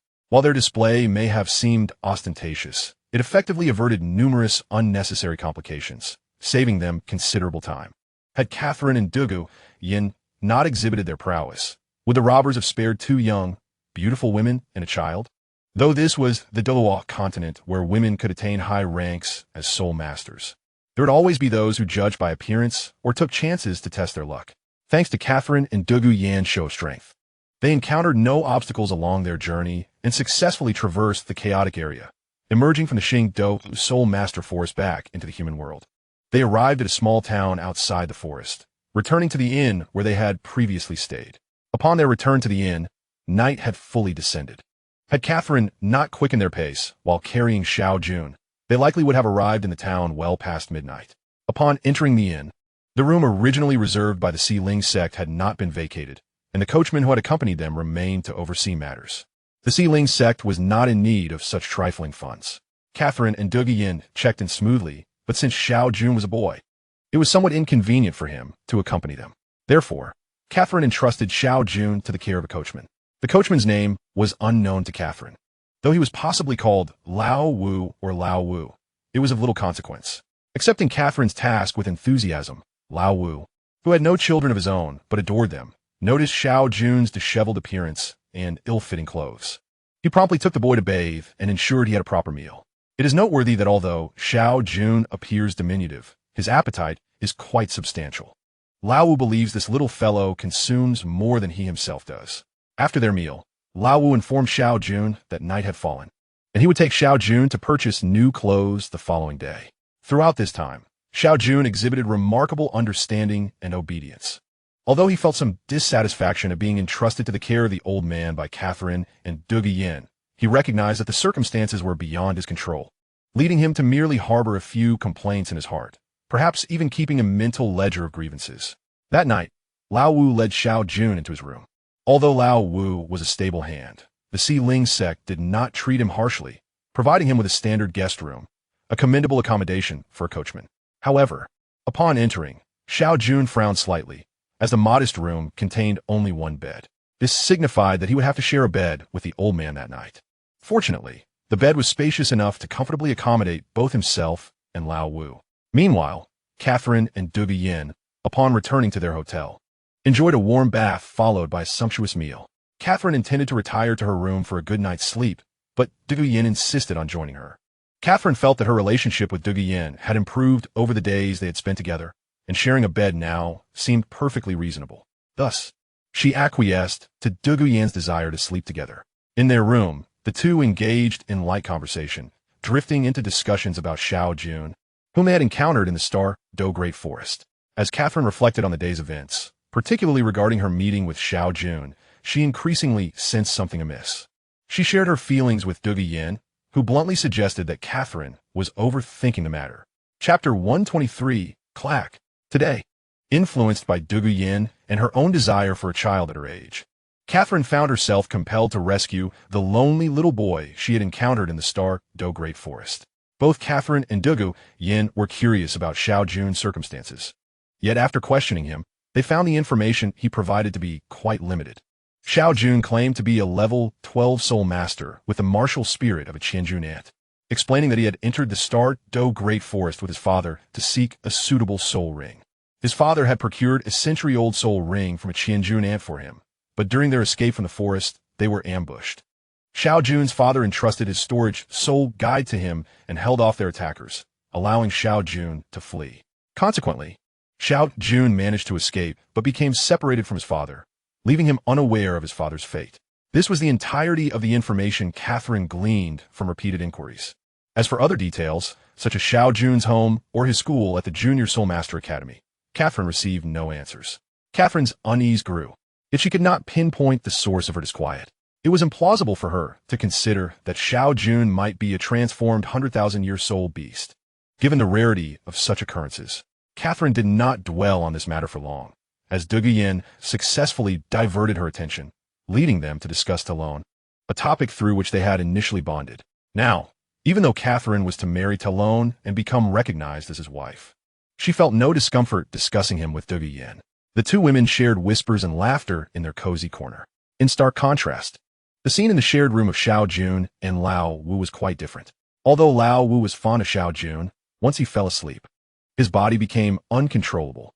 Lao Wu's snoring echoed like a wild boar's call, tormenting Xiao Jun, who yearned for a peaceful rest. Xiao Jun, however, was not merely a human child. He was the Qianjun Ant Emperor, a 100,000-year soul beast. Having witnessed the brutal slaying of his two brothers by human soul masters, he harbored a desire for vengeance. These brothers had been his kin for millennia, and their violent deaths had sown the seeds of hatred deep within him. Now, having drawn upon the final gifts left by his brothers, Xiao Jun successfully transcended a critical barrier, standing at the pinnacle of the soul beast hierarchy as a 100,000-year soul beast. Yet, he understood that achieving his revenge would be no easy feat thus. The newly transformed Qianjun Ant Emperor contemplated another path of cultivation, human transformation. This metamorphosis would not simply bestow power, it would conceal it, allowing the latent strength to recover and accelerate his growth in tandem with human development. To honor his brothers and to acquire greater strength, he resolutely chose to take human form and embark on the path of a human soul master, becoming the Xiao Jun we know now. Now, As Xiao Jun witnessed powerful soul masters venturing into the heart of the Douluo Great Forest to hunt, he, having lost the formidable strength of a 100,000-year soul beast, opted to avoid confrontation. Moreover, for the sake of his own training, he decided to leave the Douluo Great Forest and integrate into human society. Initially, Xiao Jun intended to stealthily slip into the human world and find a secluded corner to hide for decades until his powers were restored, enabling him to seek vengeance against his former foes. However, plans often fail to keep pace with reality. After departing his territory, Xiao Jun faced attacks from other soul beasts. Just as he was about to escape the chaotic region of the Douluo Great Forest, he encountered some thugs blocking his way. One of them, noticing the storage soul guide on Xiao Jun, aimed to kill him and seize it. Nevertheless, Xiao Jun managed to escape, taking refuge not far from the tumultuous zone, waiting for an opportunity to pass through. Simultaneously, as a newly formed human, Xiao Jun understood a fundamental truth: the law of the jungle, where the weak are devoured by the strong, also governed human society. It soon became evident to Xiao Jun that survival in the human realm would not be easy. His encounter with Catherine and Douluo, whom he perceived to be only soul saints, led him to approach them. Now, as he followed Catherine and Douluo, he successfully traversed the treacherous area he had previously been unable to cross, further solidifying his resolve to align himself with these two powerful allies. The snoring of Lao Wu, akin to the call of a black-skinned wild boar, abruptly disrupted Xiao Jun's thoughts, pulling him back from dreams of a promising future into the harsh, cold reality. The thunderous snoring of Lao Wu was proving to be unbearable for Xiao Jun, who found it impossible to sleep. Under normal circumstances, Xiao Jun would have likely resorted to devouring the individual, disturbing his rest, but the current situation demanded a different approach. He aspired to align himself with the formidable women, Kaisalina and Du Guyen, which meant he could not resort to casual violence. Moreover, he had to convincingly act like an ordinary human child. Yet, the cacophony of Lao Wu's snoring was intolerable, prompting Xiao Jun to spring from his bed and nimbly leap to the floor. For a considerable time, Xiao Jun attempted various locations within the room, but the outcome remained the same. No matter where he positioned himself, the deafening snoring of Lao Wu persisted. With a decisive move, Xiao Jun stealthily opened the door to Lao Wu's room, stepped into the corridor, and quietly closed the door behind him. In that moment, he felt the world around him fall into a serene silence. Thus, he chose not to return, opting instead to sit cross-legged in the corridor, closing his eyes in meditation to hasten the restoration of his powers. Chapter 114. Trouble due to the incessant snoring of Lao Wu. Xiao Jun had retreated to the corridor outside their room, where he spent the night meditating. The following day, Lao Wu awoke early and stretched, only to suddenly realize that the little one entrusted to his care by the young mistress was missing. Hastily, he leaned over the edge of the bed, hoping to find Xiao Jun, who had fallen off. However, there was no sign of him at the foot of the bed. Alarmed, Lao Wu hurriedly dressed and opened the door, intent on searching for Xiao Jun. To his surprise, as soon as he opened the door, a shadow darted into the room. Studying Lao Wu, he instinctively tapped into his youthful agility, retreating several steps to create distance. A thud followed, accompanied by the sound of something heavy hitting the ground, and a pained cry emerged from the shadow. Curious about the commotion, Lao Wu glanced outside to identify the source of the disturbance. Was it the very child he sought? Kid, why did you wander outside? Was the bed too big for you? Upon recognizing Xiao Jun, Lao Wu's initial worry transformed into irritation, and his tone reflected his displeasure.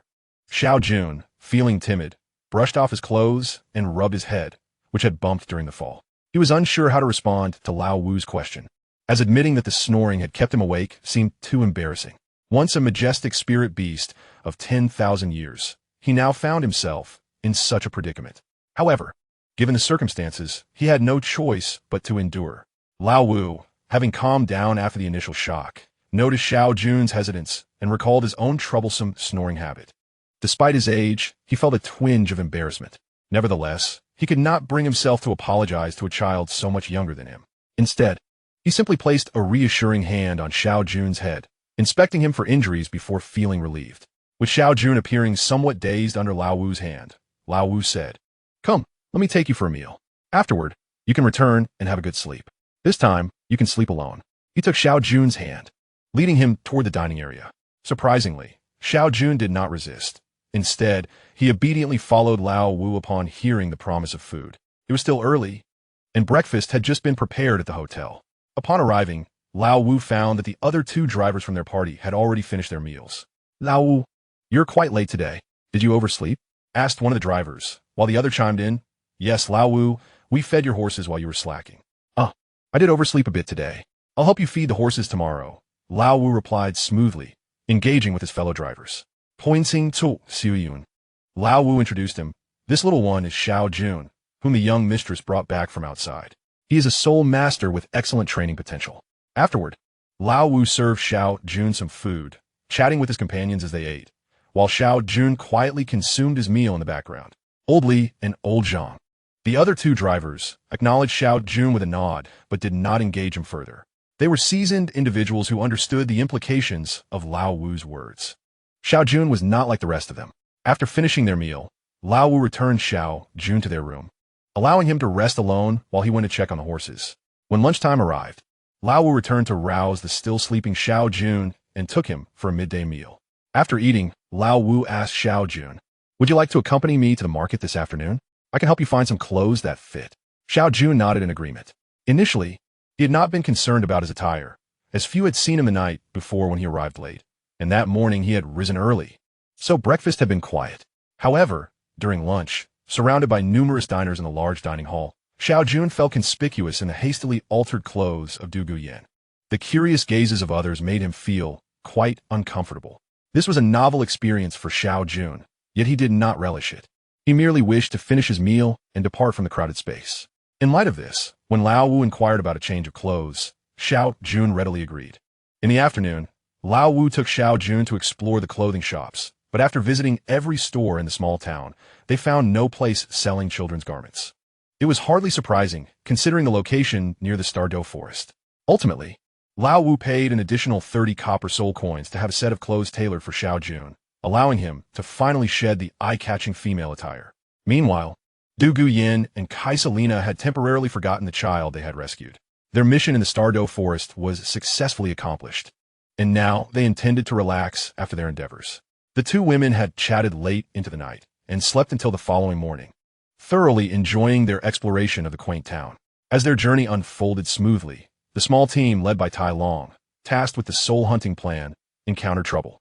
After Du Gubo had sent Kaisalina and Du Guyan on their way, Tai Tan and Yang Wu Di, along with Tai Long, headed toward the heart of the Stardow forest, specifically the territory governed by the Qi Jun Ant Emperor. However, not long after entering the core area, they ran into a group of soul masters also seeking to hunt souls. In theory, when two distinct teams encounter one another within the Qingdao Great Forest, they should ideally avoid confrontation, either by keeping their distance or, if acquainted, by collaborating in the hunt for souls. At the very least, they ought to refrain from interfering with one another. Chapter 115, The Encounter. However, the group from the Xiling Zone has found themselves in a rather exceptional situation, having come across a soul-hunting team from the Wuhan Dian. The relationship between Xiling Zone and Wuhan Dian is well known among the majority of soul masters on the Douluo continent, which leaves only two possible outcomes when members of Xiling Zone and Wuhan Dian meet in the Qingdao Great Forest.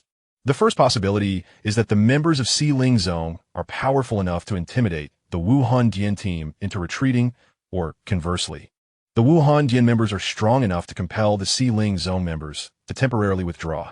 Yet, what the Wuhan Dian seeks is not merely to avoid confrontation, but to ensure that the Xiling Zone's soul-hunting team does not interfere with their operations, thereby wishing for them to vacate the Qingdao Great Forest. Such a domineering demand. Titan, despite his usual demeanor, shows discomfort with the brusqueness of their words. While the leader of the opposing team possesses only the strength of a soul Douluo, accompanied by 3 soul saints, Titan believes he can eliminate them single-handedly if he were to unleash his full power. He turns to his grandfather and exchanges glances with Titan, silently inquiring if they should take action. However, the response from his grandfather is to hold back for the moment. Titan is puzzled by his grandfather's unusual restraint. Under normal circumstances, his grandfather's fiery temper would have already dealt severe consequences to the opposing team. Yet, there must be a reason for this abnormality. Titan, noting his grandfather's unusual reaction, decides against immediate action and patiently waits. Are you not coming out? How long do you intend to hide? He muses, Suddenly, a shadow materializes, swiftly blocking the pressure emanating from Titan towards the four members of Wu Handian. This figure, cloaked in darkness, smirks and retorts at Titan with derision. Simultaneously, an equally formidable pressure emanating from the cloaked figure bears down upon Titan. Caught off guard, Titan had not anticipated that the opposing Douluo would direct their focus towards him. Just as he prepares to withstand this formidable force, Yang Wudi, who had remained passive until now, places a hand on Titan's shoulder and steps in front of him, shielding him from the oncoming pressure of the Wu Handian's Douluo. Yang Wudi, no longer suppressing his own imposing aura, releases a pressure laced with sharpness, combining forces with Titan to confront the cloaked Douluo from Wu Handian. In this 2-against-1 scenario, the Ling zone appears to have the upper hand. Nonetheless, both Yang Wudi and Titan remain vigilant, while Titan has already quelled any sense of pride, maintaining a constant watch over their surroundings. Titan had been genuinely intimidated by the cloaked Douluo, having previously activated his spiritual force to probe the area. Nevertheless, he had failed to detect any trace of the cloaked figure until they revealed themselves within a mere 40 to 50 meters distance. This encounter serves as a stark reminder to Titan of the multitude of powerful beings that inhabit the Douluo continent, many of whom have met their demise due to arrogance. As Titan contemplates this revelation, Yang Wudi and Titan continue to stand firm against the black-robed Douluo. From Titan's perspective, it is evident that the opposing cloaked Douluo possesses greater power than their own two Douluo. Our Wu Handian is currently engaged in a soul ring hunting operation. I kindly request that the two members of Ling Zone grant us some leeway, the black-robed figure states, their voice hoarse and chilling, cutting through the tension in the air. Completely disregarding Titan, the figure's words are directed solely towards the two experienced members, prompting Titan to take note of this slight. Is Wu Handian not being a touch too overbearing? The Xingdou Soul Beast Forest does not belong to you alone. You may hunt as you please. But who says we cannot enter? Titan boldly retorts, showing no deference to the Wu Handian. Meanwhile, Yang Wudi, ever more direct, activates his first and third spirit rings, causing the Break Soul Spear to radiate a crimson glow, indicating his readiness for combat. Yang Wudi's animosity towards Wu Handian runs deep, particularly due to the loss of his younger brother, Yang Wushuang, at the hands of Wu Handian during a past conflict with the Haotian sect. Now that the opposing Douluo stands isolated, Yang Wudi is eager to join forces with Titan to ensure this foe never departs from the Xingdou Great Forest. Calm down, old Yang. There cannot be only one of them. Titan senses Yang Wudi's rising bloodlust and quickly telepathically urges him to remain composed. Titan is reluctant to engage in combat, especially with Titan still present. The thought of his grandson, Titan, prompts Titan to glance back. Realizing that Titan has already donned the newly forged dragon scale golden armor and is armed with the Fong Tianji, his martial spirit fully integrated. Recognizing the gravity of the situation, Titan prepares himself early, determined not to hinder his grandfather Titan and Yang Wudi. Had he not feared the possibility of another soul lurking nearby, capable of evading his spiritual probing like the previous cloaked figure, Titan might have already retreated strategically to provide his allies with room to fight. Chapter 116, The Standoff. Titan is acutely aware of his own capabilities. Although he has never faced a Douluo in combat, he has been surrounded by several powerful Douluo, allowing him to discern the vast disparities in strength through their interactions. Thus, when Titan turns to see his grandson prepared for battle, clad in armor and holding a weapon, he is momentarily taken aback. Grandfather, you need not worry about me. I can handle that Douluo and the 3 Soul Saints, Titan declares with unwavering confidence, assured in his ability to confront the 4 members of Wu Handian. Little Long, do not act recklessly. Assess the situation, and if it becomes unfavorable, withdraw at once. Titan advises, a mix of concern and surprise in his voice at his grandson's boldness. Has this young man truly reached such a level of strength? The pace of advancement is indeed swift. Regarding Tai Long's earlier mention of being able to confront a Douluo from the Wuhuan Hall and 3 Soul Saints, Titan certainly does not believe that Tai Long is jesting. Furthermore, Titan's observation of Tai Long's demeanor indicates that he possesses genuine confidence.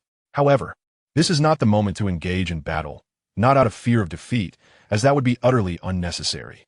Both parties have ventured into the Stardow Forest to hunt for soul rings, and they are both targeting the core area of the Soul Beast Forest, even deploying tidal Douluo for assistance.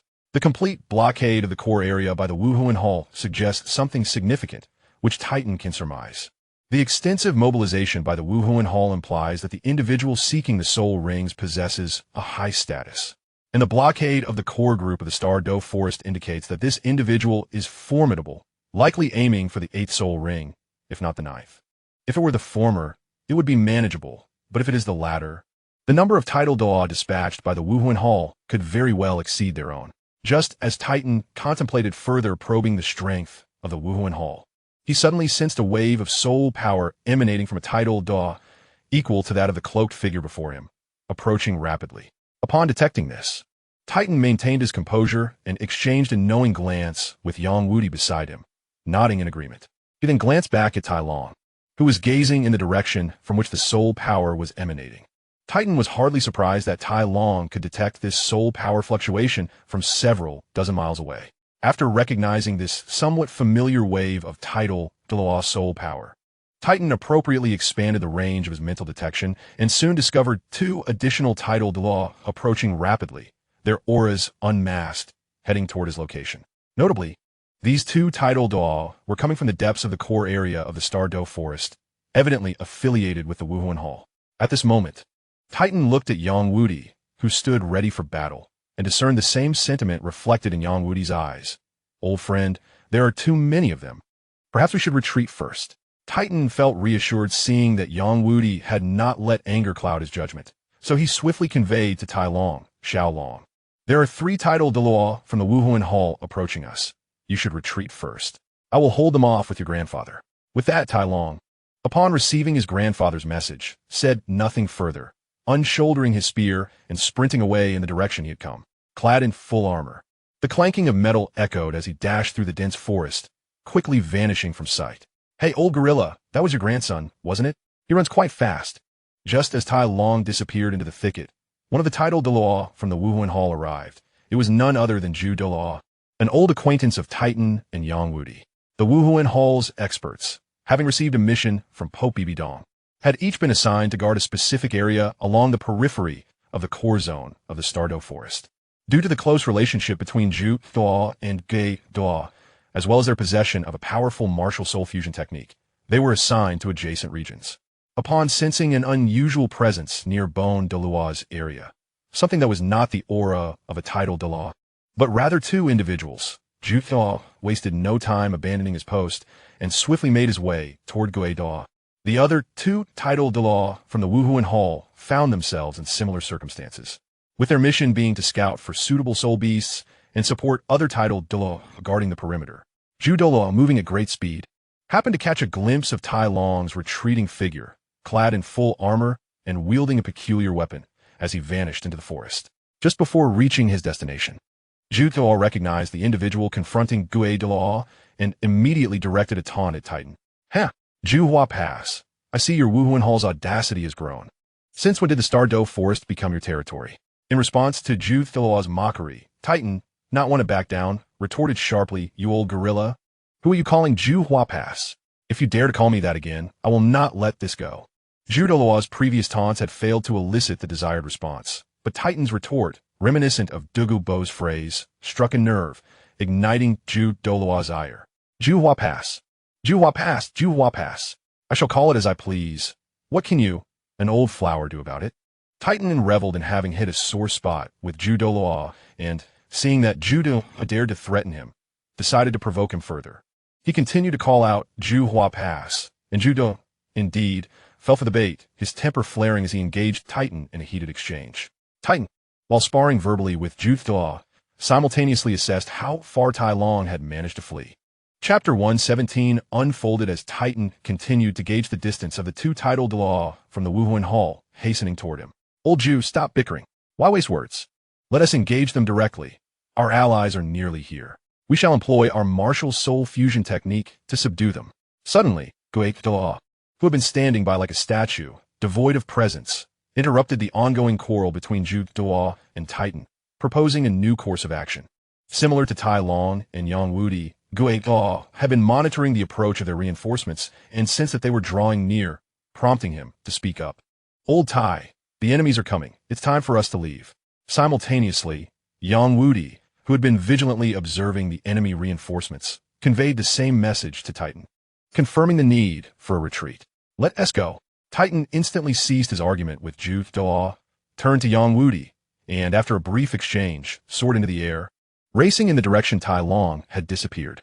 Yang Wudi followed suit, and the two swiftly departed before Zhu Douluo and Guido could unleash their martial soul fusion technique. Pursue. Zhu Douluo, having just received Douluo's message, readily agreed, his resolve firm to ensure that this loquacious old gorilla would not escape unscathed. However, at that moment, Titan and Yang Wudi had already made their exit, leaving Zhu Douluo feeling quite unsatisfied. After enduring such a torrent of insults, seeing the adversaries flee without consequence was intolerable. Zhu Douluo, witnessing Titan and Yang Wudi's retreat, called out to pursue them, and without hesitation, took to the skies in pursuit of their departing figures. Observing this, Guido intended to remind Zhu Douluo that their mission was to guard this area and prevent any intrusions that might allow the target soul beast to escape.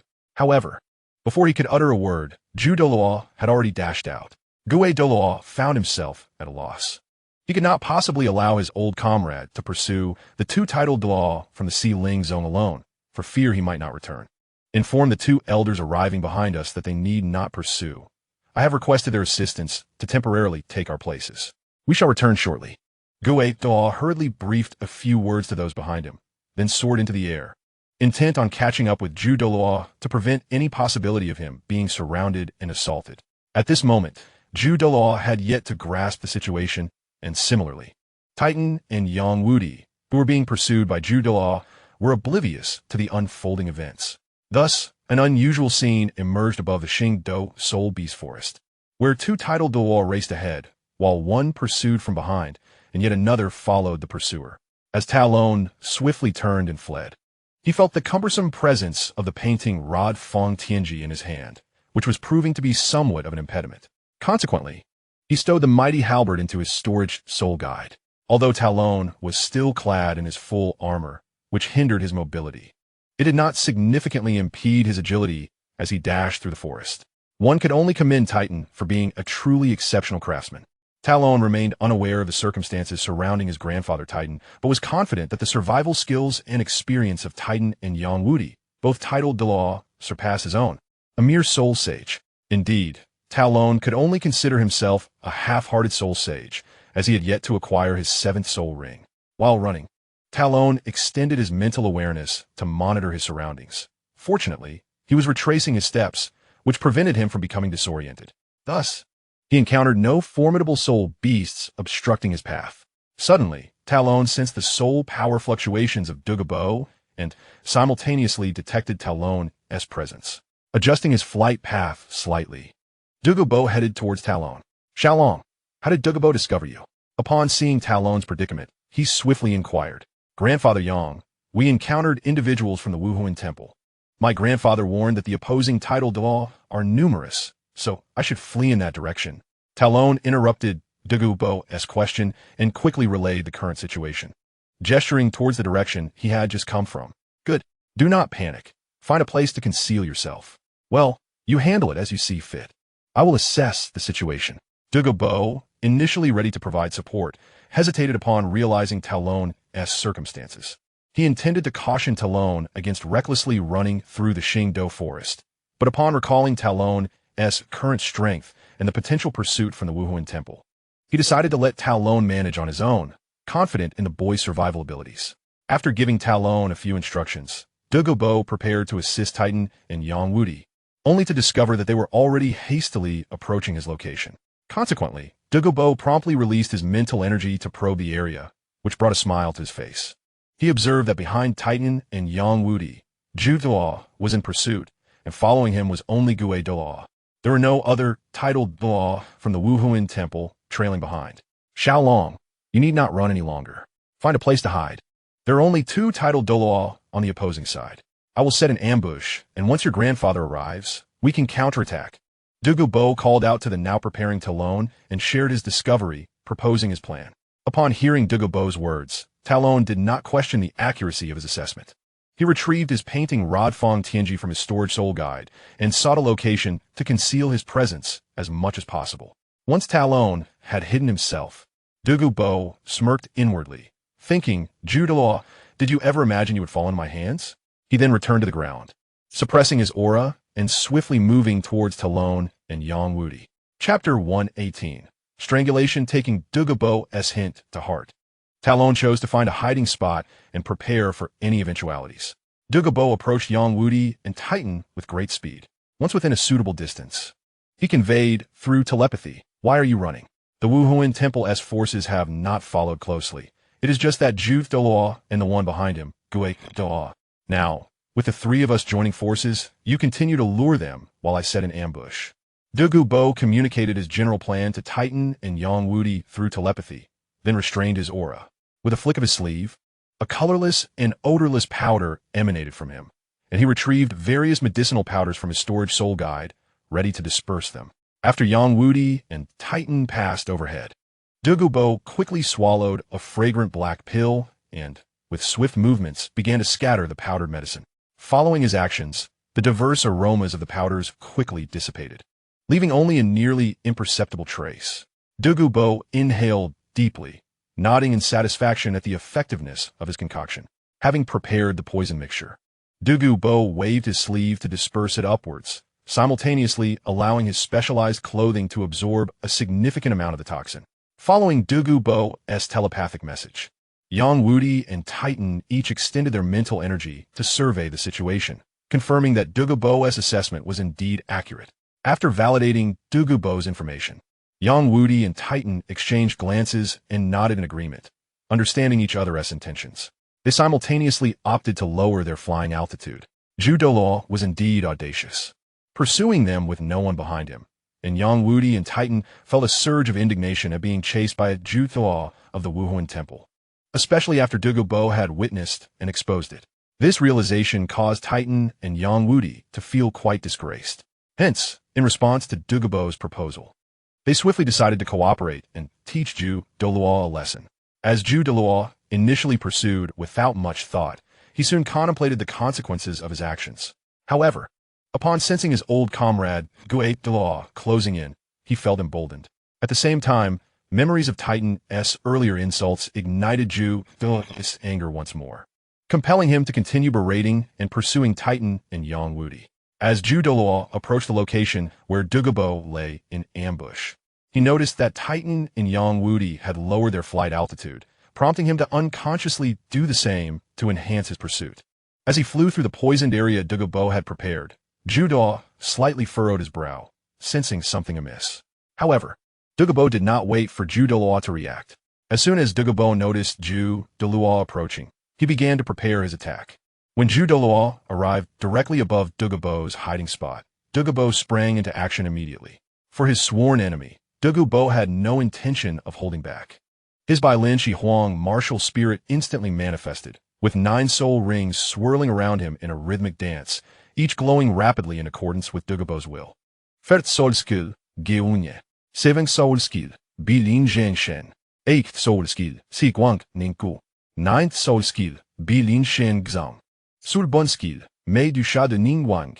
Dugu Bo unleashed his full power, with yellow, purple, and black soul rings radiating brilliance.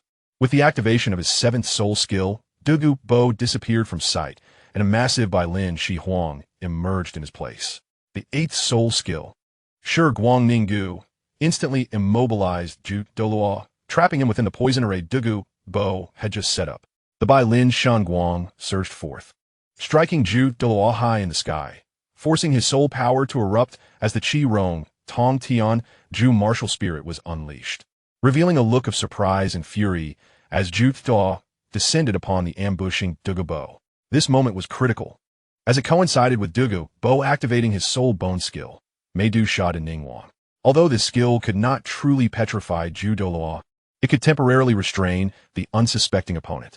After immobilizing Douluo, Dugu Bo transformed into the colossal Bai Lin Shi Huang and soared into the sky, wrapping his immense serpentine body around the still unresponsive Douluo, employing the lethal technique typical of large serpents during hunts, entanglement. Douluo, without his martial spirit's true form, stood at just over 8 meters tall, a stark contrast to Douluo, who had transformed into a creature over 10 meters long, barely enough to fill a gap. Controlling his martial spirit's true form, Douluo constricted his massive body around Douluo, brutally tightening his grip, seemingly intent on suffocating Douluo. Titan and Yang, witnessing Douluo's rapid success, rejoiced and swiftly redirected their approach towards Douluo, no longer needing to lure Douluo, as he was effectively incapacitated. As Titan and Yang approached Douluo, they realized they could not intervene in this battle. Douluo was ensnared tightly by Douluo's serpent body, rendering him invisible to their attacks. However, given the current situation, Titan and Yang's assistance was unnecessary, as Douluo had no means to exert his strength while entangled. Furthermore, Douluo's serpentine body was constricting fiercely, expelling the air from Douluo's lungs. Notably, Douluo's constriction was not merely brute force. It synchronized with Douluo's breathing. Additionally, Douluo's serpentine scales were imbued with mixed toxins, which Douluo, in his flustered state, inadvertently inhaled. These toxins did not take effect immediately, but accumulated within Douluo's body, gradually numbing him and diminishing his control over himself. Chapter 119, Douluo. The incident unfolded unexpectedly, as Douluo was suddenly ambushed by Douluo, who ensnared him with the colossal form of his by Lin Shihuang, leaving Douluo only time to unleash a protective soul skill before being restrained. Douluo, affected by Douluo's soul bone skill, Mai Du Shed and Ningvong, found himself immobilized and could only rely on his body and the defensive soul skill he had just activated. Douluo's relentless assault intensified Douluo's pain, hastening his awakening. Once Douluo regained consciousness, he quickly comprehended the perilous situation he faced, realizing that a moment's inattention could lead to his demise at the hands of Douluo. The old poison master, Douluo's years of training and battle experience helped him to regain his composure swiftly and devise a strategy to break free. Knowing that his old companion, Douluo, was close behind, Douluo resolved to endure until Douluo arrived, hoping to leverage his strength to escape this dire predicament. Even if Douluo were to be hindered by Titan and Yang, Douluo believed he could still find a way out without worrying about being besieged by Titan, Yang, and Douluo simultaneously. Alternatively, should he manage to break free from Douluo's entanglement, he would still face the threat of an ambush. Thus, his best course of action was to buy time until his ally arrived. Douluo had unwavering confidence in the combined power of himself and Douluo. Once they successfully unleashed their martial spirit fusion skill, Liang Jing Ji Lingyu, not only would Douluo stand no chance alone, but even if the four titled Douluos from their sect joined forces, he would remain undaunted.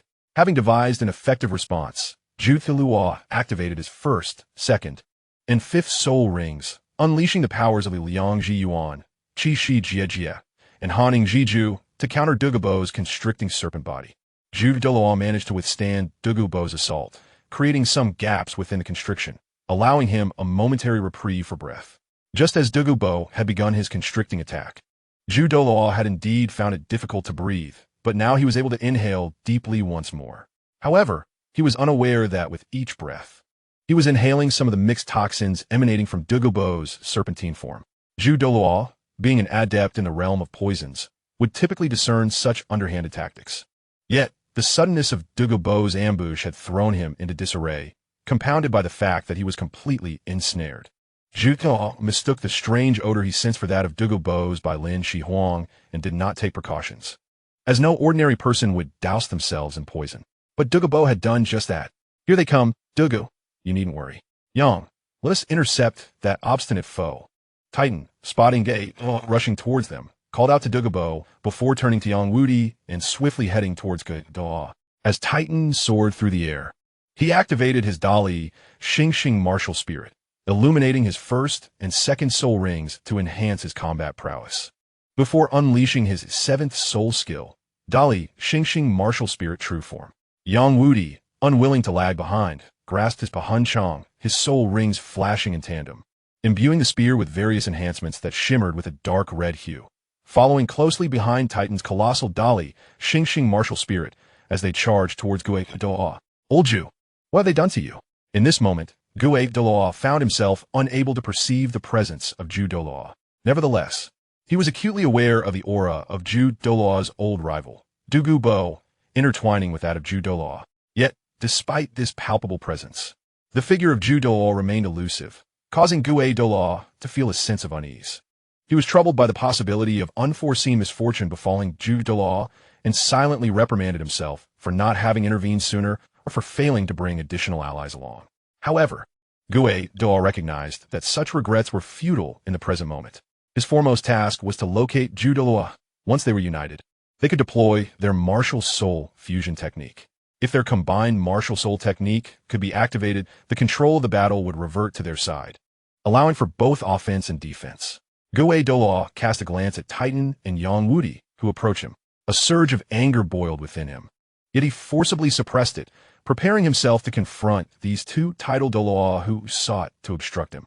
As his sixth and seventh soul rings illuminated, his figure, shrouded in a black cloak, began to distort. Gue Doluo unleashed his sixth soul skill, Qi Mei Wang Liang, and his seventh soul skill, Martial Soul True Body.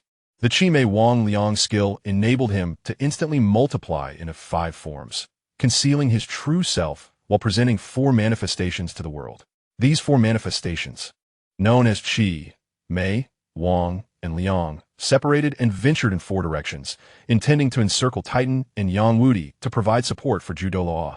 Titan and Yang Wudi, naturally, would not allow Gue Doluo to achieve his objective unimpeded. They split to the left and right, each pursuing 2 of Gue Doluo's manifestations. Meanwhile, Gue Doluo's true body transformed into a ghostly state, concealing his form and aura, and swiftly descended to the ground, heading towards the direction from which Zhu Doluo's presence emanated. It must be noted that the efficacy of Gue Doluo's soul skills was indeed remarkable.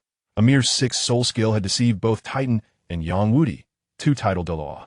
As Gue Doluo's martial soul, true body entered the fray, it seemed as though he had stepped into another realm. Rapidly and silently approaching the location of Dugu Bo and Zhu Doluo, upon closing the distance, he beheld Dugu Bo's martial soul, true body, the emerald-scaled Serpent King, coiling in a tight formation, with Zhu Doluo's aura emanating from within the serpent's embrace. With the activation of his 8th soul skill, Qi Mei Wang Liang, a multitude of ghostly energy orbs materialized. Following Gue Doluo's command, these ghostly energy orbs surged towards the emerald-scaled Serpent King, which Dugu Bo had manifested. The attacks emerged without warning, and given the proximity between Gue Doluo and Dugu Bo's serpentine form, the latter had no opportunity to react, enduring the full brunt of the onslaught. Though the emerald-scaled Serpent King possessed formidable defensive capabilities, it was still overwhelmed by the full force of Gue Doluo's 8th soul skill, shattering its defenses. Damn it, just a little more. Dugu Bo, disregarding his own injuries, intensified his grip on Zhu Doluo, who was ensnared within the serpent, eager to eliminate him swiftly. In response, Zhu Doluo felt the abnormal tremors of Dugu Bo's serpentine form and the explosive sounds from the outside world. Realizing that Gue Doluo had come to his aid, Zhu Doluo resolved to take action in concert with his ally. Without hesitation, he unleashed his 7th and 8th soul skills, particularly the 8th, the Holy Light Gate, which was his strongest single-target offensive technique and perfectly suited for the current circumstances. Golden rays of light streamed through the gaps of the emerald-scaled Serpent King, forcefully prying apart the serpent that ensnared Zhu Doluo, thereby facilitating Gue Doluo's actions. Gue Doluo's prior 8th soul skill had shattered Dugu Bo's martial soul true body, leaving the latter in a weakened state. As Zhu Doluo began to exert his strength, Dugu Bo found himself unable to maintain his grip any longer. Recognizing his inability to sustain the form, Dugu Bo ceased his efforts, withdrawing his martial soul true body and enveloping himself in a cloud of poisonous mist. Utilizing this cover, he swiftly distanced himself from the 2 title Dalu of the Spirit Hall. Old gorilla, dead goat, what are you too good for? Upon escaping, Dugu Bo, witnessing Titan and Yang Wudi rushing towards him, felt a surge of anger and vented his frustration at them. Titan and Yang Wudi, having been chastised by Dugu Bo, knew that the fault lay with them. They had allowed themselves to be outmaneuvered by a single soul skill, leaving them at a loss for how to respond to Dugu Bo's accusations. Indeed, this is our responsibility. We did not anticipate the efficacy of Gue Doluo's soul skill, they admitted. However, there is no need for concern. Even if they unite, it is only the 2 of them. With the 3 of us together, We need not fear them, Yang Wudi remarked. Sensing the tension among the trio and attempting to redirect their focus back to Zhu Thaw and Fei Thaw while inciting Titan and Du Gu Bo's animosity towards the two titled Dalu of the Spirit Hall. Old Zhu, how are you feeling? Are you injured? Gu Thaw dispelled the poisonous mist released by Du Gu Bo, positioning himself protectively in front of Zhu Dalu and inquired telepathically, remaining vigilant against the three adversarial titled Dalu of the Spirit Hall. Rest assured, I am unscathed, thankfully arriving in the nick of time. Had I been any later, I fear I would have been left here by that old poison fiend. Zhu Dalu, having extricated himself, adjusted his attire and hair. Although he bore no significant injuries, he was indeed left in a disheveled state by Du Gu Bo's entanglement. Old ghost, let's strike. Before Zhu Dalu could finish his words, the three titled Dalu of the Spirit Hall, responding to Yang Wudi's furious shout, spread out slightly, subtly encircling Gu Thaw and Zhu Dalu for an assault. Gu Daw and Zhu Daw, unwilling to remain passive, stood resolute as their soul rings illuminated one by one, unleashing a barrage of soul skills against the three advancing foes. Titan, Yang Wudi, and Du Gu Bo faced these soul skill assaults head-on, activating their defensive soul skills without flinching, charging forward undeterred towards Gu Daw and Zhu Daw. The battle was poised to erupt, as the enmity between the Spirit Hall and the Four Spirits sect ran deep. With their past grievances and recent provocations, the intensity of their animosity left no room for mercy in the forthcoming clash. The clash among the five titled Daluos unleashed a tremendous wave of destruction. Towering ancient trees, which had stood for countless years, were caught in the aftermath of their fierce battle, either uprooted, pierced through, or severed in half. The impact of the titled Daluos' full-force assaults extended far and wide, affecting countless soul beasts within the Soul Beast Forest. Talon, who was hiding nearby, found himself inadvertently caught in the chaos. He had thought he had found a perfect hiding spot, but a massive tree in his vicinity was pierced by the gunfire released by Yang Wudi, resulting in the tree being cleaved in two. The fallen trunk crashed down, landing perilously close to Talon's concealment, sending up a cloud of dust that enveloped him. As he observed the battle shifting towards his direction, Talon coughed up dust that had invaded his nostrils and became even more cautious, suppressing his aura, preparing to seize an opportunity to strike at the two titled Daluos from the Spear Hall.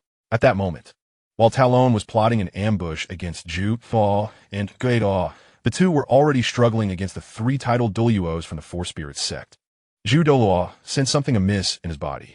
Being well-versed in the knowledge of poisons, he quickly realized that he had been poisoned without even noticing. Zhu Thaw understood that if he did not swiftly conclude this battle, his own body might succumb first. Once Zhu Dalu grasped his current predicament, he immediately communicated with Gu Daw, who, upon receiving the message, found himself at a loss for words. Zhu Dalu, who often tended to flowers and herbs, prided himself on his knowledge of poisons, yet now he admitted to having been poisoned, and he was unsure when it had occurred, leaving Dalu quite incredulous. However, as longtime comrades, Gu Daw refrained from criticizing Zhu Dalu for his misstep, instead nodding in agreement and responding telepathically.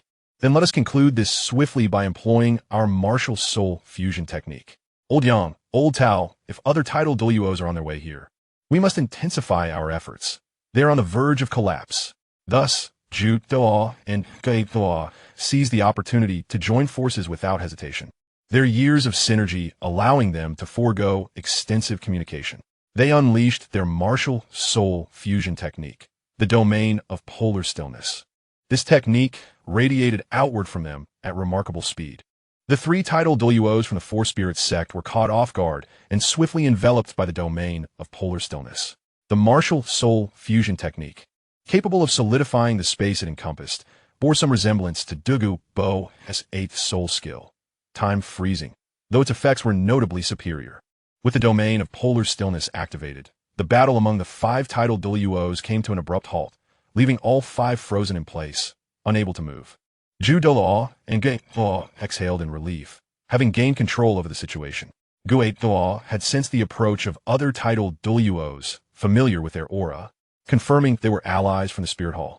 Now, all they needed to do was to hold off the three titled Daluos from the Four Spirit sect until reinforcement from their side arrived. The three titled Daluos ensnared by Zhu Thaw and Gu Daw's technique were essentially trapped. In stark contrast, The three from the Four Spirits sect, Titan, Yangwudi, and Douluo, were indeed in a state of panic. Douluo had previously indicated that new titled Douluos were approaching, undoubtedly reinforcements from a spirit hall.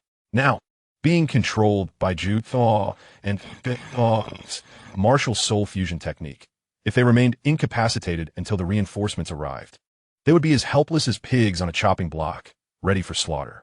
Meanwhile, Talon, buried in the earth, heard the tumult of battle fade and cautiously peeked out from behind his cover. What he saw left him astonished. Douluo and Douluo, the titled Douluos of the Spirit Hall, were standing together, while his own three comrades stood there, each in their own distinct pose. After observing for a moment, Talon recalled having read about Douluo and Dalu's martial soul fusion technique, known as the domain of polar stillness. Judging by the current circumstances, it appeared that this technique had indeed taken effect. Realizing this, Talon stood up, brushing off the dust and debris from his hair, attempting to tidy up his appearance. Feeling someone observing him, he turned to the scene, nodded at his three comrades, and then retrieved a large bow and a quiver of arrows from his storage soul guide. Talon remained stationary, wary of approaching too closely to Douluo and Dalu, uncertain of the extent of their fusion technique's effects. Even if he could approach, he was hesitant. If he got too close and they suddenly retracted their technique, he would find himself in grave danger. Drawing his bow and nocking an arrow, Talon aimed at the entwined figures of Douluo and Dalu, adjusting his position to lock onto Douluo's head. No, more accurately, he aimed for Douluo's eyes. The five titled Douluos in the vicinity were acutely aware of Talon's actions, unable to move themselves. Yet they watched intently as Talon drew his bow and aimed at Douluo. Douluo felt a surge of excitement, while Titan and Yangwudi shared a sense of anticipation regarding Talon's shot. On the contrary, upon witnessing Talon brandishing a bow and arrow, Douluo and Dalu found it somewhat amusing rather than alarming. They were fully aware of the efficacy of their martial soul fusion technique and did not believe Talon's arrow could harm them. Furthermore, even though the domain had no effect on Talon, he was still over 300 meters away from them. They doubted he could hit them from such a distance. Unbeknownst to Talon, the thoughts of those around him were far from his own. Without hesitation, he released the arrow, which soared directly towards Douluo and Dalu, who were locked in their embrace. To his astonishment, the arrow came to a halt mid-air upon entering the domain of polar stillness. Douluo couldn't help but stifle a laugh under the circumstances. The three titled Douluos from the Four Spirits sect, now trapped, felt a wave of disappointment. With their bodies immobilized by Douluo and Dalu's martial soul fusion technique, they could only hope that Talon, an outsider, will be able to turn the tide. Otherwise, the arrival of reinforcements from the Spirit Hall would spell dire consequences.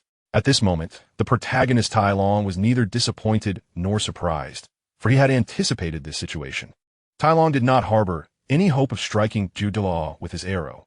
Rather, this shot was merely intended to ascertain the approximate range of the martial soul fusion technique employed by Douluo and Dalu. Taking a couple of steps forward to loosen his arms, Talon unleashed his martial soul, activating both his first and second soul skills. Simultaneously, a dark red domain materialized around him, emanating an astonishing aura of murderous intent.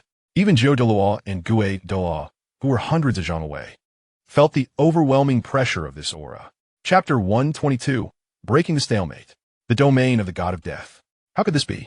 Douluo and Dalu were taken aback by Talon's transformation. The dark red domain and the formidable aura radiating from Talon instantly revealed its identity. Both Douluo and Dalu recognized the domain of the God of Death, not only because their own pope, Bibidong, possessed it, but also due to their previous encounters with Tang Hao, the Haotian Dalu, who had demonstrated this very domain. In truth, the most renowned possessor of the domain of the God of Death on the Douluo continent was Tang Hao. Although Bibidong also possessed this domain, she seldom employed it. As the Pope of the Martial Soul Hall, she did not frequently engage in combat, given her status, which meant that few were aware of her possession of the domain of the God of Death. As trusted subordinates of Bibidong, Dalu and Dalu were certainly cognizant of this domain and its acquisition process. Their surprise stemmed from knowing how one could attain such power. Dalu might be oblivious to Talon's background, but Dalu was informed about Talon due to his prior interactions with Hulayina, the saintess of the martial soul hall.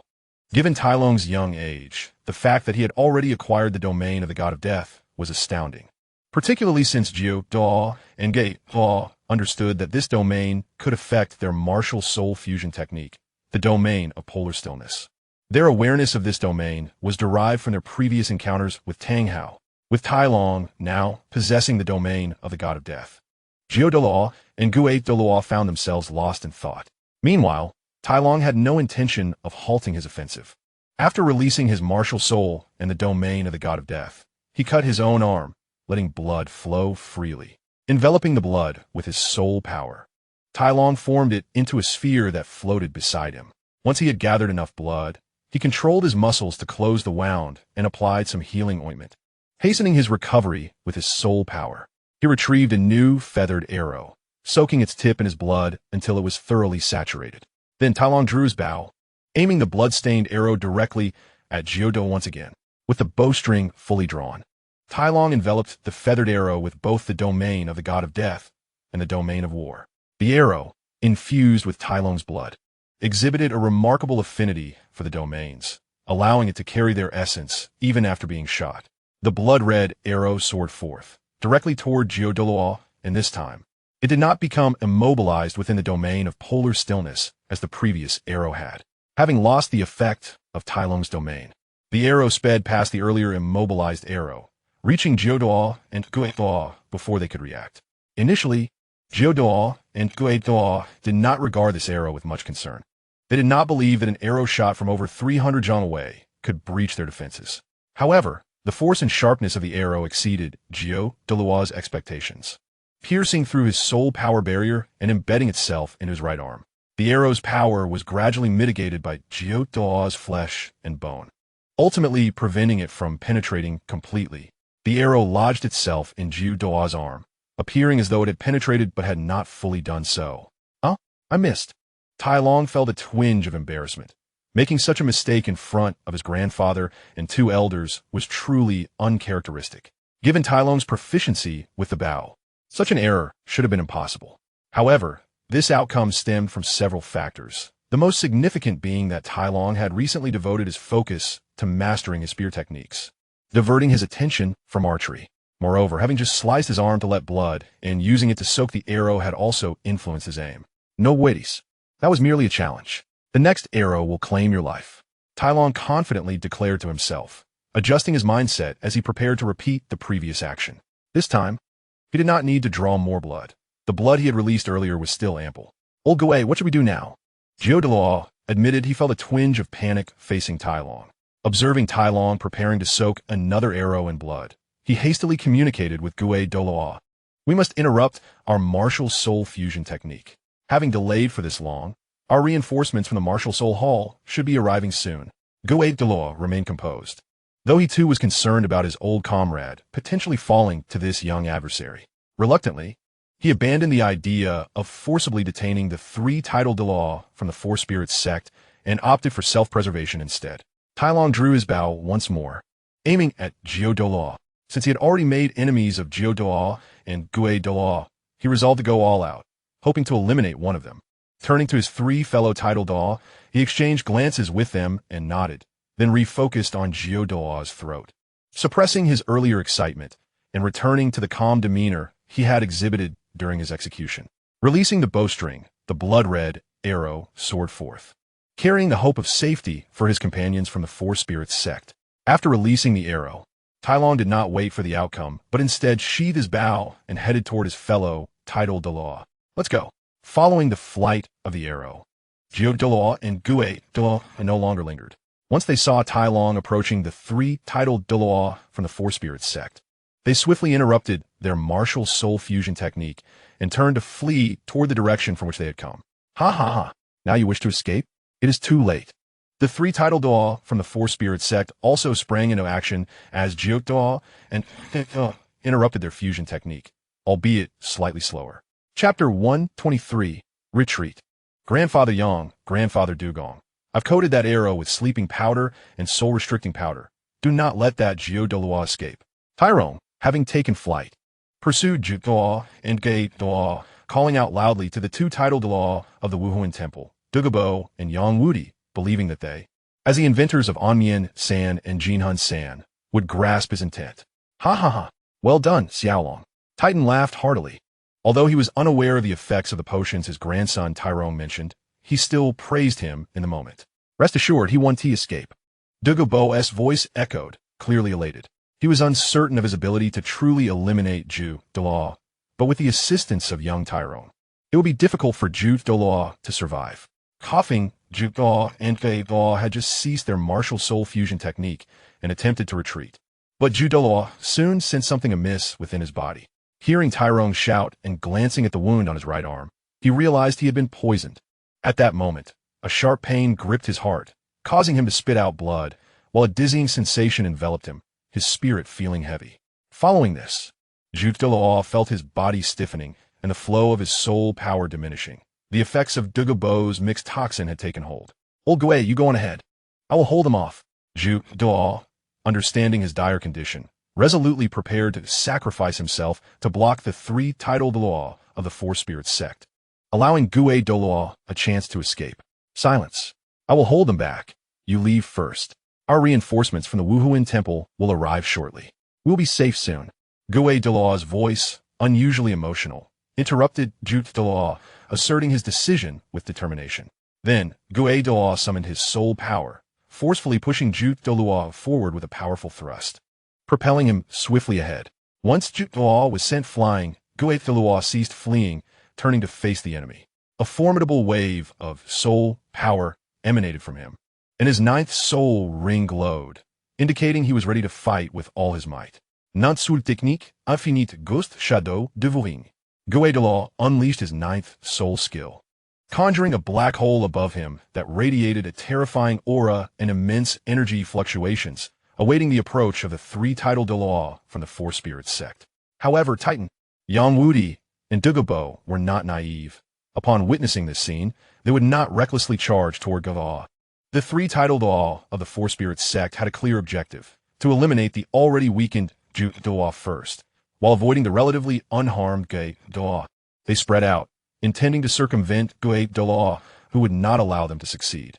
Gui Douluo maneuvered the black hole to position it before Titan and Yang Wudi, unleashing countless vengeful spirits that surged toward them. Boom! Boom! Boom! Upon contact with Yang Wudi and Titan, the spirits erupted violently. While the power of each individual spirit was not overly formidable for tidal Douluo, such as Yang Wudi and Titan, the sheer number unleashed by Gui Douluo's soul skill was overwhelming. The explosions rang out incessantly. It was the first time Titan and Yang Wudi encountered such a soul skill, and, lacking a means to counter it, they could only brace themselves against the onslaught. While Titan and Douluo were momentarily held back by Gui Douluo's ninth soul skill, Douluo sought to bypass him, chasing after Douluo. However, Gui Douluo would not allow Douluo to escape easily. Sensing his soul skill was effective in restraining Titan and Yang Wudi, he turned and activated his first and second soul skills, transforming into a ghostly figure in pursuit of Douluo. Gui Douluo's speed was evidently superior to Douluo's, and before long, he caught up. His fourth and fifth soul rings illuminated. Fourth soul skill, Mass Ghost Dance. Fifth soul skill, Earthly Abyss Ghost Hand.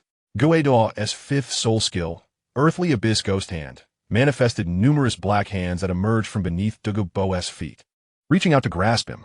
Though Douluo could shake off each hand with a burst of soul power, the sheer volume of ghostly hands hindered his speed. As Douluo was slowed down, a small black vortex of soul power coalesced in Gui's outstretched hand, channeling his soul power into the vortex. An array of black apparitions surged forth, targeting Douluo. Damn it, you truly wish to die? Now that Douluo has fled, why not assist him in scouting the way? Douluo's expression darkened. Gui Douluo's repeated interventions in his pursuit of Douluo had ignited a desire for vengeance within him. Ha ha ha! Seeking my demise? Old Toxin, let us see if you possess the capability. Gui Douluo was unafraid of Douluo in a one-on-one confrontation, speaking boldly. Oh, if you alone cannot do it, we're the two of us. A sudden voice rang out from behind Gui Douluo as Yang Wudi's spear pierced through Douluo's back, passing cleanly through him. Yet, the spear emerged from Gui Douluo's front, untouched by blood, indicating something was amiss. Caught off guard by Yang Wudi's surprise attack, Dalu, after being penetrated by the spear, transformed into a cloud of black mist, dispersing. After distancing himself from Douluo and Yang Wudi, he reformed his figure. As he reconstituted, he coughed up blood. Yang Wudi was certain this time it was genuine. However, just moments prior, despite having thrust his spear with lethal force, no blood had emerged from Dalu.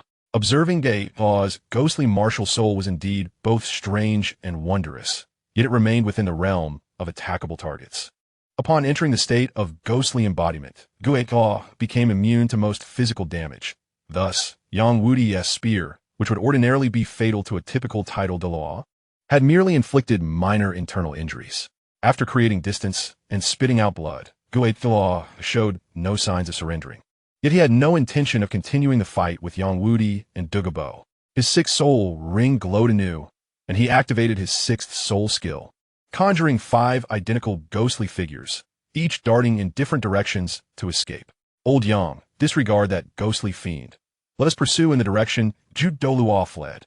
Among the group of the Four Spirits sect, Douluo was most familiar with both Dalu and Dalu, although he could not discern which of the 5 ghostly figures was Dalu's true form. He was certain of the direction Dalu had taken.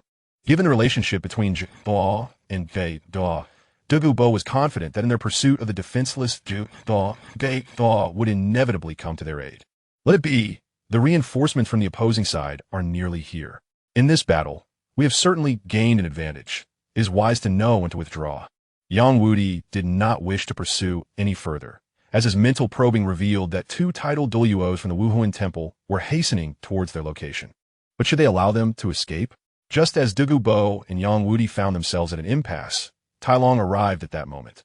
Seeing Yang Wudi and Douluo conversing without the 2 titled Douluos from the Wuhuan Temple present, he began to comprehend the situation. Nevertheless, Tailong sought confirmation. Tailong had just stayed behind to impede the ghost Dalu with his 9th soul skill, releasing explosive ghostly shadows that allowed Yang Wudi to assist Douluo, which was why he had arrived a moment late. Indeed, they let them escape. Yang Wudi nodded in affirmation to Tailong. The ghost Dalu's martial spirit and soul skills were undeniably peculiar, differing from the norm.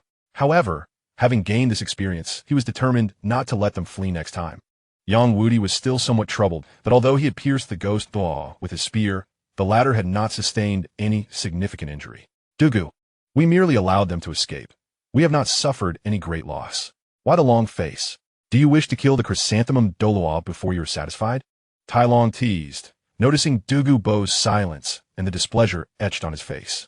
It is nothing. I was merely disrupted from my martial spirit's true form state by that ghost Dalu, and I am experiencing some backlash from forcing my martial spirit to manifest again. Douluo replied as he retrieved a vial of elixir from his storage soul guide, pouring out 2 pills. After responding to Tailong, he tossed the 2 pills in his mouth and swallowed. After consuming the pills, Douluo swiftly mobilized his soul power to dissolve the elixirs within him. And as the effects began to take hold, his previously pallid complexion improved somewhat. The core area has now been secured by the Wuhuan Temple. We recently clashed with the Chrysanthemum Dalu and Ghost Dalu, and it is evident that the Wuhuan Temple will not permit us to enter the core area. What should we choose to do? Yang Wudi observed Douluo tending to his wounds and seized the opportunity to discuss their next course of action with Tailong. The reason Yang Wudi consulted Tailong was that their current objective was to procure the 7th soul ring for Tailong. Given the present circumstances, it was clear that Tailong could not venture into the core area of the Xingdou Great Forest for the 7th soul ring, and Tailong, being Tailong's grandfather, was naturally expected to devise a suitable plan. Well then, let us depart from the Xingdou Great Forest for now.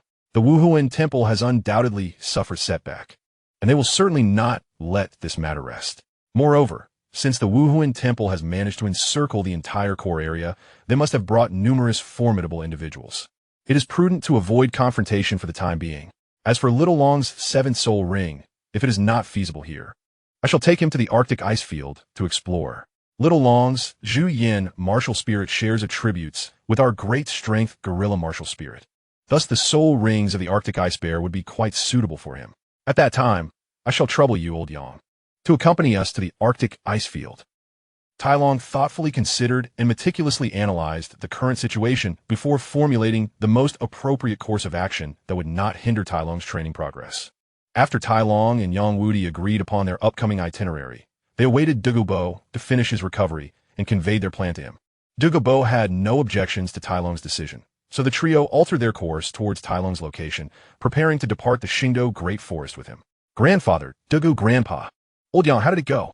Did you manage to apprehend the chrysanthemum Douluo, concealed amid the crown of a large tree? Tai Long, upon spotting the three tidal Douluos approaching, willingly released his soul power aura to draw them nearer. As the three elders arrived, Tai Long eagerly inquired about the matter that weighed most heavily on his mind. They escaped. We allowed them to flee. Tai Long began to explain the situation, but was abruptly interrupted by Douluo. Now is not the time for conversation. The Wuhuan Temple's personnel may pursue us at any moment. Let's discuss this while we move. Yang Wudi grasped Tai Long's shoulder, enveloping his body in soul power. And after imparting this warning to Tai Long, he led him towards the direction of the Qingdao Great Forest. Oh, I'm not referring to you, Old Yang. So do not misunderstand. The three tidal Douluos of the Four Spirits sect, along with Tai Long, lowered their altitude, utilizing the tree canopies to conceal their figures, swiftly making their way towards the periphery of the Qingdao Great Forest. On the other side, the chrysanthemum Douluo, compelled to accelerate by the ghost Douluo's urging, glanced back at the ghost Douluo but saw no signs of assistance. He unleashed all the remaining soul power within him, propelling himself back towards the direction from whence he came. The chrysanthemum Douluo understood that in his current state, turning back would not only fail to aid the ghost Douluo, but would also render him a burden. As the chrysanthemum Douluo exerted himself to the utmost, he extracted several vials of healing and detoxifying pills from his storage soul guide. After confirming the efficacy of the pills, he hastily consumed them without hesitation, mobilizing his soul power to expedite the refinement of the pills while guiding the detoxifying effects to suppress the toxins within him. He felt somewhat better. Whether it was a psychological effect or the pills truly worked well, this realization invigorated the chrysanthemum Douluo, prompting him to continue taking more pills. He pressed onward until he spotted two tidal Douluos from the Wuhuan Temple approaching, at which point he finally felt a measure of relief. Hurry, come with me. The old ghost is still engaged with the Four Spirits sex members. The chrysanthemum Douluo exclaimed excitedly, calling out to the two tidal Douluos who were hastening toward him. After shouting, the chrysanthemum Douluo turned around. His body, ravaged by multiple toxins, was already fatigued from the exertion. Yet somehow he found the strength to fly back the way he had come. Old ghost, hold on. I am bringing reinforcements to save you. The chrysanthemum Douluo murmured to himself, hastening his flight speed as he thought of the ghost Douluo facing three tidal Douluos from the Four Spirits sect alone. What should we do? Keep up. The two tidal Douluos dispatched to assist the chrysanthemum and ghost Douluos exchanged glances, quickly communicating before pursuing the direction of the chrysanthemum Douluo. Old Jew, where are you going? A sudden voice emerged from below the chrysanthemum Douluo as the ghost Douluo stepped out of his concealment, questioning him. Old ghost, it is good that you're safe. What are the three despicable fellows from the Four Spirits sect? The chrysanthemum Douluo, already in dire straits, had not noticed the ghost Douluo's approach until now. Upon hearing the words of Ju Douluo, the two tidal Douluo who had come to assist Gate Douluo remained vigilant, scanning their surroundings while straining to catch the response of Gue Douluo. After all, their primary objective was to provide support to Ju Douluo and Gue Douluo, with their adversaries being the three tidal Douluo of the Xiling zone. They should have already departed. I have managed to delay them for you, allowing you to now break free from their entanglement. They chose not to pursue Gue Douluo. As his voice returned to normal, he explained the whereabouts of the three members of Xiling zone to Ju Douluo and the others. They ran quite swiftly. Once this mission is accomplished, and I have recuperated from my injuries, I shall surely seek an opportunity to settle the score with them, Ju Douluo said fiercely, clearly harboring a grudge over the significant loss he had suffered and preparing for revenge. Old Ju, how are you feeling now? You seem a bit off, Gue Douluo remarked, unfazed by Ju Douluo's words. He also remembered the debt owed from this encounter, though Gue Douluo was not one to express his feelings openly. However, upon noticing Ju Douluo's unusual complexion, he inquired with concern. I'm fine. What could possibly be wrong with me? Old Gue, I must tell you that I have just realized how remarkably effective the pills I concocted are. Ju Douluo intended to share his experience with his old companion. Enough of that. You're clearly not well. We must hurry to the base where there are healing soul masters who can assist you. Gue Douluo interrupted. Having observed Ju Douluo's blood-red eyes, darkened lips, and ashen complexion, all of which appeared alarming. He insisted on taking Douluo to seek medical aid. Thank you both for your assistance. I, Gue Mei, and Yuan will remember your kindness. If there is anything we can help with in the future, please do not hesitate to ask. However, old Ju's condition seems concerning, so I shall take him to the healing soul masters now. Gue Thuo expressed his gratitude to the two titled Dalu who had come to their aid, then grasped Ju Daluo's arm and proceeded towards the base of the spirit hall where the soul-hunting operation was stationed. Gue Elder, you are too polite. We are merely serving His Holiness the Pope. Noticing that Elder Ju's condition is also troubling, it will be best to take him for examination. The two titled Dalu from the spirit hall responded courteously. Given that Ju Thuo and Fei Thuo possessed a potent martial spirit fusion technique and were favored by the current Pope, BB Don, their status within the spirit hall was indeed elevated. The two were quite pleased with Gue Daluo's attitude towards them and appreciated being acknowledged for their assistance. Having departed, the spirit hall members did not pursue them, recognizing the gravity of the situation they faced. The trio of titled Dalu from Xiling Zone, accompanied by Tai Long, had now exited the Stardow Forest. After emerging, Yang Wudi glanced back at the depths of the Stardow Forest and uttered a few words. Let's head back to the inn. Dugu Bo also turned to look before mentioning his granddaughter, Dugu Yin, and without further conversation with Tai Tan or Yang Wudi, he took off towards the town. This old fellow can't be away from his granddaughter for even a day without becoming anxious. Tai Tan chuckled, addressing Yang Wudi, and upon receiving a nod from him, proceeded to fly towards the town with Tai Long and Yang Wudi.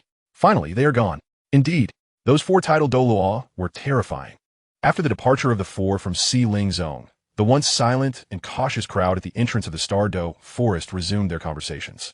Of course, the details of their discussions were unknown to the members of Xiling Zone, but even if they had known, they would not have cared. Swiftly entering the town without any intention of pausing, heading directly towards the inn where they had previously stayed, evidently eager to see his granddaughter, Dugu Yin. Tai Tan and Yang Wudi, however, chose to land in a secluded spot before walking into the town, also making their way towards the inn. Hey, there's a murderous intent. Chapter 226. Capture upon entering the town as the group from Xiling Zone proceeded down the street towards their inn. Tai Long sensed a surge of killing intent. Having spent 3 years in the City of Slaughter, he had developed a keen sensitivity to such ominous energies and could distinctly feel that someone harbored malicious intent towards him or those nearby. Although this murderous aura was fleeting, quickly concealed, Tai Long reacted instantly, pinpointing the source and turning to look in that direction. Xiao Long, what is the matter? Tai Tan noticed Tai Long abruptly halt and turned back to face him, observing the fierce glint in Tai Long's eyes directed towards a particular spot. Tai Tan was curious about whom he had seen that warranted such a reaction and followed Tai Long's gaze to the roadside. Old Wu, Tai Long exclaimed as he recognized their family's coachman. However, he quickly realized that the source of the killing intent was not Old Wu, but rather the small boy hiding behind him. Old Wu, no. Xiao Long is not looking at Old Wu, but at that little fellow next to him. Tai Tan followed Tai Long's gaze and spotted Old Wu holding the small boy's hand. When he shifted his attention to the boy, he was taken aback. Old Wu was currently at a small food stall, preparing to buy some snacks for the eager child, as children are often greedy, which was Old Wu's thought process. Thus he remained oblivious to Tai Tan and Tai Long's presence. 100,000 years soul beast. This exclamation echoed in the minds of Tai Long and Tai Tan as they realized the identity of the boy was that of a 100,000-year soul beast. They sprang into action, with Tai Tan soaring into the air towards the boy, while Tai Long unleashed his martial spirit, channeling all his strength in pursuit of the child. The boy named Xiao Jun, upon witnessing this scene, broke free from Old Wu's grasp, knowing he had been exposed. Without hesitation, he activated his martial spirit, the Qian Jun Ant King, and summoned his first soul skill.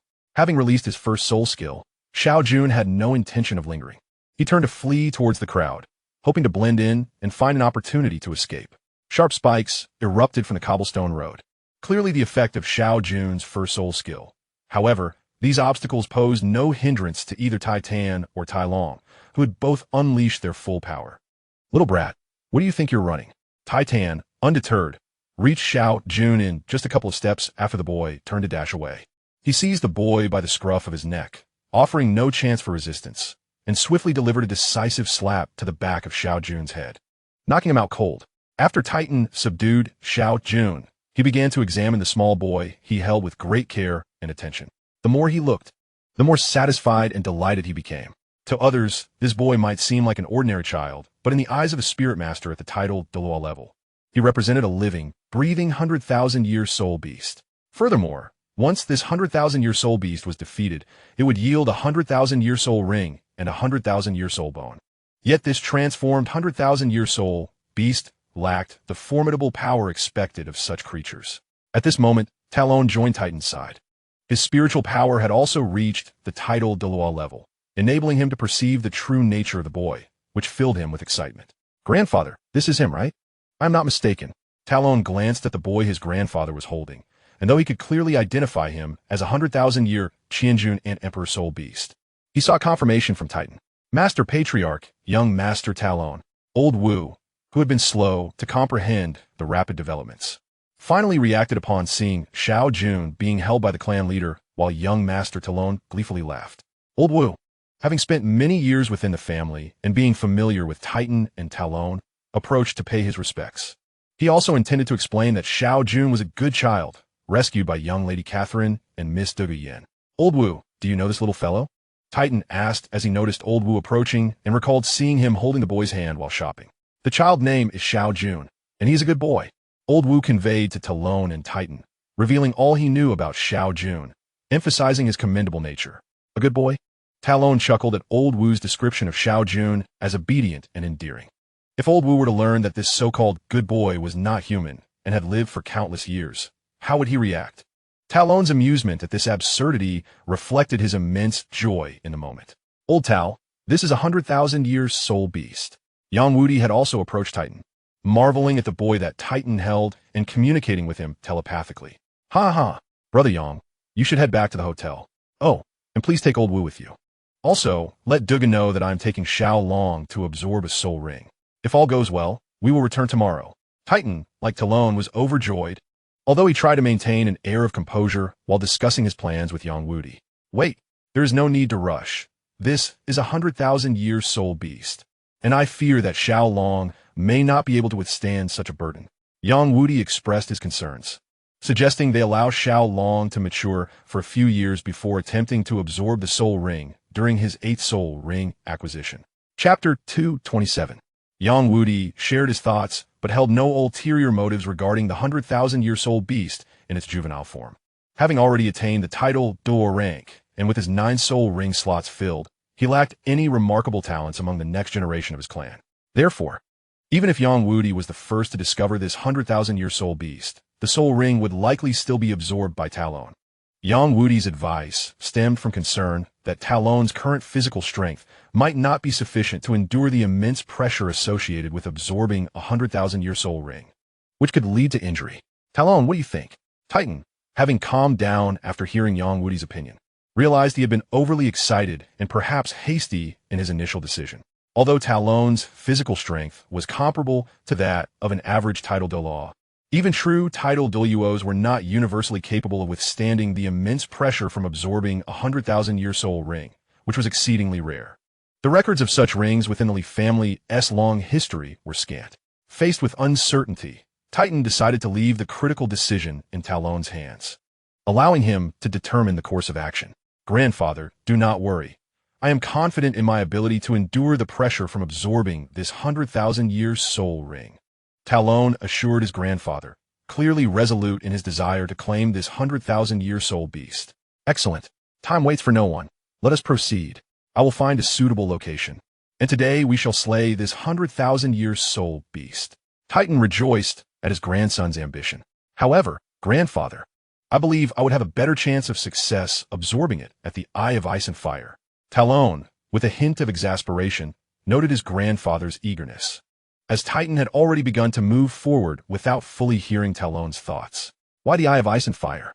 Young Wudi asked, intrigued, wondering if the site could facilitate soul ring absorption in addition to nurturing spiritual herbs. That is a long story, Grandpa Yang. Let us return to the hotel and discuss it on the way, Talon suggested, gesturing for Titan and Yang Wudi to observe their surroundings as they walked. The members of the Sea Ling zone were still on the streets, but the display of Titan and Talon's strength had deterred anyone from approaching them. During their conversation, Titan had also erected a soul power barrier to shield their discussion, ensuring even old Wu, who stood nearby, could not overhear them, thus preventing any leakage of sensitive information. As night fell, Talon sat cross-legged in the tent, meditating rather than sleeping. Beside him, Catherine, influenced by Talon, joined him in cultivating their soul power. During the day, Talon had shared his theories about the Eye of Ice and Fire, and its potential to generate the pressure emitted by the Ice Dragon King and Fire Dragon King, enlightening Yang Wudi and Titan on why he felt more confident about absorbing the 100,000-year soul ring there. Returning to the Eye of Ice and Fire was indeed intended to leverage the pressure exerted by the Ice Dragon King and Fire Dragon King to intimidate the 100,000-year Qianjun Ant Emperor, thereby easing the absorption process. Thus, Yang Wudi, Titan, and Talon, along with Old Wu and the unconscious soul beast Xiao Jun, returned to the hotel where the Xiling Zone was staying. Talon then notified Catherine and Dugu Yin to begin packing their belongings. While Yang Wudi and Titan engaged in confidential discussions with Dugubo, Talon was uncertain about the specifics of their conversation, but he was sure it included references to his plan to absorb the 100,000-year soul ring at the Eye of Ice and Fire, for he was currently in the wilderness. Within the confines of a tent, three tidal Douluo powerhouses concluded their discussion, and, upon gaining the consensus of the three, Talon revealed the true identity of Xiao Jun to the women, Catherine and Dugu Yin. The two ladies were astonished to learn that Xiao Jun was the 10,000-year soul beast, the Qianjun Ant Emperor. After a brief flurry of conversation, they fell silent. To be honest, the two had only met Xiao Jun a few times and regarded him merely as a pitiable child. Thus, they felt no deep emotional connection. Consequently, they harbored no reluctance regarding Talon's plan to eliminate the seemingly 6- or 7-year-old boy to obtain a soul ring. The members of the Xiling sect were aware that the Wuhuan Hall was searching for soul beasts in the nearby Xingdou Great Forest. And since the strength of the Wuhuan Hall's members undoubtedly surpassed theirs, they decided to take precautions against any unforeseen events. After tidying up and having a meal, they set off. Due to their haste, they missed the town and had no choice but to camp in the wilderness for the night. Thankfully, the members of the Xiling sect, being either soul masters or seasoned drivers, were quite experienced in overnight camping. The next day, they rose early, packed their belongings, and after a light meal of broth, they resumed their journey. Without pause, the Xiling sect members spent over 6 days traversing the Xingdou Great Forest to return to their headquarters. Once they arrived back at the territory of the Xiling sect, they finally breathed a sigh of relief and dispersed to their respective homes to rest. Under his grandfather's urging, Talon took a warm bath, and with unwavering determination, he rested soundly through the night. The following day, he felt refreshed and sought out his grandfather, Titan, to share breakfast. Afterward, Titan, carrying the still unconscious Xiao Jun, met with Yang Wudi and Dugubo. After greeting by he and Niu Gao, they set out again towards the direction of the Sunset Soul Beast Forest. Notably, during the time Xiao Jun, transformed from the 10,000-year soul beast, was captured by Titan, he had been mostly unconscious. Due to their eagerness to travel and to prevent any unforeseen complications from Xiao Jun, the Xiling sect opted for the most prudent method.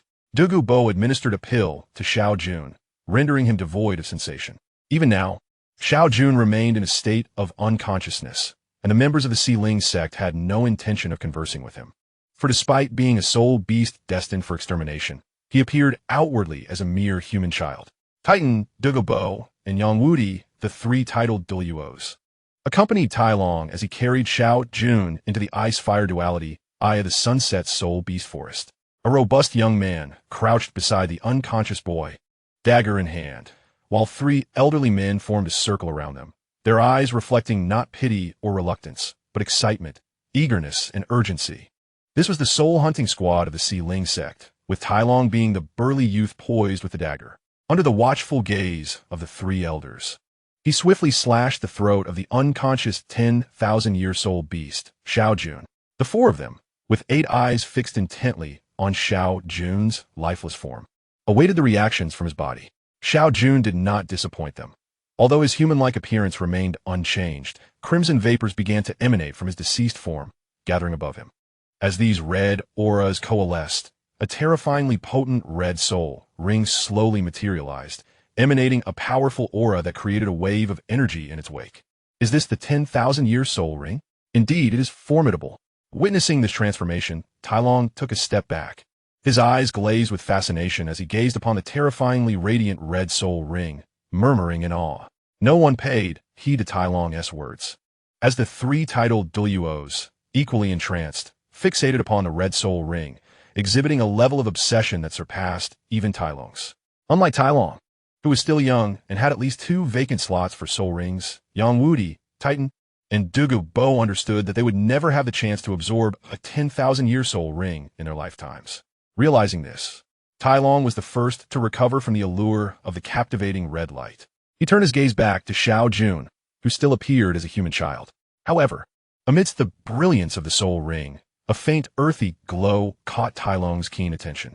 Indeed, the source of this muted light was the 10,000-year soul bone, another treasure that would entice any soul master. Emerging from the body of the deceased soul beast, Tai Long approached, crouching to place his hand upon the glowing area of Xiao Jun's body. He pondered how to extract the soul bone, as it was different from the usual process of dissecting a soul beast's massive corpse. However, upon contact with the soul bone, Tai Long instantly understood how to retrieve it. It may sound unbelievable, but Tai Long felt that by enveloping the not yet fully formed soul bone with his soul power, he could simply draw it from Xiao Jun's form. As for the final appearance and position of the soul bone, that was beyond Tai Long's control, given that he currently possessed only 3 soul bones, one of which was a foot bone from an external soul bone. After enveloping the soul bone with his soul power and extracting it from Xiao Jun's body, the soul bone rapidly took shape, radiating a somewhat blinding earthy glow. The actions of Tai Long did not go unnoticed by the 3 titled Douluos of the Sealing sect, who soon turned their attention to the object in Tai Long's hand. He was now holding a remarkably complete left leg bone. A left leg bone? Splendid. If I am not mistaken, Xiao Long, you have yet to absorb a soul bone for your left leg. Titan expressed his delight upon seeing that the 10,000-year Qianjun ant had yielded a left leg bone. Indeed, grandfather, aside from the initial soul bone, I had no necessity to absorb others. Tai Long explained the situation to Titan. Meanwhile, Yang Wudi and Douluo silently observed the exchange between the grandfather and grandson, eager to see what new tricks they would unveil. All right, put away your little antics. Old orangutan, are you still worried that I might vie with you for your grandson's soul bone? After a series of exchanges, Douluo, somewhat exasperated, concluded the conversation. Hee, I meant no offense. You know me well, Titan replied with a hearty laugh. Yang Wudi and Douluo harbored a strong desire to land a couple of punches on Tai Long's face, which was beaming with delight. However, considering that Tai Long was the beloved grandson of the Titan, and given their long-standing friendship, they ultimately decided it was prudent to spare the Titan's dignity. Tai Long then presented 3 soul bones of varying ages, one for Duvian, another for Katrina, and the last one to be stored in the Si Ling Zone's repository, where members could exchange contributions for merits. This arrangement concerning the precious 10,000-year left leg soul bone was thus finalized. It was not due to any insistence from Yang Wudi or Douluo, but rather Tai Long's own feeling of unease about possessing the 10,000-year Qi Jun Ant Emperor's soul bone and soul ring without offering something in return. The 3 soul bones, acquired by Tai Long through defeating opponents in the Slaughter City, wholly belonged to him, making their distribution appropriate. Duvian and Katrina each received a soul bone as a token of gratitude for bringing Xiao Jun from the Stardow Forest. The other soul bone, given to Si Ling Zone, serve a similar purpose. Chapter 229, Descent. Yang Wudi and Douluo had no objections to Tai Long's distribution plan, and neither did Tai Long's grandfather, the Titan, so the decision was settled. I plan to absorb this left leg soul bone, first to enhance my physical strength and reduce the pressure during the absorption of the 10,000-year soul ring. Tai Long expressed his intent. The 3 titled Dalu accompanying him did not voice any dissent. The higher the age of the soul ring, the longer it can last. Although the exact duration of a 10,000-year soul ring remains uncertain, it was clear that absorbing a single soul bone would provide ample time. Unlike soul rings, which are considered living entities after a millennium, soul bones are inanimate regardless of their age. Thus, the difficulty of absorbing a soul bone is significantly less than that of a soul ring. And the enhancement to a soul master's physical strength from a soul bone of the same age is much greater than that from a soul ring. Therefore, the 3 titled Dalu wholeheartedly supported Tai Long's decision to absorb the soul bone first. Had he not suggested it, they would have done so on their own accord. Tai Long stepped aside, distancing himself approximately 30 zhong from the hovering 10,000-year soul ring. He found a suitable spot and sat cross-legged, preparing to absorb the 10,000-year left leg bone of the Qi Jun Ant Emperor. His decision to move away was to minimize the impact of the soul ring's energy fluctuations during the absorption, as both the soul ring and soul bone originated from the same 10,000-year soul beast. Moreover, since the 10,000-year soul ring possessed consciousness, Tai Long preferred not to absorb the soul bone in its presence to avoid provoking it. Regardless of the truth, he believed caution was prudent. Observing the scene, Yang Wudi and the others saw the Titan establish a soul power barrier at the site of the 10,000-year soul ring, isolating its influence from the outside world. Tai Long closed his eyes and focused, channeling his soul power through his innate guiding technique to connect with the left leg bone of the Qi Jun Ant Emperor. Once he established a connection, the soul-colored glow emanating from the soul bone intensified, and the bone began to morph into a size suitable for Tai Long, gradually merging into his left leg as if donning a protective greave. The Titan, Douluo, and Yang Wudi, acting as guardians, relaxed as they witnessed the successful fusion of the soul bone with Tai Long. Once the absorption process reached this stage, there were no significant concerns, barring any potential mishaps due to insufficient physical strength. Given their understanding of Tai Long's robust physique, comparable to that of a Douluo, they were confident he could withstand the pressure exerted by the 10,000-year Qi Jun Ant Emperor.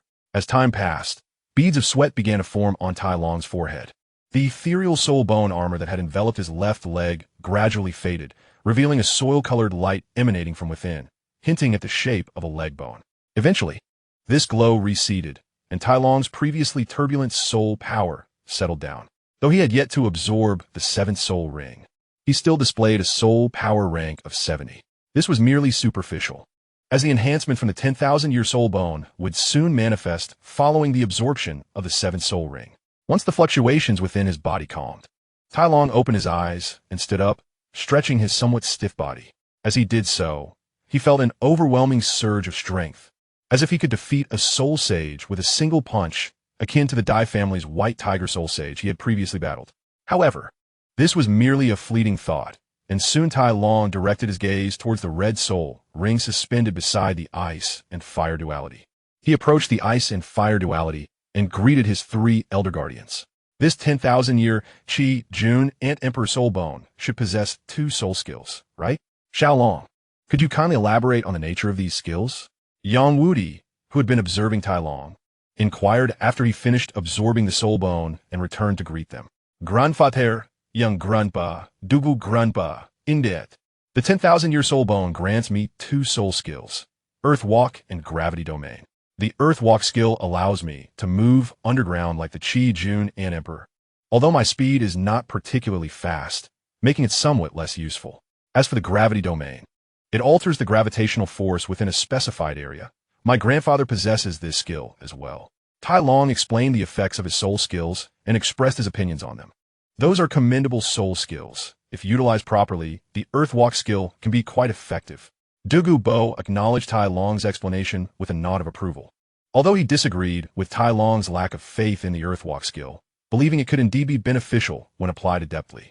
After a brief conversation with his 3 elders, Tai Long, prompted by his grandfather the Titan, began preparing to absorb the 10,000-year soul ring.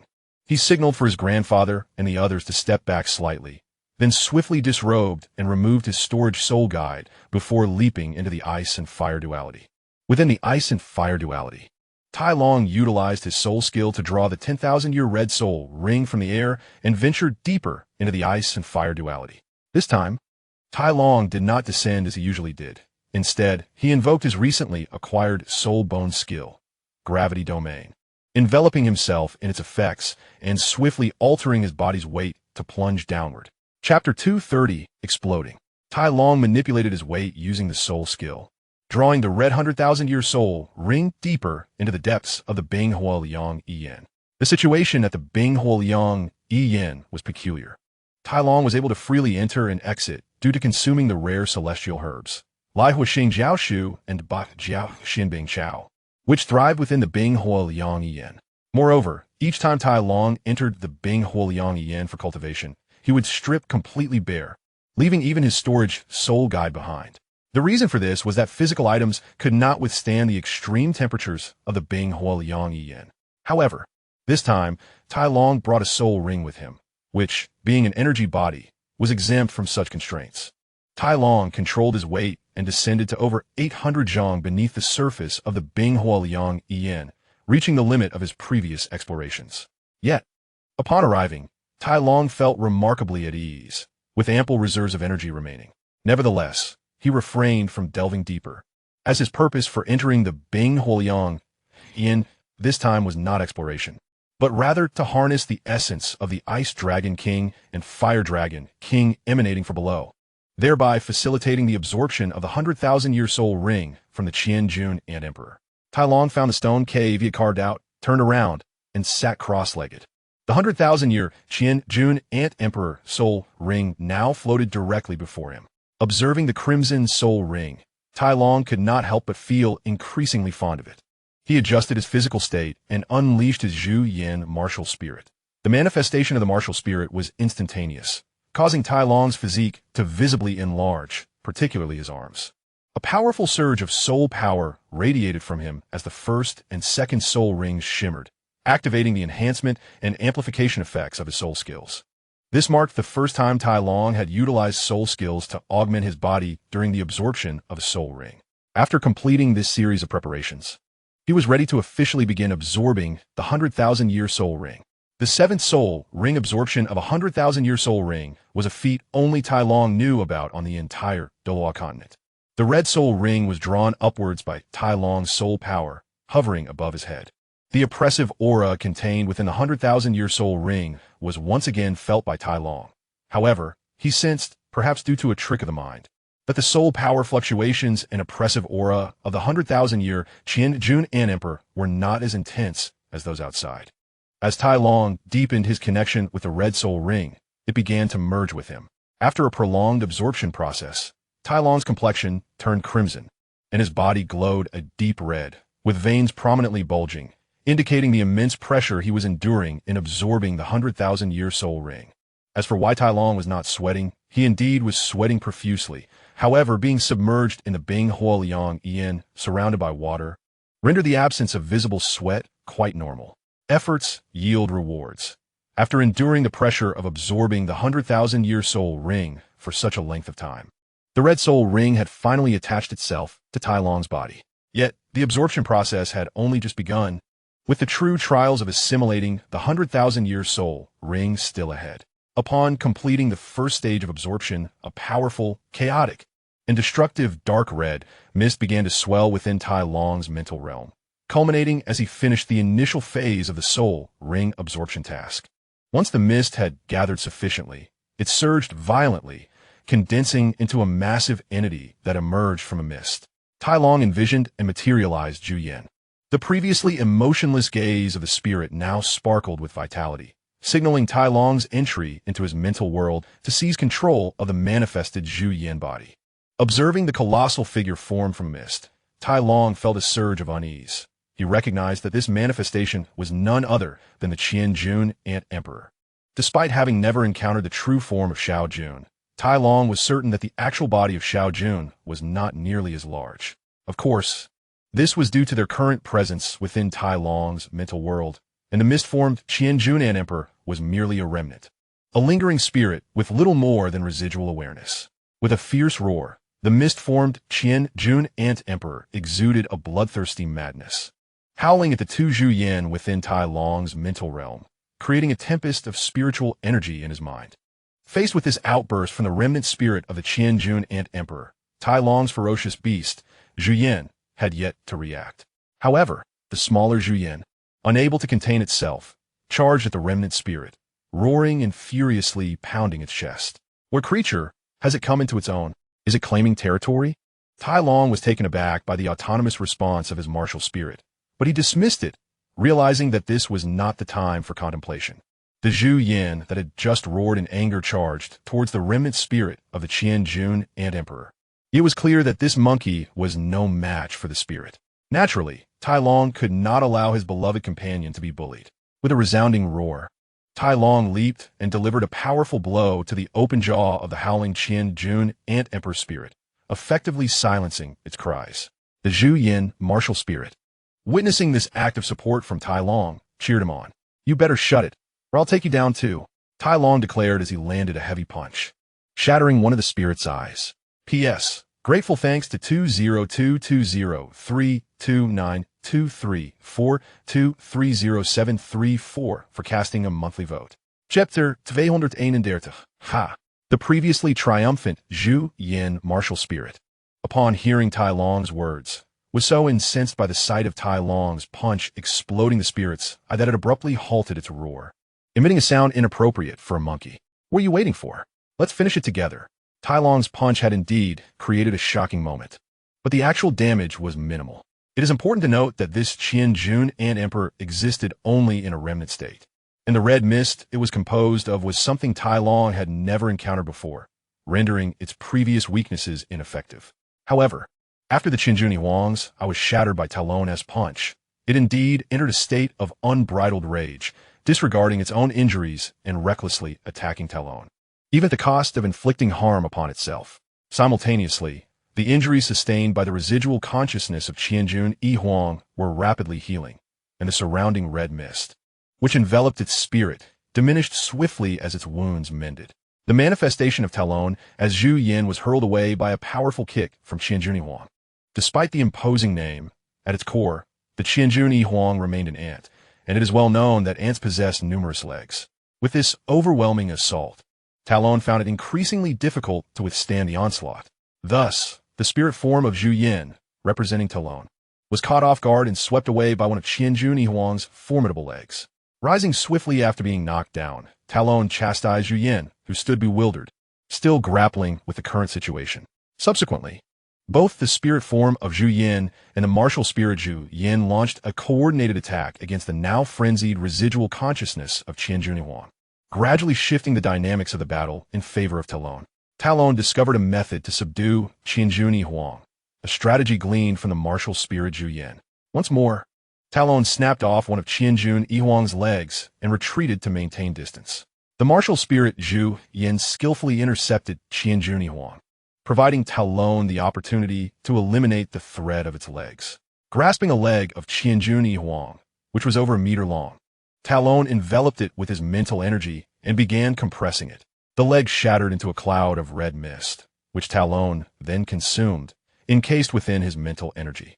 Having dealt with one of the legs, Tai Long advanced once more, replacing Zhu Yan's martial spirit, which had broken off a part of Qianjun Yi Huang's body, and allowed Zhu Yin to hide behind him, consuming another segment of Qianjun Yi Huang's body in plain sight. This was Tai Long's newfound method for dealing with the spirit of Qianjun Yi Huang. The spirit had significantly shrunk in size, approximately 1/3 smaller compared to its initial appearance. Tai Long utilized this methodical approach to gradually diminish the power of Qianjun Yi Huang's spirit, inching towards victory right before his opponent's eyes. Above the ice fire Tui eye, the sky had turned completely dark. Titan, Douluo, and Yang Wudi remained vigilant near the ice fire Tui eye, not standing but seated around a small table, patiently awaiting Tai Long's completion of the soul ring absorption, prepared to witness history in the making. The trio from the Four Spirits sect held great confidence in Tai Long's ability to successfully absorb the seventh soul ring, a 10,000-year soul ring, given the undeniable strength Tai Long exhibited. They had completed all necessary preparations, and now merely awaited the outcome in silence. Crunch, crunch, crunch. The sound echoed, reminiscent of crispy chicken, within Tai Long's mental realm. He seized the now shrunken spirit of Qianjun Yi Huang, disregarding its struggles, and decisively twisted off its head, placing it into his mouth under the watchful gaze of Zhu Yan's martial spirit. Subsequently, Tai Long tossed the remainder of Qianjun Yi Huang's body to Zhu Yan's martial spirit. After a few excited squeaks, began to feast heartily. Once Zhu Yan's martial spirit consumed the final piece of Qianjun Yi Huang's spirit, the slightly ethereal red soul ring hovering around Tai Long solidified rapidly, swirling around him in harmony with the other 6 soul rings. Tai Long's previously tense and serious demeanor softened, and a satisfied smile graced his lips, indicating his uplifted spirits. However, Tai Long did not rise immediately, as the absorption of the 7th soul ring had shattered the restraints on his soul power and elevated it once more. The accumulated soul power within Talon far exceeded what an ordinary individual could believe. Merely the absorption of the 10,000-year soul ring had granted him a 4-level increase in soul power. Talon's soul power began to surge violently, swiftly breaking through the 70th level. 71, 72, 75, 76. Finally, when Talon's soul power reached level 76, it stabilized. The combination of a 10,000-year soul bone and a 10,000-year soul ring directly augmented his soul power by 6 levels. After the enhancement of his soul power, Talon began to exude droplets of blood, evidently refining his body with this sudden surge in strength. Underwater, Talon remained unaware of how much time had passed. It was undoubtedly a considerable duration. He gradually absorbed and stabilized the explosive increase in soul power. Yet he recognized the urgency to adjust his physical state following such rapid growth. Having just absorbed the soul ring, Talon felt invigorated, and he understood that as a 7th soul ring, derived from the 10,000-year Qianjun Yihuang soul beast, bestowed upon him 2 soul skills. The first soul skill was the standard 7th soul skill for soul masters, a core ability for any high-ranking soul master, the true form of a martial soul. The 10,000-year soul ring granted 2 soul skills, and the second skill was a defensive one, Qianjun Yihuang armor. This skill provided full body protection, but demanded substantial energy to utilize. The Qianjun Yihuang armor, akin to the 6th soul skill Iron Armor from the Iron Armored Earth Dragon, shared similarities in function. However, the Iron Armor skill generated a layer of dragon scales upon Talon's skin, while the Qianjun Yihuang armor formed an external armor composed of soul energy. The Qianjun Yihuang armor offered a power boost to the user, while the Iron Armor also provided a comprehensive enhancement to Talon's physique. Both skills were defensive in nature and could complement each other, significantly bolstering Talon's defensive capabilities. However, for Talon at this moment, the newly acquired Qianjun Yihuang armor skill felt somewhat burdensome. Despite being a soul sage at level 76, utilizing this 10,000-year skill felt strenuous. Primarily, Talon sensed that the effort required for this skill did not correspond proportionately with its benefits. Among the opponents Talon could encounter, none would undoubtedly breach the defenses of the Qianjun Yihuang armor, without a doubt, making the effects of the 10,000-year soul ring skills entirely trustworthy. However, Talon's current opponent is equally unable to breach the formidable defense of his 6th spirit ability, the Iron Armored Dragon Body, derived from the powerful defense spirit technique of the 70,000-year Iron Armored Earth Dragon. Typically, a soul ring of 70,000 years is one that only a soul Douluo can absorb under normal circumstances.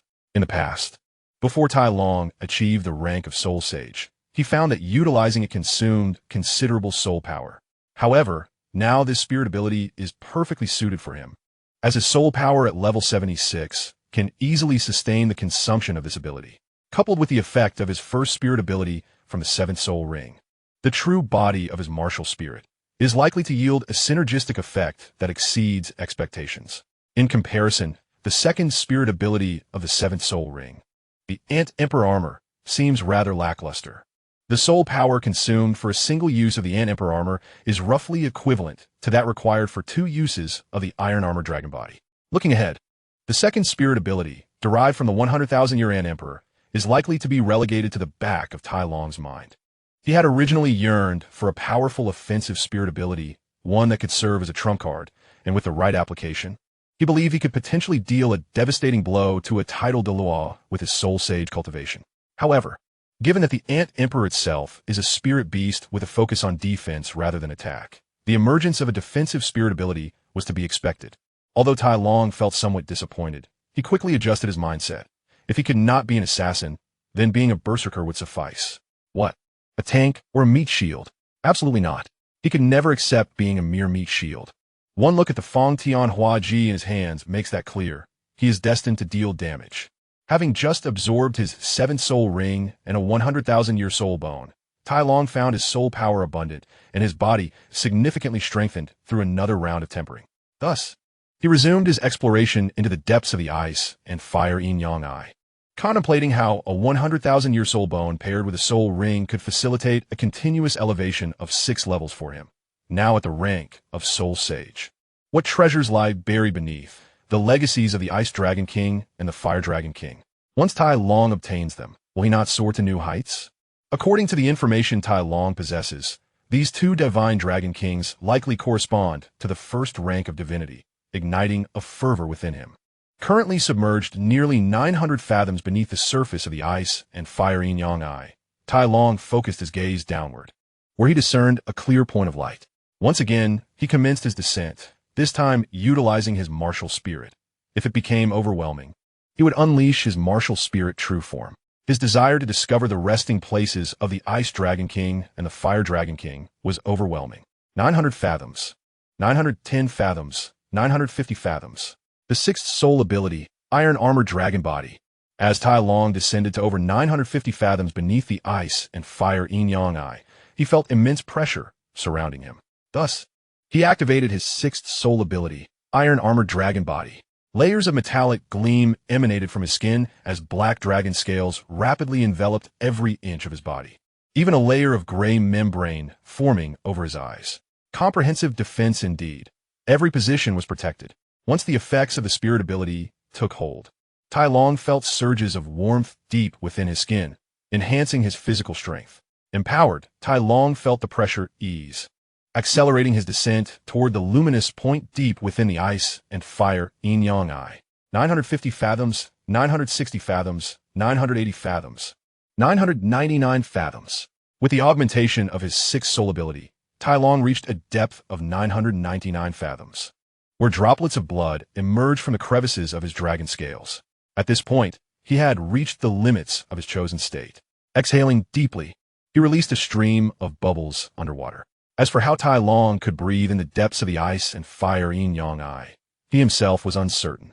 Ever since consuming the Ba Jiao Xin Bing Chao and the Lai Hui Xing Jiao Shu and plunging into the ice and fire yin-yang eye for tempering, he had gained the ability to freely enter and exit its depths. He had experimented with soaking in normal water. Although he could still breathe, it was not as effortless as in the spring waters of the ice and fire yin-yang eye. Ultimately, Tai Long concluded that his condition might stem from some transformation his body underwent during the ice and fire tempering process. Whether this was beneficial or detrimental, he could not ascertain. However, it had not produced any adverse effects thus far. If one were to note a change, it would be that his abilities and desires seemed to be slightly stronger than those of others. Focusing intently on the expanding point of light deep within the ice and fire yin-yang eye, it felt as though he were locking eyes with a colossal entity. Suddenly, a smile seemed to grace the face covered in scales. The seventh soul ability, Martial Spirit True Body. Chapter 233, The Seventh Soul Ability, Martial Spirit True Body. The red soul rings, spiraling around Tai Long, radiated a crimson light, awakening the Zhu Yin martial spirit within his spiritual realm that had been in slumber. Boom, boom, boom. Roar, roar, roar. Streams of red light enveloped the Zhu Yin martial spirit, which howled skyward within Tai Long's mind. Simultaneously, the red soul rings surrounding him emitted a glow that enveloped Tai Long's body. Beneath the waters of the ice and fire yin-yang eye, the once tranquil spring erupted vigorously, and in an instant, Tai Long's figure vanished, leaving behind only a white-headed, red-footed beast exuding an aura of ferocity, as if always ready for battle. Yet, the intelligence and calmness reflected in its eyes suggested that this seemingly enraged beast was not as it appeared. This white-headed, red-footed beast was none other than Tai Long in his true form. Having released his martial spirit true body, he began to compress his form, reducing the originally 10-meter-high true body of Zhu Yin down to just over 3 meters. After the compression, Tai Long began to relish the sensations of his body in this state. Powerful, fierce. These words could hardly encapsulate the feelings he was experiencing. He understood now why his grandfather had stated that the Soul Sage rank represented a significant watershed moment for a Soul Master. Previously, Tai Long had been skeptical, as he had successfully battled opponents possessing top-tier beast martial spirits and their 7 soul abilities without his own martial spirit true body. He had relied solely on his combat skills to emerge victorious. Thus, he did not believe that the martial spirit true body could enhance a soul master's strength to the extent his grandfather had claimed. However, after obtaining his own martial spirit true body, he now comprehended the true meaning behind his grandfather's words. The ability to utilize one's martial spirit true body truly serves as a benchmark for measuring a soul master's combat prowess. After entering the Zhu Yin true form with his 7th soul ability, Tai Long felt he could take on 5 opponents at once compared to the version of himself that had existed before he had his martial spirit true body. Against the White Tiger Soul Sage, who had previously forced him to rely solely on his combat skills. Tai Long felt he could sever the opponent's head with his halberd within just 10 exchanges. After reveling for a moment in the enhancements bestowed by his martial spirit true body, Tai Long opened his eyes and continued his exploration downward. 1,000 fathoms. Tai Long descended from 999 zhong to the depth of 1,000 zhong, experiencing a remarkably smooth journey. Upon transforming into his martial soul's true form, Zhu Yan, his innate domain spontaneously manifested around him. Although, due to his current position within the depths of the Ice and Fire Yin-Yang Eye, the oppressive forces of the Ice Dragon King and Fire Dragon King prevented his innate domain from fully unfolding. It still managed to envelop Tyrone's body. His innate domain actively resisted the pressures exerted by the Ice and Fire Dragon Kings, significantly alleviating the burden on Tyrone himself. However, he could feel the rapid consumption of his soul power within. The confrontation with the oppressive forces required energy, and the responsibility of this consumption fell solely upon Tyrone, the possessor of the innate domain. Realizing the urgency of his situation, Tyrone refrained from lingering. The enhancement from his first and second soul rings, along with the effects of his soul skills, were continuously in effect, further depleting his soul power. Simultaneously, his 6th soul skill, Iron Armor Dragon Body, was also consuming his soul energy. Tyrone, who had only recently become a 76th level soul saint, was witnessing a visible and alarming depletion of his substantial soul power reserves. Initially, he believed that his soul power, having broken through to soul saint, would suffice for his soul skill consumption, allowing him to wield his energy without restraint in battle. However, reality struck hard, and after his first transformation into Zhu Yan, he realized that his soul power was woefully inadequate. It became evident that he needed to discover methods to augment his soul power reserves. As he continued his descent, he resolved within himself to seek solutions. Tyrone rummaged through his knowledge of soul masters and soul beasts and identified the most feasible, convenient, and straightforward method to increase his soul power reserves. He recalled a certain plant-like soul beast known for its vast energy-storing capabilities, which had previously allowed soul masters who obtained its soul ring to enhance their soul power reserves. If a soul ring could achieve this, it stood to reason that the soul bone of such a creature could as well. Currently, Tyrone had 2 available soul ring slots, and his 7th soul ring was already a 100,000-year-old ring. Thus, he was determined not to compromise on his 8th and 9th soul rings. Hence, Tyrone contemplated the possibility of absorbing the soul ring of that plant-like soul beast, while also considering the soul bone with greater care. Though these were matters for another time, he now focused his thoughts, pressing his body against the stone wall and slowly descending deeper into the Ice and Fire Yin-Yang Eye. Along the way, Tyrone discovered some shattered bones, which he noted but did not retrieve immediately, continuing his exploration. At 1,101 zhong, Tyrone halted, feeling that he had once again reached his limit. Previously, he had reached his threshold at 999 zhong and 1,000 zhong without utilizing his martial soul's true form, but now with Zhu Yan activated, he had descended further. However, having reached this limit once more, he felt at a standstill. His 7th soul ring's 2nd soul skill, 1,000 June and Emperor Armor, could potentially allow him to advance further. Yet his internal soul power was insufficient to unleash this 100,000-year soul skill. Frustrated, Tyrone gazed downward towards the Ice and Fire Yin-Yang Eye, where he could distinctly see a radiant point of light. Contrary to his expectations of the Ice Dragon King and Fire Dragon King's bodies, it appeared to be a luminous portal. In Chapter 234, Emergence from Water, Tyrone had now descended to 1,101 zhong beneath the surface of the Ice and Fire Yin-Yang Eye, fully revealing the appearance of the light portal, which was no more than 100 zhong away. This discovery invigorated Tyrone's spirit. He could distinctly sense the oppressive auras of the Ice Dragon King and Fire Dragon King emanating from within that portal, and he was certain that it led to the source of the Ice and Fire Yin-Yang Eye, where the 2 Dragon Kings likely lay in eternal slumber. However, as he approached their resting place, the dragon might and divine power intensified around him.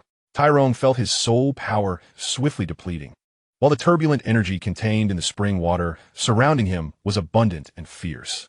He realized he needed to relinquish his resistance to this energy. Once it entered his body, it could offset his current consumption, achieving a state of balance. Yet, he remained uncertain whether his body could withstand the impact of absorbing such overwhelming energy and the potential harm it could inflict. Suppressing his eager impulses, Tyrone took one last look at the light portal below before beginning his ascent back to the surface of the ice and fire yin-yang eye. On his way up, he collected the fragments of the ice and fire dragon king's bones and scales that he had discovered during his descent, intending to carry these treasures back to the outside world to maximize their value.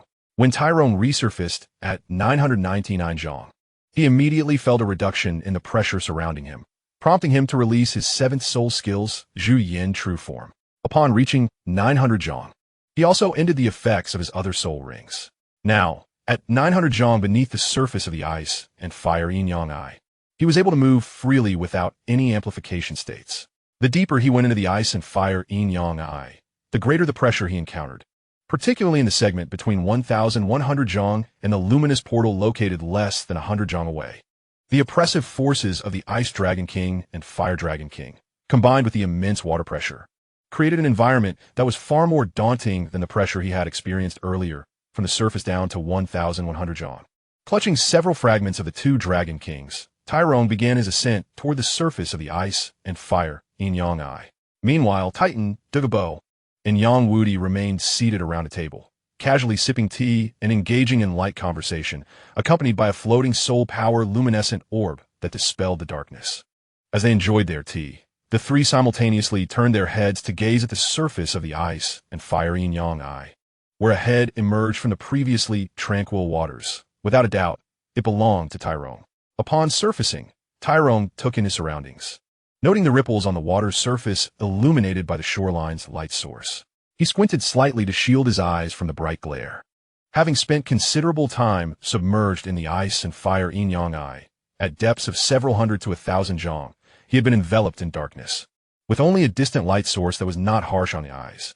Now emerging at night, the shallower region of the ice and fire yin-yang eye lacked the brilliance of daylight, making the shoreline's soul power illumination seem particularly glaring.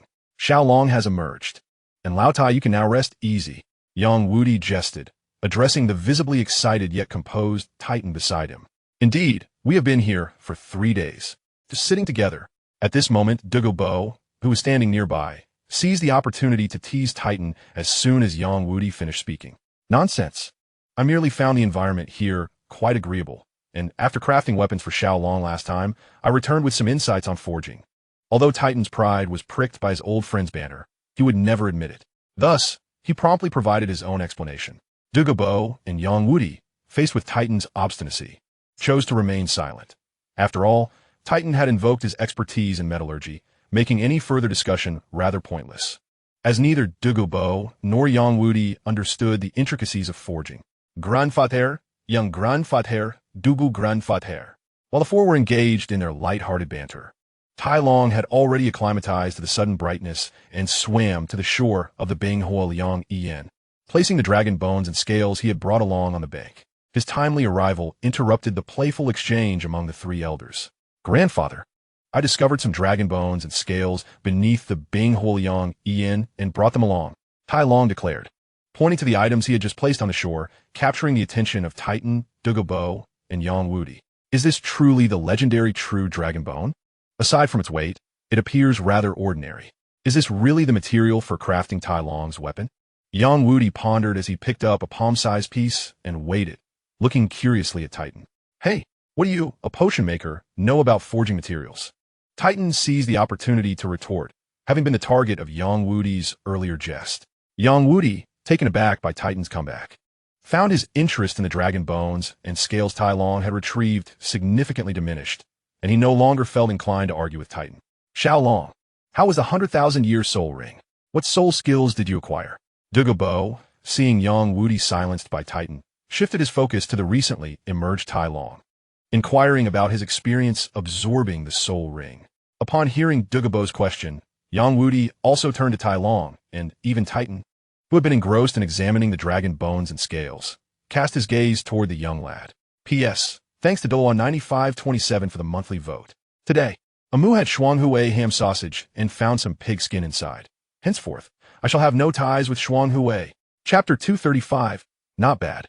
The 7 Soul Ring is a normal martial soul, true body soul skill, and I also acquire the powerful defensive soul skill, Qianjun and Emperor Armor. However, while the Qianjun and Emperor Armor soul skill is indeed potent, its consumption is rather excessive, making it somewhat impractical for me at present. Tai Long briefly shared his situation with the 3 elders and expressed his desire to enhance his soul power reserves. Titan, Douluo, and Yang Wudi agreed with Tai Long's ambition and praised his rapid progress.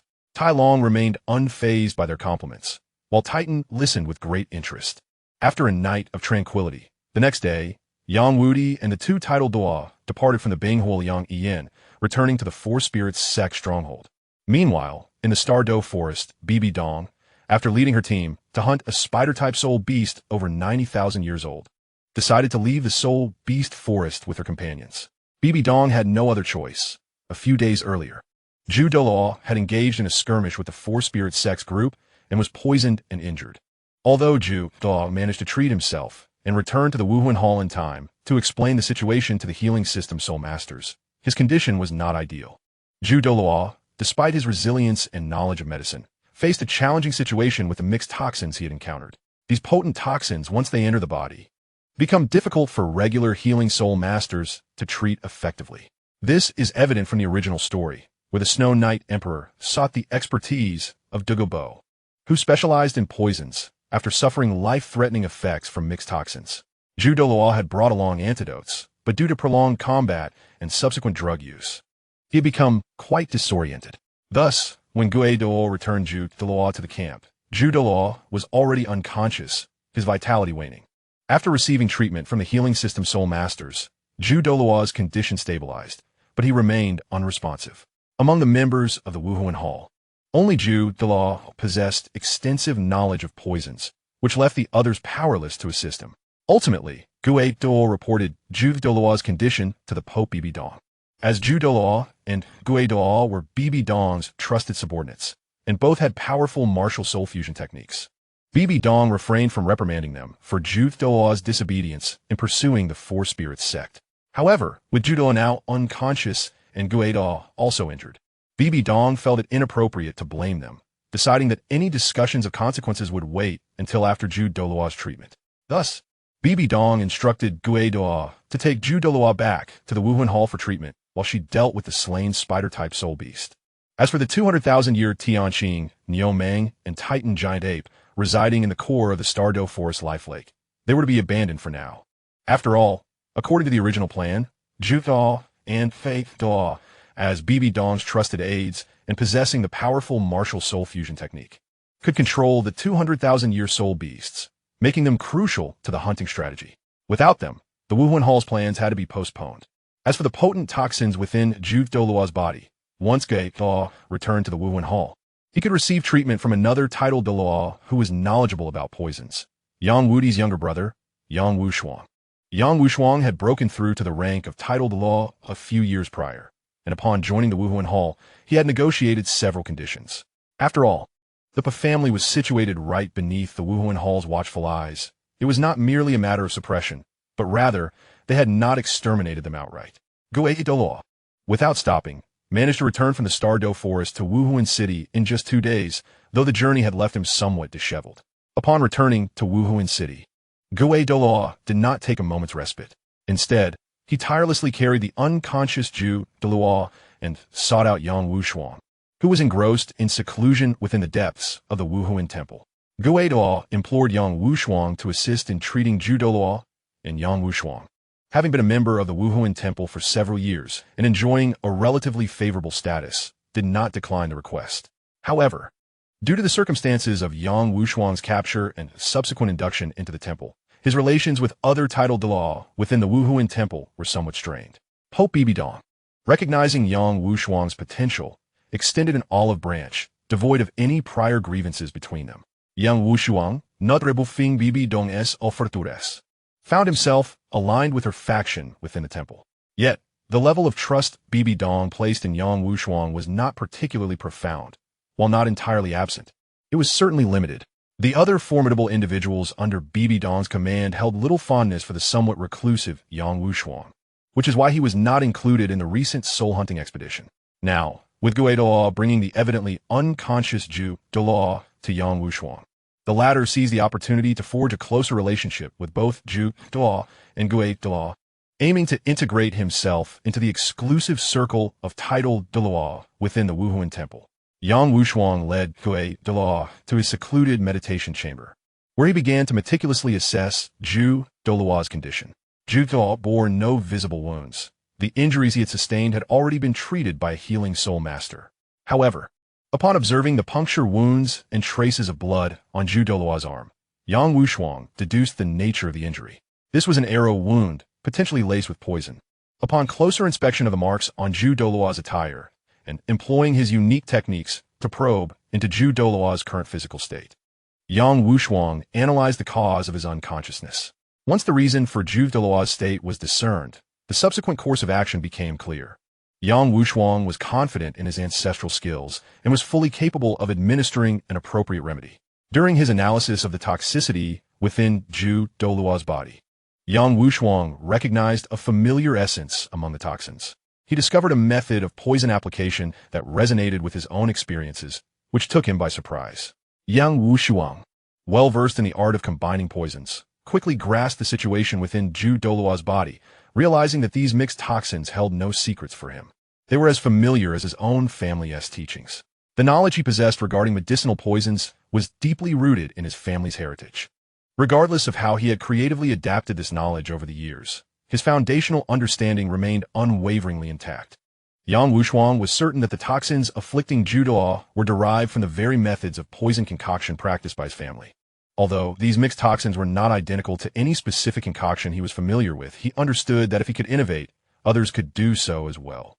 Unbeknownst to Yang Wushuang, these blended toxins, crafted by Douluo, mirrored the principles and techniques that he and Yang Wudi had privately discussed. Yang Wudi, with years of experience in poison concoction from the family, had imparted his knowledge to Douluo, who, possessing an extraordinary talent for the art of poison, had achieved the title of Poison Douluo through sheer innate ability and foundational medical knowledge. Yang Wudi, grateful for Douluo's generous gift of celestial herbs, recognized Douluo's high level of expertise in poisons, comparable to his own. However, he noted that Douluo lacked some fundamental knowledge and techniques regarding medicinal properties. Thus, Yang Wudi generously shared the accumulated wisdom of his ancestors, which Douluo utilized to further enhance his own skills in the field of poison. In this manner, the expertise of both Douluo and Yang Wudi in the realm of poisons rapidly accelerated, akin to pressing an acceleration button. Through their exchanges, Douluo assimilated elements of the family's knowledge, which is why Yang Wushuang recognized familiar shadows in the mixed toxins concocted by Douluo. They were indeed learned from the family. While Yang Wushuang continued to probe and analyze Douluo's condition, he posed inquiries to Douluo regarding the circumstances of Douluo's poisoning, including how the toxin had been introduced and why timely treatment had not been administered. Although Douluo was not entirely clear on the specifics of how Douluo had been poisoned, he had witnessed a moment when Talon shot Douluo with an arrow. Furthermore, after they had disengaged from their martial fusion technique, Talon had exclaimed that the arrow was laced with a sleeping powder and a soul-binding toxin. Douluo recounted every detail he knew about Douluo's poisoning without reservation, fearing that any omission on his part might hinder Yang Wushuang's treatment and jeopardize Douluo's recovery. With Douluo's cooperation and Douluo's condition laid bare before him, Yang Wushuang swiftly identified the root cause of Douluo's unconsciousness, a clash of toxins that had overwhelmed his mind, compounded by the fact that Douluo had not received timely treatment after sustaining the injury and had instead participated in battle while rapidly flying for an extended period. This sequence of events had precipitated a toxic outbreak within Douluo, leading to his current state of unconsciousness. Although Douluo had promptly brought Douluo to the healing soul master, who had treated all of Douluo's external injuries, the healer's lack of understanding regarding the various effects of herbal and mineral concoctions meant that the treatment had inadvertently introduced additional toxins into Douluo's body. These toxins, propelled throughout his system by the healer's methods, were the true cause of Douluo's current state of unconsciousness. Understanding Douluo's condition left Yang Wushuang feeling somewhat helpless. For according to Douluo was unaware of how many of his own concocted pills he had consumed. It is crucial to remember that all medicine carries some degree of toxicity. Yang Wushuang could not ascertain the effects of the pills Zhu Douluo had ingested or the nature of the spiritual and herbal ingredients used. However, the pills taken by Zhu Douluo evidently possess efficacy. These pills have somehow managed to counteract the mixed poison afflicting Zhu Douluo and the lethal toxin carried by the arrow, creating a peculiar equilibrium. This balance is exceedingly fragile. Yang Wudi is confident that he can gradually resolve the mixed toxins within Zhu Douluo's body. Yet, Yang Wushuang lacks such assurance. While administering treatment to Zhu Douluo, he cannot guarantee the swift expulsion of the toxins without jeopardizing the precarious balance within Zhu Douluo. Should any unforeseen complications arise during Yang Wushuang's treatment, leading to Zhu Douluo's demise, it would be a burden too great for Yang Wushuang to bear. Zhu Douluo lies unconscious on the bed, and Yang Wushuang, fully aware of the situation, stands there daily with a furrowed brow, even letting out a sigh. Observing Yang Wushuang's furrowed brow and audible sigh, Zhu Douluo immediately senses a wave of tension and an overwhelming pressure, even a hint of anxiety. Indeed, after years of navigating the treacherous Dalu continent, Zhu Douluo, who has emerged from the heap of corpses, now finds himself feeling anxious. The moment Yang Wushuang sighed, the tranquility of the room fell into a profound silence. Yang Wudi reflects on how to convey Zhu Douluo's condition to Zhu Douluo, while Zhu Douluo's mind races with memories of their past interactions. Young elder, how is old Zhu faring? Although his complexion seems somewhat off, his breathing and heartbeat are still stable, so he should be fine, right? Ultimately, it is Zhu Douluo who breaks the silence, his raspy voice trembling with evident apprehension as he poses this question to Yang Wushuang. Zhu elder, please do not rush. Allow me to explain everything slowly. As for old Zhu's condition, it is somewhat precarious. For the foreseeable future, he is not in immediate danger, as a balance is currently forming within him. As long as this balance remains intact, Zhu Douluo should not face any life-threatening risks, though he will remain in this state of unconsciousness. Yang Wushuang speaks steadily to calm the agitated Zhu Douluo, initially presenting a piece of good news to soothe his nerves before revealing that Zhu Douluo will remain in this comatose state until a true equilibrium is established. After Yang Wushuang's carefully chosen words, Zhu Douluo feels a measure of relief upon learning that Zhu Douluo is not in danger of death. While the prospect of his prolonged unconsciousness is indeed concerning, it is a far better outcome than the alternative of losing him altogether. Young elder, is there any way to awaken old Zhu? Remaining in this state is not a solution. Once Zhu Douluo regains his composure, he understands the deeper implications of Yang Wushuang's words. As long as Zhu Douluo maintains this equilibrium, he will not be in danger, yet he remains unconscious. Yet, to awaken Zhu Douluo, one must disrupt the current balance. What might be the consequences of such an action? What fate awaits Zhu Douluo? These thoughts swirl in Zhu Douluo's mind as he gently voices his concerns. Zhu elder, I must be frank. Had Zhu Douluo been treated immediately after being poisoned, I could have alleviated the situation within a quarter of an hour and resolved it within half an hour.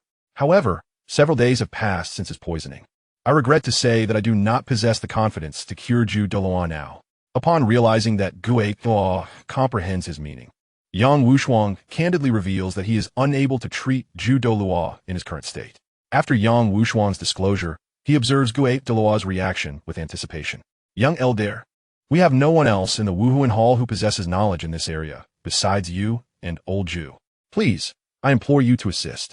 Zhu Douluo, after a moment of silence, earnestly requests Yang Wushuang's help. Zhu elder, you may not have grasped my meaning. My point is that if we leave old Zhu in his current state undisturbed, he may remain unconscious but will continue to live and perhaps awaken on his own. However, if you choose to treat and detoxify him, it will inevitably disrupt the balance within his body, and the outcome is uncertain. Yang Wudi speaks with gravity, elucidating the risks involved. In his view, maintaining the first condition is the safest and most prudent choice. I understand, yet I still urge you, young elder, to proceed with the treatment. Regardless of whether you succeed in curing old Zhu, I assure you that should you require assistance in the future, I, old Zhu, will willingly risk my life to support you. Zhu Douluo has evidently made up his mind, choosing the second option without hesitation. He pledges his life to Yang Wushuang should he agree to assist. Yang Wushuang, taken aback by Zhu Douluo's declaration, recognizes his role as an outsider, merely a physician summoned to aid, and feels no personal connection to Zhu Douluo.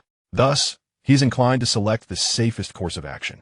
Nevertheless, He understands Daluo's rationale for opting for the second choice. Daluo's enduring state of unconsciousness is akin to death, with only the faint hope of awakening to offer solace to Daluo, a prospect Yang Wushuang himself finds hard to believe. This matter is of great significance. Elder. While Daluo is indeed your friend, he is also an esteemed elder of our Wuhuan Hall. Consequently, I cannot hastily proceed with treatment based solely on your decision. Should any errors arise, the repercussions would be intolerable for both of us. Therefore, I believe this matter should be reported to the Pope or the Elder Hall. Only with their consent can I proceed with Daluo's treatment.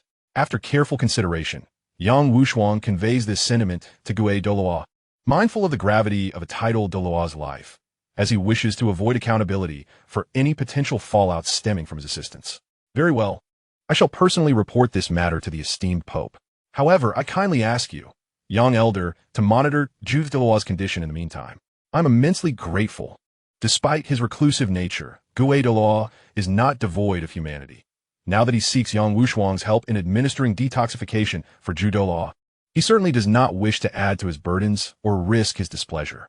By the way, young elder, do you know if the formulas for the pills Daluo consumed might assist in his treatment? Elder, are you aware of the specific medications that Daluo took and their formulas? Yang Wushuang responds with surprise to Daluo's inquiry. Indeed, on ordinary days, Lao Ju would often engage in the preparation of these medicinal concoctions without any consideration for the presence of others. He did not carry all the pills he made with him, and in fact, I possess some of them, as Lao Ju had forcefully given them to me at that time. Daluo, while speaking, produced several vials of the same medicinal products used by Daluo from his storage soul guide and handed them to Yang Wushuang, evidently aiming to substantiate the truth of his claims. Furthermore, Lao Ju harbored the intention to pass on his craft, having compiled all his knowledge regarding poisons and medicines into a book, of which he has already completed more than half. If Elder Yang requires it, I can retrieve that unfinished manuscript right away. Observing Yang Wushuang as he took the pill from Daluo and opened the vial to inhale its scent, he furrowed his brow, seemingly lost in thought. Consequently, Daluo hurriedly divulged all the information he possessed without withholding any details. Yang Wushuang, with a slight frown, first smelled the pills and then poured a few out, scraping some powder from the pills with his fingernail and placing it in his mouth. He began to analyze, contemplate, and compare the pills presented by Daluo with the medicinal effects lingering within Daluo's body. As for what Daluo had just said, Yang Wushuang had scarcely paid attention. He merely nodded in acknowledgement. Noticing Yang Wushuang deep in thought over the pills, Daluo refrained from interrupting him. He had witnessed a similar contemplative state in Daluo, albeit with the latter often muttering to himself amid the flowers and plants. Being a longtime friend of Daluo, understood that Yang Wushuang was currently engrossed in pondering how to treat Daluo or matters related to him. Thus he remained silent, waiting patiently. After a quarter of an hour of contemplation, a smile broke across Yang Wushuang's face, revealing a sense of joy and elation akin to the satisfaction derived from solving a complex mathematical problem after considerable effort. Elder Yang. Yang Wushuang returned from his reverie to look at Daluo, who had called his name, suddenly recalling that Daluo had mentioned something to him. Daluo, you just spoke to me about something. Yang Wushuang indicated his situation, though he did not state it outright. It was clear to Daluo that Yang Wushuang had not been fully attentive. Daluo, naturally, repeated his earlier words to Yang Wushuang without any resentment. It is useful. I have nearly discerned the effects of the pills prepared by Elder Ju and the roles they play amidst the conflicting medicinal energies within his body. However, this is merely my conjecture, and the pills you provided are not the entirety of what Elder Ju ingested, nor do they encompass all that is present within his body. Since there exists a formula for the concoctions prepared by Daluo, my confidence in resolving Elder Ju's condition will be significantly bolstered. Yang Wushuang conveyed this information to Dalu, particularly emphasizing that the more he understood, the greater his confidence would be in treating Dalu. Very well, Elder Yang. Please wait here. I shall fetch Elder Ju's manuscripts and notes immediately. After saying this, Dalu hastened towards Daluo's residence. Observing Daluo's urgency, Yang Wushuang intended to express that there was no need to rush, as he would only proceed with treatment after the Pope or Elder Council made a decision. Otherwise, even if he felt an 80% certainty of awakening Dalu, Yang Wushuang would not dare to undertake the treatment. Ultimately, the relationship between Yang Wushuang and both Zhu Douluo and Gue Douluo had not reached such a level of intimacy. He could not risk treating someone he was not very familiar with, even if Gue Douluo assured him that he could act freely without bearing responsibility. Yang Wushuang understood that despite Gue Douluo's amiable demeanor, should anything go awry during the treatment, leading to severe repercussions for Zhu Douluo, he could not trust that Gue Douluo would not hold a grudge against him. Therefore, while Yang Wushuang felt a keen interest in Zhu Douluo's medical notes, he maintained an outwardly indifferent demeanor, recognizing that eagerness was not a transaction. Gue Douluo, unaware of the complexities of Yang Wushuang's thoughts, was solely focused on exerting his utmost effort to assist Zhu Douluo. Lacking medical expertise himself, Gue Douluo had no choice but to seek the aid of those knowledgeable. Swiftly arriving at Zhu Douluo's quarters, he ignored the apprentices tending to the medicinal garden and directly entered Zhu Douluo's study. Guided by his memory, Gue Douluo reached the place where Zhu Douluo typically stored his notes, only to discover that it had evidently been disturbed. The half-completed pharmacopoeia compiled by Zhu Douluo was absent. Uncertain if Zhu Douluo had relocated it, Gue Douluo began to search through the study, checking the desk and various bookshelves. Yet he still could not find the pharmacopoeia he had previously seen. Pausing his search, he stood in the study deep in thought. It had been half a month since Zhu Douluo and Gue Douluo had departed with Pope Bibi Dong. Under normal circumstances, no outsiders would enter Zhu Douluo's study. And since both he and Zhu Douluo were absent, the only individuals permitted to freely access the room would be those tasked with its upkeep. After deducing the situation, Gue Douluo exited the study and turned to the apprentices who had gathered, having sensed the commotion. He pointed to one familiar-looking apprentice and, using his soul power, summoned him before him. Chapter 239, A Popular Inquiry. Who typically cleans Elder Zhu's study? Gue Douluo inquired of the apprentice he had summoned, who was now trembling in fear. Responding, the apprentice stammered, "We take turns cleaning the study." This apprentice had been with Zhu Douluo for some time and had seen his fair share of situations. Although frightened, he took a deep breath and answered Gue Douluo's question completely. Understanding that Gue Douluo was a friend of Zhu Douluo, he felt assured that as long as he answered honestly, he would not face danger. "Are there any among you who were absent during the cleaning of Elder Zhu's study?" Gue Douluo scanned the 9 apprentices present, 5 females and 4 males, and observed their reactions before posing his question. "Everyone is here. All 9 of us are present." The apprentice Gue Douluo had summoned replied, evidently emboldened by the previous exchange. "In recent days, has anyone from outside entered Elder Zhu's study?" After posing this question, Gue Douluo released his spiritual power to carefully probe the circumstances of the 9 apprentices. At that moment, the young apothecary who had been answering Lord Douluo's questions turned his head slightly, glancing toward the other 8 apothecaries beside him. After exchanging fleeting, silent glances, subtle nods, and hesitant eye contact, he finally replied, "Lord Gue, no outsider entered Elder Zhu's study during his absence." Yet even as he spoke, uncertainty flickered across his face. Though he and the others had silently confirmed their collective testimony, he knew full well that they were ordinary youths with no cultivation aptitude, mere mortals, untrained in spiritual perception or martial discipline. Should a formidable soul master have wished to slip past them undetected, they would have been utterly powerless to sense it. Lord Douluo, however, understood the unspoken implication and dismissed it with quiet certainty. This was the temple of the sacred soul. Elder Zhu was not merely a senior elder, but a sovereign Douluo, a pillar of the sect. His sanctum was inviolable. No soul, however exalted, would dare trespass without his explicit consent, least of all during his absence on a mission with the Pontiff herself. "Who among you took the pharmaceutical codex from Elder Zhu's chamber?" Having reached this conclusion, Lord Douluo released a sliver of his sovereign aura, a quiet, suffocating pressure, like the weight of twilight settling over a silent grove. The 9 apothecaries recoiled as if struck. The youth who stood nearest, still facing Lord Gue, buckled instantly, collapsing onto the floor in trembling silence. "You come forward." With refined spiritual perception, Lord Gue scanned each of them, and his gaze sharpened the moment he detected a subtle anomaly in one young woman's demeanor. Her pulse fluttered, her breath hitched, her pupils contracted, unlike the others. In an instant, she was lifted from the ranks by invisible force and drawn before him, suspended midair as though held by gossamer threads of will. "Did you take the codex?" His voice held no anger, only calm, measured inquiry. After all, Elder Ju himself had once declared his intention to pass down his esoteric knowledge, even nurturing these apothecaries as potential heirs. Lord Gay, yes, the codex is in my room right now.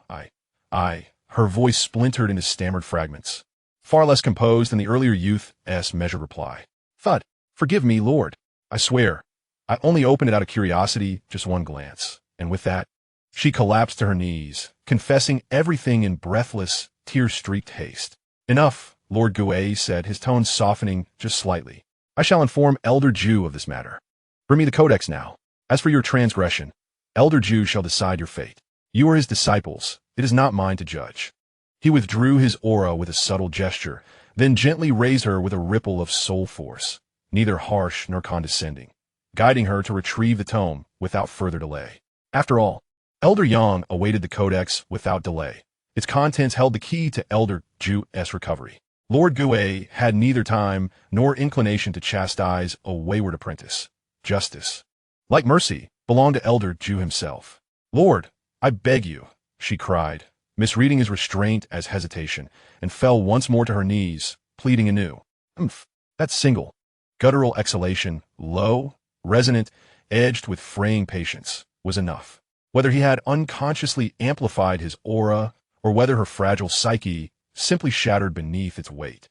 She crumpled into unconsciousness before the echo faded. Lord Gue's gaze swept over the remaining 8, still frozen in place, heads bowed, shoulders hunched, as if expecting execution with every silent second. His eyes settled upon 3 young women standing closest to the fallen girl. Where's her chamber? Or, who among you knows where she can seal the codex? His voice, always gravel rough, like stones grinding deep beneath ancient earth, now carried an unmistakable edge of exhaustion and suppressed ire. Their fallen companion's sudden collapse had terrified them into believing she had been struck down. Now, under his unblinking regard, they dared not lift their eyes, lest a single misstep invite the same fate. The 3 girls remained mute, tongue-tied, trembling. At last, the youth whom Lord Gue had first summoned stepped forward, rising steadily from where he knelt. Lord, I know where her chamber lies. I will guide you. Chapter 240. The Apothecary, the latest chapter of Douluo, Lord of Arms, updated in real time. Lead the way. Lord Gay's gaze lingered a moment longer on the others, petrified, slack-jawed, rooted to the floor like statues carved from fear. Impatience simmered beneath his calm exterior, until the youth's clear, steady voice cut through the tension. He nodded once, curt and approving, and followed. This way, Elder. The youth ushered him to a modest wooden door and gestured respectfully. Very well, let us enter. Creak. With a flick of his will, Lord Gue's soul force parted the door. Then, with deliberate grace, he stepped inside, followed closely by the youth, who, ever perceptive, immediately began searching the chamber with quiet urgency. Lord Gue, meanwhile, extended his spiritual sense, fine as mist, thorough as moonlight, enveloping the entire space.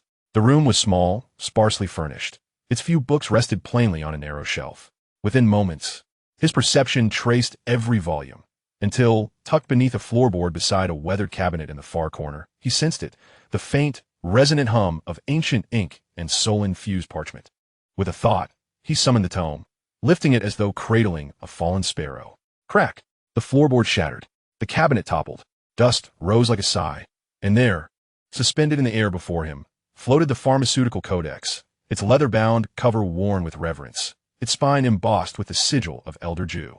Lord Gue opened it to 2 pages, scanned the elegant, precise script, and nodded. This was it, half the sacred codex, hidden with desperate care, yet found without effort. You may cease your search. This is the tome I sought. The youth paused, glancing up cautiously, awaiting further instruction.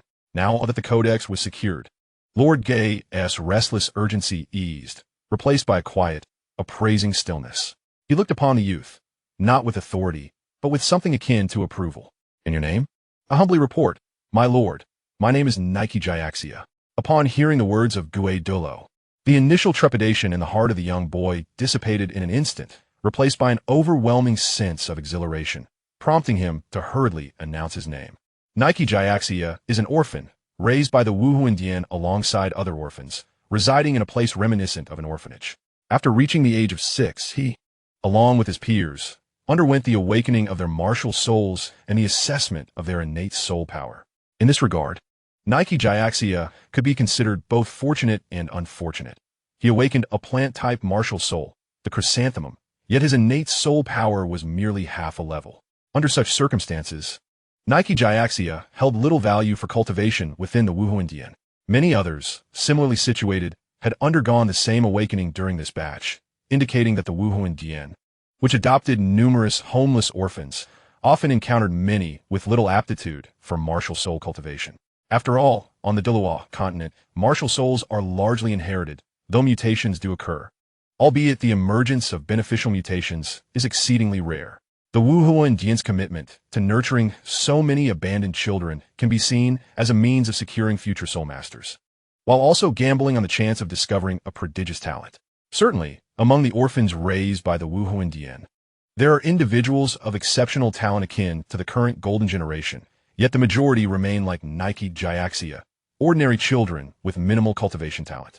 Typically, children lacking in cultivation aptitude, such as Nike Jiaxia, receive standardized training from the Wuhuandian, imparting to them a skill to sustain themselves. Since these children have been nurtured by the Wuhuandian from a young age, their loyalty to the institution is profound, treating it as their home. Consequently, after their training, they are assigned various roles to contribute to the Wuhuandian, which has in turn developed and passed down through the generations in this manner. Due to Nike Jiaxia's awakening of a plant-type martial soul and possessing half a level of innate soul power, he was deemed to have potential for becoming a soul master. Thus, he was assigned to serve as an apprentice to Douluo, who desired to cultivate flowers and herbs. It was through this apprenticeship that Nike Jiaxia encountered a world previously unknown to him, the unique study of pharmacology and toxicology exclusive to the Wuhuandian. Having served Douluo for several years, Nike Jiaxia gleaned various methods for concocting medicines and poisons, developing a keen interest in toxicology, which ignited a newfound purpose in his life. He aspired to become the most formidable master of pharmacology and toxicology on the Douluo continent, striving for equality with other esteemed soul masters. Thus, upon hearing Douluo's words, he was overwhelmed with excitement, as they presented an opportunity to acquire the entirety of Douluo's knowledge on pharmacology and toxicology. As for the pharmacopoeia, Nike Jiaxia had certainly perused it. Not only that, he had also examined Douluo's other notes. However, he lacked the audacity of the female apprentice who had surreptitiously taken the pharmacopoeia for herself. Instead, Nike Jiaxia would discreetly flip through the text while ostensibly tidying up the study, memorizing portions before returning to his room to transcribe what he had retained. Diligently studying the material, he would then validate his memorization during the next cleaning session, repeating this process diligently. Moreover, Nike Jiaxia would also seize opportunities to assist Douluo in her alchemical endeavors, covertly noting the recipes and procedures, later conducting private studies. Nike Jiaxia, is it? You are quite impressive. I shall remember you. I will mention you to Elder Douluo's raspy voice conveyed satisfaction and approval. Chapter 241. Thank you, Elder Gue. Upon hearing Douluo's words, Nike Jiaxia was filled with even greater joy, bowing repeatedly in gratitude. At that moment, he had long lost his earlier composure, appearing somewhat incoherent. Very well, keep a close watch on that apprentice who stole from Elder Jiu. I will inform Elder Jiu of this matter. Douluo declared before vanishing from the room, without waiting for Nike Jiaxia to respond. Yes, Elder. Nike Jiaxia bowed deeply in respect to the spot where Douluo had just stood. He remained quietly in the female apprentice's room for about a quarter of an hour, allowing himself to regain his composure before finally stepping outside. Returning to the courtyard, the other apprentices who had been standing idly were reassured as they saw Nike Jiaxia emerge alone from the small courtyard.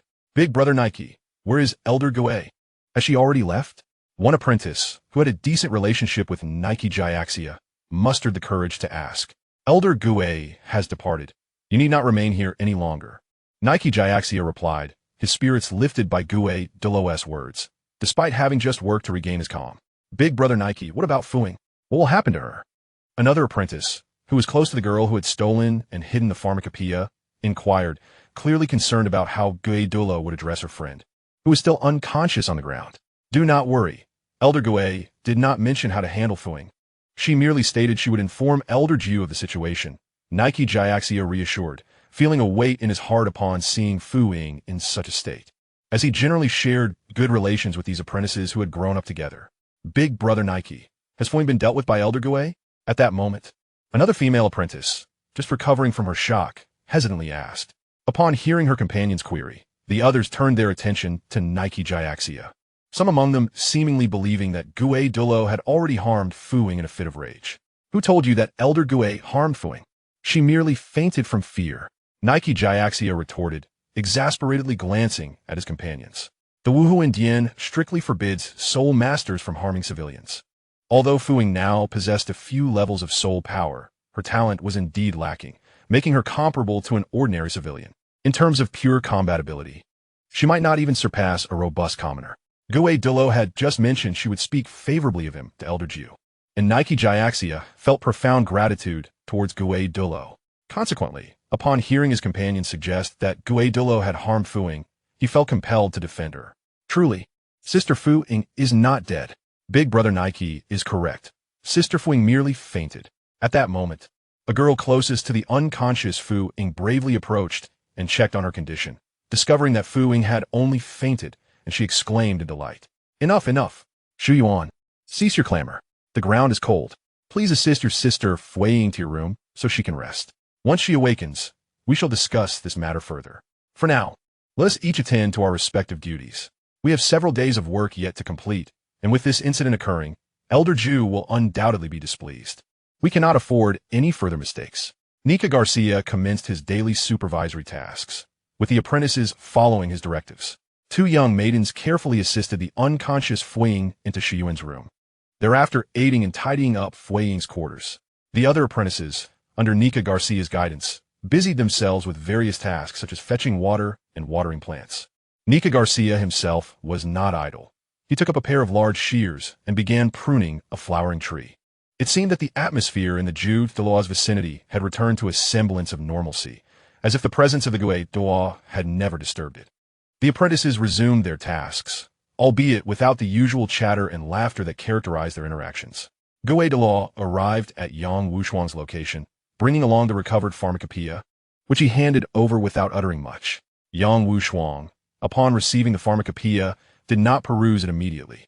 After sharing some casual conversation with Gue Douluo, they parted ways, leaving Gue Douluo to guard Ju Douluo, although Yang Wushuang assured him that Ju Douluo's condition was stable. Gue Douluo remained somewhat anxious and chose to stay by Ju Douluo's side. After attempting to persuade him a couple of times, Yang Wushuang, seeing his advice had little effect, opted to remain silent and departed with the pharmacopoeia. Their previous interactions had been merely nods and greetings, and had it not been for Ju Douluo's poisoning and unconsciousness, it is likely that they would have never forged a deeper connection. With the pharmacopoeia, which encapsulated Ju Douluo's efforts, Yang Wushuang immersed himself in its study, discovering thoughts and concepts he had previously overlooked. While it was uncertain how much he would glean from this tome, it would undoubtedly broaden his horizons and enrich his knowledge in this domain. Perhaps the key to advancing his own mastery of pharmacology and toxicology lay within its pages. After acquiring the book, Yang Wushuang became utterly absorbed, studying and contemplating day and night, simulating scenarios in his mind. In this intellectual collision between his and Ju Douluo's medical knowledge and perspectives, he ignited new ideas and insights. Although Yang Wushuang's skills in pharmacology and toxicology may not appear to have progressed significantly at present, given time to digest and practice these newfound concepts, he would undoubtedly elevate his craft to new heights.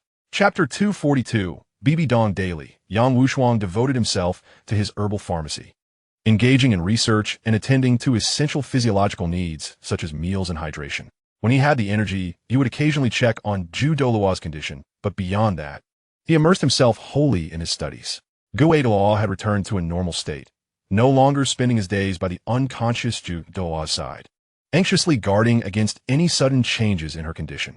After observing for many days and receiving reassurance from Yang Wushuang that Ju Douluo's state was stable and without life-threatening risks, Gue Douluo gradually allowed his worries to ease.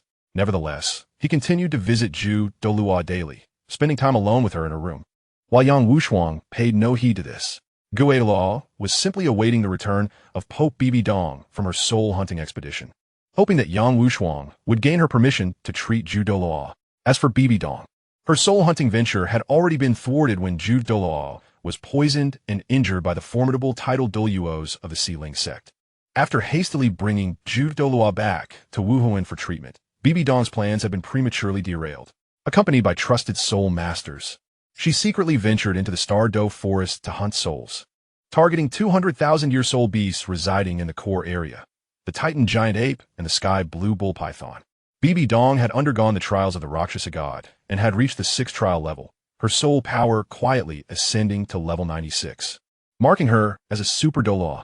Knowledge of the 200,000-year soul beasts in the Douluo forest was not a secret among the continent's elite soul masters. Bibi Dong had witnessed both the Titan giant ape and the sky blue bull python firsthand when she obtained her first 100,000-year spirit ring from them during her own cultivation. At that time, she successfully acquired a 100,000-year spirit ring and a 100,000-year spirit bone. This time, however, her gains were derived from a rare 100,000-year soft bone charm rabbit, a herbivorous soul beast that, while not entirely inferior, occupied a lowly position in the food chain of the soul beast world. The chance of encountering such a creature that had cultivated for 100,000 years was exceedingly rare. This particular soft bone charm rabbit was none other than the mother of Xiao Wu, one of the protagonists from the original Shrek 7 monsters. At that moment, the Titan giant ape and the sky blue bull python had yet to reach their 100,000-year maturity, and thus, they were unable to contend with the power of Wuhuan's titled Douluos and soul Douluos. Consequently, Xiao Wu's mother was encircled and killed, while the still soul beast Xiao Wu was taken away by the Titan giant ape and the sky blue bull python. Fortunately, after acquiring the spirit ring and spirit bone from Xiao Wu's mother, Bibi Dong had no intention of pursuing the 3 fleeing soul beasts. As a twin martial soul wielder, Bibi Dong was aware of the risks associated with her condition, as historical records indicated that twin martial souls could lead to soul power conflicts that could result in catastrophic consequences. Despite her awareness, Bibi Dong was unwilling to accept that she could only cultivate one martial soul, especially when she possessed 2. This dilemma echoed the frustrations of a child presented with 2 toys but only allowed to choose one. Bibi Dong's character as a young girl is not the focus here. However, after undergoing dark teachings under her mentor Qian Xuanji, she transformed into a woman driven by an insatiable desire for power, willing to stop at nothing to attain greater strength. Her innate talent for martial soul cultivation was exceptional, and her understanding was likewise profound. Once Bibi Dong set her sights on a goal, she pursued it relentlessly, employing any means necessary to achieve it. The cumulative conditions of Bai Dong, coupled with the extensive soul master training knowledge accumulated over many years by the Wuhan Temple, as well as various arcane secrets of the continent, ultimately led her to discover a sacred site of divine inheritance. Indeed, it was during this time that Bai Dong unearthed the location of the inheritance of the Luocha god. With her dual martial souls and exceptional innate full soul power, alongside her tragic past, she was chosen by the Luocha god and initiated into the trials of divine inheritance, thus becoming the inheritor of the Luocha god. Upon successfully completing the divine trials, Bai Dong would inherit the essence of the Luocha god and emerge as the new Luocha god on the Douluo continent.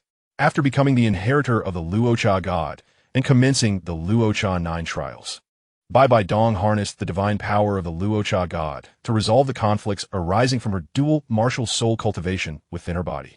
Only after addressing the hidden dangers of her cultivation did she formally begin the training of her second martial soul, the devouring Spider Emperor. At that time, Bai Dong was already a title Douluo. Thus, she merely needed to calm and control her 2 martial souls, adjusting them with her consciousness to prevent any conflict, allowing her to smoothly cultivate her second martial soul. The cultivation of the second martial soul was considerably simplified due to her title Douluo status. She merely needed to ensure that the 2 martial souls did not clash while continuously infusing suitable soul rings into her second martial soul. As Bai Dong absorbed the energy from the soul rings, her soul power naturally surged rapidly. However, as a pioneer in cultivating dual martial souls, there were no precedents for her to draw upon, compelling her to proceed with utmost caution, apprehensive of any errors that might trigger a conflict between her 2 martial souls. In Chapter 243, Bai Dong utilized the aura of the Luocha god's trial site to pacify the conflicts arising from her cultivation of the second martial soul, while guiding and suppressing the 2 differing martial souls with her own consciousness. Due to her ongoing cultivation of the second martial soul, Bai Dong refrained from unleashing her full power during battles. She was acutely aware that excessive exertion could lead her first martial soul to opportunistically suppress and devour her second martial soul. Although her second martial soul was currently weaker, it might resort to desperate measures if it found itself at a disadvantage amidst the conflict. However, after the demise of Qian Sunji, Bai Bai Dong ascended to the position of the new pope of the Wuhan Temple. With this new status, her identity transformed, and she generally did not need to engage directly in combat, thus alleviating her concerns regarding the limitations on her combat capabilities before fully mastering her second martial soul. Bai Bai Dong's expedition to the Stardo Forest was prompted by the previous venture of Hulai Na and her companions to acquire soul rings, which led Douluo and Douluo to investigate the Stardo Forest with tangible results. Specifically, Douluo, employing his spectral martial soul to conceal his presence, confirmed the location of a 100,000-year soul beast, the Titan Great Ape. Although he did not visually encounter the second 100,000-year soul beast, the Tian Qing Yomang, he deduced from the information acquired by the Wuhan Temple that the Titan Great Ape and the Tian Qing Yomang, while not of the same species, shared a brotherly bond and were seldom apart. After Douluo reported the location of the Titan Great Ape, Bai Bai Dong made the necessary arrangements and discreetly departed the Wuhan Temple, heading towards the Stardo Forest. Despite her covert exit, Qiandao Lu, a limit Douluo, was fully aware of her departure, as were other title Douluo powerhouses within the Wuhan Temple. However, Qiandao Lu paid little heed to Bai Bai Dong's actions, for she was now the pope of the Wuhan Temple and also the mother of his granddaughter, Qian Rin Shui. Though he bore some dissatisfaction towards her, he recognized that it was his son who had wronged Bai Bai Dong. Thus he turned a blind eye to her endeavors. The other title Douluo experts of the Wuhan Temple, witnessing Qiandao Lu's indifference, similarly feigned ignorance, maintaining a distance from matter. Bibinong, accompanied by 6 title Douluo and over a dozen soul Douluo, along with several dozen soul saints, ventured into the core area of the Stardo Forest. Her objective was to hunt the Titan Great Ape and the Tianqing Yomang. After a brief period of exploration, they indeed discovered traces of both 100,000-year soul beasts. However, at a similar juncture, other forces titled Douluo entered the core area of the Stardo Forest, coincidentally encountering Bai Bai Dong's group. Fortunately, there was no animosity between these titled Douluo and the Wuhan Temple, as they belonged to a reclusive faction, thereby avoiding any conflict. This prompted the Wuhan Temple to send people to secure the core area of the Stardo Forest, preventing outsiders from seizing the opportunity to harvest while they were engaged in hunting the 100,000-year soul beasts. Subsequent events unfolded predictably. The position held by Douluo was soon confronted by individuals from the Four Spirits sect, leading to clashes between the two factions. Douluo arrived to provide support, resulting in a swift pursuit. Ultimately, Douluo was carried back to the Wuhan Temple by Douluo, while the Four Spirits sect members were left to retreat empty-handed, fortuitously encountering a transformed 100,000-year Qian Ant Soul beast along the way. With the absence of Douluo and Douluo as crucial combatants, Bai Bai Dong could not exert her full strength. Should a confrontation with the 200,000-year soul beasts arise in the Stardo Forest, the Titan Great Ape and the Tianqing Yomang would undoubtedly rally their kin, inciting a beast tide. Consequently, Bai Bai Dong was compelled to abandon her plans to hunt the Titan Great Ape and the Tianqing Yomang, opting instead for a 9,000-year cave spider as a secondary target. This cave spider had already been considered by Bai Bai Dong as a backup option, and she was well informed about its capabilities prior to entering the Stardo Forest. Initially, her focus lay on the 100,000-year beasts, but now, given the absence of the Titan Great Ape and the Tianqing Yomang, she had no choice but to pursue this alternative target. Bai Bai Dong approached the cave spider with familiarity, as her own martial souls included the Death Spider Emperor and the Devouring Spider Emperor, rendering her well acquainted with formidable spider-type martial souls. The formidable Dishu Imaju, a powerful spider soul beast, was well within Bibidong's realm of knowledge, having studied such creatures thoroughly. She was adept at understanding the living habits and soul abilities of the Dishu Imaju. Thus, Bibidong successfully lured this spider, which had been concealed in its lair, out into the open, and the subsequent encirclement was executed with remarkable ease under her direct command. The combat prowess of the Dishu Imaju, while not particularly fierce compared to other soul beasts of its level, was compounded by its formidable defenses and its capacity for creating web traps, making it a rather troublesome opponent. However, Once the Dalu left the sanctuary of its dwelling to venture onto the surface. It was akin to a toothless tiger. Although it retained some capacity for resistance, its overall strength was significantly diminished. As I write and ponder, I increasingly perceive that the martial souls in the Dalu resemble a form of alternative parasitic insect, wherein humans cultivate their powers through such entities, while the insect-like martial souls sustain and evolve through their human hosts.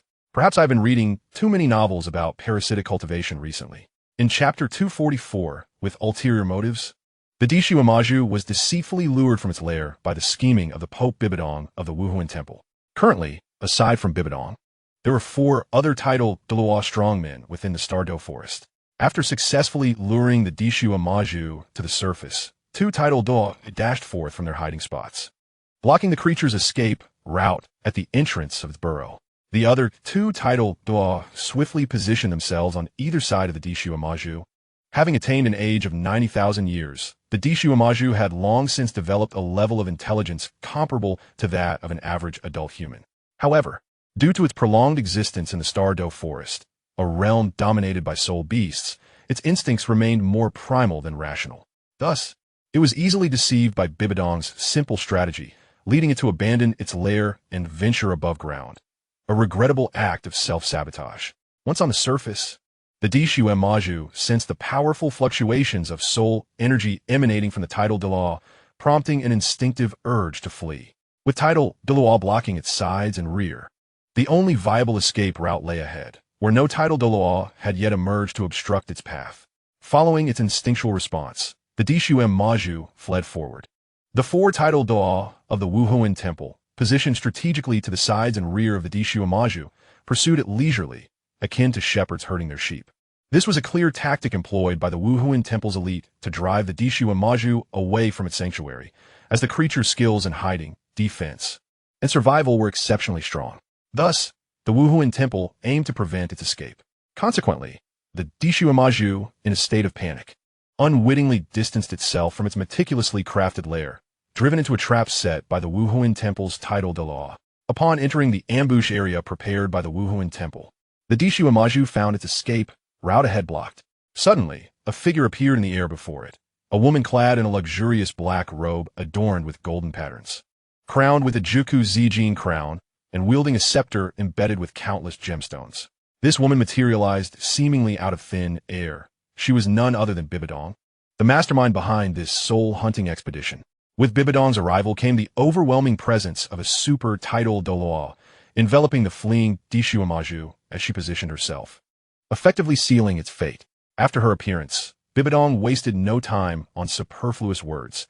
She merely gestured with her scepter, causing a deep purple spider web to materialize in response to her soul power. The web, imbued with a swirling purple toxin, swiftly descended toward the unsuspecting Dalu.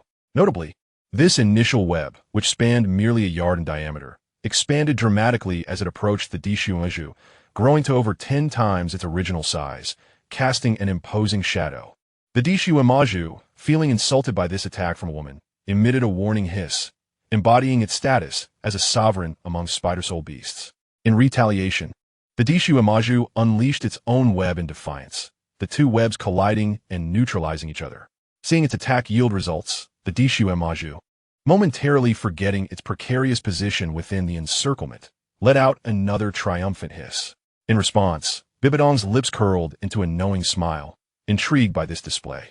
She raised her scepter once more, causing a deep purple soul ring to materialize around her, and a barrage of purple spiderwebs began to manifest, rapidly enveloping the Dalu. The Dalu, caught in a relentless onslaught, found itself in a precarious situation, struggling to defend against Bibidong's continuous waves of webs. This peculiar scene would leave onlookers baffled, unable to discern who the true spider was in this confrontation. Realizing its disadvantage, the Dalu, adhering to its instinctual nature, prepared to flee. It darted left and right, yet was thwarted at every turn by Bibidong's webs and the formidable tidal Dalu of the Wuhuan Temple. Despite its attempts to burrow into the earth, the Dalu found itself ensnared by Bibidong's purple web. Once fully ensnared, the Dalu did not relinquish its will to resist. However, with each new web cast by Bibidong, it was ultimately bound to the ground by her third soul skill, the death spider web binding. After the Dishu Amaju was completely subdued, Bibidong signaled to one of her companions, a titled Doa clad in a black robe similar to that of the ghost Doa, who approached the subdued creature. As the Wuhuan Temple's titled Doa commenced his actions, the Dishu Amaju, which had resigned itself to its fate, began to thrash violently once more. Disregarding the corrosive effects of Bibidong's third soul skill, the intense pain radiating from its soul overshadowed the discomfort in its body. A Dishu Amaju with 90,000 years of cultivation, even within its own lair, would find it no simple task for Bibidong to extract its soul ring. Thus, the considerable effort to capture it alive hinted at ulterior motives. Chapter 245. The resilient struggles of the Earth Abyss Demon Spider. The Earth Abyss Demon Spider writhed in a frenzied battle against its bindings, the deep purple web that ensnared it fraying layer by layer. In the throes of this struggle, its hardened exoskeleton was marred by deep gashes from the corrosive strands. A powerful tidal Doa, cloaked entirely in a black robe from the Wuhan Temple, deftly evaded the webbing, reaching through the gaps to press down upon the spider's head. As this figure summoned dark mist that enveloped his form, the Earth Abyss Demon Spider's spiritual essence was drawn into an eerie realm where it endured relentless torment. The unsettling black mist surrounding the robed figure seeped into this strange world, transforming into intangible blades that inflicted further wounds upon the spider's spiritual form. Outside, the Earth Abyss Demon Spider, devoid of conscious control, continued its instinctive thrashing and howling, a natural response to the excruciating pain it endured. Meanwhile, Bibidong, the Pope of the Wuhan Temple, stood placidly to the side. Upon the spider breaking free from its web, she wielded her staff to cast a net over its body, preventing any chance of escape. Observing the torment inflicted upon the creature, Bibidong and her fellow tidal Doa remained unflinchingly calm, as if such brutality was an everyday occurrence. The purpose behind the Wuhan Temple's arduous efforts to capture the Earth Abyss Demon Spider became increasingly apparent. To capture this ancient creature, aged 90,000 years, and subject it to such torture was aimed at enhancing the chances of obtaining a soul bone. This method, steeped in the Temple's long-held secrets, relied on the suffering of dying spirit beasts to yield greater rewards. The agony experienced by these creatures, when met with a swift demise, imbued their remnants with a unique energy, a manifestation of their resentment. This resentment, originating from their torment, inevitably intensified the mental assault encountered during the absorption of soul rings. While the difficulty in absorbing such soul rings increased, the quality correspondingly escalated.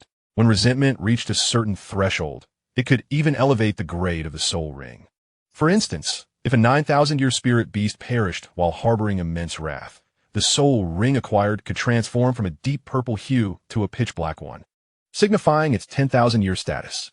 In the original narrative of Douluo Dalu, the protagonist Tang San acquired 3 soul rings from the ancient Qinquan Emperor, which were red rather than merely tinged with black. The deep-sea magic whale king, a spirit beast nearing 100,000 years, bore a pure golden soul ring instead of mixed hue. Naturally, the 90,000-year Earth Abyss Demon Spider was unlikely to experience an upgrade in its soul ring. Yet the probability of it yielding a soul bone remained high. The Wuhan Temple's current torment of the spider was clearly to enhance the likelihood of such an outcome, as the chances of obtaining soul bones from a 90,000-year spirit beast were significant, albeit never guaranteed. Your Holiness, it is nearly time, rasped a voice from beneath the black robe. The figure withdrew his hand from the spider's head, and the surrounding dark mist began to dissipate. Step back and guard me. Bibidong nodded in acknowledgement of the titled Daluo's words, gesturing for her 4 companions to spread out and maintain vigilance. Yes, Your Holiness. The 4 titled Daluo bowed in compliance, exchanging glances before swiftly dispersing to their designated watchpoints. Once Bibidong observed her companions had followed her orders and the Earth Abyss Demon Spider had lost all resistance and consciousness, she subtly nodded, a satisfied smile gracing her lips. With another motion of her staff, a flash of black light accompanied her actions as she unleashed her 6th soul skill, Blood-Sucking Spider Spike. A deep purple spike embedded itself into the spider's head, radiating a blood-purple glow. As the energy from the blood-sucking spider spike coursed into the Earth Abyss Demon Spider's mind, it struggled briefly before its life force began to rapidly diminish. Soon, the creature lay completely lifeless. Streams of black energy emanated from its corpse, coalescing into a black soul ring. Bibi Dong gracefully settled into a meditative position, harnessing her soul power to draw forth the newly manifested Black Soul Ring. With a radiant glow from her left hand, she guided the soul ring above her head. For Bibi Dong, now a level 96 title Dalu, absorbing this 90,000-year Black Soul Ring posed little challenge. She completed the absorption seamlessly, overcoming the mental assaults from the lingering remnants of the spider spirit. The once hanging Black Soul Ring above her head solidified, and Bibi Dong's body did not reveal any additional soul rings. The black ring gradually descended into her left hand. Following the absorption, her internal soul power surged dramatically, elevating her to the threshold of level 97.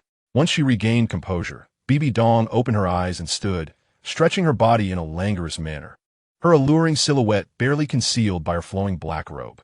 However, this captivating scene went unnoticed by the four title Dalu, who, upon the completion of her absorption, returned to their posts. During her stretch, each of them maintained their gaze downward, avoiding any distraction. Once Bibi Dong resumed her dignified demeanor as Pope, the four title Douluo quietly exhaled in relief. This chapter's reflections come at no cost. Should it incur a fee, I advise against subscribing. While I am uncertain how to design this narrative, if it does require payment, I implore my readers to refrain from subscribing. My initial intention in writing this book was to validate my abilities. The impetus behind this desire stems from my previous work, where I penned 60 to 70,000 words before feeling compelled to cease, leaving me with a sense of regret. Thus, my foray into Douluo fan fiction was born. I have perused many unique interpretations of the original work, encountering tales of soul beasts and various systems, all while witnessing the protagonists suffer and the original characters face disparagement. My frustration culminated in a few unflattering remarks that led to my temporary ban, prompting me to embark on this writing journey. I find it perplexing that so many choose to write Douluo fan fiction, riding on the coattails of its popularity while simultaneously disparaging the original material. Having watched this, please persist and finish it. For those who feel inclined to criticize, I urge you to wait until you have completed the reading. I am uncertain about the contract signed by other authors for fanfiction, but I have a clause that prohibits malicious slander or defamation of the original work, and I intend to abide by it. I was introduced to Dalu during my middle school years, first encountering web literature through Tangjia Senshao's work, Ice Fire Magic Chef, which I read in its physical form when a classmate brought it to school in 5th grade. That book was my gateway into the realm of web literature. I still recall the significant flaws in that book, starting with the protagonist, Rong Yanbing, who followed his master into the city, treating others as if they were his mother, with considerable portions missing from both the beginning and the end. It was only later, in middle school, that I managed to read the complete version. At that time, the reception of Dalu was quite positive, highlighting themes of teamwork and cooperation. As for the original author's subsequent developments, I shall refrain from commenting. However, I find no substantial faults in this novel. Upon the return of the Dalu anime and the introduction of the three beauties from the Wuhuan Temple, some individuals began to overanalyze and nitpick details excessively. Indeed, while I was writing this book, I experienced considerable stress, as the original plot truly invites scrutiny. The more one thinks about it, the more one perceives flaws. Initially, I found enjoyment in the critiques directed at the original protagonists and the disruption of original character pairings, but over time, it became tiresome. My own fanfiction of Dalu, crafted according to my envisioned storyline, will eventually intersect with the original protagonist, Tang San. Nevertheless, I shall never engage in malicious disparagement of the original work. The education I received forbids such behavior. If I seem overly sentimental, then so be it. Regarding certain questions about this book, firstly, it is merely a fanfiction of Dalu, a creation born from my imagination, which may differ from the original novel, the Dalu comics, and the anime adaptations. There may be some common knowledge that presents conflicts, and I welcome corrections. Secondly, concerning the Wuhuan, I wish to share my thoughts. Some may disagree, and differing opinions are welcome. I will read all posts. For instance, I have designated the protagonist Wuhuan as Zhu Yan, with the first soul ring providing a power amplification of 50. Many argue that this soul skill is inadequate and does not befit Zhu Yan's Wuhuan. However, I believe that higher quality Wuhuan, when paired with soul rings of equivalent age, should yield greater power for lower quality Wuhuan. A high-quality Wuhuan inherently provides a more significant amplification to a soul master, while low-quality Wuhuan offers less. The energy from soul rings acquired by high-quality Wuhuan may not suffice to produce exceptionally powerful soul skills. Yet, when it comes to enhancing the battle prowess of a soul master, high-quality Wuhuan undoubtedly surpasses low-quality counterparts, despite the latter's ostensibly powerful soul skills. This is my personal opinion and setting. If others disagree, that is beyond my control. As the author of this Douluo fanfiction, I dictate the settings, and thus, my word is final. For those who have their own ideas, I encourage you to download a writing assistant and craft your own stories. When I read a book, I once remarked that it resembled an urban military king narrative with a superficial layer. I was subsequently permanently muted, which left me feeling both enraged and helpless. In hindsight, I acknowledge my own fault in that matter. Thus, I began to write, and rest assured, I would not impose permanent bans on others. Should such an event occur, it would undoubtedly be the result of the operations officer, Dongmu Yi, and not my doing. Additionally, regarding the explanation of the protagonist, TitanIs soul skill power amplification, it is widely recognized that physical fitness encompasses 5 key aspects: strength, speed, endurance, flexibility, agility, and coordination, with strength being the foundation of all. For those who previously lacked understanding, now you are informed. For example, TitanIs first soul skill amplifies strength by 50, sustained until the soul power is exhausted. It is essential to note that strength encompasses maximum strength, explosive strength, and endurance strength. Thus, an amplification of 50 in strength signifies an increase across all these facets, which I believe is excessively high for a soul ring possessed by a 500-year-old soul master. Initially, I intended to set the amplification at 30, yet upon reviewing the original material, I found that many amplification figures were quite exaggerated, particularly those shared by the book friend Kenyuot. I had not encountered such extreme data before. The data I designed for soul skills diverges significantly from those in other works, leading some to point out discrepancies. In light of this realization, I have opted to streamline the soul skill effects in the latter parts of this book, reducing the emphasis on specific numerical values.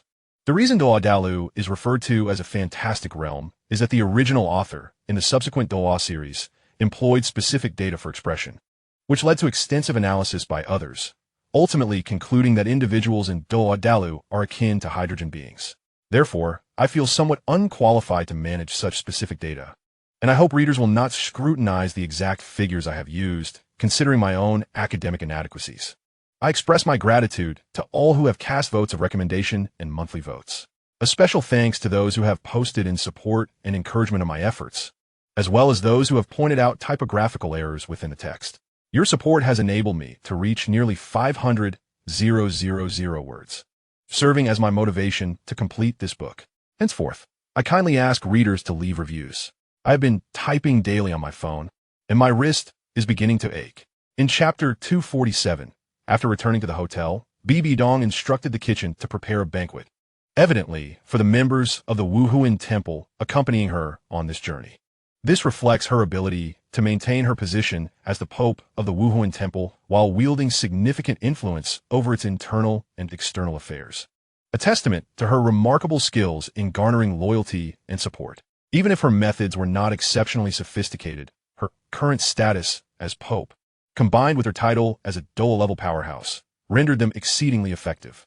That evening, the other members of the Wuhuan Temple also returned to their hotel after spending an extended period in the Stardo Forest. Given the long journey back from the core area of the Stardo Forest to the nearby town, despite their commendable levels of soul power, these individuals felt both mentally and physically fatigued. Upon returning to their hotel, they were treated to warm water and delicious food, arranged by Bibi Dong, which brought them comfort and warmth. Bibi Dong personally attended the evening banquet, engaging in casual conversations with the soul masters of the Wuhuan Temple. Each soul master had the opportunity to converse with Her Holiness, further solidifying their support for her as the Pope. In this gathering of over 100 individuals, Bai Dong engaged in conversation with each person. Despite the brevity of their exchanges, she was able to distinctly recall the names of every attendee, her words enveloping them in a refreshing warmth. For Bai Dong, a title Daw of the 97th rank, remembering the names of such a large group posed no challenge, especially considering her mental acuity surpassed that of her peers. This task required only a modest amount of time. Yet how many among the upper echelons could achieve such a feat? It is important to note that the participants in the soul hunting initiative organized by the Spirit Hall were primarily Bai Dong's closest subordinates. with the weakest among them being soul saints of over 70 levels. After engaging each individual in casual conversation, Bai Dong clapped her hands to draw everyone's attention and raised a toast, sharing a drink with all present before gracefully exiting the venue. Us bibi non dipartith. The atmosphere in the banquet hall noticeably lightened. Although these individuals were loyal and respectful towards their pope, Bai Dong, the proximity to her presence inevitably induced a sense of tension. Bai Dong was well aware of this dynamic, which is why she chose to leave shortly after initiating conversations with her subordinates. The 4 titled Douluos and several peer-level soul Douluos from the Spirit Hall followed suit, vacating the banquet to allow the younger generation to revel in the festivities. With the exit of these esteemed elders, the atmosphere became even more jubilant. The members of the Spirit Hall, having been cooped up in the Stardow Forest for an extended period, were eager to seize the opportunity to unwind. However, being of considerable age, they also exercised discretion, returning to their chambers for rest after enjoying themselves sufficiently. On the following day, the members of the Spirit Hall gathered early and, after breakfast, dispersed towards the direction of Wuhan City. Bai Dong, moving at a swift pace, had received urgent news from Douluo regarding the condition of Douluo. Douluo relayed the general circumstances surrounding Douluo's ailment and the diagnosis provided by Yang Wushuang, particularly emphasizing that any treatment would require Bai Dong's decision and the associated risks involved. It was the gravity of Douluo's precarious state that prompted Bai Dong to hasten her journey back to Wuhan City, as a report indicated that Douluo was in a perilous condition, seemingly on the verge of succumbing. Douluo and Douluo were among Bai Dong's earliest subordinates, and she held a deep trust in both. The notification of Douluo's critical condition naturally stirred her urgency. Thus, Bai Dong traveled tirelessly back to Wuhan City, and upon her return to the Spirit Hall, she first sought information about Douluo's status. Learning that Douluo was stable and no longer in immediate danger brought her some relief. Bai Dongten accorded Yang Wushuang, who was engrossed in her research, to inquire meticulously about Douluo's treatment. After gaining a thorough understanding of Douluo's situation, Bai Dong found herself hesitating about endorsing Yang Wushuang's treatment plan. Logically, she should have readily agreed, as a comatose Douluo bore little value to her, compounded by Douluo's insistence for action. However, being human, and a woman at that, Bai Dong felt compelled to consider the years of diligent service Douluo had devoted to her. She recognized the need to act, not only for her own sentiments, but also to set an example for her other subordinates. From Yang Wushuang, Bai Dong learned that Yang had identified the substances Douluo had ingested. If they could procure the antidote for the poison Douluo had been afflicted with, Yang's chances of successful treatment would increase. Although Yang Wushuang cautioned that success was not guaranteed, Bai Dong was determined to maximize the likelihood of a favorable outcome. She summoned Douluo and, in his presence, had Yang reiterate her insights regarding Douluo's condition. Upon grasping the situation, Douluo concurred with the decision to maintain Douluo's current state while seeking the antidote for the poison he had encountered. Bai Dong instructed Douluo to meticulously recount the events surrounding Douluo's injury and poisoning, enabling Yang Wushuang, the Spirit Hall's sole expert in this matter, to analyze the information for further insights. As Douluo recalled the incident, memories of a youth wielding a great bow and exuding an aura of menace surfaced vividly. In Chapter 248, titled Shadows and Light, Douluo's recollections were dominated by the scene in which Tai Long had drawn his bow against both himself and Douluo. The intensity of this memory was indelible. Reflecting on his concern for Douluo's injuries, Douluo had hastily returned to their base for treatment, sharing only a cursory overview with Bai Dong and failing to provide details about the young man from the Xiling sect. Now, with Bai Dong inquiring, Douluo took the opportunity to recount the events of that day in full detail. With the mental acuity befitting a title de law, his recollection was precise, vividly reconstructing the circumstances surrounding Douluo's and his own encounter. Bai Dong and Yang Wushuang gleaned further insights from Douluo's account. Although Yang Wushuang had heard the story before, this was her first occasion to listen with such attentiveness, and Douluo's narration was more thorough than previously. After concluding the recounting, Bai Dong turned to Yang Wushuang and asked if she had made any new discoveries based on Douluo's narration. Yang Wushuang nodded before shaking her head, responding that while she had gleaned some information, it would not significantly impact Douluo's treatment. She emphasized the necessity of obtaining the toxin formula or antidote used by the poisoned Douluo on that day. Additionally, given that Douluo's arrow wound also harbored poison, the chaotic mixture of toxins within his body complicated matters further. If they could secure both the poison and its antidote, it would greatly enhance their chances of success. Yang Wushuang candidly expressed her desire for new medicinal formulations, showing her keen interest in acquiring them. After ensuring Yang Wushuang was well informed, Bai Dong aimed to clarify Douluo's situation for Douluo before wishing Yang Wushuang well in her endeavors.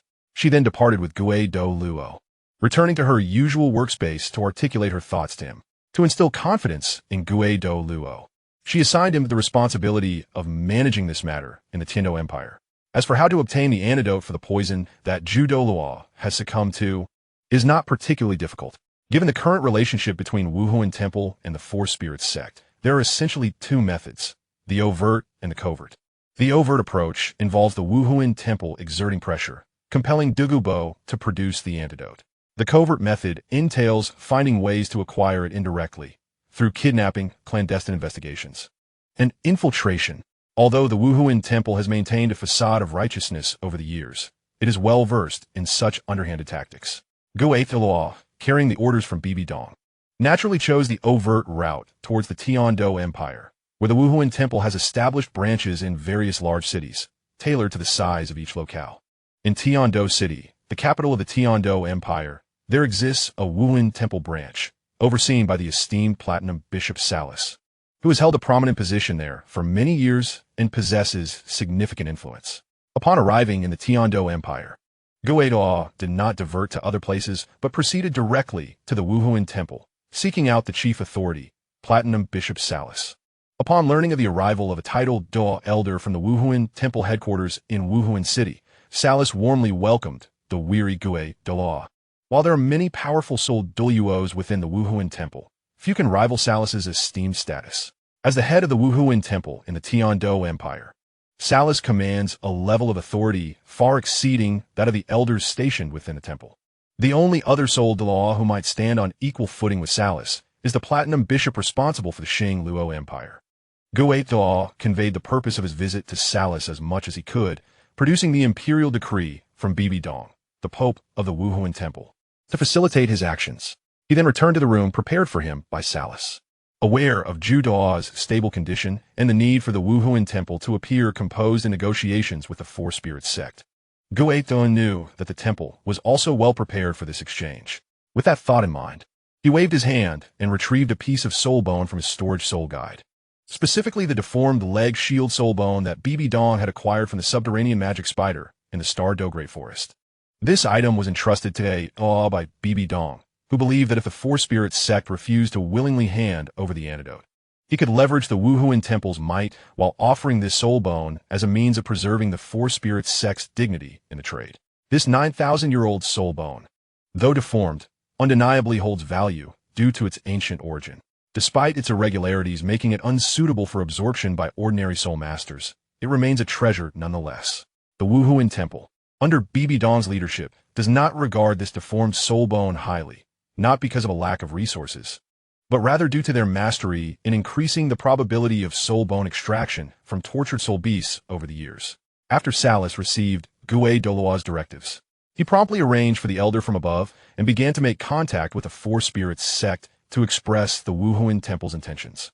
With the overt line of action initiated, the covert operations of the Wuhuan Temple also sprang into action.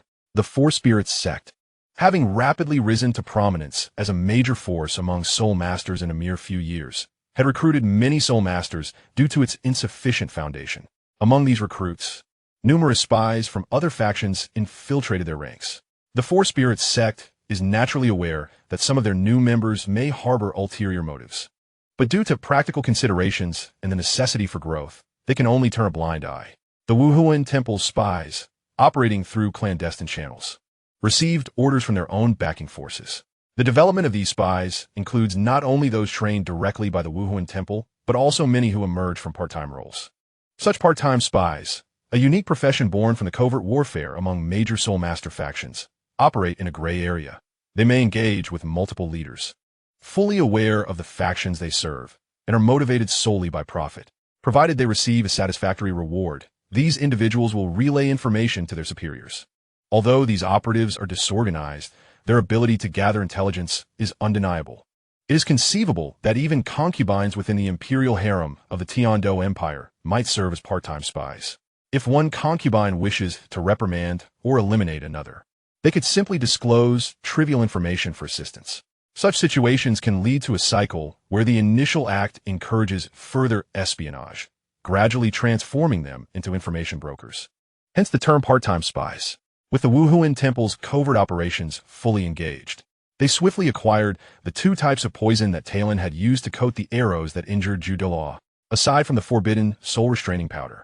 The other two types of pills are not classified as secrets. It remains unclear how they determined that Talon used the heart prompt and sleep substances. These intelligence reports were quickly disseminated, and a leader among the spies procured the finished products and antidotes for both heart prompt and sleep, promptly relaying this information and the items back to the Wuhuan Temple. Shortly thereafter, these items found their way into Bibi Dong's possession.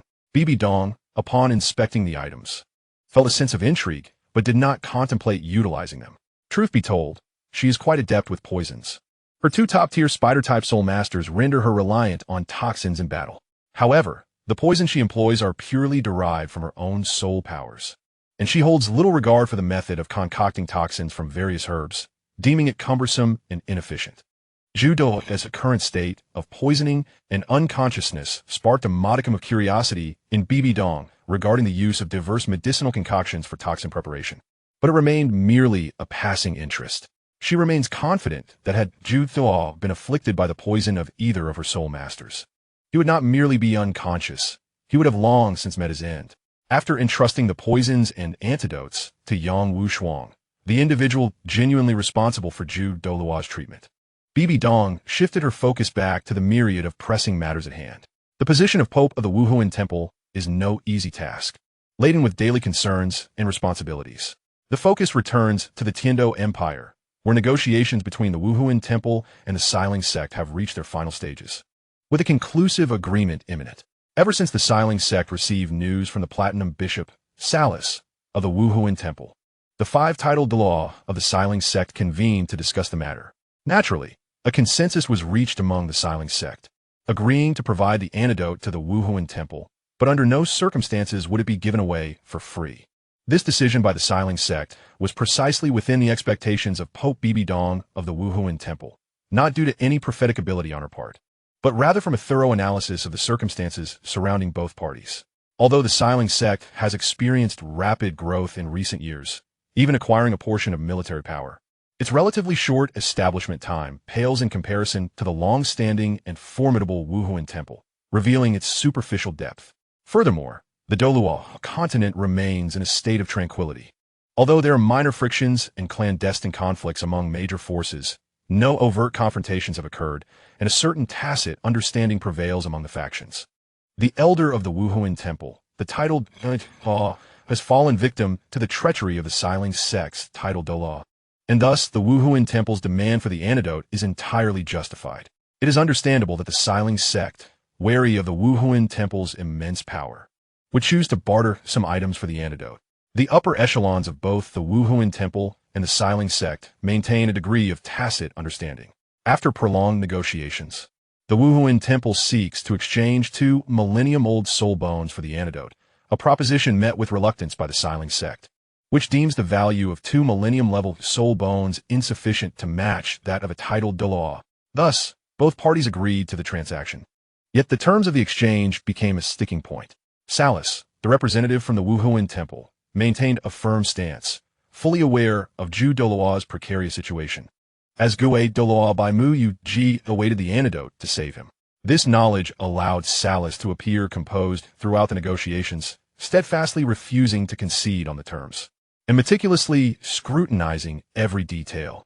Salus's resolute demeanor instilled doubt in the mind of Douluo, the poisoned Dalu responsible for the attack, who initially had great confidence in his poison's efficacy, believing Douluo would be gravely injured or even dead. especially after Xiao Long's final arrow had nearly sent him to the afterlife. While Douluo grappled with self-doubt, the true leader of the Wuhuan Temple, Dalu, grew increasingly impatient. Despite his satisfaction with Salas's capabilities, the delay began to weigh heavily on him. Consequently, Dalu communicated the final terms of the Wuhuan Temple's offer to Salas, handing over the soul bone to expedite the completion of the transaction. Upon receiving the soul bone from Dalu, Salas was initially taken aback by its aura, but soon acclimated to its appearance.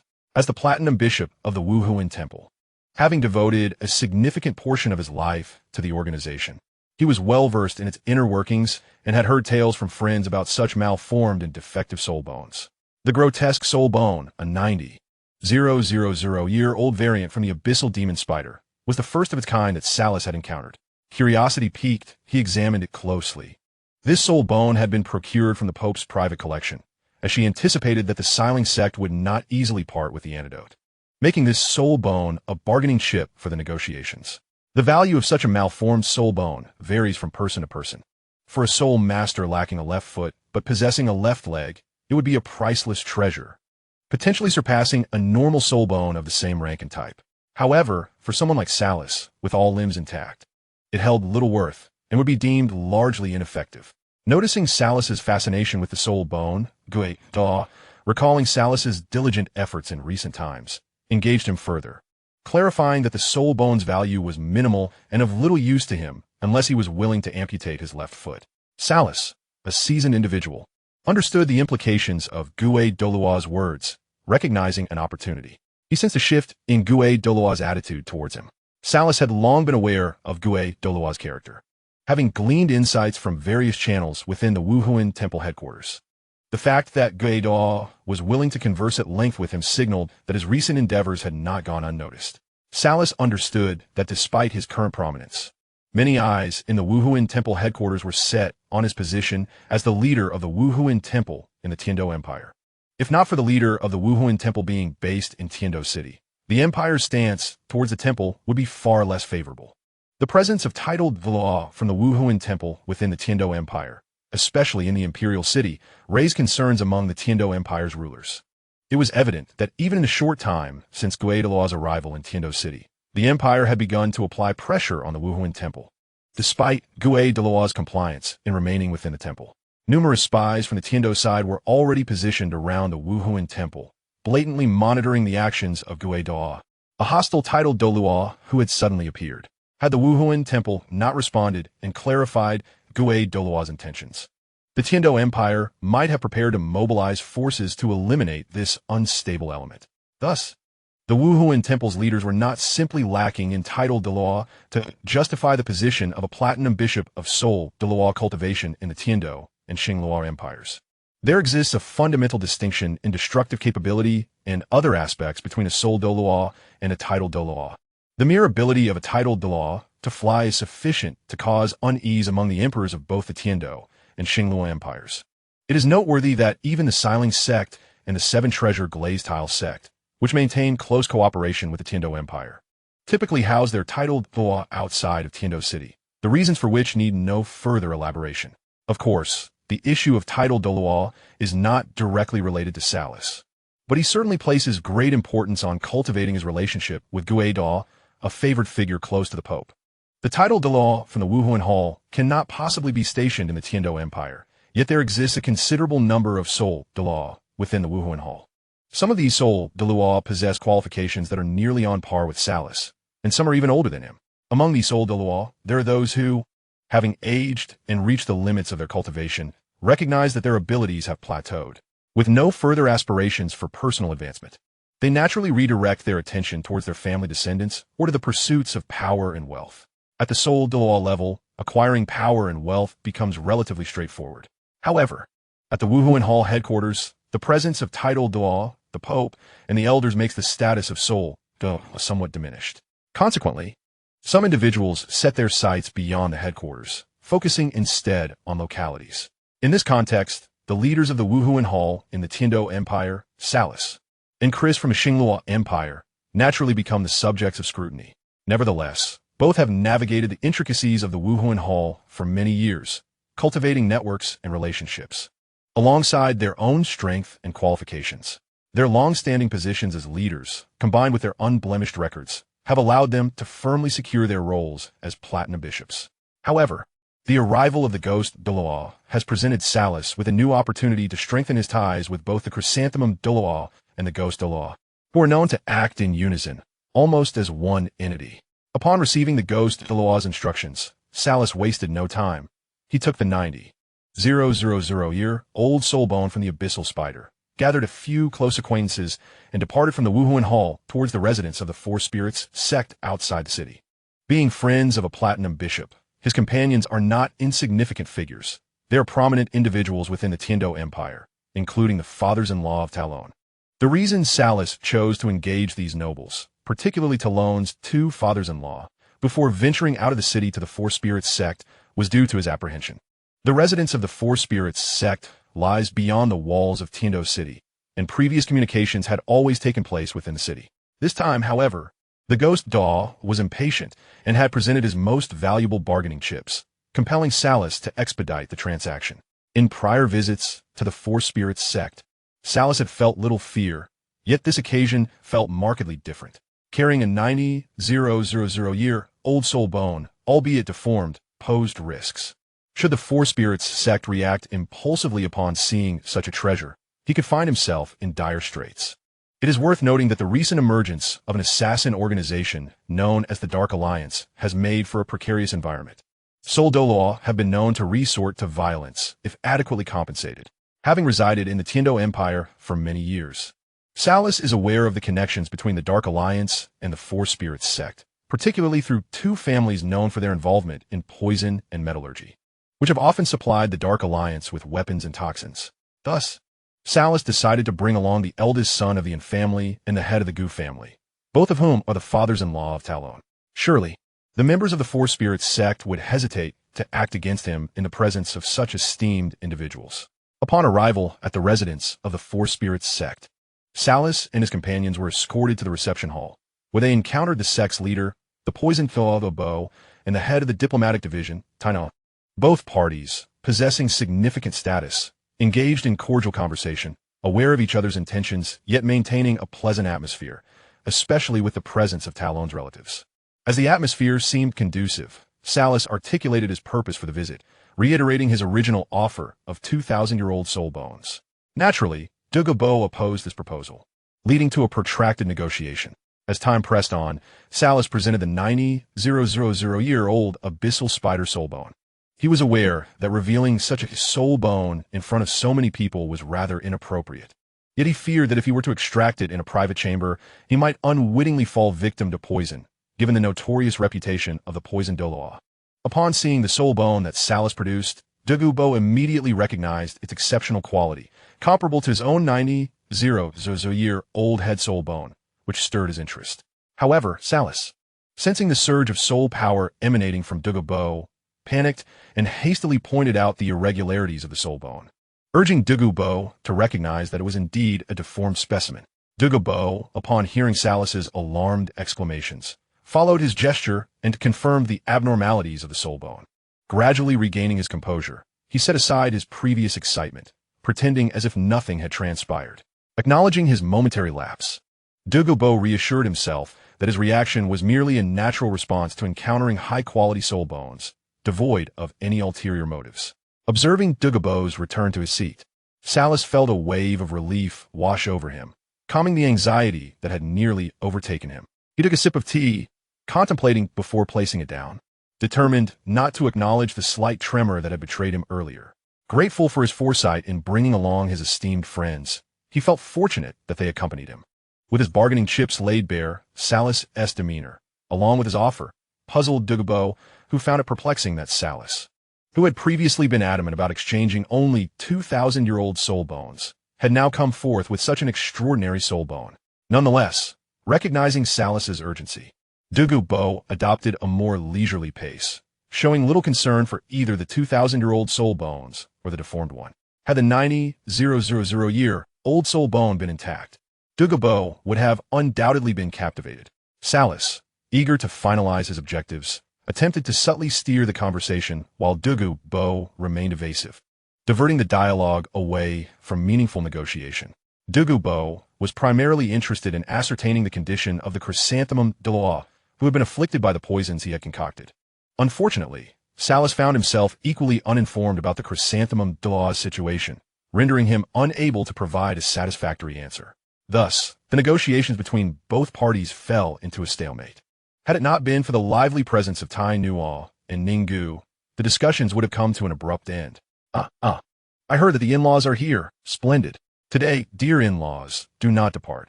I shall host a feast at noon, and we shall indulge in a few drinks. At that moment, a hearty laughter resounded from outside, and with it, Titan strode into the reception hall. Approaching the esteemed father-in-law of Ning, he playfully patted Ning's shoulder and exclaimed, "Father, what brings you such joy?" Seeing his father arrive, TitanIs quickly rose, recognizing that the atmosphere within the room was rather tense, and he was curious to know what had elicited such happiness from his father. I am to have a great-grandson. You, my boy, shall soon be a grandfather." Titan joyously patted his somewhat foolish son's shoulder, grinning widely. Chapter 252, Agreement. Titan was in high spirits today. He had just received the delightful news that one of his grandson's wives was expecting. The wife of Tai Long, who was pregnant, was none other than Ning Xuejuan from the Ning family. Among Tai Long's 7 wives, Ning Xuejuan was rather unremarkable. In terms of appearance, she was merely average among the 7, and her cultivation level was not particularly noteworthy either. She was overshadowed by Anna, Catherine, and Amy, who were older and even had the youngest, Jiangzhu, below her. Hence, Ning Xuejuan appeared quite inconspicuous among the 7. However, if there was anything remarkable about Ning Xuejuan, it would be her gentle disposition. She was somewhat soft-hearted or perhaps a bit indecisive, which allowed her to maintain amicable relationships with the other wives, thus earning her the reputation of being the peacemaker in Tai Long's household. Ning Xuejuan had been pregnant for a month or 2, but it was only today that it was noticed by others. She was quite uninformed about such matters and was unaware of her condition. Just a few days ago, she had been intimate with Tai Long without any reservations. When Tai Long first learned of Ning Xuejuan's pregnancy, he felt a mix of guilt and relief upon recalling their recent activities. Although Ning Xuejuan's pregnancy was not a monumental event, the revelation stirred quite a ripple within the family. Within the Leaf family, there was joy at the prospect of their young master having a child. However, considering Tai Long's youth and that the clan leader Titan was still in his prime, the news was merely seen as a pleasant event. Naturally, upon receiving this news, Titan was exceedingly pleased. He retrieved some spiritual herbs allocated to him as an elder of the Xiling sect and personally went to check on Ning Xuejuan, presenting her with the herbs, insisting they were to bolster her health and ensure that his great-grandchild would not be neglected. After spending some time with Tai Long, advising him to take good care of his wife, Titan engaged in some light conversation before departing. Upon returning to his courtyard, Titan sat beside the stone table, and after a maid poured him tea, he dismissed her. He took a sip from his cup and smiled to himself, revealing his genuinely uplifted spirits. After enjoying a moment of solitude, he felt compelled to share the joyous news of his impending great-grandson with his old friends, particularly with the envious Douluo, who only had granddaughters, to spread some cheer among them. When Tai Long inquired about Douluo's whereabouts, he learned that Douluo was currently in a meeting with Platinum Bishop Salas from the Wuhuan Temple and several nobles from the empire. Knowing this, Titan surmised that Douluo was discussing matters concerning the Judo, as that was the only issue of mutual interest between the Xiling sect and the Wuhuan Temple. Realizing the nature of their discussions, Titan refrained from intervening, as it was a private matter between Douluo and the Wuhuan Temple, who were seeking a remedy for the poison he had administered. However, upon recalling that the fathers of both Ning and Gu families were present, Titan considered that it would be somewhat inappropriate not to greet them, especially since his granddaughter-in-law, Ning Xuejuan, was from the Ning family. Thus, he made his way to the Xiling sect conference hall, though he did not enter immediately. As Douluo and Salas were engaged in negotiations, he stood outside, waiting for the opportune moment to enter. As the discussions between Douluo and Salas reached an impasse, it seemed the negotiations were about to conclude, and Titan stepped in at the perfect moment to break the tension within the room. He first exchanged pleasantries with Ning Xuejuan's father and then shared the news with TitanIs that he would soon be a grandfather, followed by some light banter with Douluo. Of course, these were mere formalities, though Titan feigned a rugged demeanor. He had been the head of the Leaf family for many years and had ample experience in both the marketplace and court. It would be difficult for anyone, including Tai Long, to genuinely consider him a mere brute. As the saying goes, one may have the appearance of a fool while possessing a heart of clarity. Titan was likely of this ilk. While feigning joviality and sharing his happy news, Titan was keenly observing the dynamics within the room, particularly the ancient 9,000-year-old bone of the earth spider that Salus had placed on the table, which captured his keen interest. My daughter is pregnant? Upon grasping the situation, Ning's father was overjoyed. He had come to realize the immense advantage his family had gained from the union established for his daughter. Although the Si Ling sect had not overtly supported the Ning family due to this marriage, the current circumstances meant that the Ning family had indeed benefited from their association with the Si Ling sect, regardless of what others thought. Now, with his daughter carrying the child of the young master of the Si Ling sect, Ning's father was already envisioning a bright and prosperous future for his family. Meanwhile, Gu's father, upon hearing the news, felt a pang of envy and congratulated Ning's father and Tai's father, inwardly lamenting how his own daughter had not achieved similar success. While Gu's father was consumed by envy, Titan discreetly communicated with Douluo Bo, suggesting that he should recognize when to withdraw, indicating that the coveted 9,000-year soul bone was likely the Wuhuan temple's bottom line and should not be pressed too hard. Douluo Bo nodded in agreement. Acknowledging TitanIs Council. Chapter 253. The gift. After receiving the transmission from Titan, Douluo Bo contemplated and ultimately concurred with Titan's perspective. Given the current precarious foundation of the Si Ling zone, should Zhu be truly poisoned to death by his own machinations, it would significantly deepen the enmity between his faction and the Wuhuan palace, thereby granting the latter an advantageous position to act against the Si Ling zone. Thus, Douluo Bo swiftly evaluated the most favorable options for himself, leveraging Titan's arrival to disrupt the recently stagnated negotiations and initiate a fresh discourse. Ultimately, through a battle of wits between Douluo Bo and Salus, complemented by Titan's occasional interjections during moments of deadlock, an agreement was reached within the Si Ling zone's council chamber. Salus retained the grotesque left leg bone of a 90,000-year-old earth spider and produced 2 pieces of Millennium Soul Bones from his storage soul guide. Departing with several vials of antidote and the mixed poison concoction from that day, Salus left the Si Ling zone, seemingly satisfied. Douluo Bo meticulously examined the 90,000-year-old earth spider soul bone in his hand, while Titan attentively observed it from the side.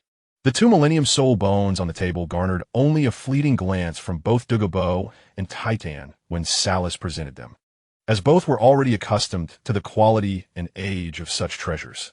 Though the Millennium Soul Bones were decent, they paled in comparison to the prowess and status of Titan and Douluo Bo, rendering them rather trivial. It was no surprise that Titan and Douluo Bo exhibited a sense of superiority. The Millennium Soul Bones were, in essence, rather mediocre for them. However, these soul bones could serve as commendable gifts for the younger generation. As Salus departed with the accompanying nobles of the empire, it was evident that Ning's father, Tyrone, remained behind, while the patriarch of the Gu family chose to accompany Salus, feeling somewhat out of place given the circumstances surrounding Ning's daughter. Now, only Titan and Douluo Bo remained in the council chamber. Tainuo and Ning's father, perceptive individuals, recognized that Titan and Douluo Bo had matters to discuss and thus vacated the chamber alongside Salus. Tainuo even escorted Salus and his entourage out of the Si Ling zone, possibly to bid farewell to Gu's father. As Tainuo perceived the situation, with Ning's daughter now pregnant, it was only a matter of time before the Gu family's daughter followed suit, as they had wed around the same period. Tainuo wished to keep Gu's father around for socializing, but upon realizing Gu's father's firm intent to leave and with Ning's father present, he refrained from insisting further. After seeing Gu's father off, Tainuo took Ning's father to visit the expectant Ning Xuejuan in the Si Ling zone's council chamber, after the others had departed. Douluo Bo and Titan scrutinized the grotesque soul bone for an extended period. Initially, the bone was in Douluo Bo's possession, but it eventually transferred to Titan's hands, who animatedly gestured over it.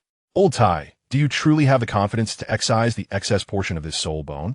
Douluo Bo inquired, observing Titan's engrossed demeanor, which was accompanied by mutterings and incantations that suggested a level of expertise. Of course, Titan replied, his eyes wide with determination. Think before you speak. Douluo Bo cautioned. Sensing Titan's untrustworthiness, he scolded himself internally for believing Titan's earnest demeanor, realizing that such an invaluable artifact as the 90,000-year old earth spider soul bone, was not something to be experimented upon. Feeling skeptical of Titan's reliability, Douluo swiftly reclaimed the soul bone from Titan's grasp and, blocking Titan's attempt to retrieve it, stated earnestly, "I possess some assurance in this matter, though the success rate is not particularly high. However, if this soul bone remains unaltered, it is rendered entirely useless. I believe you cannot afford to squander such a valuable item merely to leave it on display." Titan responded with a smile, aiming to capture Douluo's attention while attempting to regain possession of the research-worthy 90,000-year-old grotesque earth spider soul bone. "Enough. Your grin makes me uneasy. If you cannot assure me of an over 80 success rate, do not broach the subject," Douluo retorted, feeling irked by Titan's proximity. He promptly stowed the newly acquired grotesque soul bone into his storage soul guide, effectively denying Titan any opportunity for experimentation. Without further ado, he turned to leave the council chamber. "Hey, old poison, you haven't taken those 2 soul bones," Titan called after Douluo. Noticing the 2 Millennium soul bones still resting on the table where Salus had sat. "No need for them. That brat, Xiaolong, has grown up under my watch, and now he is about to become a father. Let those 2 soul bones be a gift for him. One, in particular, should be given to the girl carrying his child, so that Tyrone treats her well. You can manage the other as you see fit," Douluo replied dismissively, waving his hand at Titan's reminder. Brother Douluo, take care. I will certainly relay your words to that scoundrel Tyrone," Titan responded, his demeanor shifting dramatically after hearing Douluo's intentions regarding the soul bones. After showering Douluo with flattery, he joyfully collected the 2 Millennium soul bones. Though Titan regarded the Millennium soul bones with indifference, who would refuse the chance to acquire them for free? A single Millennium soul bone, if auctioned at the right moment, could fetch a substantial sum of gold soul coins, which undoubtedly delighted Titan. Meanwhile, as Douluo exited, he couldn't help but twitch his lips in response to Titan's exuberance behind him. Chapter 254. War. Titan's behavior upon acquiring the 2 Millennium soul bones provided Douluo with a keen insight into the true nature of his character. After Douluo had departed, Titan took a moment to examine the 2 Millennium soul bones in his possession. One was a 5,000-year-old left arm soul bone, and the other was a right leg soul bone over 4,000 years old. The 5,000-year-old left arm soul bone was likely associated with an offensive soul skill, originating from the flame lion, whereas the 4,000-year-old right leg soul bone, sourced from the wind-chasing spirit fox, was expected to bestow agility. After contemplating for a while, Titan decided to secure the flame lion soul bone into his storage soul guide, intending to place it within the Si Ling Zong's treasury for a worthy recipient. As for the remaining 4,000-year-old wind-chasing spirit fox soul bone, Titan retrieved an ornate box from his storage soul guide, carefully placing the soul bone inside and setting off towards Tyrone's courtyard. Evidently, Titan intended to present the 4,000-year-old wind-chasing spirit fox soul bone to Tyrone, encouraging him to find an opportune moment to gift it to Ning Xuejuan. When Titan arrived at Tyrone's courtyard, Tai Nuo and Ning Fu, who had just left the council hall, were present. Tyrone's mother, Yang Banshuang, was also there, cradling Tyrone's younger sister while chatting merrily with several of her daughters-in-law, exuding an air of delight. Upon scanning the surroundings, Titan noticed a considerable number of individuals gathered, yet Tai Long, one of the principal figures, was conspicuously absent. As Titan entered the courtyard, everyone rose to greet him, and he waved his hand to indicate that formalities were unnecessary. After a brief stay, Titan inquired about Tai Long's whereabouts, and, finding no reason to linger further, departed from the courtyard. It was not that Titan wished to distance himself from the younger generation. However, aside from Tai Nuo, Yang Banshuang, and the little granddaughter, the others were overly courteous and respectful, including Tai Long's wives, who were still unfamiliar with Titan. This was understandable, as although Tai Long's wives were Titan's granddaughters-in-law, their marriages to Tai Long were relatively recent, and they had not yet formed a close bond with Titan. As for Ning Fu, that was even more evident. Once Titan left the courtyard, he returned to his own residence. Tai Long was currently not within the Si Ling zone, but had traveled to the Zhu Yan Alliance's stronghold. As for the soul bone in his possession, Titan decided against directly presenting it to Ning Xuejun, opting instead to wait until Tai Long's return to hand it over. Upon learning of Ning Xuejun's pregnancy, Tai Long had spent some time at her residence before receiving a message from Catherine regarding matters concerning old Mo. After receiving this news, Tatian did not linger at Ning Shuijun's side, but instead took Anna and Catherine to the Zhuyin Alliance's stronghold. Upon Tai Long's arrival at the Zhuyin Alliance, he discovered a gathering of numerous individuals in the council hall, all of whom Tatian was acquainted with, as they were the various leaders of the Zhuyin Alliance. These individuals sat in silence, creating a rather somber atmosphere within the hall. However, upon Tai Long's entrance, they all rose to pay their respects, which helped to alleviate the tension in the room. Tai Long took his seat at the head of the table, and old Mo directly conveyed the reasons for summoning him. While the situation was not overly complicated, resolving it proved to be rather troublesome. The Zhuyin Alliance had deliberated on the matter several times, but internal disagreements had prevented them from reaching a final decision, leading to prolonged delays. After hearing old Mo's account, Tai Long found it somewhat perplexing. He believed that the issue could be resolved rather easily. Given the current strength of the Zhuyin Alliance, a direct and forceful approach should suffice. And old Mo should not have required his presence for such a matter.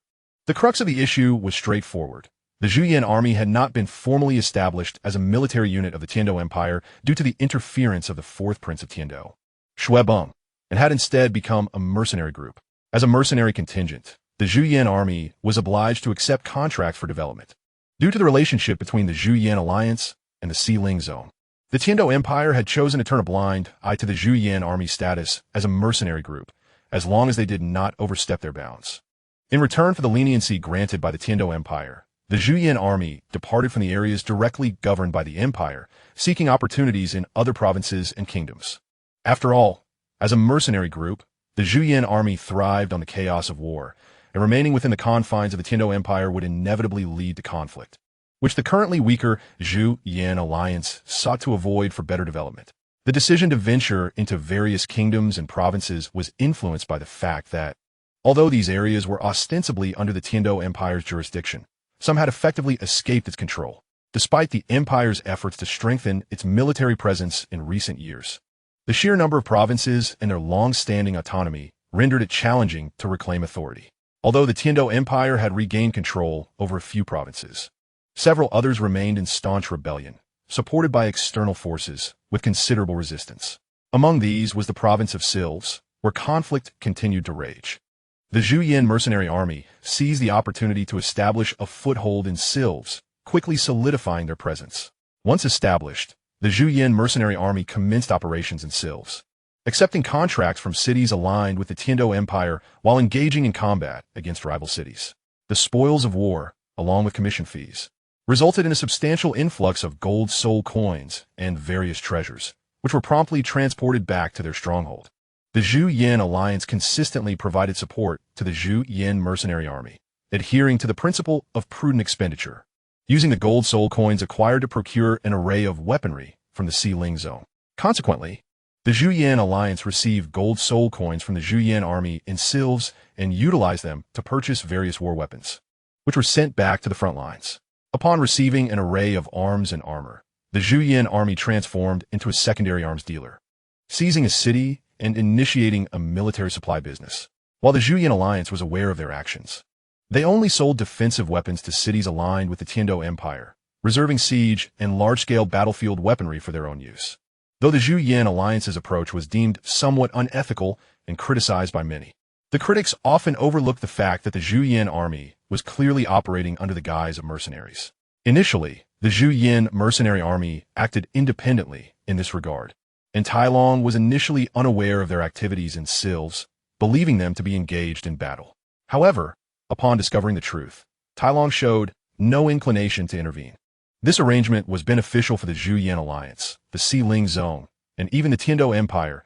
As the Zhuyin Alliance profited, the Xiling Zone gained financially, and despite some expenditure, the Tiandou Empire bolstered the defensive capabilities of its cities, exemplifying a win-win scenario. Nevertheless, the substantial profits generated raised concerns among some individuals, particularly the local powers in Silves, who were the first to feel the effects.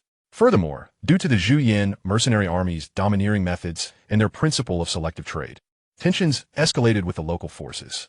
The Zhuyin mercenary army's direct occupation of a city and their arms-dealing practices, which included discriminatory sales, left many without access to weapons, leading to widespread dissatisfaction. Certainly, if it were merely a matter of disparate factions acting independently. These loose entities would hardly pose a significant challenge to the Zhu Yanmeng. However, these factions have been orchestrated by individuals with ulterior motives, uniting their forces. Having entrenched themselves in the Zaireways province for many years, their grip on the region is formidable.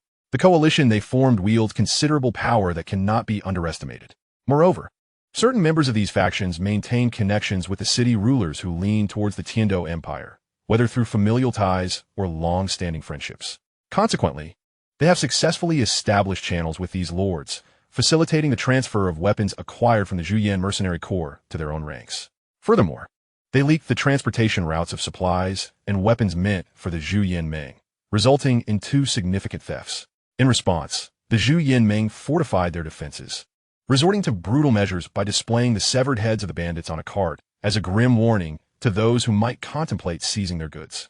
This intimidation tactic effectively quelled the fervor of opportunists waiting to exploit the situation. Nevertheless, despite the Zhu Yanmeng's swift damage control, the rebellious forces opposing the Tiando Empire managed to procure a substantial quantity of warfare weaponry, which they quickly mastered, aided by the cooperation of certain colluding city lords. With the acquisition and deployment of these weapons on the battlefield, the casualties inflicted on the Tiando Empire's forces surged. Previously, the Tiando army had dominated their adversaries through sheer military might. Now, their opponents wielded comparable arms, albeit in lesser numbers. Yet this shift still resulted in significant losses for the Tiando troops. As casualties mounted, the commander responsible for the Tiando Empire's campaign in Zaireways province became incensed upon learning the cause of the escalating deaths. Spurred on by certain city lords, who had grievances against the Zhu Yan corps, he confronted the Zhu Yanmeng's representative in the province, demanding accountability. Understanding the gravity of the situation, the Zhu Yanmeng promptly relayed the accurate information to the commander, identifying the city lords who had covertly facilitated the transfer of defensive weaponry, and expressing suspicions of treachery and divulging transport routes to the enemy. However, the commander, entrenched in his preconceived notions, dismissed these claims as fabrications aimed at sowing discord, particularly since several individuals named in the report had close ties to him, some even being relatives. Prior to his inquiry, he had received warnings that the Zhu Yanmeng would likely deflect blame by accusing members of collusion. Consequently, regardless of the Zhu Yanmeng's earnest explanations and assurances, the commander remained steadfast in his disbelief. The Zhu Yanmeng, while not without legitimate evidence, found their proof difficult to present openly. It is worth noting that the Zhu Yanmeng encompasses far more than just the Zhu Yan mercenary corps, which is merely a fraction of its overall strength. The core of the Zhu Yanmeng lies within the Yanmeng. However, the Yanmeng is known for its more malevolent undertakings. And although it was established around the same time as the Zhu Yan corps, its reputation and the number of adversaries it has accumulated far exceed those of the mercenary group. The report of the Zhu Yanmeng's alleged support for the rebels reached the desk of the Xia Emperor, who, while not commenting directly, conveyed the urgency for the Zhu Yanmeng to resolve the matter swiftly. The members of the Zhu Yanmeng found themselves divided on how to address the situation, with some advocating for the Zhu Yan corps to reclaim the lost weapons through direct confrontation, while others insisted on exacting retribution from those who betrayed the organization. The most outrageous proposal suggested silencing the commander who reported to the Xia Emperor, thereby eliminating any dissent. Surprisingly, this suggestion garnered the most support, leaving Tai Long at a loss for words regarding such sentiments. In Chapter 256, the call to eliminate the Tiando commander in Zaireways province resonated strongly within the Zhu Yanmeng's internal deliberations. Old Mo, however, maintained a semblance of clarity, recognizing that such an action would likely exacerbate their predicament. He intervened to prevent any harm from befalling the commander, advocating for a collective discussion to derive a more prudent solution, prompting him to summon Tai Long to take charge. Upon reviewing the situation, Tai Long deemed it not a matter of great consequence. Given the current state of affairs, he believed the Zhu Yan corps should proceed without hesitation, engaging in combat. Traditionally, the Zhu Yan corps operated transparently, providing services for a fair price. Yet now, Tai Long's intent to engage meant they would fight not as mercenaries for a client, but as representatives of the Zhu Yanmeng itself, establishing themselves as a third party in the Zaireways province. Tai Long planned to personally oversee the operations. Although the members of the Zhu Yan corps had received military training, their tactical proficiency could only be described as mediocre. Moreover, Tai Long was acutely aware that, due to his prolonged focus on personal cultivation, his influence over the Zhu Yin Meng and the core had gradually diminished. While the members still showed him respect, he sensed a shift in their mindset, influenced by the external world's complexities, diverging from the unyielding obedience they once exhibited upon leaving the city of slaughter. This transformation could be viewed as both advantageous and detrimental. It indicated their successful adaptation to life in Douluo Dalu while allowing them to integrate the habits acquired in the city of slaughter into their current environment. However, as they developed their own aspirations, some members began to pursue self-serving interests, often losing sight of the greater good. Within the Zhu Yin core, those embarking on the expedition to Zairewei's province had begun to entertain personal agendas, exploiting their strength for individual gain, leading to a series of reckless actions against the Zhu Yin core. It was perplexing how such hostility had arisen, as it was evident that the current environment had fostered enmity, much of which stemmed from the actions of certain members of the Zhu Yin core themselves, who inadvertently attracted animosity due to their own motivations. Tyrone resolved to personally journey to Zairewei's province, having long harbored a desire to engage directly in battle, thereby validating certain notions that had taken root within his mind. Tyrone's martial soul is Zhu Yin, a beast of war. Since the awakening of his martial soul, he has possessed the seed of his innate domain, which has now officially grown into a realm following his exploits in the city of slaughter. However, this domain bears a striking resemblance to the killing god domain he obtained from the city of slaughter, functioning as a variant of it, akin to a haphazard amalgamation of the original battlefield aura infused with a significant amount of murderous intent and malice. Tyrone has an inkling that to fully solidify his innate domain, participation in grand battles is inevitable, allowing him to absorb the distinct atmosphere of a large battlefield, which differs from that of the city of slaughter and the killing god domain, thus hastening the formation of his domain. Recently, Tyrone had been quite occupied and had not accompanied his Zhu Yin Legion to Zairewei's province. Now that he had managed to attend to most of his affairs, the circumstances unfolding in Zairewei's province provided him with a perfect opportunity to address the situation. Tyrone was also eager to test his divine weapon, the painted spear, and to evaluate the performance of his spear techniques on the battlefield after transitioning from gun techniques. He firmly believed that only through combat and slaughter could he refine his martial skills, a principle he held as truth. Naturally, Tyrone planned to conceal his identity during his expedition to Zairewei's province, as he was acutely aware that he had recently shot the Zhu Douluo of the Spirit Hall with an arrow. Although no news regarding the Zhu Douluo had emerged from the Spirit Hall, and he had not been seen in public, Tyrone sensed that the Zhu Douluo had likely survived. After all, it is said that one with a top-tier celestial herb martial soul, who is also well-versed in poisons, would not easily perish. It must be acknowledged that individuals of the rank of Title Daw, who stand at the pinnacle of the soul master cultivation realm on Douluo continent, possess robust vitality. As long as they are not confirmed dead on the spot, but rather gravely injured and managing to escape, they are likely to survive. Therefore, Tyrone deemed it wise to guard against potential retaliation from the Zhu Douluo, fully aware that the Zhu Douluo, as a title Douluo, would not spare consideration for his status as a powerful individual. Warriors confront warriors, generals face generals. It would not be beneath the Zhu Douluo to seek an opportunity to ambush Tyrone, ultimately capturing him alive, stripping him of his soul power, and binding him to a target, allowing the Zhu Douluo to make him experience the sensation of being a target, unable to move or resist. Even if the Zhu Douluo were to succumb to his injuries, Tyrone was unconvinced that the Spirit Hall would refrain from seeking vengeance on his behalf. Even if the Spirit Hall chose to suppress the matter for the greater good, the Zhu Douluo's lifelong comrade, the Gui Douluo, would undoubtedly seek retribution.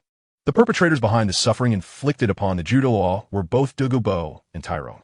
Douluo, being a title Douluo, would not fear retaliation from the Gui Douluo, whereas Tyrone, lacking sufficient strength for self-preservation, was easily susceptible to being targeted by the Gui Douluo.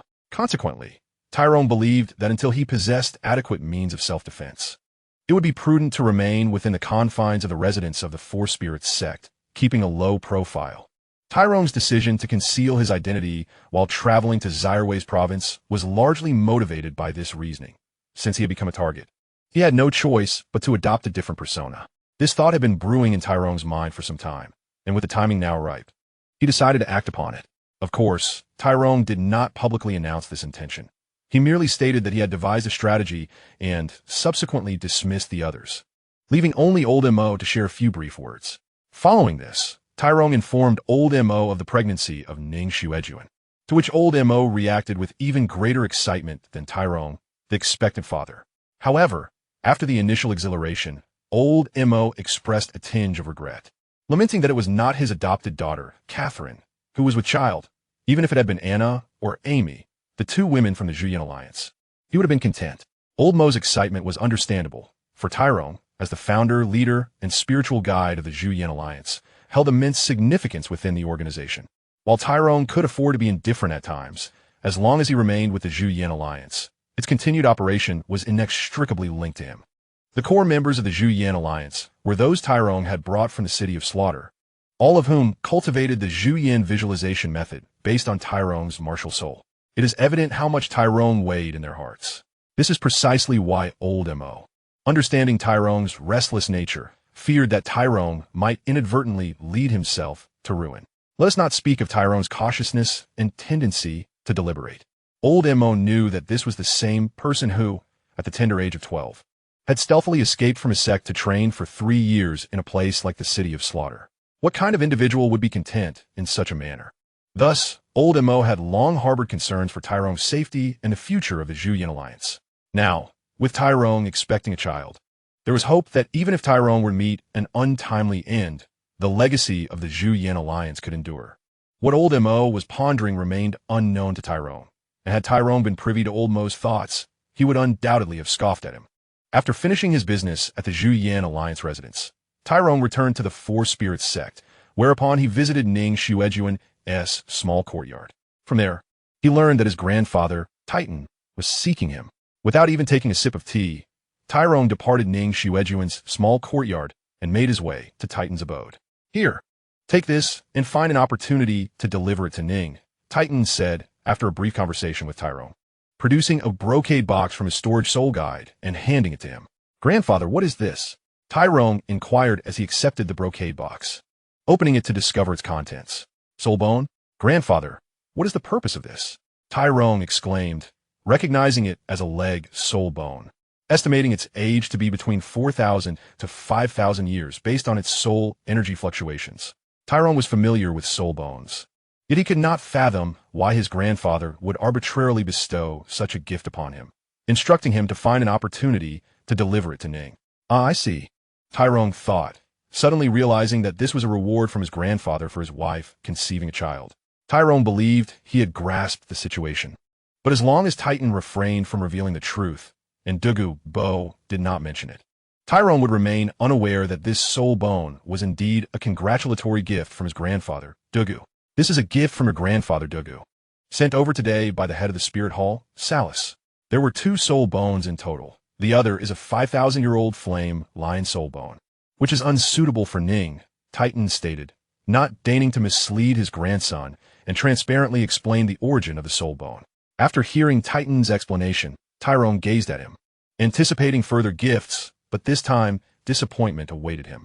Upon witnessing his grandfather, Titan, display no discernible reaction, Tairong chose to gracefully divert the conversation, sharing instead his intention to conceal his identity while journeying to the Zyrways province. He also disclosed recent developments concerning the Zhuyan alliance.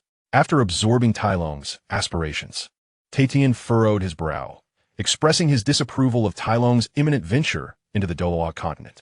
Given Tailong's evident talents, it would be far wiser for him to remain at the Xiling sect, sheltered under the protective wings of Titan and his old comrades, to cultivate steadily until he could ascend to the status of a titled Douluo within a few short years. Noticing his grandfather's frown and silence, Tailong quickly comprehended Titan's concerns, primarily centered around his safety. Indeed, Titan articulated his apprehensions and outlined a training regimen for Tailong's future. After listening to his grandfather's carefully crafted plans, Tailong only needed to utter a few words to alleviate Titan's furrowed brow. Grandfather, had I adhered to your prescribed path during my childhood, diligently attending school and training, would I have achieved my current level of cultivation and combat prowess by the age of 16?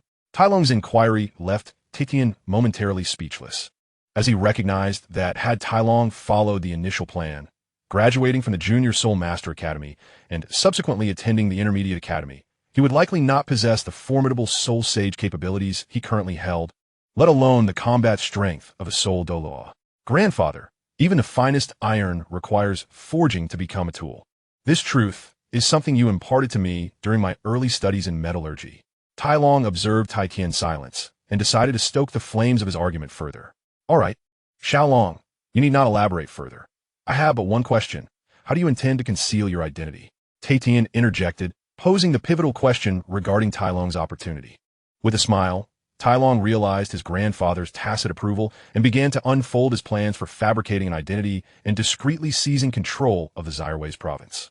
Upon hearing Tai Long's strategy, Tai Tian's gaze intensified, and a tempest of emotions surged within him as he pondered the implications of Tai Long's audacious opportunity. As the conversation progressed, Tai Tian gradually sensed an unsettling dissonance in Tai Long's plans. If Tai Long pursued his current course, the Zhuyan alliance could potentially evolve into a formidable entity. Akin to the present-day Wuhuan Hall, Tai Long intended to exploit the internal turmoil between the Tiando Empire and the Xinghua Empire to swiftly insert himself, thereby claiming a territory of his own during the ensuing chaos.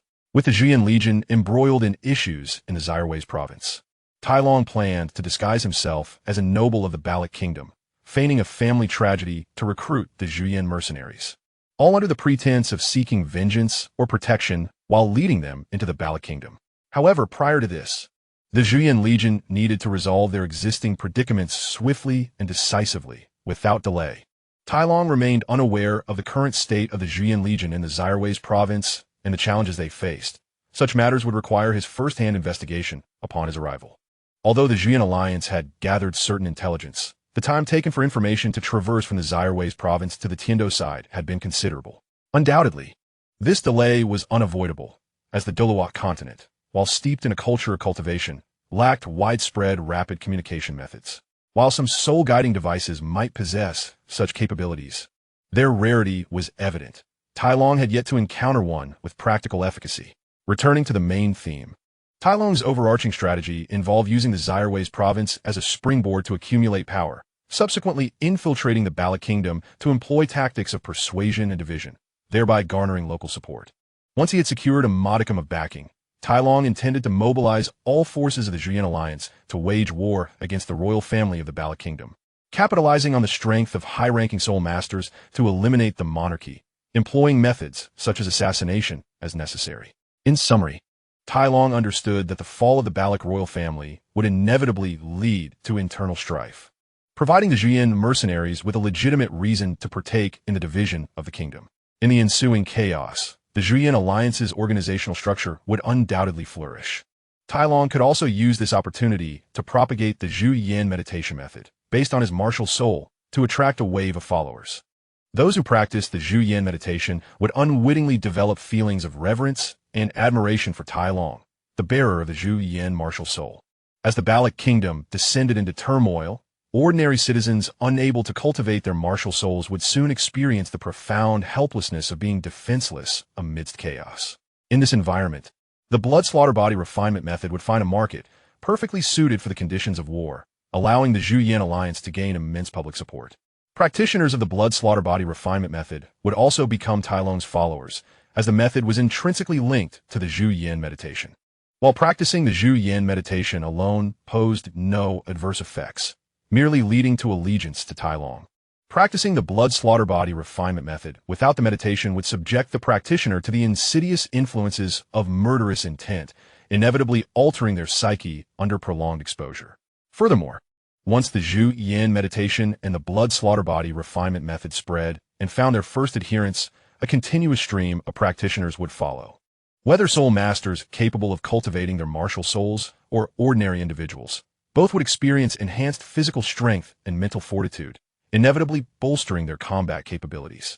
This scenario could create a situation where those who neglect to practice these methods would find themselves outmatched by adversaries who had embraced them, leading to inevitable confrontations. Once this pattern is established, the propagation of the followers of Tai Long will become unstoppable if anyone attempts to obstruct the cultivation of these two techniques. Even the renowned Wuhan Temple on Douluo would inevitably provoke the wrath of the practitioners. At such a juncture, the Zhuyin alliance, boasting a multitude of followers, would seamlessly transform into the Zhuyin Temple. Tai Long could harness the immense power of faith generated by his followers to transcend the 100-level cultivation limit and attain divinity. Of course, these are matters for the future. One must tread the path step by step, savoring each morsel of food. Prior to this, the Zhuyin alliance swiftly expanded its dominance over the Baloch Kingdom, positioning itself as the fourth major force on Douluo, following the Tiando Empire, the Xinghua Empire, and the Wuhan Temple. Occupying the Baloch Kingdom, it would begin to encroach upon neighboring provinces such as Zirwizi, Fulidan, and Ahakwa, all eyeing the Zhuyin alliance as a target on its path to becoming Zhuyin Temple. As long as a certain balance is maintained, learning from the Wuhan Temple and avoiding direct confrontation with Tiando and Xinghua empires, neither the Xinghua Empire nor the Tiando Empire would dare to deploy their armies against the Zhuyin alliance. As for the Wuhan Temple, the Stardo Forest, which separates the territories of the Baloch Kingdom and the Wuhan Temple, renders their interference virtually impossible. This is Tai Long's ambition, to establish a Zhuyin Temple that rivals the Wuhan Temple, leveraging the collective faith of countless individuals on Dalu to elevate himself to divinity, transcending the realm. Simultaneously, the Zhuyin Temple could endure eternally, much like the Wuhan Temple. Initially, Tai Long was rather indifferent to the legacy of the force he was creating. However, upon learning of Ning Xuejuan's pregnancy and the impending arrival of his child, his previously nonchalant attitude underwent a profound transformation. In his past life, Tai Long had been a mere 18-year-old without the prospect of fatherhood, but upon his arrival in Dalu, he had fully integrated himself into this world. Now, with his beloved expecting, despite not yet knowing the child's gender, Tai Long felt an undeniable urge to take action. Coincidentally, news from the Zhuyin alliance prompted him to align his thoughts with their ambitions. Since Ning Xuejuan's pregnancy, Tai Long realized that having 7 wives would likely result in more than one child. As a father to these offspring, he felt compelled to assume parental responsibilities and do something for the future of his bloodline. Thus, the notion of transforming the Zhuyin alliance into the Zhuyin Temple emerged in his mind, though it may seem somewhat inexplicable. Nevertheless, his reasoning was quite straightforward. If the Zhuyin alliance could evolve into a Zhuyin Temple akin to the Wuhan Temple, and if his descendants inherited the Zhuyin Wuhan, then even if they were not particularly gifted in mastering the Zhuyin Temple, they would still be able to pass on their legacy through generations. Much like the countless families associated with the Wuhan Temple, Tai Long understood that his identity differed from the indigenous inhabitants of Douluo, Dalu. Once a soul master achieves the 100-level mark and becomes a deity, they ascend to the divine realm, leaving behind a legacy and trials for those fortunate enough to inherit a divine position. Tai Long, however, was uncertain whether he would ascend to the divine realm like the natives of Dalu, prompting him to make plans for his descendants. Ultimately, Titan agreed with Tai Long's vision and plans, recognizing the wisdom in not putting all one's eggs in one basket.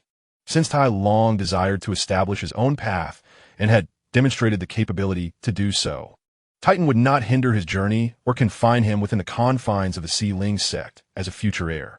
On Dalu, a title Daluo could live to 300 years, and with the enhancement of their strength, their lifespan would continue to grow. It could be said that the title Daluo of the Si-Ling sect belonged to the younger generation, while Tai Long was left waiting indefinitely. Now, he had forged a path for himself, and due to his connections with the Si-Ling sect and the Zhuyin alliance naturally became allies. Furthermore, according to Tai Long's plans, the Zhuyin alliance would require the support of the Si-Ling sect for an extended period. Otherwise, its future would be fraught with difficulties, as the Zhuyin alliance lacked any substantial industry to support its growth. After leaving his grandfather Titan's courtyard, Tai Long did not return to his own abode. Instead, he took a carriage directly to Tiando City to seek out the imperial prince, Xueqinghe. Tai Long approached the prince with the intention of preparing for his future plans. Regardless of Xueqinghe's true identity, he was, at present, recognized as the future heir of the Tiando Empire, and with the right maneuvering, this identity could facilitate many endeavors. Upon arriving at the prince's residence, Tai Long shared the joyous news of his wife's pregnancy with his friend, Xueqinghe, a perfectly reasonable conversation. This time, Tai Long refrained from discussing his future plans or requesting favors from the prince. Instead, he simply relished in the good news, engaging in casual banter, and asked Xueqinghe to convey his regards to Shueku, noting that Ning Xuejuan resembled her. Given that Ning Xuejuan was currently pregnant and unable to move easily, he suggested that Shueku visit her at the Si Ling sect when she had the time. In response to Tai Long's request, Xue Qinghe readily agreed, recognizing that, despite Tai Long's occasional unreliability, he genuinely cared for his women. After enjoying a meal at the prince's residence, Tai Long returned to his own small courtyard at the Si Ling sect, making a brief visit to Ning Xuejuan's quarters before resting for the night in Katrina's residence. Meanwhile, in a parallel narrative, the head of the Wu Hun Temple, Platinum Bishop Salas, departed from the Si Ling sect after leaving 3 soul bones and several vials of medicine. Once outside the sect, Salas finally breathed a sigh of relief. Without engaging in further conversation with the enthusiastic Tai Nua, he promptly boarded his carriage, urging the driver to hasten their journey back to Tiando City. Upon safely entering the city, Salas could finally relax. After bidding farewell to the friends he had invited to the Si Ling sect, he returned to the Wu Hun Temple's base in the Tiando Empire and knocked on the door of the room occupied by Ghost Daw. "Have you succeeded?" Ghost Daw inquired upon seeing Salas enter with several vials of medicine, his composure momentarily shaken. "Indeed, I have fulfilled my mission. These are the antidotes obtained from the poisoned Douluo of the Si Ling sect," Salas replied respectfully, placing the vials on the table beside Ghost Daw. "Excellent." Ghost Daluo's usually hoarse and emotionless voice trembled slightly as he spoke, revealing his excitement. He picked up one of the vials, uncorked it, and examined the solitary pill inside, carefully inspecting it before bringing it close to his nose to discern its scent. Saras stood silently by, observing as the Ghost Daluo inspected the antidote pills. Once the Ghost Daluo finished his examination and carefully returned the pills to their vial, Saras inquired, "Elder Ghost, how is it? Is this antidote accurate?" This question left the Ghost Daluo at a loss for words. Although he had been a longtime friend of the Chrysanthemum Douluo and had witnessed him consume refined pills, the Ghost Daluo lacked expertise in this field. Thus, he could not ascertain the efficacy of the pills. Nevertheless, he reasoned that Dugu Bo would not deceive him, and so he nodded in acknowledgement of Saras's inquiry. Chapter 360. The formula. After obtaining the antidote, the Ghost Daluo felt restless and eager to return to the Spirit Hall.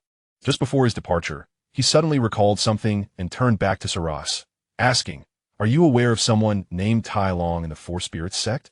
He should be the grandson of the Titan." Saras was taken aback by this unexpected question, but he quickly searched his memory for information regarding Tai Long, the grandson of the title Douluo Titan. As the esteemed Platinum Bishop who had overseen the Spirit Hall of the Tiando Empire for many years without incident, Saras, despite his recent indulgences, was still adept at his duties. Coincidentally, the headquarters of the Spirit Hall had recently inquired about Tai Long. Prompted by a directive from the Saintess Hulaina to leave a good impression on her, Saras had taken it upon himself to gather information. Now, in response to the Ghost Daluo's query, Saras organized his thoughts and recounted everything he knew about Tai Long, even mentioning that he had gotten into fights from a young age. Unbeknownst to Saras, the information he had compiled was also reviewed by the Chrysanthemum Daluo, who now lay unconscious. As Saras spoke with enthusiasm, the Ghost Daluo felt a growing impatience within him. However, out of respect for Saras's recent assistance, he bore with it until Saras concluded his monologue. Once Saras finished, he looked at the Ghost Daluo with a sense of pride. The Ghost Daluo, observing Saras's expectant demeanor, was at a loss for words. "Well done, you performed admirably," he managed to say with a forced tone, feeling an urge to express his frustration.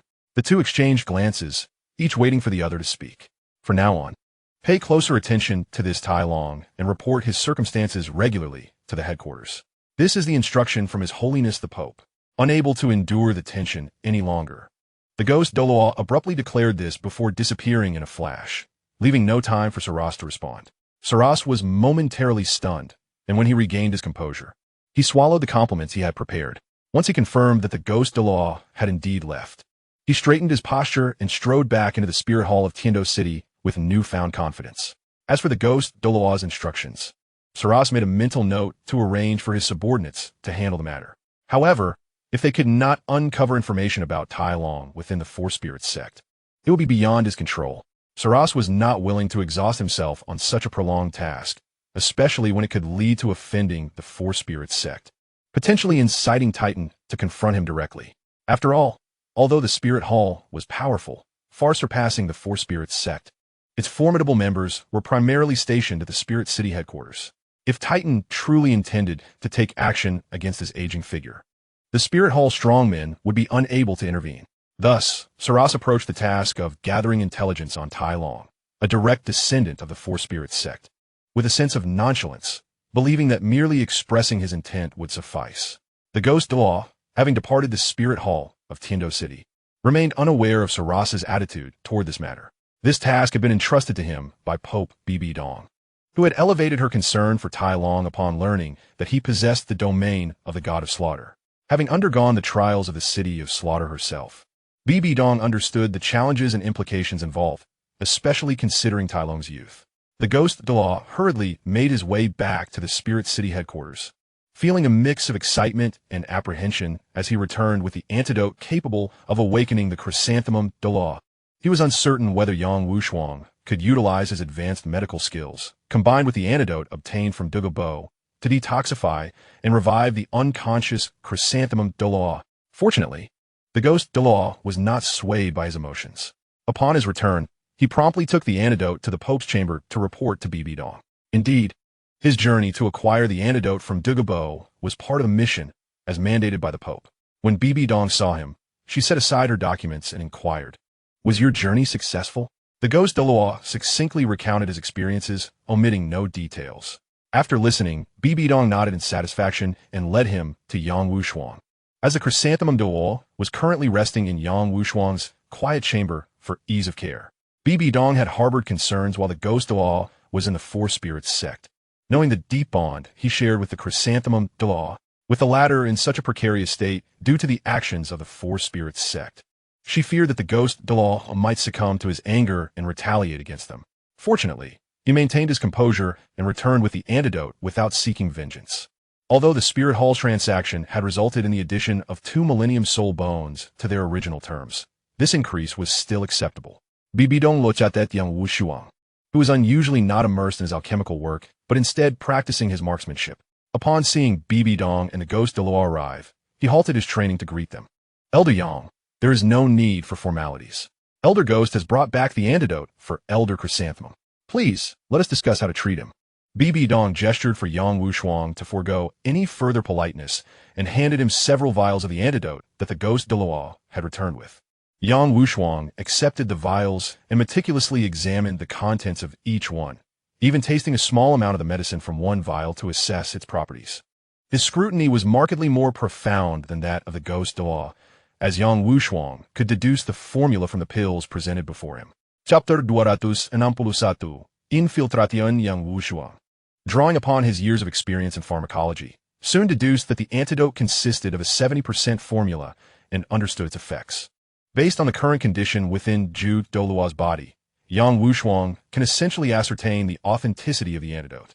However, due to the intricate state of Zhu Douluo's internal condition, addressing the troubles within will require a considerable amount of time to resolve gradually. Yang Wushuang conveyed the situation to Gue Daluo and Bibi Dong, with Bibi Dong emphasizing that Zhu Douluo's treatment should prioritize caution, advocating for a slow and steady approach without haste. Although Gue Daluo felt some urgency to see Zhu Douluo regain consciousness quickly, he acknowledged the necessity of patience, expressing gratitude to Yang Wushuang and assuring him that he could take his time. Should there be anything he could assist with, he was encouraged to speak freely. With the support and permission from Pope Bibi Dong and Zhu Douluo's close friend Gue Daluo, and having received the antidote for the poison that afflicted Zhu Douluo, Yang Wushuang commenced the treatment. He adopted a conservative method, meticulously eliminating the various toxins within Zhu Douluo's body, employing a gradual timeline to mitigate the risks associated with the healing process. Yang Wushuang estimated that, given Zhu Douluo's current condition, completely purging all toxins from his body would take no less than 7 to 8 years. Nevertheless, as a titled Dalu, Zhu Douluo possessed formidable self-healing and detoxifying capabilities. If all went smoothly, Yang Wushuang believed that once he had eliminated about half of the toxins, Zhu Douluo could awaken at any moment. The Spirit Hall embarked on an extensive plan for Zhu Douluo's awakening, adhering to its long-standing strategy of continued strength. In the Tiando Empire, at the base of the Four Spirits sect, Talon, having arranged his affairs, disguised himself and stealthily departed. joining a merchant caravan from the Four Spirits sect as they exited the borders of the Tiando Empire. Traveling through the provinces, they entered the Barak Kingdom. Upon entering Barak, Talon crafted a new identity, making ostentatious appearances at high-profile gatherings in various regions, thereby introducing himself to the local nobility. Through this approach, he garnered recognition among the aristocratic circles of over a dozen large cities. They believed Talon to be a native noble of the Barak Kingdom, as he had received specialized training in noble etiquette at Yuexian, albeit he had been somewhat lax in his attentiveness to such matters. However, once donned in formal attire, he presented himself quite convincingly as a nobleman, considering he was indeed a noble of the Tiando Empire, albeit for only a few years. While Talon was active in the Barak Kingdom, the Zhuyan Legion stationed in the Silvis province was not idle. Upon learning of Talon's intentions regarding the Zhuyan Alliance's headquarters, they ceased their banter with those who merely spoke empty words and instead launched a powerful offensive, decisively sweeping through several cities to showcase their strength and intimidate those who sought trouble. Interestingly, whether by design or coincidence, the regions captured by the Zhuyan Legion were adjacent to the Barak Kingdom, specifically the border area between the Silvis province and Barak Kingdom. This proximity facilitated the implementation of Talon's subsequent plans, eliminating the need for the Zhuyan Alliance to fabricate excuses for entering Barak territory.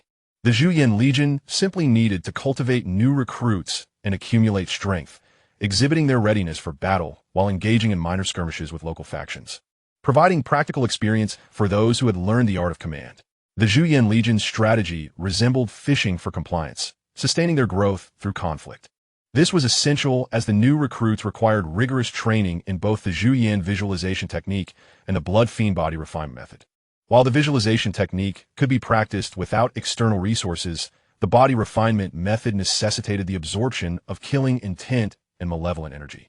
In the absence of an environment akin to the City of Slaughter on Douluo continent, the most straightforward means for the Zhuyan Legion's recruits to enhance their strength through the body refinement method was to engage in warfare. As for the neighboring factions adjacent to the Zhuyan Legion's base, their cooperation in these minor conflicts was a given. Given the Zhuyan Legion's relentless preparations, the nearby forces would inevitably feel unsettled. Naturally, throughout this power accumulation process, the Zhuyan Legion and the Dark Alliance were poised to infiltrate the Barak Kingdom, having already occupied a portion of the adjacent Silvis province, which afforded them a geographical advantage for their covert operations. Once the Zhuyan Legion had sufficiently amassed strength to seize control of half the Barak Kingdom, they would need only to await a suitable moment to eliminate the current royal family. As civil unrest erupted within the Barak Kingdom, the Zhuyan Alliance would be poised to seize their opportunity. The royal family of the Barak Kingdom was not devoid of strength, boasting 2 Soul Duo ancestors and a Soul-level royal worshipper, whose prowess rivaled that of the Tiando Empire's royal family, excluding the few offerings of the Four Spirits sect. However, the Tiando Empire's royal family undoubtedly possessed greater hidden strength than what was publicly displayed, while the Barak royal family truly held no more power than this. Although the Barak Kingdom was nominally a vassal of the Tiando Empire, its geographical distance from the empire diminished the royal family's concern for its dominion.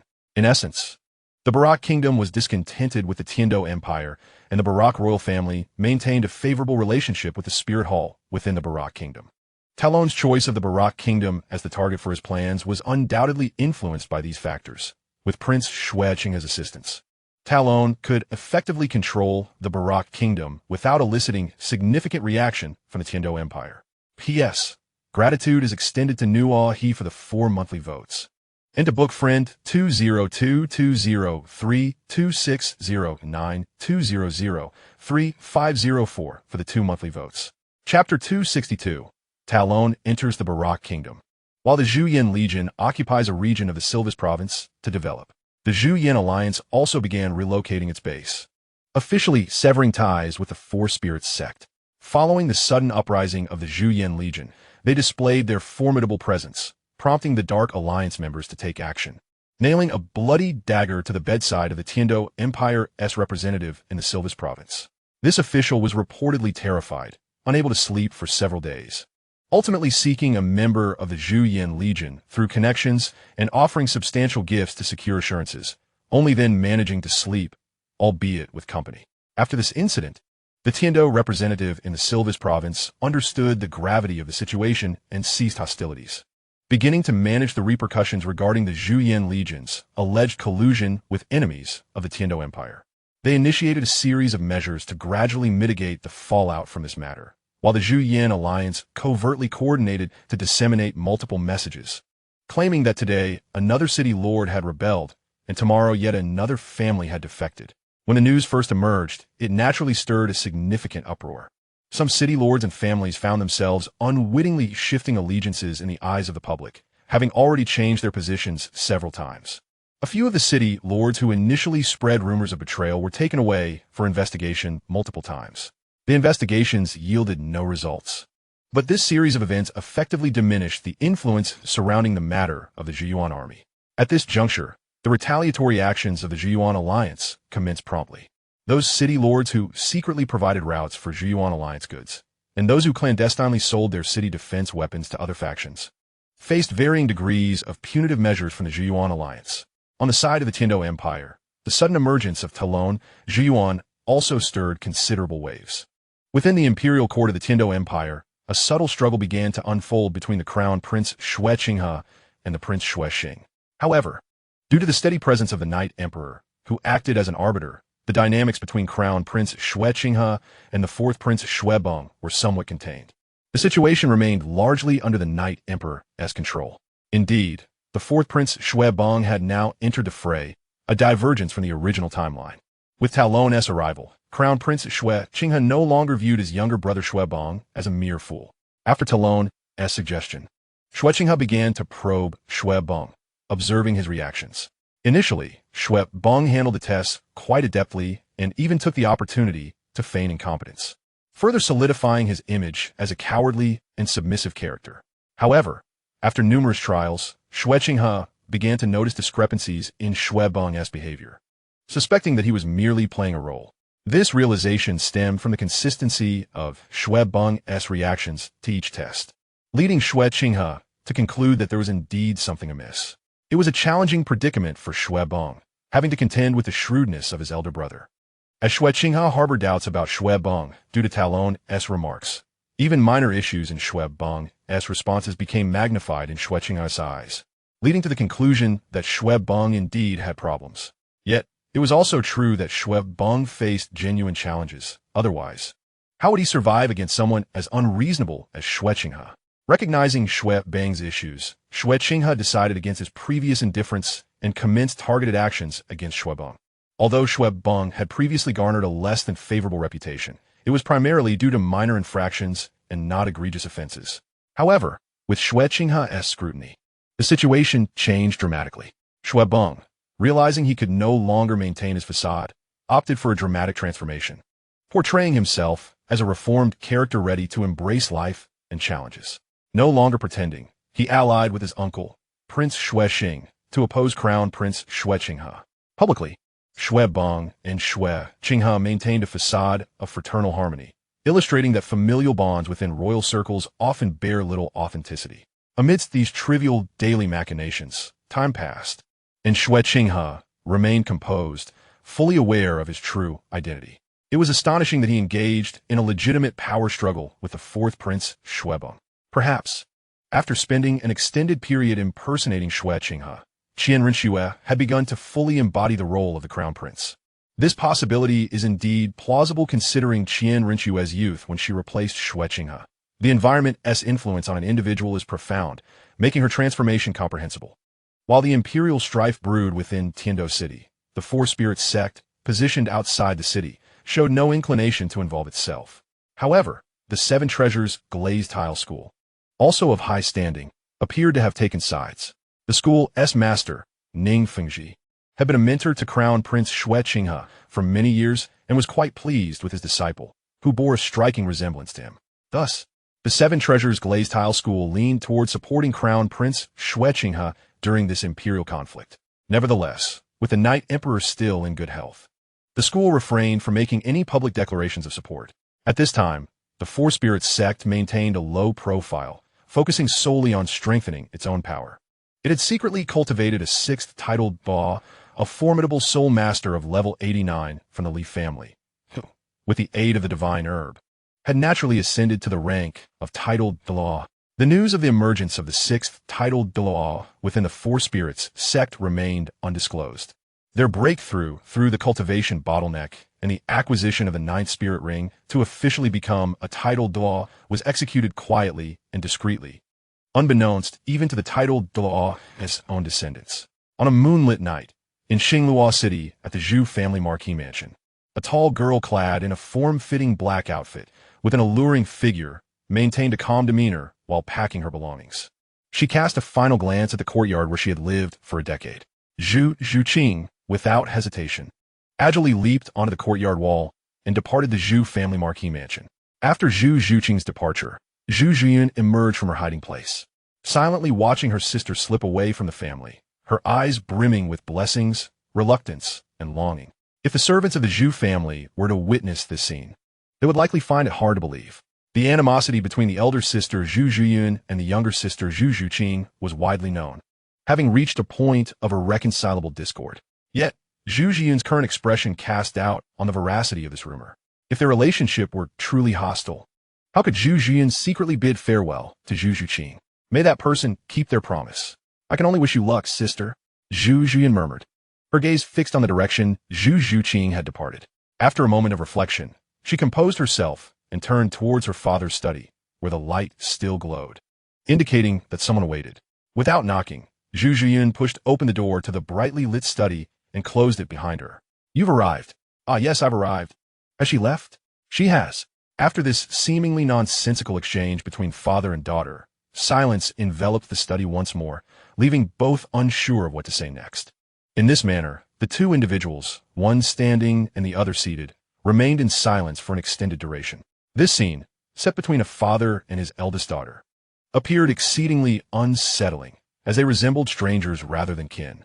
Nonetheless, they seemed somewhat at ease, indicating that such situations had arisen before between them. As the night deepened, Zhuho suggested it was best to retire early, observing the steadfast expression in his eldest daughter's eyes. He ultimately swallowed the words he had intended to express and merely uttered something devoid of substance before rising to depart the study. Zhu Zhiyun watched as Zhu Ho turned to leave, his slightly hunched back eliciting a surge of complex emotions within her, prompting her to respond vacantly to her father's words. Zhu Ho was evidently aware of his eldest daughter's actions. Although he was unsure why she and her younger sister, Zhu Qing, were at odds, he initially attributed it to the influence of the Dai royal family, believing that Zhu Zhiyun viewed her sister as a rival. Despite his conflicting feelings, he refrained from further discussion. However, he soon realized that the situation was not as straightforward as he had presumed. It became apparent that his eldest daughter had not been brainwashed by the Dai family. Rather, she harbored genuine feelings for her sister, Zhu Qing, and often found herself unconsciously concerned about her siblings' well-being, her mood influenced by Zhu Qing's presence. This revelation heightened Zhu Ho's scrutiny of Zhu Zhiyun's actions.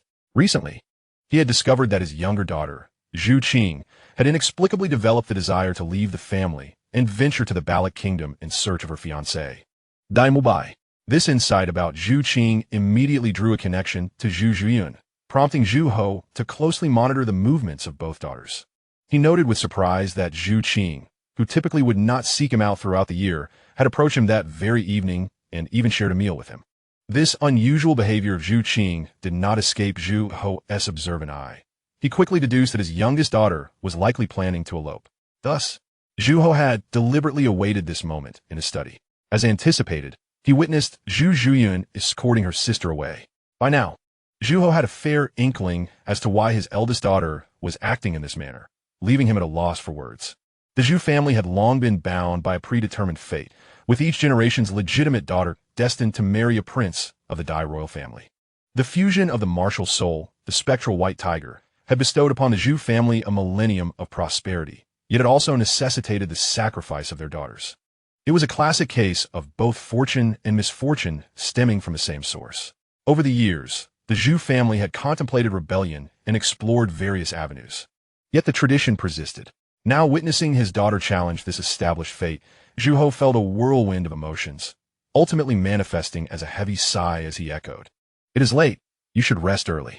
After departing from his study, he stood in his courtyard, gazing up at the starry sky, lost in thought for an extended period. Meanwhile, Zhu Qing, believing she had discreetly left the family behind, cautiously approached the gates of Xinghua City, only to find them firmly closed. Unfamiliar with the realities of the world beyond her sheltered upbringing, Zhu Qing was taken aback by the sight of the towering gates barred against her exit. Given her limited social interactions, primarily within the noble circles, she was oblivious to the customary practice of securing city gates at night. With no intention of attempting to scale the walls, she opted instead to find a nearby inn to spend the night. The following morning, she would rise early to be among the first to leave Xinghua City when the gates reopened. Upon exiting the city, Zhu Qing followed her planned route toward the Bala Kingdom. After 2 days of travel, she finally realized she could afford to hire a carriage. On the third day, she successfully arranged for one, unaware that she had already attracted the attention of those with ulterior motives. Chapter 264. The higher Zhu Qing departed the Zhu family of the Xinghua Empire, embarking on a 1,000-mile journey in search of her husband. As Zhu Ho's daughter and the fiancée of the second prince of the Xinghua Empire, Dai Mubai, her departure was anything but trivial. Unbeknownst to Zhu Qing, numerous individuals were discreetly ensuring her safety. Aside from her family, the Dai royal family had also dispatched protectors to safeguard her, which contributed to her sense of security during the journey. Otherwise, as a young soul master with limited combat strength and striking beauty, she might have fallen victim to bandits or unsavory individuals. Right this way, miss. Upon arriving at a town along her route, Zhu Qing sought to hire a carriage. After several days of travel, she realized she had finally crossed out of the Tiando Empire. Now, she needed to traverse at least one province, the Ahakwa province, to reach the Bala Kingdom and Shrek Academy. Although Zhu Qing was not a pampered girl and was accustomed to rigorous training and honing her combat skills, her noble upbringing made the harsh realities of travel particularly challenging. The discomfort of being exposed to the elements for days on end began to wear on her, and at only 11 years of age, she found it increasingly difficult to cope. After a day of travel, the sensation of her clothes clinging to her skin was intolerable, and her long hair became a burden she contemplated cutting off. Thus, Zhu Qing persevered until she reached the border between the directly governed territory of the Xinghua Empire and the Ahakwa province. Convinced that she had evaded detection by venturing beyond the empire's jurisdiction, she sought to hire a carriage in a nearby city. While doing so, a menacing-looking man approached her, offering to provide his services. Sensing that this driver was not of good character, Zhu Qing chose to ignore him. The commotion between the man and Zhu Qing drew the attention of other carriage drivers, who observed from a distance, wary of the intimidating figure. As more onlookers gathered, some brave souls approached to inquire about the disturbance. After learning the situation, 2 honest-looking men stepped forward, eager to undertake the journey to the Bala Kingdom, especially when Zhu Qing assured them of her financial means.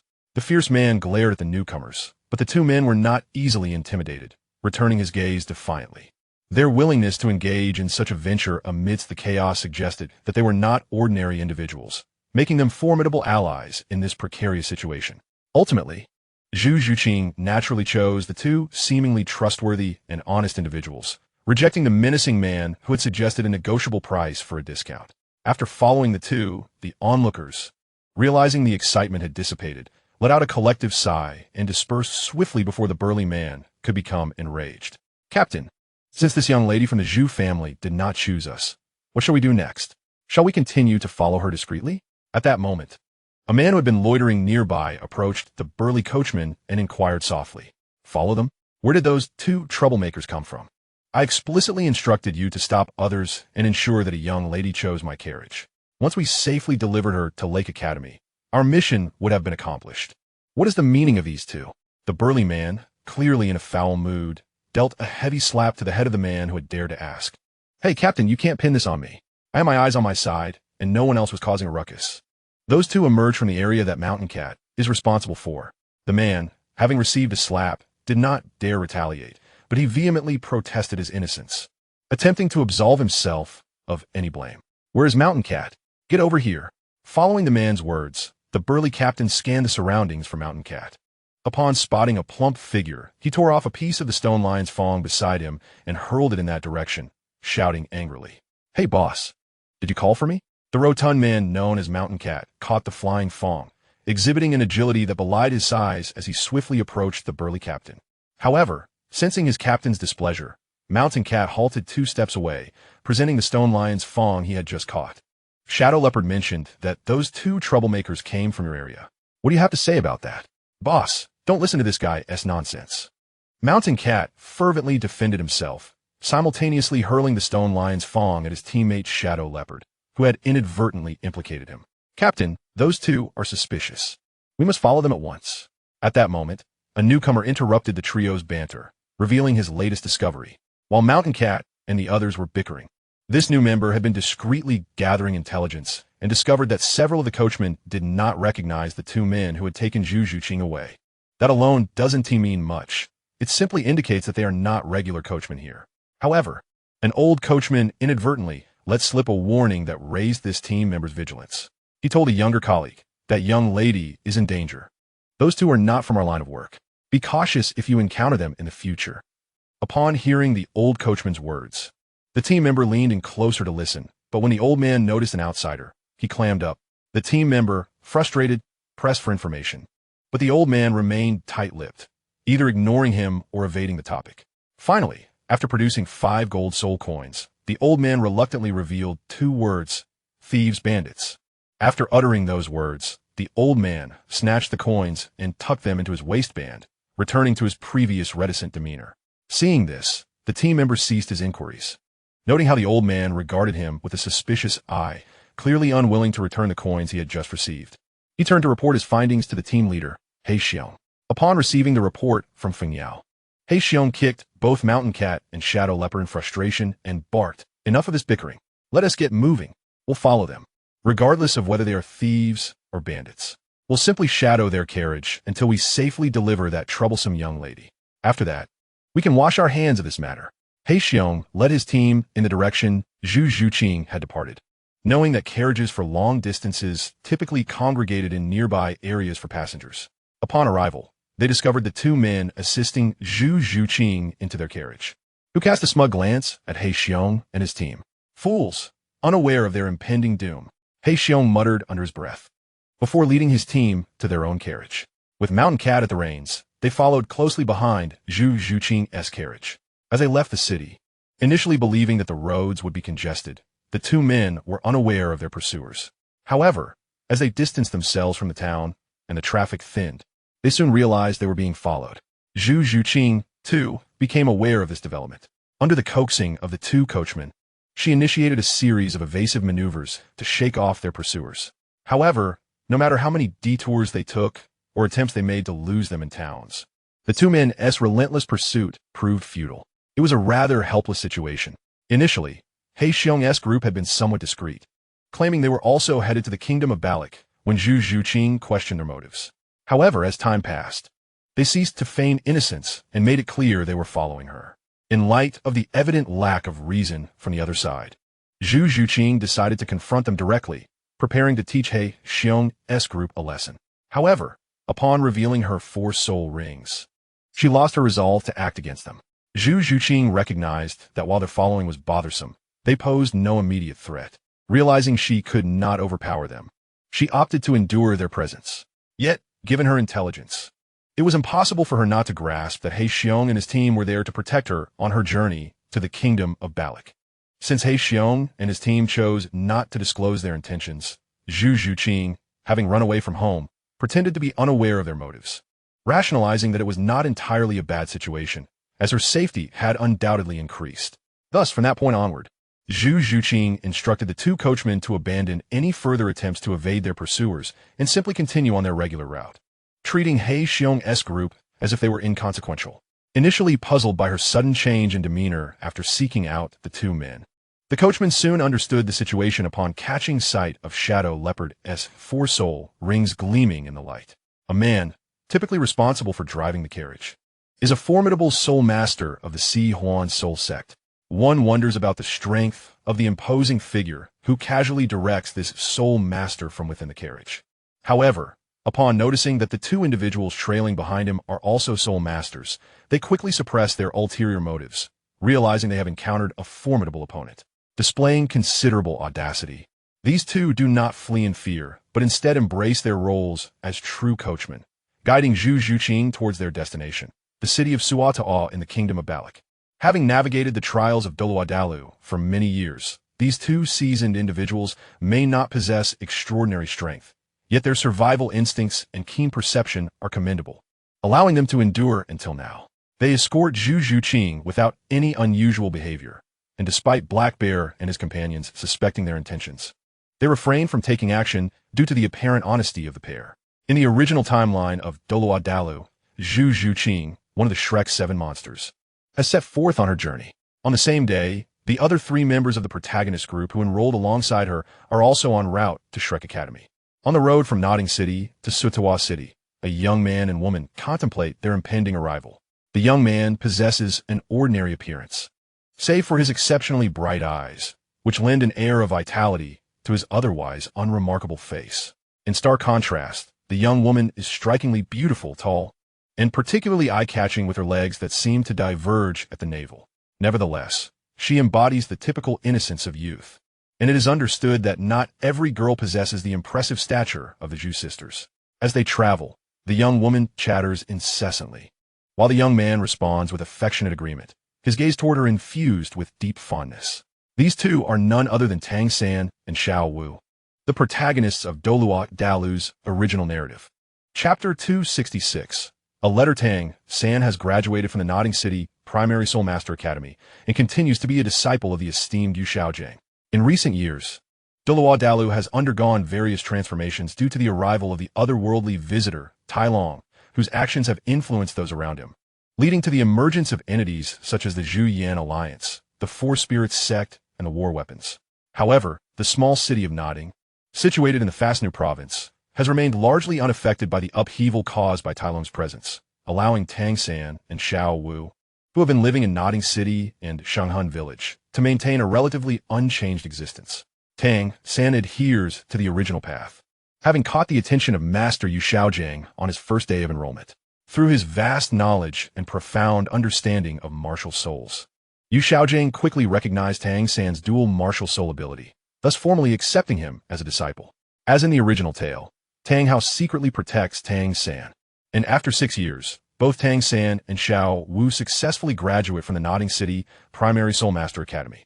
Following Yu Xiaojiang's recommendation, they decline the invitation from the Intermediate Soul Master Academy and instead prepare to embark on a journey to Shrek Academy, the institution that Yu Xiaojiang fervently endorses.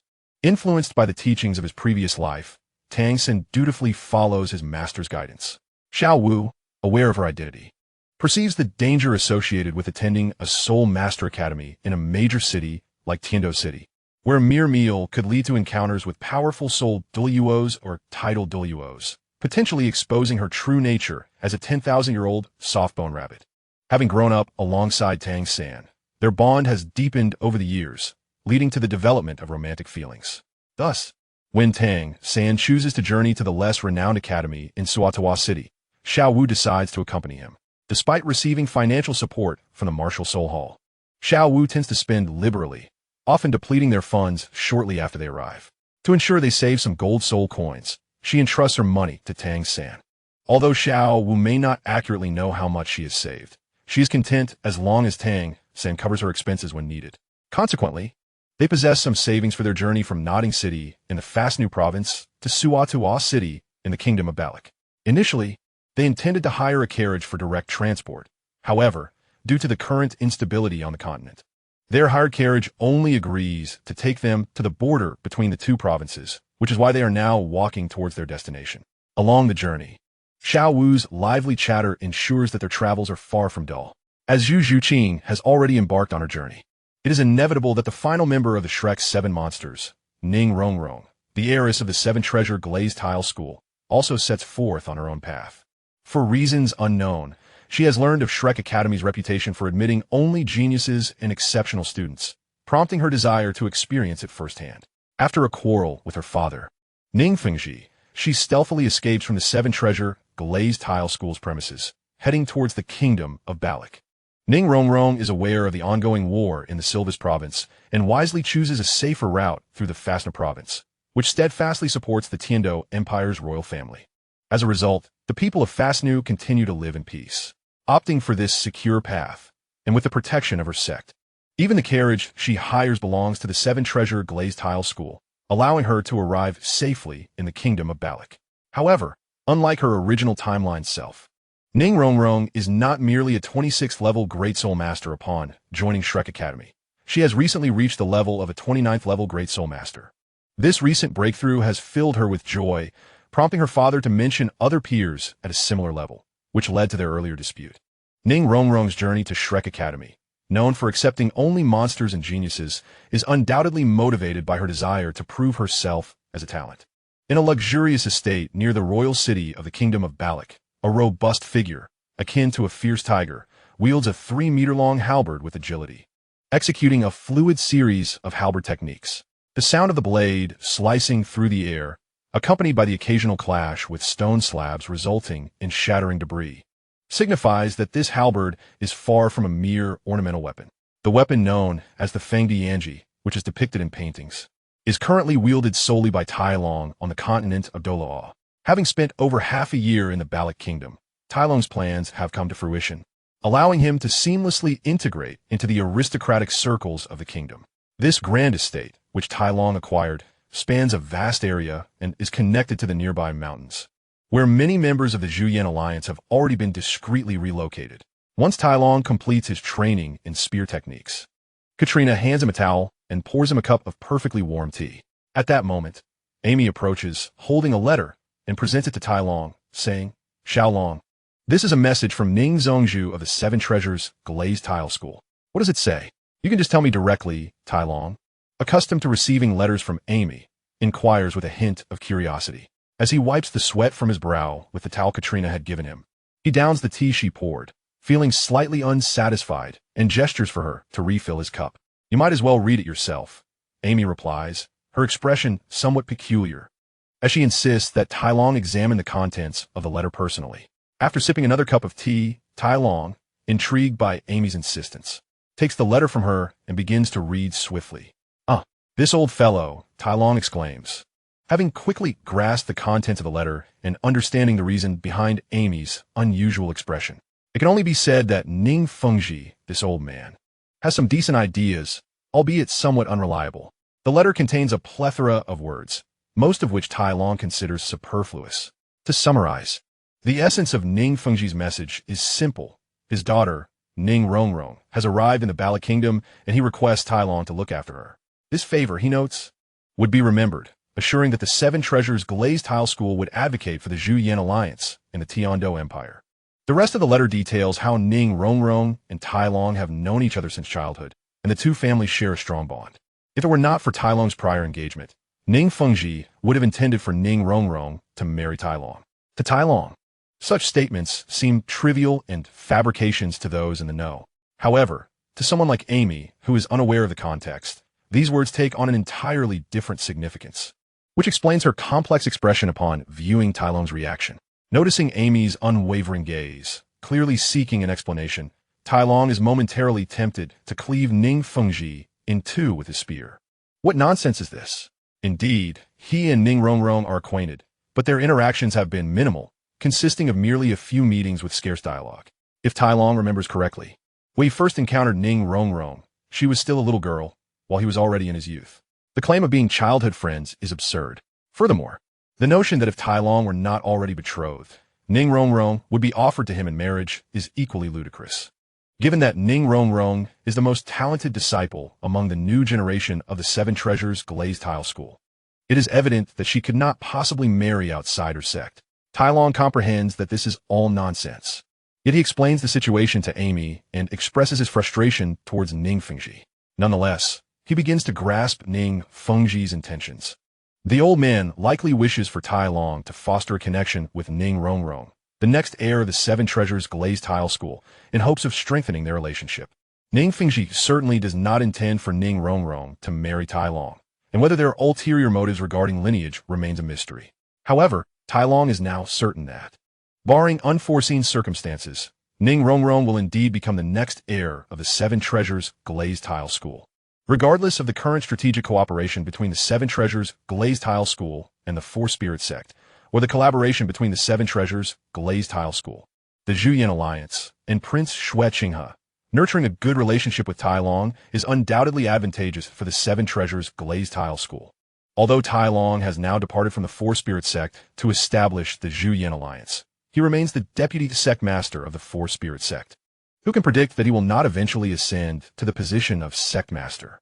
As for how Ning Fengji knows that Tai Long is currently in the Ballot Kingdom rather than at the Four Spirit sect's headquarters, it is naturally due to the collaboration between Tai Long's Zhu Yin alliance, Prince Xue Qinghe, and the Seven Treasures Glazed Tile School. Whether the Zhu Yin Legion occupies a portion of the cities in the Silvis province, or if Tai Long leads his people to take control of the Ballot Kingdom, it is crucial to remain vigilant regarding the response from the Tiandou Empire. After all, both the Silvis province and the Ballot Kingdom are ostensibly under the dominion of the Tiandou Empire, even though both regions, particularly the Ballot Kingdom, openly defy the Empire's commands. However, if the Zhu Yin alliance were to recklessly seize the Ballot Kingdom, Tai Long cannot ascertain whether the Tiandou Empire or Emperor Xue Yi would directly declare war on the Zhu Yin alliance. Thus, Tai Long intends to strategically position himself within the Tiandou Empire and establish his own channels of influence. Collaborating with Prince Xue Qinghe and the supportive Seven Treasures Glazed Tile School presents an excellent opportunity. Although Prince Xue Qinghe is the crown prince of the Tiandou Empire and ostensibly the future heir, he is, after all, a puppet of Qian Rinxue from the Spear Hall. When it comes to sacrificing the interests of the Tiandou Empire for his own gain, Qian Rinxue would show no hesitation. Therefore, it cannot be said that Tai Long and Prince Xue Qinghe are simply cooperating smoothly. The Seven Treasures Glazed Tile School is an ally that Prince Xue Qinghe himself brought into the fold. However, the Zhu Yin Legion and the Seven Treasures Glazed Tile School have successfully collaborated on several occasions, with both parties expressing satisfaction with the outcomes. While the Seven Treasures Glazed Tile School has numerous external disciples, its combat capabilities are somewhat insufficient compared to the scale of its business operations. Moreover, given the recent unrest on the Douluo continent, the situation resembles an impending storm, intensifying the necessity for the Seven Treasures Glazed Tile School to bolster its protective forces. Conversely, the Zhu Yin alliance, having been established for a relatively short time, lacks a reliable core industry to sustain itself and primarily engages in short-term profit ventures. Although they yield considerable returns, these are not sustainable. However, the combat strength of the Zhu Yin alliance is formidable, with every one of the 3,000 core members being a capable fighter. Furthermore, the recently developed members contribute to a substantial reserve of combat power. It is only natural for the financially endowed yet combat-deficient Seven Treasures Glazed Tile School and the resource-rich but financially constrained Zhu Yin alliance to come together for collaboration. Facilitated by Prince Xue Qinghe as an intermediary, the members of the Zhu Yin alliance have adapted to combat with weapons, a habit cultivated in the City of Slaughter. The martial souls of the core disciples of the Seven Treasures Glazed Tile School offer a diverse array of enhancements to their physical capabilities. Thus, collaborating with the Seven Treasures Glazed Tile School, with the assistance of soul masters wielding the Seven Treasures Pagoda, significantly amplifies the combat effectiveness of the Zhu Yin alliance. It is precisely because of the pleasant cooperation between the Seven Treasures Glazed Tile School and the Zhu Yin alliance, along with Tai Long's need for the school's assistance, that Ning Fengji became aware of Tai Long's presence in the Ballot Kingdom and subsequently wrote to him, requesting his help in looking after Ning Rongrong. Tai Rong did not refuse, and he even requested to have a look at Shrek Academy. Chapter 268, Suatoa City. Recently, Tai Rong had been quite busy, nearly forgetting the promise he made with Zhu Jian. However, with Ning Fengji sending a letter, it served as a timely reminder for Tai Rong, prompting him to recall that it was time to repay the debt he owed. He was particularly intrigued by the gathering of the Shrek's 7 monsters, eager to witness this moment in person. When he thought of the Shrek 7 monsters, he was reminded of Oscar, whose presence, though subtle, held immense significance. Oscar's sausage martial soul and the various soul skills he later acquired were exceedingly beneficial for Tai Rong, who commanded an entire Zhu Yin legion. Tai Rong had always believed that Oscar's role in the original narrative was grossly underestimated, or rather, that the small scale of Shrek Academy and the Shrek 7 monsters did not allow Oscar to truly showcase his potential. As for how Tai Rong could entice Oscar to join his Zhu Yin alliance, it was quite simple. He only needed to leave a good impression during their initial encounter and refrain from interfering in Oscar's relationship with Ning Rongrong. Naturally, Oscar would then embark on a journey to enhance his combat prowess. Of course, regardless of whether Oscar's aspirations were justified, the original narrative indeed crafted a remarkable skill that granted him considerable combat strength. However, even though Oscar later obtained the Mirror Mushroom Sausage soul skill, which allowed him to replicate the martial souls and soul skills of others. It was still reliant on external factors. Given this, was it more straightforward for Tyrone to cultivate the Zhu Yin visualization method and blood fiend body refinement technique, which directly augmented his combat strength. After training and engaging in battle a few times, acquiring proficiency in various weapons, and developing a robust physique alongside rapid self-recovery techniques and adept combat skills, his combat capability would naturally be enhanced. As long as Oscar was willing to endure hardship in pursuit of strength, it would be a trivial matter for Tyrone. Apart from Oscar, Tyrone held little regard for the other members of Shrek Academy. However, he did hold a certain admiration for Xiao Wu, specifically for her soul rings and soul bones. The allure of Xiao Wu's soul rings and soul bones was quite significant for Tyrone, who had already absorbed a 100,000-year transformed soul ring and bone from the Qianjun Ant Emperor. Only those who have experienced it could truly understand the vast difference between a 100,000-year soul ring and one that is not. Nevertheless, Tyrone was aware that since Xiao Wu had been by Tang San's side for so many years without incident, it indicated that Tang Hao had been covertly protecting her. Or perhaps he intended to reserve Xiao Wu's soul rings and bones for Tang San. Given Tang Hao's character, it was likely that his protective instincts towards Xiao Wu were stronger, especially since his own wife, Tang San's mother, was a 100,000-year soul beast transformed into a human. It was quite plausible that Tang Hao wished to safeguard Xiao Wu based on his own experiences. Tyrone gathered his scattered thoughts, rose from his study, and stretched his body. After checking the planning notes he had just written, he confirmed that he had memorized everything before shaking his wrist, causing the paper to disintegrate into fine dust. This was a habit he had learned from his grandfather, Titan. It was best not to keep unnecessary notes on paper. Once recorded, they should be destroyed immediately. With nothing more to say for the night, the following morning, Tyrone pushed aside Amy's delicate form and arose from bed. After being attended to by his maid, Tyrone completed his morning routine and proceeded with his daily training, a habit he had diligently maintained. Tyrone had already reached level 78, though his progress had been somewhat hampered over the past 6 months due to various commitments. Additionally, after reaching the rank of Soul Sage, he realized that the speed of his cultivation had noticeably declined, while the speed of meditation and soul power absorption remained unchanged. The amount of soul power required to advance to each subsequent level had significantly increased. At present, Tyrone was not cultivating in the ice and fire yin-yang eyes, a place known for accelerating training, nor was he relying solely on his innate talents through combat. He was merely relying on his daily practice, resulting in a rather modest increase in soul power. However, the affairs in the Bala Kingdom had recently concluded. Throughout the past 6 months, Tyrone had remained active, engaging with various factions and managing to win over several individuals. Some of them had even been instructed in the Zhu Yin visualization technique, a method capable of enhancing mental strength. Ironically, while Tyrone had cautioned these individuals against sharing the Zhu Yin visualization with others, they disregarded his words.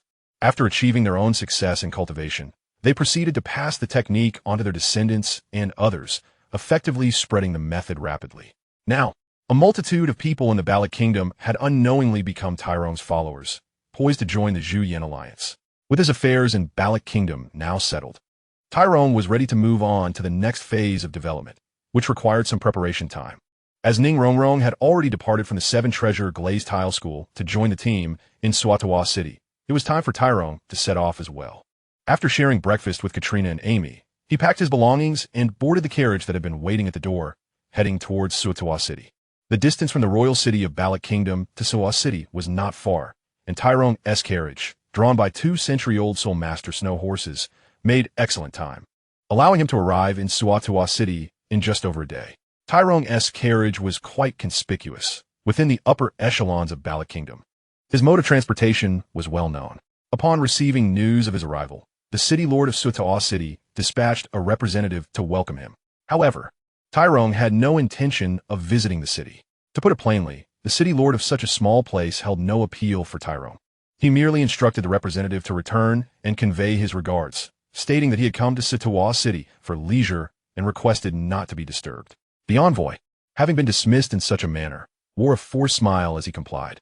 However, upon returning to the city lord's residence, his expression fell, for he knew he had failed to fulfill the city lord's instructions and would inevitably face reprimand upon his return. Chapter 269. Upon returning, the envoy recounted Tyrone's words to the city lord of Sutawa City, bowing his head, clearly bracing himself for a scolding. I understand. You may leave now. And remember, do not publicize this matter. After listening to the envoy's recounting of Tyrone's words, the city lord pondered for a moment, observing the envoy still bowing his head like an ostrich, and waved his hand to dismiss him, simultaneously instructing that the matter should not be disclosed. Once the envoy departed, the city lord's previously stern demeanor dissipated, and he took a sip of the tea beside him, clearly enjoying the moment. This indicated that the city lord was not angered by Tyrone's dismissal. Rather, he seemed somewhat pleased. It was apparent that his initial decision to send someone to welcome Tyrone was not born from a genuine desire to meet him, and the reasons for his actions remained known only to the city lord himself. After entering the city, Talon made his way to the legendary Rose Hotel in Sutawa City.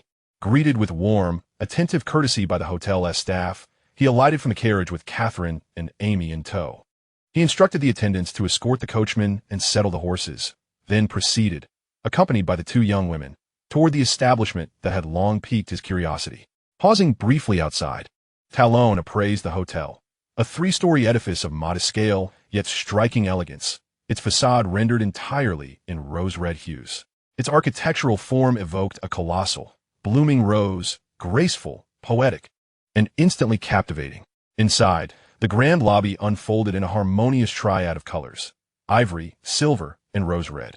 The interior exuded warmth, refinement, and quiet sophistication, qualities that effortlessly won favor.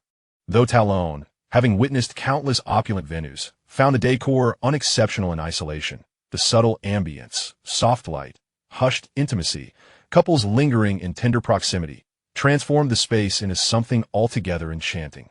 Yet Talon did not linger long. He knew well that the true allure of the Rose Hotel lay not in its foyer, but in its exquisitely themed suites, each a world unto itself. Moonlight lovers, July starlight, secret honey, Shichun pavilion, marvelous abode, soothing studio. He could not recall precisely where he first heard these names, perhaps in whispered tales, perhaps in faded travelogues, but their very evocation stirred deep fascination. Foremost among them were the chromatic suites: crimson sea, blue orchid, pink tenderness, golden sincerity, pure white innocence, emerald farewell, each a distinct emotional landscape, rendered in color, texture, and atmosphere. Though many details from the original chronicles had faded with time, these suites remained vivid in his memory, indelible, luminous, and rich with promise. Approaching the reception desk, Talon flicked his wrist, and a golden soul coin materialized from his storage soul artifact. With effortless grace, he tossed it toward the attendant, who caught it midair with practiced dexterity. "Good day, sir.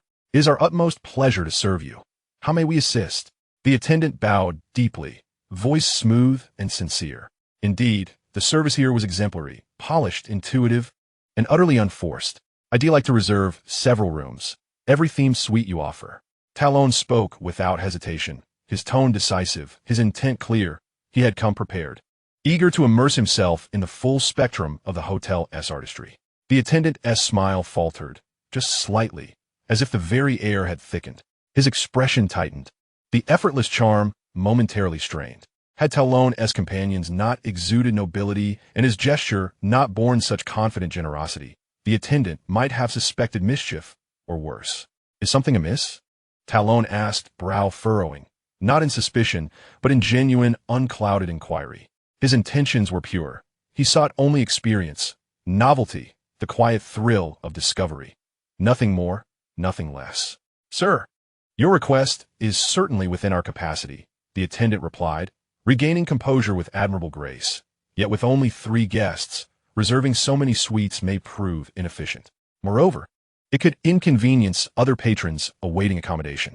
It was, he admitted quietly, his first encounter with a guest of such singular resolve and such unmistakable presence. Talon's aura was formidable, even surpassing that of the hotel's head manager. That faint crease between his brows carried the quiet weight of authority, evoking, in the attendant's mind, the hushed gravity of a reprimand delivered by his own superior. His gaze, almost involuntarily, flickered toward Catherine and Amy, standing poised and serene behind Talon. "Talon hesitative." The attendant was right. Reserving every suite at once was impractical. Yet the desire to savor each theme, each atmosphere, remained undimmed. Just then, the hotel's manager arrived, hurried, composed, and impeccably attuned to the moment. Having been alerted to the arrival of a distinguished guest, he stepped forward with practiced diplomacy, inserting himself smoothly between Talon and the attendant. "Sir, welcome to the Rose Hotel. I am the manager. It is an honor to meet you." His voice was warm, unhurried, and effortlessly commanding. After a swift, discreet exchange, he turned to Talon with a knowing smile. "We are truly honored that you hold our themed suites in such high regard. Please accept this Rose Hotel VIP card, a token of our esteem. It grants privileged access not only here in Suatoa City, but across all our establishments throughout the Barak Kingdom." Talon accepted the card. It rested cool and smooth in his palm, translucent, golden rose in hue, crafted from a rare, luminous crystal. Its craftsmanship was exquisite, its presence dignified. The manager exhaled inwardly. A good sign. Once the guest accepted the card, persuasion flowed more naturally. "Still, sir," he continued gently, "our suites are cherished by discerning guests, many of whom, like yourself, seek meaning and resonance in their stay. To reserve them all at once would, regrettably, deny others that same privilege. Might I inquire, do you intend a brief sojourn or a more extended residence?" "I shall remain in Suatoa City for some time," Talon replied without reservation. In that case, the manager offered, eyes alight with quiet confidence, "Might we propose this? We reserve 2 distinct suites for you today and each day thereafter. You may select a new theme, experiencing a different ambience, a fresh narrative, a renewed sense of wonder. Would that suit your vision?" Chapter 260. The singular day, 2 suites per day. Rotating themes? Talon considered the suggestion, then nodded slowly. "Yes, that is in truth an elegant solution." He turned to Catherine and Amy. "Shall we begin with Crimson, Sea, and Blue Orchid? What do you think?" "We leave it to your judgment," Catherine replied, glancing at Amy, who echoed the sentiment with a quiet, graceful nod. Talon had shown admirable restraint. No impropriety, no presumption. With 2 companions present, he had chosen not one, but 2 distinct spaces, respectful, thoughtful, and quietly assured.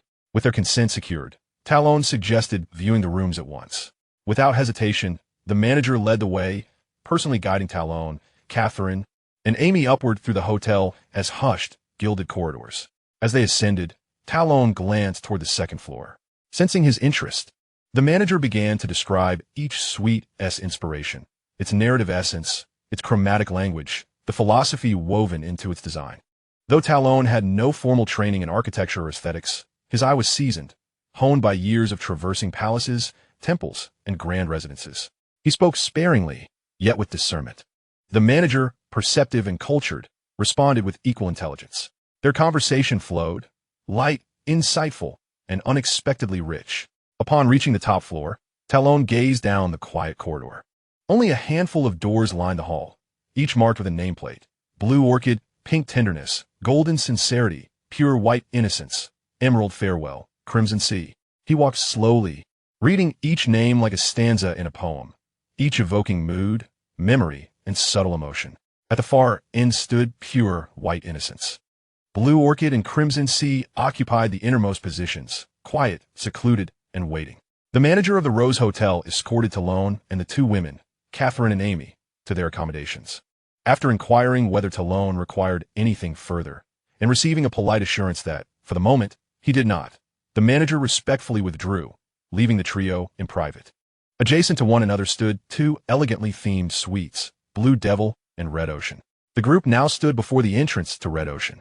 Its door, like its name, was a deep, velvety crimson, adorned with an exquisite dark red crystal rose. Beside the bloom, vertically inscribed in delicate script, read, "Red Ocean, an ocean of love." Talon glanced sideways at the neighboring Blue Devil suite. Its door was a rich sapphire, embellished with pale blue crystal motifs, and beside them, similarly arranged in refined vertical calligraphy, Blue Devil, a realm of love. Now that they were alone, Talon sensed a subtle tension, unspoken, yet unmistakable. Since their departure, both Amy and Catherine had remained uncharacteristically silent. With 2 rooms before them, the unvoiced question hung in the air: how ought this be arranged? Though they were formally wed, blessed by ceremony and witnessed by friends, the quiet intimacy of the moment lent the atmosphere an almost palpable awkwardness. "I'll take the blue one," Amy declared at last, gesturing toward Blue Devil. "Then, Catherine, you'll stay in Red Ocean?" Talon responded swiftly, gently drawing her into the conversation. Certainly, Catherine replied without hesitation, and with quiet grace, turned the brass handle and stepped across the threshold. Amy, in turn, turned toward her chosen suite, her footsteps soft upon the corridor's plush carpet. Given the legitimacy of their bond, all three had deliberately sought to ease the delicate tension, and in a place like the Rose Hotel, the most natural, graceful resolution was simply to grant each woman her own space. Talon, observing Catherine enter Red Ocean, followed without pause. Good heavens! What greeted him was not mere opulence, but a symphony of crimson. Though modest in scale, the sitting room spanned no more than 50 square meters. Its design was masterfully cohesive. Every piece of silver-finished furniture bore intricate, hand-carved motifs. The floor was draped in a sumptuous red carpet, its surface embroidered with raised, lifelike rose patterns. Yet what truly arrested his breath was not the decor, but the centerpiece, a vast, heart-shaped arrangement of fresh red roses, occupying nearly 2 square meters, requiring, by Talon's estimation, well over 1,000 blossoms. Suspended above it, a slender silk ribbon bore the tender inscription, 1001. You are my only one. Talon, though indifferent to florals per se, paused, briefly, before the spectacle. Around the room, slender porcelain vases held vibrant crimson roses, their fragrance rich and intoxicating, permeating every corner with an aura both romantic and primal. As Talon absorbed the scene, Catherine stood motionless, her gaze fixed, not on the roses themselves, but on that ribbon. On those 4 words, you are my only one. Having surveyed the sitting room, Talon turned toward the adjoining bedroom and pushed open its door. There, dominating half the space, lay a heart-shaped bed, its frame carved from pale rosewood, draped in translucent rose-hued gauze cascading from the ceiling like captured twilight. The effect was ethereal, dreamlike, tender, and deeply evocative. Indeed, such an environment could soften even the most resolute heart and awaken the body's oldest, most insistent rhythms. Yet Talon, tempered in the crucible of the killing arena, possessed a will forged in fire. Though his pulse quickened, his mind remained lucid. He lingered only a moment before stepping back into the sitting room. By then, Catherine had composed herself. She sat at the low lacquered tea table, her hands moving with quiet precision as she prepared a pot of fragrant oolong, Talon's favorite. All his women had learned the art of tea, not merely as custom, but as devotion. Catherine's earlier reverie had not sprung from naivety. She knew, clearly, soberly, that she could never be Talon's only, nor even his first. Yet in this room, at this hour, beneath this crimson light, here, she could be his sole focus. And for now, that was enough. Chapter 271, Xiao Long, Drink Your Tea. As Talon emerged from the bedroom, Catherine had just finished steeping the tea. She poured a cup and offered it to him with a gentle, knowing smile. Intent on making this moment hers alone, she had slipped something subtle, yet potent, into the infusion, a rare, warming herb drawn from her personal spirit artifact. Talon, unguarded, accepted the cup. Though the aroma was familiar, the flavor held a faint, unfamiliar depth, yet he dismissed it as mere suggestion of the room's heady atmosphere. I'll just check on Amy, he said, setting the empty cup down and halting Catherine's gesture to refill it. Without waiting for reply, he turned toward the door. Wait. The word was sharp, a sudden, feline tension in her voice. Catherine sprang upright, seizing his arm with uncharacteristic urgency. If he entered Amy's suite now, while the infusion coursed through his veins, the moment would slip from her grasp entirely. What is it, Catherine? He asked, puzzled. Her demeanor had grown increasingly unmoored since crossing the threshold. Nothing, she stammered, flustered, then faltered. She could hardly confess. I laced your tea. But as her gaze fell upon the ribbon, upon those words, her resolve firmed. If she could not answer his question, then she would render it irrelevant. She stepped forward, closed the distance, and pressed her lips to his, silencing inquiry with intention, replacing speech with surrender. What followed required no description, only implication. The next morning, Talon stirred awake, gently extricating himself from the warm, yielding embrace of 4 slender, ivory arms.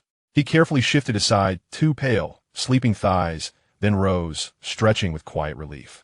He glanced at the 2 women still slumbering beside him, Catherine and Amy, shook his head with a soft, affectionate sigh, and slipped from the bed, easing his stiffened limbs into gentle motion.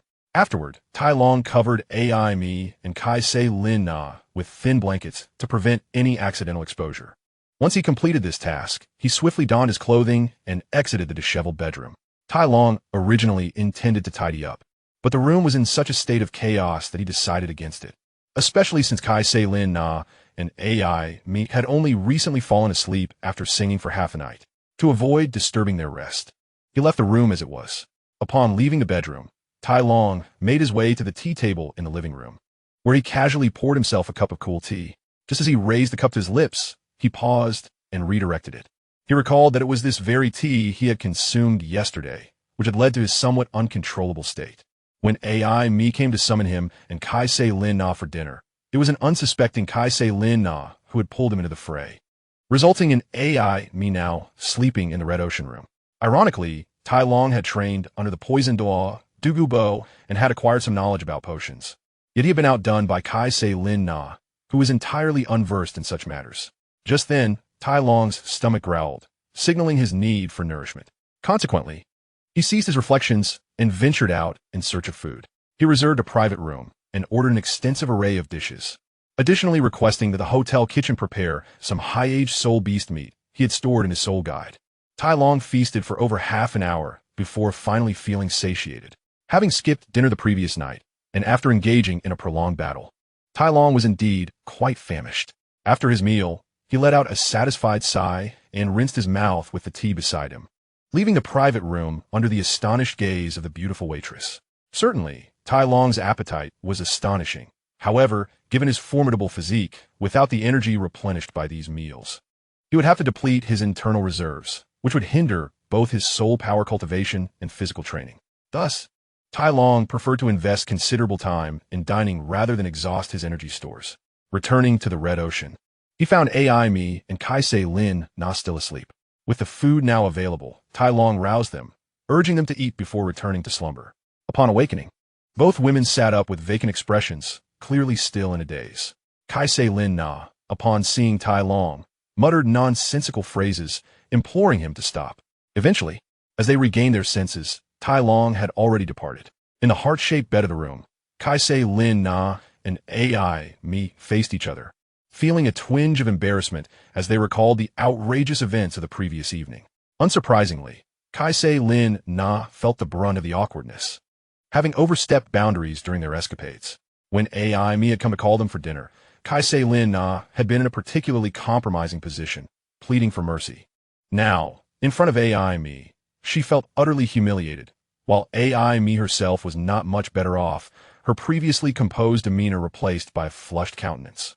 How the two women navigated this predicament remained a mystery to Tai Long, but when he returned, he found AI Mi and Kai Se Lin Na had already finished the breakfast he brought and were tidying up the remnants of the previous night.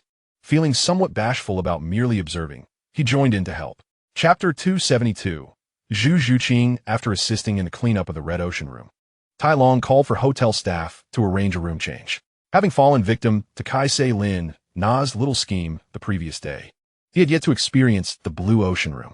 Thus, he opted to exchange the Red Ocean for the pristine White Ocean. For the time being, Tai Long, Kai Se Lin Na, and AI Mi settled in at the Rose Hotel in Suo City, awaiting the arrival of the protagonist from the original story.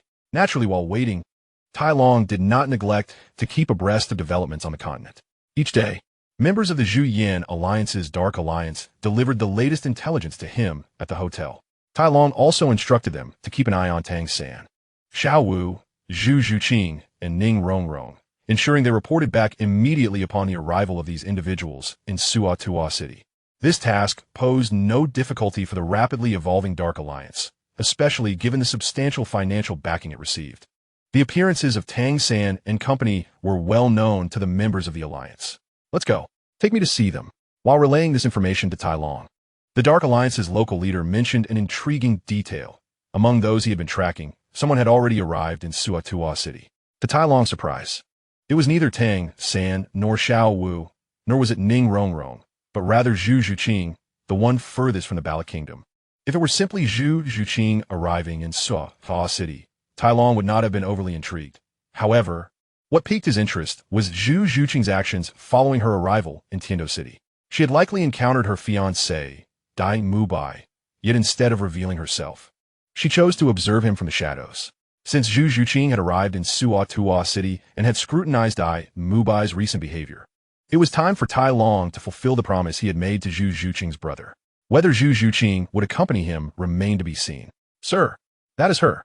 A member of the Dark Alliance pointed towards a nearby establishment, where they spotted a striking young woman clad in black, her fiery figure accentuated by long, flowing hair. Following this lead, Tai Long soon located Zhu Zhuqing, who was currently engaged in surveillance. In the distance, he could see Dai Mubai leisurely strolling while flanked by two charming twin sisters, appearing quite carefree. Observing the scene, Tai Long glanced from the dashing Dai Mubai to Zhu Zhuqing, who was concealed within a noodle shop, and he couldn't shake the feeling that her once jet-black hair seemed to exhibit a hint of green. "Well done on this occasion. Your contribution will be noted in your record." Tai Long praised the Dark Alliance member, patting him on the shoulder. At the same time, he retrieved a pouch containing approximately 50 gold soul coins from his soul guide and handed it to the member. "Take this. It is not a conflict with the organization's rewards. Perform well for the organization, and gold soul coins will come in abundance." Tai Long interrupted the member's gratitude, placing the pouch into his hands before waving him off. He then proceeded towards the noodle shop where Zhu Zhuqing was located. As the scout departed with the pouch of coins, Tai Long reflected that while 50 gold soul coins were insignificant to him, they represented a considerable fortune for many commoners lacking cultivation talent. In high spirits, he pondered whether to visit Xiaohong, Xiaolan, or perhaps Xiaohua that evening. Maybe he could be daring and see all three. The clandestine investigator clutched the golden soul coin, his purpose shrouded in mystery. Tai Long, indifferent to the intrigue, had already positioned himself at the entrance of the noodle shop. Without pausing, he strode inside and ordered a bowl of noodles.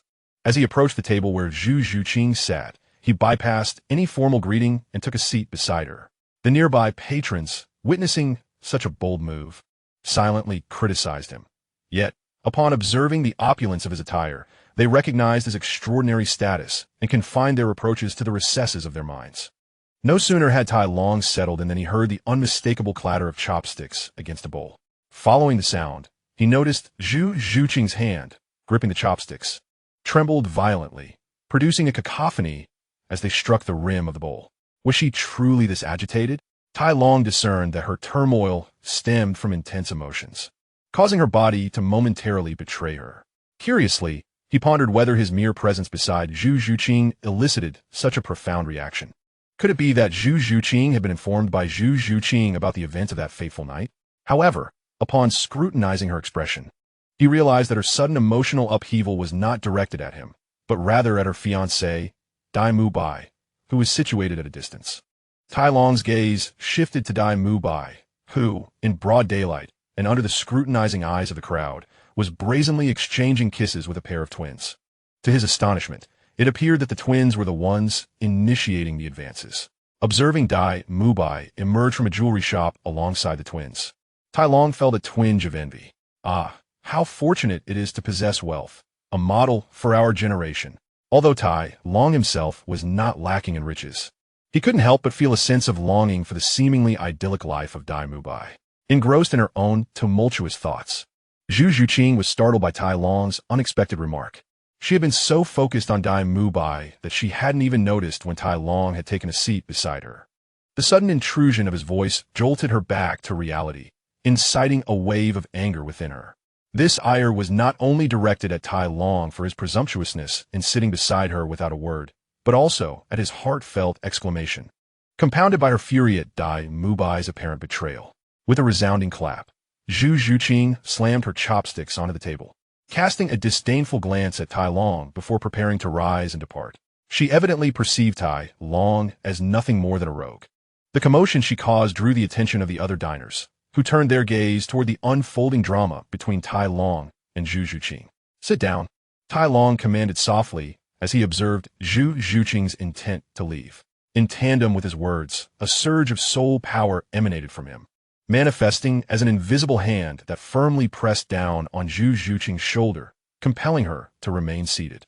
The onlookers, unable to perceive the ethereal force, interpreted it merely as a young couple engaged in a heated spat, with a male asserting dominance over the situation, thus diminishing their interest in spectacle. Unbeknownst to the spectators, Zhu Zhuqing was grappling with a tempest of emotions. Although she could not discern Tai Long's level of cultivation, it was evident that he surpassed her significantly as she found herself utterly powerless to resist his influence. Confronted with the stark reality of their disparity, Zhu Zhuqing was at a loss for how to respond. In her state of panic, she could only sit in silence, awaiting Tai Long's next words. Zhu Zhuqing, this is something your sister, Zhu Zhuqing, entrusted me to deliver to you. Once Tai Long sensed that Zhu Zhuqing had calmed enough to comprehend the situation, he retrieved a letter from his storage soul guide and handed it to her. Zhu Zhuqing accepted the letter slowly, confusion evident on her face. This was entrusted to me over a year ago, Tai Long added after a brief pause. As Zhu Zhuqing held the letter, she noticed her name inscribed on the envelope in her sister's handwriting. Young master, your noodles are ready. At that moment, a waiter approached with a large bowl of noodles, placing it before Tai Long. That will suffice, he replied, taking the bowl and sampling the noodles, which he found to be quite delicious. He began to eat heartily, paying little mind to Zhu Zhuqing, who, having regained her focus, decided to open the letter from her sister.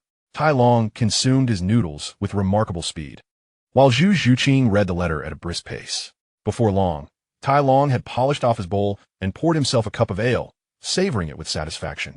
Meanwhile, Zhu Zhuqing finished reading the letter, her emotions in disarray.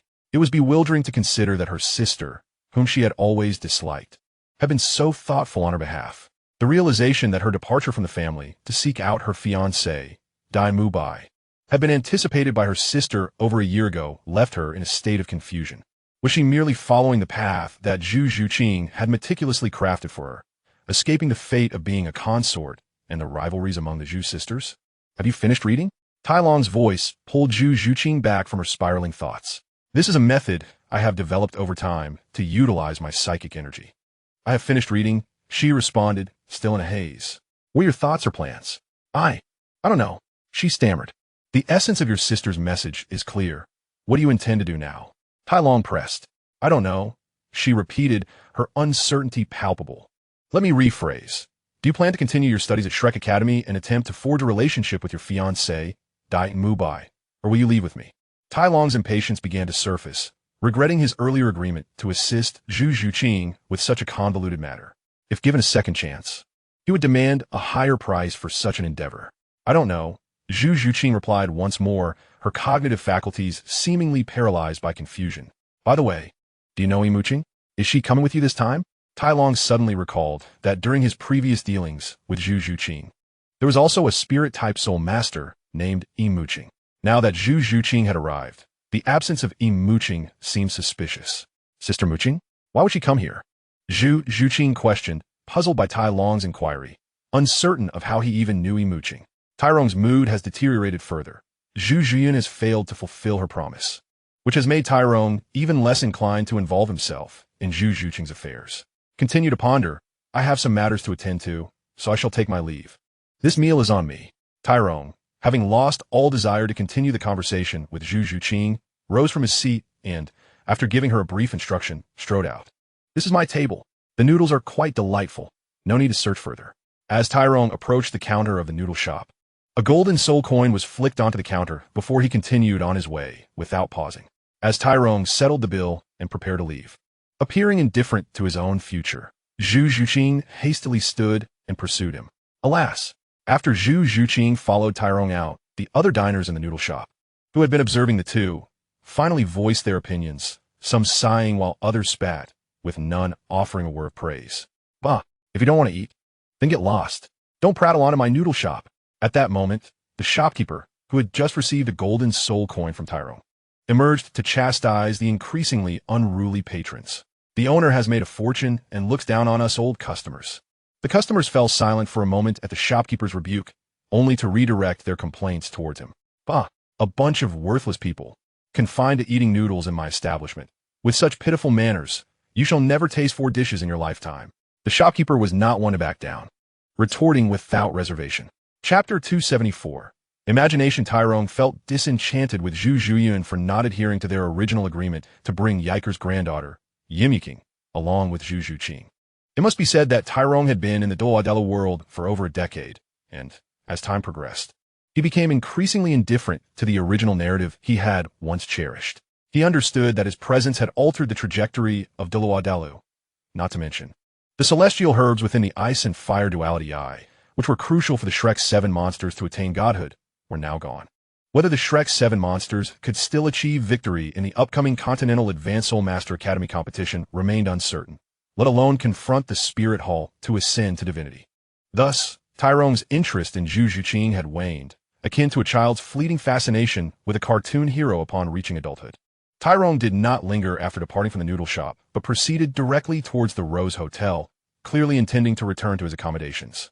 Zhu Zhuqing trailed behind him, initially cautious, but as they walked further without any reaction from Tyrone, she gradually relaxed and continued to follow. Tyrone, aware of Zhu Zhuqing's presence, merely quickened his pace, ignoring her. Consequently, Zhu Zhuqing accompanied Tyrone to the Rose Hotel. As Tyrone hastened, Zhu Zhuqing had to focus more on him, lest she lose track of his whereabouts, unaware of where she was following him into. Upon entering the Rose Hotel, Zhu Zhuqing anxiously scanned her surroundings for Tyrone's figure. Fortunately, it was still morning, and the hotel was not crowded, making it easy for her to spot Tyrone conversing with a female attendant. Unconsciously, her steps gravitated towards him. "Mr. Tyrone, Miss Katrina and Miss Amy asked me to inform you that they are feeling bored at the hotel and wish to go shopping today. They left shortly after you did." The attendant relayed the message accurately. Understood," Tyrone replied. Spending extended periods in the hotel, despite enjoying the novelty of different rooms, had grown somewhat tedious. A stroll through the shops sounded delightful. After dismissing the attendant, Tyrone ascended to his room. Upon reaching the corner, he spotted Zhu Zhuqing, but did not pause and continued to his quarters. Reaching the top floor of the hotel, Tyrone opened the door to the room named White Purity. He had explored all the color-themed rooms at the Rose Hotel, even staying a night in the unappealingly named Green Departure out of sheer curiosity. Of all the rooms, Tyrone favored White Purity and Blue Enchantress, so after experiencing every room, he chose to reside in these two. Katrina adored Blue Enchantress, while Amy preferred White Purity, and Tyrone found pleasure in both, leading to a harmonious consensus among the trio. Disregarding Zhu Zhuqing upon returning to his room, she sought out the attendant who had just spoken with Tyrone to inquire about his room. Upon asking, Zhu Zhuqing sensed a shift in the attendant's previously polite demeanor, which became somewhat peculiar. This was the first time Zhu Zhuqing had been regarded with such an odd gaze. Though she did not comprehend its meaning, it made her uncomfortable. To be fair, the Rose Hotel's training for its staff was indeed thorough, although the attendant may have internally grumbled and let her curiosity flare. She adhered to her professional training and answered Zhu Zhuqing's query. According to the hotel's regulations, staff were prohibited from disclosing guest information to others. However, Zhu Zhuqing's striking appearance and the fact that she had returned with Tyrone led the attendant to believe she was a companion he had brought back from outside. Since Katrina and Amy were absent, Tyrone had returned with a companion of such high caliber. After learning Tyrone's room number, Zhu Zhuqing pondered why he had booked 2 rooms. And the bizarre names, White and Blue, Purity and Enchantress, struck her as odd. Moving quietly and nimbly, Zhu Zhuqing ascended to the top floor of the Rose Hotel, taking in her surroundings along the way.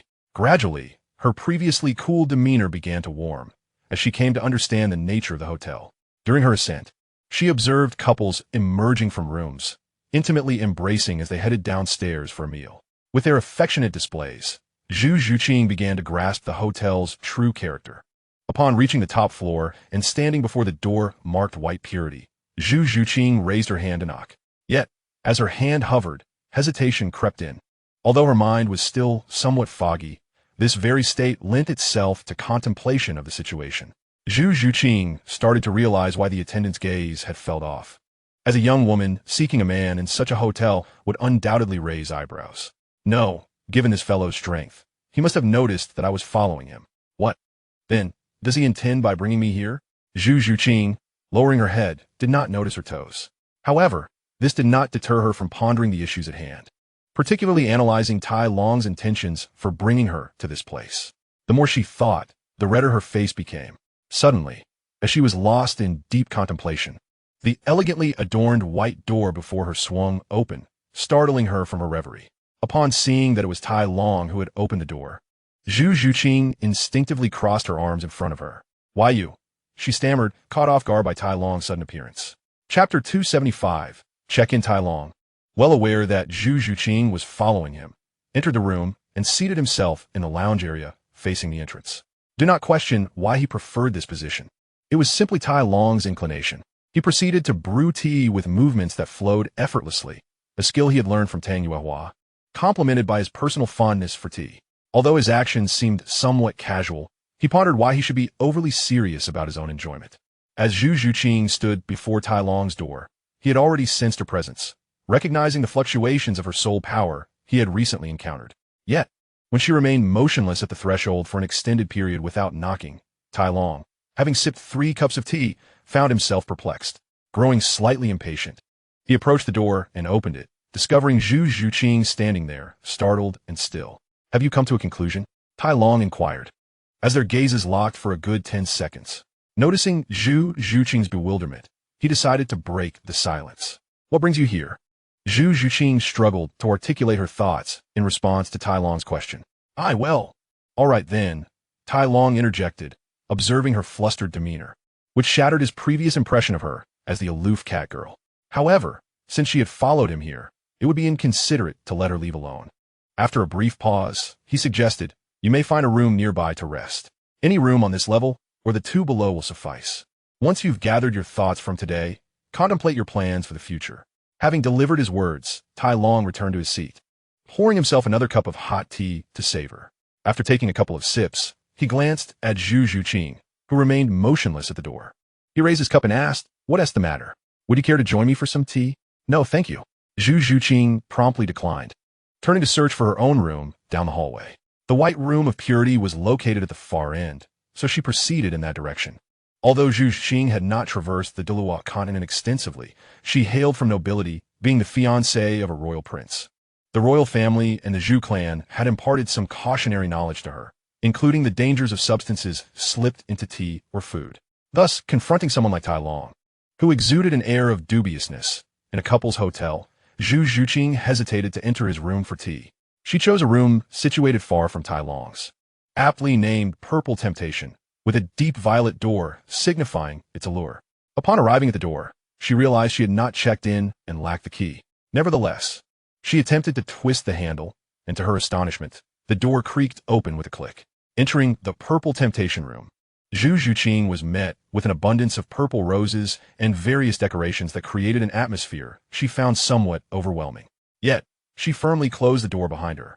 Meanwhile, Tai Long, noticing Zhu Zhuqing's resolute refusal to accept his invitation for tea, felt a tinge of annoyance at her swift departure, which diminished his interest in the fragrant tea. With a swift motion, he summoned his soul power to close the room's door and returned to his bed to meditate and cultivate his soul power. "Is this room occupied?" Zhu Zhuqing murmured to herself as she stood at the entrance of Purple Temptation. Upon entering the bedroom, she found the bed somewhat disheveled and detected an unusual odor, leading her to suspect that the room had been occupied. Emerging from Purple Temptation, Zhu Zhuqing contemplated asking Tai Long about the room, but upon seeing the door to his white room close again, she lacked the courage to knock. Instead, she descended the stairs and encountered a staff member on the 2nd floor. "Hello, I would like to inquire if the Purple Temptation room on the 3rd floor is currently occupied." Zhu Zhuqing posed her question to the staff member. "Hello, regarding the Purple Temptation room. If I recall correctly, it is not booked today. However, the room has not been cleaned yet. Do you have any other inquiries?" The staff member, the head of the housekeeping team at the Rose Hotel, responded knowledgeably. "Is that so? I would like to reserve that room, if possible," Zhu Zhuqing admitted, feeling somewhat embarrassed about her earlier unannounced entry. "Of course, please follow me, and I will assist you with the check-in process. Additionally, I will arrange for cleaning personnel to tidy up the Purple Temptation room promptly, ensuring it is ready once you complete your check-in," the head of housekeeping assured her, providing attentive service. Under the guidance of the staff member, Zhu Zhuqing successfully completed her check-in without consuming much time. When she returned to Purple Temptation, the room had been cleaned, and the peculiar odor had transformed into the fragrant scent of roses. "Rose Hotel? What a lovely name," Xiao Wu exclaimed upon entering Suatawa City, captivated by the building that resembled a blooming rose. Pointing to the sign, she turned to Tang San and said, "Let us stay here." "Whatever you say." Tang San responded agreeably to Xiao Wu's request. Having saved a considerable sum during their years in Nodding City, he readily acquiesced to her modest desire. Chapter completed. Enjoy your reading. Chapter 276. First meeting after agreeing. The two entered the Rose Hotel and approached the front desk, where Tang San addressed the receptionist. Hello. Could we please have 2 rooms? As the service attendant behind the counter noticed the arrival of guests, he hastily stood up to offer his assistance. His gaze flitted between Tang San and Xiao Wu, revealing a glimmer of envy in his eyes. However, he quickly discerned Tang San's intentions. Sir, are you truly certain that you wish to book 2 rooms? The attendant inquired with a smile, aligning himself with Tang San's performance.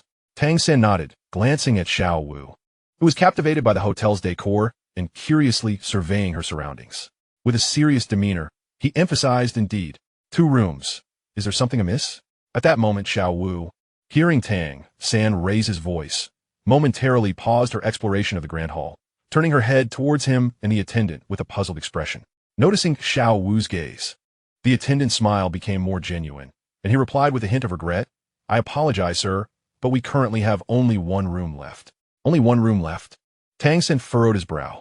In his 2 lifetimes, he had shared a bed with Xiao Wu as children without much thought, but now, given their mature forms, he was acutely aware of the propriety of gender separation. Thus, he began contemplating the possibility of seeking alternative accommodations. Yes, sir, we only have 1 room available. However, rest assured, our rooms are quite spacious, equipped with all necessary amenities. It would be no issue for 2 people to share a single room, the attendant assured him, subtly conveying an unspoken understanding through a meaningful glance. Having nearly completed all necessary procedures, the attendant awaited the guest's ability to navigate their own arrangements. Shall we consider changing hotels? Tang San quietly suggested to Xiao Wu, who remained oblivious to his concerns and cheerfully declared, 1 room will suffice. When we were at the No Ding City Junior Soul Master Academy, we always shared a dormitory. What is the difference? We could save some money for beautiful clothes. Very well then, please proceed with booking that room for us, Tang San acquiesced, though he had resolved to meditate and cultivate his soul power in the living area of the room that evening. Wait a moment. I believe that room should belong to me. Just as the attendant was about to finalize the check-in process for Tang San and Xiao Wu, a domineering male voice emerged from the entrance of the hotel, halting the attendant's actions. Accompanied by his 2 twin sisters, Dai Mubai made a grand entrance, wrapping an arm around each of them as they approached the counter. After a cursory glance at Tang San, who appeared unremarkable and dressed plainly, Dai Mubai paid little mind to him. However, upon seeing Xiao Wu, his gaze lingered on her long legs, a peculiar glimmer sparking in his eyes. Dai Mubai, preoccupied with his own affairs and accompanied by the twins, felt it more pressing to secure a room than to engage with Xiao Wu. He turned to the young attendant. You must be new here. Don't you know that a room should always be reserved for me? The attendant, Xiao Wang, found himself in a state of confusion, having only recently completed his training and officially joined the staff. He did not recognize the imposing blonde-haired man before him, yet inferred from his tone that he must be a regular patron.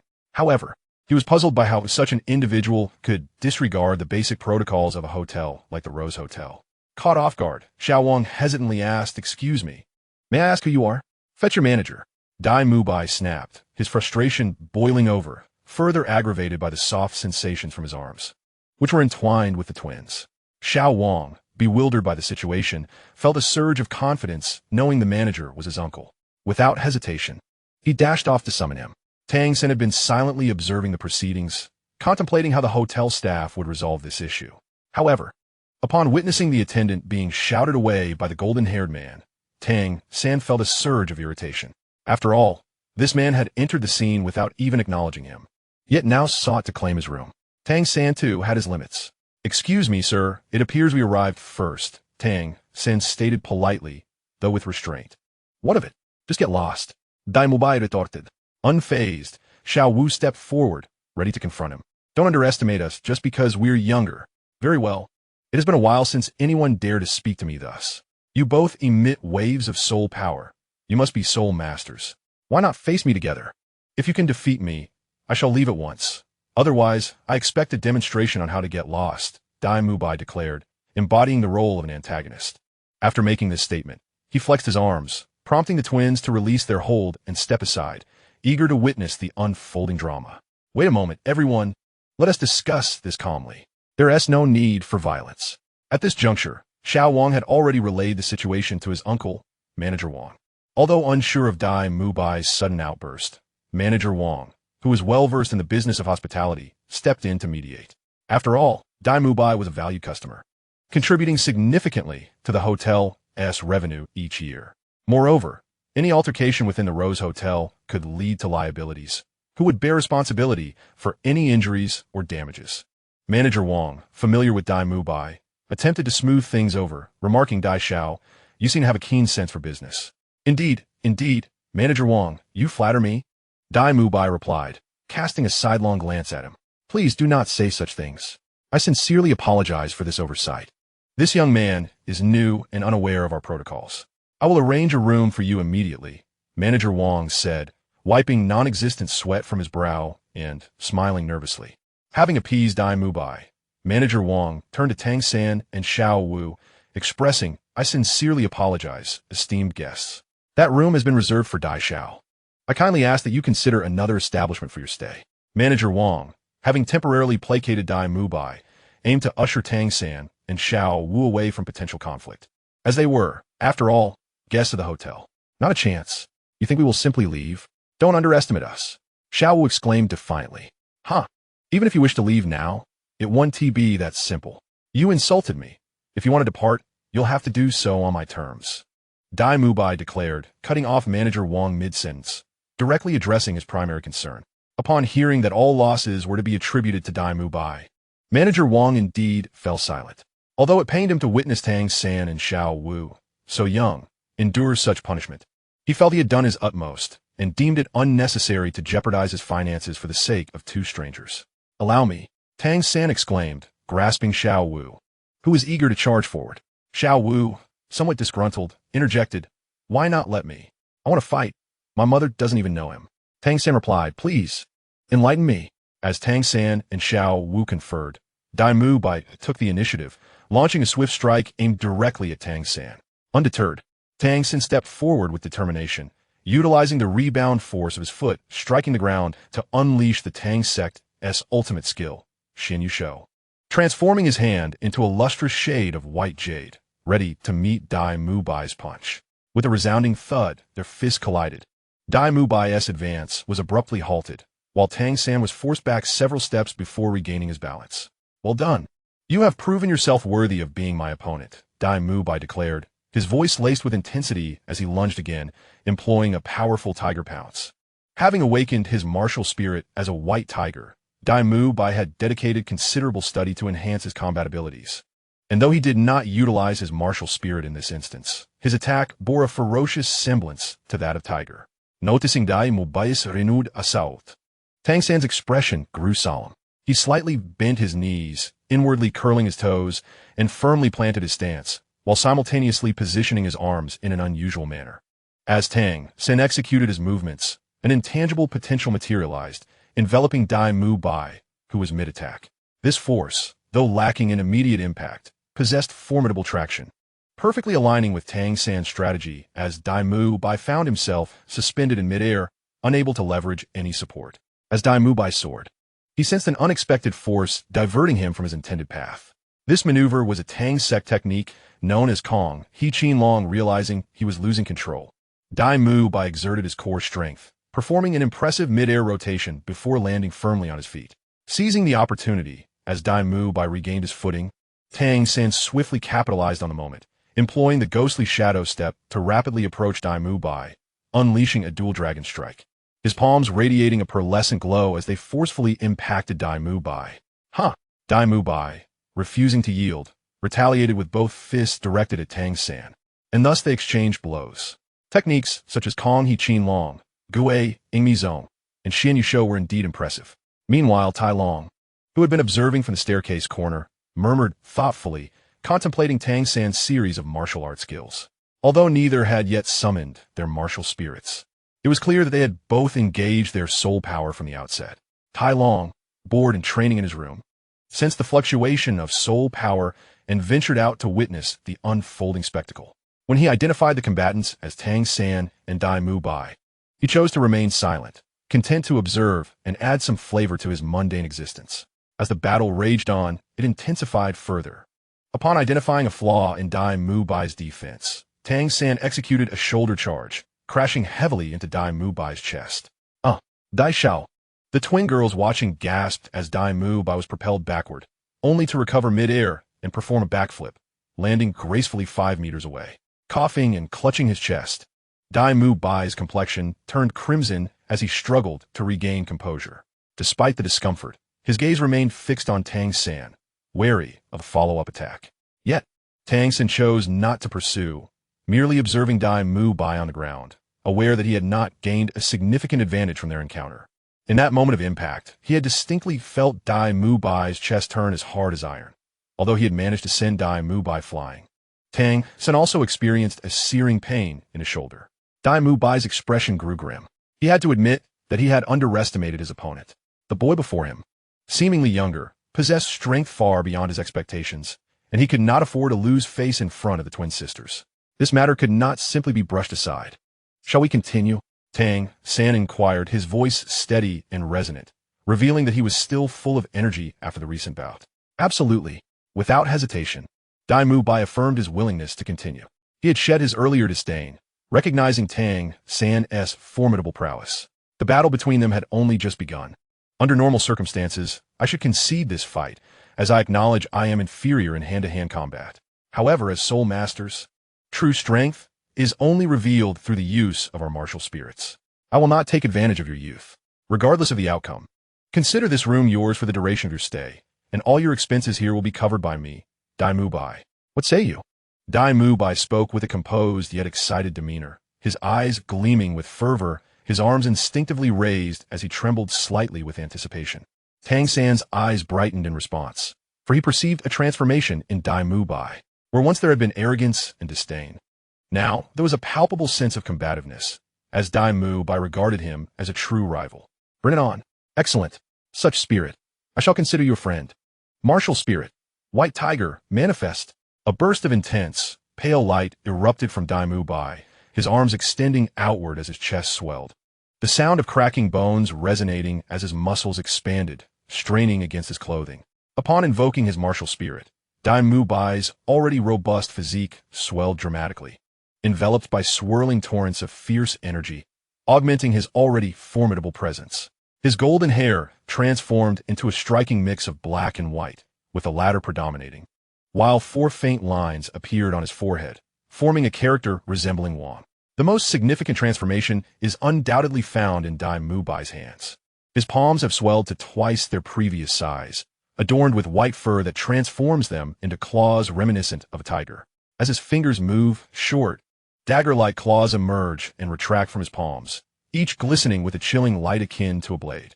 Concurrently, as Dai Mubai completes his martial spirit manifestation, 3 brilliant rings of light rise from beneath him, ascending silently. The 2 yellow and 1 purple soul rings swirl together, unleashing a torrent of soul power that crashes down like waves, pressing upon Tang San. Come on, unleash your martial spirit, and let us engage in a fair duel. After undergoing this remarkable transformation, Dai Mubai is poised for battle, his posture resembling that of a fierce tiger ready to pounce. The emergence of the purple 1,000-year soul ring astonishes both Tang San and Xiao Wu. However, Tang San quickly regains his composure. As the soul power surges within him, he releases his blue-silver grass martial spirit, raising 2 yellow soul rings from beneath his feet. In comparison to Dai Mubai, his display lacks grandeur. Tang San, martial spirit, blue silvergrass, level 29 control system battle soul master, at your service. This marks Tang San's first formal confrontation with a soul master, and he adheres to the combat etiquette he knows, revealing his martial spirit, soul power level, and development type to Dai Mubai. Dai Mubai, martial spirit, white tiger, level 37 assault system battle soul master, at your service. Since Tang San has followed the protocol, Dai Mubai reciprocates without hesitation, divulging his information as well.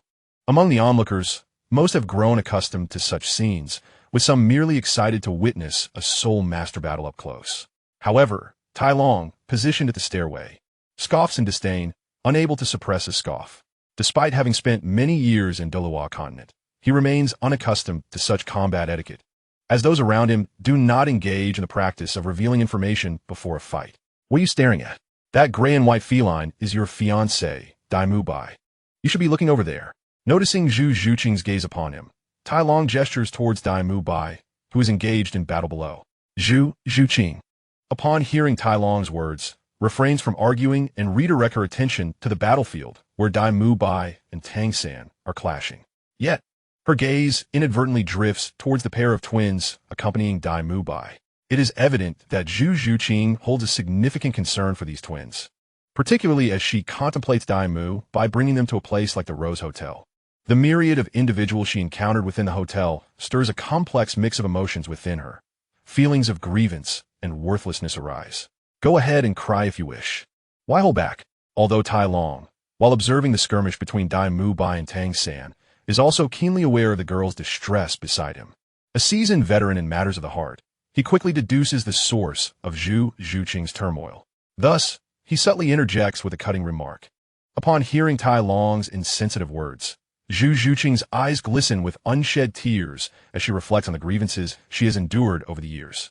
Yet, she resolves not to shed tears in front of Tai Long, striving to keep her eyes wide open and her head slightly tilted back to prevent the tears from falling. Meanwhile, the battle between Dai Mu Bai and Tang San reaches a critical juncture.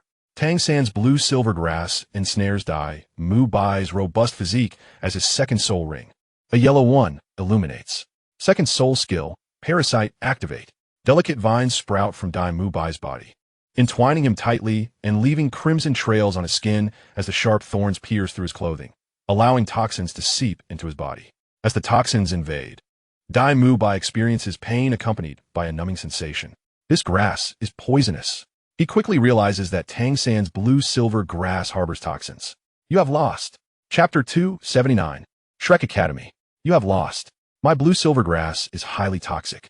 During our battle, you have already been poisoned, and now the effects have deepened. Although the toxins are not lethal, they will incapacitate your body. You should find it difficult to move now. Hence, in this duel, victory is mine. Tang San, exhilarated by his first victory against the Soul Master, speaks a bit more than necessary, kindly clarifying the situation to Dai Mu Bai, evidently hoping for him to concede voluntarily. Dai Mu Bai's piercing gaze is fixed on Tang San. Despite being ensnared by the blue-silver grass, he retains the ability to speak. What a remarkable blue-silver grass. I never anticipated that such a martial spirit could possess such formidable power. Had I only been a two-ring soul master, I would indeed be defeated. However, you must understand, I am not merely a two-ring great soul master, but a three-ring soul elder.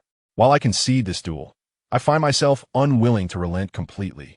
I did not intend to utilize my third soul skill against you, but I wish to demonstrate its prowess. Third soul skill, White Tiger King Transformation. The purple soul ring encircling Dai Mu Bai glows, radiating a vibrant light. With a surge of powerful soul energy, his body expands, and a violent force emanates from him, shattering the vines that ensnared him. Upon witnessing Dai Mu Bai break free from Tang San's blue-silver grass, Xiao Wu swiftly activates her martial spirit, positioning herself beside Tang San, ready to assist him. Tang San also prepares to draw his concealed weapon from his storage soul guide, indicating his readiness to unleash his true ace. Yet, after liberating himself from Tang San's grasp, Dai Mu Bai refrains from launching another assault. Noticing Xiao Wu's two yellow soul rings and the similar soul energy emanating from her as from Tang San, he is taken aback. Meanwhile, Tai Long, who has been a mere spectator, observes that Dai Mu Bai and Tang San have paused their confrontation, signaling the conclusion of this spectacle. He turns to ascend the staircase, showing no intention of lingering to witness their exchange. Zhu Zhuqing, uncertain of her own thoughts, promptly follows suit as Tai Long departs. Having just engaged in battle, Tang San and Dai Mu Bai find little to say to one another, as they were strangers prior to this day, primarily with Dai Mu Bai showcasing his third soul skill. After agreeing to meet at Shrek Academy, Dai Mu Bai beckons the twins to approach him. He tosses a bag of golden soul coins to Manager Wong without pausing, embracing the twin sisters as they depart. Manager Wong, cheerfully catching the bag of coins tossed by Dai Mu Bai, weighs it in his hand and estimates the amount within. Upon recognizing the sum, a broader smile spreads across his face, undeterred by the damage caused in the hotel lobby during the confrontation, and he secretly hopes for more such fortunate events to unfold. At this moment, Manager Wong spotted Tang San and Xiao Wu still standing in the lobby, a smile blooming on his face as he approached them. He began to lavish praise upon Tang San, But upon realizing that Tang San was not inclined to engage in conversation, he produced a key and handed it to him, informing Tang San that it was the key to the top floor room known as the Red Ocean. Tang San and Xiao Wu would be residing in the Red Ocean room at the Rose Hotel, while Zhu Zhuqing was accommodated in the adjacent Purple Enchantment room. With only the troublesome Ning Rongrong missing, the 4 colleges of Shrek could finally gather at the Rose Hotel. When Catherine and Amy returned from their shopping in the afternoon, the lobby of the Rose Hotel had been beautifully restored. If one did not pay close attention, they would be unaware that the lobby had undergone repairs. The swift restoration of the lobby was due to a professional team, as such cleanups were often necessitated by patrons engaging in disputes fueled by jealousy or competition over pride.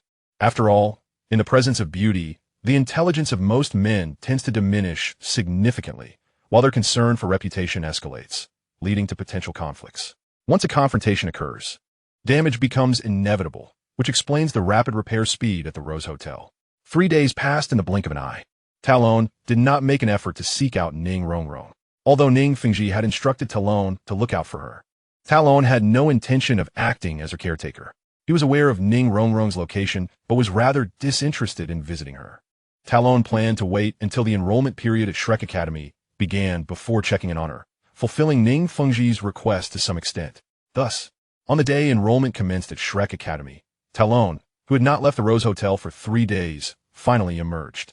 Talon, accompanied by Zhu Zhuqing, took a carriage provided by the Rose Hotel to the location of Shrek Academy. To avoid drawing undue attention, Talon had requested manager Wang to arrange for a more ordinary carriage. As they traveled towards Shrek Academy, Zhu Zhuqing murmured to herself, seemingly inquiring about their destination. "We shall arrive shortly. Once we reach the location, you will see for yourself," Talon replied, leaning back against the carriage, his body swaying in a peculiar rhythm with the vehicle's motion. A closer examination would reveal that Talon was not sitting but rather leaning, with only his feet touching the ground. This was not an attempt to showcase his skills in front of Zhu Zhuqing, but rather a means to find some comfort, as the carriage lacked a shock-absorbing system and the road to Shrek was rather rough. The carriage maintained a steady pace, but as they neared the village close to Shrek Academy, it came to a halt. "Sir, the road ahead is blocked. The carriage cannot proceed further. Only pedestrians may pass," the driver announced from outside the carriage, prompting Talon to open his eyes. "Please wait a moment. I will clear the way." "No need for that. The academy is currently enrolling students. Olgua, you wait here. We shall walk from here. It is not far." After a brief silence, the atmosphere shifted. The mother of a youth, upon hearing the elder's assessment of her child's commendable talent, was visibly stirred, unable to accept the elder's earlier remarks that her son lacked potential. "What do you mean literally?" The elder merely cast a calm glance at the woman, who was poised to make a scene, hoping to either secure her child's admission or demand a refund. This single look rendered the formerly aggressive woman speechless, as if doused with cold water in the midst of a winter's chill, sending shivers down her spine under the glaring sun. Noticing her silence, the elder surveyed the crowd, and once those who had been stirred by her words quieted down, he began to speak, his voice not loud, but clearly resonating in the ears of everyone present, including Talon, who stood by observing. "I believe you may still be unclear about what kind of academy Shrek truly is. Allow me to elucidate. Shrek is akin to a monster, a most peculiar existence even among soul beasts. Our academy, named after this monster, exclusively admits individuals of extraordinary talent, not ordinary folk. The enrollment criteria are as follows. Applicants exceeding the age of 13 or possessing a soul power below level 21 should refrain from wasting everyone's time here." Talon recognized the elder, whose name was Li Yusong, a powerful battle soul master of level 66, with a martial spirit known as the Dragon Pattern Staff. As Talon recalled information about Li Yusong, the elder was not idle. After delivering his statement, a surge of soul power emanated from him, releasing an overwhelming aura. A long staff adorned with intricate patterns materialized in his right hand. Following this, 6 soul rings emerged from beneath Li Yusong, their colors comprising 1 white, 1 yellow, 3 purple, and 1 black. Analyzing this, it indicated 1 10-year soul ring, 100-year soul ring, 3,000-year soul rings, and 1 10,000-year soul ring. After showcasing his martial spirit and soul rings to astound the crowd, Li Yusong let the staff fall to the ground, producing a deep, resonant sound that reverberated outward. The earth trembled beneath him, causing nearly everyone present, save for Talon, to stagger. With the demonstration's effect taking hold, The potential students and their accompanying parents dared not utter a word. Next, seeing that his display had effectively awed the onlookers, Li Yusong retracted his martial spirit and soul rings, allowing his aura to settle back to its original relaxed state as he returned to his seat. While Li Yusong acted as though nothing had transpired, the assembled crowd could not dismiss the event. After a moment of silence, some continued to queue, but many parents exhibited expressions of disappointment, silently leading their children away. What had once been a lengthy line of over 100 applicants dwindled to a mere handful. Along with their accompanying parents, Talon did not leave the scene. Instead, he intercepted a pair of parents who were about to depart with their rejected child. "Please wait a moment," Talon called out to the two, who remained silent, their child standing behind them, gazing at Talon. "There is no need to be anxious. I mean no harm. I believe this young man's talent is quite commendable. If Shrek Academy does not accept him, do not be disheartened. There are many academies on the continent that are even better. Do you agree?" Talon continued. The mother of the young student, upon hearing Talon's praise for her child, felt her previously distressed expression soften into a smile as she grasped Talon's arm, eager to share her child's past achievements at a junior Soul Master Academy.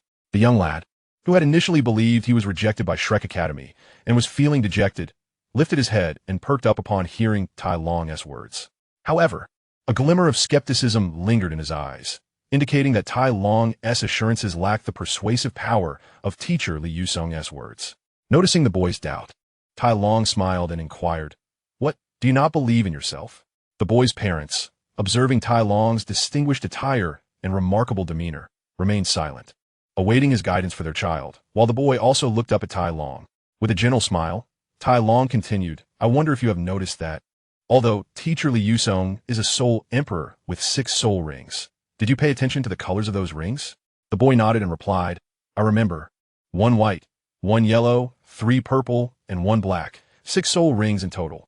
When responding to Tai Long's question, the boy's eyes brimmed with admiration for Li Yusong, clearly yearning for his prowess. "Indeed, you're correct. 1 white, 1 yellow, 3 purple, and 1 black, 6 soul rings. However, the crux lies not in the 6 rings, but rather in the first white ring. Do you understand what this signifies?" Tai Long gently coaxed. "Is it a 10-year soul ring?" The boy asked uncertainly. "Precisely, it is a 10-year soul ring. His first soul ring is a 10-year white soul ring, while your first soul ring is a yellow 100-year soul ring, which corresponds to his second soul ring. However, this does not imply much, for he possesses 6 soul rings. No, this indicates that you are indeed stronger than him. At least, when he was your age, you were superior," Tai Long interjected, directly influencing the boy's spirit with his mental energy. "Stronger than him? Stronger than him?"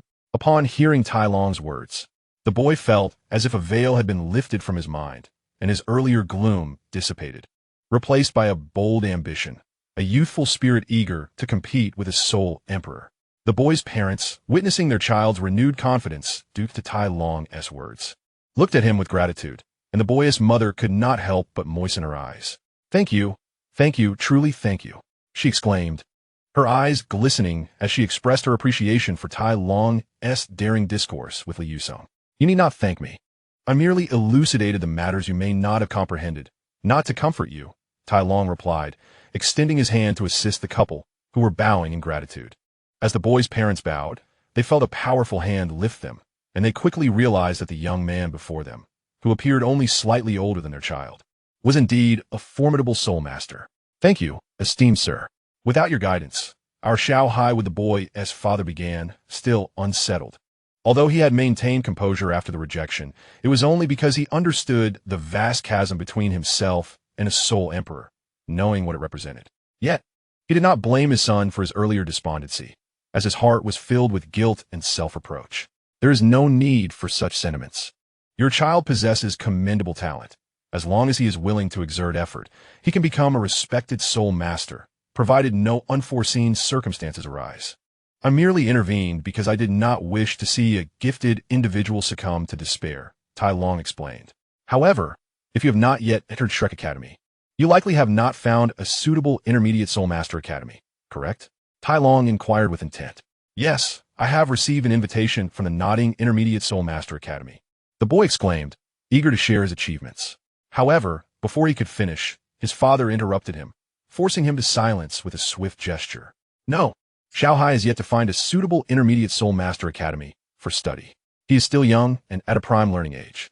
The absence of a good academy will significantly impact his future. I wonder if you have any recommendations for suitable places for Xiao Hai to study?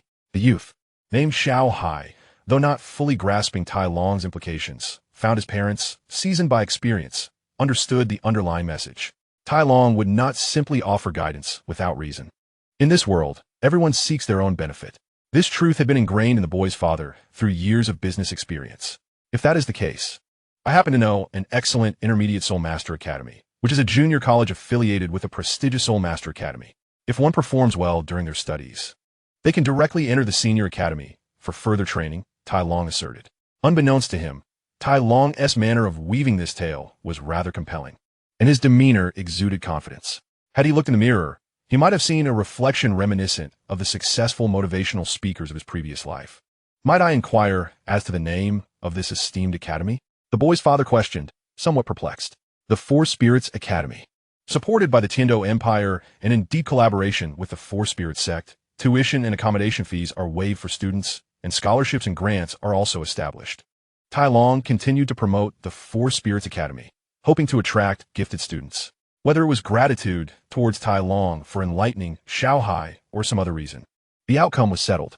After the couple departed with their child, Tai Long remained at the entrance of Shrek Academy, observing as Tang San, Xiao Wu, Zhu Zhuqing, and Ning Rongrong had successfully passed the entrance test. Led by Dai Mu Bai, they headed towards the village where Shrek Academy was located. As they walked, Dai Mu Bai frequently glanced at Zhu Zhuqing, feeling the stirrings of his white tiger martial soul. Based on his knowledge, there was an undeniable connection between his martial soul and that of the young lady, revealing her identity as his fiancée. With many people present and the awareness of Tang San and Xiao Wu, who had witnessed him escorting the twin sisters to a hotel, Dai Mu Bai, now a senior, felt the weight of responsibility in guiding the new students. Furthermore, he was uncertain how to address Zhu Zhuqing, the fiancée he had once abandoned, leading him to remain silent around her. After Dai Mu Bai and his companions departed, 9 students remained, awaiting their entrance examination. Tai Long stood at a distance, observing the proceedings. It was evident that the remaining students possessed considerable strength and talent. To label them as geniuses would not be an exaggeration. Among the 9, 1 had been disqualified due to age, while the other 8 successfully passed the preliminary examination organized by Li Yusong. Due to slightly advanced age, a candidate failed the entrance examination. He possessed the martial spirit of a longbow, and his cultivation level was at the 21st rank. This longbow was merely an ordinary iron-tipped bow without any special attributes. Nonetheless, this youth had ventured alone to participate in the entrance test of Shrek Academy. His appearance was rather unremarkable and somewhat dark-skinned. However, Tai Long, with his keen eyesight, discerned the youth's thick finger joints and the calluses that adorned his young hands, revealing a life of toil. Upon inquiring about the youth's background, Tai Long learned that his name was Zhang Heng, a name rather commonplace yet significant, as it was chosen by Zhang Heng himself. His father had imparted a piece of wisdom to him. When undertaking a task, one must have patience, particularly in hunting. Hailing from a small mountain village, Zhang Heng's family were hunters, capable only of capturing ordinary beasts or 10-year-old beasts. When conversing with Tai Long, the youth exhibited a hint of inferiority, yet as he sensed Tai Long's amiable demeanor, he gradually opened up. Tai Long, intrigued by the boy, recognized that while the longbow martial spirit had yet to produce any renowned masters on the Douluo continent, it did not imply that it lacked strength. Tai Long decided to recruit Zhang Heng, summoning Old Gu to escort him, intending to finalize matters before taking Zhang Heng back. Chapter 283, Oscar Chapter 284, Sausage Chapter 285, Recruitment and Arrival Chapter 286, Imuching Chapter 287, Battle Chapter 288. His observing Zhao Wujia redirect his attacks towards Ning Rongrong, who rushed towards Tai Long. It became apparent that her intent was to leverage Tai Long's strength to shield herself from Zhao Wujia's assault. Although Ning Rongrong was unaware of Tai Long's cultivation level, she had heard that he possessed at least the combat prowess of a Soul Emperor. Even if Tai Long could not defeat Zhao Wujia, it was merely an entrance examination at Shrek Academy. As the Vice Dean of Shrek Academy and the instructor for this practical test, Zhao Wujia, a soul sage, would certainly not unleash his full power. Tai Long perceived Ning Rongrong's intentions, as did Zhao Wujia. Consequently, Zhao Wujie called out towards the direction of Tai Long and Oscar. Little AO, take that fellow beside you and move away. Do not interfere with this practical assessment. Understood. Teacher Zhao, we are leaving. Oscar responded promptly upon hearing Zhao Wujie's command, glancing at the approaching Ning Rongrong. Although he wished to assist her in this practical evaluation, the ingrained habit of obeying Zhao Wujie's orders brought clarity to Oscar's mind. He turned away from Ning Rongrong and addressed Tai Long, saying, Brother Zhu Yin, Teacher Zhao and the others are currently conducting the practical test. To avoid disrupting the assessment, let us retreat a bit further back. Certainly, Tai Long replied. And upon hearing Zhao Wujie's call and Oscar's suggestion, he had no desire to intervene in Shrek Academy's entrance examination. Noticing Ning Rongrong naring. Tai Long smiled at her as she approached. He then swiftly grasped Oscar's shoulder, propelling them both backward with remarkable speed, quickly distancing themselves from the battlefield and landing atop a distant wooden house. Observing Ning Rongrong stomp her feet in frustration, seemingly muttering some words of gratitude towards Tai Long for his timely intervention that did not affect her examination. Zhao Wujie, taken aback by Tai Long's demonstrated speed, noted that Tai Long had relied solely on his physical prowess without any manifestation of soul power. The ability to carry someone away with such agility and finesse without utilizing soul power left Zhao Wujie perplexed regarding the latter's speed. Recognizing Tai Long's strength, Zhao Wujie nodded in appreciation towards him for not disrupting the Academy's assessment, having clearly witnessed Ning Rongrong's subtle maneuver. Tai Long, aware of Zhao Wujie's gaze, reciprocated the nod and smiled, encouraging Ning Rongrong with a gesture of support as she continued to run, feeling a sense of frustration welling up inside her. Ning Rongrong was overwhelmed by her emotions, akin to inflated balloons. However, she was already quite far away, and Zhao Wujie had been intercepted by Tang San, Xiao Wu, and Zhu Zhuqing. Having spent 6 years together at the Nodding City Junior Soul Master Academy, Tang San and Xiao Wu exhibited remarkable synergy, coordinating their attacks to trouble Zhao Wujie significantly. Zhu Zhuqing, a speed-type attack soul master, maximized her agility, persistently harassing Zhao Wujie alongside Tang San and Xiao Wu. Despite Zhu Zhuqing's efforts, her attacks failed to penetrate Zhao Wujie's defenses, her small claws causing minimal damage to the robust Zhao Wujie, who possessed the martial spirit of a powerful golden armored bear.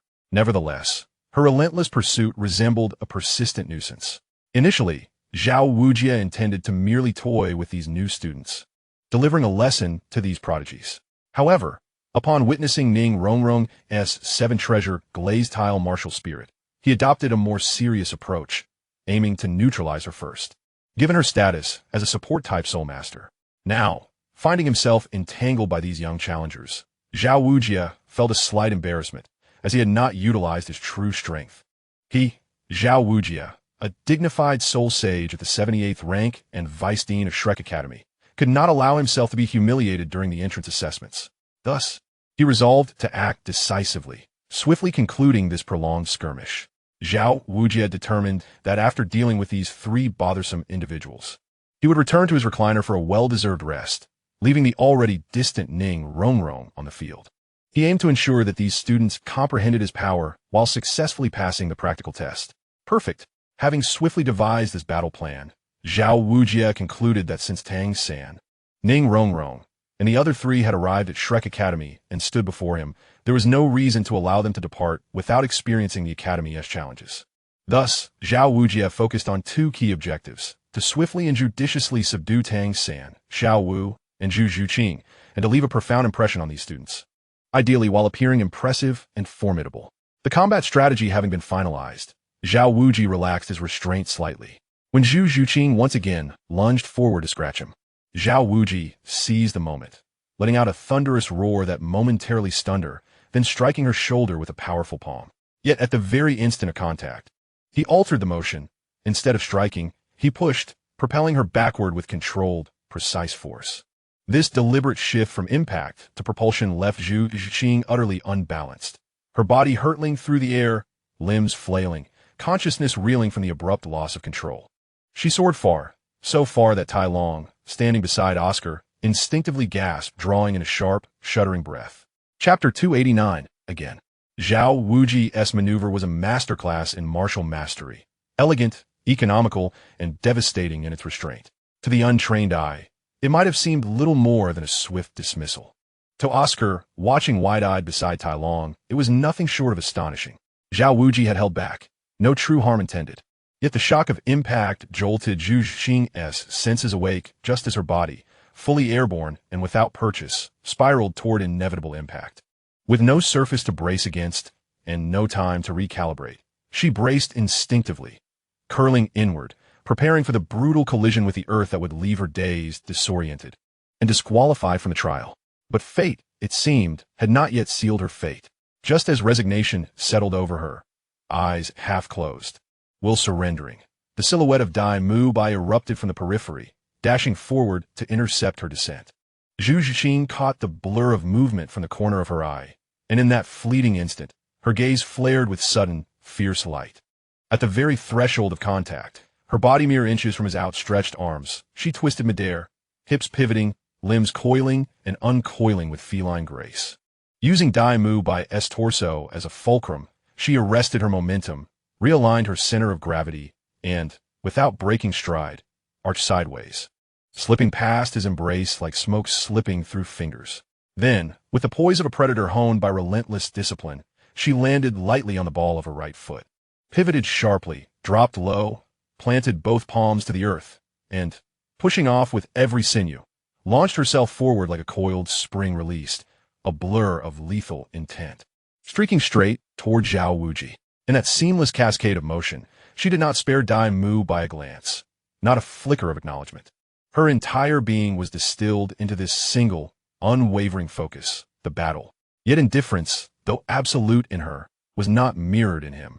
Dai Mu Gai stood frozen, face flushing, then paling, then flushing again, his outstretched arms still trembling faintly with the echo of his own thwarted intention. It was as if he had approached his beloved bearing a gift of rare beauty, only to watch her cast it into the dust without a word. Without a backward glance, leaving him standing there, hollow and exposed. He remained motionless for several long, silent seconds before lowering his arms, smoothing the unruly strands of hair across his brow, and retreating with studied nonchalance, chin lifted, gaze aloft, as though nothing had occurred. In truth, the gesture was entirely superfluous. The arena's tension had reached its zenith. Every eye was riveted on the unfolding clash. No one, not Tai Long, not Oscar, not even the instructors, had noticed his quiet humiliation. His performance, however poignant, was unobserved, a soliloquy delivered to an empty stage. Xiao Wu, Tang Xin's voice cut through the air like a drawn blade. At his cry, his body ignited with sudden, radiant energy, his second spirit ring blazing gold. His second soul skill, parasitic binding, surged to life. The azure silver creepers, already clinging, nearly imperceptibly, to Zhao Wuji's frame, erupted in furious growth. Thick, sinuous vines coiled and tightened, wrapping him in an unyielding, verdant shroud, sealing him within a living cocoon, seamless and suffocating. From Tai Long and Oscar's vantage, Zhao Wuji had vanished entirely, replaced by a churning, pulsating sphere of azure silver, trembling violently as if straining against an invisible, crushing force from within. Then boom, the sphere detonated, vines shredded, scattering like torn silk. Zhao Wuji reemerged, transformed. His frame had swelled beyond 2.5 meters, dense. Russet fur rippled across corded muscle. His eyes burned with amber ferocity, and his 7 spirit rings circled him in stately, rhythmic procession. Majestic, yes, but also unmistakably disheveled. His tattered robes hung in tatters, revealing a torso crisscrossed with old scars, each one a testament to battle survived, each adding weight to his aura of raw, unrefined dominance. Pa! Pa!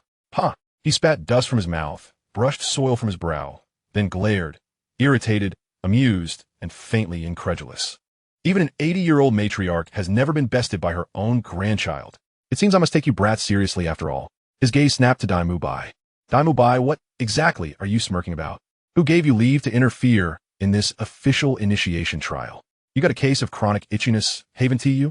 Report to my training hall tomorrow, first thing. We'll cure that habit, thoroughly. Dai Mu Bai's grin vanished instantly, replaced by a stiff, sheepish grimace. Come now, little ones.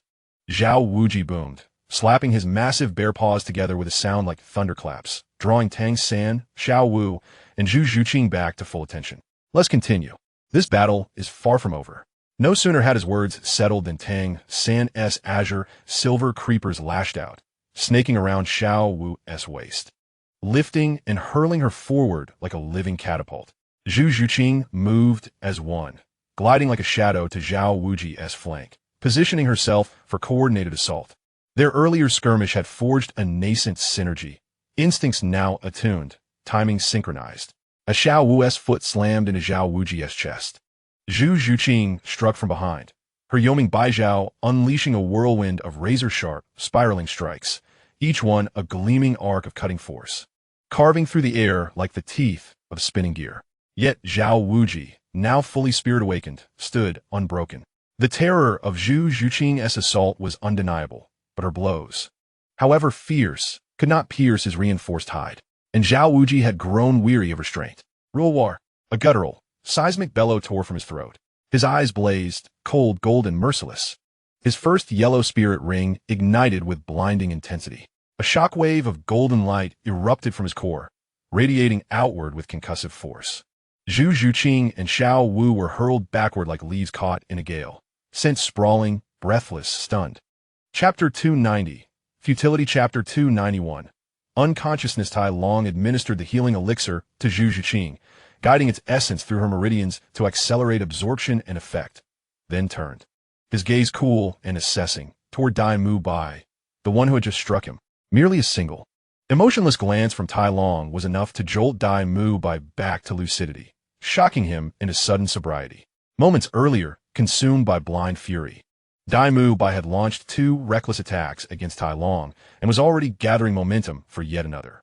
Yet that one unblinking, hollow gaze, devoid of warmth, mercy, or hesitation, pierced through his rage like a blade through mist. What Tai Long himself did not realize was the sheer, terrifying weight of that glance. It bore the accumulated dread of the killing precinct, the visceral, blood-soaked aura of a man who had waded through mountains of corpses and rivers of gore. It carried, too, the imperious presence of a sovereign, the chilling, unassailable authority of Zhu Yan Alliance's paramount leader, a figure accustomed to decreeing life and death with a mere word. These two forces, brutal, unflinching lethality and sovereign, absolute command, were utterly disparate, even antithetical in origin. Yet in that singular, suspended moment, they fused seamlessly within Tai Long's gaze. The result was devastating. Dai Mu Bai, forced into direct eye contact, felt his mind recoil, his spirit tremble, his will unravel, his incipient assault collapsing mid-breath, his legs trembling, his brow beaded with cold sweat, his entire frame quivering like a leaf in a gale. Such feeble resolve? How utterly dull. Observing Dai Mu Bai's abject, shivering helplessness, Tai Long's faint irritation, sparked earlier when his healing of Zhu Zhuqing had been violently interrupted, dissolved into quiet indifference.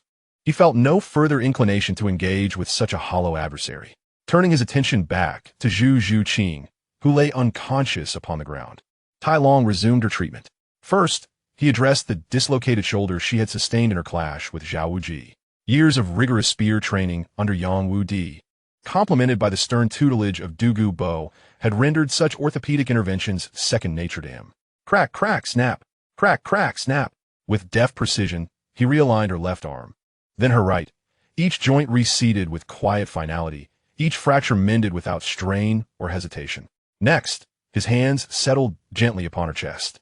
During Zhao Wuji's devastating strike, Zhu Zhuqing had lost consciousness mid-air, her body unshielded upon impact. The consequences were severe. 3 fractured ribs, one of which had shattered twice, splintering into 3 jagged fragments. Fortunately, Zhao Wuji, acting as examiner, not executioner, had held back. Beyond the dislocations and rib fractures, Zhu Zhuqing bore no life-threatening injuries. Her internal organs remained intact, spared from the hemorrhagic devastation Tai Long had feared. With practiced ease, Tai Long's fingers traced the contours of her sternum, his spiritual awareness and soul energy guiding his touch as he coaxed the fractured bones back into alignment. Then, with subtle intent, he wove traces of his own soul energy into the hollows of her chest, gentle, stabilizing anchors to hold the repairs firm. Once satisfied, he carefully laid Zhu Zhuqing flat upon the earth and lifted his gaze toward the distant arena of Shrek Academy S final admission trial. There, he saw Xiao Wu already limp and unconscious in Tang San's arms. Xiao Wu, how are you? Tang San cried, cradling her with palpable dread. When her silence persisted, he swiftly channeled his Xin Tiangong energy into her, seeking to soothe her wounds, to rouse her from slumber. But Xiao Wu remained utterly still, unresponsive, as if adrift beyond the reach of mere physical energy. Tai Long needed only a glance to discern the truth. Xiao Wu's condition differed fundamentally from Zhu Zhuqing's. Zhu Zhuqing had been stunned by Zhao Wu's soul technique, her injuries purely external, her mind merely stunned. A single night's rest would restore her clarity fully. Xiao Wu, however, had suffered a profound spiritual wound, her consciousness struck down not by brute force, but by retaliatory psychic backlash. She had launched a mental assault, only to be intercepted and repelled by a far more potent spiritual presence, or, more likely, by an adversary whose mental defenses were so formidable they reflexively shattered her own psychic projection. Thus, her collapse was not somatic but psychic. Her spirit, wounded and recoiling, had withdrawn inward, leaving her body vacant and unresponsive. Tang San's well-intentioned infusion of soul energy, effective for flesh and bone, was utterly powerless to reach the fractured sanctuary of her mind. Zhao Wuji, observing from a distance, offered quiet reassurance. She is unharmed. Her illusion-based technique is potent, but her soul energy pales before mine. The backlash was inevitable. Much as the toxin laced upon your blue-silver grass holds no sway over me. Let her sleep. By dawn, she will awaken, whole once more. Tai Long's hands moved again, retracing the firm, deliberate motions across Zhu Zhuqing's chest, reinforcing her mended ribs with threads of his own soul energy. Then, with quiet finality, he lowered her gently onto the earth and turned his gaze toward the trial's epicenter, where Xiao already lay motionless in Tang San's arms. Tang San held her tightly, voice tight with fear, calling her name again and again, his Xian Tiangong energy pulsing steadily into her still form. Yet she stirred not at all. Tai Long observed, silent and certain. Zhu Zhuqing's was a body wounded. Xiao Wu's, a soul wounded. Chapter 292. A salute from afar. Ning Rong exhaled slowly, relief softening the sharp edges of her tension. The trial was over. Yet as she drew nearer and beheld both Zhu Zhuqing and Xiao Wu lying unconscious, her breath caught once more, her earlier instinct to flee the battlefield, to sprint far from the fray the moment battle commenced, now seeming profoundly wise. Tang San, do not fear, she murmured, her voice steady despite lingering tremors. Teacher Zhao said Xiao Wu's spirit was merely wounded, her collapse temporary. Rest will restore her fully. Her gaze shifted toward Zhu Zhuqing. Tai Long knelt beside her, hands still moving with quiet competence. Dai Mu Bai stood apart, 6 meters distant, his expression grim, his posture rigid with humiliation and unresolved tension. Ningrong kesitatet. Tai Long was, after all, a familiar face, a near acquaintance if not quite a friend. She had even run to him earlier, seeking sanctuary, only for him to depart without a backward glance, taking Oscar with him, as though their family's long-standing ties meant nothing at all. At this moment, this fellow had unexpectedly approached to treat Zhu Zhuqing, who had fallen unconscious after being injured by Zhao Wuji's, without anyone noticing when he arrived. What was so remarkable about being a bit larger? Smaller ones have their own merits. How shallow! Ning Rong cast a glance of envy at Zhu Zhuqing, who, despite being unconscious and lying down, still maintained her impressive stature. Then she looked down at her own which seemed to have evolved slightly, and inwardly cursed while muttering something under her breath. It was precisely for this reason that Ning Rong halted her steps towards Tai Long and Zhu Zhuqing, pivoting instead to approach Tang San, who was cradling the unconscious Xiao Wu. Noticing Tang San's grim expression, she mistakenly believed he was worried about Xiao Wu's injury. However, she thought that since they had all successfully passed the entrance tests at Shrek Academy, including the final practical examination, which Zhao Wuji's, the supervising teacher, had confirmed, her mood was quite buoyant. Yet, after offering some comforting words, Ning Rong realized that Tang San remained sullen, his lips pressed tightly together, not uttering a single word. Tang San, if you're truly concerned about Xiao Wu's condition, I happen to have a potion that can nourish a soul master's mental strength. I don't need it for now, so I can lend it to you. Ning Rong retrieved a small jade vial from her storage soul guide and handed it to Tang San. This vial contained a potion purchased by the 7 treasure glazed tile school from the Four Spirit School, specifically designed to nurture mental strength. Originally, Ning Rongrong intended to gift it directly to Tang San for Xiao Wu to use. However, since they had only just met and were not well acquainted, and considering the potion's considerable value, capable of fetching over 1,000 gold soul coins at the Tiando auction house, she opted to phrase it as a loan. Of course, Ning Rongrong was not particularly concerned about the potion's monetary value. It merely served as an aid for enhancing her own mental strength and practicing the technique of divided attention. Given that she had brought only a limited quantity from her family, she felt justified in offering it as a loan to Tang San. As for whether Tang San would return it, or when he might do so, Ning Rongrong had not contemplated this. After all, once they joined Shrek Academy, trained together, and spent time in each other's company, their relationships would naturally grow closer, rendering the notion of repayment unnecessary. Upon hearing Ning Rongrong mention a remedy for Xiao Wu's mental injuries, Tang San immediately turned to her, his eyes locking onto the small jade vial she held. However, the intensity of his gaze startled Ning Rongrong, as it appeared quite fearsome. His eyes were bloodshot and filled with an unsettling intensity. "Give it to me, thank you." Tang San gently laid Xiao Wu on the ground and accepted the vial from Ning Rongrong. He uncorked it and inhaled the fragrant aroma of the potion. Based on his years of experience in crafting poisons, he discerned that the potion was free of toxins. After sampling a small amount to gauge its effects, he confirmed that it indeed possessed the nourishing properties Ning Rongrong had described.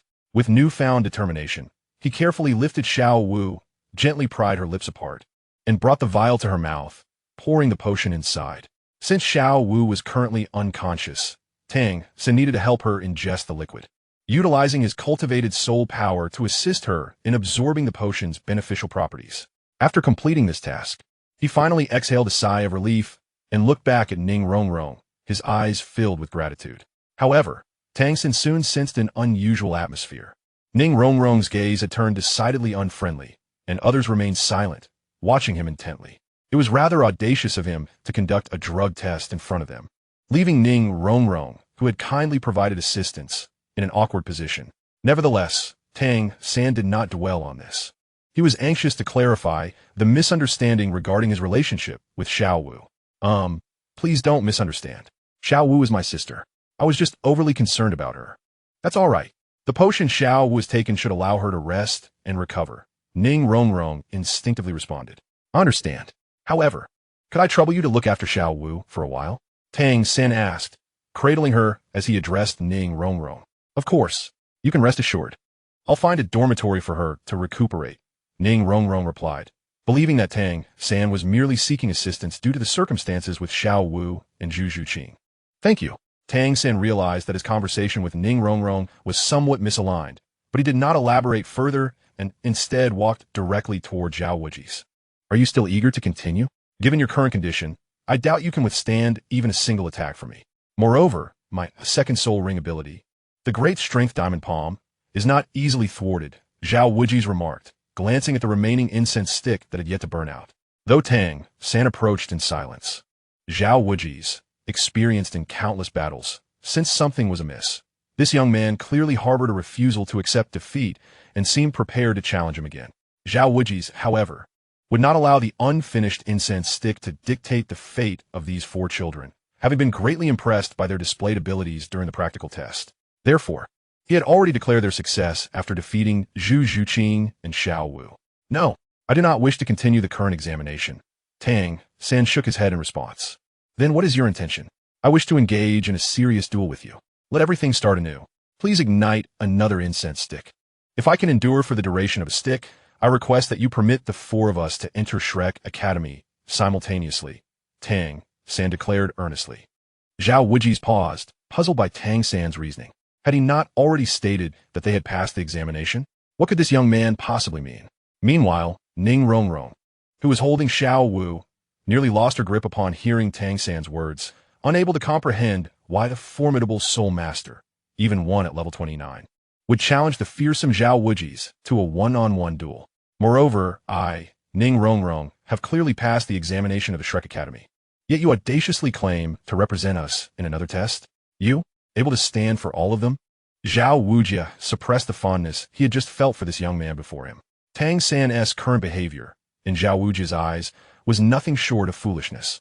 Tang Xin desperately wished to assert his capability, but he could not represent Ning Rongrong and Zhu Zhuqing. At most, he could only speak for himself and Xiao Wu. Thus, he turned to Ning Rongrong, seeking her support. However, upon noticing Tang Xin's gaze directed toward her, Ning Rongrong simply embraced Xiao Wu and turned away, showing no inclination to meet his eyes, and her departure clearly conveyed her sentiments. Seeing that Ning Rongrong did not respond, Tang Xin shifted his attention to Zhu Zhuqing, but she remained unconscious and unable to answer his query. Faced with a lack of support, Tang Xin's complexion reddened slightly as he looked back at Zhao Wuji and, gritting his teeth, declared, "If I fail, then Xiao Wu and I will leave this place." You ignorant fool. If you desire a beating, I shall oblige. However, you do not possess the authority to withdraw from the ranks of those who have already passed the Academy's entrance examination. According to the regulations of Shrek Academy, students cannot graduate until they reach level 40. As for you, after your defeat, there is no need for you to leave. The Academy is in need of a janitor. So you shall remain here to clean until this batch of students, who entered alongside you, graduates. What do you think of this condition? Zhao Wujia's patience had been entirely depleted by Tang Xin's antics, replaced by a surge of anger ignited by his insolent behavior. Nevertheless, Zhao Wujia recognized that Shrek Academy was the culmination of his leader Flinder's blood, sweat, and dreams. Hence, despite Tang Xin's exasperating demeanor, his innate talent was undeniable, and Zhao Wujia could not allow him to depart from Shrek Academy. Thus, he devised a means to temper Tang Xin's temperament while ensuring his continued presence at the Academy. Very well. Following Zhao Wujia's proposed conditions, Tang Xin readily accepted without hesitation, exuding confidence. In that case, let us prepare. Zhao Wujia smiled, his grin complemented by the ample flesh on his face, exuding an imposing aura. As Zhao Wujia retrieved an incense stick from his storage soul guide, igniting it and placing it properly, Tang Xin had already distanced himself, readying for battle. His hands had gradually turned a luminous white, gleaming like jade, with a faint flow of energy swirling between his fingers. Simultaneously, Tang Xin lowered his head slightly, his eyes fully transformed into a vibrant purple, concealing the peculiarity of his gaze. After completing this series of actions, Zhao Wujia sensed a slight shift in Tang Xin's aura.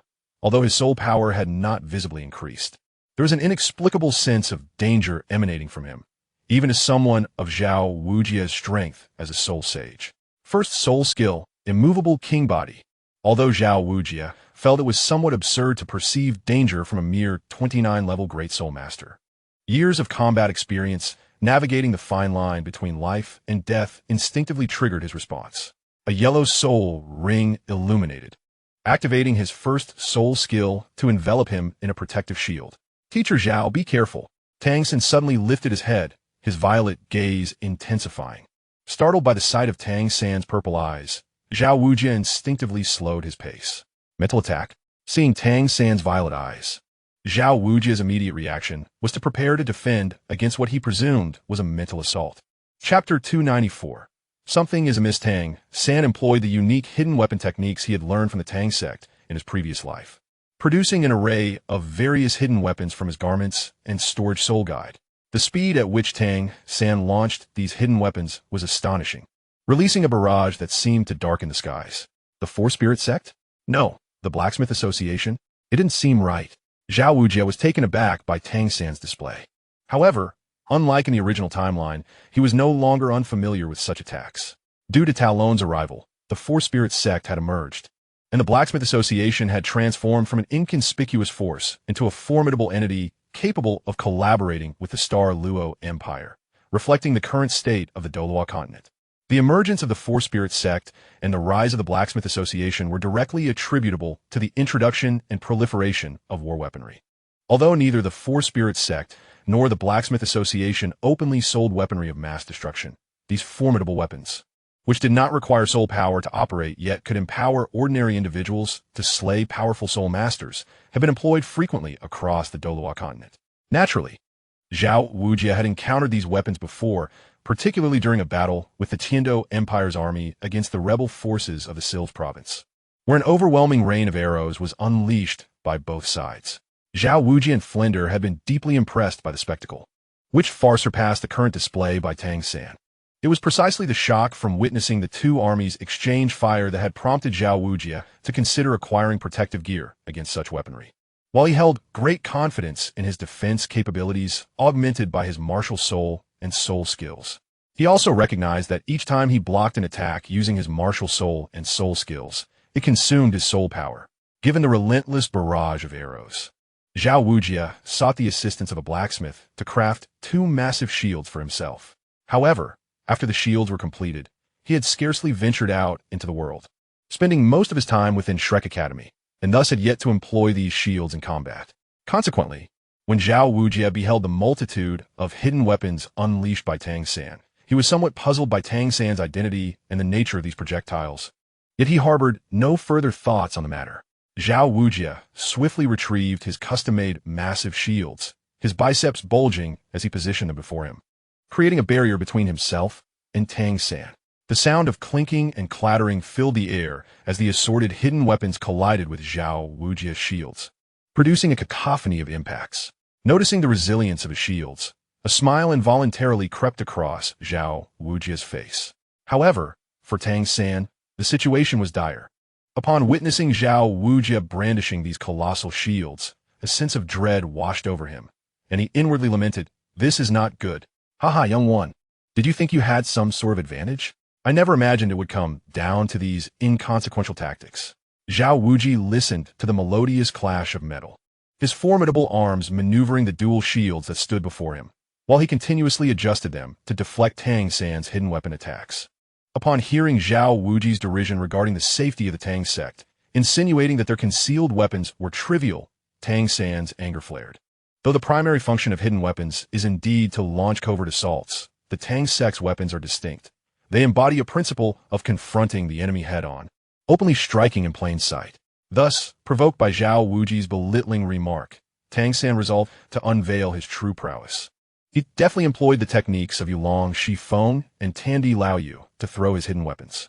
Yulong Shifeng involves simultaneously launching special concealed weapons with both hands, allowing them to either connect during flight or entangle, altering their trajectory to bypass Zhao Wuji's immense shields and strike him. Tandi Laoyu, on the other hand, entails launching the weapon diagonally upward toward the target, utilizing a unique technique that causes the weapon, after ascending to a certain height, to change direction upon collision, circumventing the shields to target Zhao Wuji below. It was akin to a hand reaching down from the heavens to unleash the concealed weapon. Simultaneously, as Tang San executed these two intricate techniques, he was not idle. He employed the Tang sect's ghost shadow, phantom steps, encircling Zhao Wuji, who was ensconced within the two colossal shields. This sudden shift in Tang San's approach startled Zhao Wuji, who had grown accustomed to the rhythm of Tang San's previous assaults. Caught off guard, Zhao Wuji suffered multiple strikes from hidden weapons, compelling him to regain his composure and respond to Tang San with newfound seriousness. However, those attacks that had managed to penetrate the shields merely startled Zhao Wuji without inflicting any real damage. After all, as a soul sage, his formidable soul power provided robust defensive capabilities, and having activated his martial soul, the Great Bear, alongside his first soul skill, Immovable King, he had encased himself in a comprehensive protective barrier. Thus, Tang San's concealed projectiles had only served to tickle Zhao Wuji. But wait, this kid has truly led me astray. As Zhao Wuji and Tang San exchanged blows, the incense used to measure time had already burned significantly. At this moment, Zhao Wuji realized that the situation was amiss. Initially, he had been bewildered by Tang San's relentless onslaught, mistakenly equating their levels as soul masters, which led him to defend against Tang San's attacks earnestly.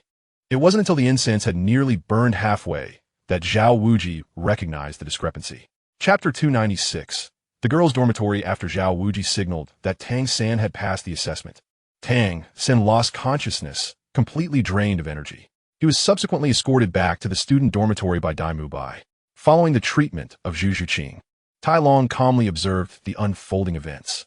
While his eyes remained fixed on the battle between Zhao Wuji and the others, Tai Long secretly unleashed his mental power, fully extending it to search for someone, Tang San's father, Tang Hao, the current Tang sect's Douluo.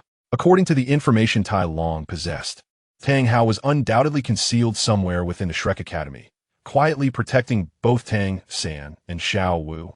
While suppressing his presence, and monitoring Zhao Wuji's actions toward Tang San with an impassive expression. Only after Tang San succumbed to exhaustion and fainted did a hint of satisfaction grace Tang Hao's face.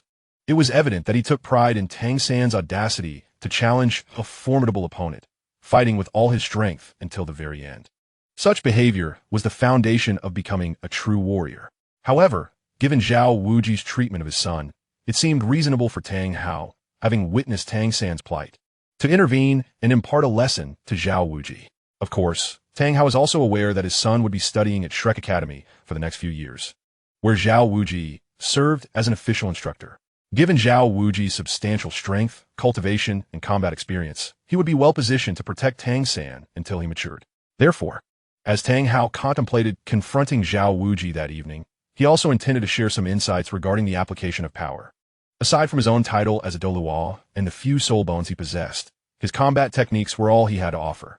Once Zhao Wuji had ensured that the 3 newly admitted students had been taken care of, he felt the familiar pain radiating from the spots where the small golden beads were located. This discomfort urged him to leave, and after advising Oscar not to let anyone touch Tang San's released hidden weapons, he nodded at Tai Long and hurried toward the other instructors at the academy. Zhao Wuji's pace was slow. Any movement of his muscles sent waves of intense pain from the 10 golden beads. Oscar, we should leave as well.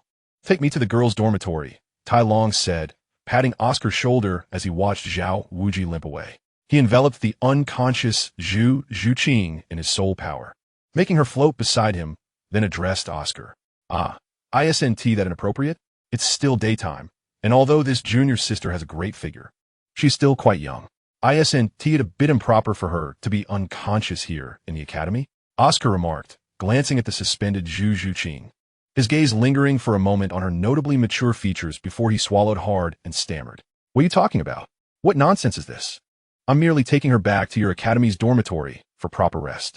She has several broken bones, after all. But who would have guessed that this burly, seemingly honest fellow would have such crooked thoughts?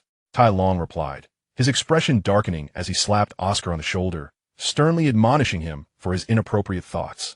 Oscar led Tai Long and Ning Rongrong toward the girls' dormitory prepared for the students at Shrek Academy, with Tai Long guiding the floating Zhu Zhuqing and Ning Rongrong cradling the unconscious Xiao Wu. Ning Rongrong intentionally moved closer to Tai Long, creating some distance between them and the leading Oscar. Once she felt that Oscar could no longer hear their conversation, she lowered her voice and asked Tai Long, did you really come here because my father sent you to protect me? So my father and Grandpa Jian, along with Grandpa Gu, are aware that I snuck out and came here? Ning Rongrong inquired, a hint of disbelief in her voice. Otherwise, do you think you could have smoothly and safely made your way from the 7-treasure glazed tile school to Shrek Academy in the Ballot Kingdom? Moreover, I'm not here to protect you, nor do I have any inclination to serve as a bodyguard. It is merely because you have stepped onto my territory, and your father requested that I look after you. Tai Long's voice reverberated in Ning Rongrong's mind, resonating with a certain intensity that made her glance anxiously at Oscar in front of her. Once she realized Oscar was unperturbed, she felt a wave of relief wash over her. Do not worry. He cannot hear my words, Tai Long reassured her. What do you mean by your territory? Isn't this the Ballot Kingdom of the Ballot royal family? When did it become yours? Ning Rongrong recalled Tai Long's assertion that she had entered his territory, and this notion piqued her curiosity, prompting her to voice her question. This is something I cannot disclose to you now. However, you will come to know in due time. Tai Long replied, sensing Ning Rongrong's relentless pursuit of answers. Instantly, his interest in casual conversation waned, and he swiftly concluded the topic, quickening his pace to catch up with Oscar, leaving Ning Rongrong, who was cradling the sleeping Xiao Wu, trailing behind. If you choose not to speak, then I shan't listen either, Ning Rongrong thought, hastening her steps to follow Oscar and Tai Long to the dormitory designated for female students at Shrek Academy. Shrek Academy, despite currently lacking female students and faculty, was known to prepare accommodations for female students each year during admissions. Although the dormitory presented to Tai Long was rather unremarkable and comparable to the wooden houses in the village, upon entering, they discovered 4 beds within, all equipped with neatly arranged bedding. Since Xiao Wu and Ning Rongrong remained in a state of unconsciousness, Ning Rongrong autonomously exercised her right to select a bed first, opting for one by the window and placing Xiao Wu beside her. Observing this, Tai Long positioned Zhu Zhuqing on another bed across from them. After settling Zhu Zhuqing, Tai Long and Oscar departed from the female student dormitory and exited Shrek Academy. As Tai Long reached the entrance of Shrek Academy, he glanced at the spot where the admissions officer, Li Yusong, had been stationed, only to find it empty. Estimating the time, he realized it was already afternoon. On the other hand, Lao Guo, who had been vigilantly observing the entrance of Shrek Academy, immediately rose upon seeing Tai Long emerge. Dusting off his trousers, he moved towards Tai Long's direction. "Sir, Lao Guo, please take Zhang Heng back. I will be staying here for the night," Tai Long said, patting Lao Guo's shoulder and nodding at Zhang Heng, who stood nearby. "Is there something you need to attend to, Alliance Leader? I still possess some capabilities. Just give me your orders," Lao Guo inquired, noticing that Tai Long's decision to remain in the village suggested some pressing matters at hand. "No need for that. This situation is rather complex, and no action will be taken. When you return, inform Catherine and the others that I will be taking a break tonight." Tai Long waved his hand with a hint of jest before turning back towards the entrance of Shrek Academy. Seeing Tai Long's reluctance to elaborate and his desire to keep Lao Guo uninvolved, Lao Guo could only watch him leave. After Tai Long's figure vanished from sight, he turned to Zhang Heng and smiled. "Come, let us return." Lao Guo led Zhang Heng to the carriage, which set off on the route they had come. Shortly after Tai Long re-entered the village of Shrek Academy, he caught sight of a young girl meandering about. With just a glance, Tai Long found the girl quite pleasing to the eye, though she seemed vaguely familiar. However, upon closer inspection, he confirmed that he had never encountered her before.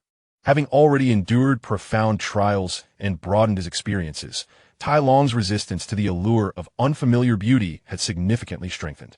He merely regarded Yin Muqing with a fleeting glance and continued on his way without altering his stride. However, upon spotting Tai Long, Yin Muqing's previously dull and lifeless eyes suddenly sparkled with hope as she quickened her pace towards him. "Hello, I seem to have lost my way. Could you perhaps guide me to the academy? Or do you know someone named Tai Long?" Yin Muqing had spent most of the day wandering the village surrounding Shrek Academy, yet she had not encountered another soul. Therefore, her excitement upon finally seeing a living person was entirely understandable. "Tai Long, what do you need him for?" Tai Long halted, scrutinizing Yin Muqing and searching his memory to confirm he had never met her before, after which he asked his question. "My grandfather sent me to find him." They had made an arrangement long ago, Yin Muqing replied candidly, revealing her intentions without hesitation. Understanding that Tai Long was either acquainted with him or had knowledge of his whereabouts. "Is your grandfather Yin Kayer?" Tai Long inquired, beginning to piece together the identity of the girl before him, though he needed further confirmation. "Yes, I am Yin Muqing. So you must be Tai Long?" Upon hearing her grandfather's name from Tai Long's lips, Yin Muqing realized that this man was likely the Tai Long she sought. "Excellent." Tai Long felt a wave of relief wash over him, akin to quenching his thirst on a sweltering summer day. After arranging for Yin Muqing to return to Sotawa City and find Catherine and Amy at the Rose Hotel, he bid her farewell. Subsequently, Tai Long located the dormitory of Oscar and Tang San, and together with Oscar, they shared a meal. He also tasted Oscar's second soul skill, the detox sausage. To be fair, the flavor of the detox sausage did not surpass that of the first soul skill, the recovery sausage, yet it was still palatable and acceptable. The efficacy of the soul skill was commendable. Tai Long administered some medicine to himself to test the detoxifying effect of the detox sausage and was quite satisfied with the results. After dinner and trying out Oscar's 2 soul skills, Tai Long and Oscar engaged in a discussion regarding the preparation of grilled sausages, weighing the merits of various methods and how to achieve the perfect flavor. As night approached, Tang San remained in a deep slumber. During this time, Zhao Wujin visited Oscar's dormitory. Upon discovering that Tang San still had not awakened, he gritted his teeth and limped away. Unbeknownst to Tai Long, all the instructors at Shrek Academy had been summoned by Vice Principal Zhao Wujin to devise a method to extract the golden pearl lodged within Zhao Wujin's body. Ultimately, they formulated a viable plan with the rank 71 Food System Soul Sage, teacher Xiao Exing, designated as the primary healer to treat Zhao Wujin. Zhao Wujin, initially harboring a glimmer of hope in seeking Tang San's assistance, ultimately resigned himself to the notion of resorting to a method that would inflict immediate pain in exchange for long-term relief. Zhao Wujia was firmly secured to a wooden frame, with handcuffs, shackles, and stocks all applied to him, except for the 10 spots on his body that had been struck by the Longshu needles. All other means of control were imposed upon him as he underwent treatment. The initial step involved using blades to sever the flesh containing the golden pearls from Zhao Wujia's body, extracting them from within him. Cao Xin, utilizing his food-type soul sage abilities, periodically placed sugar beans, manifestations of his soul skill, into the immobile Zhao Wujia's mouth. Although the treatment process was somewhat gruesome and cruel, the extraction was executed with remarkable swiftness. Furthermore, the instructors observed that the golden pearls exhibited unusual characteristics. Upon infusing them with soul power, they transformed from spheres into needles. As night fell, Zhao Wujia, lying in his room, suddenly opened his eyes and bellowed, "Who is there? Show yourself." No sooner had his words echoed than a figure clad in a black robe materialized beside him. Chapter 298 boomed that night. Tai Long did not retire to sleep, but instead sat cross-legged in his room, meditating and cultivating his soul power. Simultaneously, he extended his immense mental energy, enveloping the entire village where the Shrek Academy was located. Just as Zhao Wujia leaped from his bed, channeling his soul power to shout, Tai Long, a distance away in the male dormitory of Shrek Academy, opened his eyes, having been in deep meditation. It has begun. In the dimly lit room, Tai Long's eyes gleamed ominously as he sensed the fluctuations of soul power emanating from Zhao Wujia. An undercurrent of excitement coursed through him, yet he remained vigilant. His recently released mental energy had failed to detect any soul power fluctuations from Tang Hao, who had stealthily infiltrated the academy. Had it not been for Zhao Wujia's commotion drawing Tai Long's attention, he might have remained oblivious to Tang Hao's presence. After Tai Long's mental prowess reached the level of a tidal Douluo, he had inadvertently leaned towards relying on his superior mental strength, which far exceeded his current soul power level. Previously, during his encounter with the ghost Douluo in the Star Do Great Forest, Tai Long had faltered, failing to detect the ghost Douluo entering a stealth mode after utilizing his soul skill. However, he did not dwell on this incident, attributing it to the unique nature of the ghost Douluo's spectral martial spirit. Yet now, he found himself outmaneuvered by Tang Hao. Although Tang Hao was unaware of Tai Long's covert search, he instinctively suppressed his aura, having honed this habit over many years. "Zhao Wujia, come with me." The black-robed Tang Hao addressed the tense and alert Zhao Wujia, his tone commanding. Without pausing for further conversation, he vanished from the room. At that moment, Zhao Wujia sensed an elusive aura locking onto him, realizing that the black-robed figure had indeed targeted him. With fierce determination igniting in his eyes, Zhao Wujia had been cultivating his demeanor as a teacher within the Shrek Academy for many years. His arduous discipline had finally manifested in the form of a proper teacher. However, during the practical assessment of the newly admitted students, particularly the student named Tang San, who had unleashed golden needles that could transform into golden pearls, things had taken an unexpected turn.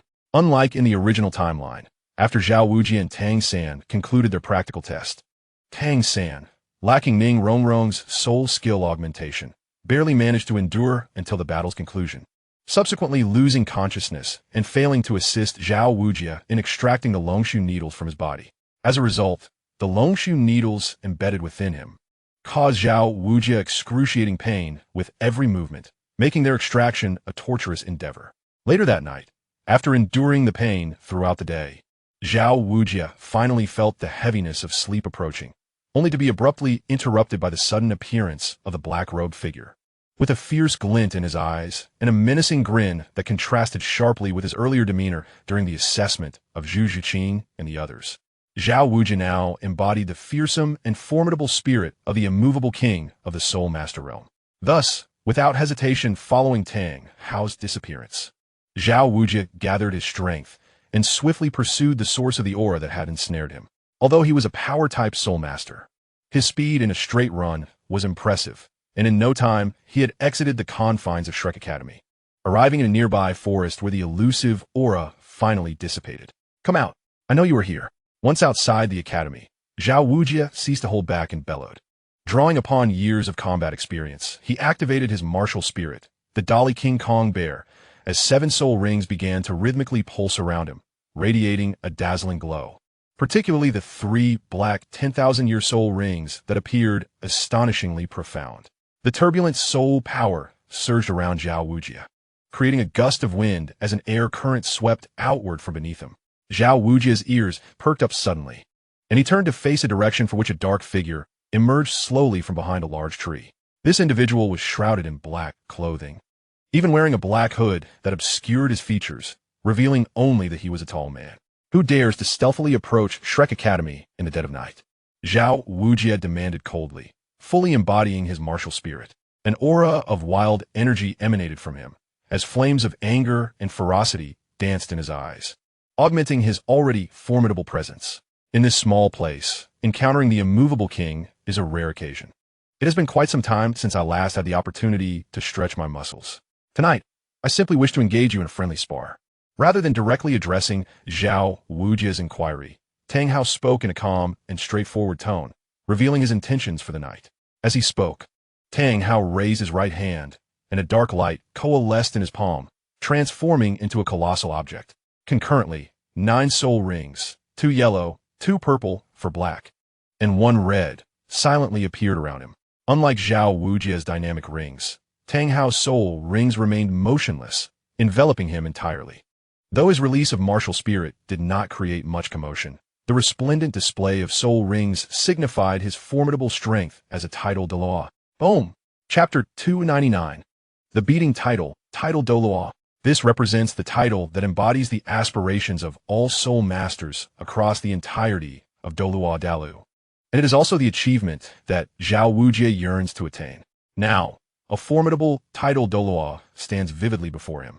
Upon realizing that the figure clad in black robes is indeed a title Douluo, the fury that had surged within Zhao Wujie dissipated instantaneously, akin to a bucket of ice water being poured over his head, leaving him with a tingling sensation on his scalp, his body covered in a cold sweat, and his limbs feeling somewhat weak.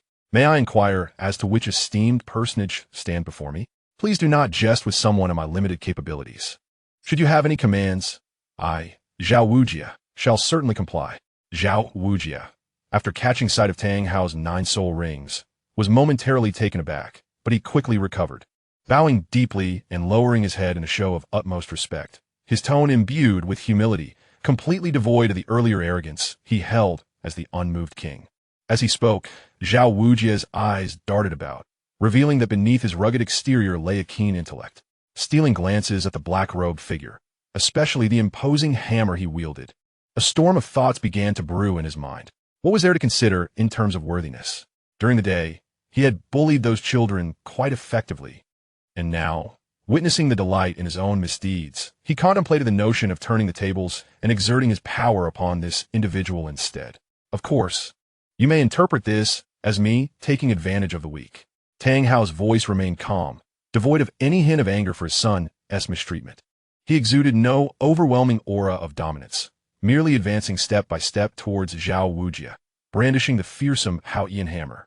Upon hearing the black-robed figure mention that it was due to his earlier bullying of the children that he sought him out, Zhao Wujie felt a wave of relief wash over him. Understanding the rationale behind this title Douluo's visit alleviated his fears of imminent demise. After all, he was an instructor at Shrek Academy, and while his assessments might have been somewhat excessive, it was unlikely that this title Douluo would do more than deliver a sound thrashing. With the threat of death behind him, Zhao Wujie's mind raced. Attempting to discern the identity of this title Douluo, his first suspicion fell upon Ning Rongrong, the wielder of the 7 treasures glazed tile, but he quickly dismissed this possibility. In the continent, title Douluos were exceedingly rare, most of them bearing well-known names. The individual before him clearly wielded a hammer-type martial soul. While the 7 treasures glazed tile could grow to title Douluo strength, it was not a hammer, but the 7 killing sword, which did not fit the current scenario. Moreover, during today's assessment, Ning Rongrong had not suffered in the slightest. Besides himself, the most unfortunate had been a certain Tang San, whose martial soul was merely blue silvergrass. Yet, this hammer-wielding figure bore the surname Tang. A thought flickered in Zhao Wujie's mind, one he could scarcely believe, as he suddenly raised his head to compare the hammer in the black-robed figure's grasp with the information he had of the Haotian hammer. Zhao Wujie inhaled sharply, for the hammer in the hands of this individual was none other than the Haotian hammer, which had vanished from Douluo Dalu for many years. Though this realization unfolded at a leisurely pace, the time taken for Zhao Wujie to ascertain the identity of this person was negligible, as Tang Hao had only taken a few strides forward. Since you are here, do reveal yourself. The difference between 1 soul sage and 2 soul sages is inconsequential to me. Tang Hao suddenly halted, casting a glance toward the large tree. Discovered? That cannot be. The figure concealed behind the tree, Tai Long, was startled by Tang Hao's words, yet his composure held firm, not betraying any movement. Meanwhile, a pair of enormous wings unfurled from Flinder's back, cloaked in feathers, his orange-yellow eyes with slit pupils suddenly appearing. Surrounded by 7 soul rings of the same hue as Zhao Wujia's, pulsating rhythmically around him. Flinder swiftly materialized beside Zhao Wujia and bowed to Tang Hao, saying Shrek Academy. Flinder pays his respects to Your Excellency Hao Qian. There's no need for excessive formalities. I have come seeking trouble this evening. The Cat Eagle Martial Soul, at level 78, was indeed worthy of recognition as the main combatant of the Golden Iron Triangle, Flinder. This Shrek Academy is yours, is it not? Tang Hao zet ponde gan li, showing no surprise at being recognized. Your Excellency, I am unaware of how Zhao Wujia has offended you, but I must dare to speak. Less chatter and step aside, or you shall face my wrath as well. Zhao Wujia, I present you with an opportunity. If you can endure my strikes for the duration of an incense stick without using your martial soul, I shall depart without a word. Should you falter, I will not kill you. I merely require you to undertake a single task for me. Your Excellency Hao Qian, Zhao Wujia interrupted Flinder, who was eager to interject further. Flinder was oblivious to the reason Tang Hao sought him. But Zhao Wujia understood well. This was merely a consequence of having bullied the younger generation. The Hao Qian Dalu, considering his connection as Tang San's future mentor, would only seek to teach him a lesson. However, if Flinder were to meddle unnecessarily and provoke Tang Hao, it could lead to an unwelcome exchange of blows. Although Flinder was typically frugal, even hesitating to treat Zhao Wujia to dinner, he had nevertheless been quite good to him. Thus, Zhao Wujia resolved to bear this punishment alone. Very well, take care of yourself. Initially, Zhao Wujia had thought his elder brother Flinder might hesitate and advocate for shared suffering. But Flinder's swift agreement and prompt retreat prompted a quiet exasperation within him. Nevertheless, Zhao Wujia was acutely aware that he stood before a titled Dalu of formidable reputation. A figure notorious across Dalu, who possessed a genuine record of defeating other titled Daluos, Tang Hao. Although Tang Hao had declared that he would not employ his martial soul or skills, Zhao Wujia remained cautious, as the soul rings swirling around him radiated brilliant colors. He felt that he should put up a fight, if Tang Hao were to unleash his martial soul and abilities. Zhao Wujia would not hesitate to kneel and beg for mercy. Yet, given Tang Hao's explicit conditions of not utilizing his martial soul or skills within the set time frame, Zhao Wujia felt a fleeting sense of hope, believing he might just withstand the confrontation. As the 9 soul rings in Tang Hao's possession gradually faded and the Hao Ian hammer was stowed away, Zhao Wujia seized the moment, activating his first, second, and 6 soul rings, their yellow and black light shining brilliantly. First soul skill, Unmoved King's Body, enhanced Zhao Wuji's overall defensive capabilities. The second soul skill, Dali Jinggang Zhang, is now ready.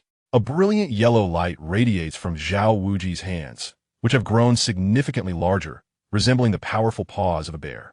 The sixth soul skill, Dali Jinggang Ho. This is a grand gift that Zhao Wuji has prepared for Tang Hao. If he can unexpectedly unleash this Dali Jinggang Ho soul skill, catching Tang Hao off guard, he can follow up with a series of combos, thus maximizing the delay. A black aura gathers around Zhao Wuji, coalescing at his throat, indicating that he is channeling the power of his sixth soul skill, Dali Jinggang Ho. How naive to use sound wave-type soul skills before me. As Tang Hao approaches, he coldly scoffs at Zhao Wuji's actions. Without waiting for Zhao Wuji to react to the unexpected assault, Tang Hao swiftly closes the distance and delivers a punch directly to Zhao Wuji's nose, causing him to see stars. The sixth soul skill he was charging, Dali Jinggang Ho, is abruptly interrupted by Tang Hao's strike. Before Zhao Wuji can regain his composure from this dizzying blow, he is met with a flurry of punches and kicks from Tang Hao. Thud, thud, thud. Mercy. Crack, crack, crack.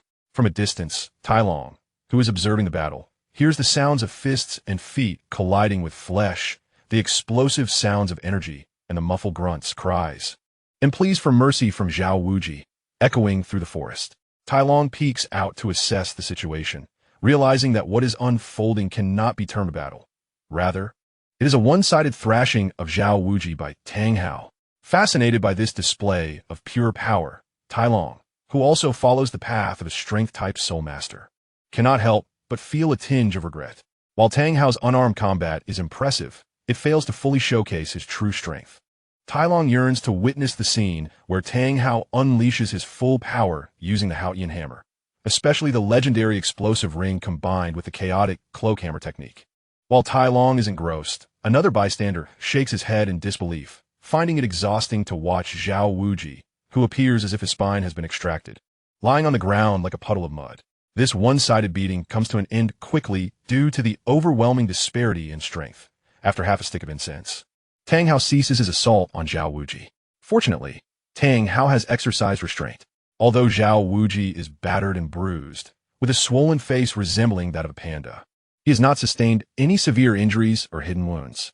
After the battle, Tang Hao stands with his hands clasped behind his back, observing Zhao Wuji, who is panting heavily and sporting a head swollen to nearly twice its size. He simply asks, "Do you understand?" At the conclusion of the skirmish, Flender, having summoned his martial spirit wings, approaches Zhao Wuji. After Tang Hao's cryptic inquiry, Flender glances between Tang Hao and the disheveled, yet visibly pleased Zhao Wuji, pondering the meaning of Tang Hao's question. However, Flender does not dwell on it for long, instead helping the struggling Zhao Wuji to his feet. Once upright, Zhao Wuji breaks free from Flender's support and bows deeply to Tang Hao, his face filled with gratitude as he replies, "Thank you, Your Highness Haotian, for your guidance. There's no need for such courtesy. I have matters for you to assist with. Consider what just transpired as remuneration." Tang Hao gestures for Zhao Wuji to rise, his tone becoming serious. "Please, command us as you wish, Your Highness. It is an honor for me, Zhao Wuji, to be of service.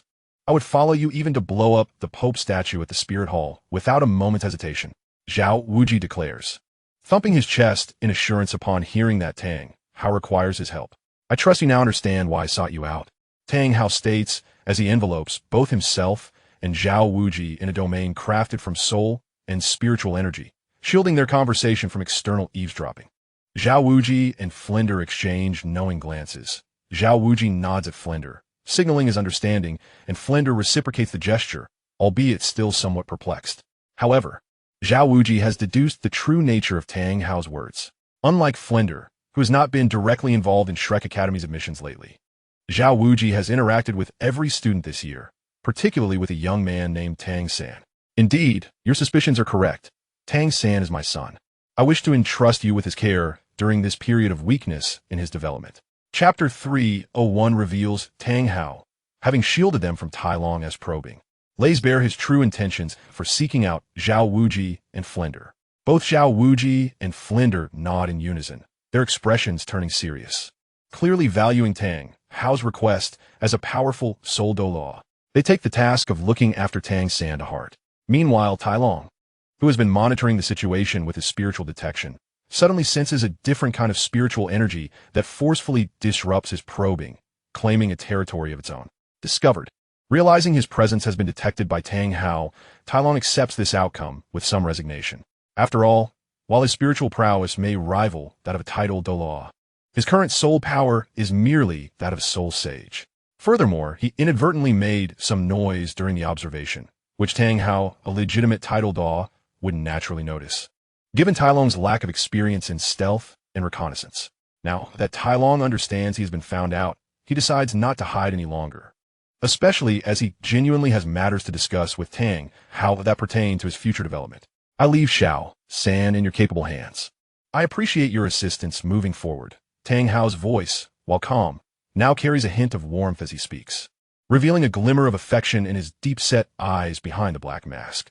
After uttering these final words, Tang Hao's figure flickers and disappears before Zhao Wuji and Flender, heading towards the observing Tai Long. After Tang Hao's departure, Zhao Wuji, who had been holding himself up, suddenly buckles, his legs giving way beneath him. Flender, alarmed, swiftly supports the weakened Zhao Wuji.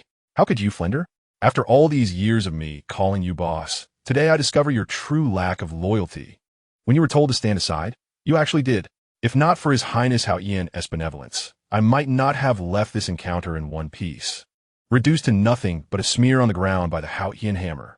After Tang Hao departed, liberated from his burdens, Zhao Wuji finally released the pent-up pressures within him, particularly his resentment towards Flender's recent display of disloyalty. "Do you not understand? If His Majesty Haotian truly harbored malevolent intentions towards us, You would have been vanquished in your own chamber before even arriving here. Moreover, if I were to join the fray, would you escape unscathed?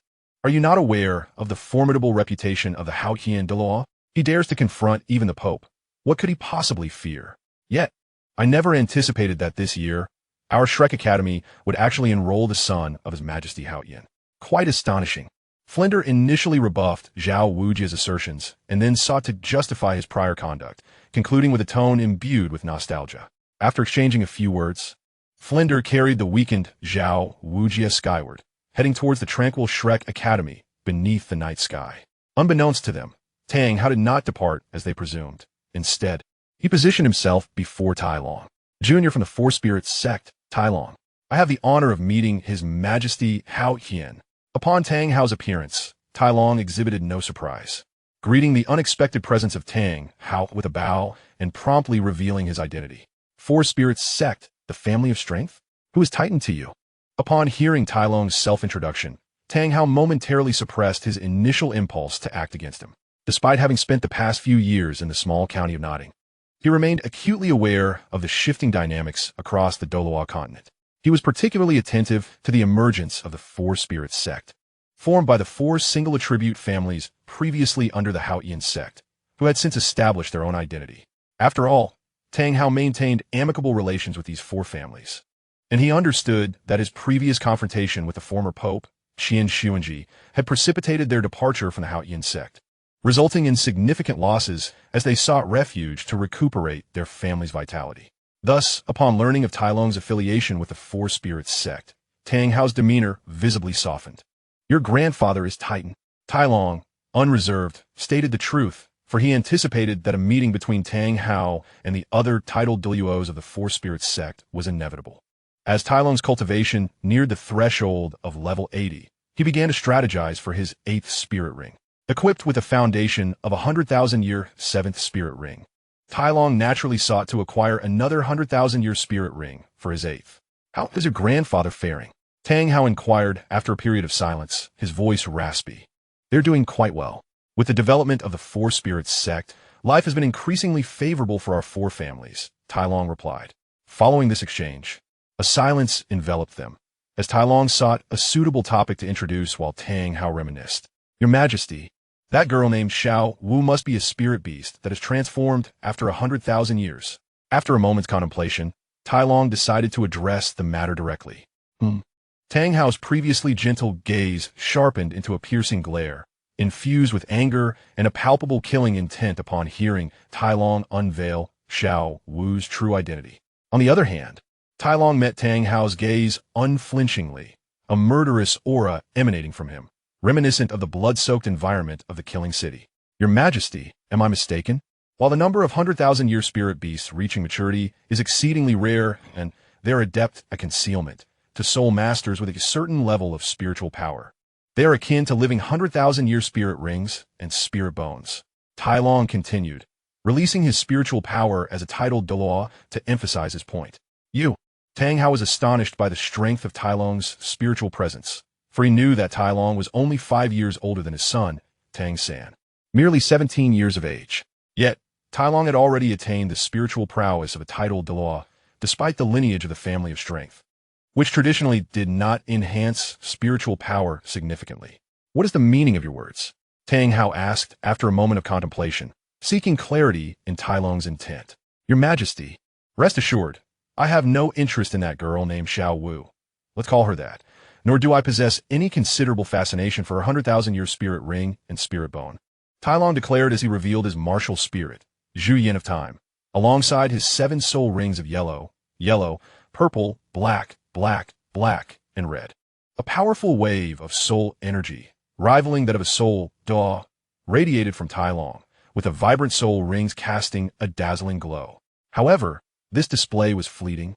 Tai Long quickly retracted his martial spirit and soul rings after showcasing them to Tang Hao. The wind generated by the surge of soul power dissipated swiftly, leaving behind only a few rustling leaves, making it seem as though one had merely imagined the spectacle. Tang Hao, feeling an emotional upheaval for the umpteenth time that evening, was acutely aware that he had not misperceived Tai Long's manifestation of 7 soul rings, the seventh of which gleamed in the striking red of a 100,000-year soul ring. As someone who also possessed a red soul ring, Tang Hao comprehended the significance of this revelation, heightening his astonishment.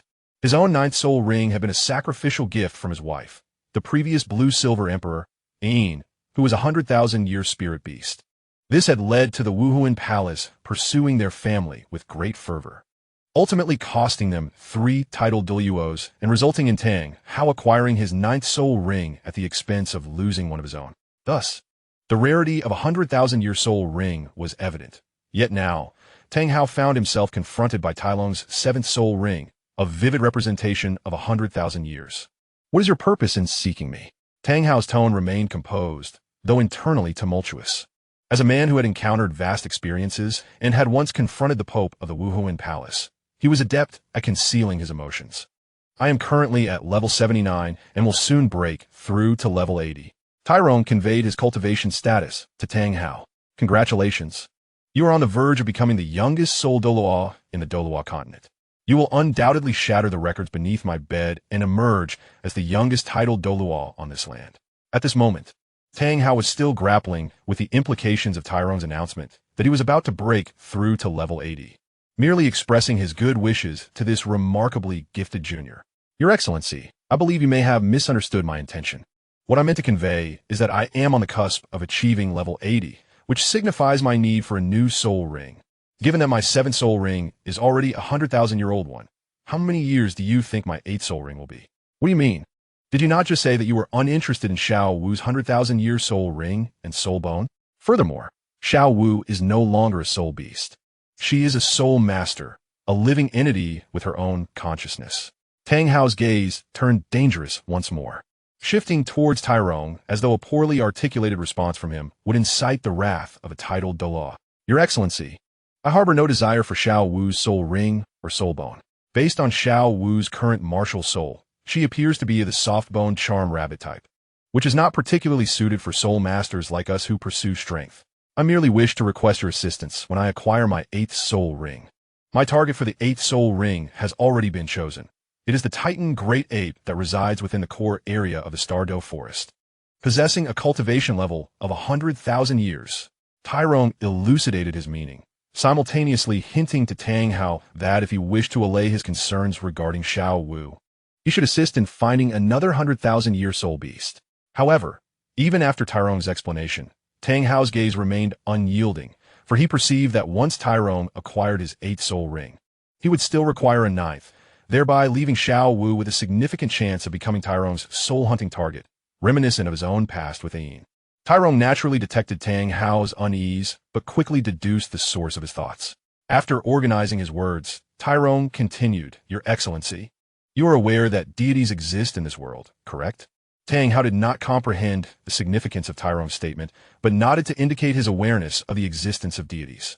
Then you also know that some deities have left divine trials on the Douluo continent to select their heirs. The City of Slaughter is the trial ground of the Shura god, and the killing field is the reward following the first trial.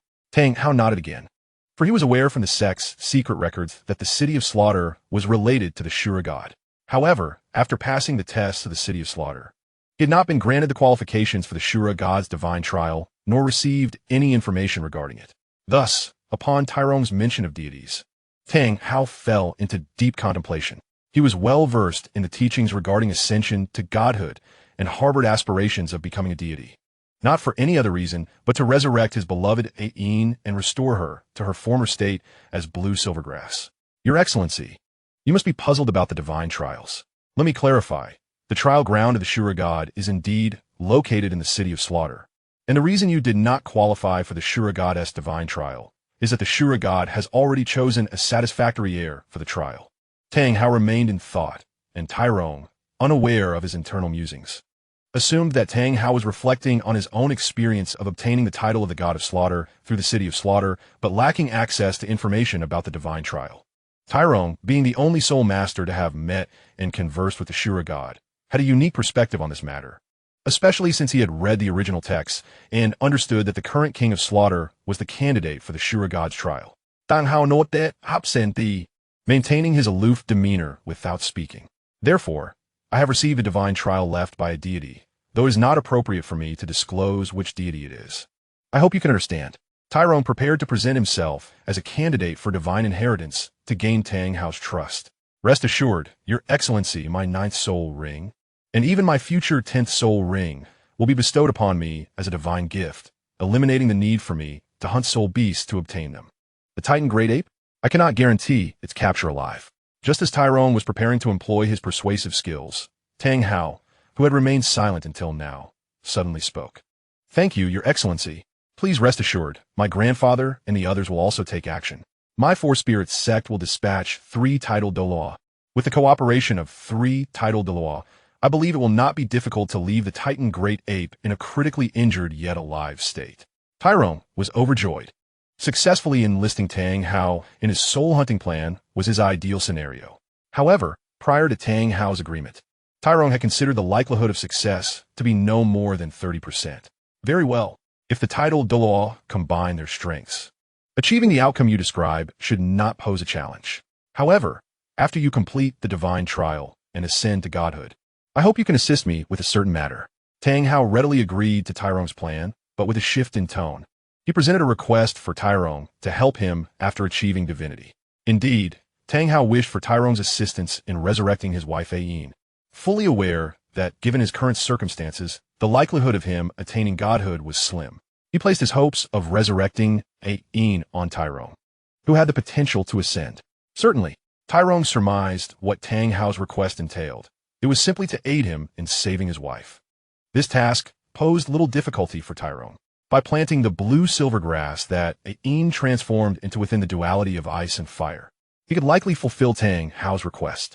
All right, I shall provide this to you. Whenever you require my assistance, simply deliver this token to the Xinheng Hotel in Tiando City, informing the owner of the time and location for our meeting, and I will come find you. Tang Hao retrieved a plaque inscribed with the character Hao, tossing it to Tyrone while explaining its use and how to contact him. After conveying this information, Tang Hao vanished in a flash, reappearing several dozen meters away. And soon his figure flickered and disappeared from Tyrone's sight. Tyrone examined the token crafted from meteorite iron, noting the character Hao etched upon it. Realizing it was Tang Hao's personal relationship token, distinct from the one belonging to the Haotian sect, it became evident that Tang Hao had indeed been operating his own influence while spending years in the secluded locale of Nodding City's Holy Soul Village. Considering this, Tyrone understood that without an organization to aid Tang Hao in gathering intelligence and concealing his whereabouts, he would have been discovered by the Spirit Hall long ago.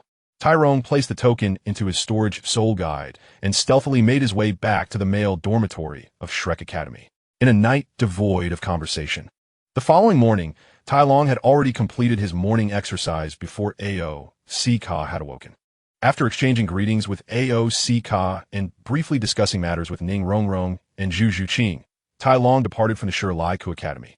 Ultimately, Zhu Zhuqing chose to remain at the academy to observe her fiancé Dai Mubai's situation, and Tai Long did not press the matter further, advising her to weigh her own decisions instead. Upon returning to Suatua City, Tai Long once again took residence in the Rose Hotel. However, this time, he embarked on a training regimen focused on enhancing his soul power through combat. Tai Long set his sights on the Titan Giant Ape as his 8th soul ring, which, in all of Douluo continent, could only be found within the Stardew Forest, specifically the Erming. According to Tai Long's knowledge, Erming and the Da Ming Sky Blue Bull Python typically resided near the Lake of Life within the Stardew Forest, having coexisted for countless years. It was well known that confronting 200,000-year soul beasts required no fewer than 6 tidal Dalu or 3 supreme Dalu. Thus, if Tai Long wished to hunt the Titan Giant Ape alone, he would need to seize the opportunity when it ventured away from the core region of the Stardew Forest. However, the instinctual territorial awareness of soul beasts and their long-standing companionship would not easily permit them to stray from the Sky Blue Bull Python or the Lake of Life. The only opportunity Tai Long knew of for the Titan Giant Ape to leave the Sky Blue Bull Python and the Lake of Life would be when the Shilai-Ku Academy entered the Stardew Forest to assist Ao Ka in seeking his 3rd soul ring. Chapter 304. Transformation. Suawa City is situated near the provinces of Fasnuo and Silvis within the Baloch Kingdom.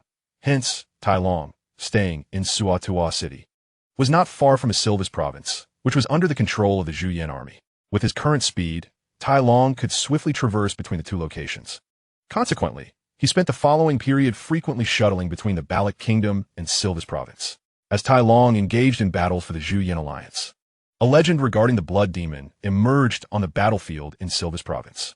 It was said that when the Blood Demon appeared, it would open the gates of hell, transforming the battlefield into a blood-red domain that enveloped all opposing forces of the Zhuyan alliance. Subsequently, upon identifying its sacrificial targets, the Blood Demon would summon vengeful spirits and asuras from hell, unleashing a brutal slaughter upon these designated offerings, feeding on their blood, souls, and terror to grow even more powerful. This phenomenon indeed transpired on the battlefield in Silvis Province. Yet many dismissed it as mere rumor, since no one had ever witnessed the Blood Demon summoning spirits or opening the gates of hell. Those who had seen the Blood Demon select sacrifices never returned from the blood-red domain. However, many had witnessed the aftermath, those who had been ensnared within the Blood Demon's domain. Regardless of whether they were soul masters of the Soul Sage rank or ordinary soldiers lacking any cultivation, all emerged as terrified corpses, some reduced to mere blood and flesh. With a long breath, Tai Long wiped away the blood that obscured his vision, discarding a piece of flesh, unknown to him whose it was, onto the ground. He cleaned the bloodstains from his Fong Tian Hua Ji by tearing a strip of fabric from a relatively intact corpse. As the blood-red domain around him gradually dissipated, he glanced at the panicked, demoralized enemy troops and, suppressing the urge to re-enter the fray, turned and walked back towards his own forces, carrying the massive weapon. As Tai Long departed, the commanders of the coalition forces from Silvis Province breathed a sigh of relief, and the ordinary soldiers relaxed their grip on their weapons, shaking their numb hands from the exertion, wiping the cold sweat that had formed on their brows, whether from fear or tension. Finally, he has left. General Insile, have you discovered anything regarding the origins of that demon? After Tai Long, as the Blood Demon withdrew, the army of the Zhuyan alliance began to retreat slowly, and the coalition's highest commander, Duke Benjamin, chose not to pursue during the chaotic retreat of the Zhuyan forces. This was a lesson learned from previous encounters, as Duke Benjamin recalled that the first appearance of the Blood Demon had similarly resulted in the coalition being encircled before it charged forth alone, subsequently unleashing the blood-red domain and slaughtering all within. The Zhuyan forces had then begun their retreat as they did today.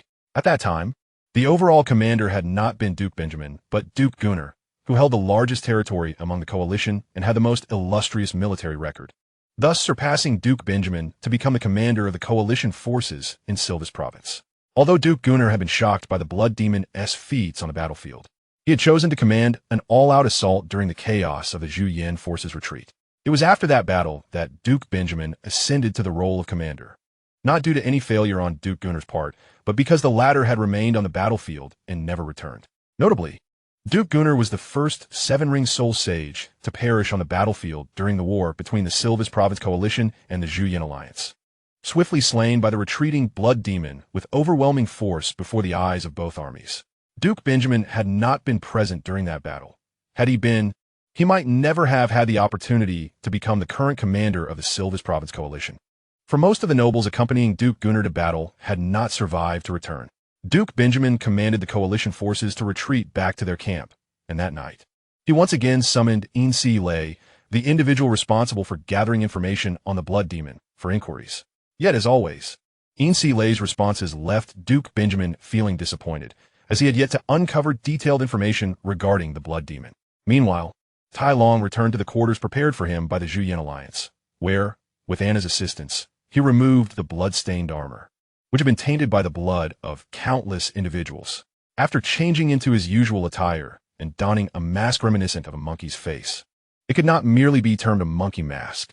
Those who had trained under the Zhuyan methodology on Douluo continent would recognize that Tai Long was now wearing the mask of Zhuyan.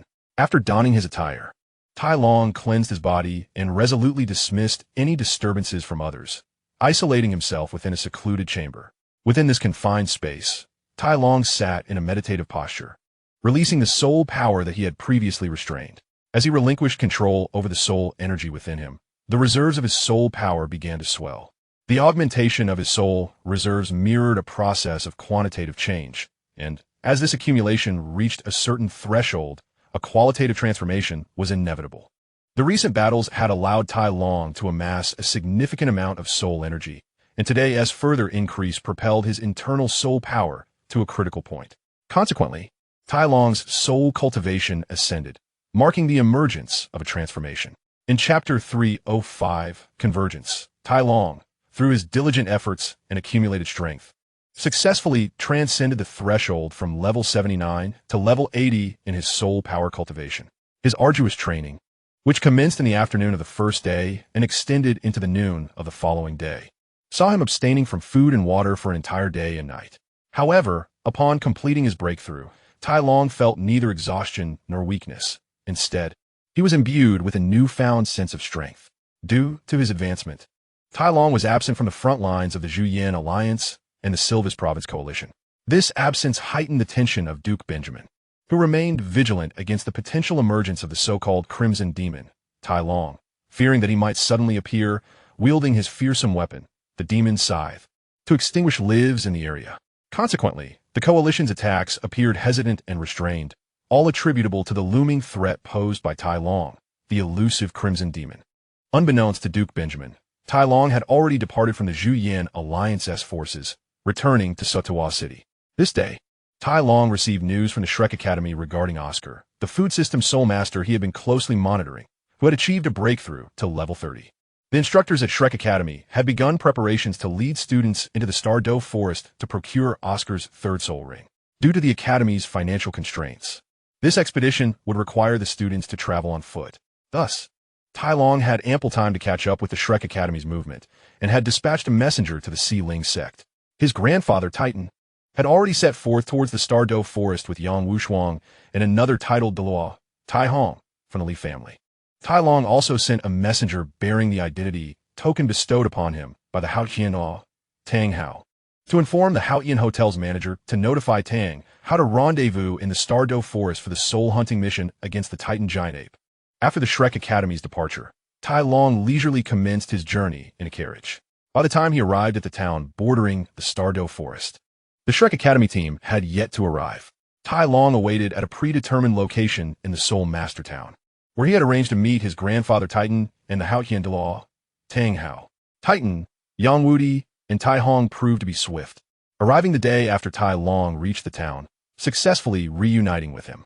On the other hand, Tang Hao lagged slightly behind, accompanying the Shrek Academy team. Tai Long surmised that Tang Hao likely encountered the Shrek Academy team en route to the Douluo forest and decided to join them, accompanying Tang San and Xiao Wu. Having previously discussed his plans with Titan, including how he discovered Tang Hao and reached their current agreement, Titan was somewhat prepared for their reunion. Despite feeling a mix of excitement and trepidation after many years apart, he found himself at a loss for words. Upon seeing Tang Hao, once the epitome of vigor and brilliance, Titan noted that he now appeared older than himself. This realization deepened Titan's complex emotions, leaving him uncertain about how to interact with the once prominent young master.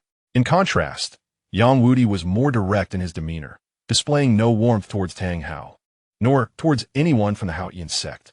His disdain stemmed from being cast aside and used as a shield by the Haotian sect. He would never forget the sacrifices made during the breakout battle, which claimed numerous lives, including those of elders, children, and many formidable soul masters in their prime.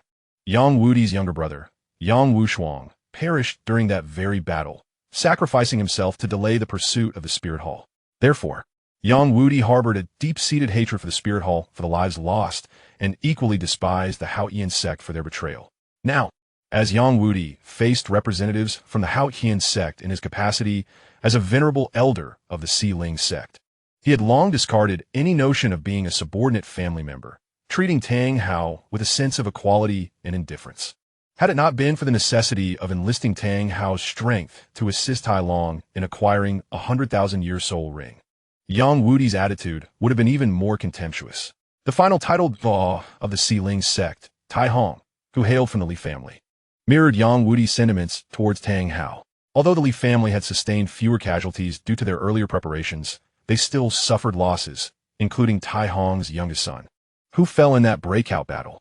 The anguish of losing a child fostered a deep-seated resentment towards the Haotian sect, resulting in Tai Hong displaying a similarly unfavorable disposition upon encountering Tang Hao.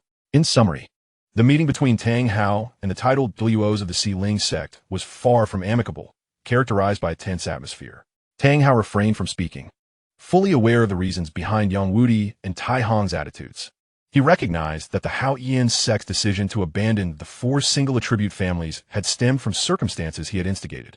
Despite not believing he had erred in confronting the Pope of the Spear Hall, the night passed in silence. The students of Shrek Academy, adhering to the principle that one should not provoke trouble, nonetheless found themselves embroiled in conflicts with other Soul Master academies. The conclusion of these encounters often resulted in Zhao Wujia's formidable strength prevailing. On the following day, under the leadership of the unmoved king Zhao Wujia, the Shrek Academy party ventured into the Stardow Forest to procure Oscar's 3rd soul ring. Simultaneously, Tai Long's tracking team embarked on their journey, each member concealing their presence and energy, discreetly trailing the Shrek Academy group.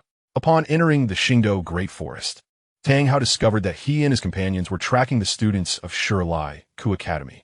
It was then that Tang Hao took the initiative to speak to Tai Long for the first time, inquiring about the specifics of their soul hunting plan. What?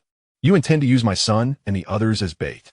Upon hearing Tai Long's detailed plan, Tang Hao could not contain his fury and instinctively grabbed Tai Long.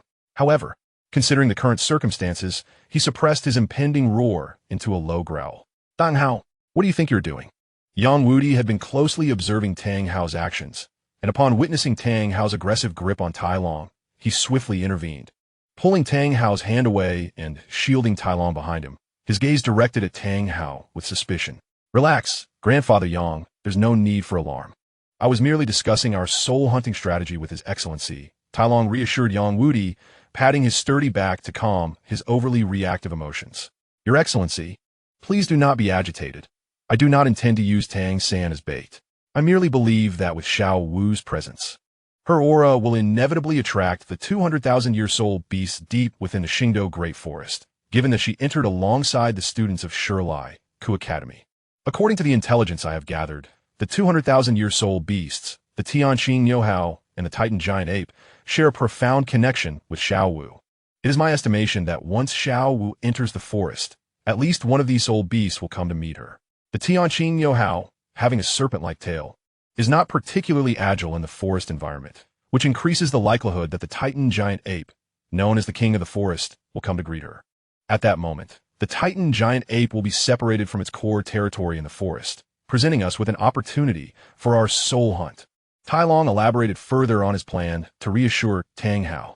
No, the Titan Giant Ape is a volatile and irritable soul beast, not to mention a 200,000-year-old Titan Giant Ape.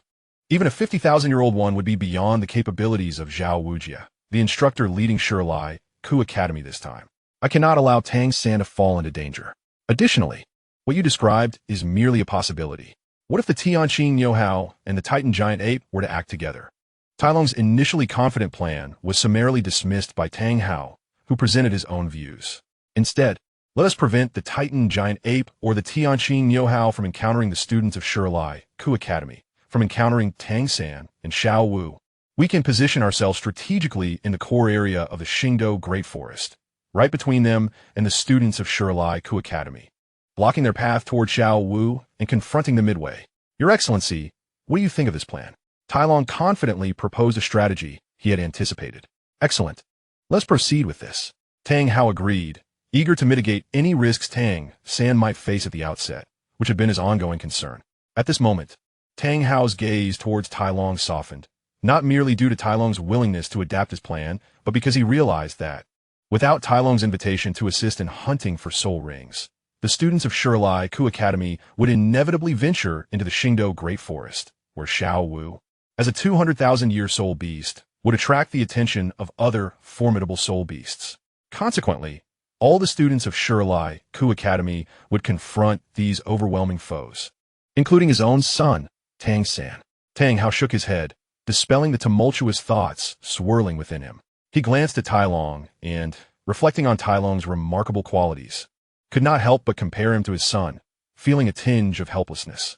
Although Tang Hao was immensely proud of his son, Tang San, whose dual martial spirits and innate full soul power marked him as a rare genius throughout the annals of Douluo continent, he could not overlook Tai Long's astounding achievements.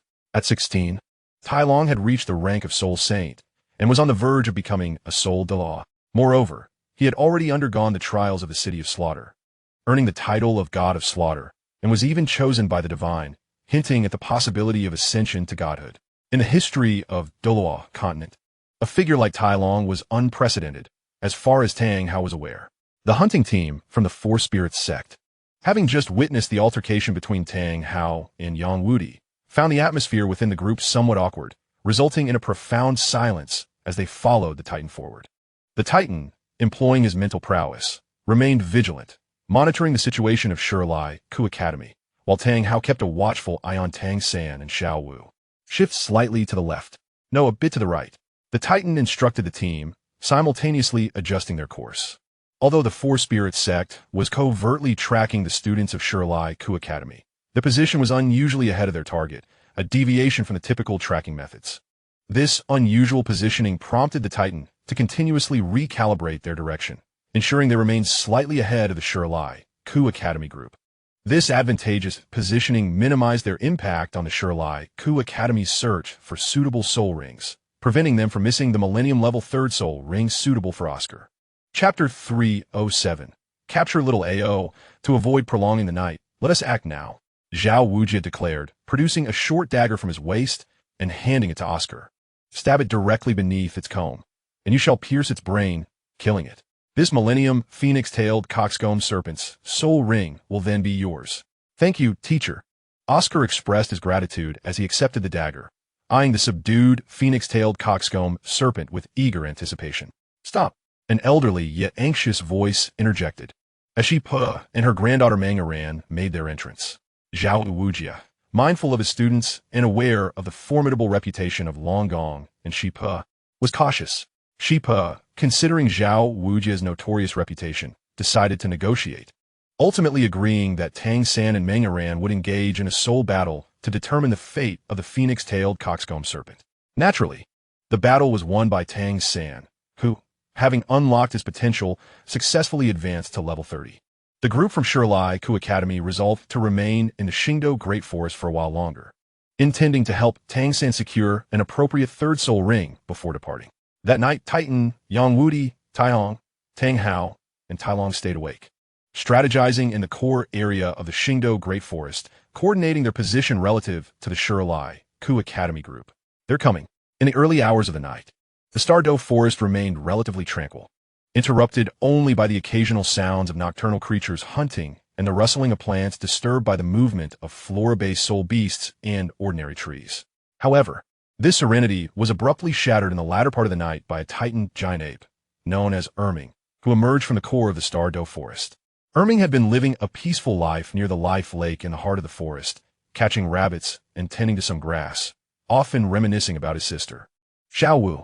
On this day, however, he sensed her presence in the forest, and, after conferring with the Tianqing bull python, he departed from the Life Lake area, leaving the core of the Stardow Forest.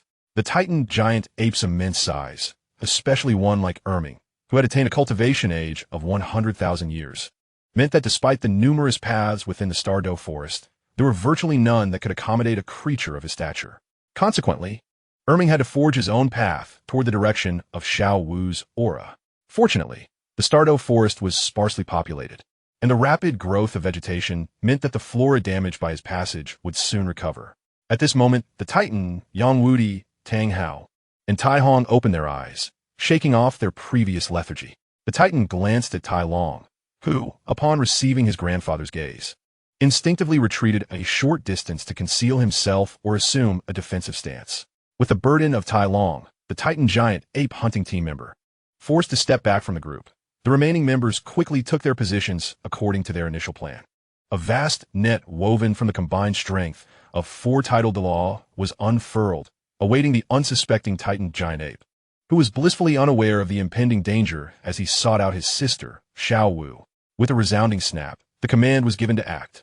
Accompanied by the sound of snapping branches, Yang Wudi, positioned at the forefront, confirmed the Titan giant ape was ensnared and bellowed a warning to the other tidal Dalu to spring into action.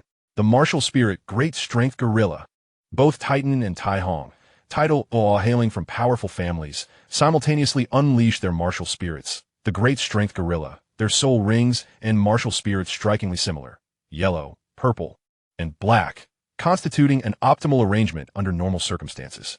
The two great strength gorillas then struck simultaneously, pinning the bewildered Titan giant ape, who had yet to fully comprehend the ambush. With the two brothers having engaged, Tang Hao, along with Yang Wudi, would not remain idle. A gigantic Haotian hammer manifested in Tang Hao's hand. Meanwhile, Yang Wudi concentrated on amassing his strength, a spear, the soul-piercing gun, pulsing with lethal energy in his grip. This energy was not derived from Yang Wudi's own cultivation, but was a trait inherent to the spear itself.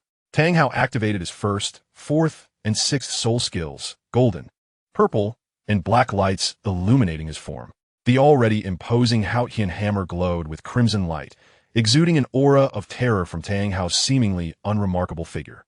The colossal Haotian hammer descended with tremendous force, striking the Titan giant ape's head, causing the already grimacing creature to grimace further, visibly distressed. With the blow delivered, Yang Wudi seized the opportunity as the Titan giant ape's arm, which had been poised to strike him, fell weakly, and the enlarged soul-piercing gun was plunged deep into the Titan giant ape's body. Though the Titan giant ape was a super soul beast of 100,000 years and the most powerful creature within the Douluo forest, it was caught completely off guard by the sudden assault from four title Douluo, including a super Douluo with an exceptional martial spirit. Consequently, the Titan giant ape was left dazed and disoriented, unable to retaliate effectively. At this juncture, Tai Long emerged from his concealed position near the trap, his Zhuyin martial spirit manifesting instantly. 7 soul rings, yellow, yellow, purple, black, black, black, and red, spiraled upwards from Tai Long's feet. Upon sighting the red soul ring encircling Tai Long, the Titan giant ape began to thrash violently, unsettled by the realization of the impending danger. Quickly act. The Tianqing bull python will undoubtedly come searching for its younger brother if the Titan giant ape does not return soon. We must swiftly absorb it, urged the Titan, pressing Tai Long to expedite the resolution of this 100,000-year soul beast. Chapter 309. Absorption. Tai Long swiftly approached the Titan giant ape, now momentarily subdued by the four titled awe. Under their urging, he thrust his Fong Tianhua Ji into the creature's eye, piercing its skull. With a powerful twist of his arm, the spear shattered the Titan giant ape's brain. The once thrashing Titan giant ape ceased its struggles, its once mighty form now limp, the strength within it dissipating. This relief allowed Tai Long and Tai Hong, who were tasked with restraining the Titan giant ape, to exhale deeply. Though both Tai Long and Tai Hong were formidable title Da, their great strength gorilla martial spirits still paled in comparison to the Titan giant ape's immense power. It was only through the use of their martial spirits in a surprise attack that they managed to barely subdue the creature.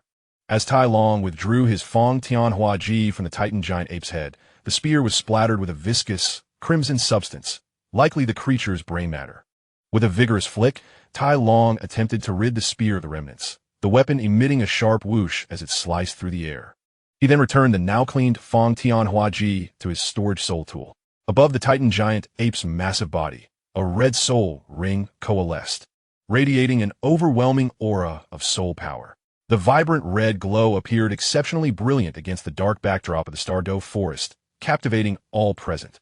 However, the four title Douluo, including Tang Hao and Yang Wudi, merely experienced a fleeting moment of excitement.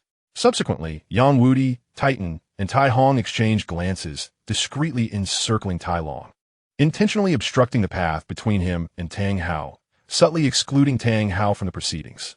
Even Titan, who had always held Tang Hao in high regard, was now prepared to defend his grandson's claim to the soul ring and soul bone.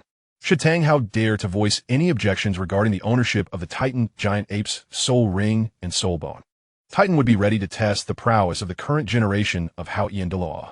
I shall go and see how things are over there with a little third party. Tang Hao has traversed the Dalu for many years and is no stranger to the current circumstances. Moreover, Tang Hao now possesses a complete set of soul bones and soul rings, showing little interest in the 100,000-year soul bone from the Titan giant ape. Furthermore, within Tang Hao's storage soul tool lies a 100,000-year soul bone from the leg of the blue-silver emperor. To prevent any potential conflict or misunderstanding, Tang Hao decided to proactively seek an excuse to depart. After Tang Hao's departure, Tai Long, Tai Hong, and Yang Wudi exchanged glances and nodded in agreement. Subsequently, Tai Long and Tai Hong unleashed their soul power, establishing a zone of spiritual and soul energy isolation centered around the soul rings of the Titan giant ape's corpse, thereby preparing Tai Long for the absorption of the 100,000-year soul ring. As Tai Long and Tai Hong commenced their actions, Yang Wudi was not idle either. Traditionally focused on direct confrontation, he now emulated the tactics of Douluo. From his storage soul tool, he retrieved several small vials, distancing himself slightly from Titan and the others. He then began to spray the contents of these vials around him, transforming the various types of medicine, whether pills or liquids, into mist using his own soul power to accelerate their diffusion. Yang Wudi aimed to cleanse the area of odors while simultaneously laying down some poison to obstruct any potential defenses. Unaware of Yang Wudi's intentions, Tai Long sat cross-legged beside the corpse of the Titan giant ape, calming his excited demeanor to maintain a state akin to his usual training. He then began to absorb his 8th soul ring, the second 100,000-year soul ring. This marked Tai Long's first direct absorption of a 100,000-year soul ring, and he was particularly focused. The previous encounter with the Qianjun Ant Emperor had felt akin to slaying an exceptionally clever child, rather than the grand experience of defeating a 100,000-year soul beast at the pinnacle of the Douluo Dalu's soul beast hierarchy. With his martial spirit, Zhu Yin, manifesting, Tai Long began the formal absorption of the red 100,000-year soul ring from the Titan giant ape. As Tai Long's soul power flowed in accordance with the innate guiding technique, a pulling force enveloped the Titan giant ape's red soul ring, facilitating Tai Long's seamless integration into the Wind Academy. As Tai Long absorbed the red soul ring, his mental and physical state was remarkably stable. The red soul ring floated above his head, radiating a formidable aura. At that moment, the Tianqing Yomeng, previously submerged, suddenly emerged, its massive head breaking through the tranquil surface of the life lake, oblivious to the Titan giant ape's demise. The Tianqing Yomeng might have pondered deeply had it been aware of the circumstances. Elsewhere, the previously relaxed Zhu Zhuqing, who was animatedly recounting stories of Tang San, suddenly felt a pang of discomfort in her heart, accompanied by an unsettling sensation. Meanwhile, Xiao Wu also felt the strain due to her financial needs and required proper treatment for both her skin and emotional state. Following the Titan giant ape's death, Xiao Wu's mood soured, and she ceased her idle chatter with Zhu Zhuqing and Ning Rongrong, closing her eyes and reminiscing about her past life as a soft-boned rabbit. Chapter 309. Crackle. As Tai Long absorbed the Titan giant ape soul ring, a series of explosive sounds erupted unexpectedly. Alongside the absorption process, Tai Long's previously halted physical development resumed, and he grew taller, though this was not immediately apparent as he sat cross-legged. Within Tai Long's mental realm, 3 monkeys faced off, with one representing his consciousness and the other composed entirely of dark energy, symbolizing the Titan giant ape, which continued to grow in form. Who are you? Just as Tai Long prepared to engage the Titan giant ape's remaining soul based on his past experiences, the residual spirit representing the Titan giant apes surprisingly spoke. However, Tai Long had no time to respond to the Titan giant ape's inquiry. The 2 Zhu Yin swiftly charged at the Titan giant ape, decisively establishing dominance and executing their first training exercise. With both Zhu Yin cooperating, Tai Long rapidly completed the absorption of his 8th soul ring. The once floating red soul ring, which emanated a tremendous pressure, was now subdued under Tai Long's efforts. Subsequently, Titan stored the immense corpse of the Titan giant ape within his storage soul tool. Having brought a large enough tool to transport the entire 100,000-year soul beast body back, Tai Long had already inspected the soul ring within the Titan giant ape's body, which turned out to be a right arm bone, with the exception of the torso and head bones. This would allow Tai Long to achieve his goal of obtaining a complete set of soul bones. As Tai Long entered a state of martial spirit manifestation, his body swelled significantly, a sight that was not only impressive but also indicative of his age and soul power cultivation. Upon releasing his martial spirit, Tai Long's 8 soul rings, yellow, yellow, purple, black, black, black, red, red, began to swirl around him. After Titan completed the packing of the Titan giant ape's corpse, he sought to check on Tang San, while Tang Hao's current condition, marked by multiple assassination attempts and prolonged neglect of treatment, raised concerns about his recovery. However, given Tang Hao's nature, it seemed challenging to convince Yang Wudi and Douluo to treat him. Since Tang Hao chose not to return, Tai Long expanded his recently enhanced mental power to communicate with the retreating Tang Hao. Tai Long then joined Tai Tan, Yang Wudi, and Tai Hong on their journey home, while Tang Hao, intent on attending to Tang San, remained with a few companions for the time being. Upon exiting the Xingdou Great Forest, Tai Long and his companions hurried back to their family residence in the Soul Master Town, feeling a sense of relief. The absorption of the 100,000-year soul ring from the Titan giant ape had surprisingly elevated Tai Long's cultivation level by 2 ranks, raising his soul power from level 80 to 82. Meanwhile, Tai Tan had dismantled the Titan giant ape's soul bone, which had indeed turned out to be a right arm bone, as Tai Long had anticipated. Under his grandfather Tai Tan's urging, Tai Long promptly commenced preparations for the absorption of the soul bone, which progressed smoothly. Tai Long's soul power cultivation advanced during this absorption process, revealing the vast potential within his body, suggesting that fate had indeed played a hand in these developments. Tyrone's soul power cultivation had just broken through to level 82. After absorbing a 10,000-year-old soul bone, Tyrone's soul power naturally surged forward. He felt an overwhelming urge to express this emotion.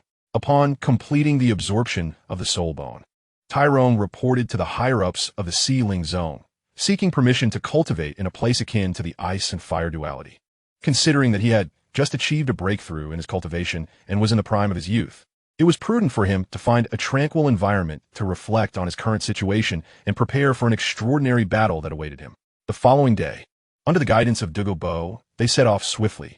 Douluo merely acted as a guide, as the current technology was no less advanced than that of their opponents. A thought that resonated with Tyrone.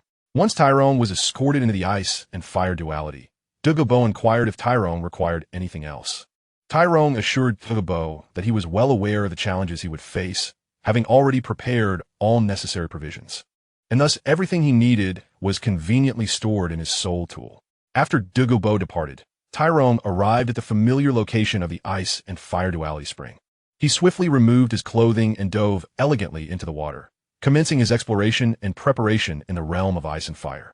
As Tyrone descended deeper into the spring, he sensed the tremendous power contained within the waters, a force that should not be underestimated, as he hoped to avoid any unforeseen complications.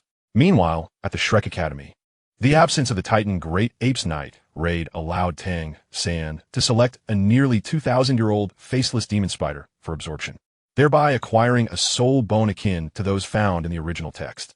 At present, it could be said that Tang San remained the chosen one of Douluo continent. Yet with Tyrone's disruptive presence, it remained uncertain whether Tang San could maintain his status as the favored child of this realm. This time, Xiao Wu had not been taken by the Titan Great Ape, yet she still managed to go missing, claiming to have acquired a 1,000-year soul ring through her own hunts. The journey of Shrek Academy to the Stardow Forest concluded smoothly, but during their return, Zhu Zhuqing, the fiancé of Dai Mubai, suddenly vanished. Chapter 3:10. Tiando Academy. Today marked the day when the members of Shrek Academy headed to the Tiando Royal Advanced Soul Master Academy. The expressions of the group were far from pleasant, particularly that of Flender, the Academy's head, who was leading the way with a map, his demeanor sour. Xiao Gong, you are familiar with Tiando City. Do you know how to get to the Tiando Royal Advanced Soul Master Academy? This map appears rather vague, Flender remarked, adjusting his golden-rimmed glasses and squinting at the map in his hands. After comparing the markings on the map with the surrounding environment, he noticed discrepancies and hesitantly asked Yu Xiaojiang, who hailed from the Blue Lightning Tyrant Dragon sect, for assistance. Yu Xiaojiang pulled from his thoughts, surveyed the surroundings and shook his head. I'm not certain. I left Tiando City at a young age and haven't returned since. After all these years, the environment has changed significantly, and my memory is a bit hazy. After speaking, Yu Xiaojiang fell back into deep contemplation, muttering to himself. It was not that he disregarded Flender. He genuinely did not know the way, as during his time in the Blue Lightning Tyrant Dragon sect, he had not entertained the notion of attending the Tiando Royal Advanced Soul Master Academy. Flender, observing Yu Xiaojiang's distracted demeanor, shook his head and turned to Zhao Wujia. His gaze filled with a clear inquiry, wondering if Zhao Wujia was equally unaware of the path to the academy. Don't look at me. I come from a small place and have never even attended an Advanced Soul Master Academy, let alone the Tiando Royal Academy. I've only visited Tiando City a couple of times, and I was too busy to pay attention to any Soul Master Academies, Zhao Wujia explained, waving his hand dismissively. On the other side, Li Yusong and the other teachers from Shrek Academy shared a similar predicament. Despite their formidable strength, their background were modest, marking them as anomalies among the common folk. Consequently, none of the teachers from Shrek Academy were well acquainted with the location of the Tiando Royal Advanced Soul Master Academy. As Flinder was about to continue scrutinizing the outdated map in his possession, seeking the route to the Tiando Royal Academy, Ning Rongrong, not wishing to squander any more time, stepped forward. Dean Flinder, I know where the Tiando Royal Academy is. My family's castle is not far from Tiando City. I often visited Tiando City with my clan and have been to the Tiando Royal Academy. While the direct descendants of our Seven Treasures glazed tile sect study within the sect, some branch members do attend the Tiando Royal Advanced Soul Master Academy. In fact, the academy is not located within Tiando City, but rather outside it, much like how our Shrek Academy is situated outside Swoto City. Ning Rongrong elaborated, subtly praising her current affiliation with Shrek Academy. Rongrong, could you check if the markings on this map are correct? Flinder, upon hearing Ning Rongrong's explanation, began searching the map as she had suggested. He quickly located the positions of the Seven Treasures glazed tile sect and the Tiando Royal Advanced Soul Master Academy, pointing to the map as he inquired. Dean, when was this map made? It must be at least over 10 years old. Ning Rongrong remarked, somewhat exasperated after examining Flinder's map. Really? You can discern the age of the map with just a glance? Impressive. I never knew you had such an interest in antiquities. Flinder exclaimed, his eyes lighting up, adjusting his glasses with interest. What interest in antiquities? I merely noted that your map is outdated. It doesn't even mark the locations of the Sealing Zone and the Li Ji family, even though the Sealing Zone was established later than the Li Ji family, which has already relocated next to Tiando City for over a decade. This map doesn't even include the Li Ji family S marker, so it must indeed be over 10 years old. Ning Rongrong rolled her eyes, exasperated, as she pointed out a specific location on the map to Flinder. Flinder, observing Ning Rongrong's indication towards the forest on the map, sensed the gazes of those around him beginning to shift, reflecting a growing skepticism. In recent years, I have been diligently working on the development of our Shrek Academy. It is only natural to overlook certain trivial matters. Since Rongrong, you are familiar with the path, please lead the way. With that, Flinder snatched the old map from Ning Rongrong's hands, deftly shifting the topic, and pushed her to the front of the group to guide them. Ning Rongrong led the group from Shrek Academy towards the Tiando Royal Advanced Soul Master Academy. All the members of the group were robust soul masters, so their pace was brisk. Before long, under Ning Rongrong's guidance, they arrived at the mountain that belonged to the Tiando Royal Academy. It was now noon, and the sun was high in the sky. The Shrek group took a moment to rest in the shade of the trees by the roadside. At this time, Flinder inquired, Rongrong, how far are we from the Tiando Royal Academy? Director, we have already arrived. We are currently within the boundaries of the Tiando Royal Advanced Soul Master Academy. This entire mountain belongs to the Academy, and that lake behind it as well. As Ning Rongrong spoke, she gestured towards the mountain and pointed out its features to Flinder. Upon hearing this, Flinder's eyes sparkled with a gleam of gold soul coins, as he began to calculate the worth of this mountain in his mind. A location nestled by the mountains and waters. What a splendid sight. The members of Shrek Academy, having understood Ning Rongrong's explanation, took a moment to scrutinize the mountain before them. At that moment, both the teachers and students of Shrek Academy nodded in their hearts, expressing satisfaction with the environment of the Tiando Royal Advanced Soul Master Academy. The students felt content with the prospect of a better learning environment, while the teachers were pleased at the thought of merging Shrek Academy with the Tiando Royal Academy, envisioning themselves as instructors there. Chapter 311. Entering the academy under Ning Rongrong's leadership, the Shrek group arrived at the entrance of the Tiando Royal Advanced Soul Master Academy. May I ask what brings you to our Tiando Academy? As the Shrek group hesitated, unsure of their next steps, a middle-aged man dressed in silver attire, who appeared to be of similar age to Flinder, emerged from the academy and crossed paths with them. Noticing the simplicity of the Shrek group's attire and the significant age difference among them, he assumed they were there to search for someone.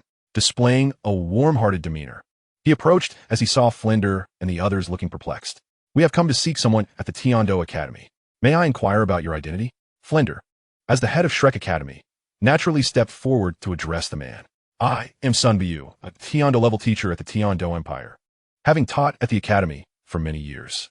Since you are here to search for someone, and I happen to be free at the moment, please tell me the name of the person you seek, and I shall assist you in finding them.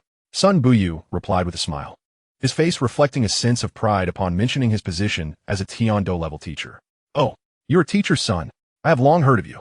Qin Ming spoke highly of your vast knowledge and rich experience in teaching, Flender remarked, having honed his skills in dealing with various individuals over his many years in business. It was evident that he was unfamiliar with Sun Buyu before today, and Qin Ming would not have mentioned anything about him. So Flender's words were clearly intended to cultivate a rapport, perhaps envisioning a future of collaboration within the same academy. Such praise, by the way, is the Qin Ming you mentioned, the teacher from our Tiando Academy? Sun Buyu, unable to conceal his smile at Flender's compliments, waved his hands modestly, only to realize that the man before him had mentioned Qin Ming as a reference, prompting him to inquire further.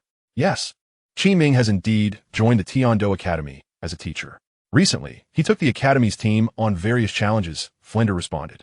"Oh, so you must be from Shrek Academy?" Sun Bu deduced, his understanding of their purpose becoming clearer, though he sought confirmation. "Indeed," Flender affirmed with a nod. "Ha ha ha. So you are the esteemed Shrek Academy that has nurtured a talent like Teacher Qin Ming. It is a pleasure to meet you."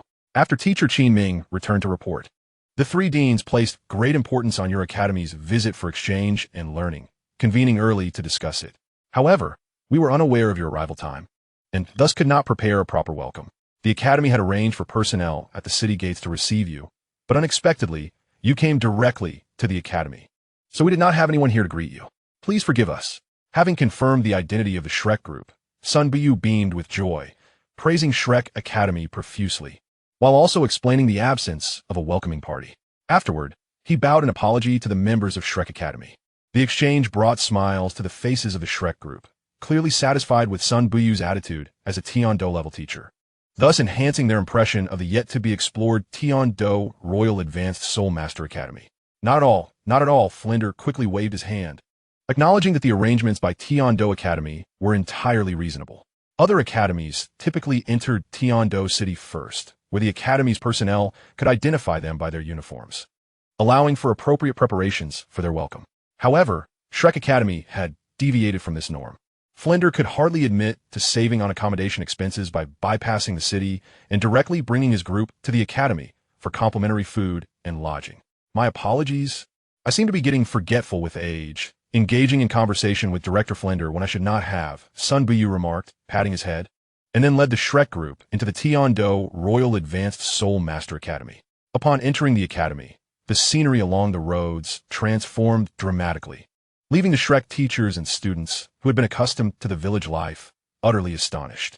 Along the way, the exclamations of Ma Hongjun and Oscar echoed continuously. Sun Buyu, clearly aware of the purpose of Shrek Academy's visit, likely anticipating that these students and teachers might join Tiando Academy in the future, warmly introduced various buildings and scenic spots throughout the journey, placing particular emphasis on the academy's simulated training areas. Despite Sun Buyu's thorough introductions, the group did not slow their pace, and soon they arrived at the main campus area of the Tiando Royal Academy. The main campus was entirely composed of single-story buildings, with outer walls towering 5 meters high, painted in a vibrant yellow hue, creating a strikingly beautiful appearance. Even the tops of the walls were adorned with glazed tiles, resembling a palace fortress, particularly resplendent under the rays of the setting sun. Sun Bu led the delegation from Shrek Academy to the reception hall of the Tiando Royal Advanced Soul Master Academy. After ensuring that the Shrek group was comfortably settled, he excused himself to seek an audience with the president of Tiando Academy. "What do you think of this place?" Flandre inquired, addressing Zhao Wujia and the other teachers from Shrek Academy, feeling at ease now that Sun Bu had departed. "It is quite pleasant. The air is refreshing, and it is indeed an ideal place for retirement," replied Lao Zhao nonchalantly, adding, "As long as you're satisfied, I have no objections." The teachers from Shrek Academy expressed their opinions, and it was evident that they were all quite pleased with the environment of Tiando Academy, clearly looking forward to teaching and enjoying their twilight years in such a distinguished institution. In Chapter 312, Notification, the delegation from Shrek Academy was arranged to rest in the reception hall of Tiando Royal Advanced Soul Master Academy. The teachers and students gathered in small clusters, engaging in hushed conversations. The contented smiles and nods among them indicated their buoyant spirits and anticipation for their future lives at Tiando Academy. President, Teacher Zhao, Teacher Li.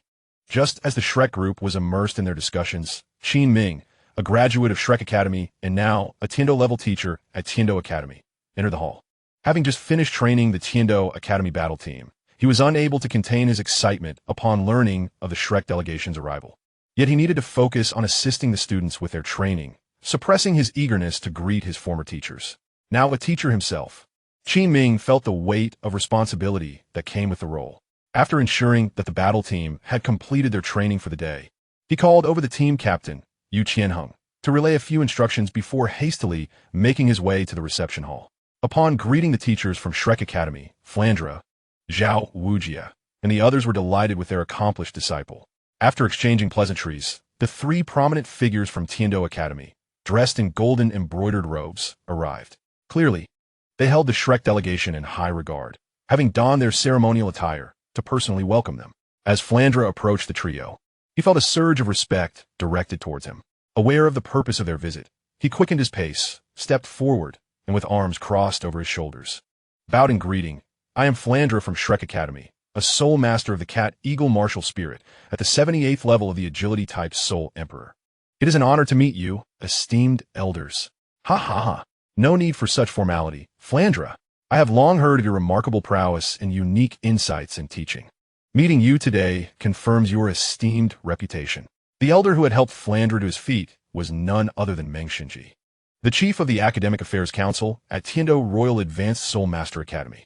After a brief exchange of pleasantries, Meng Xinji introduced his companions, Hai Baoshan and Jilin, both formidable soul Douluos, to the members of Shrek Academy. In response to the introduction of these powerful figures, Flandra and the others promptly paid their respects, acknowledging the honor of encountering such esteemed soul Douluos. Following the introductions, Flandra provided an overview of the situation at Shrek Academy, particularly highlighting the martial spirits and soul power levels of several of its teachers. Understanding the purpose behind Shrek Academy's visit, the representatives from Tiendo Academy displayed a warm demeanor towards the delegation, especially appreciating the extraordinary talents among the Shrek students. Upon learning about the ages and cultivation levels of these gifted children, the three soul Douluo figures felt a surge of admiration for their potential.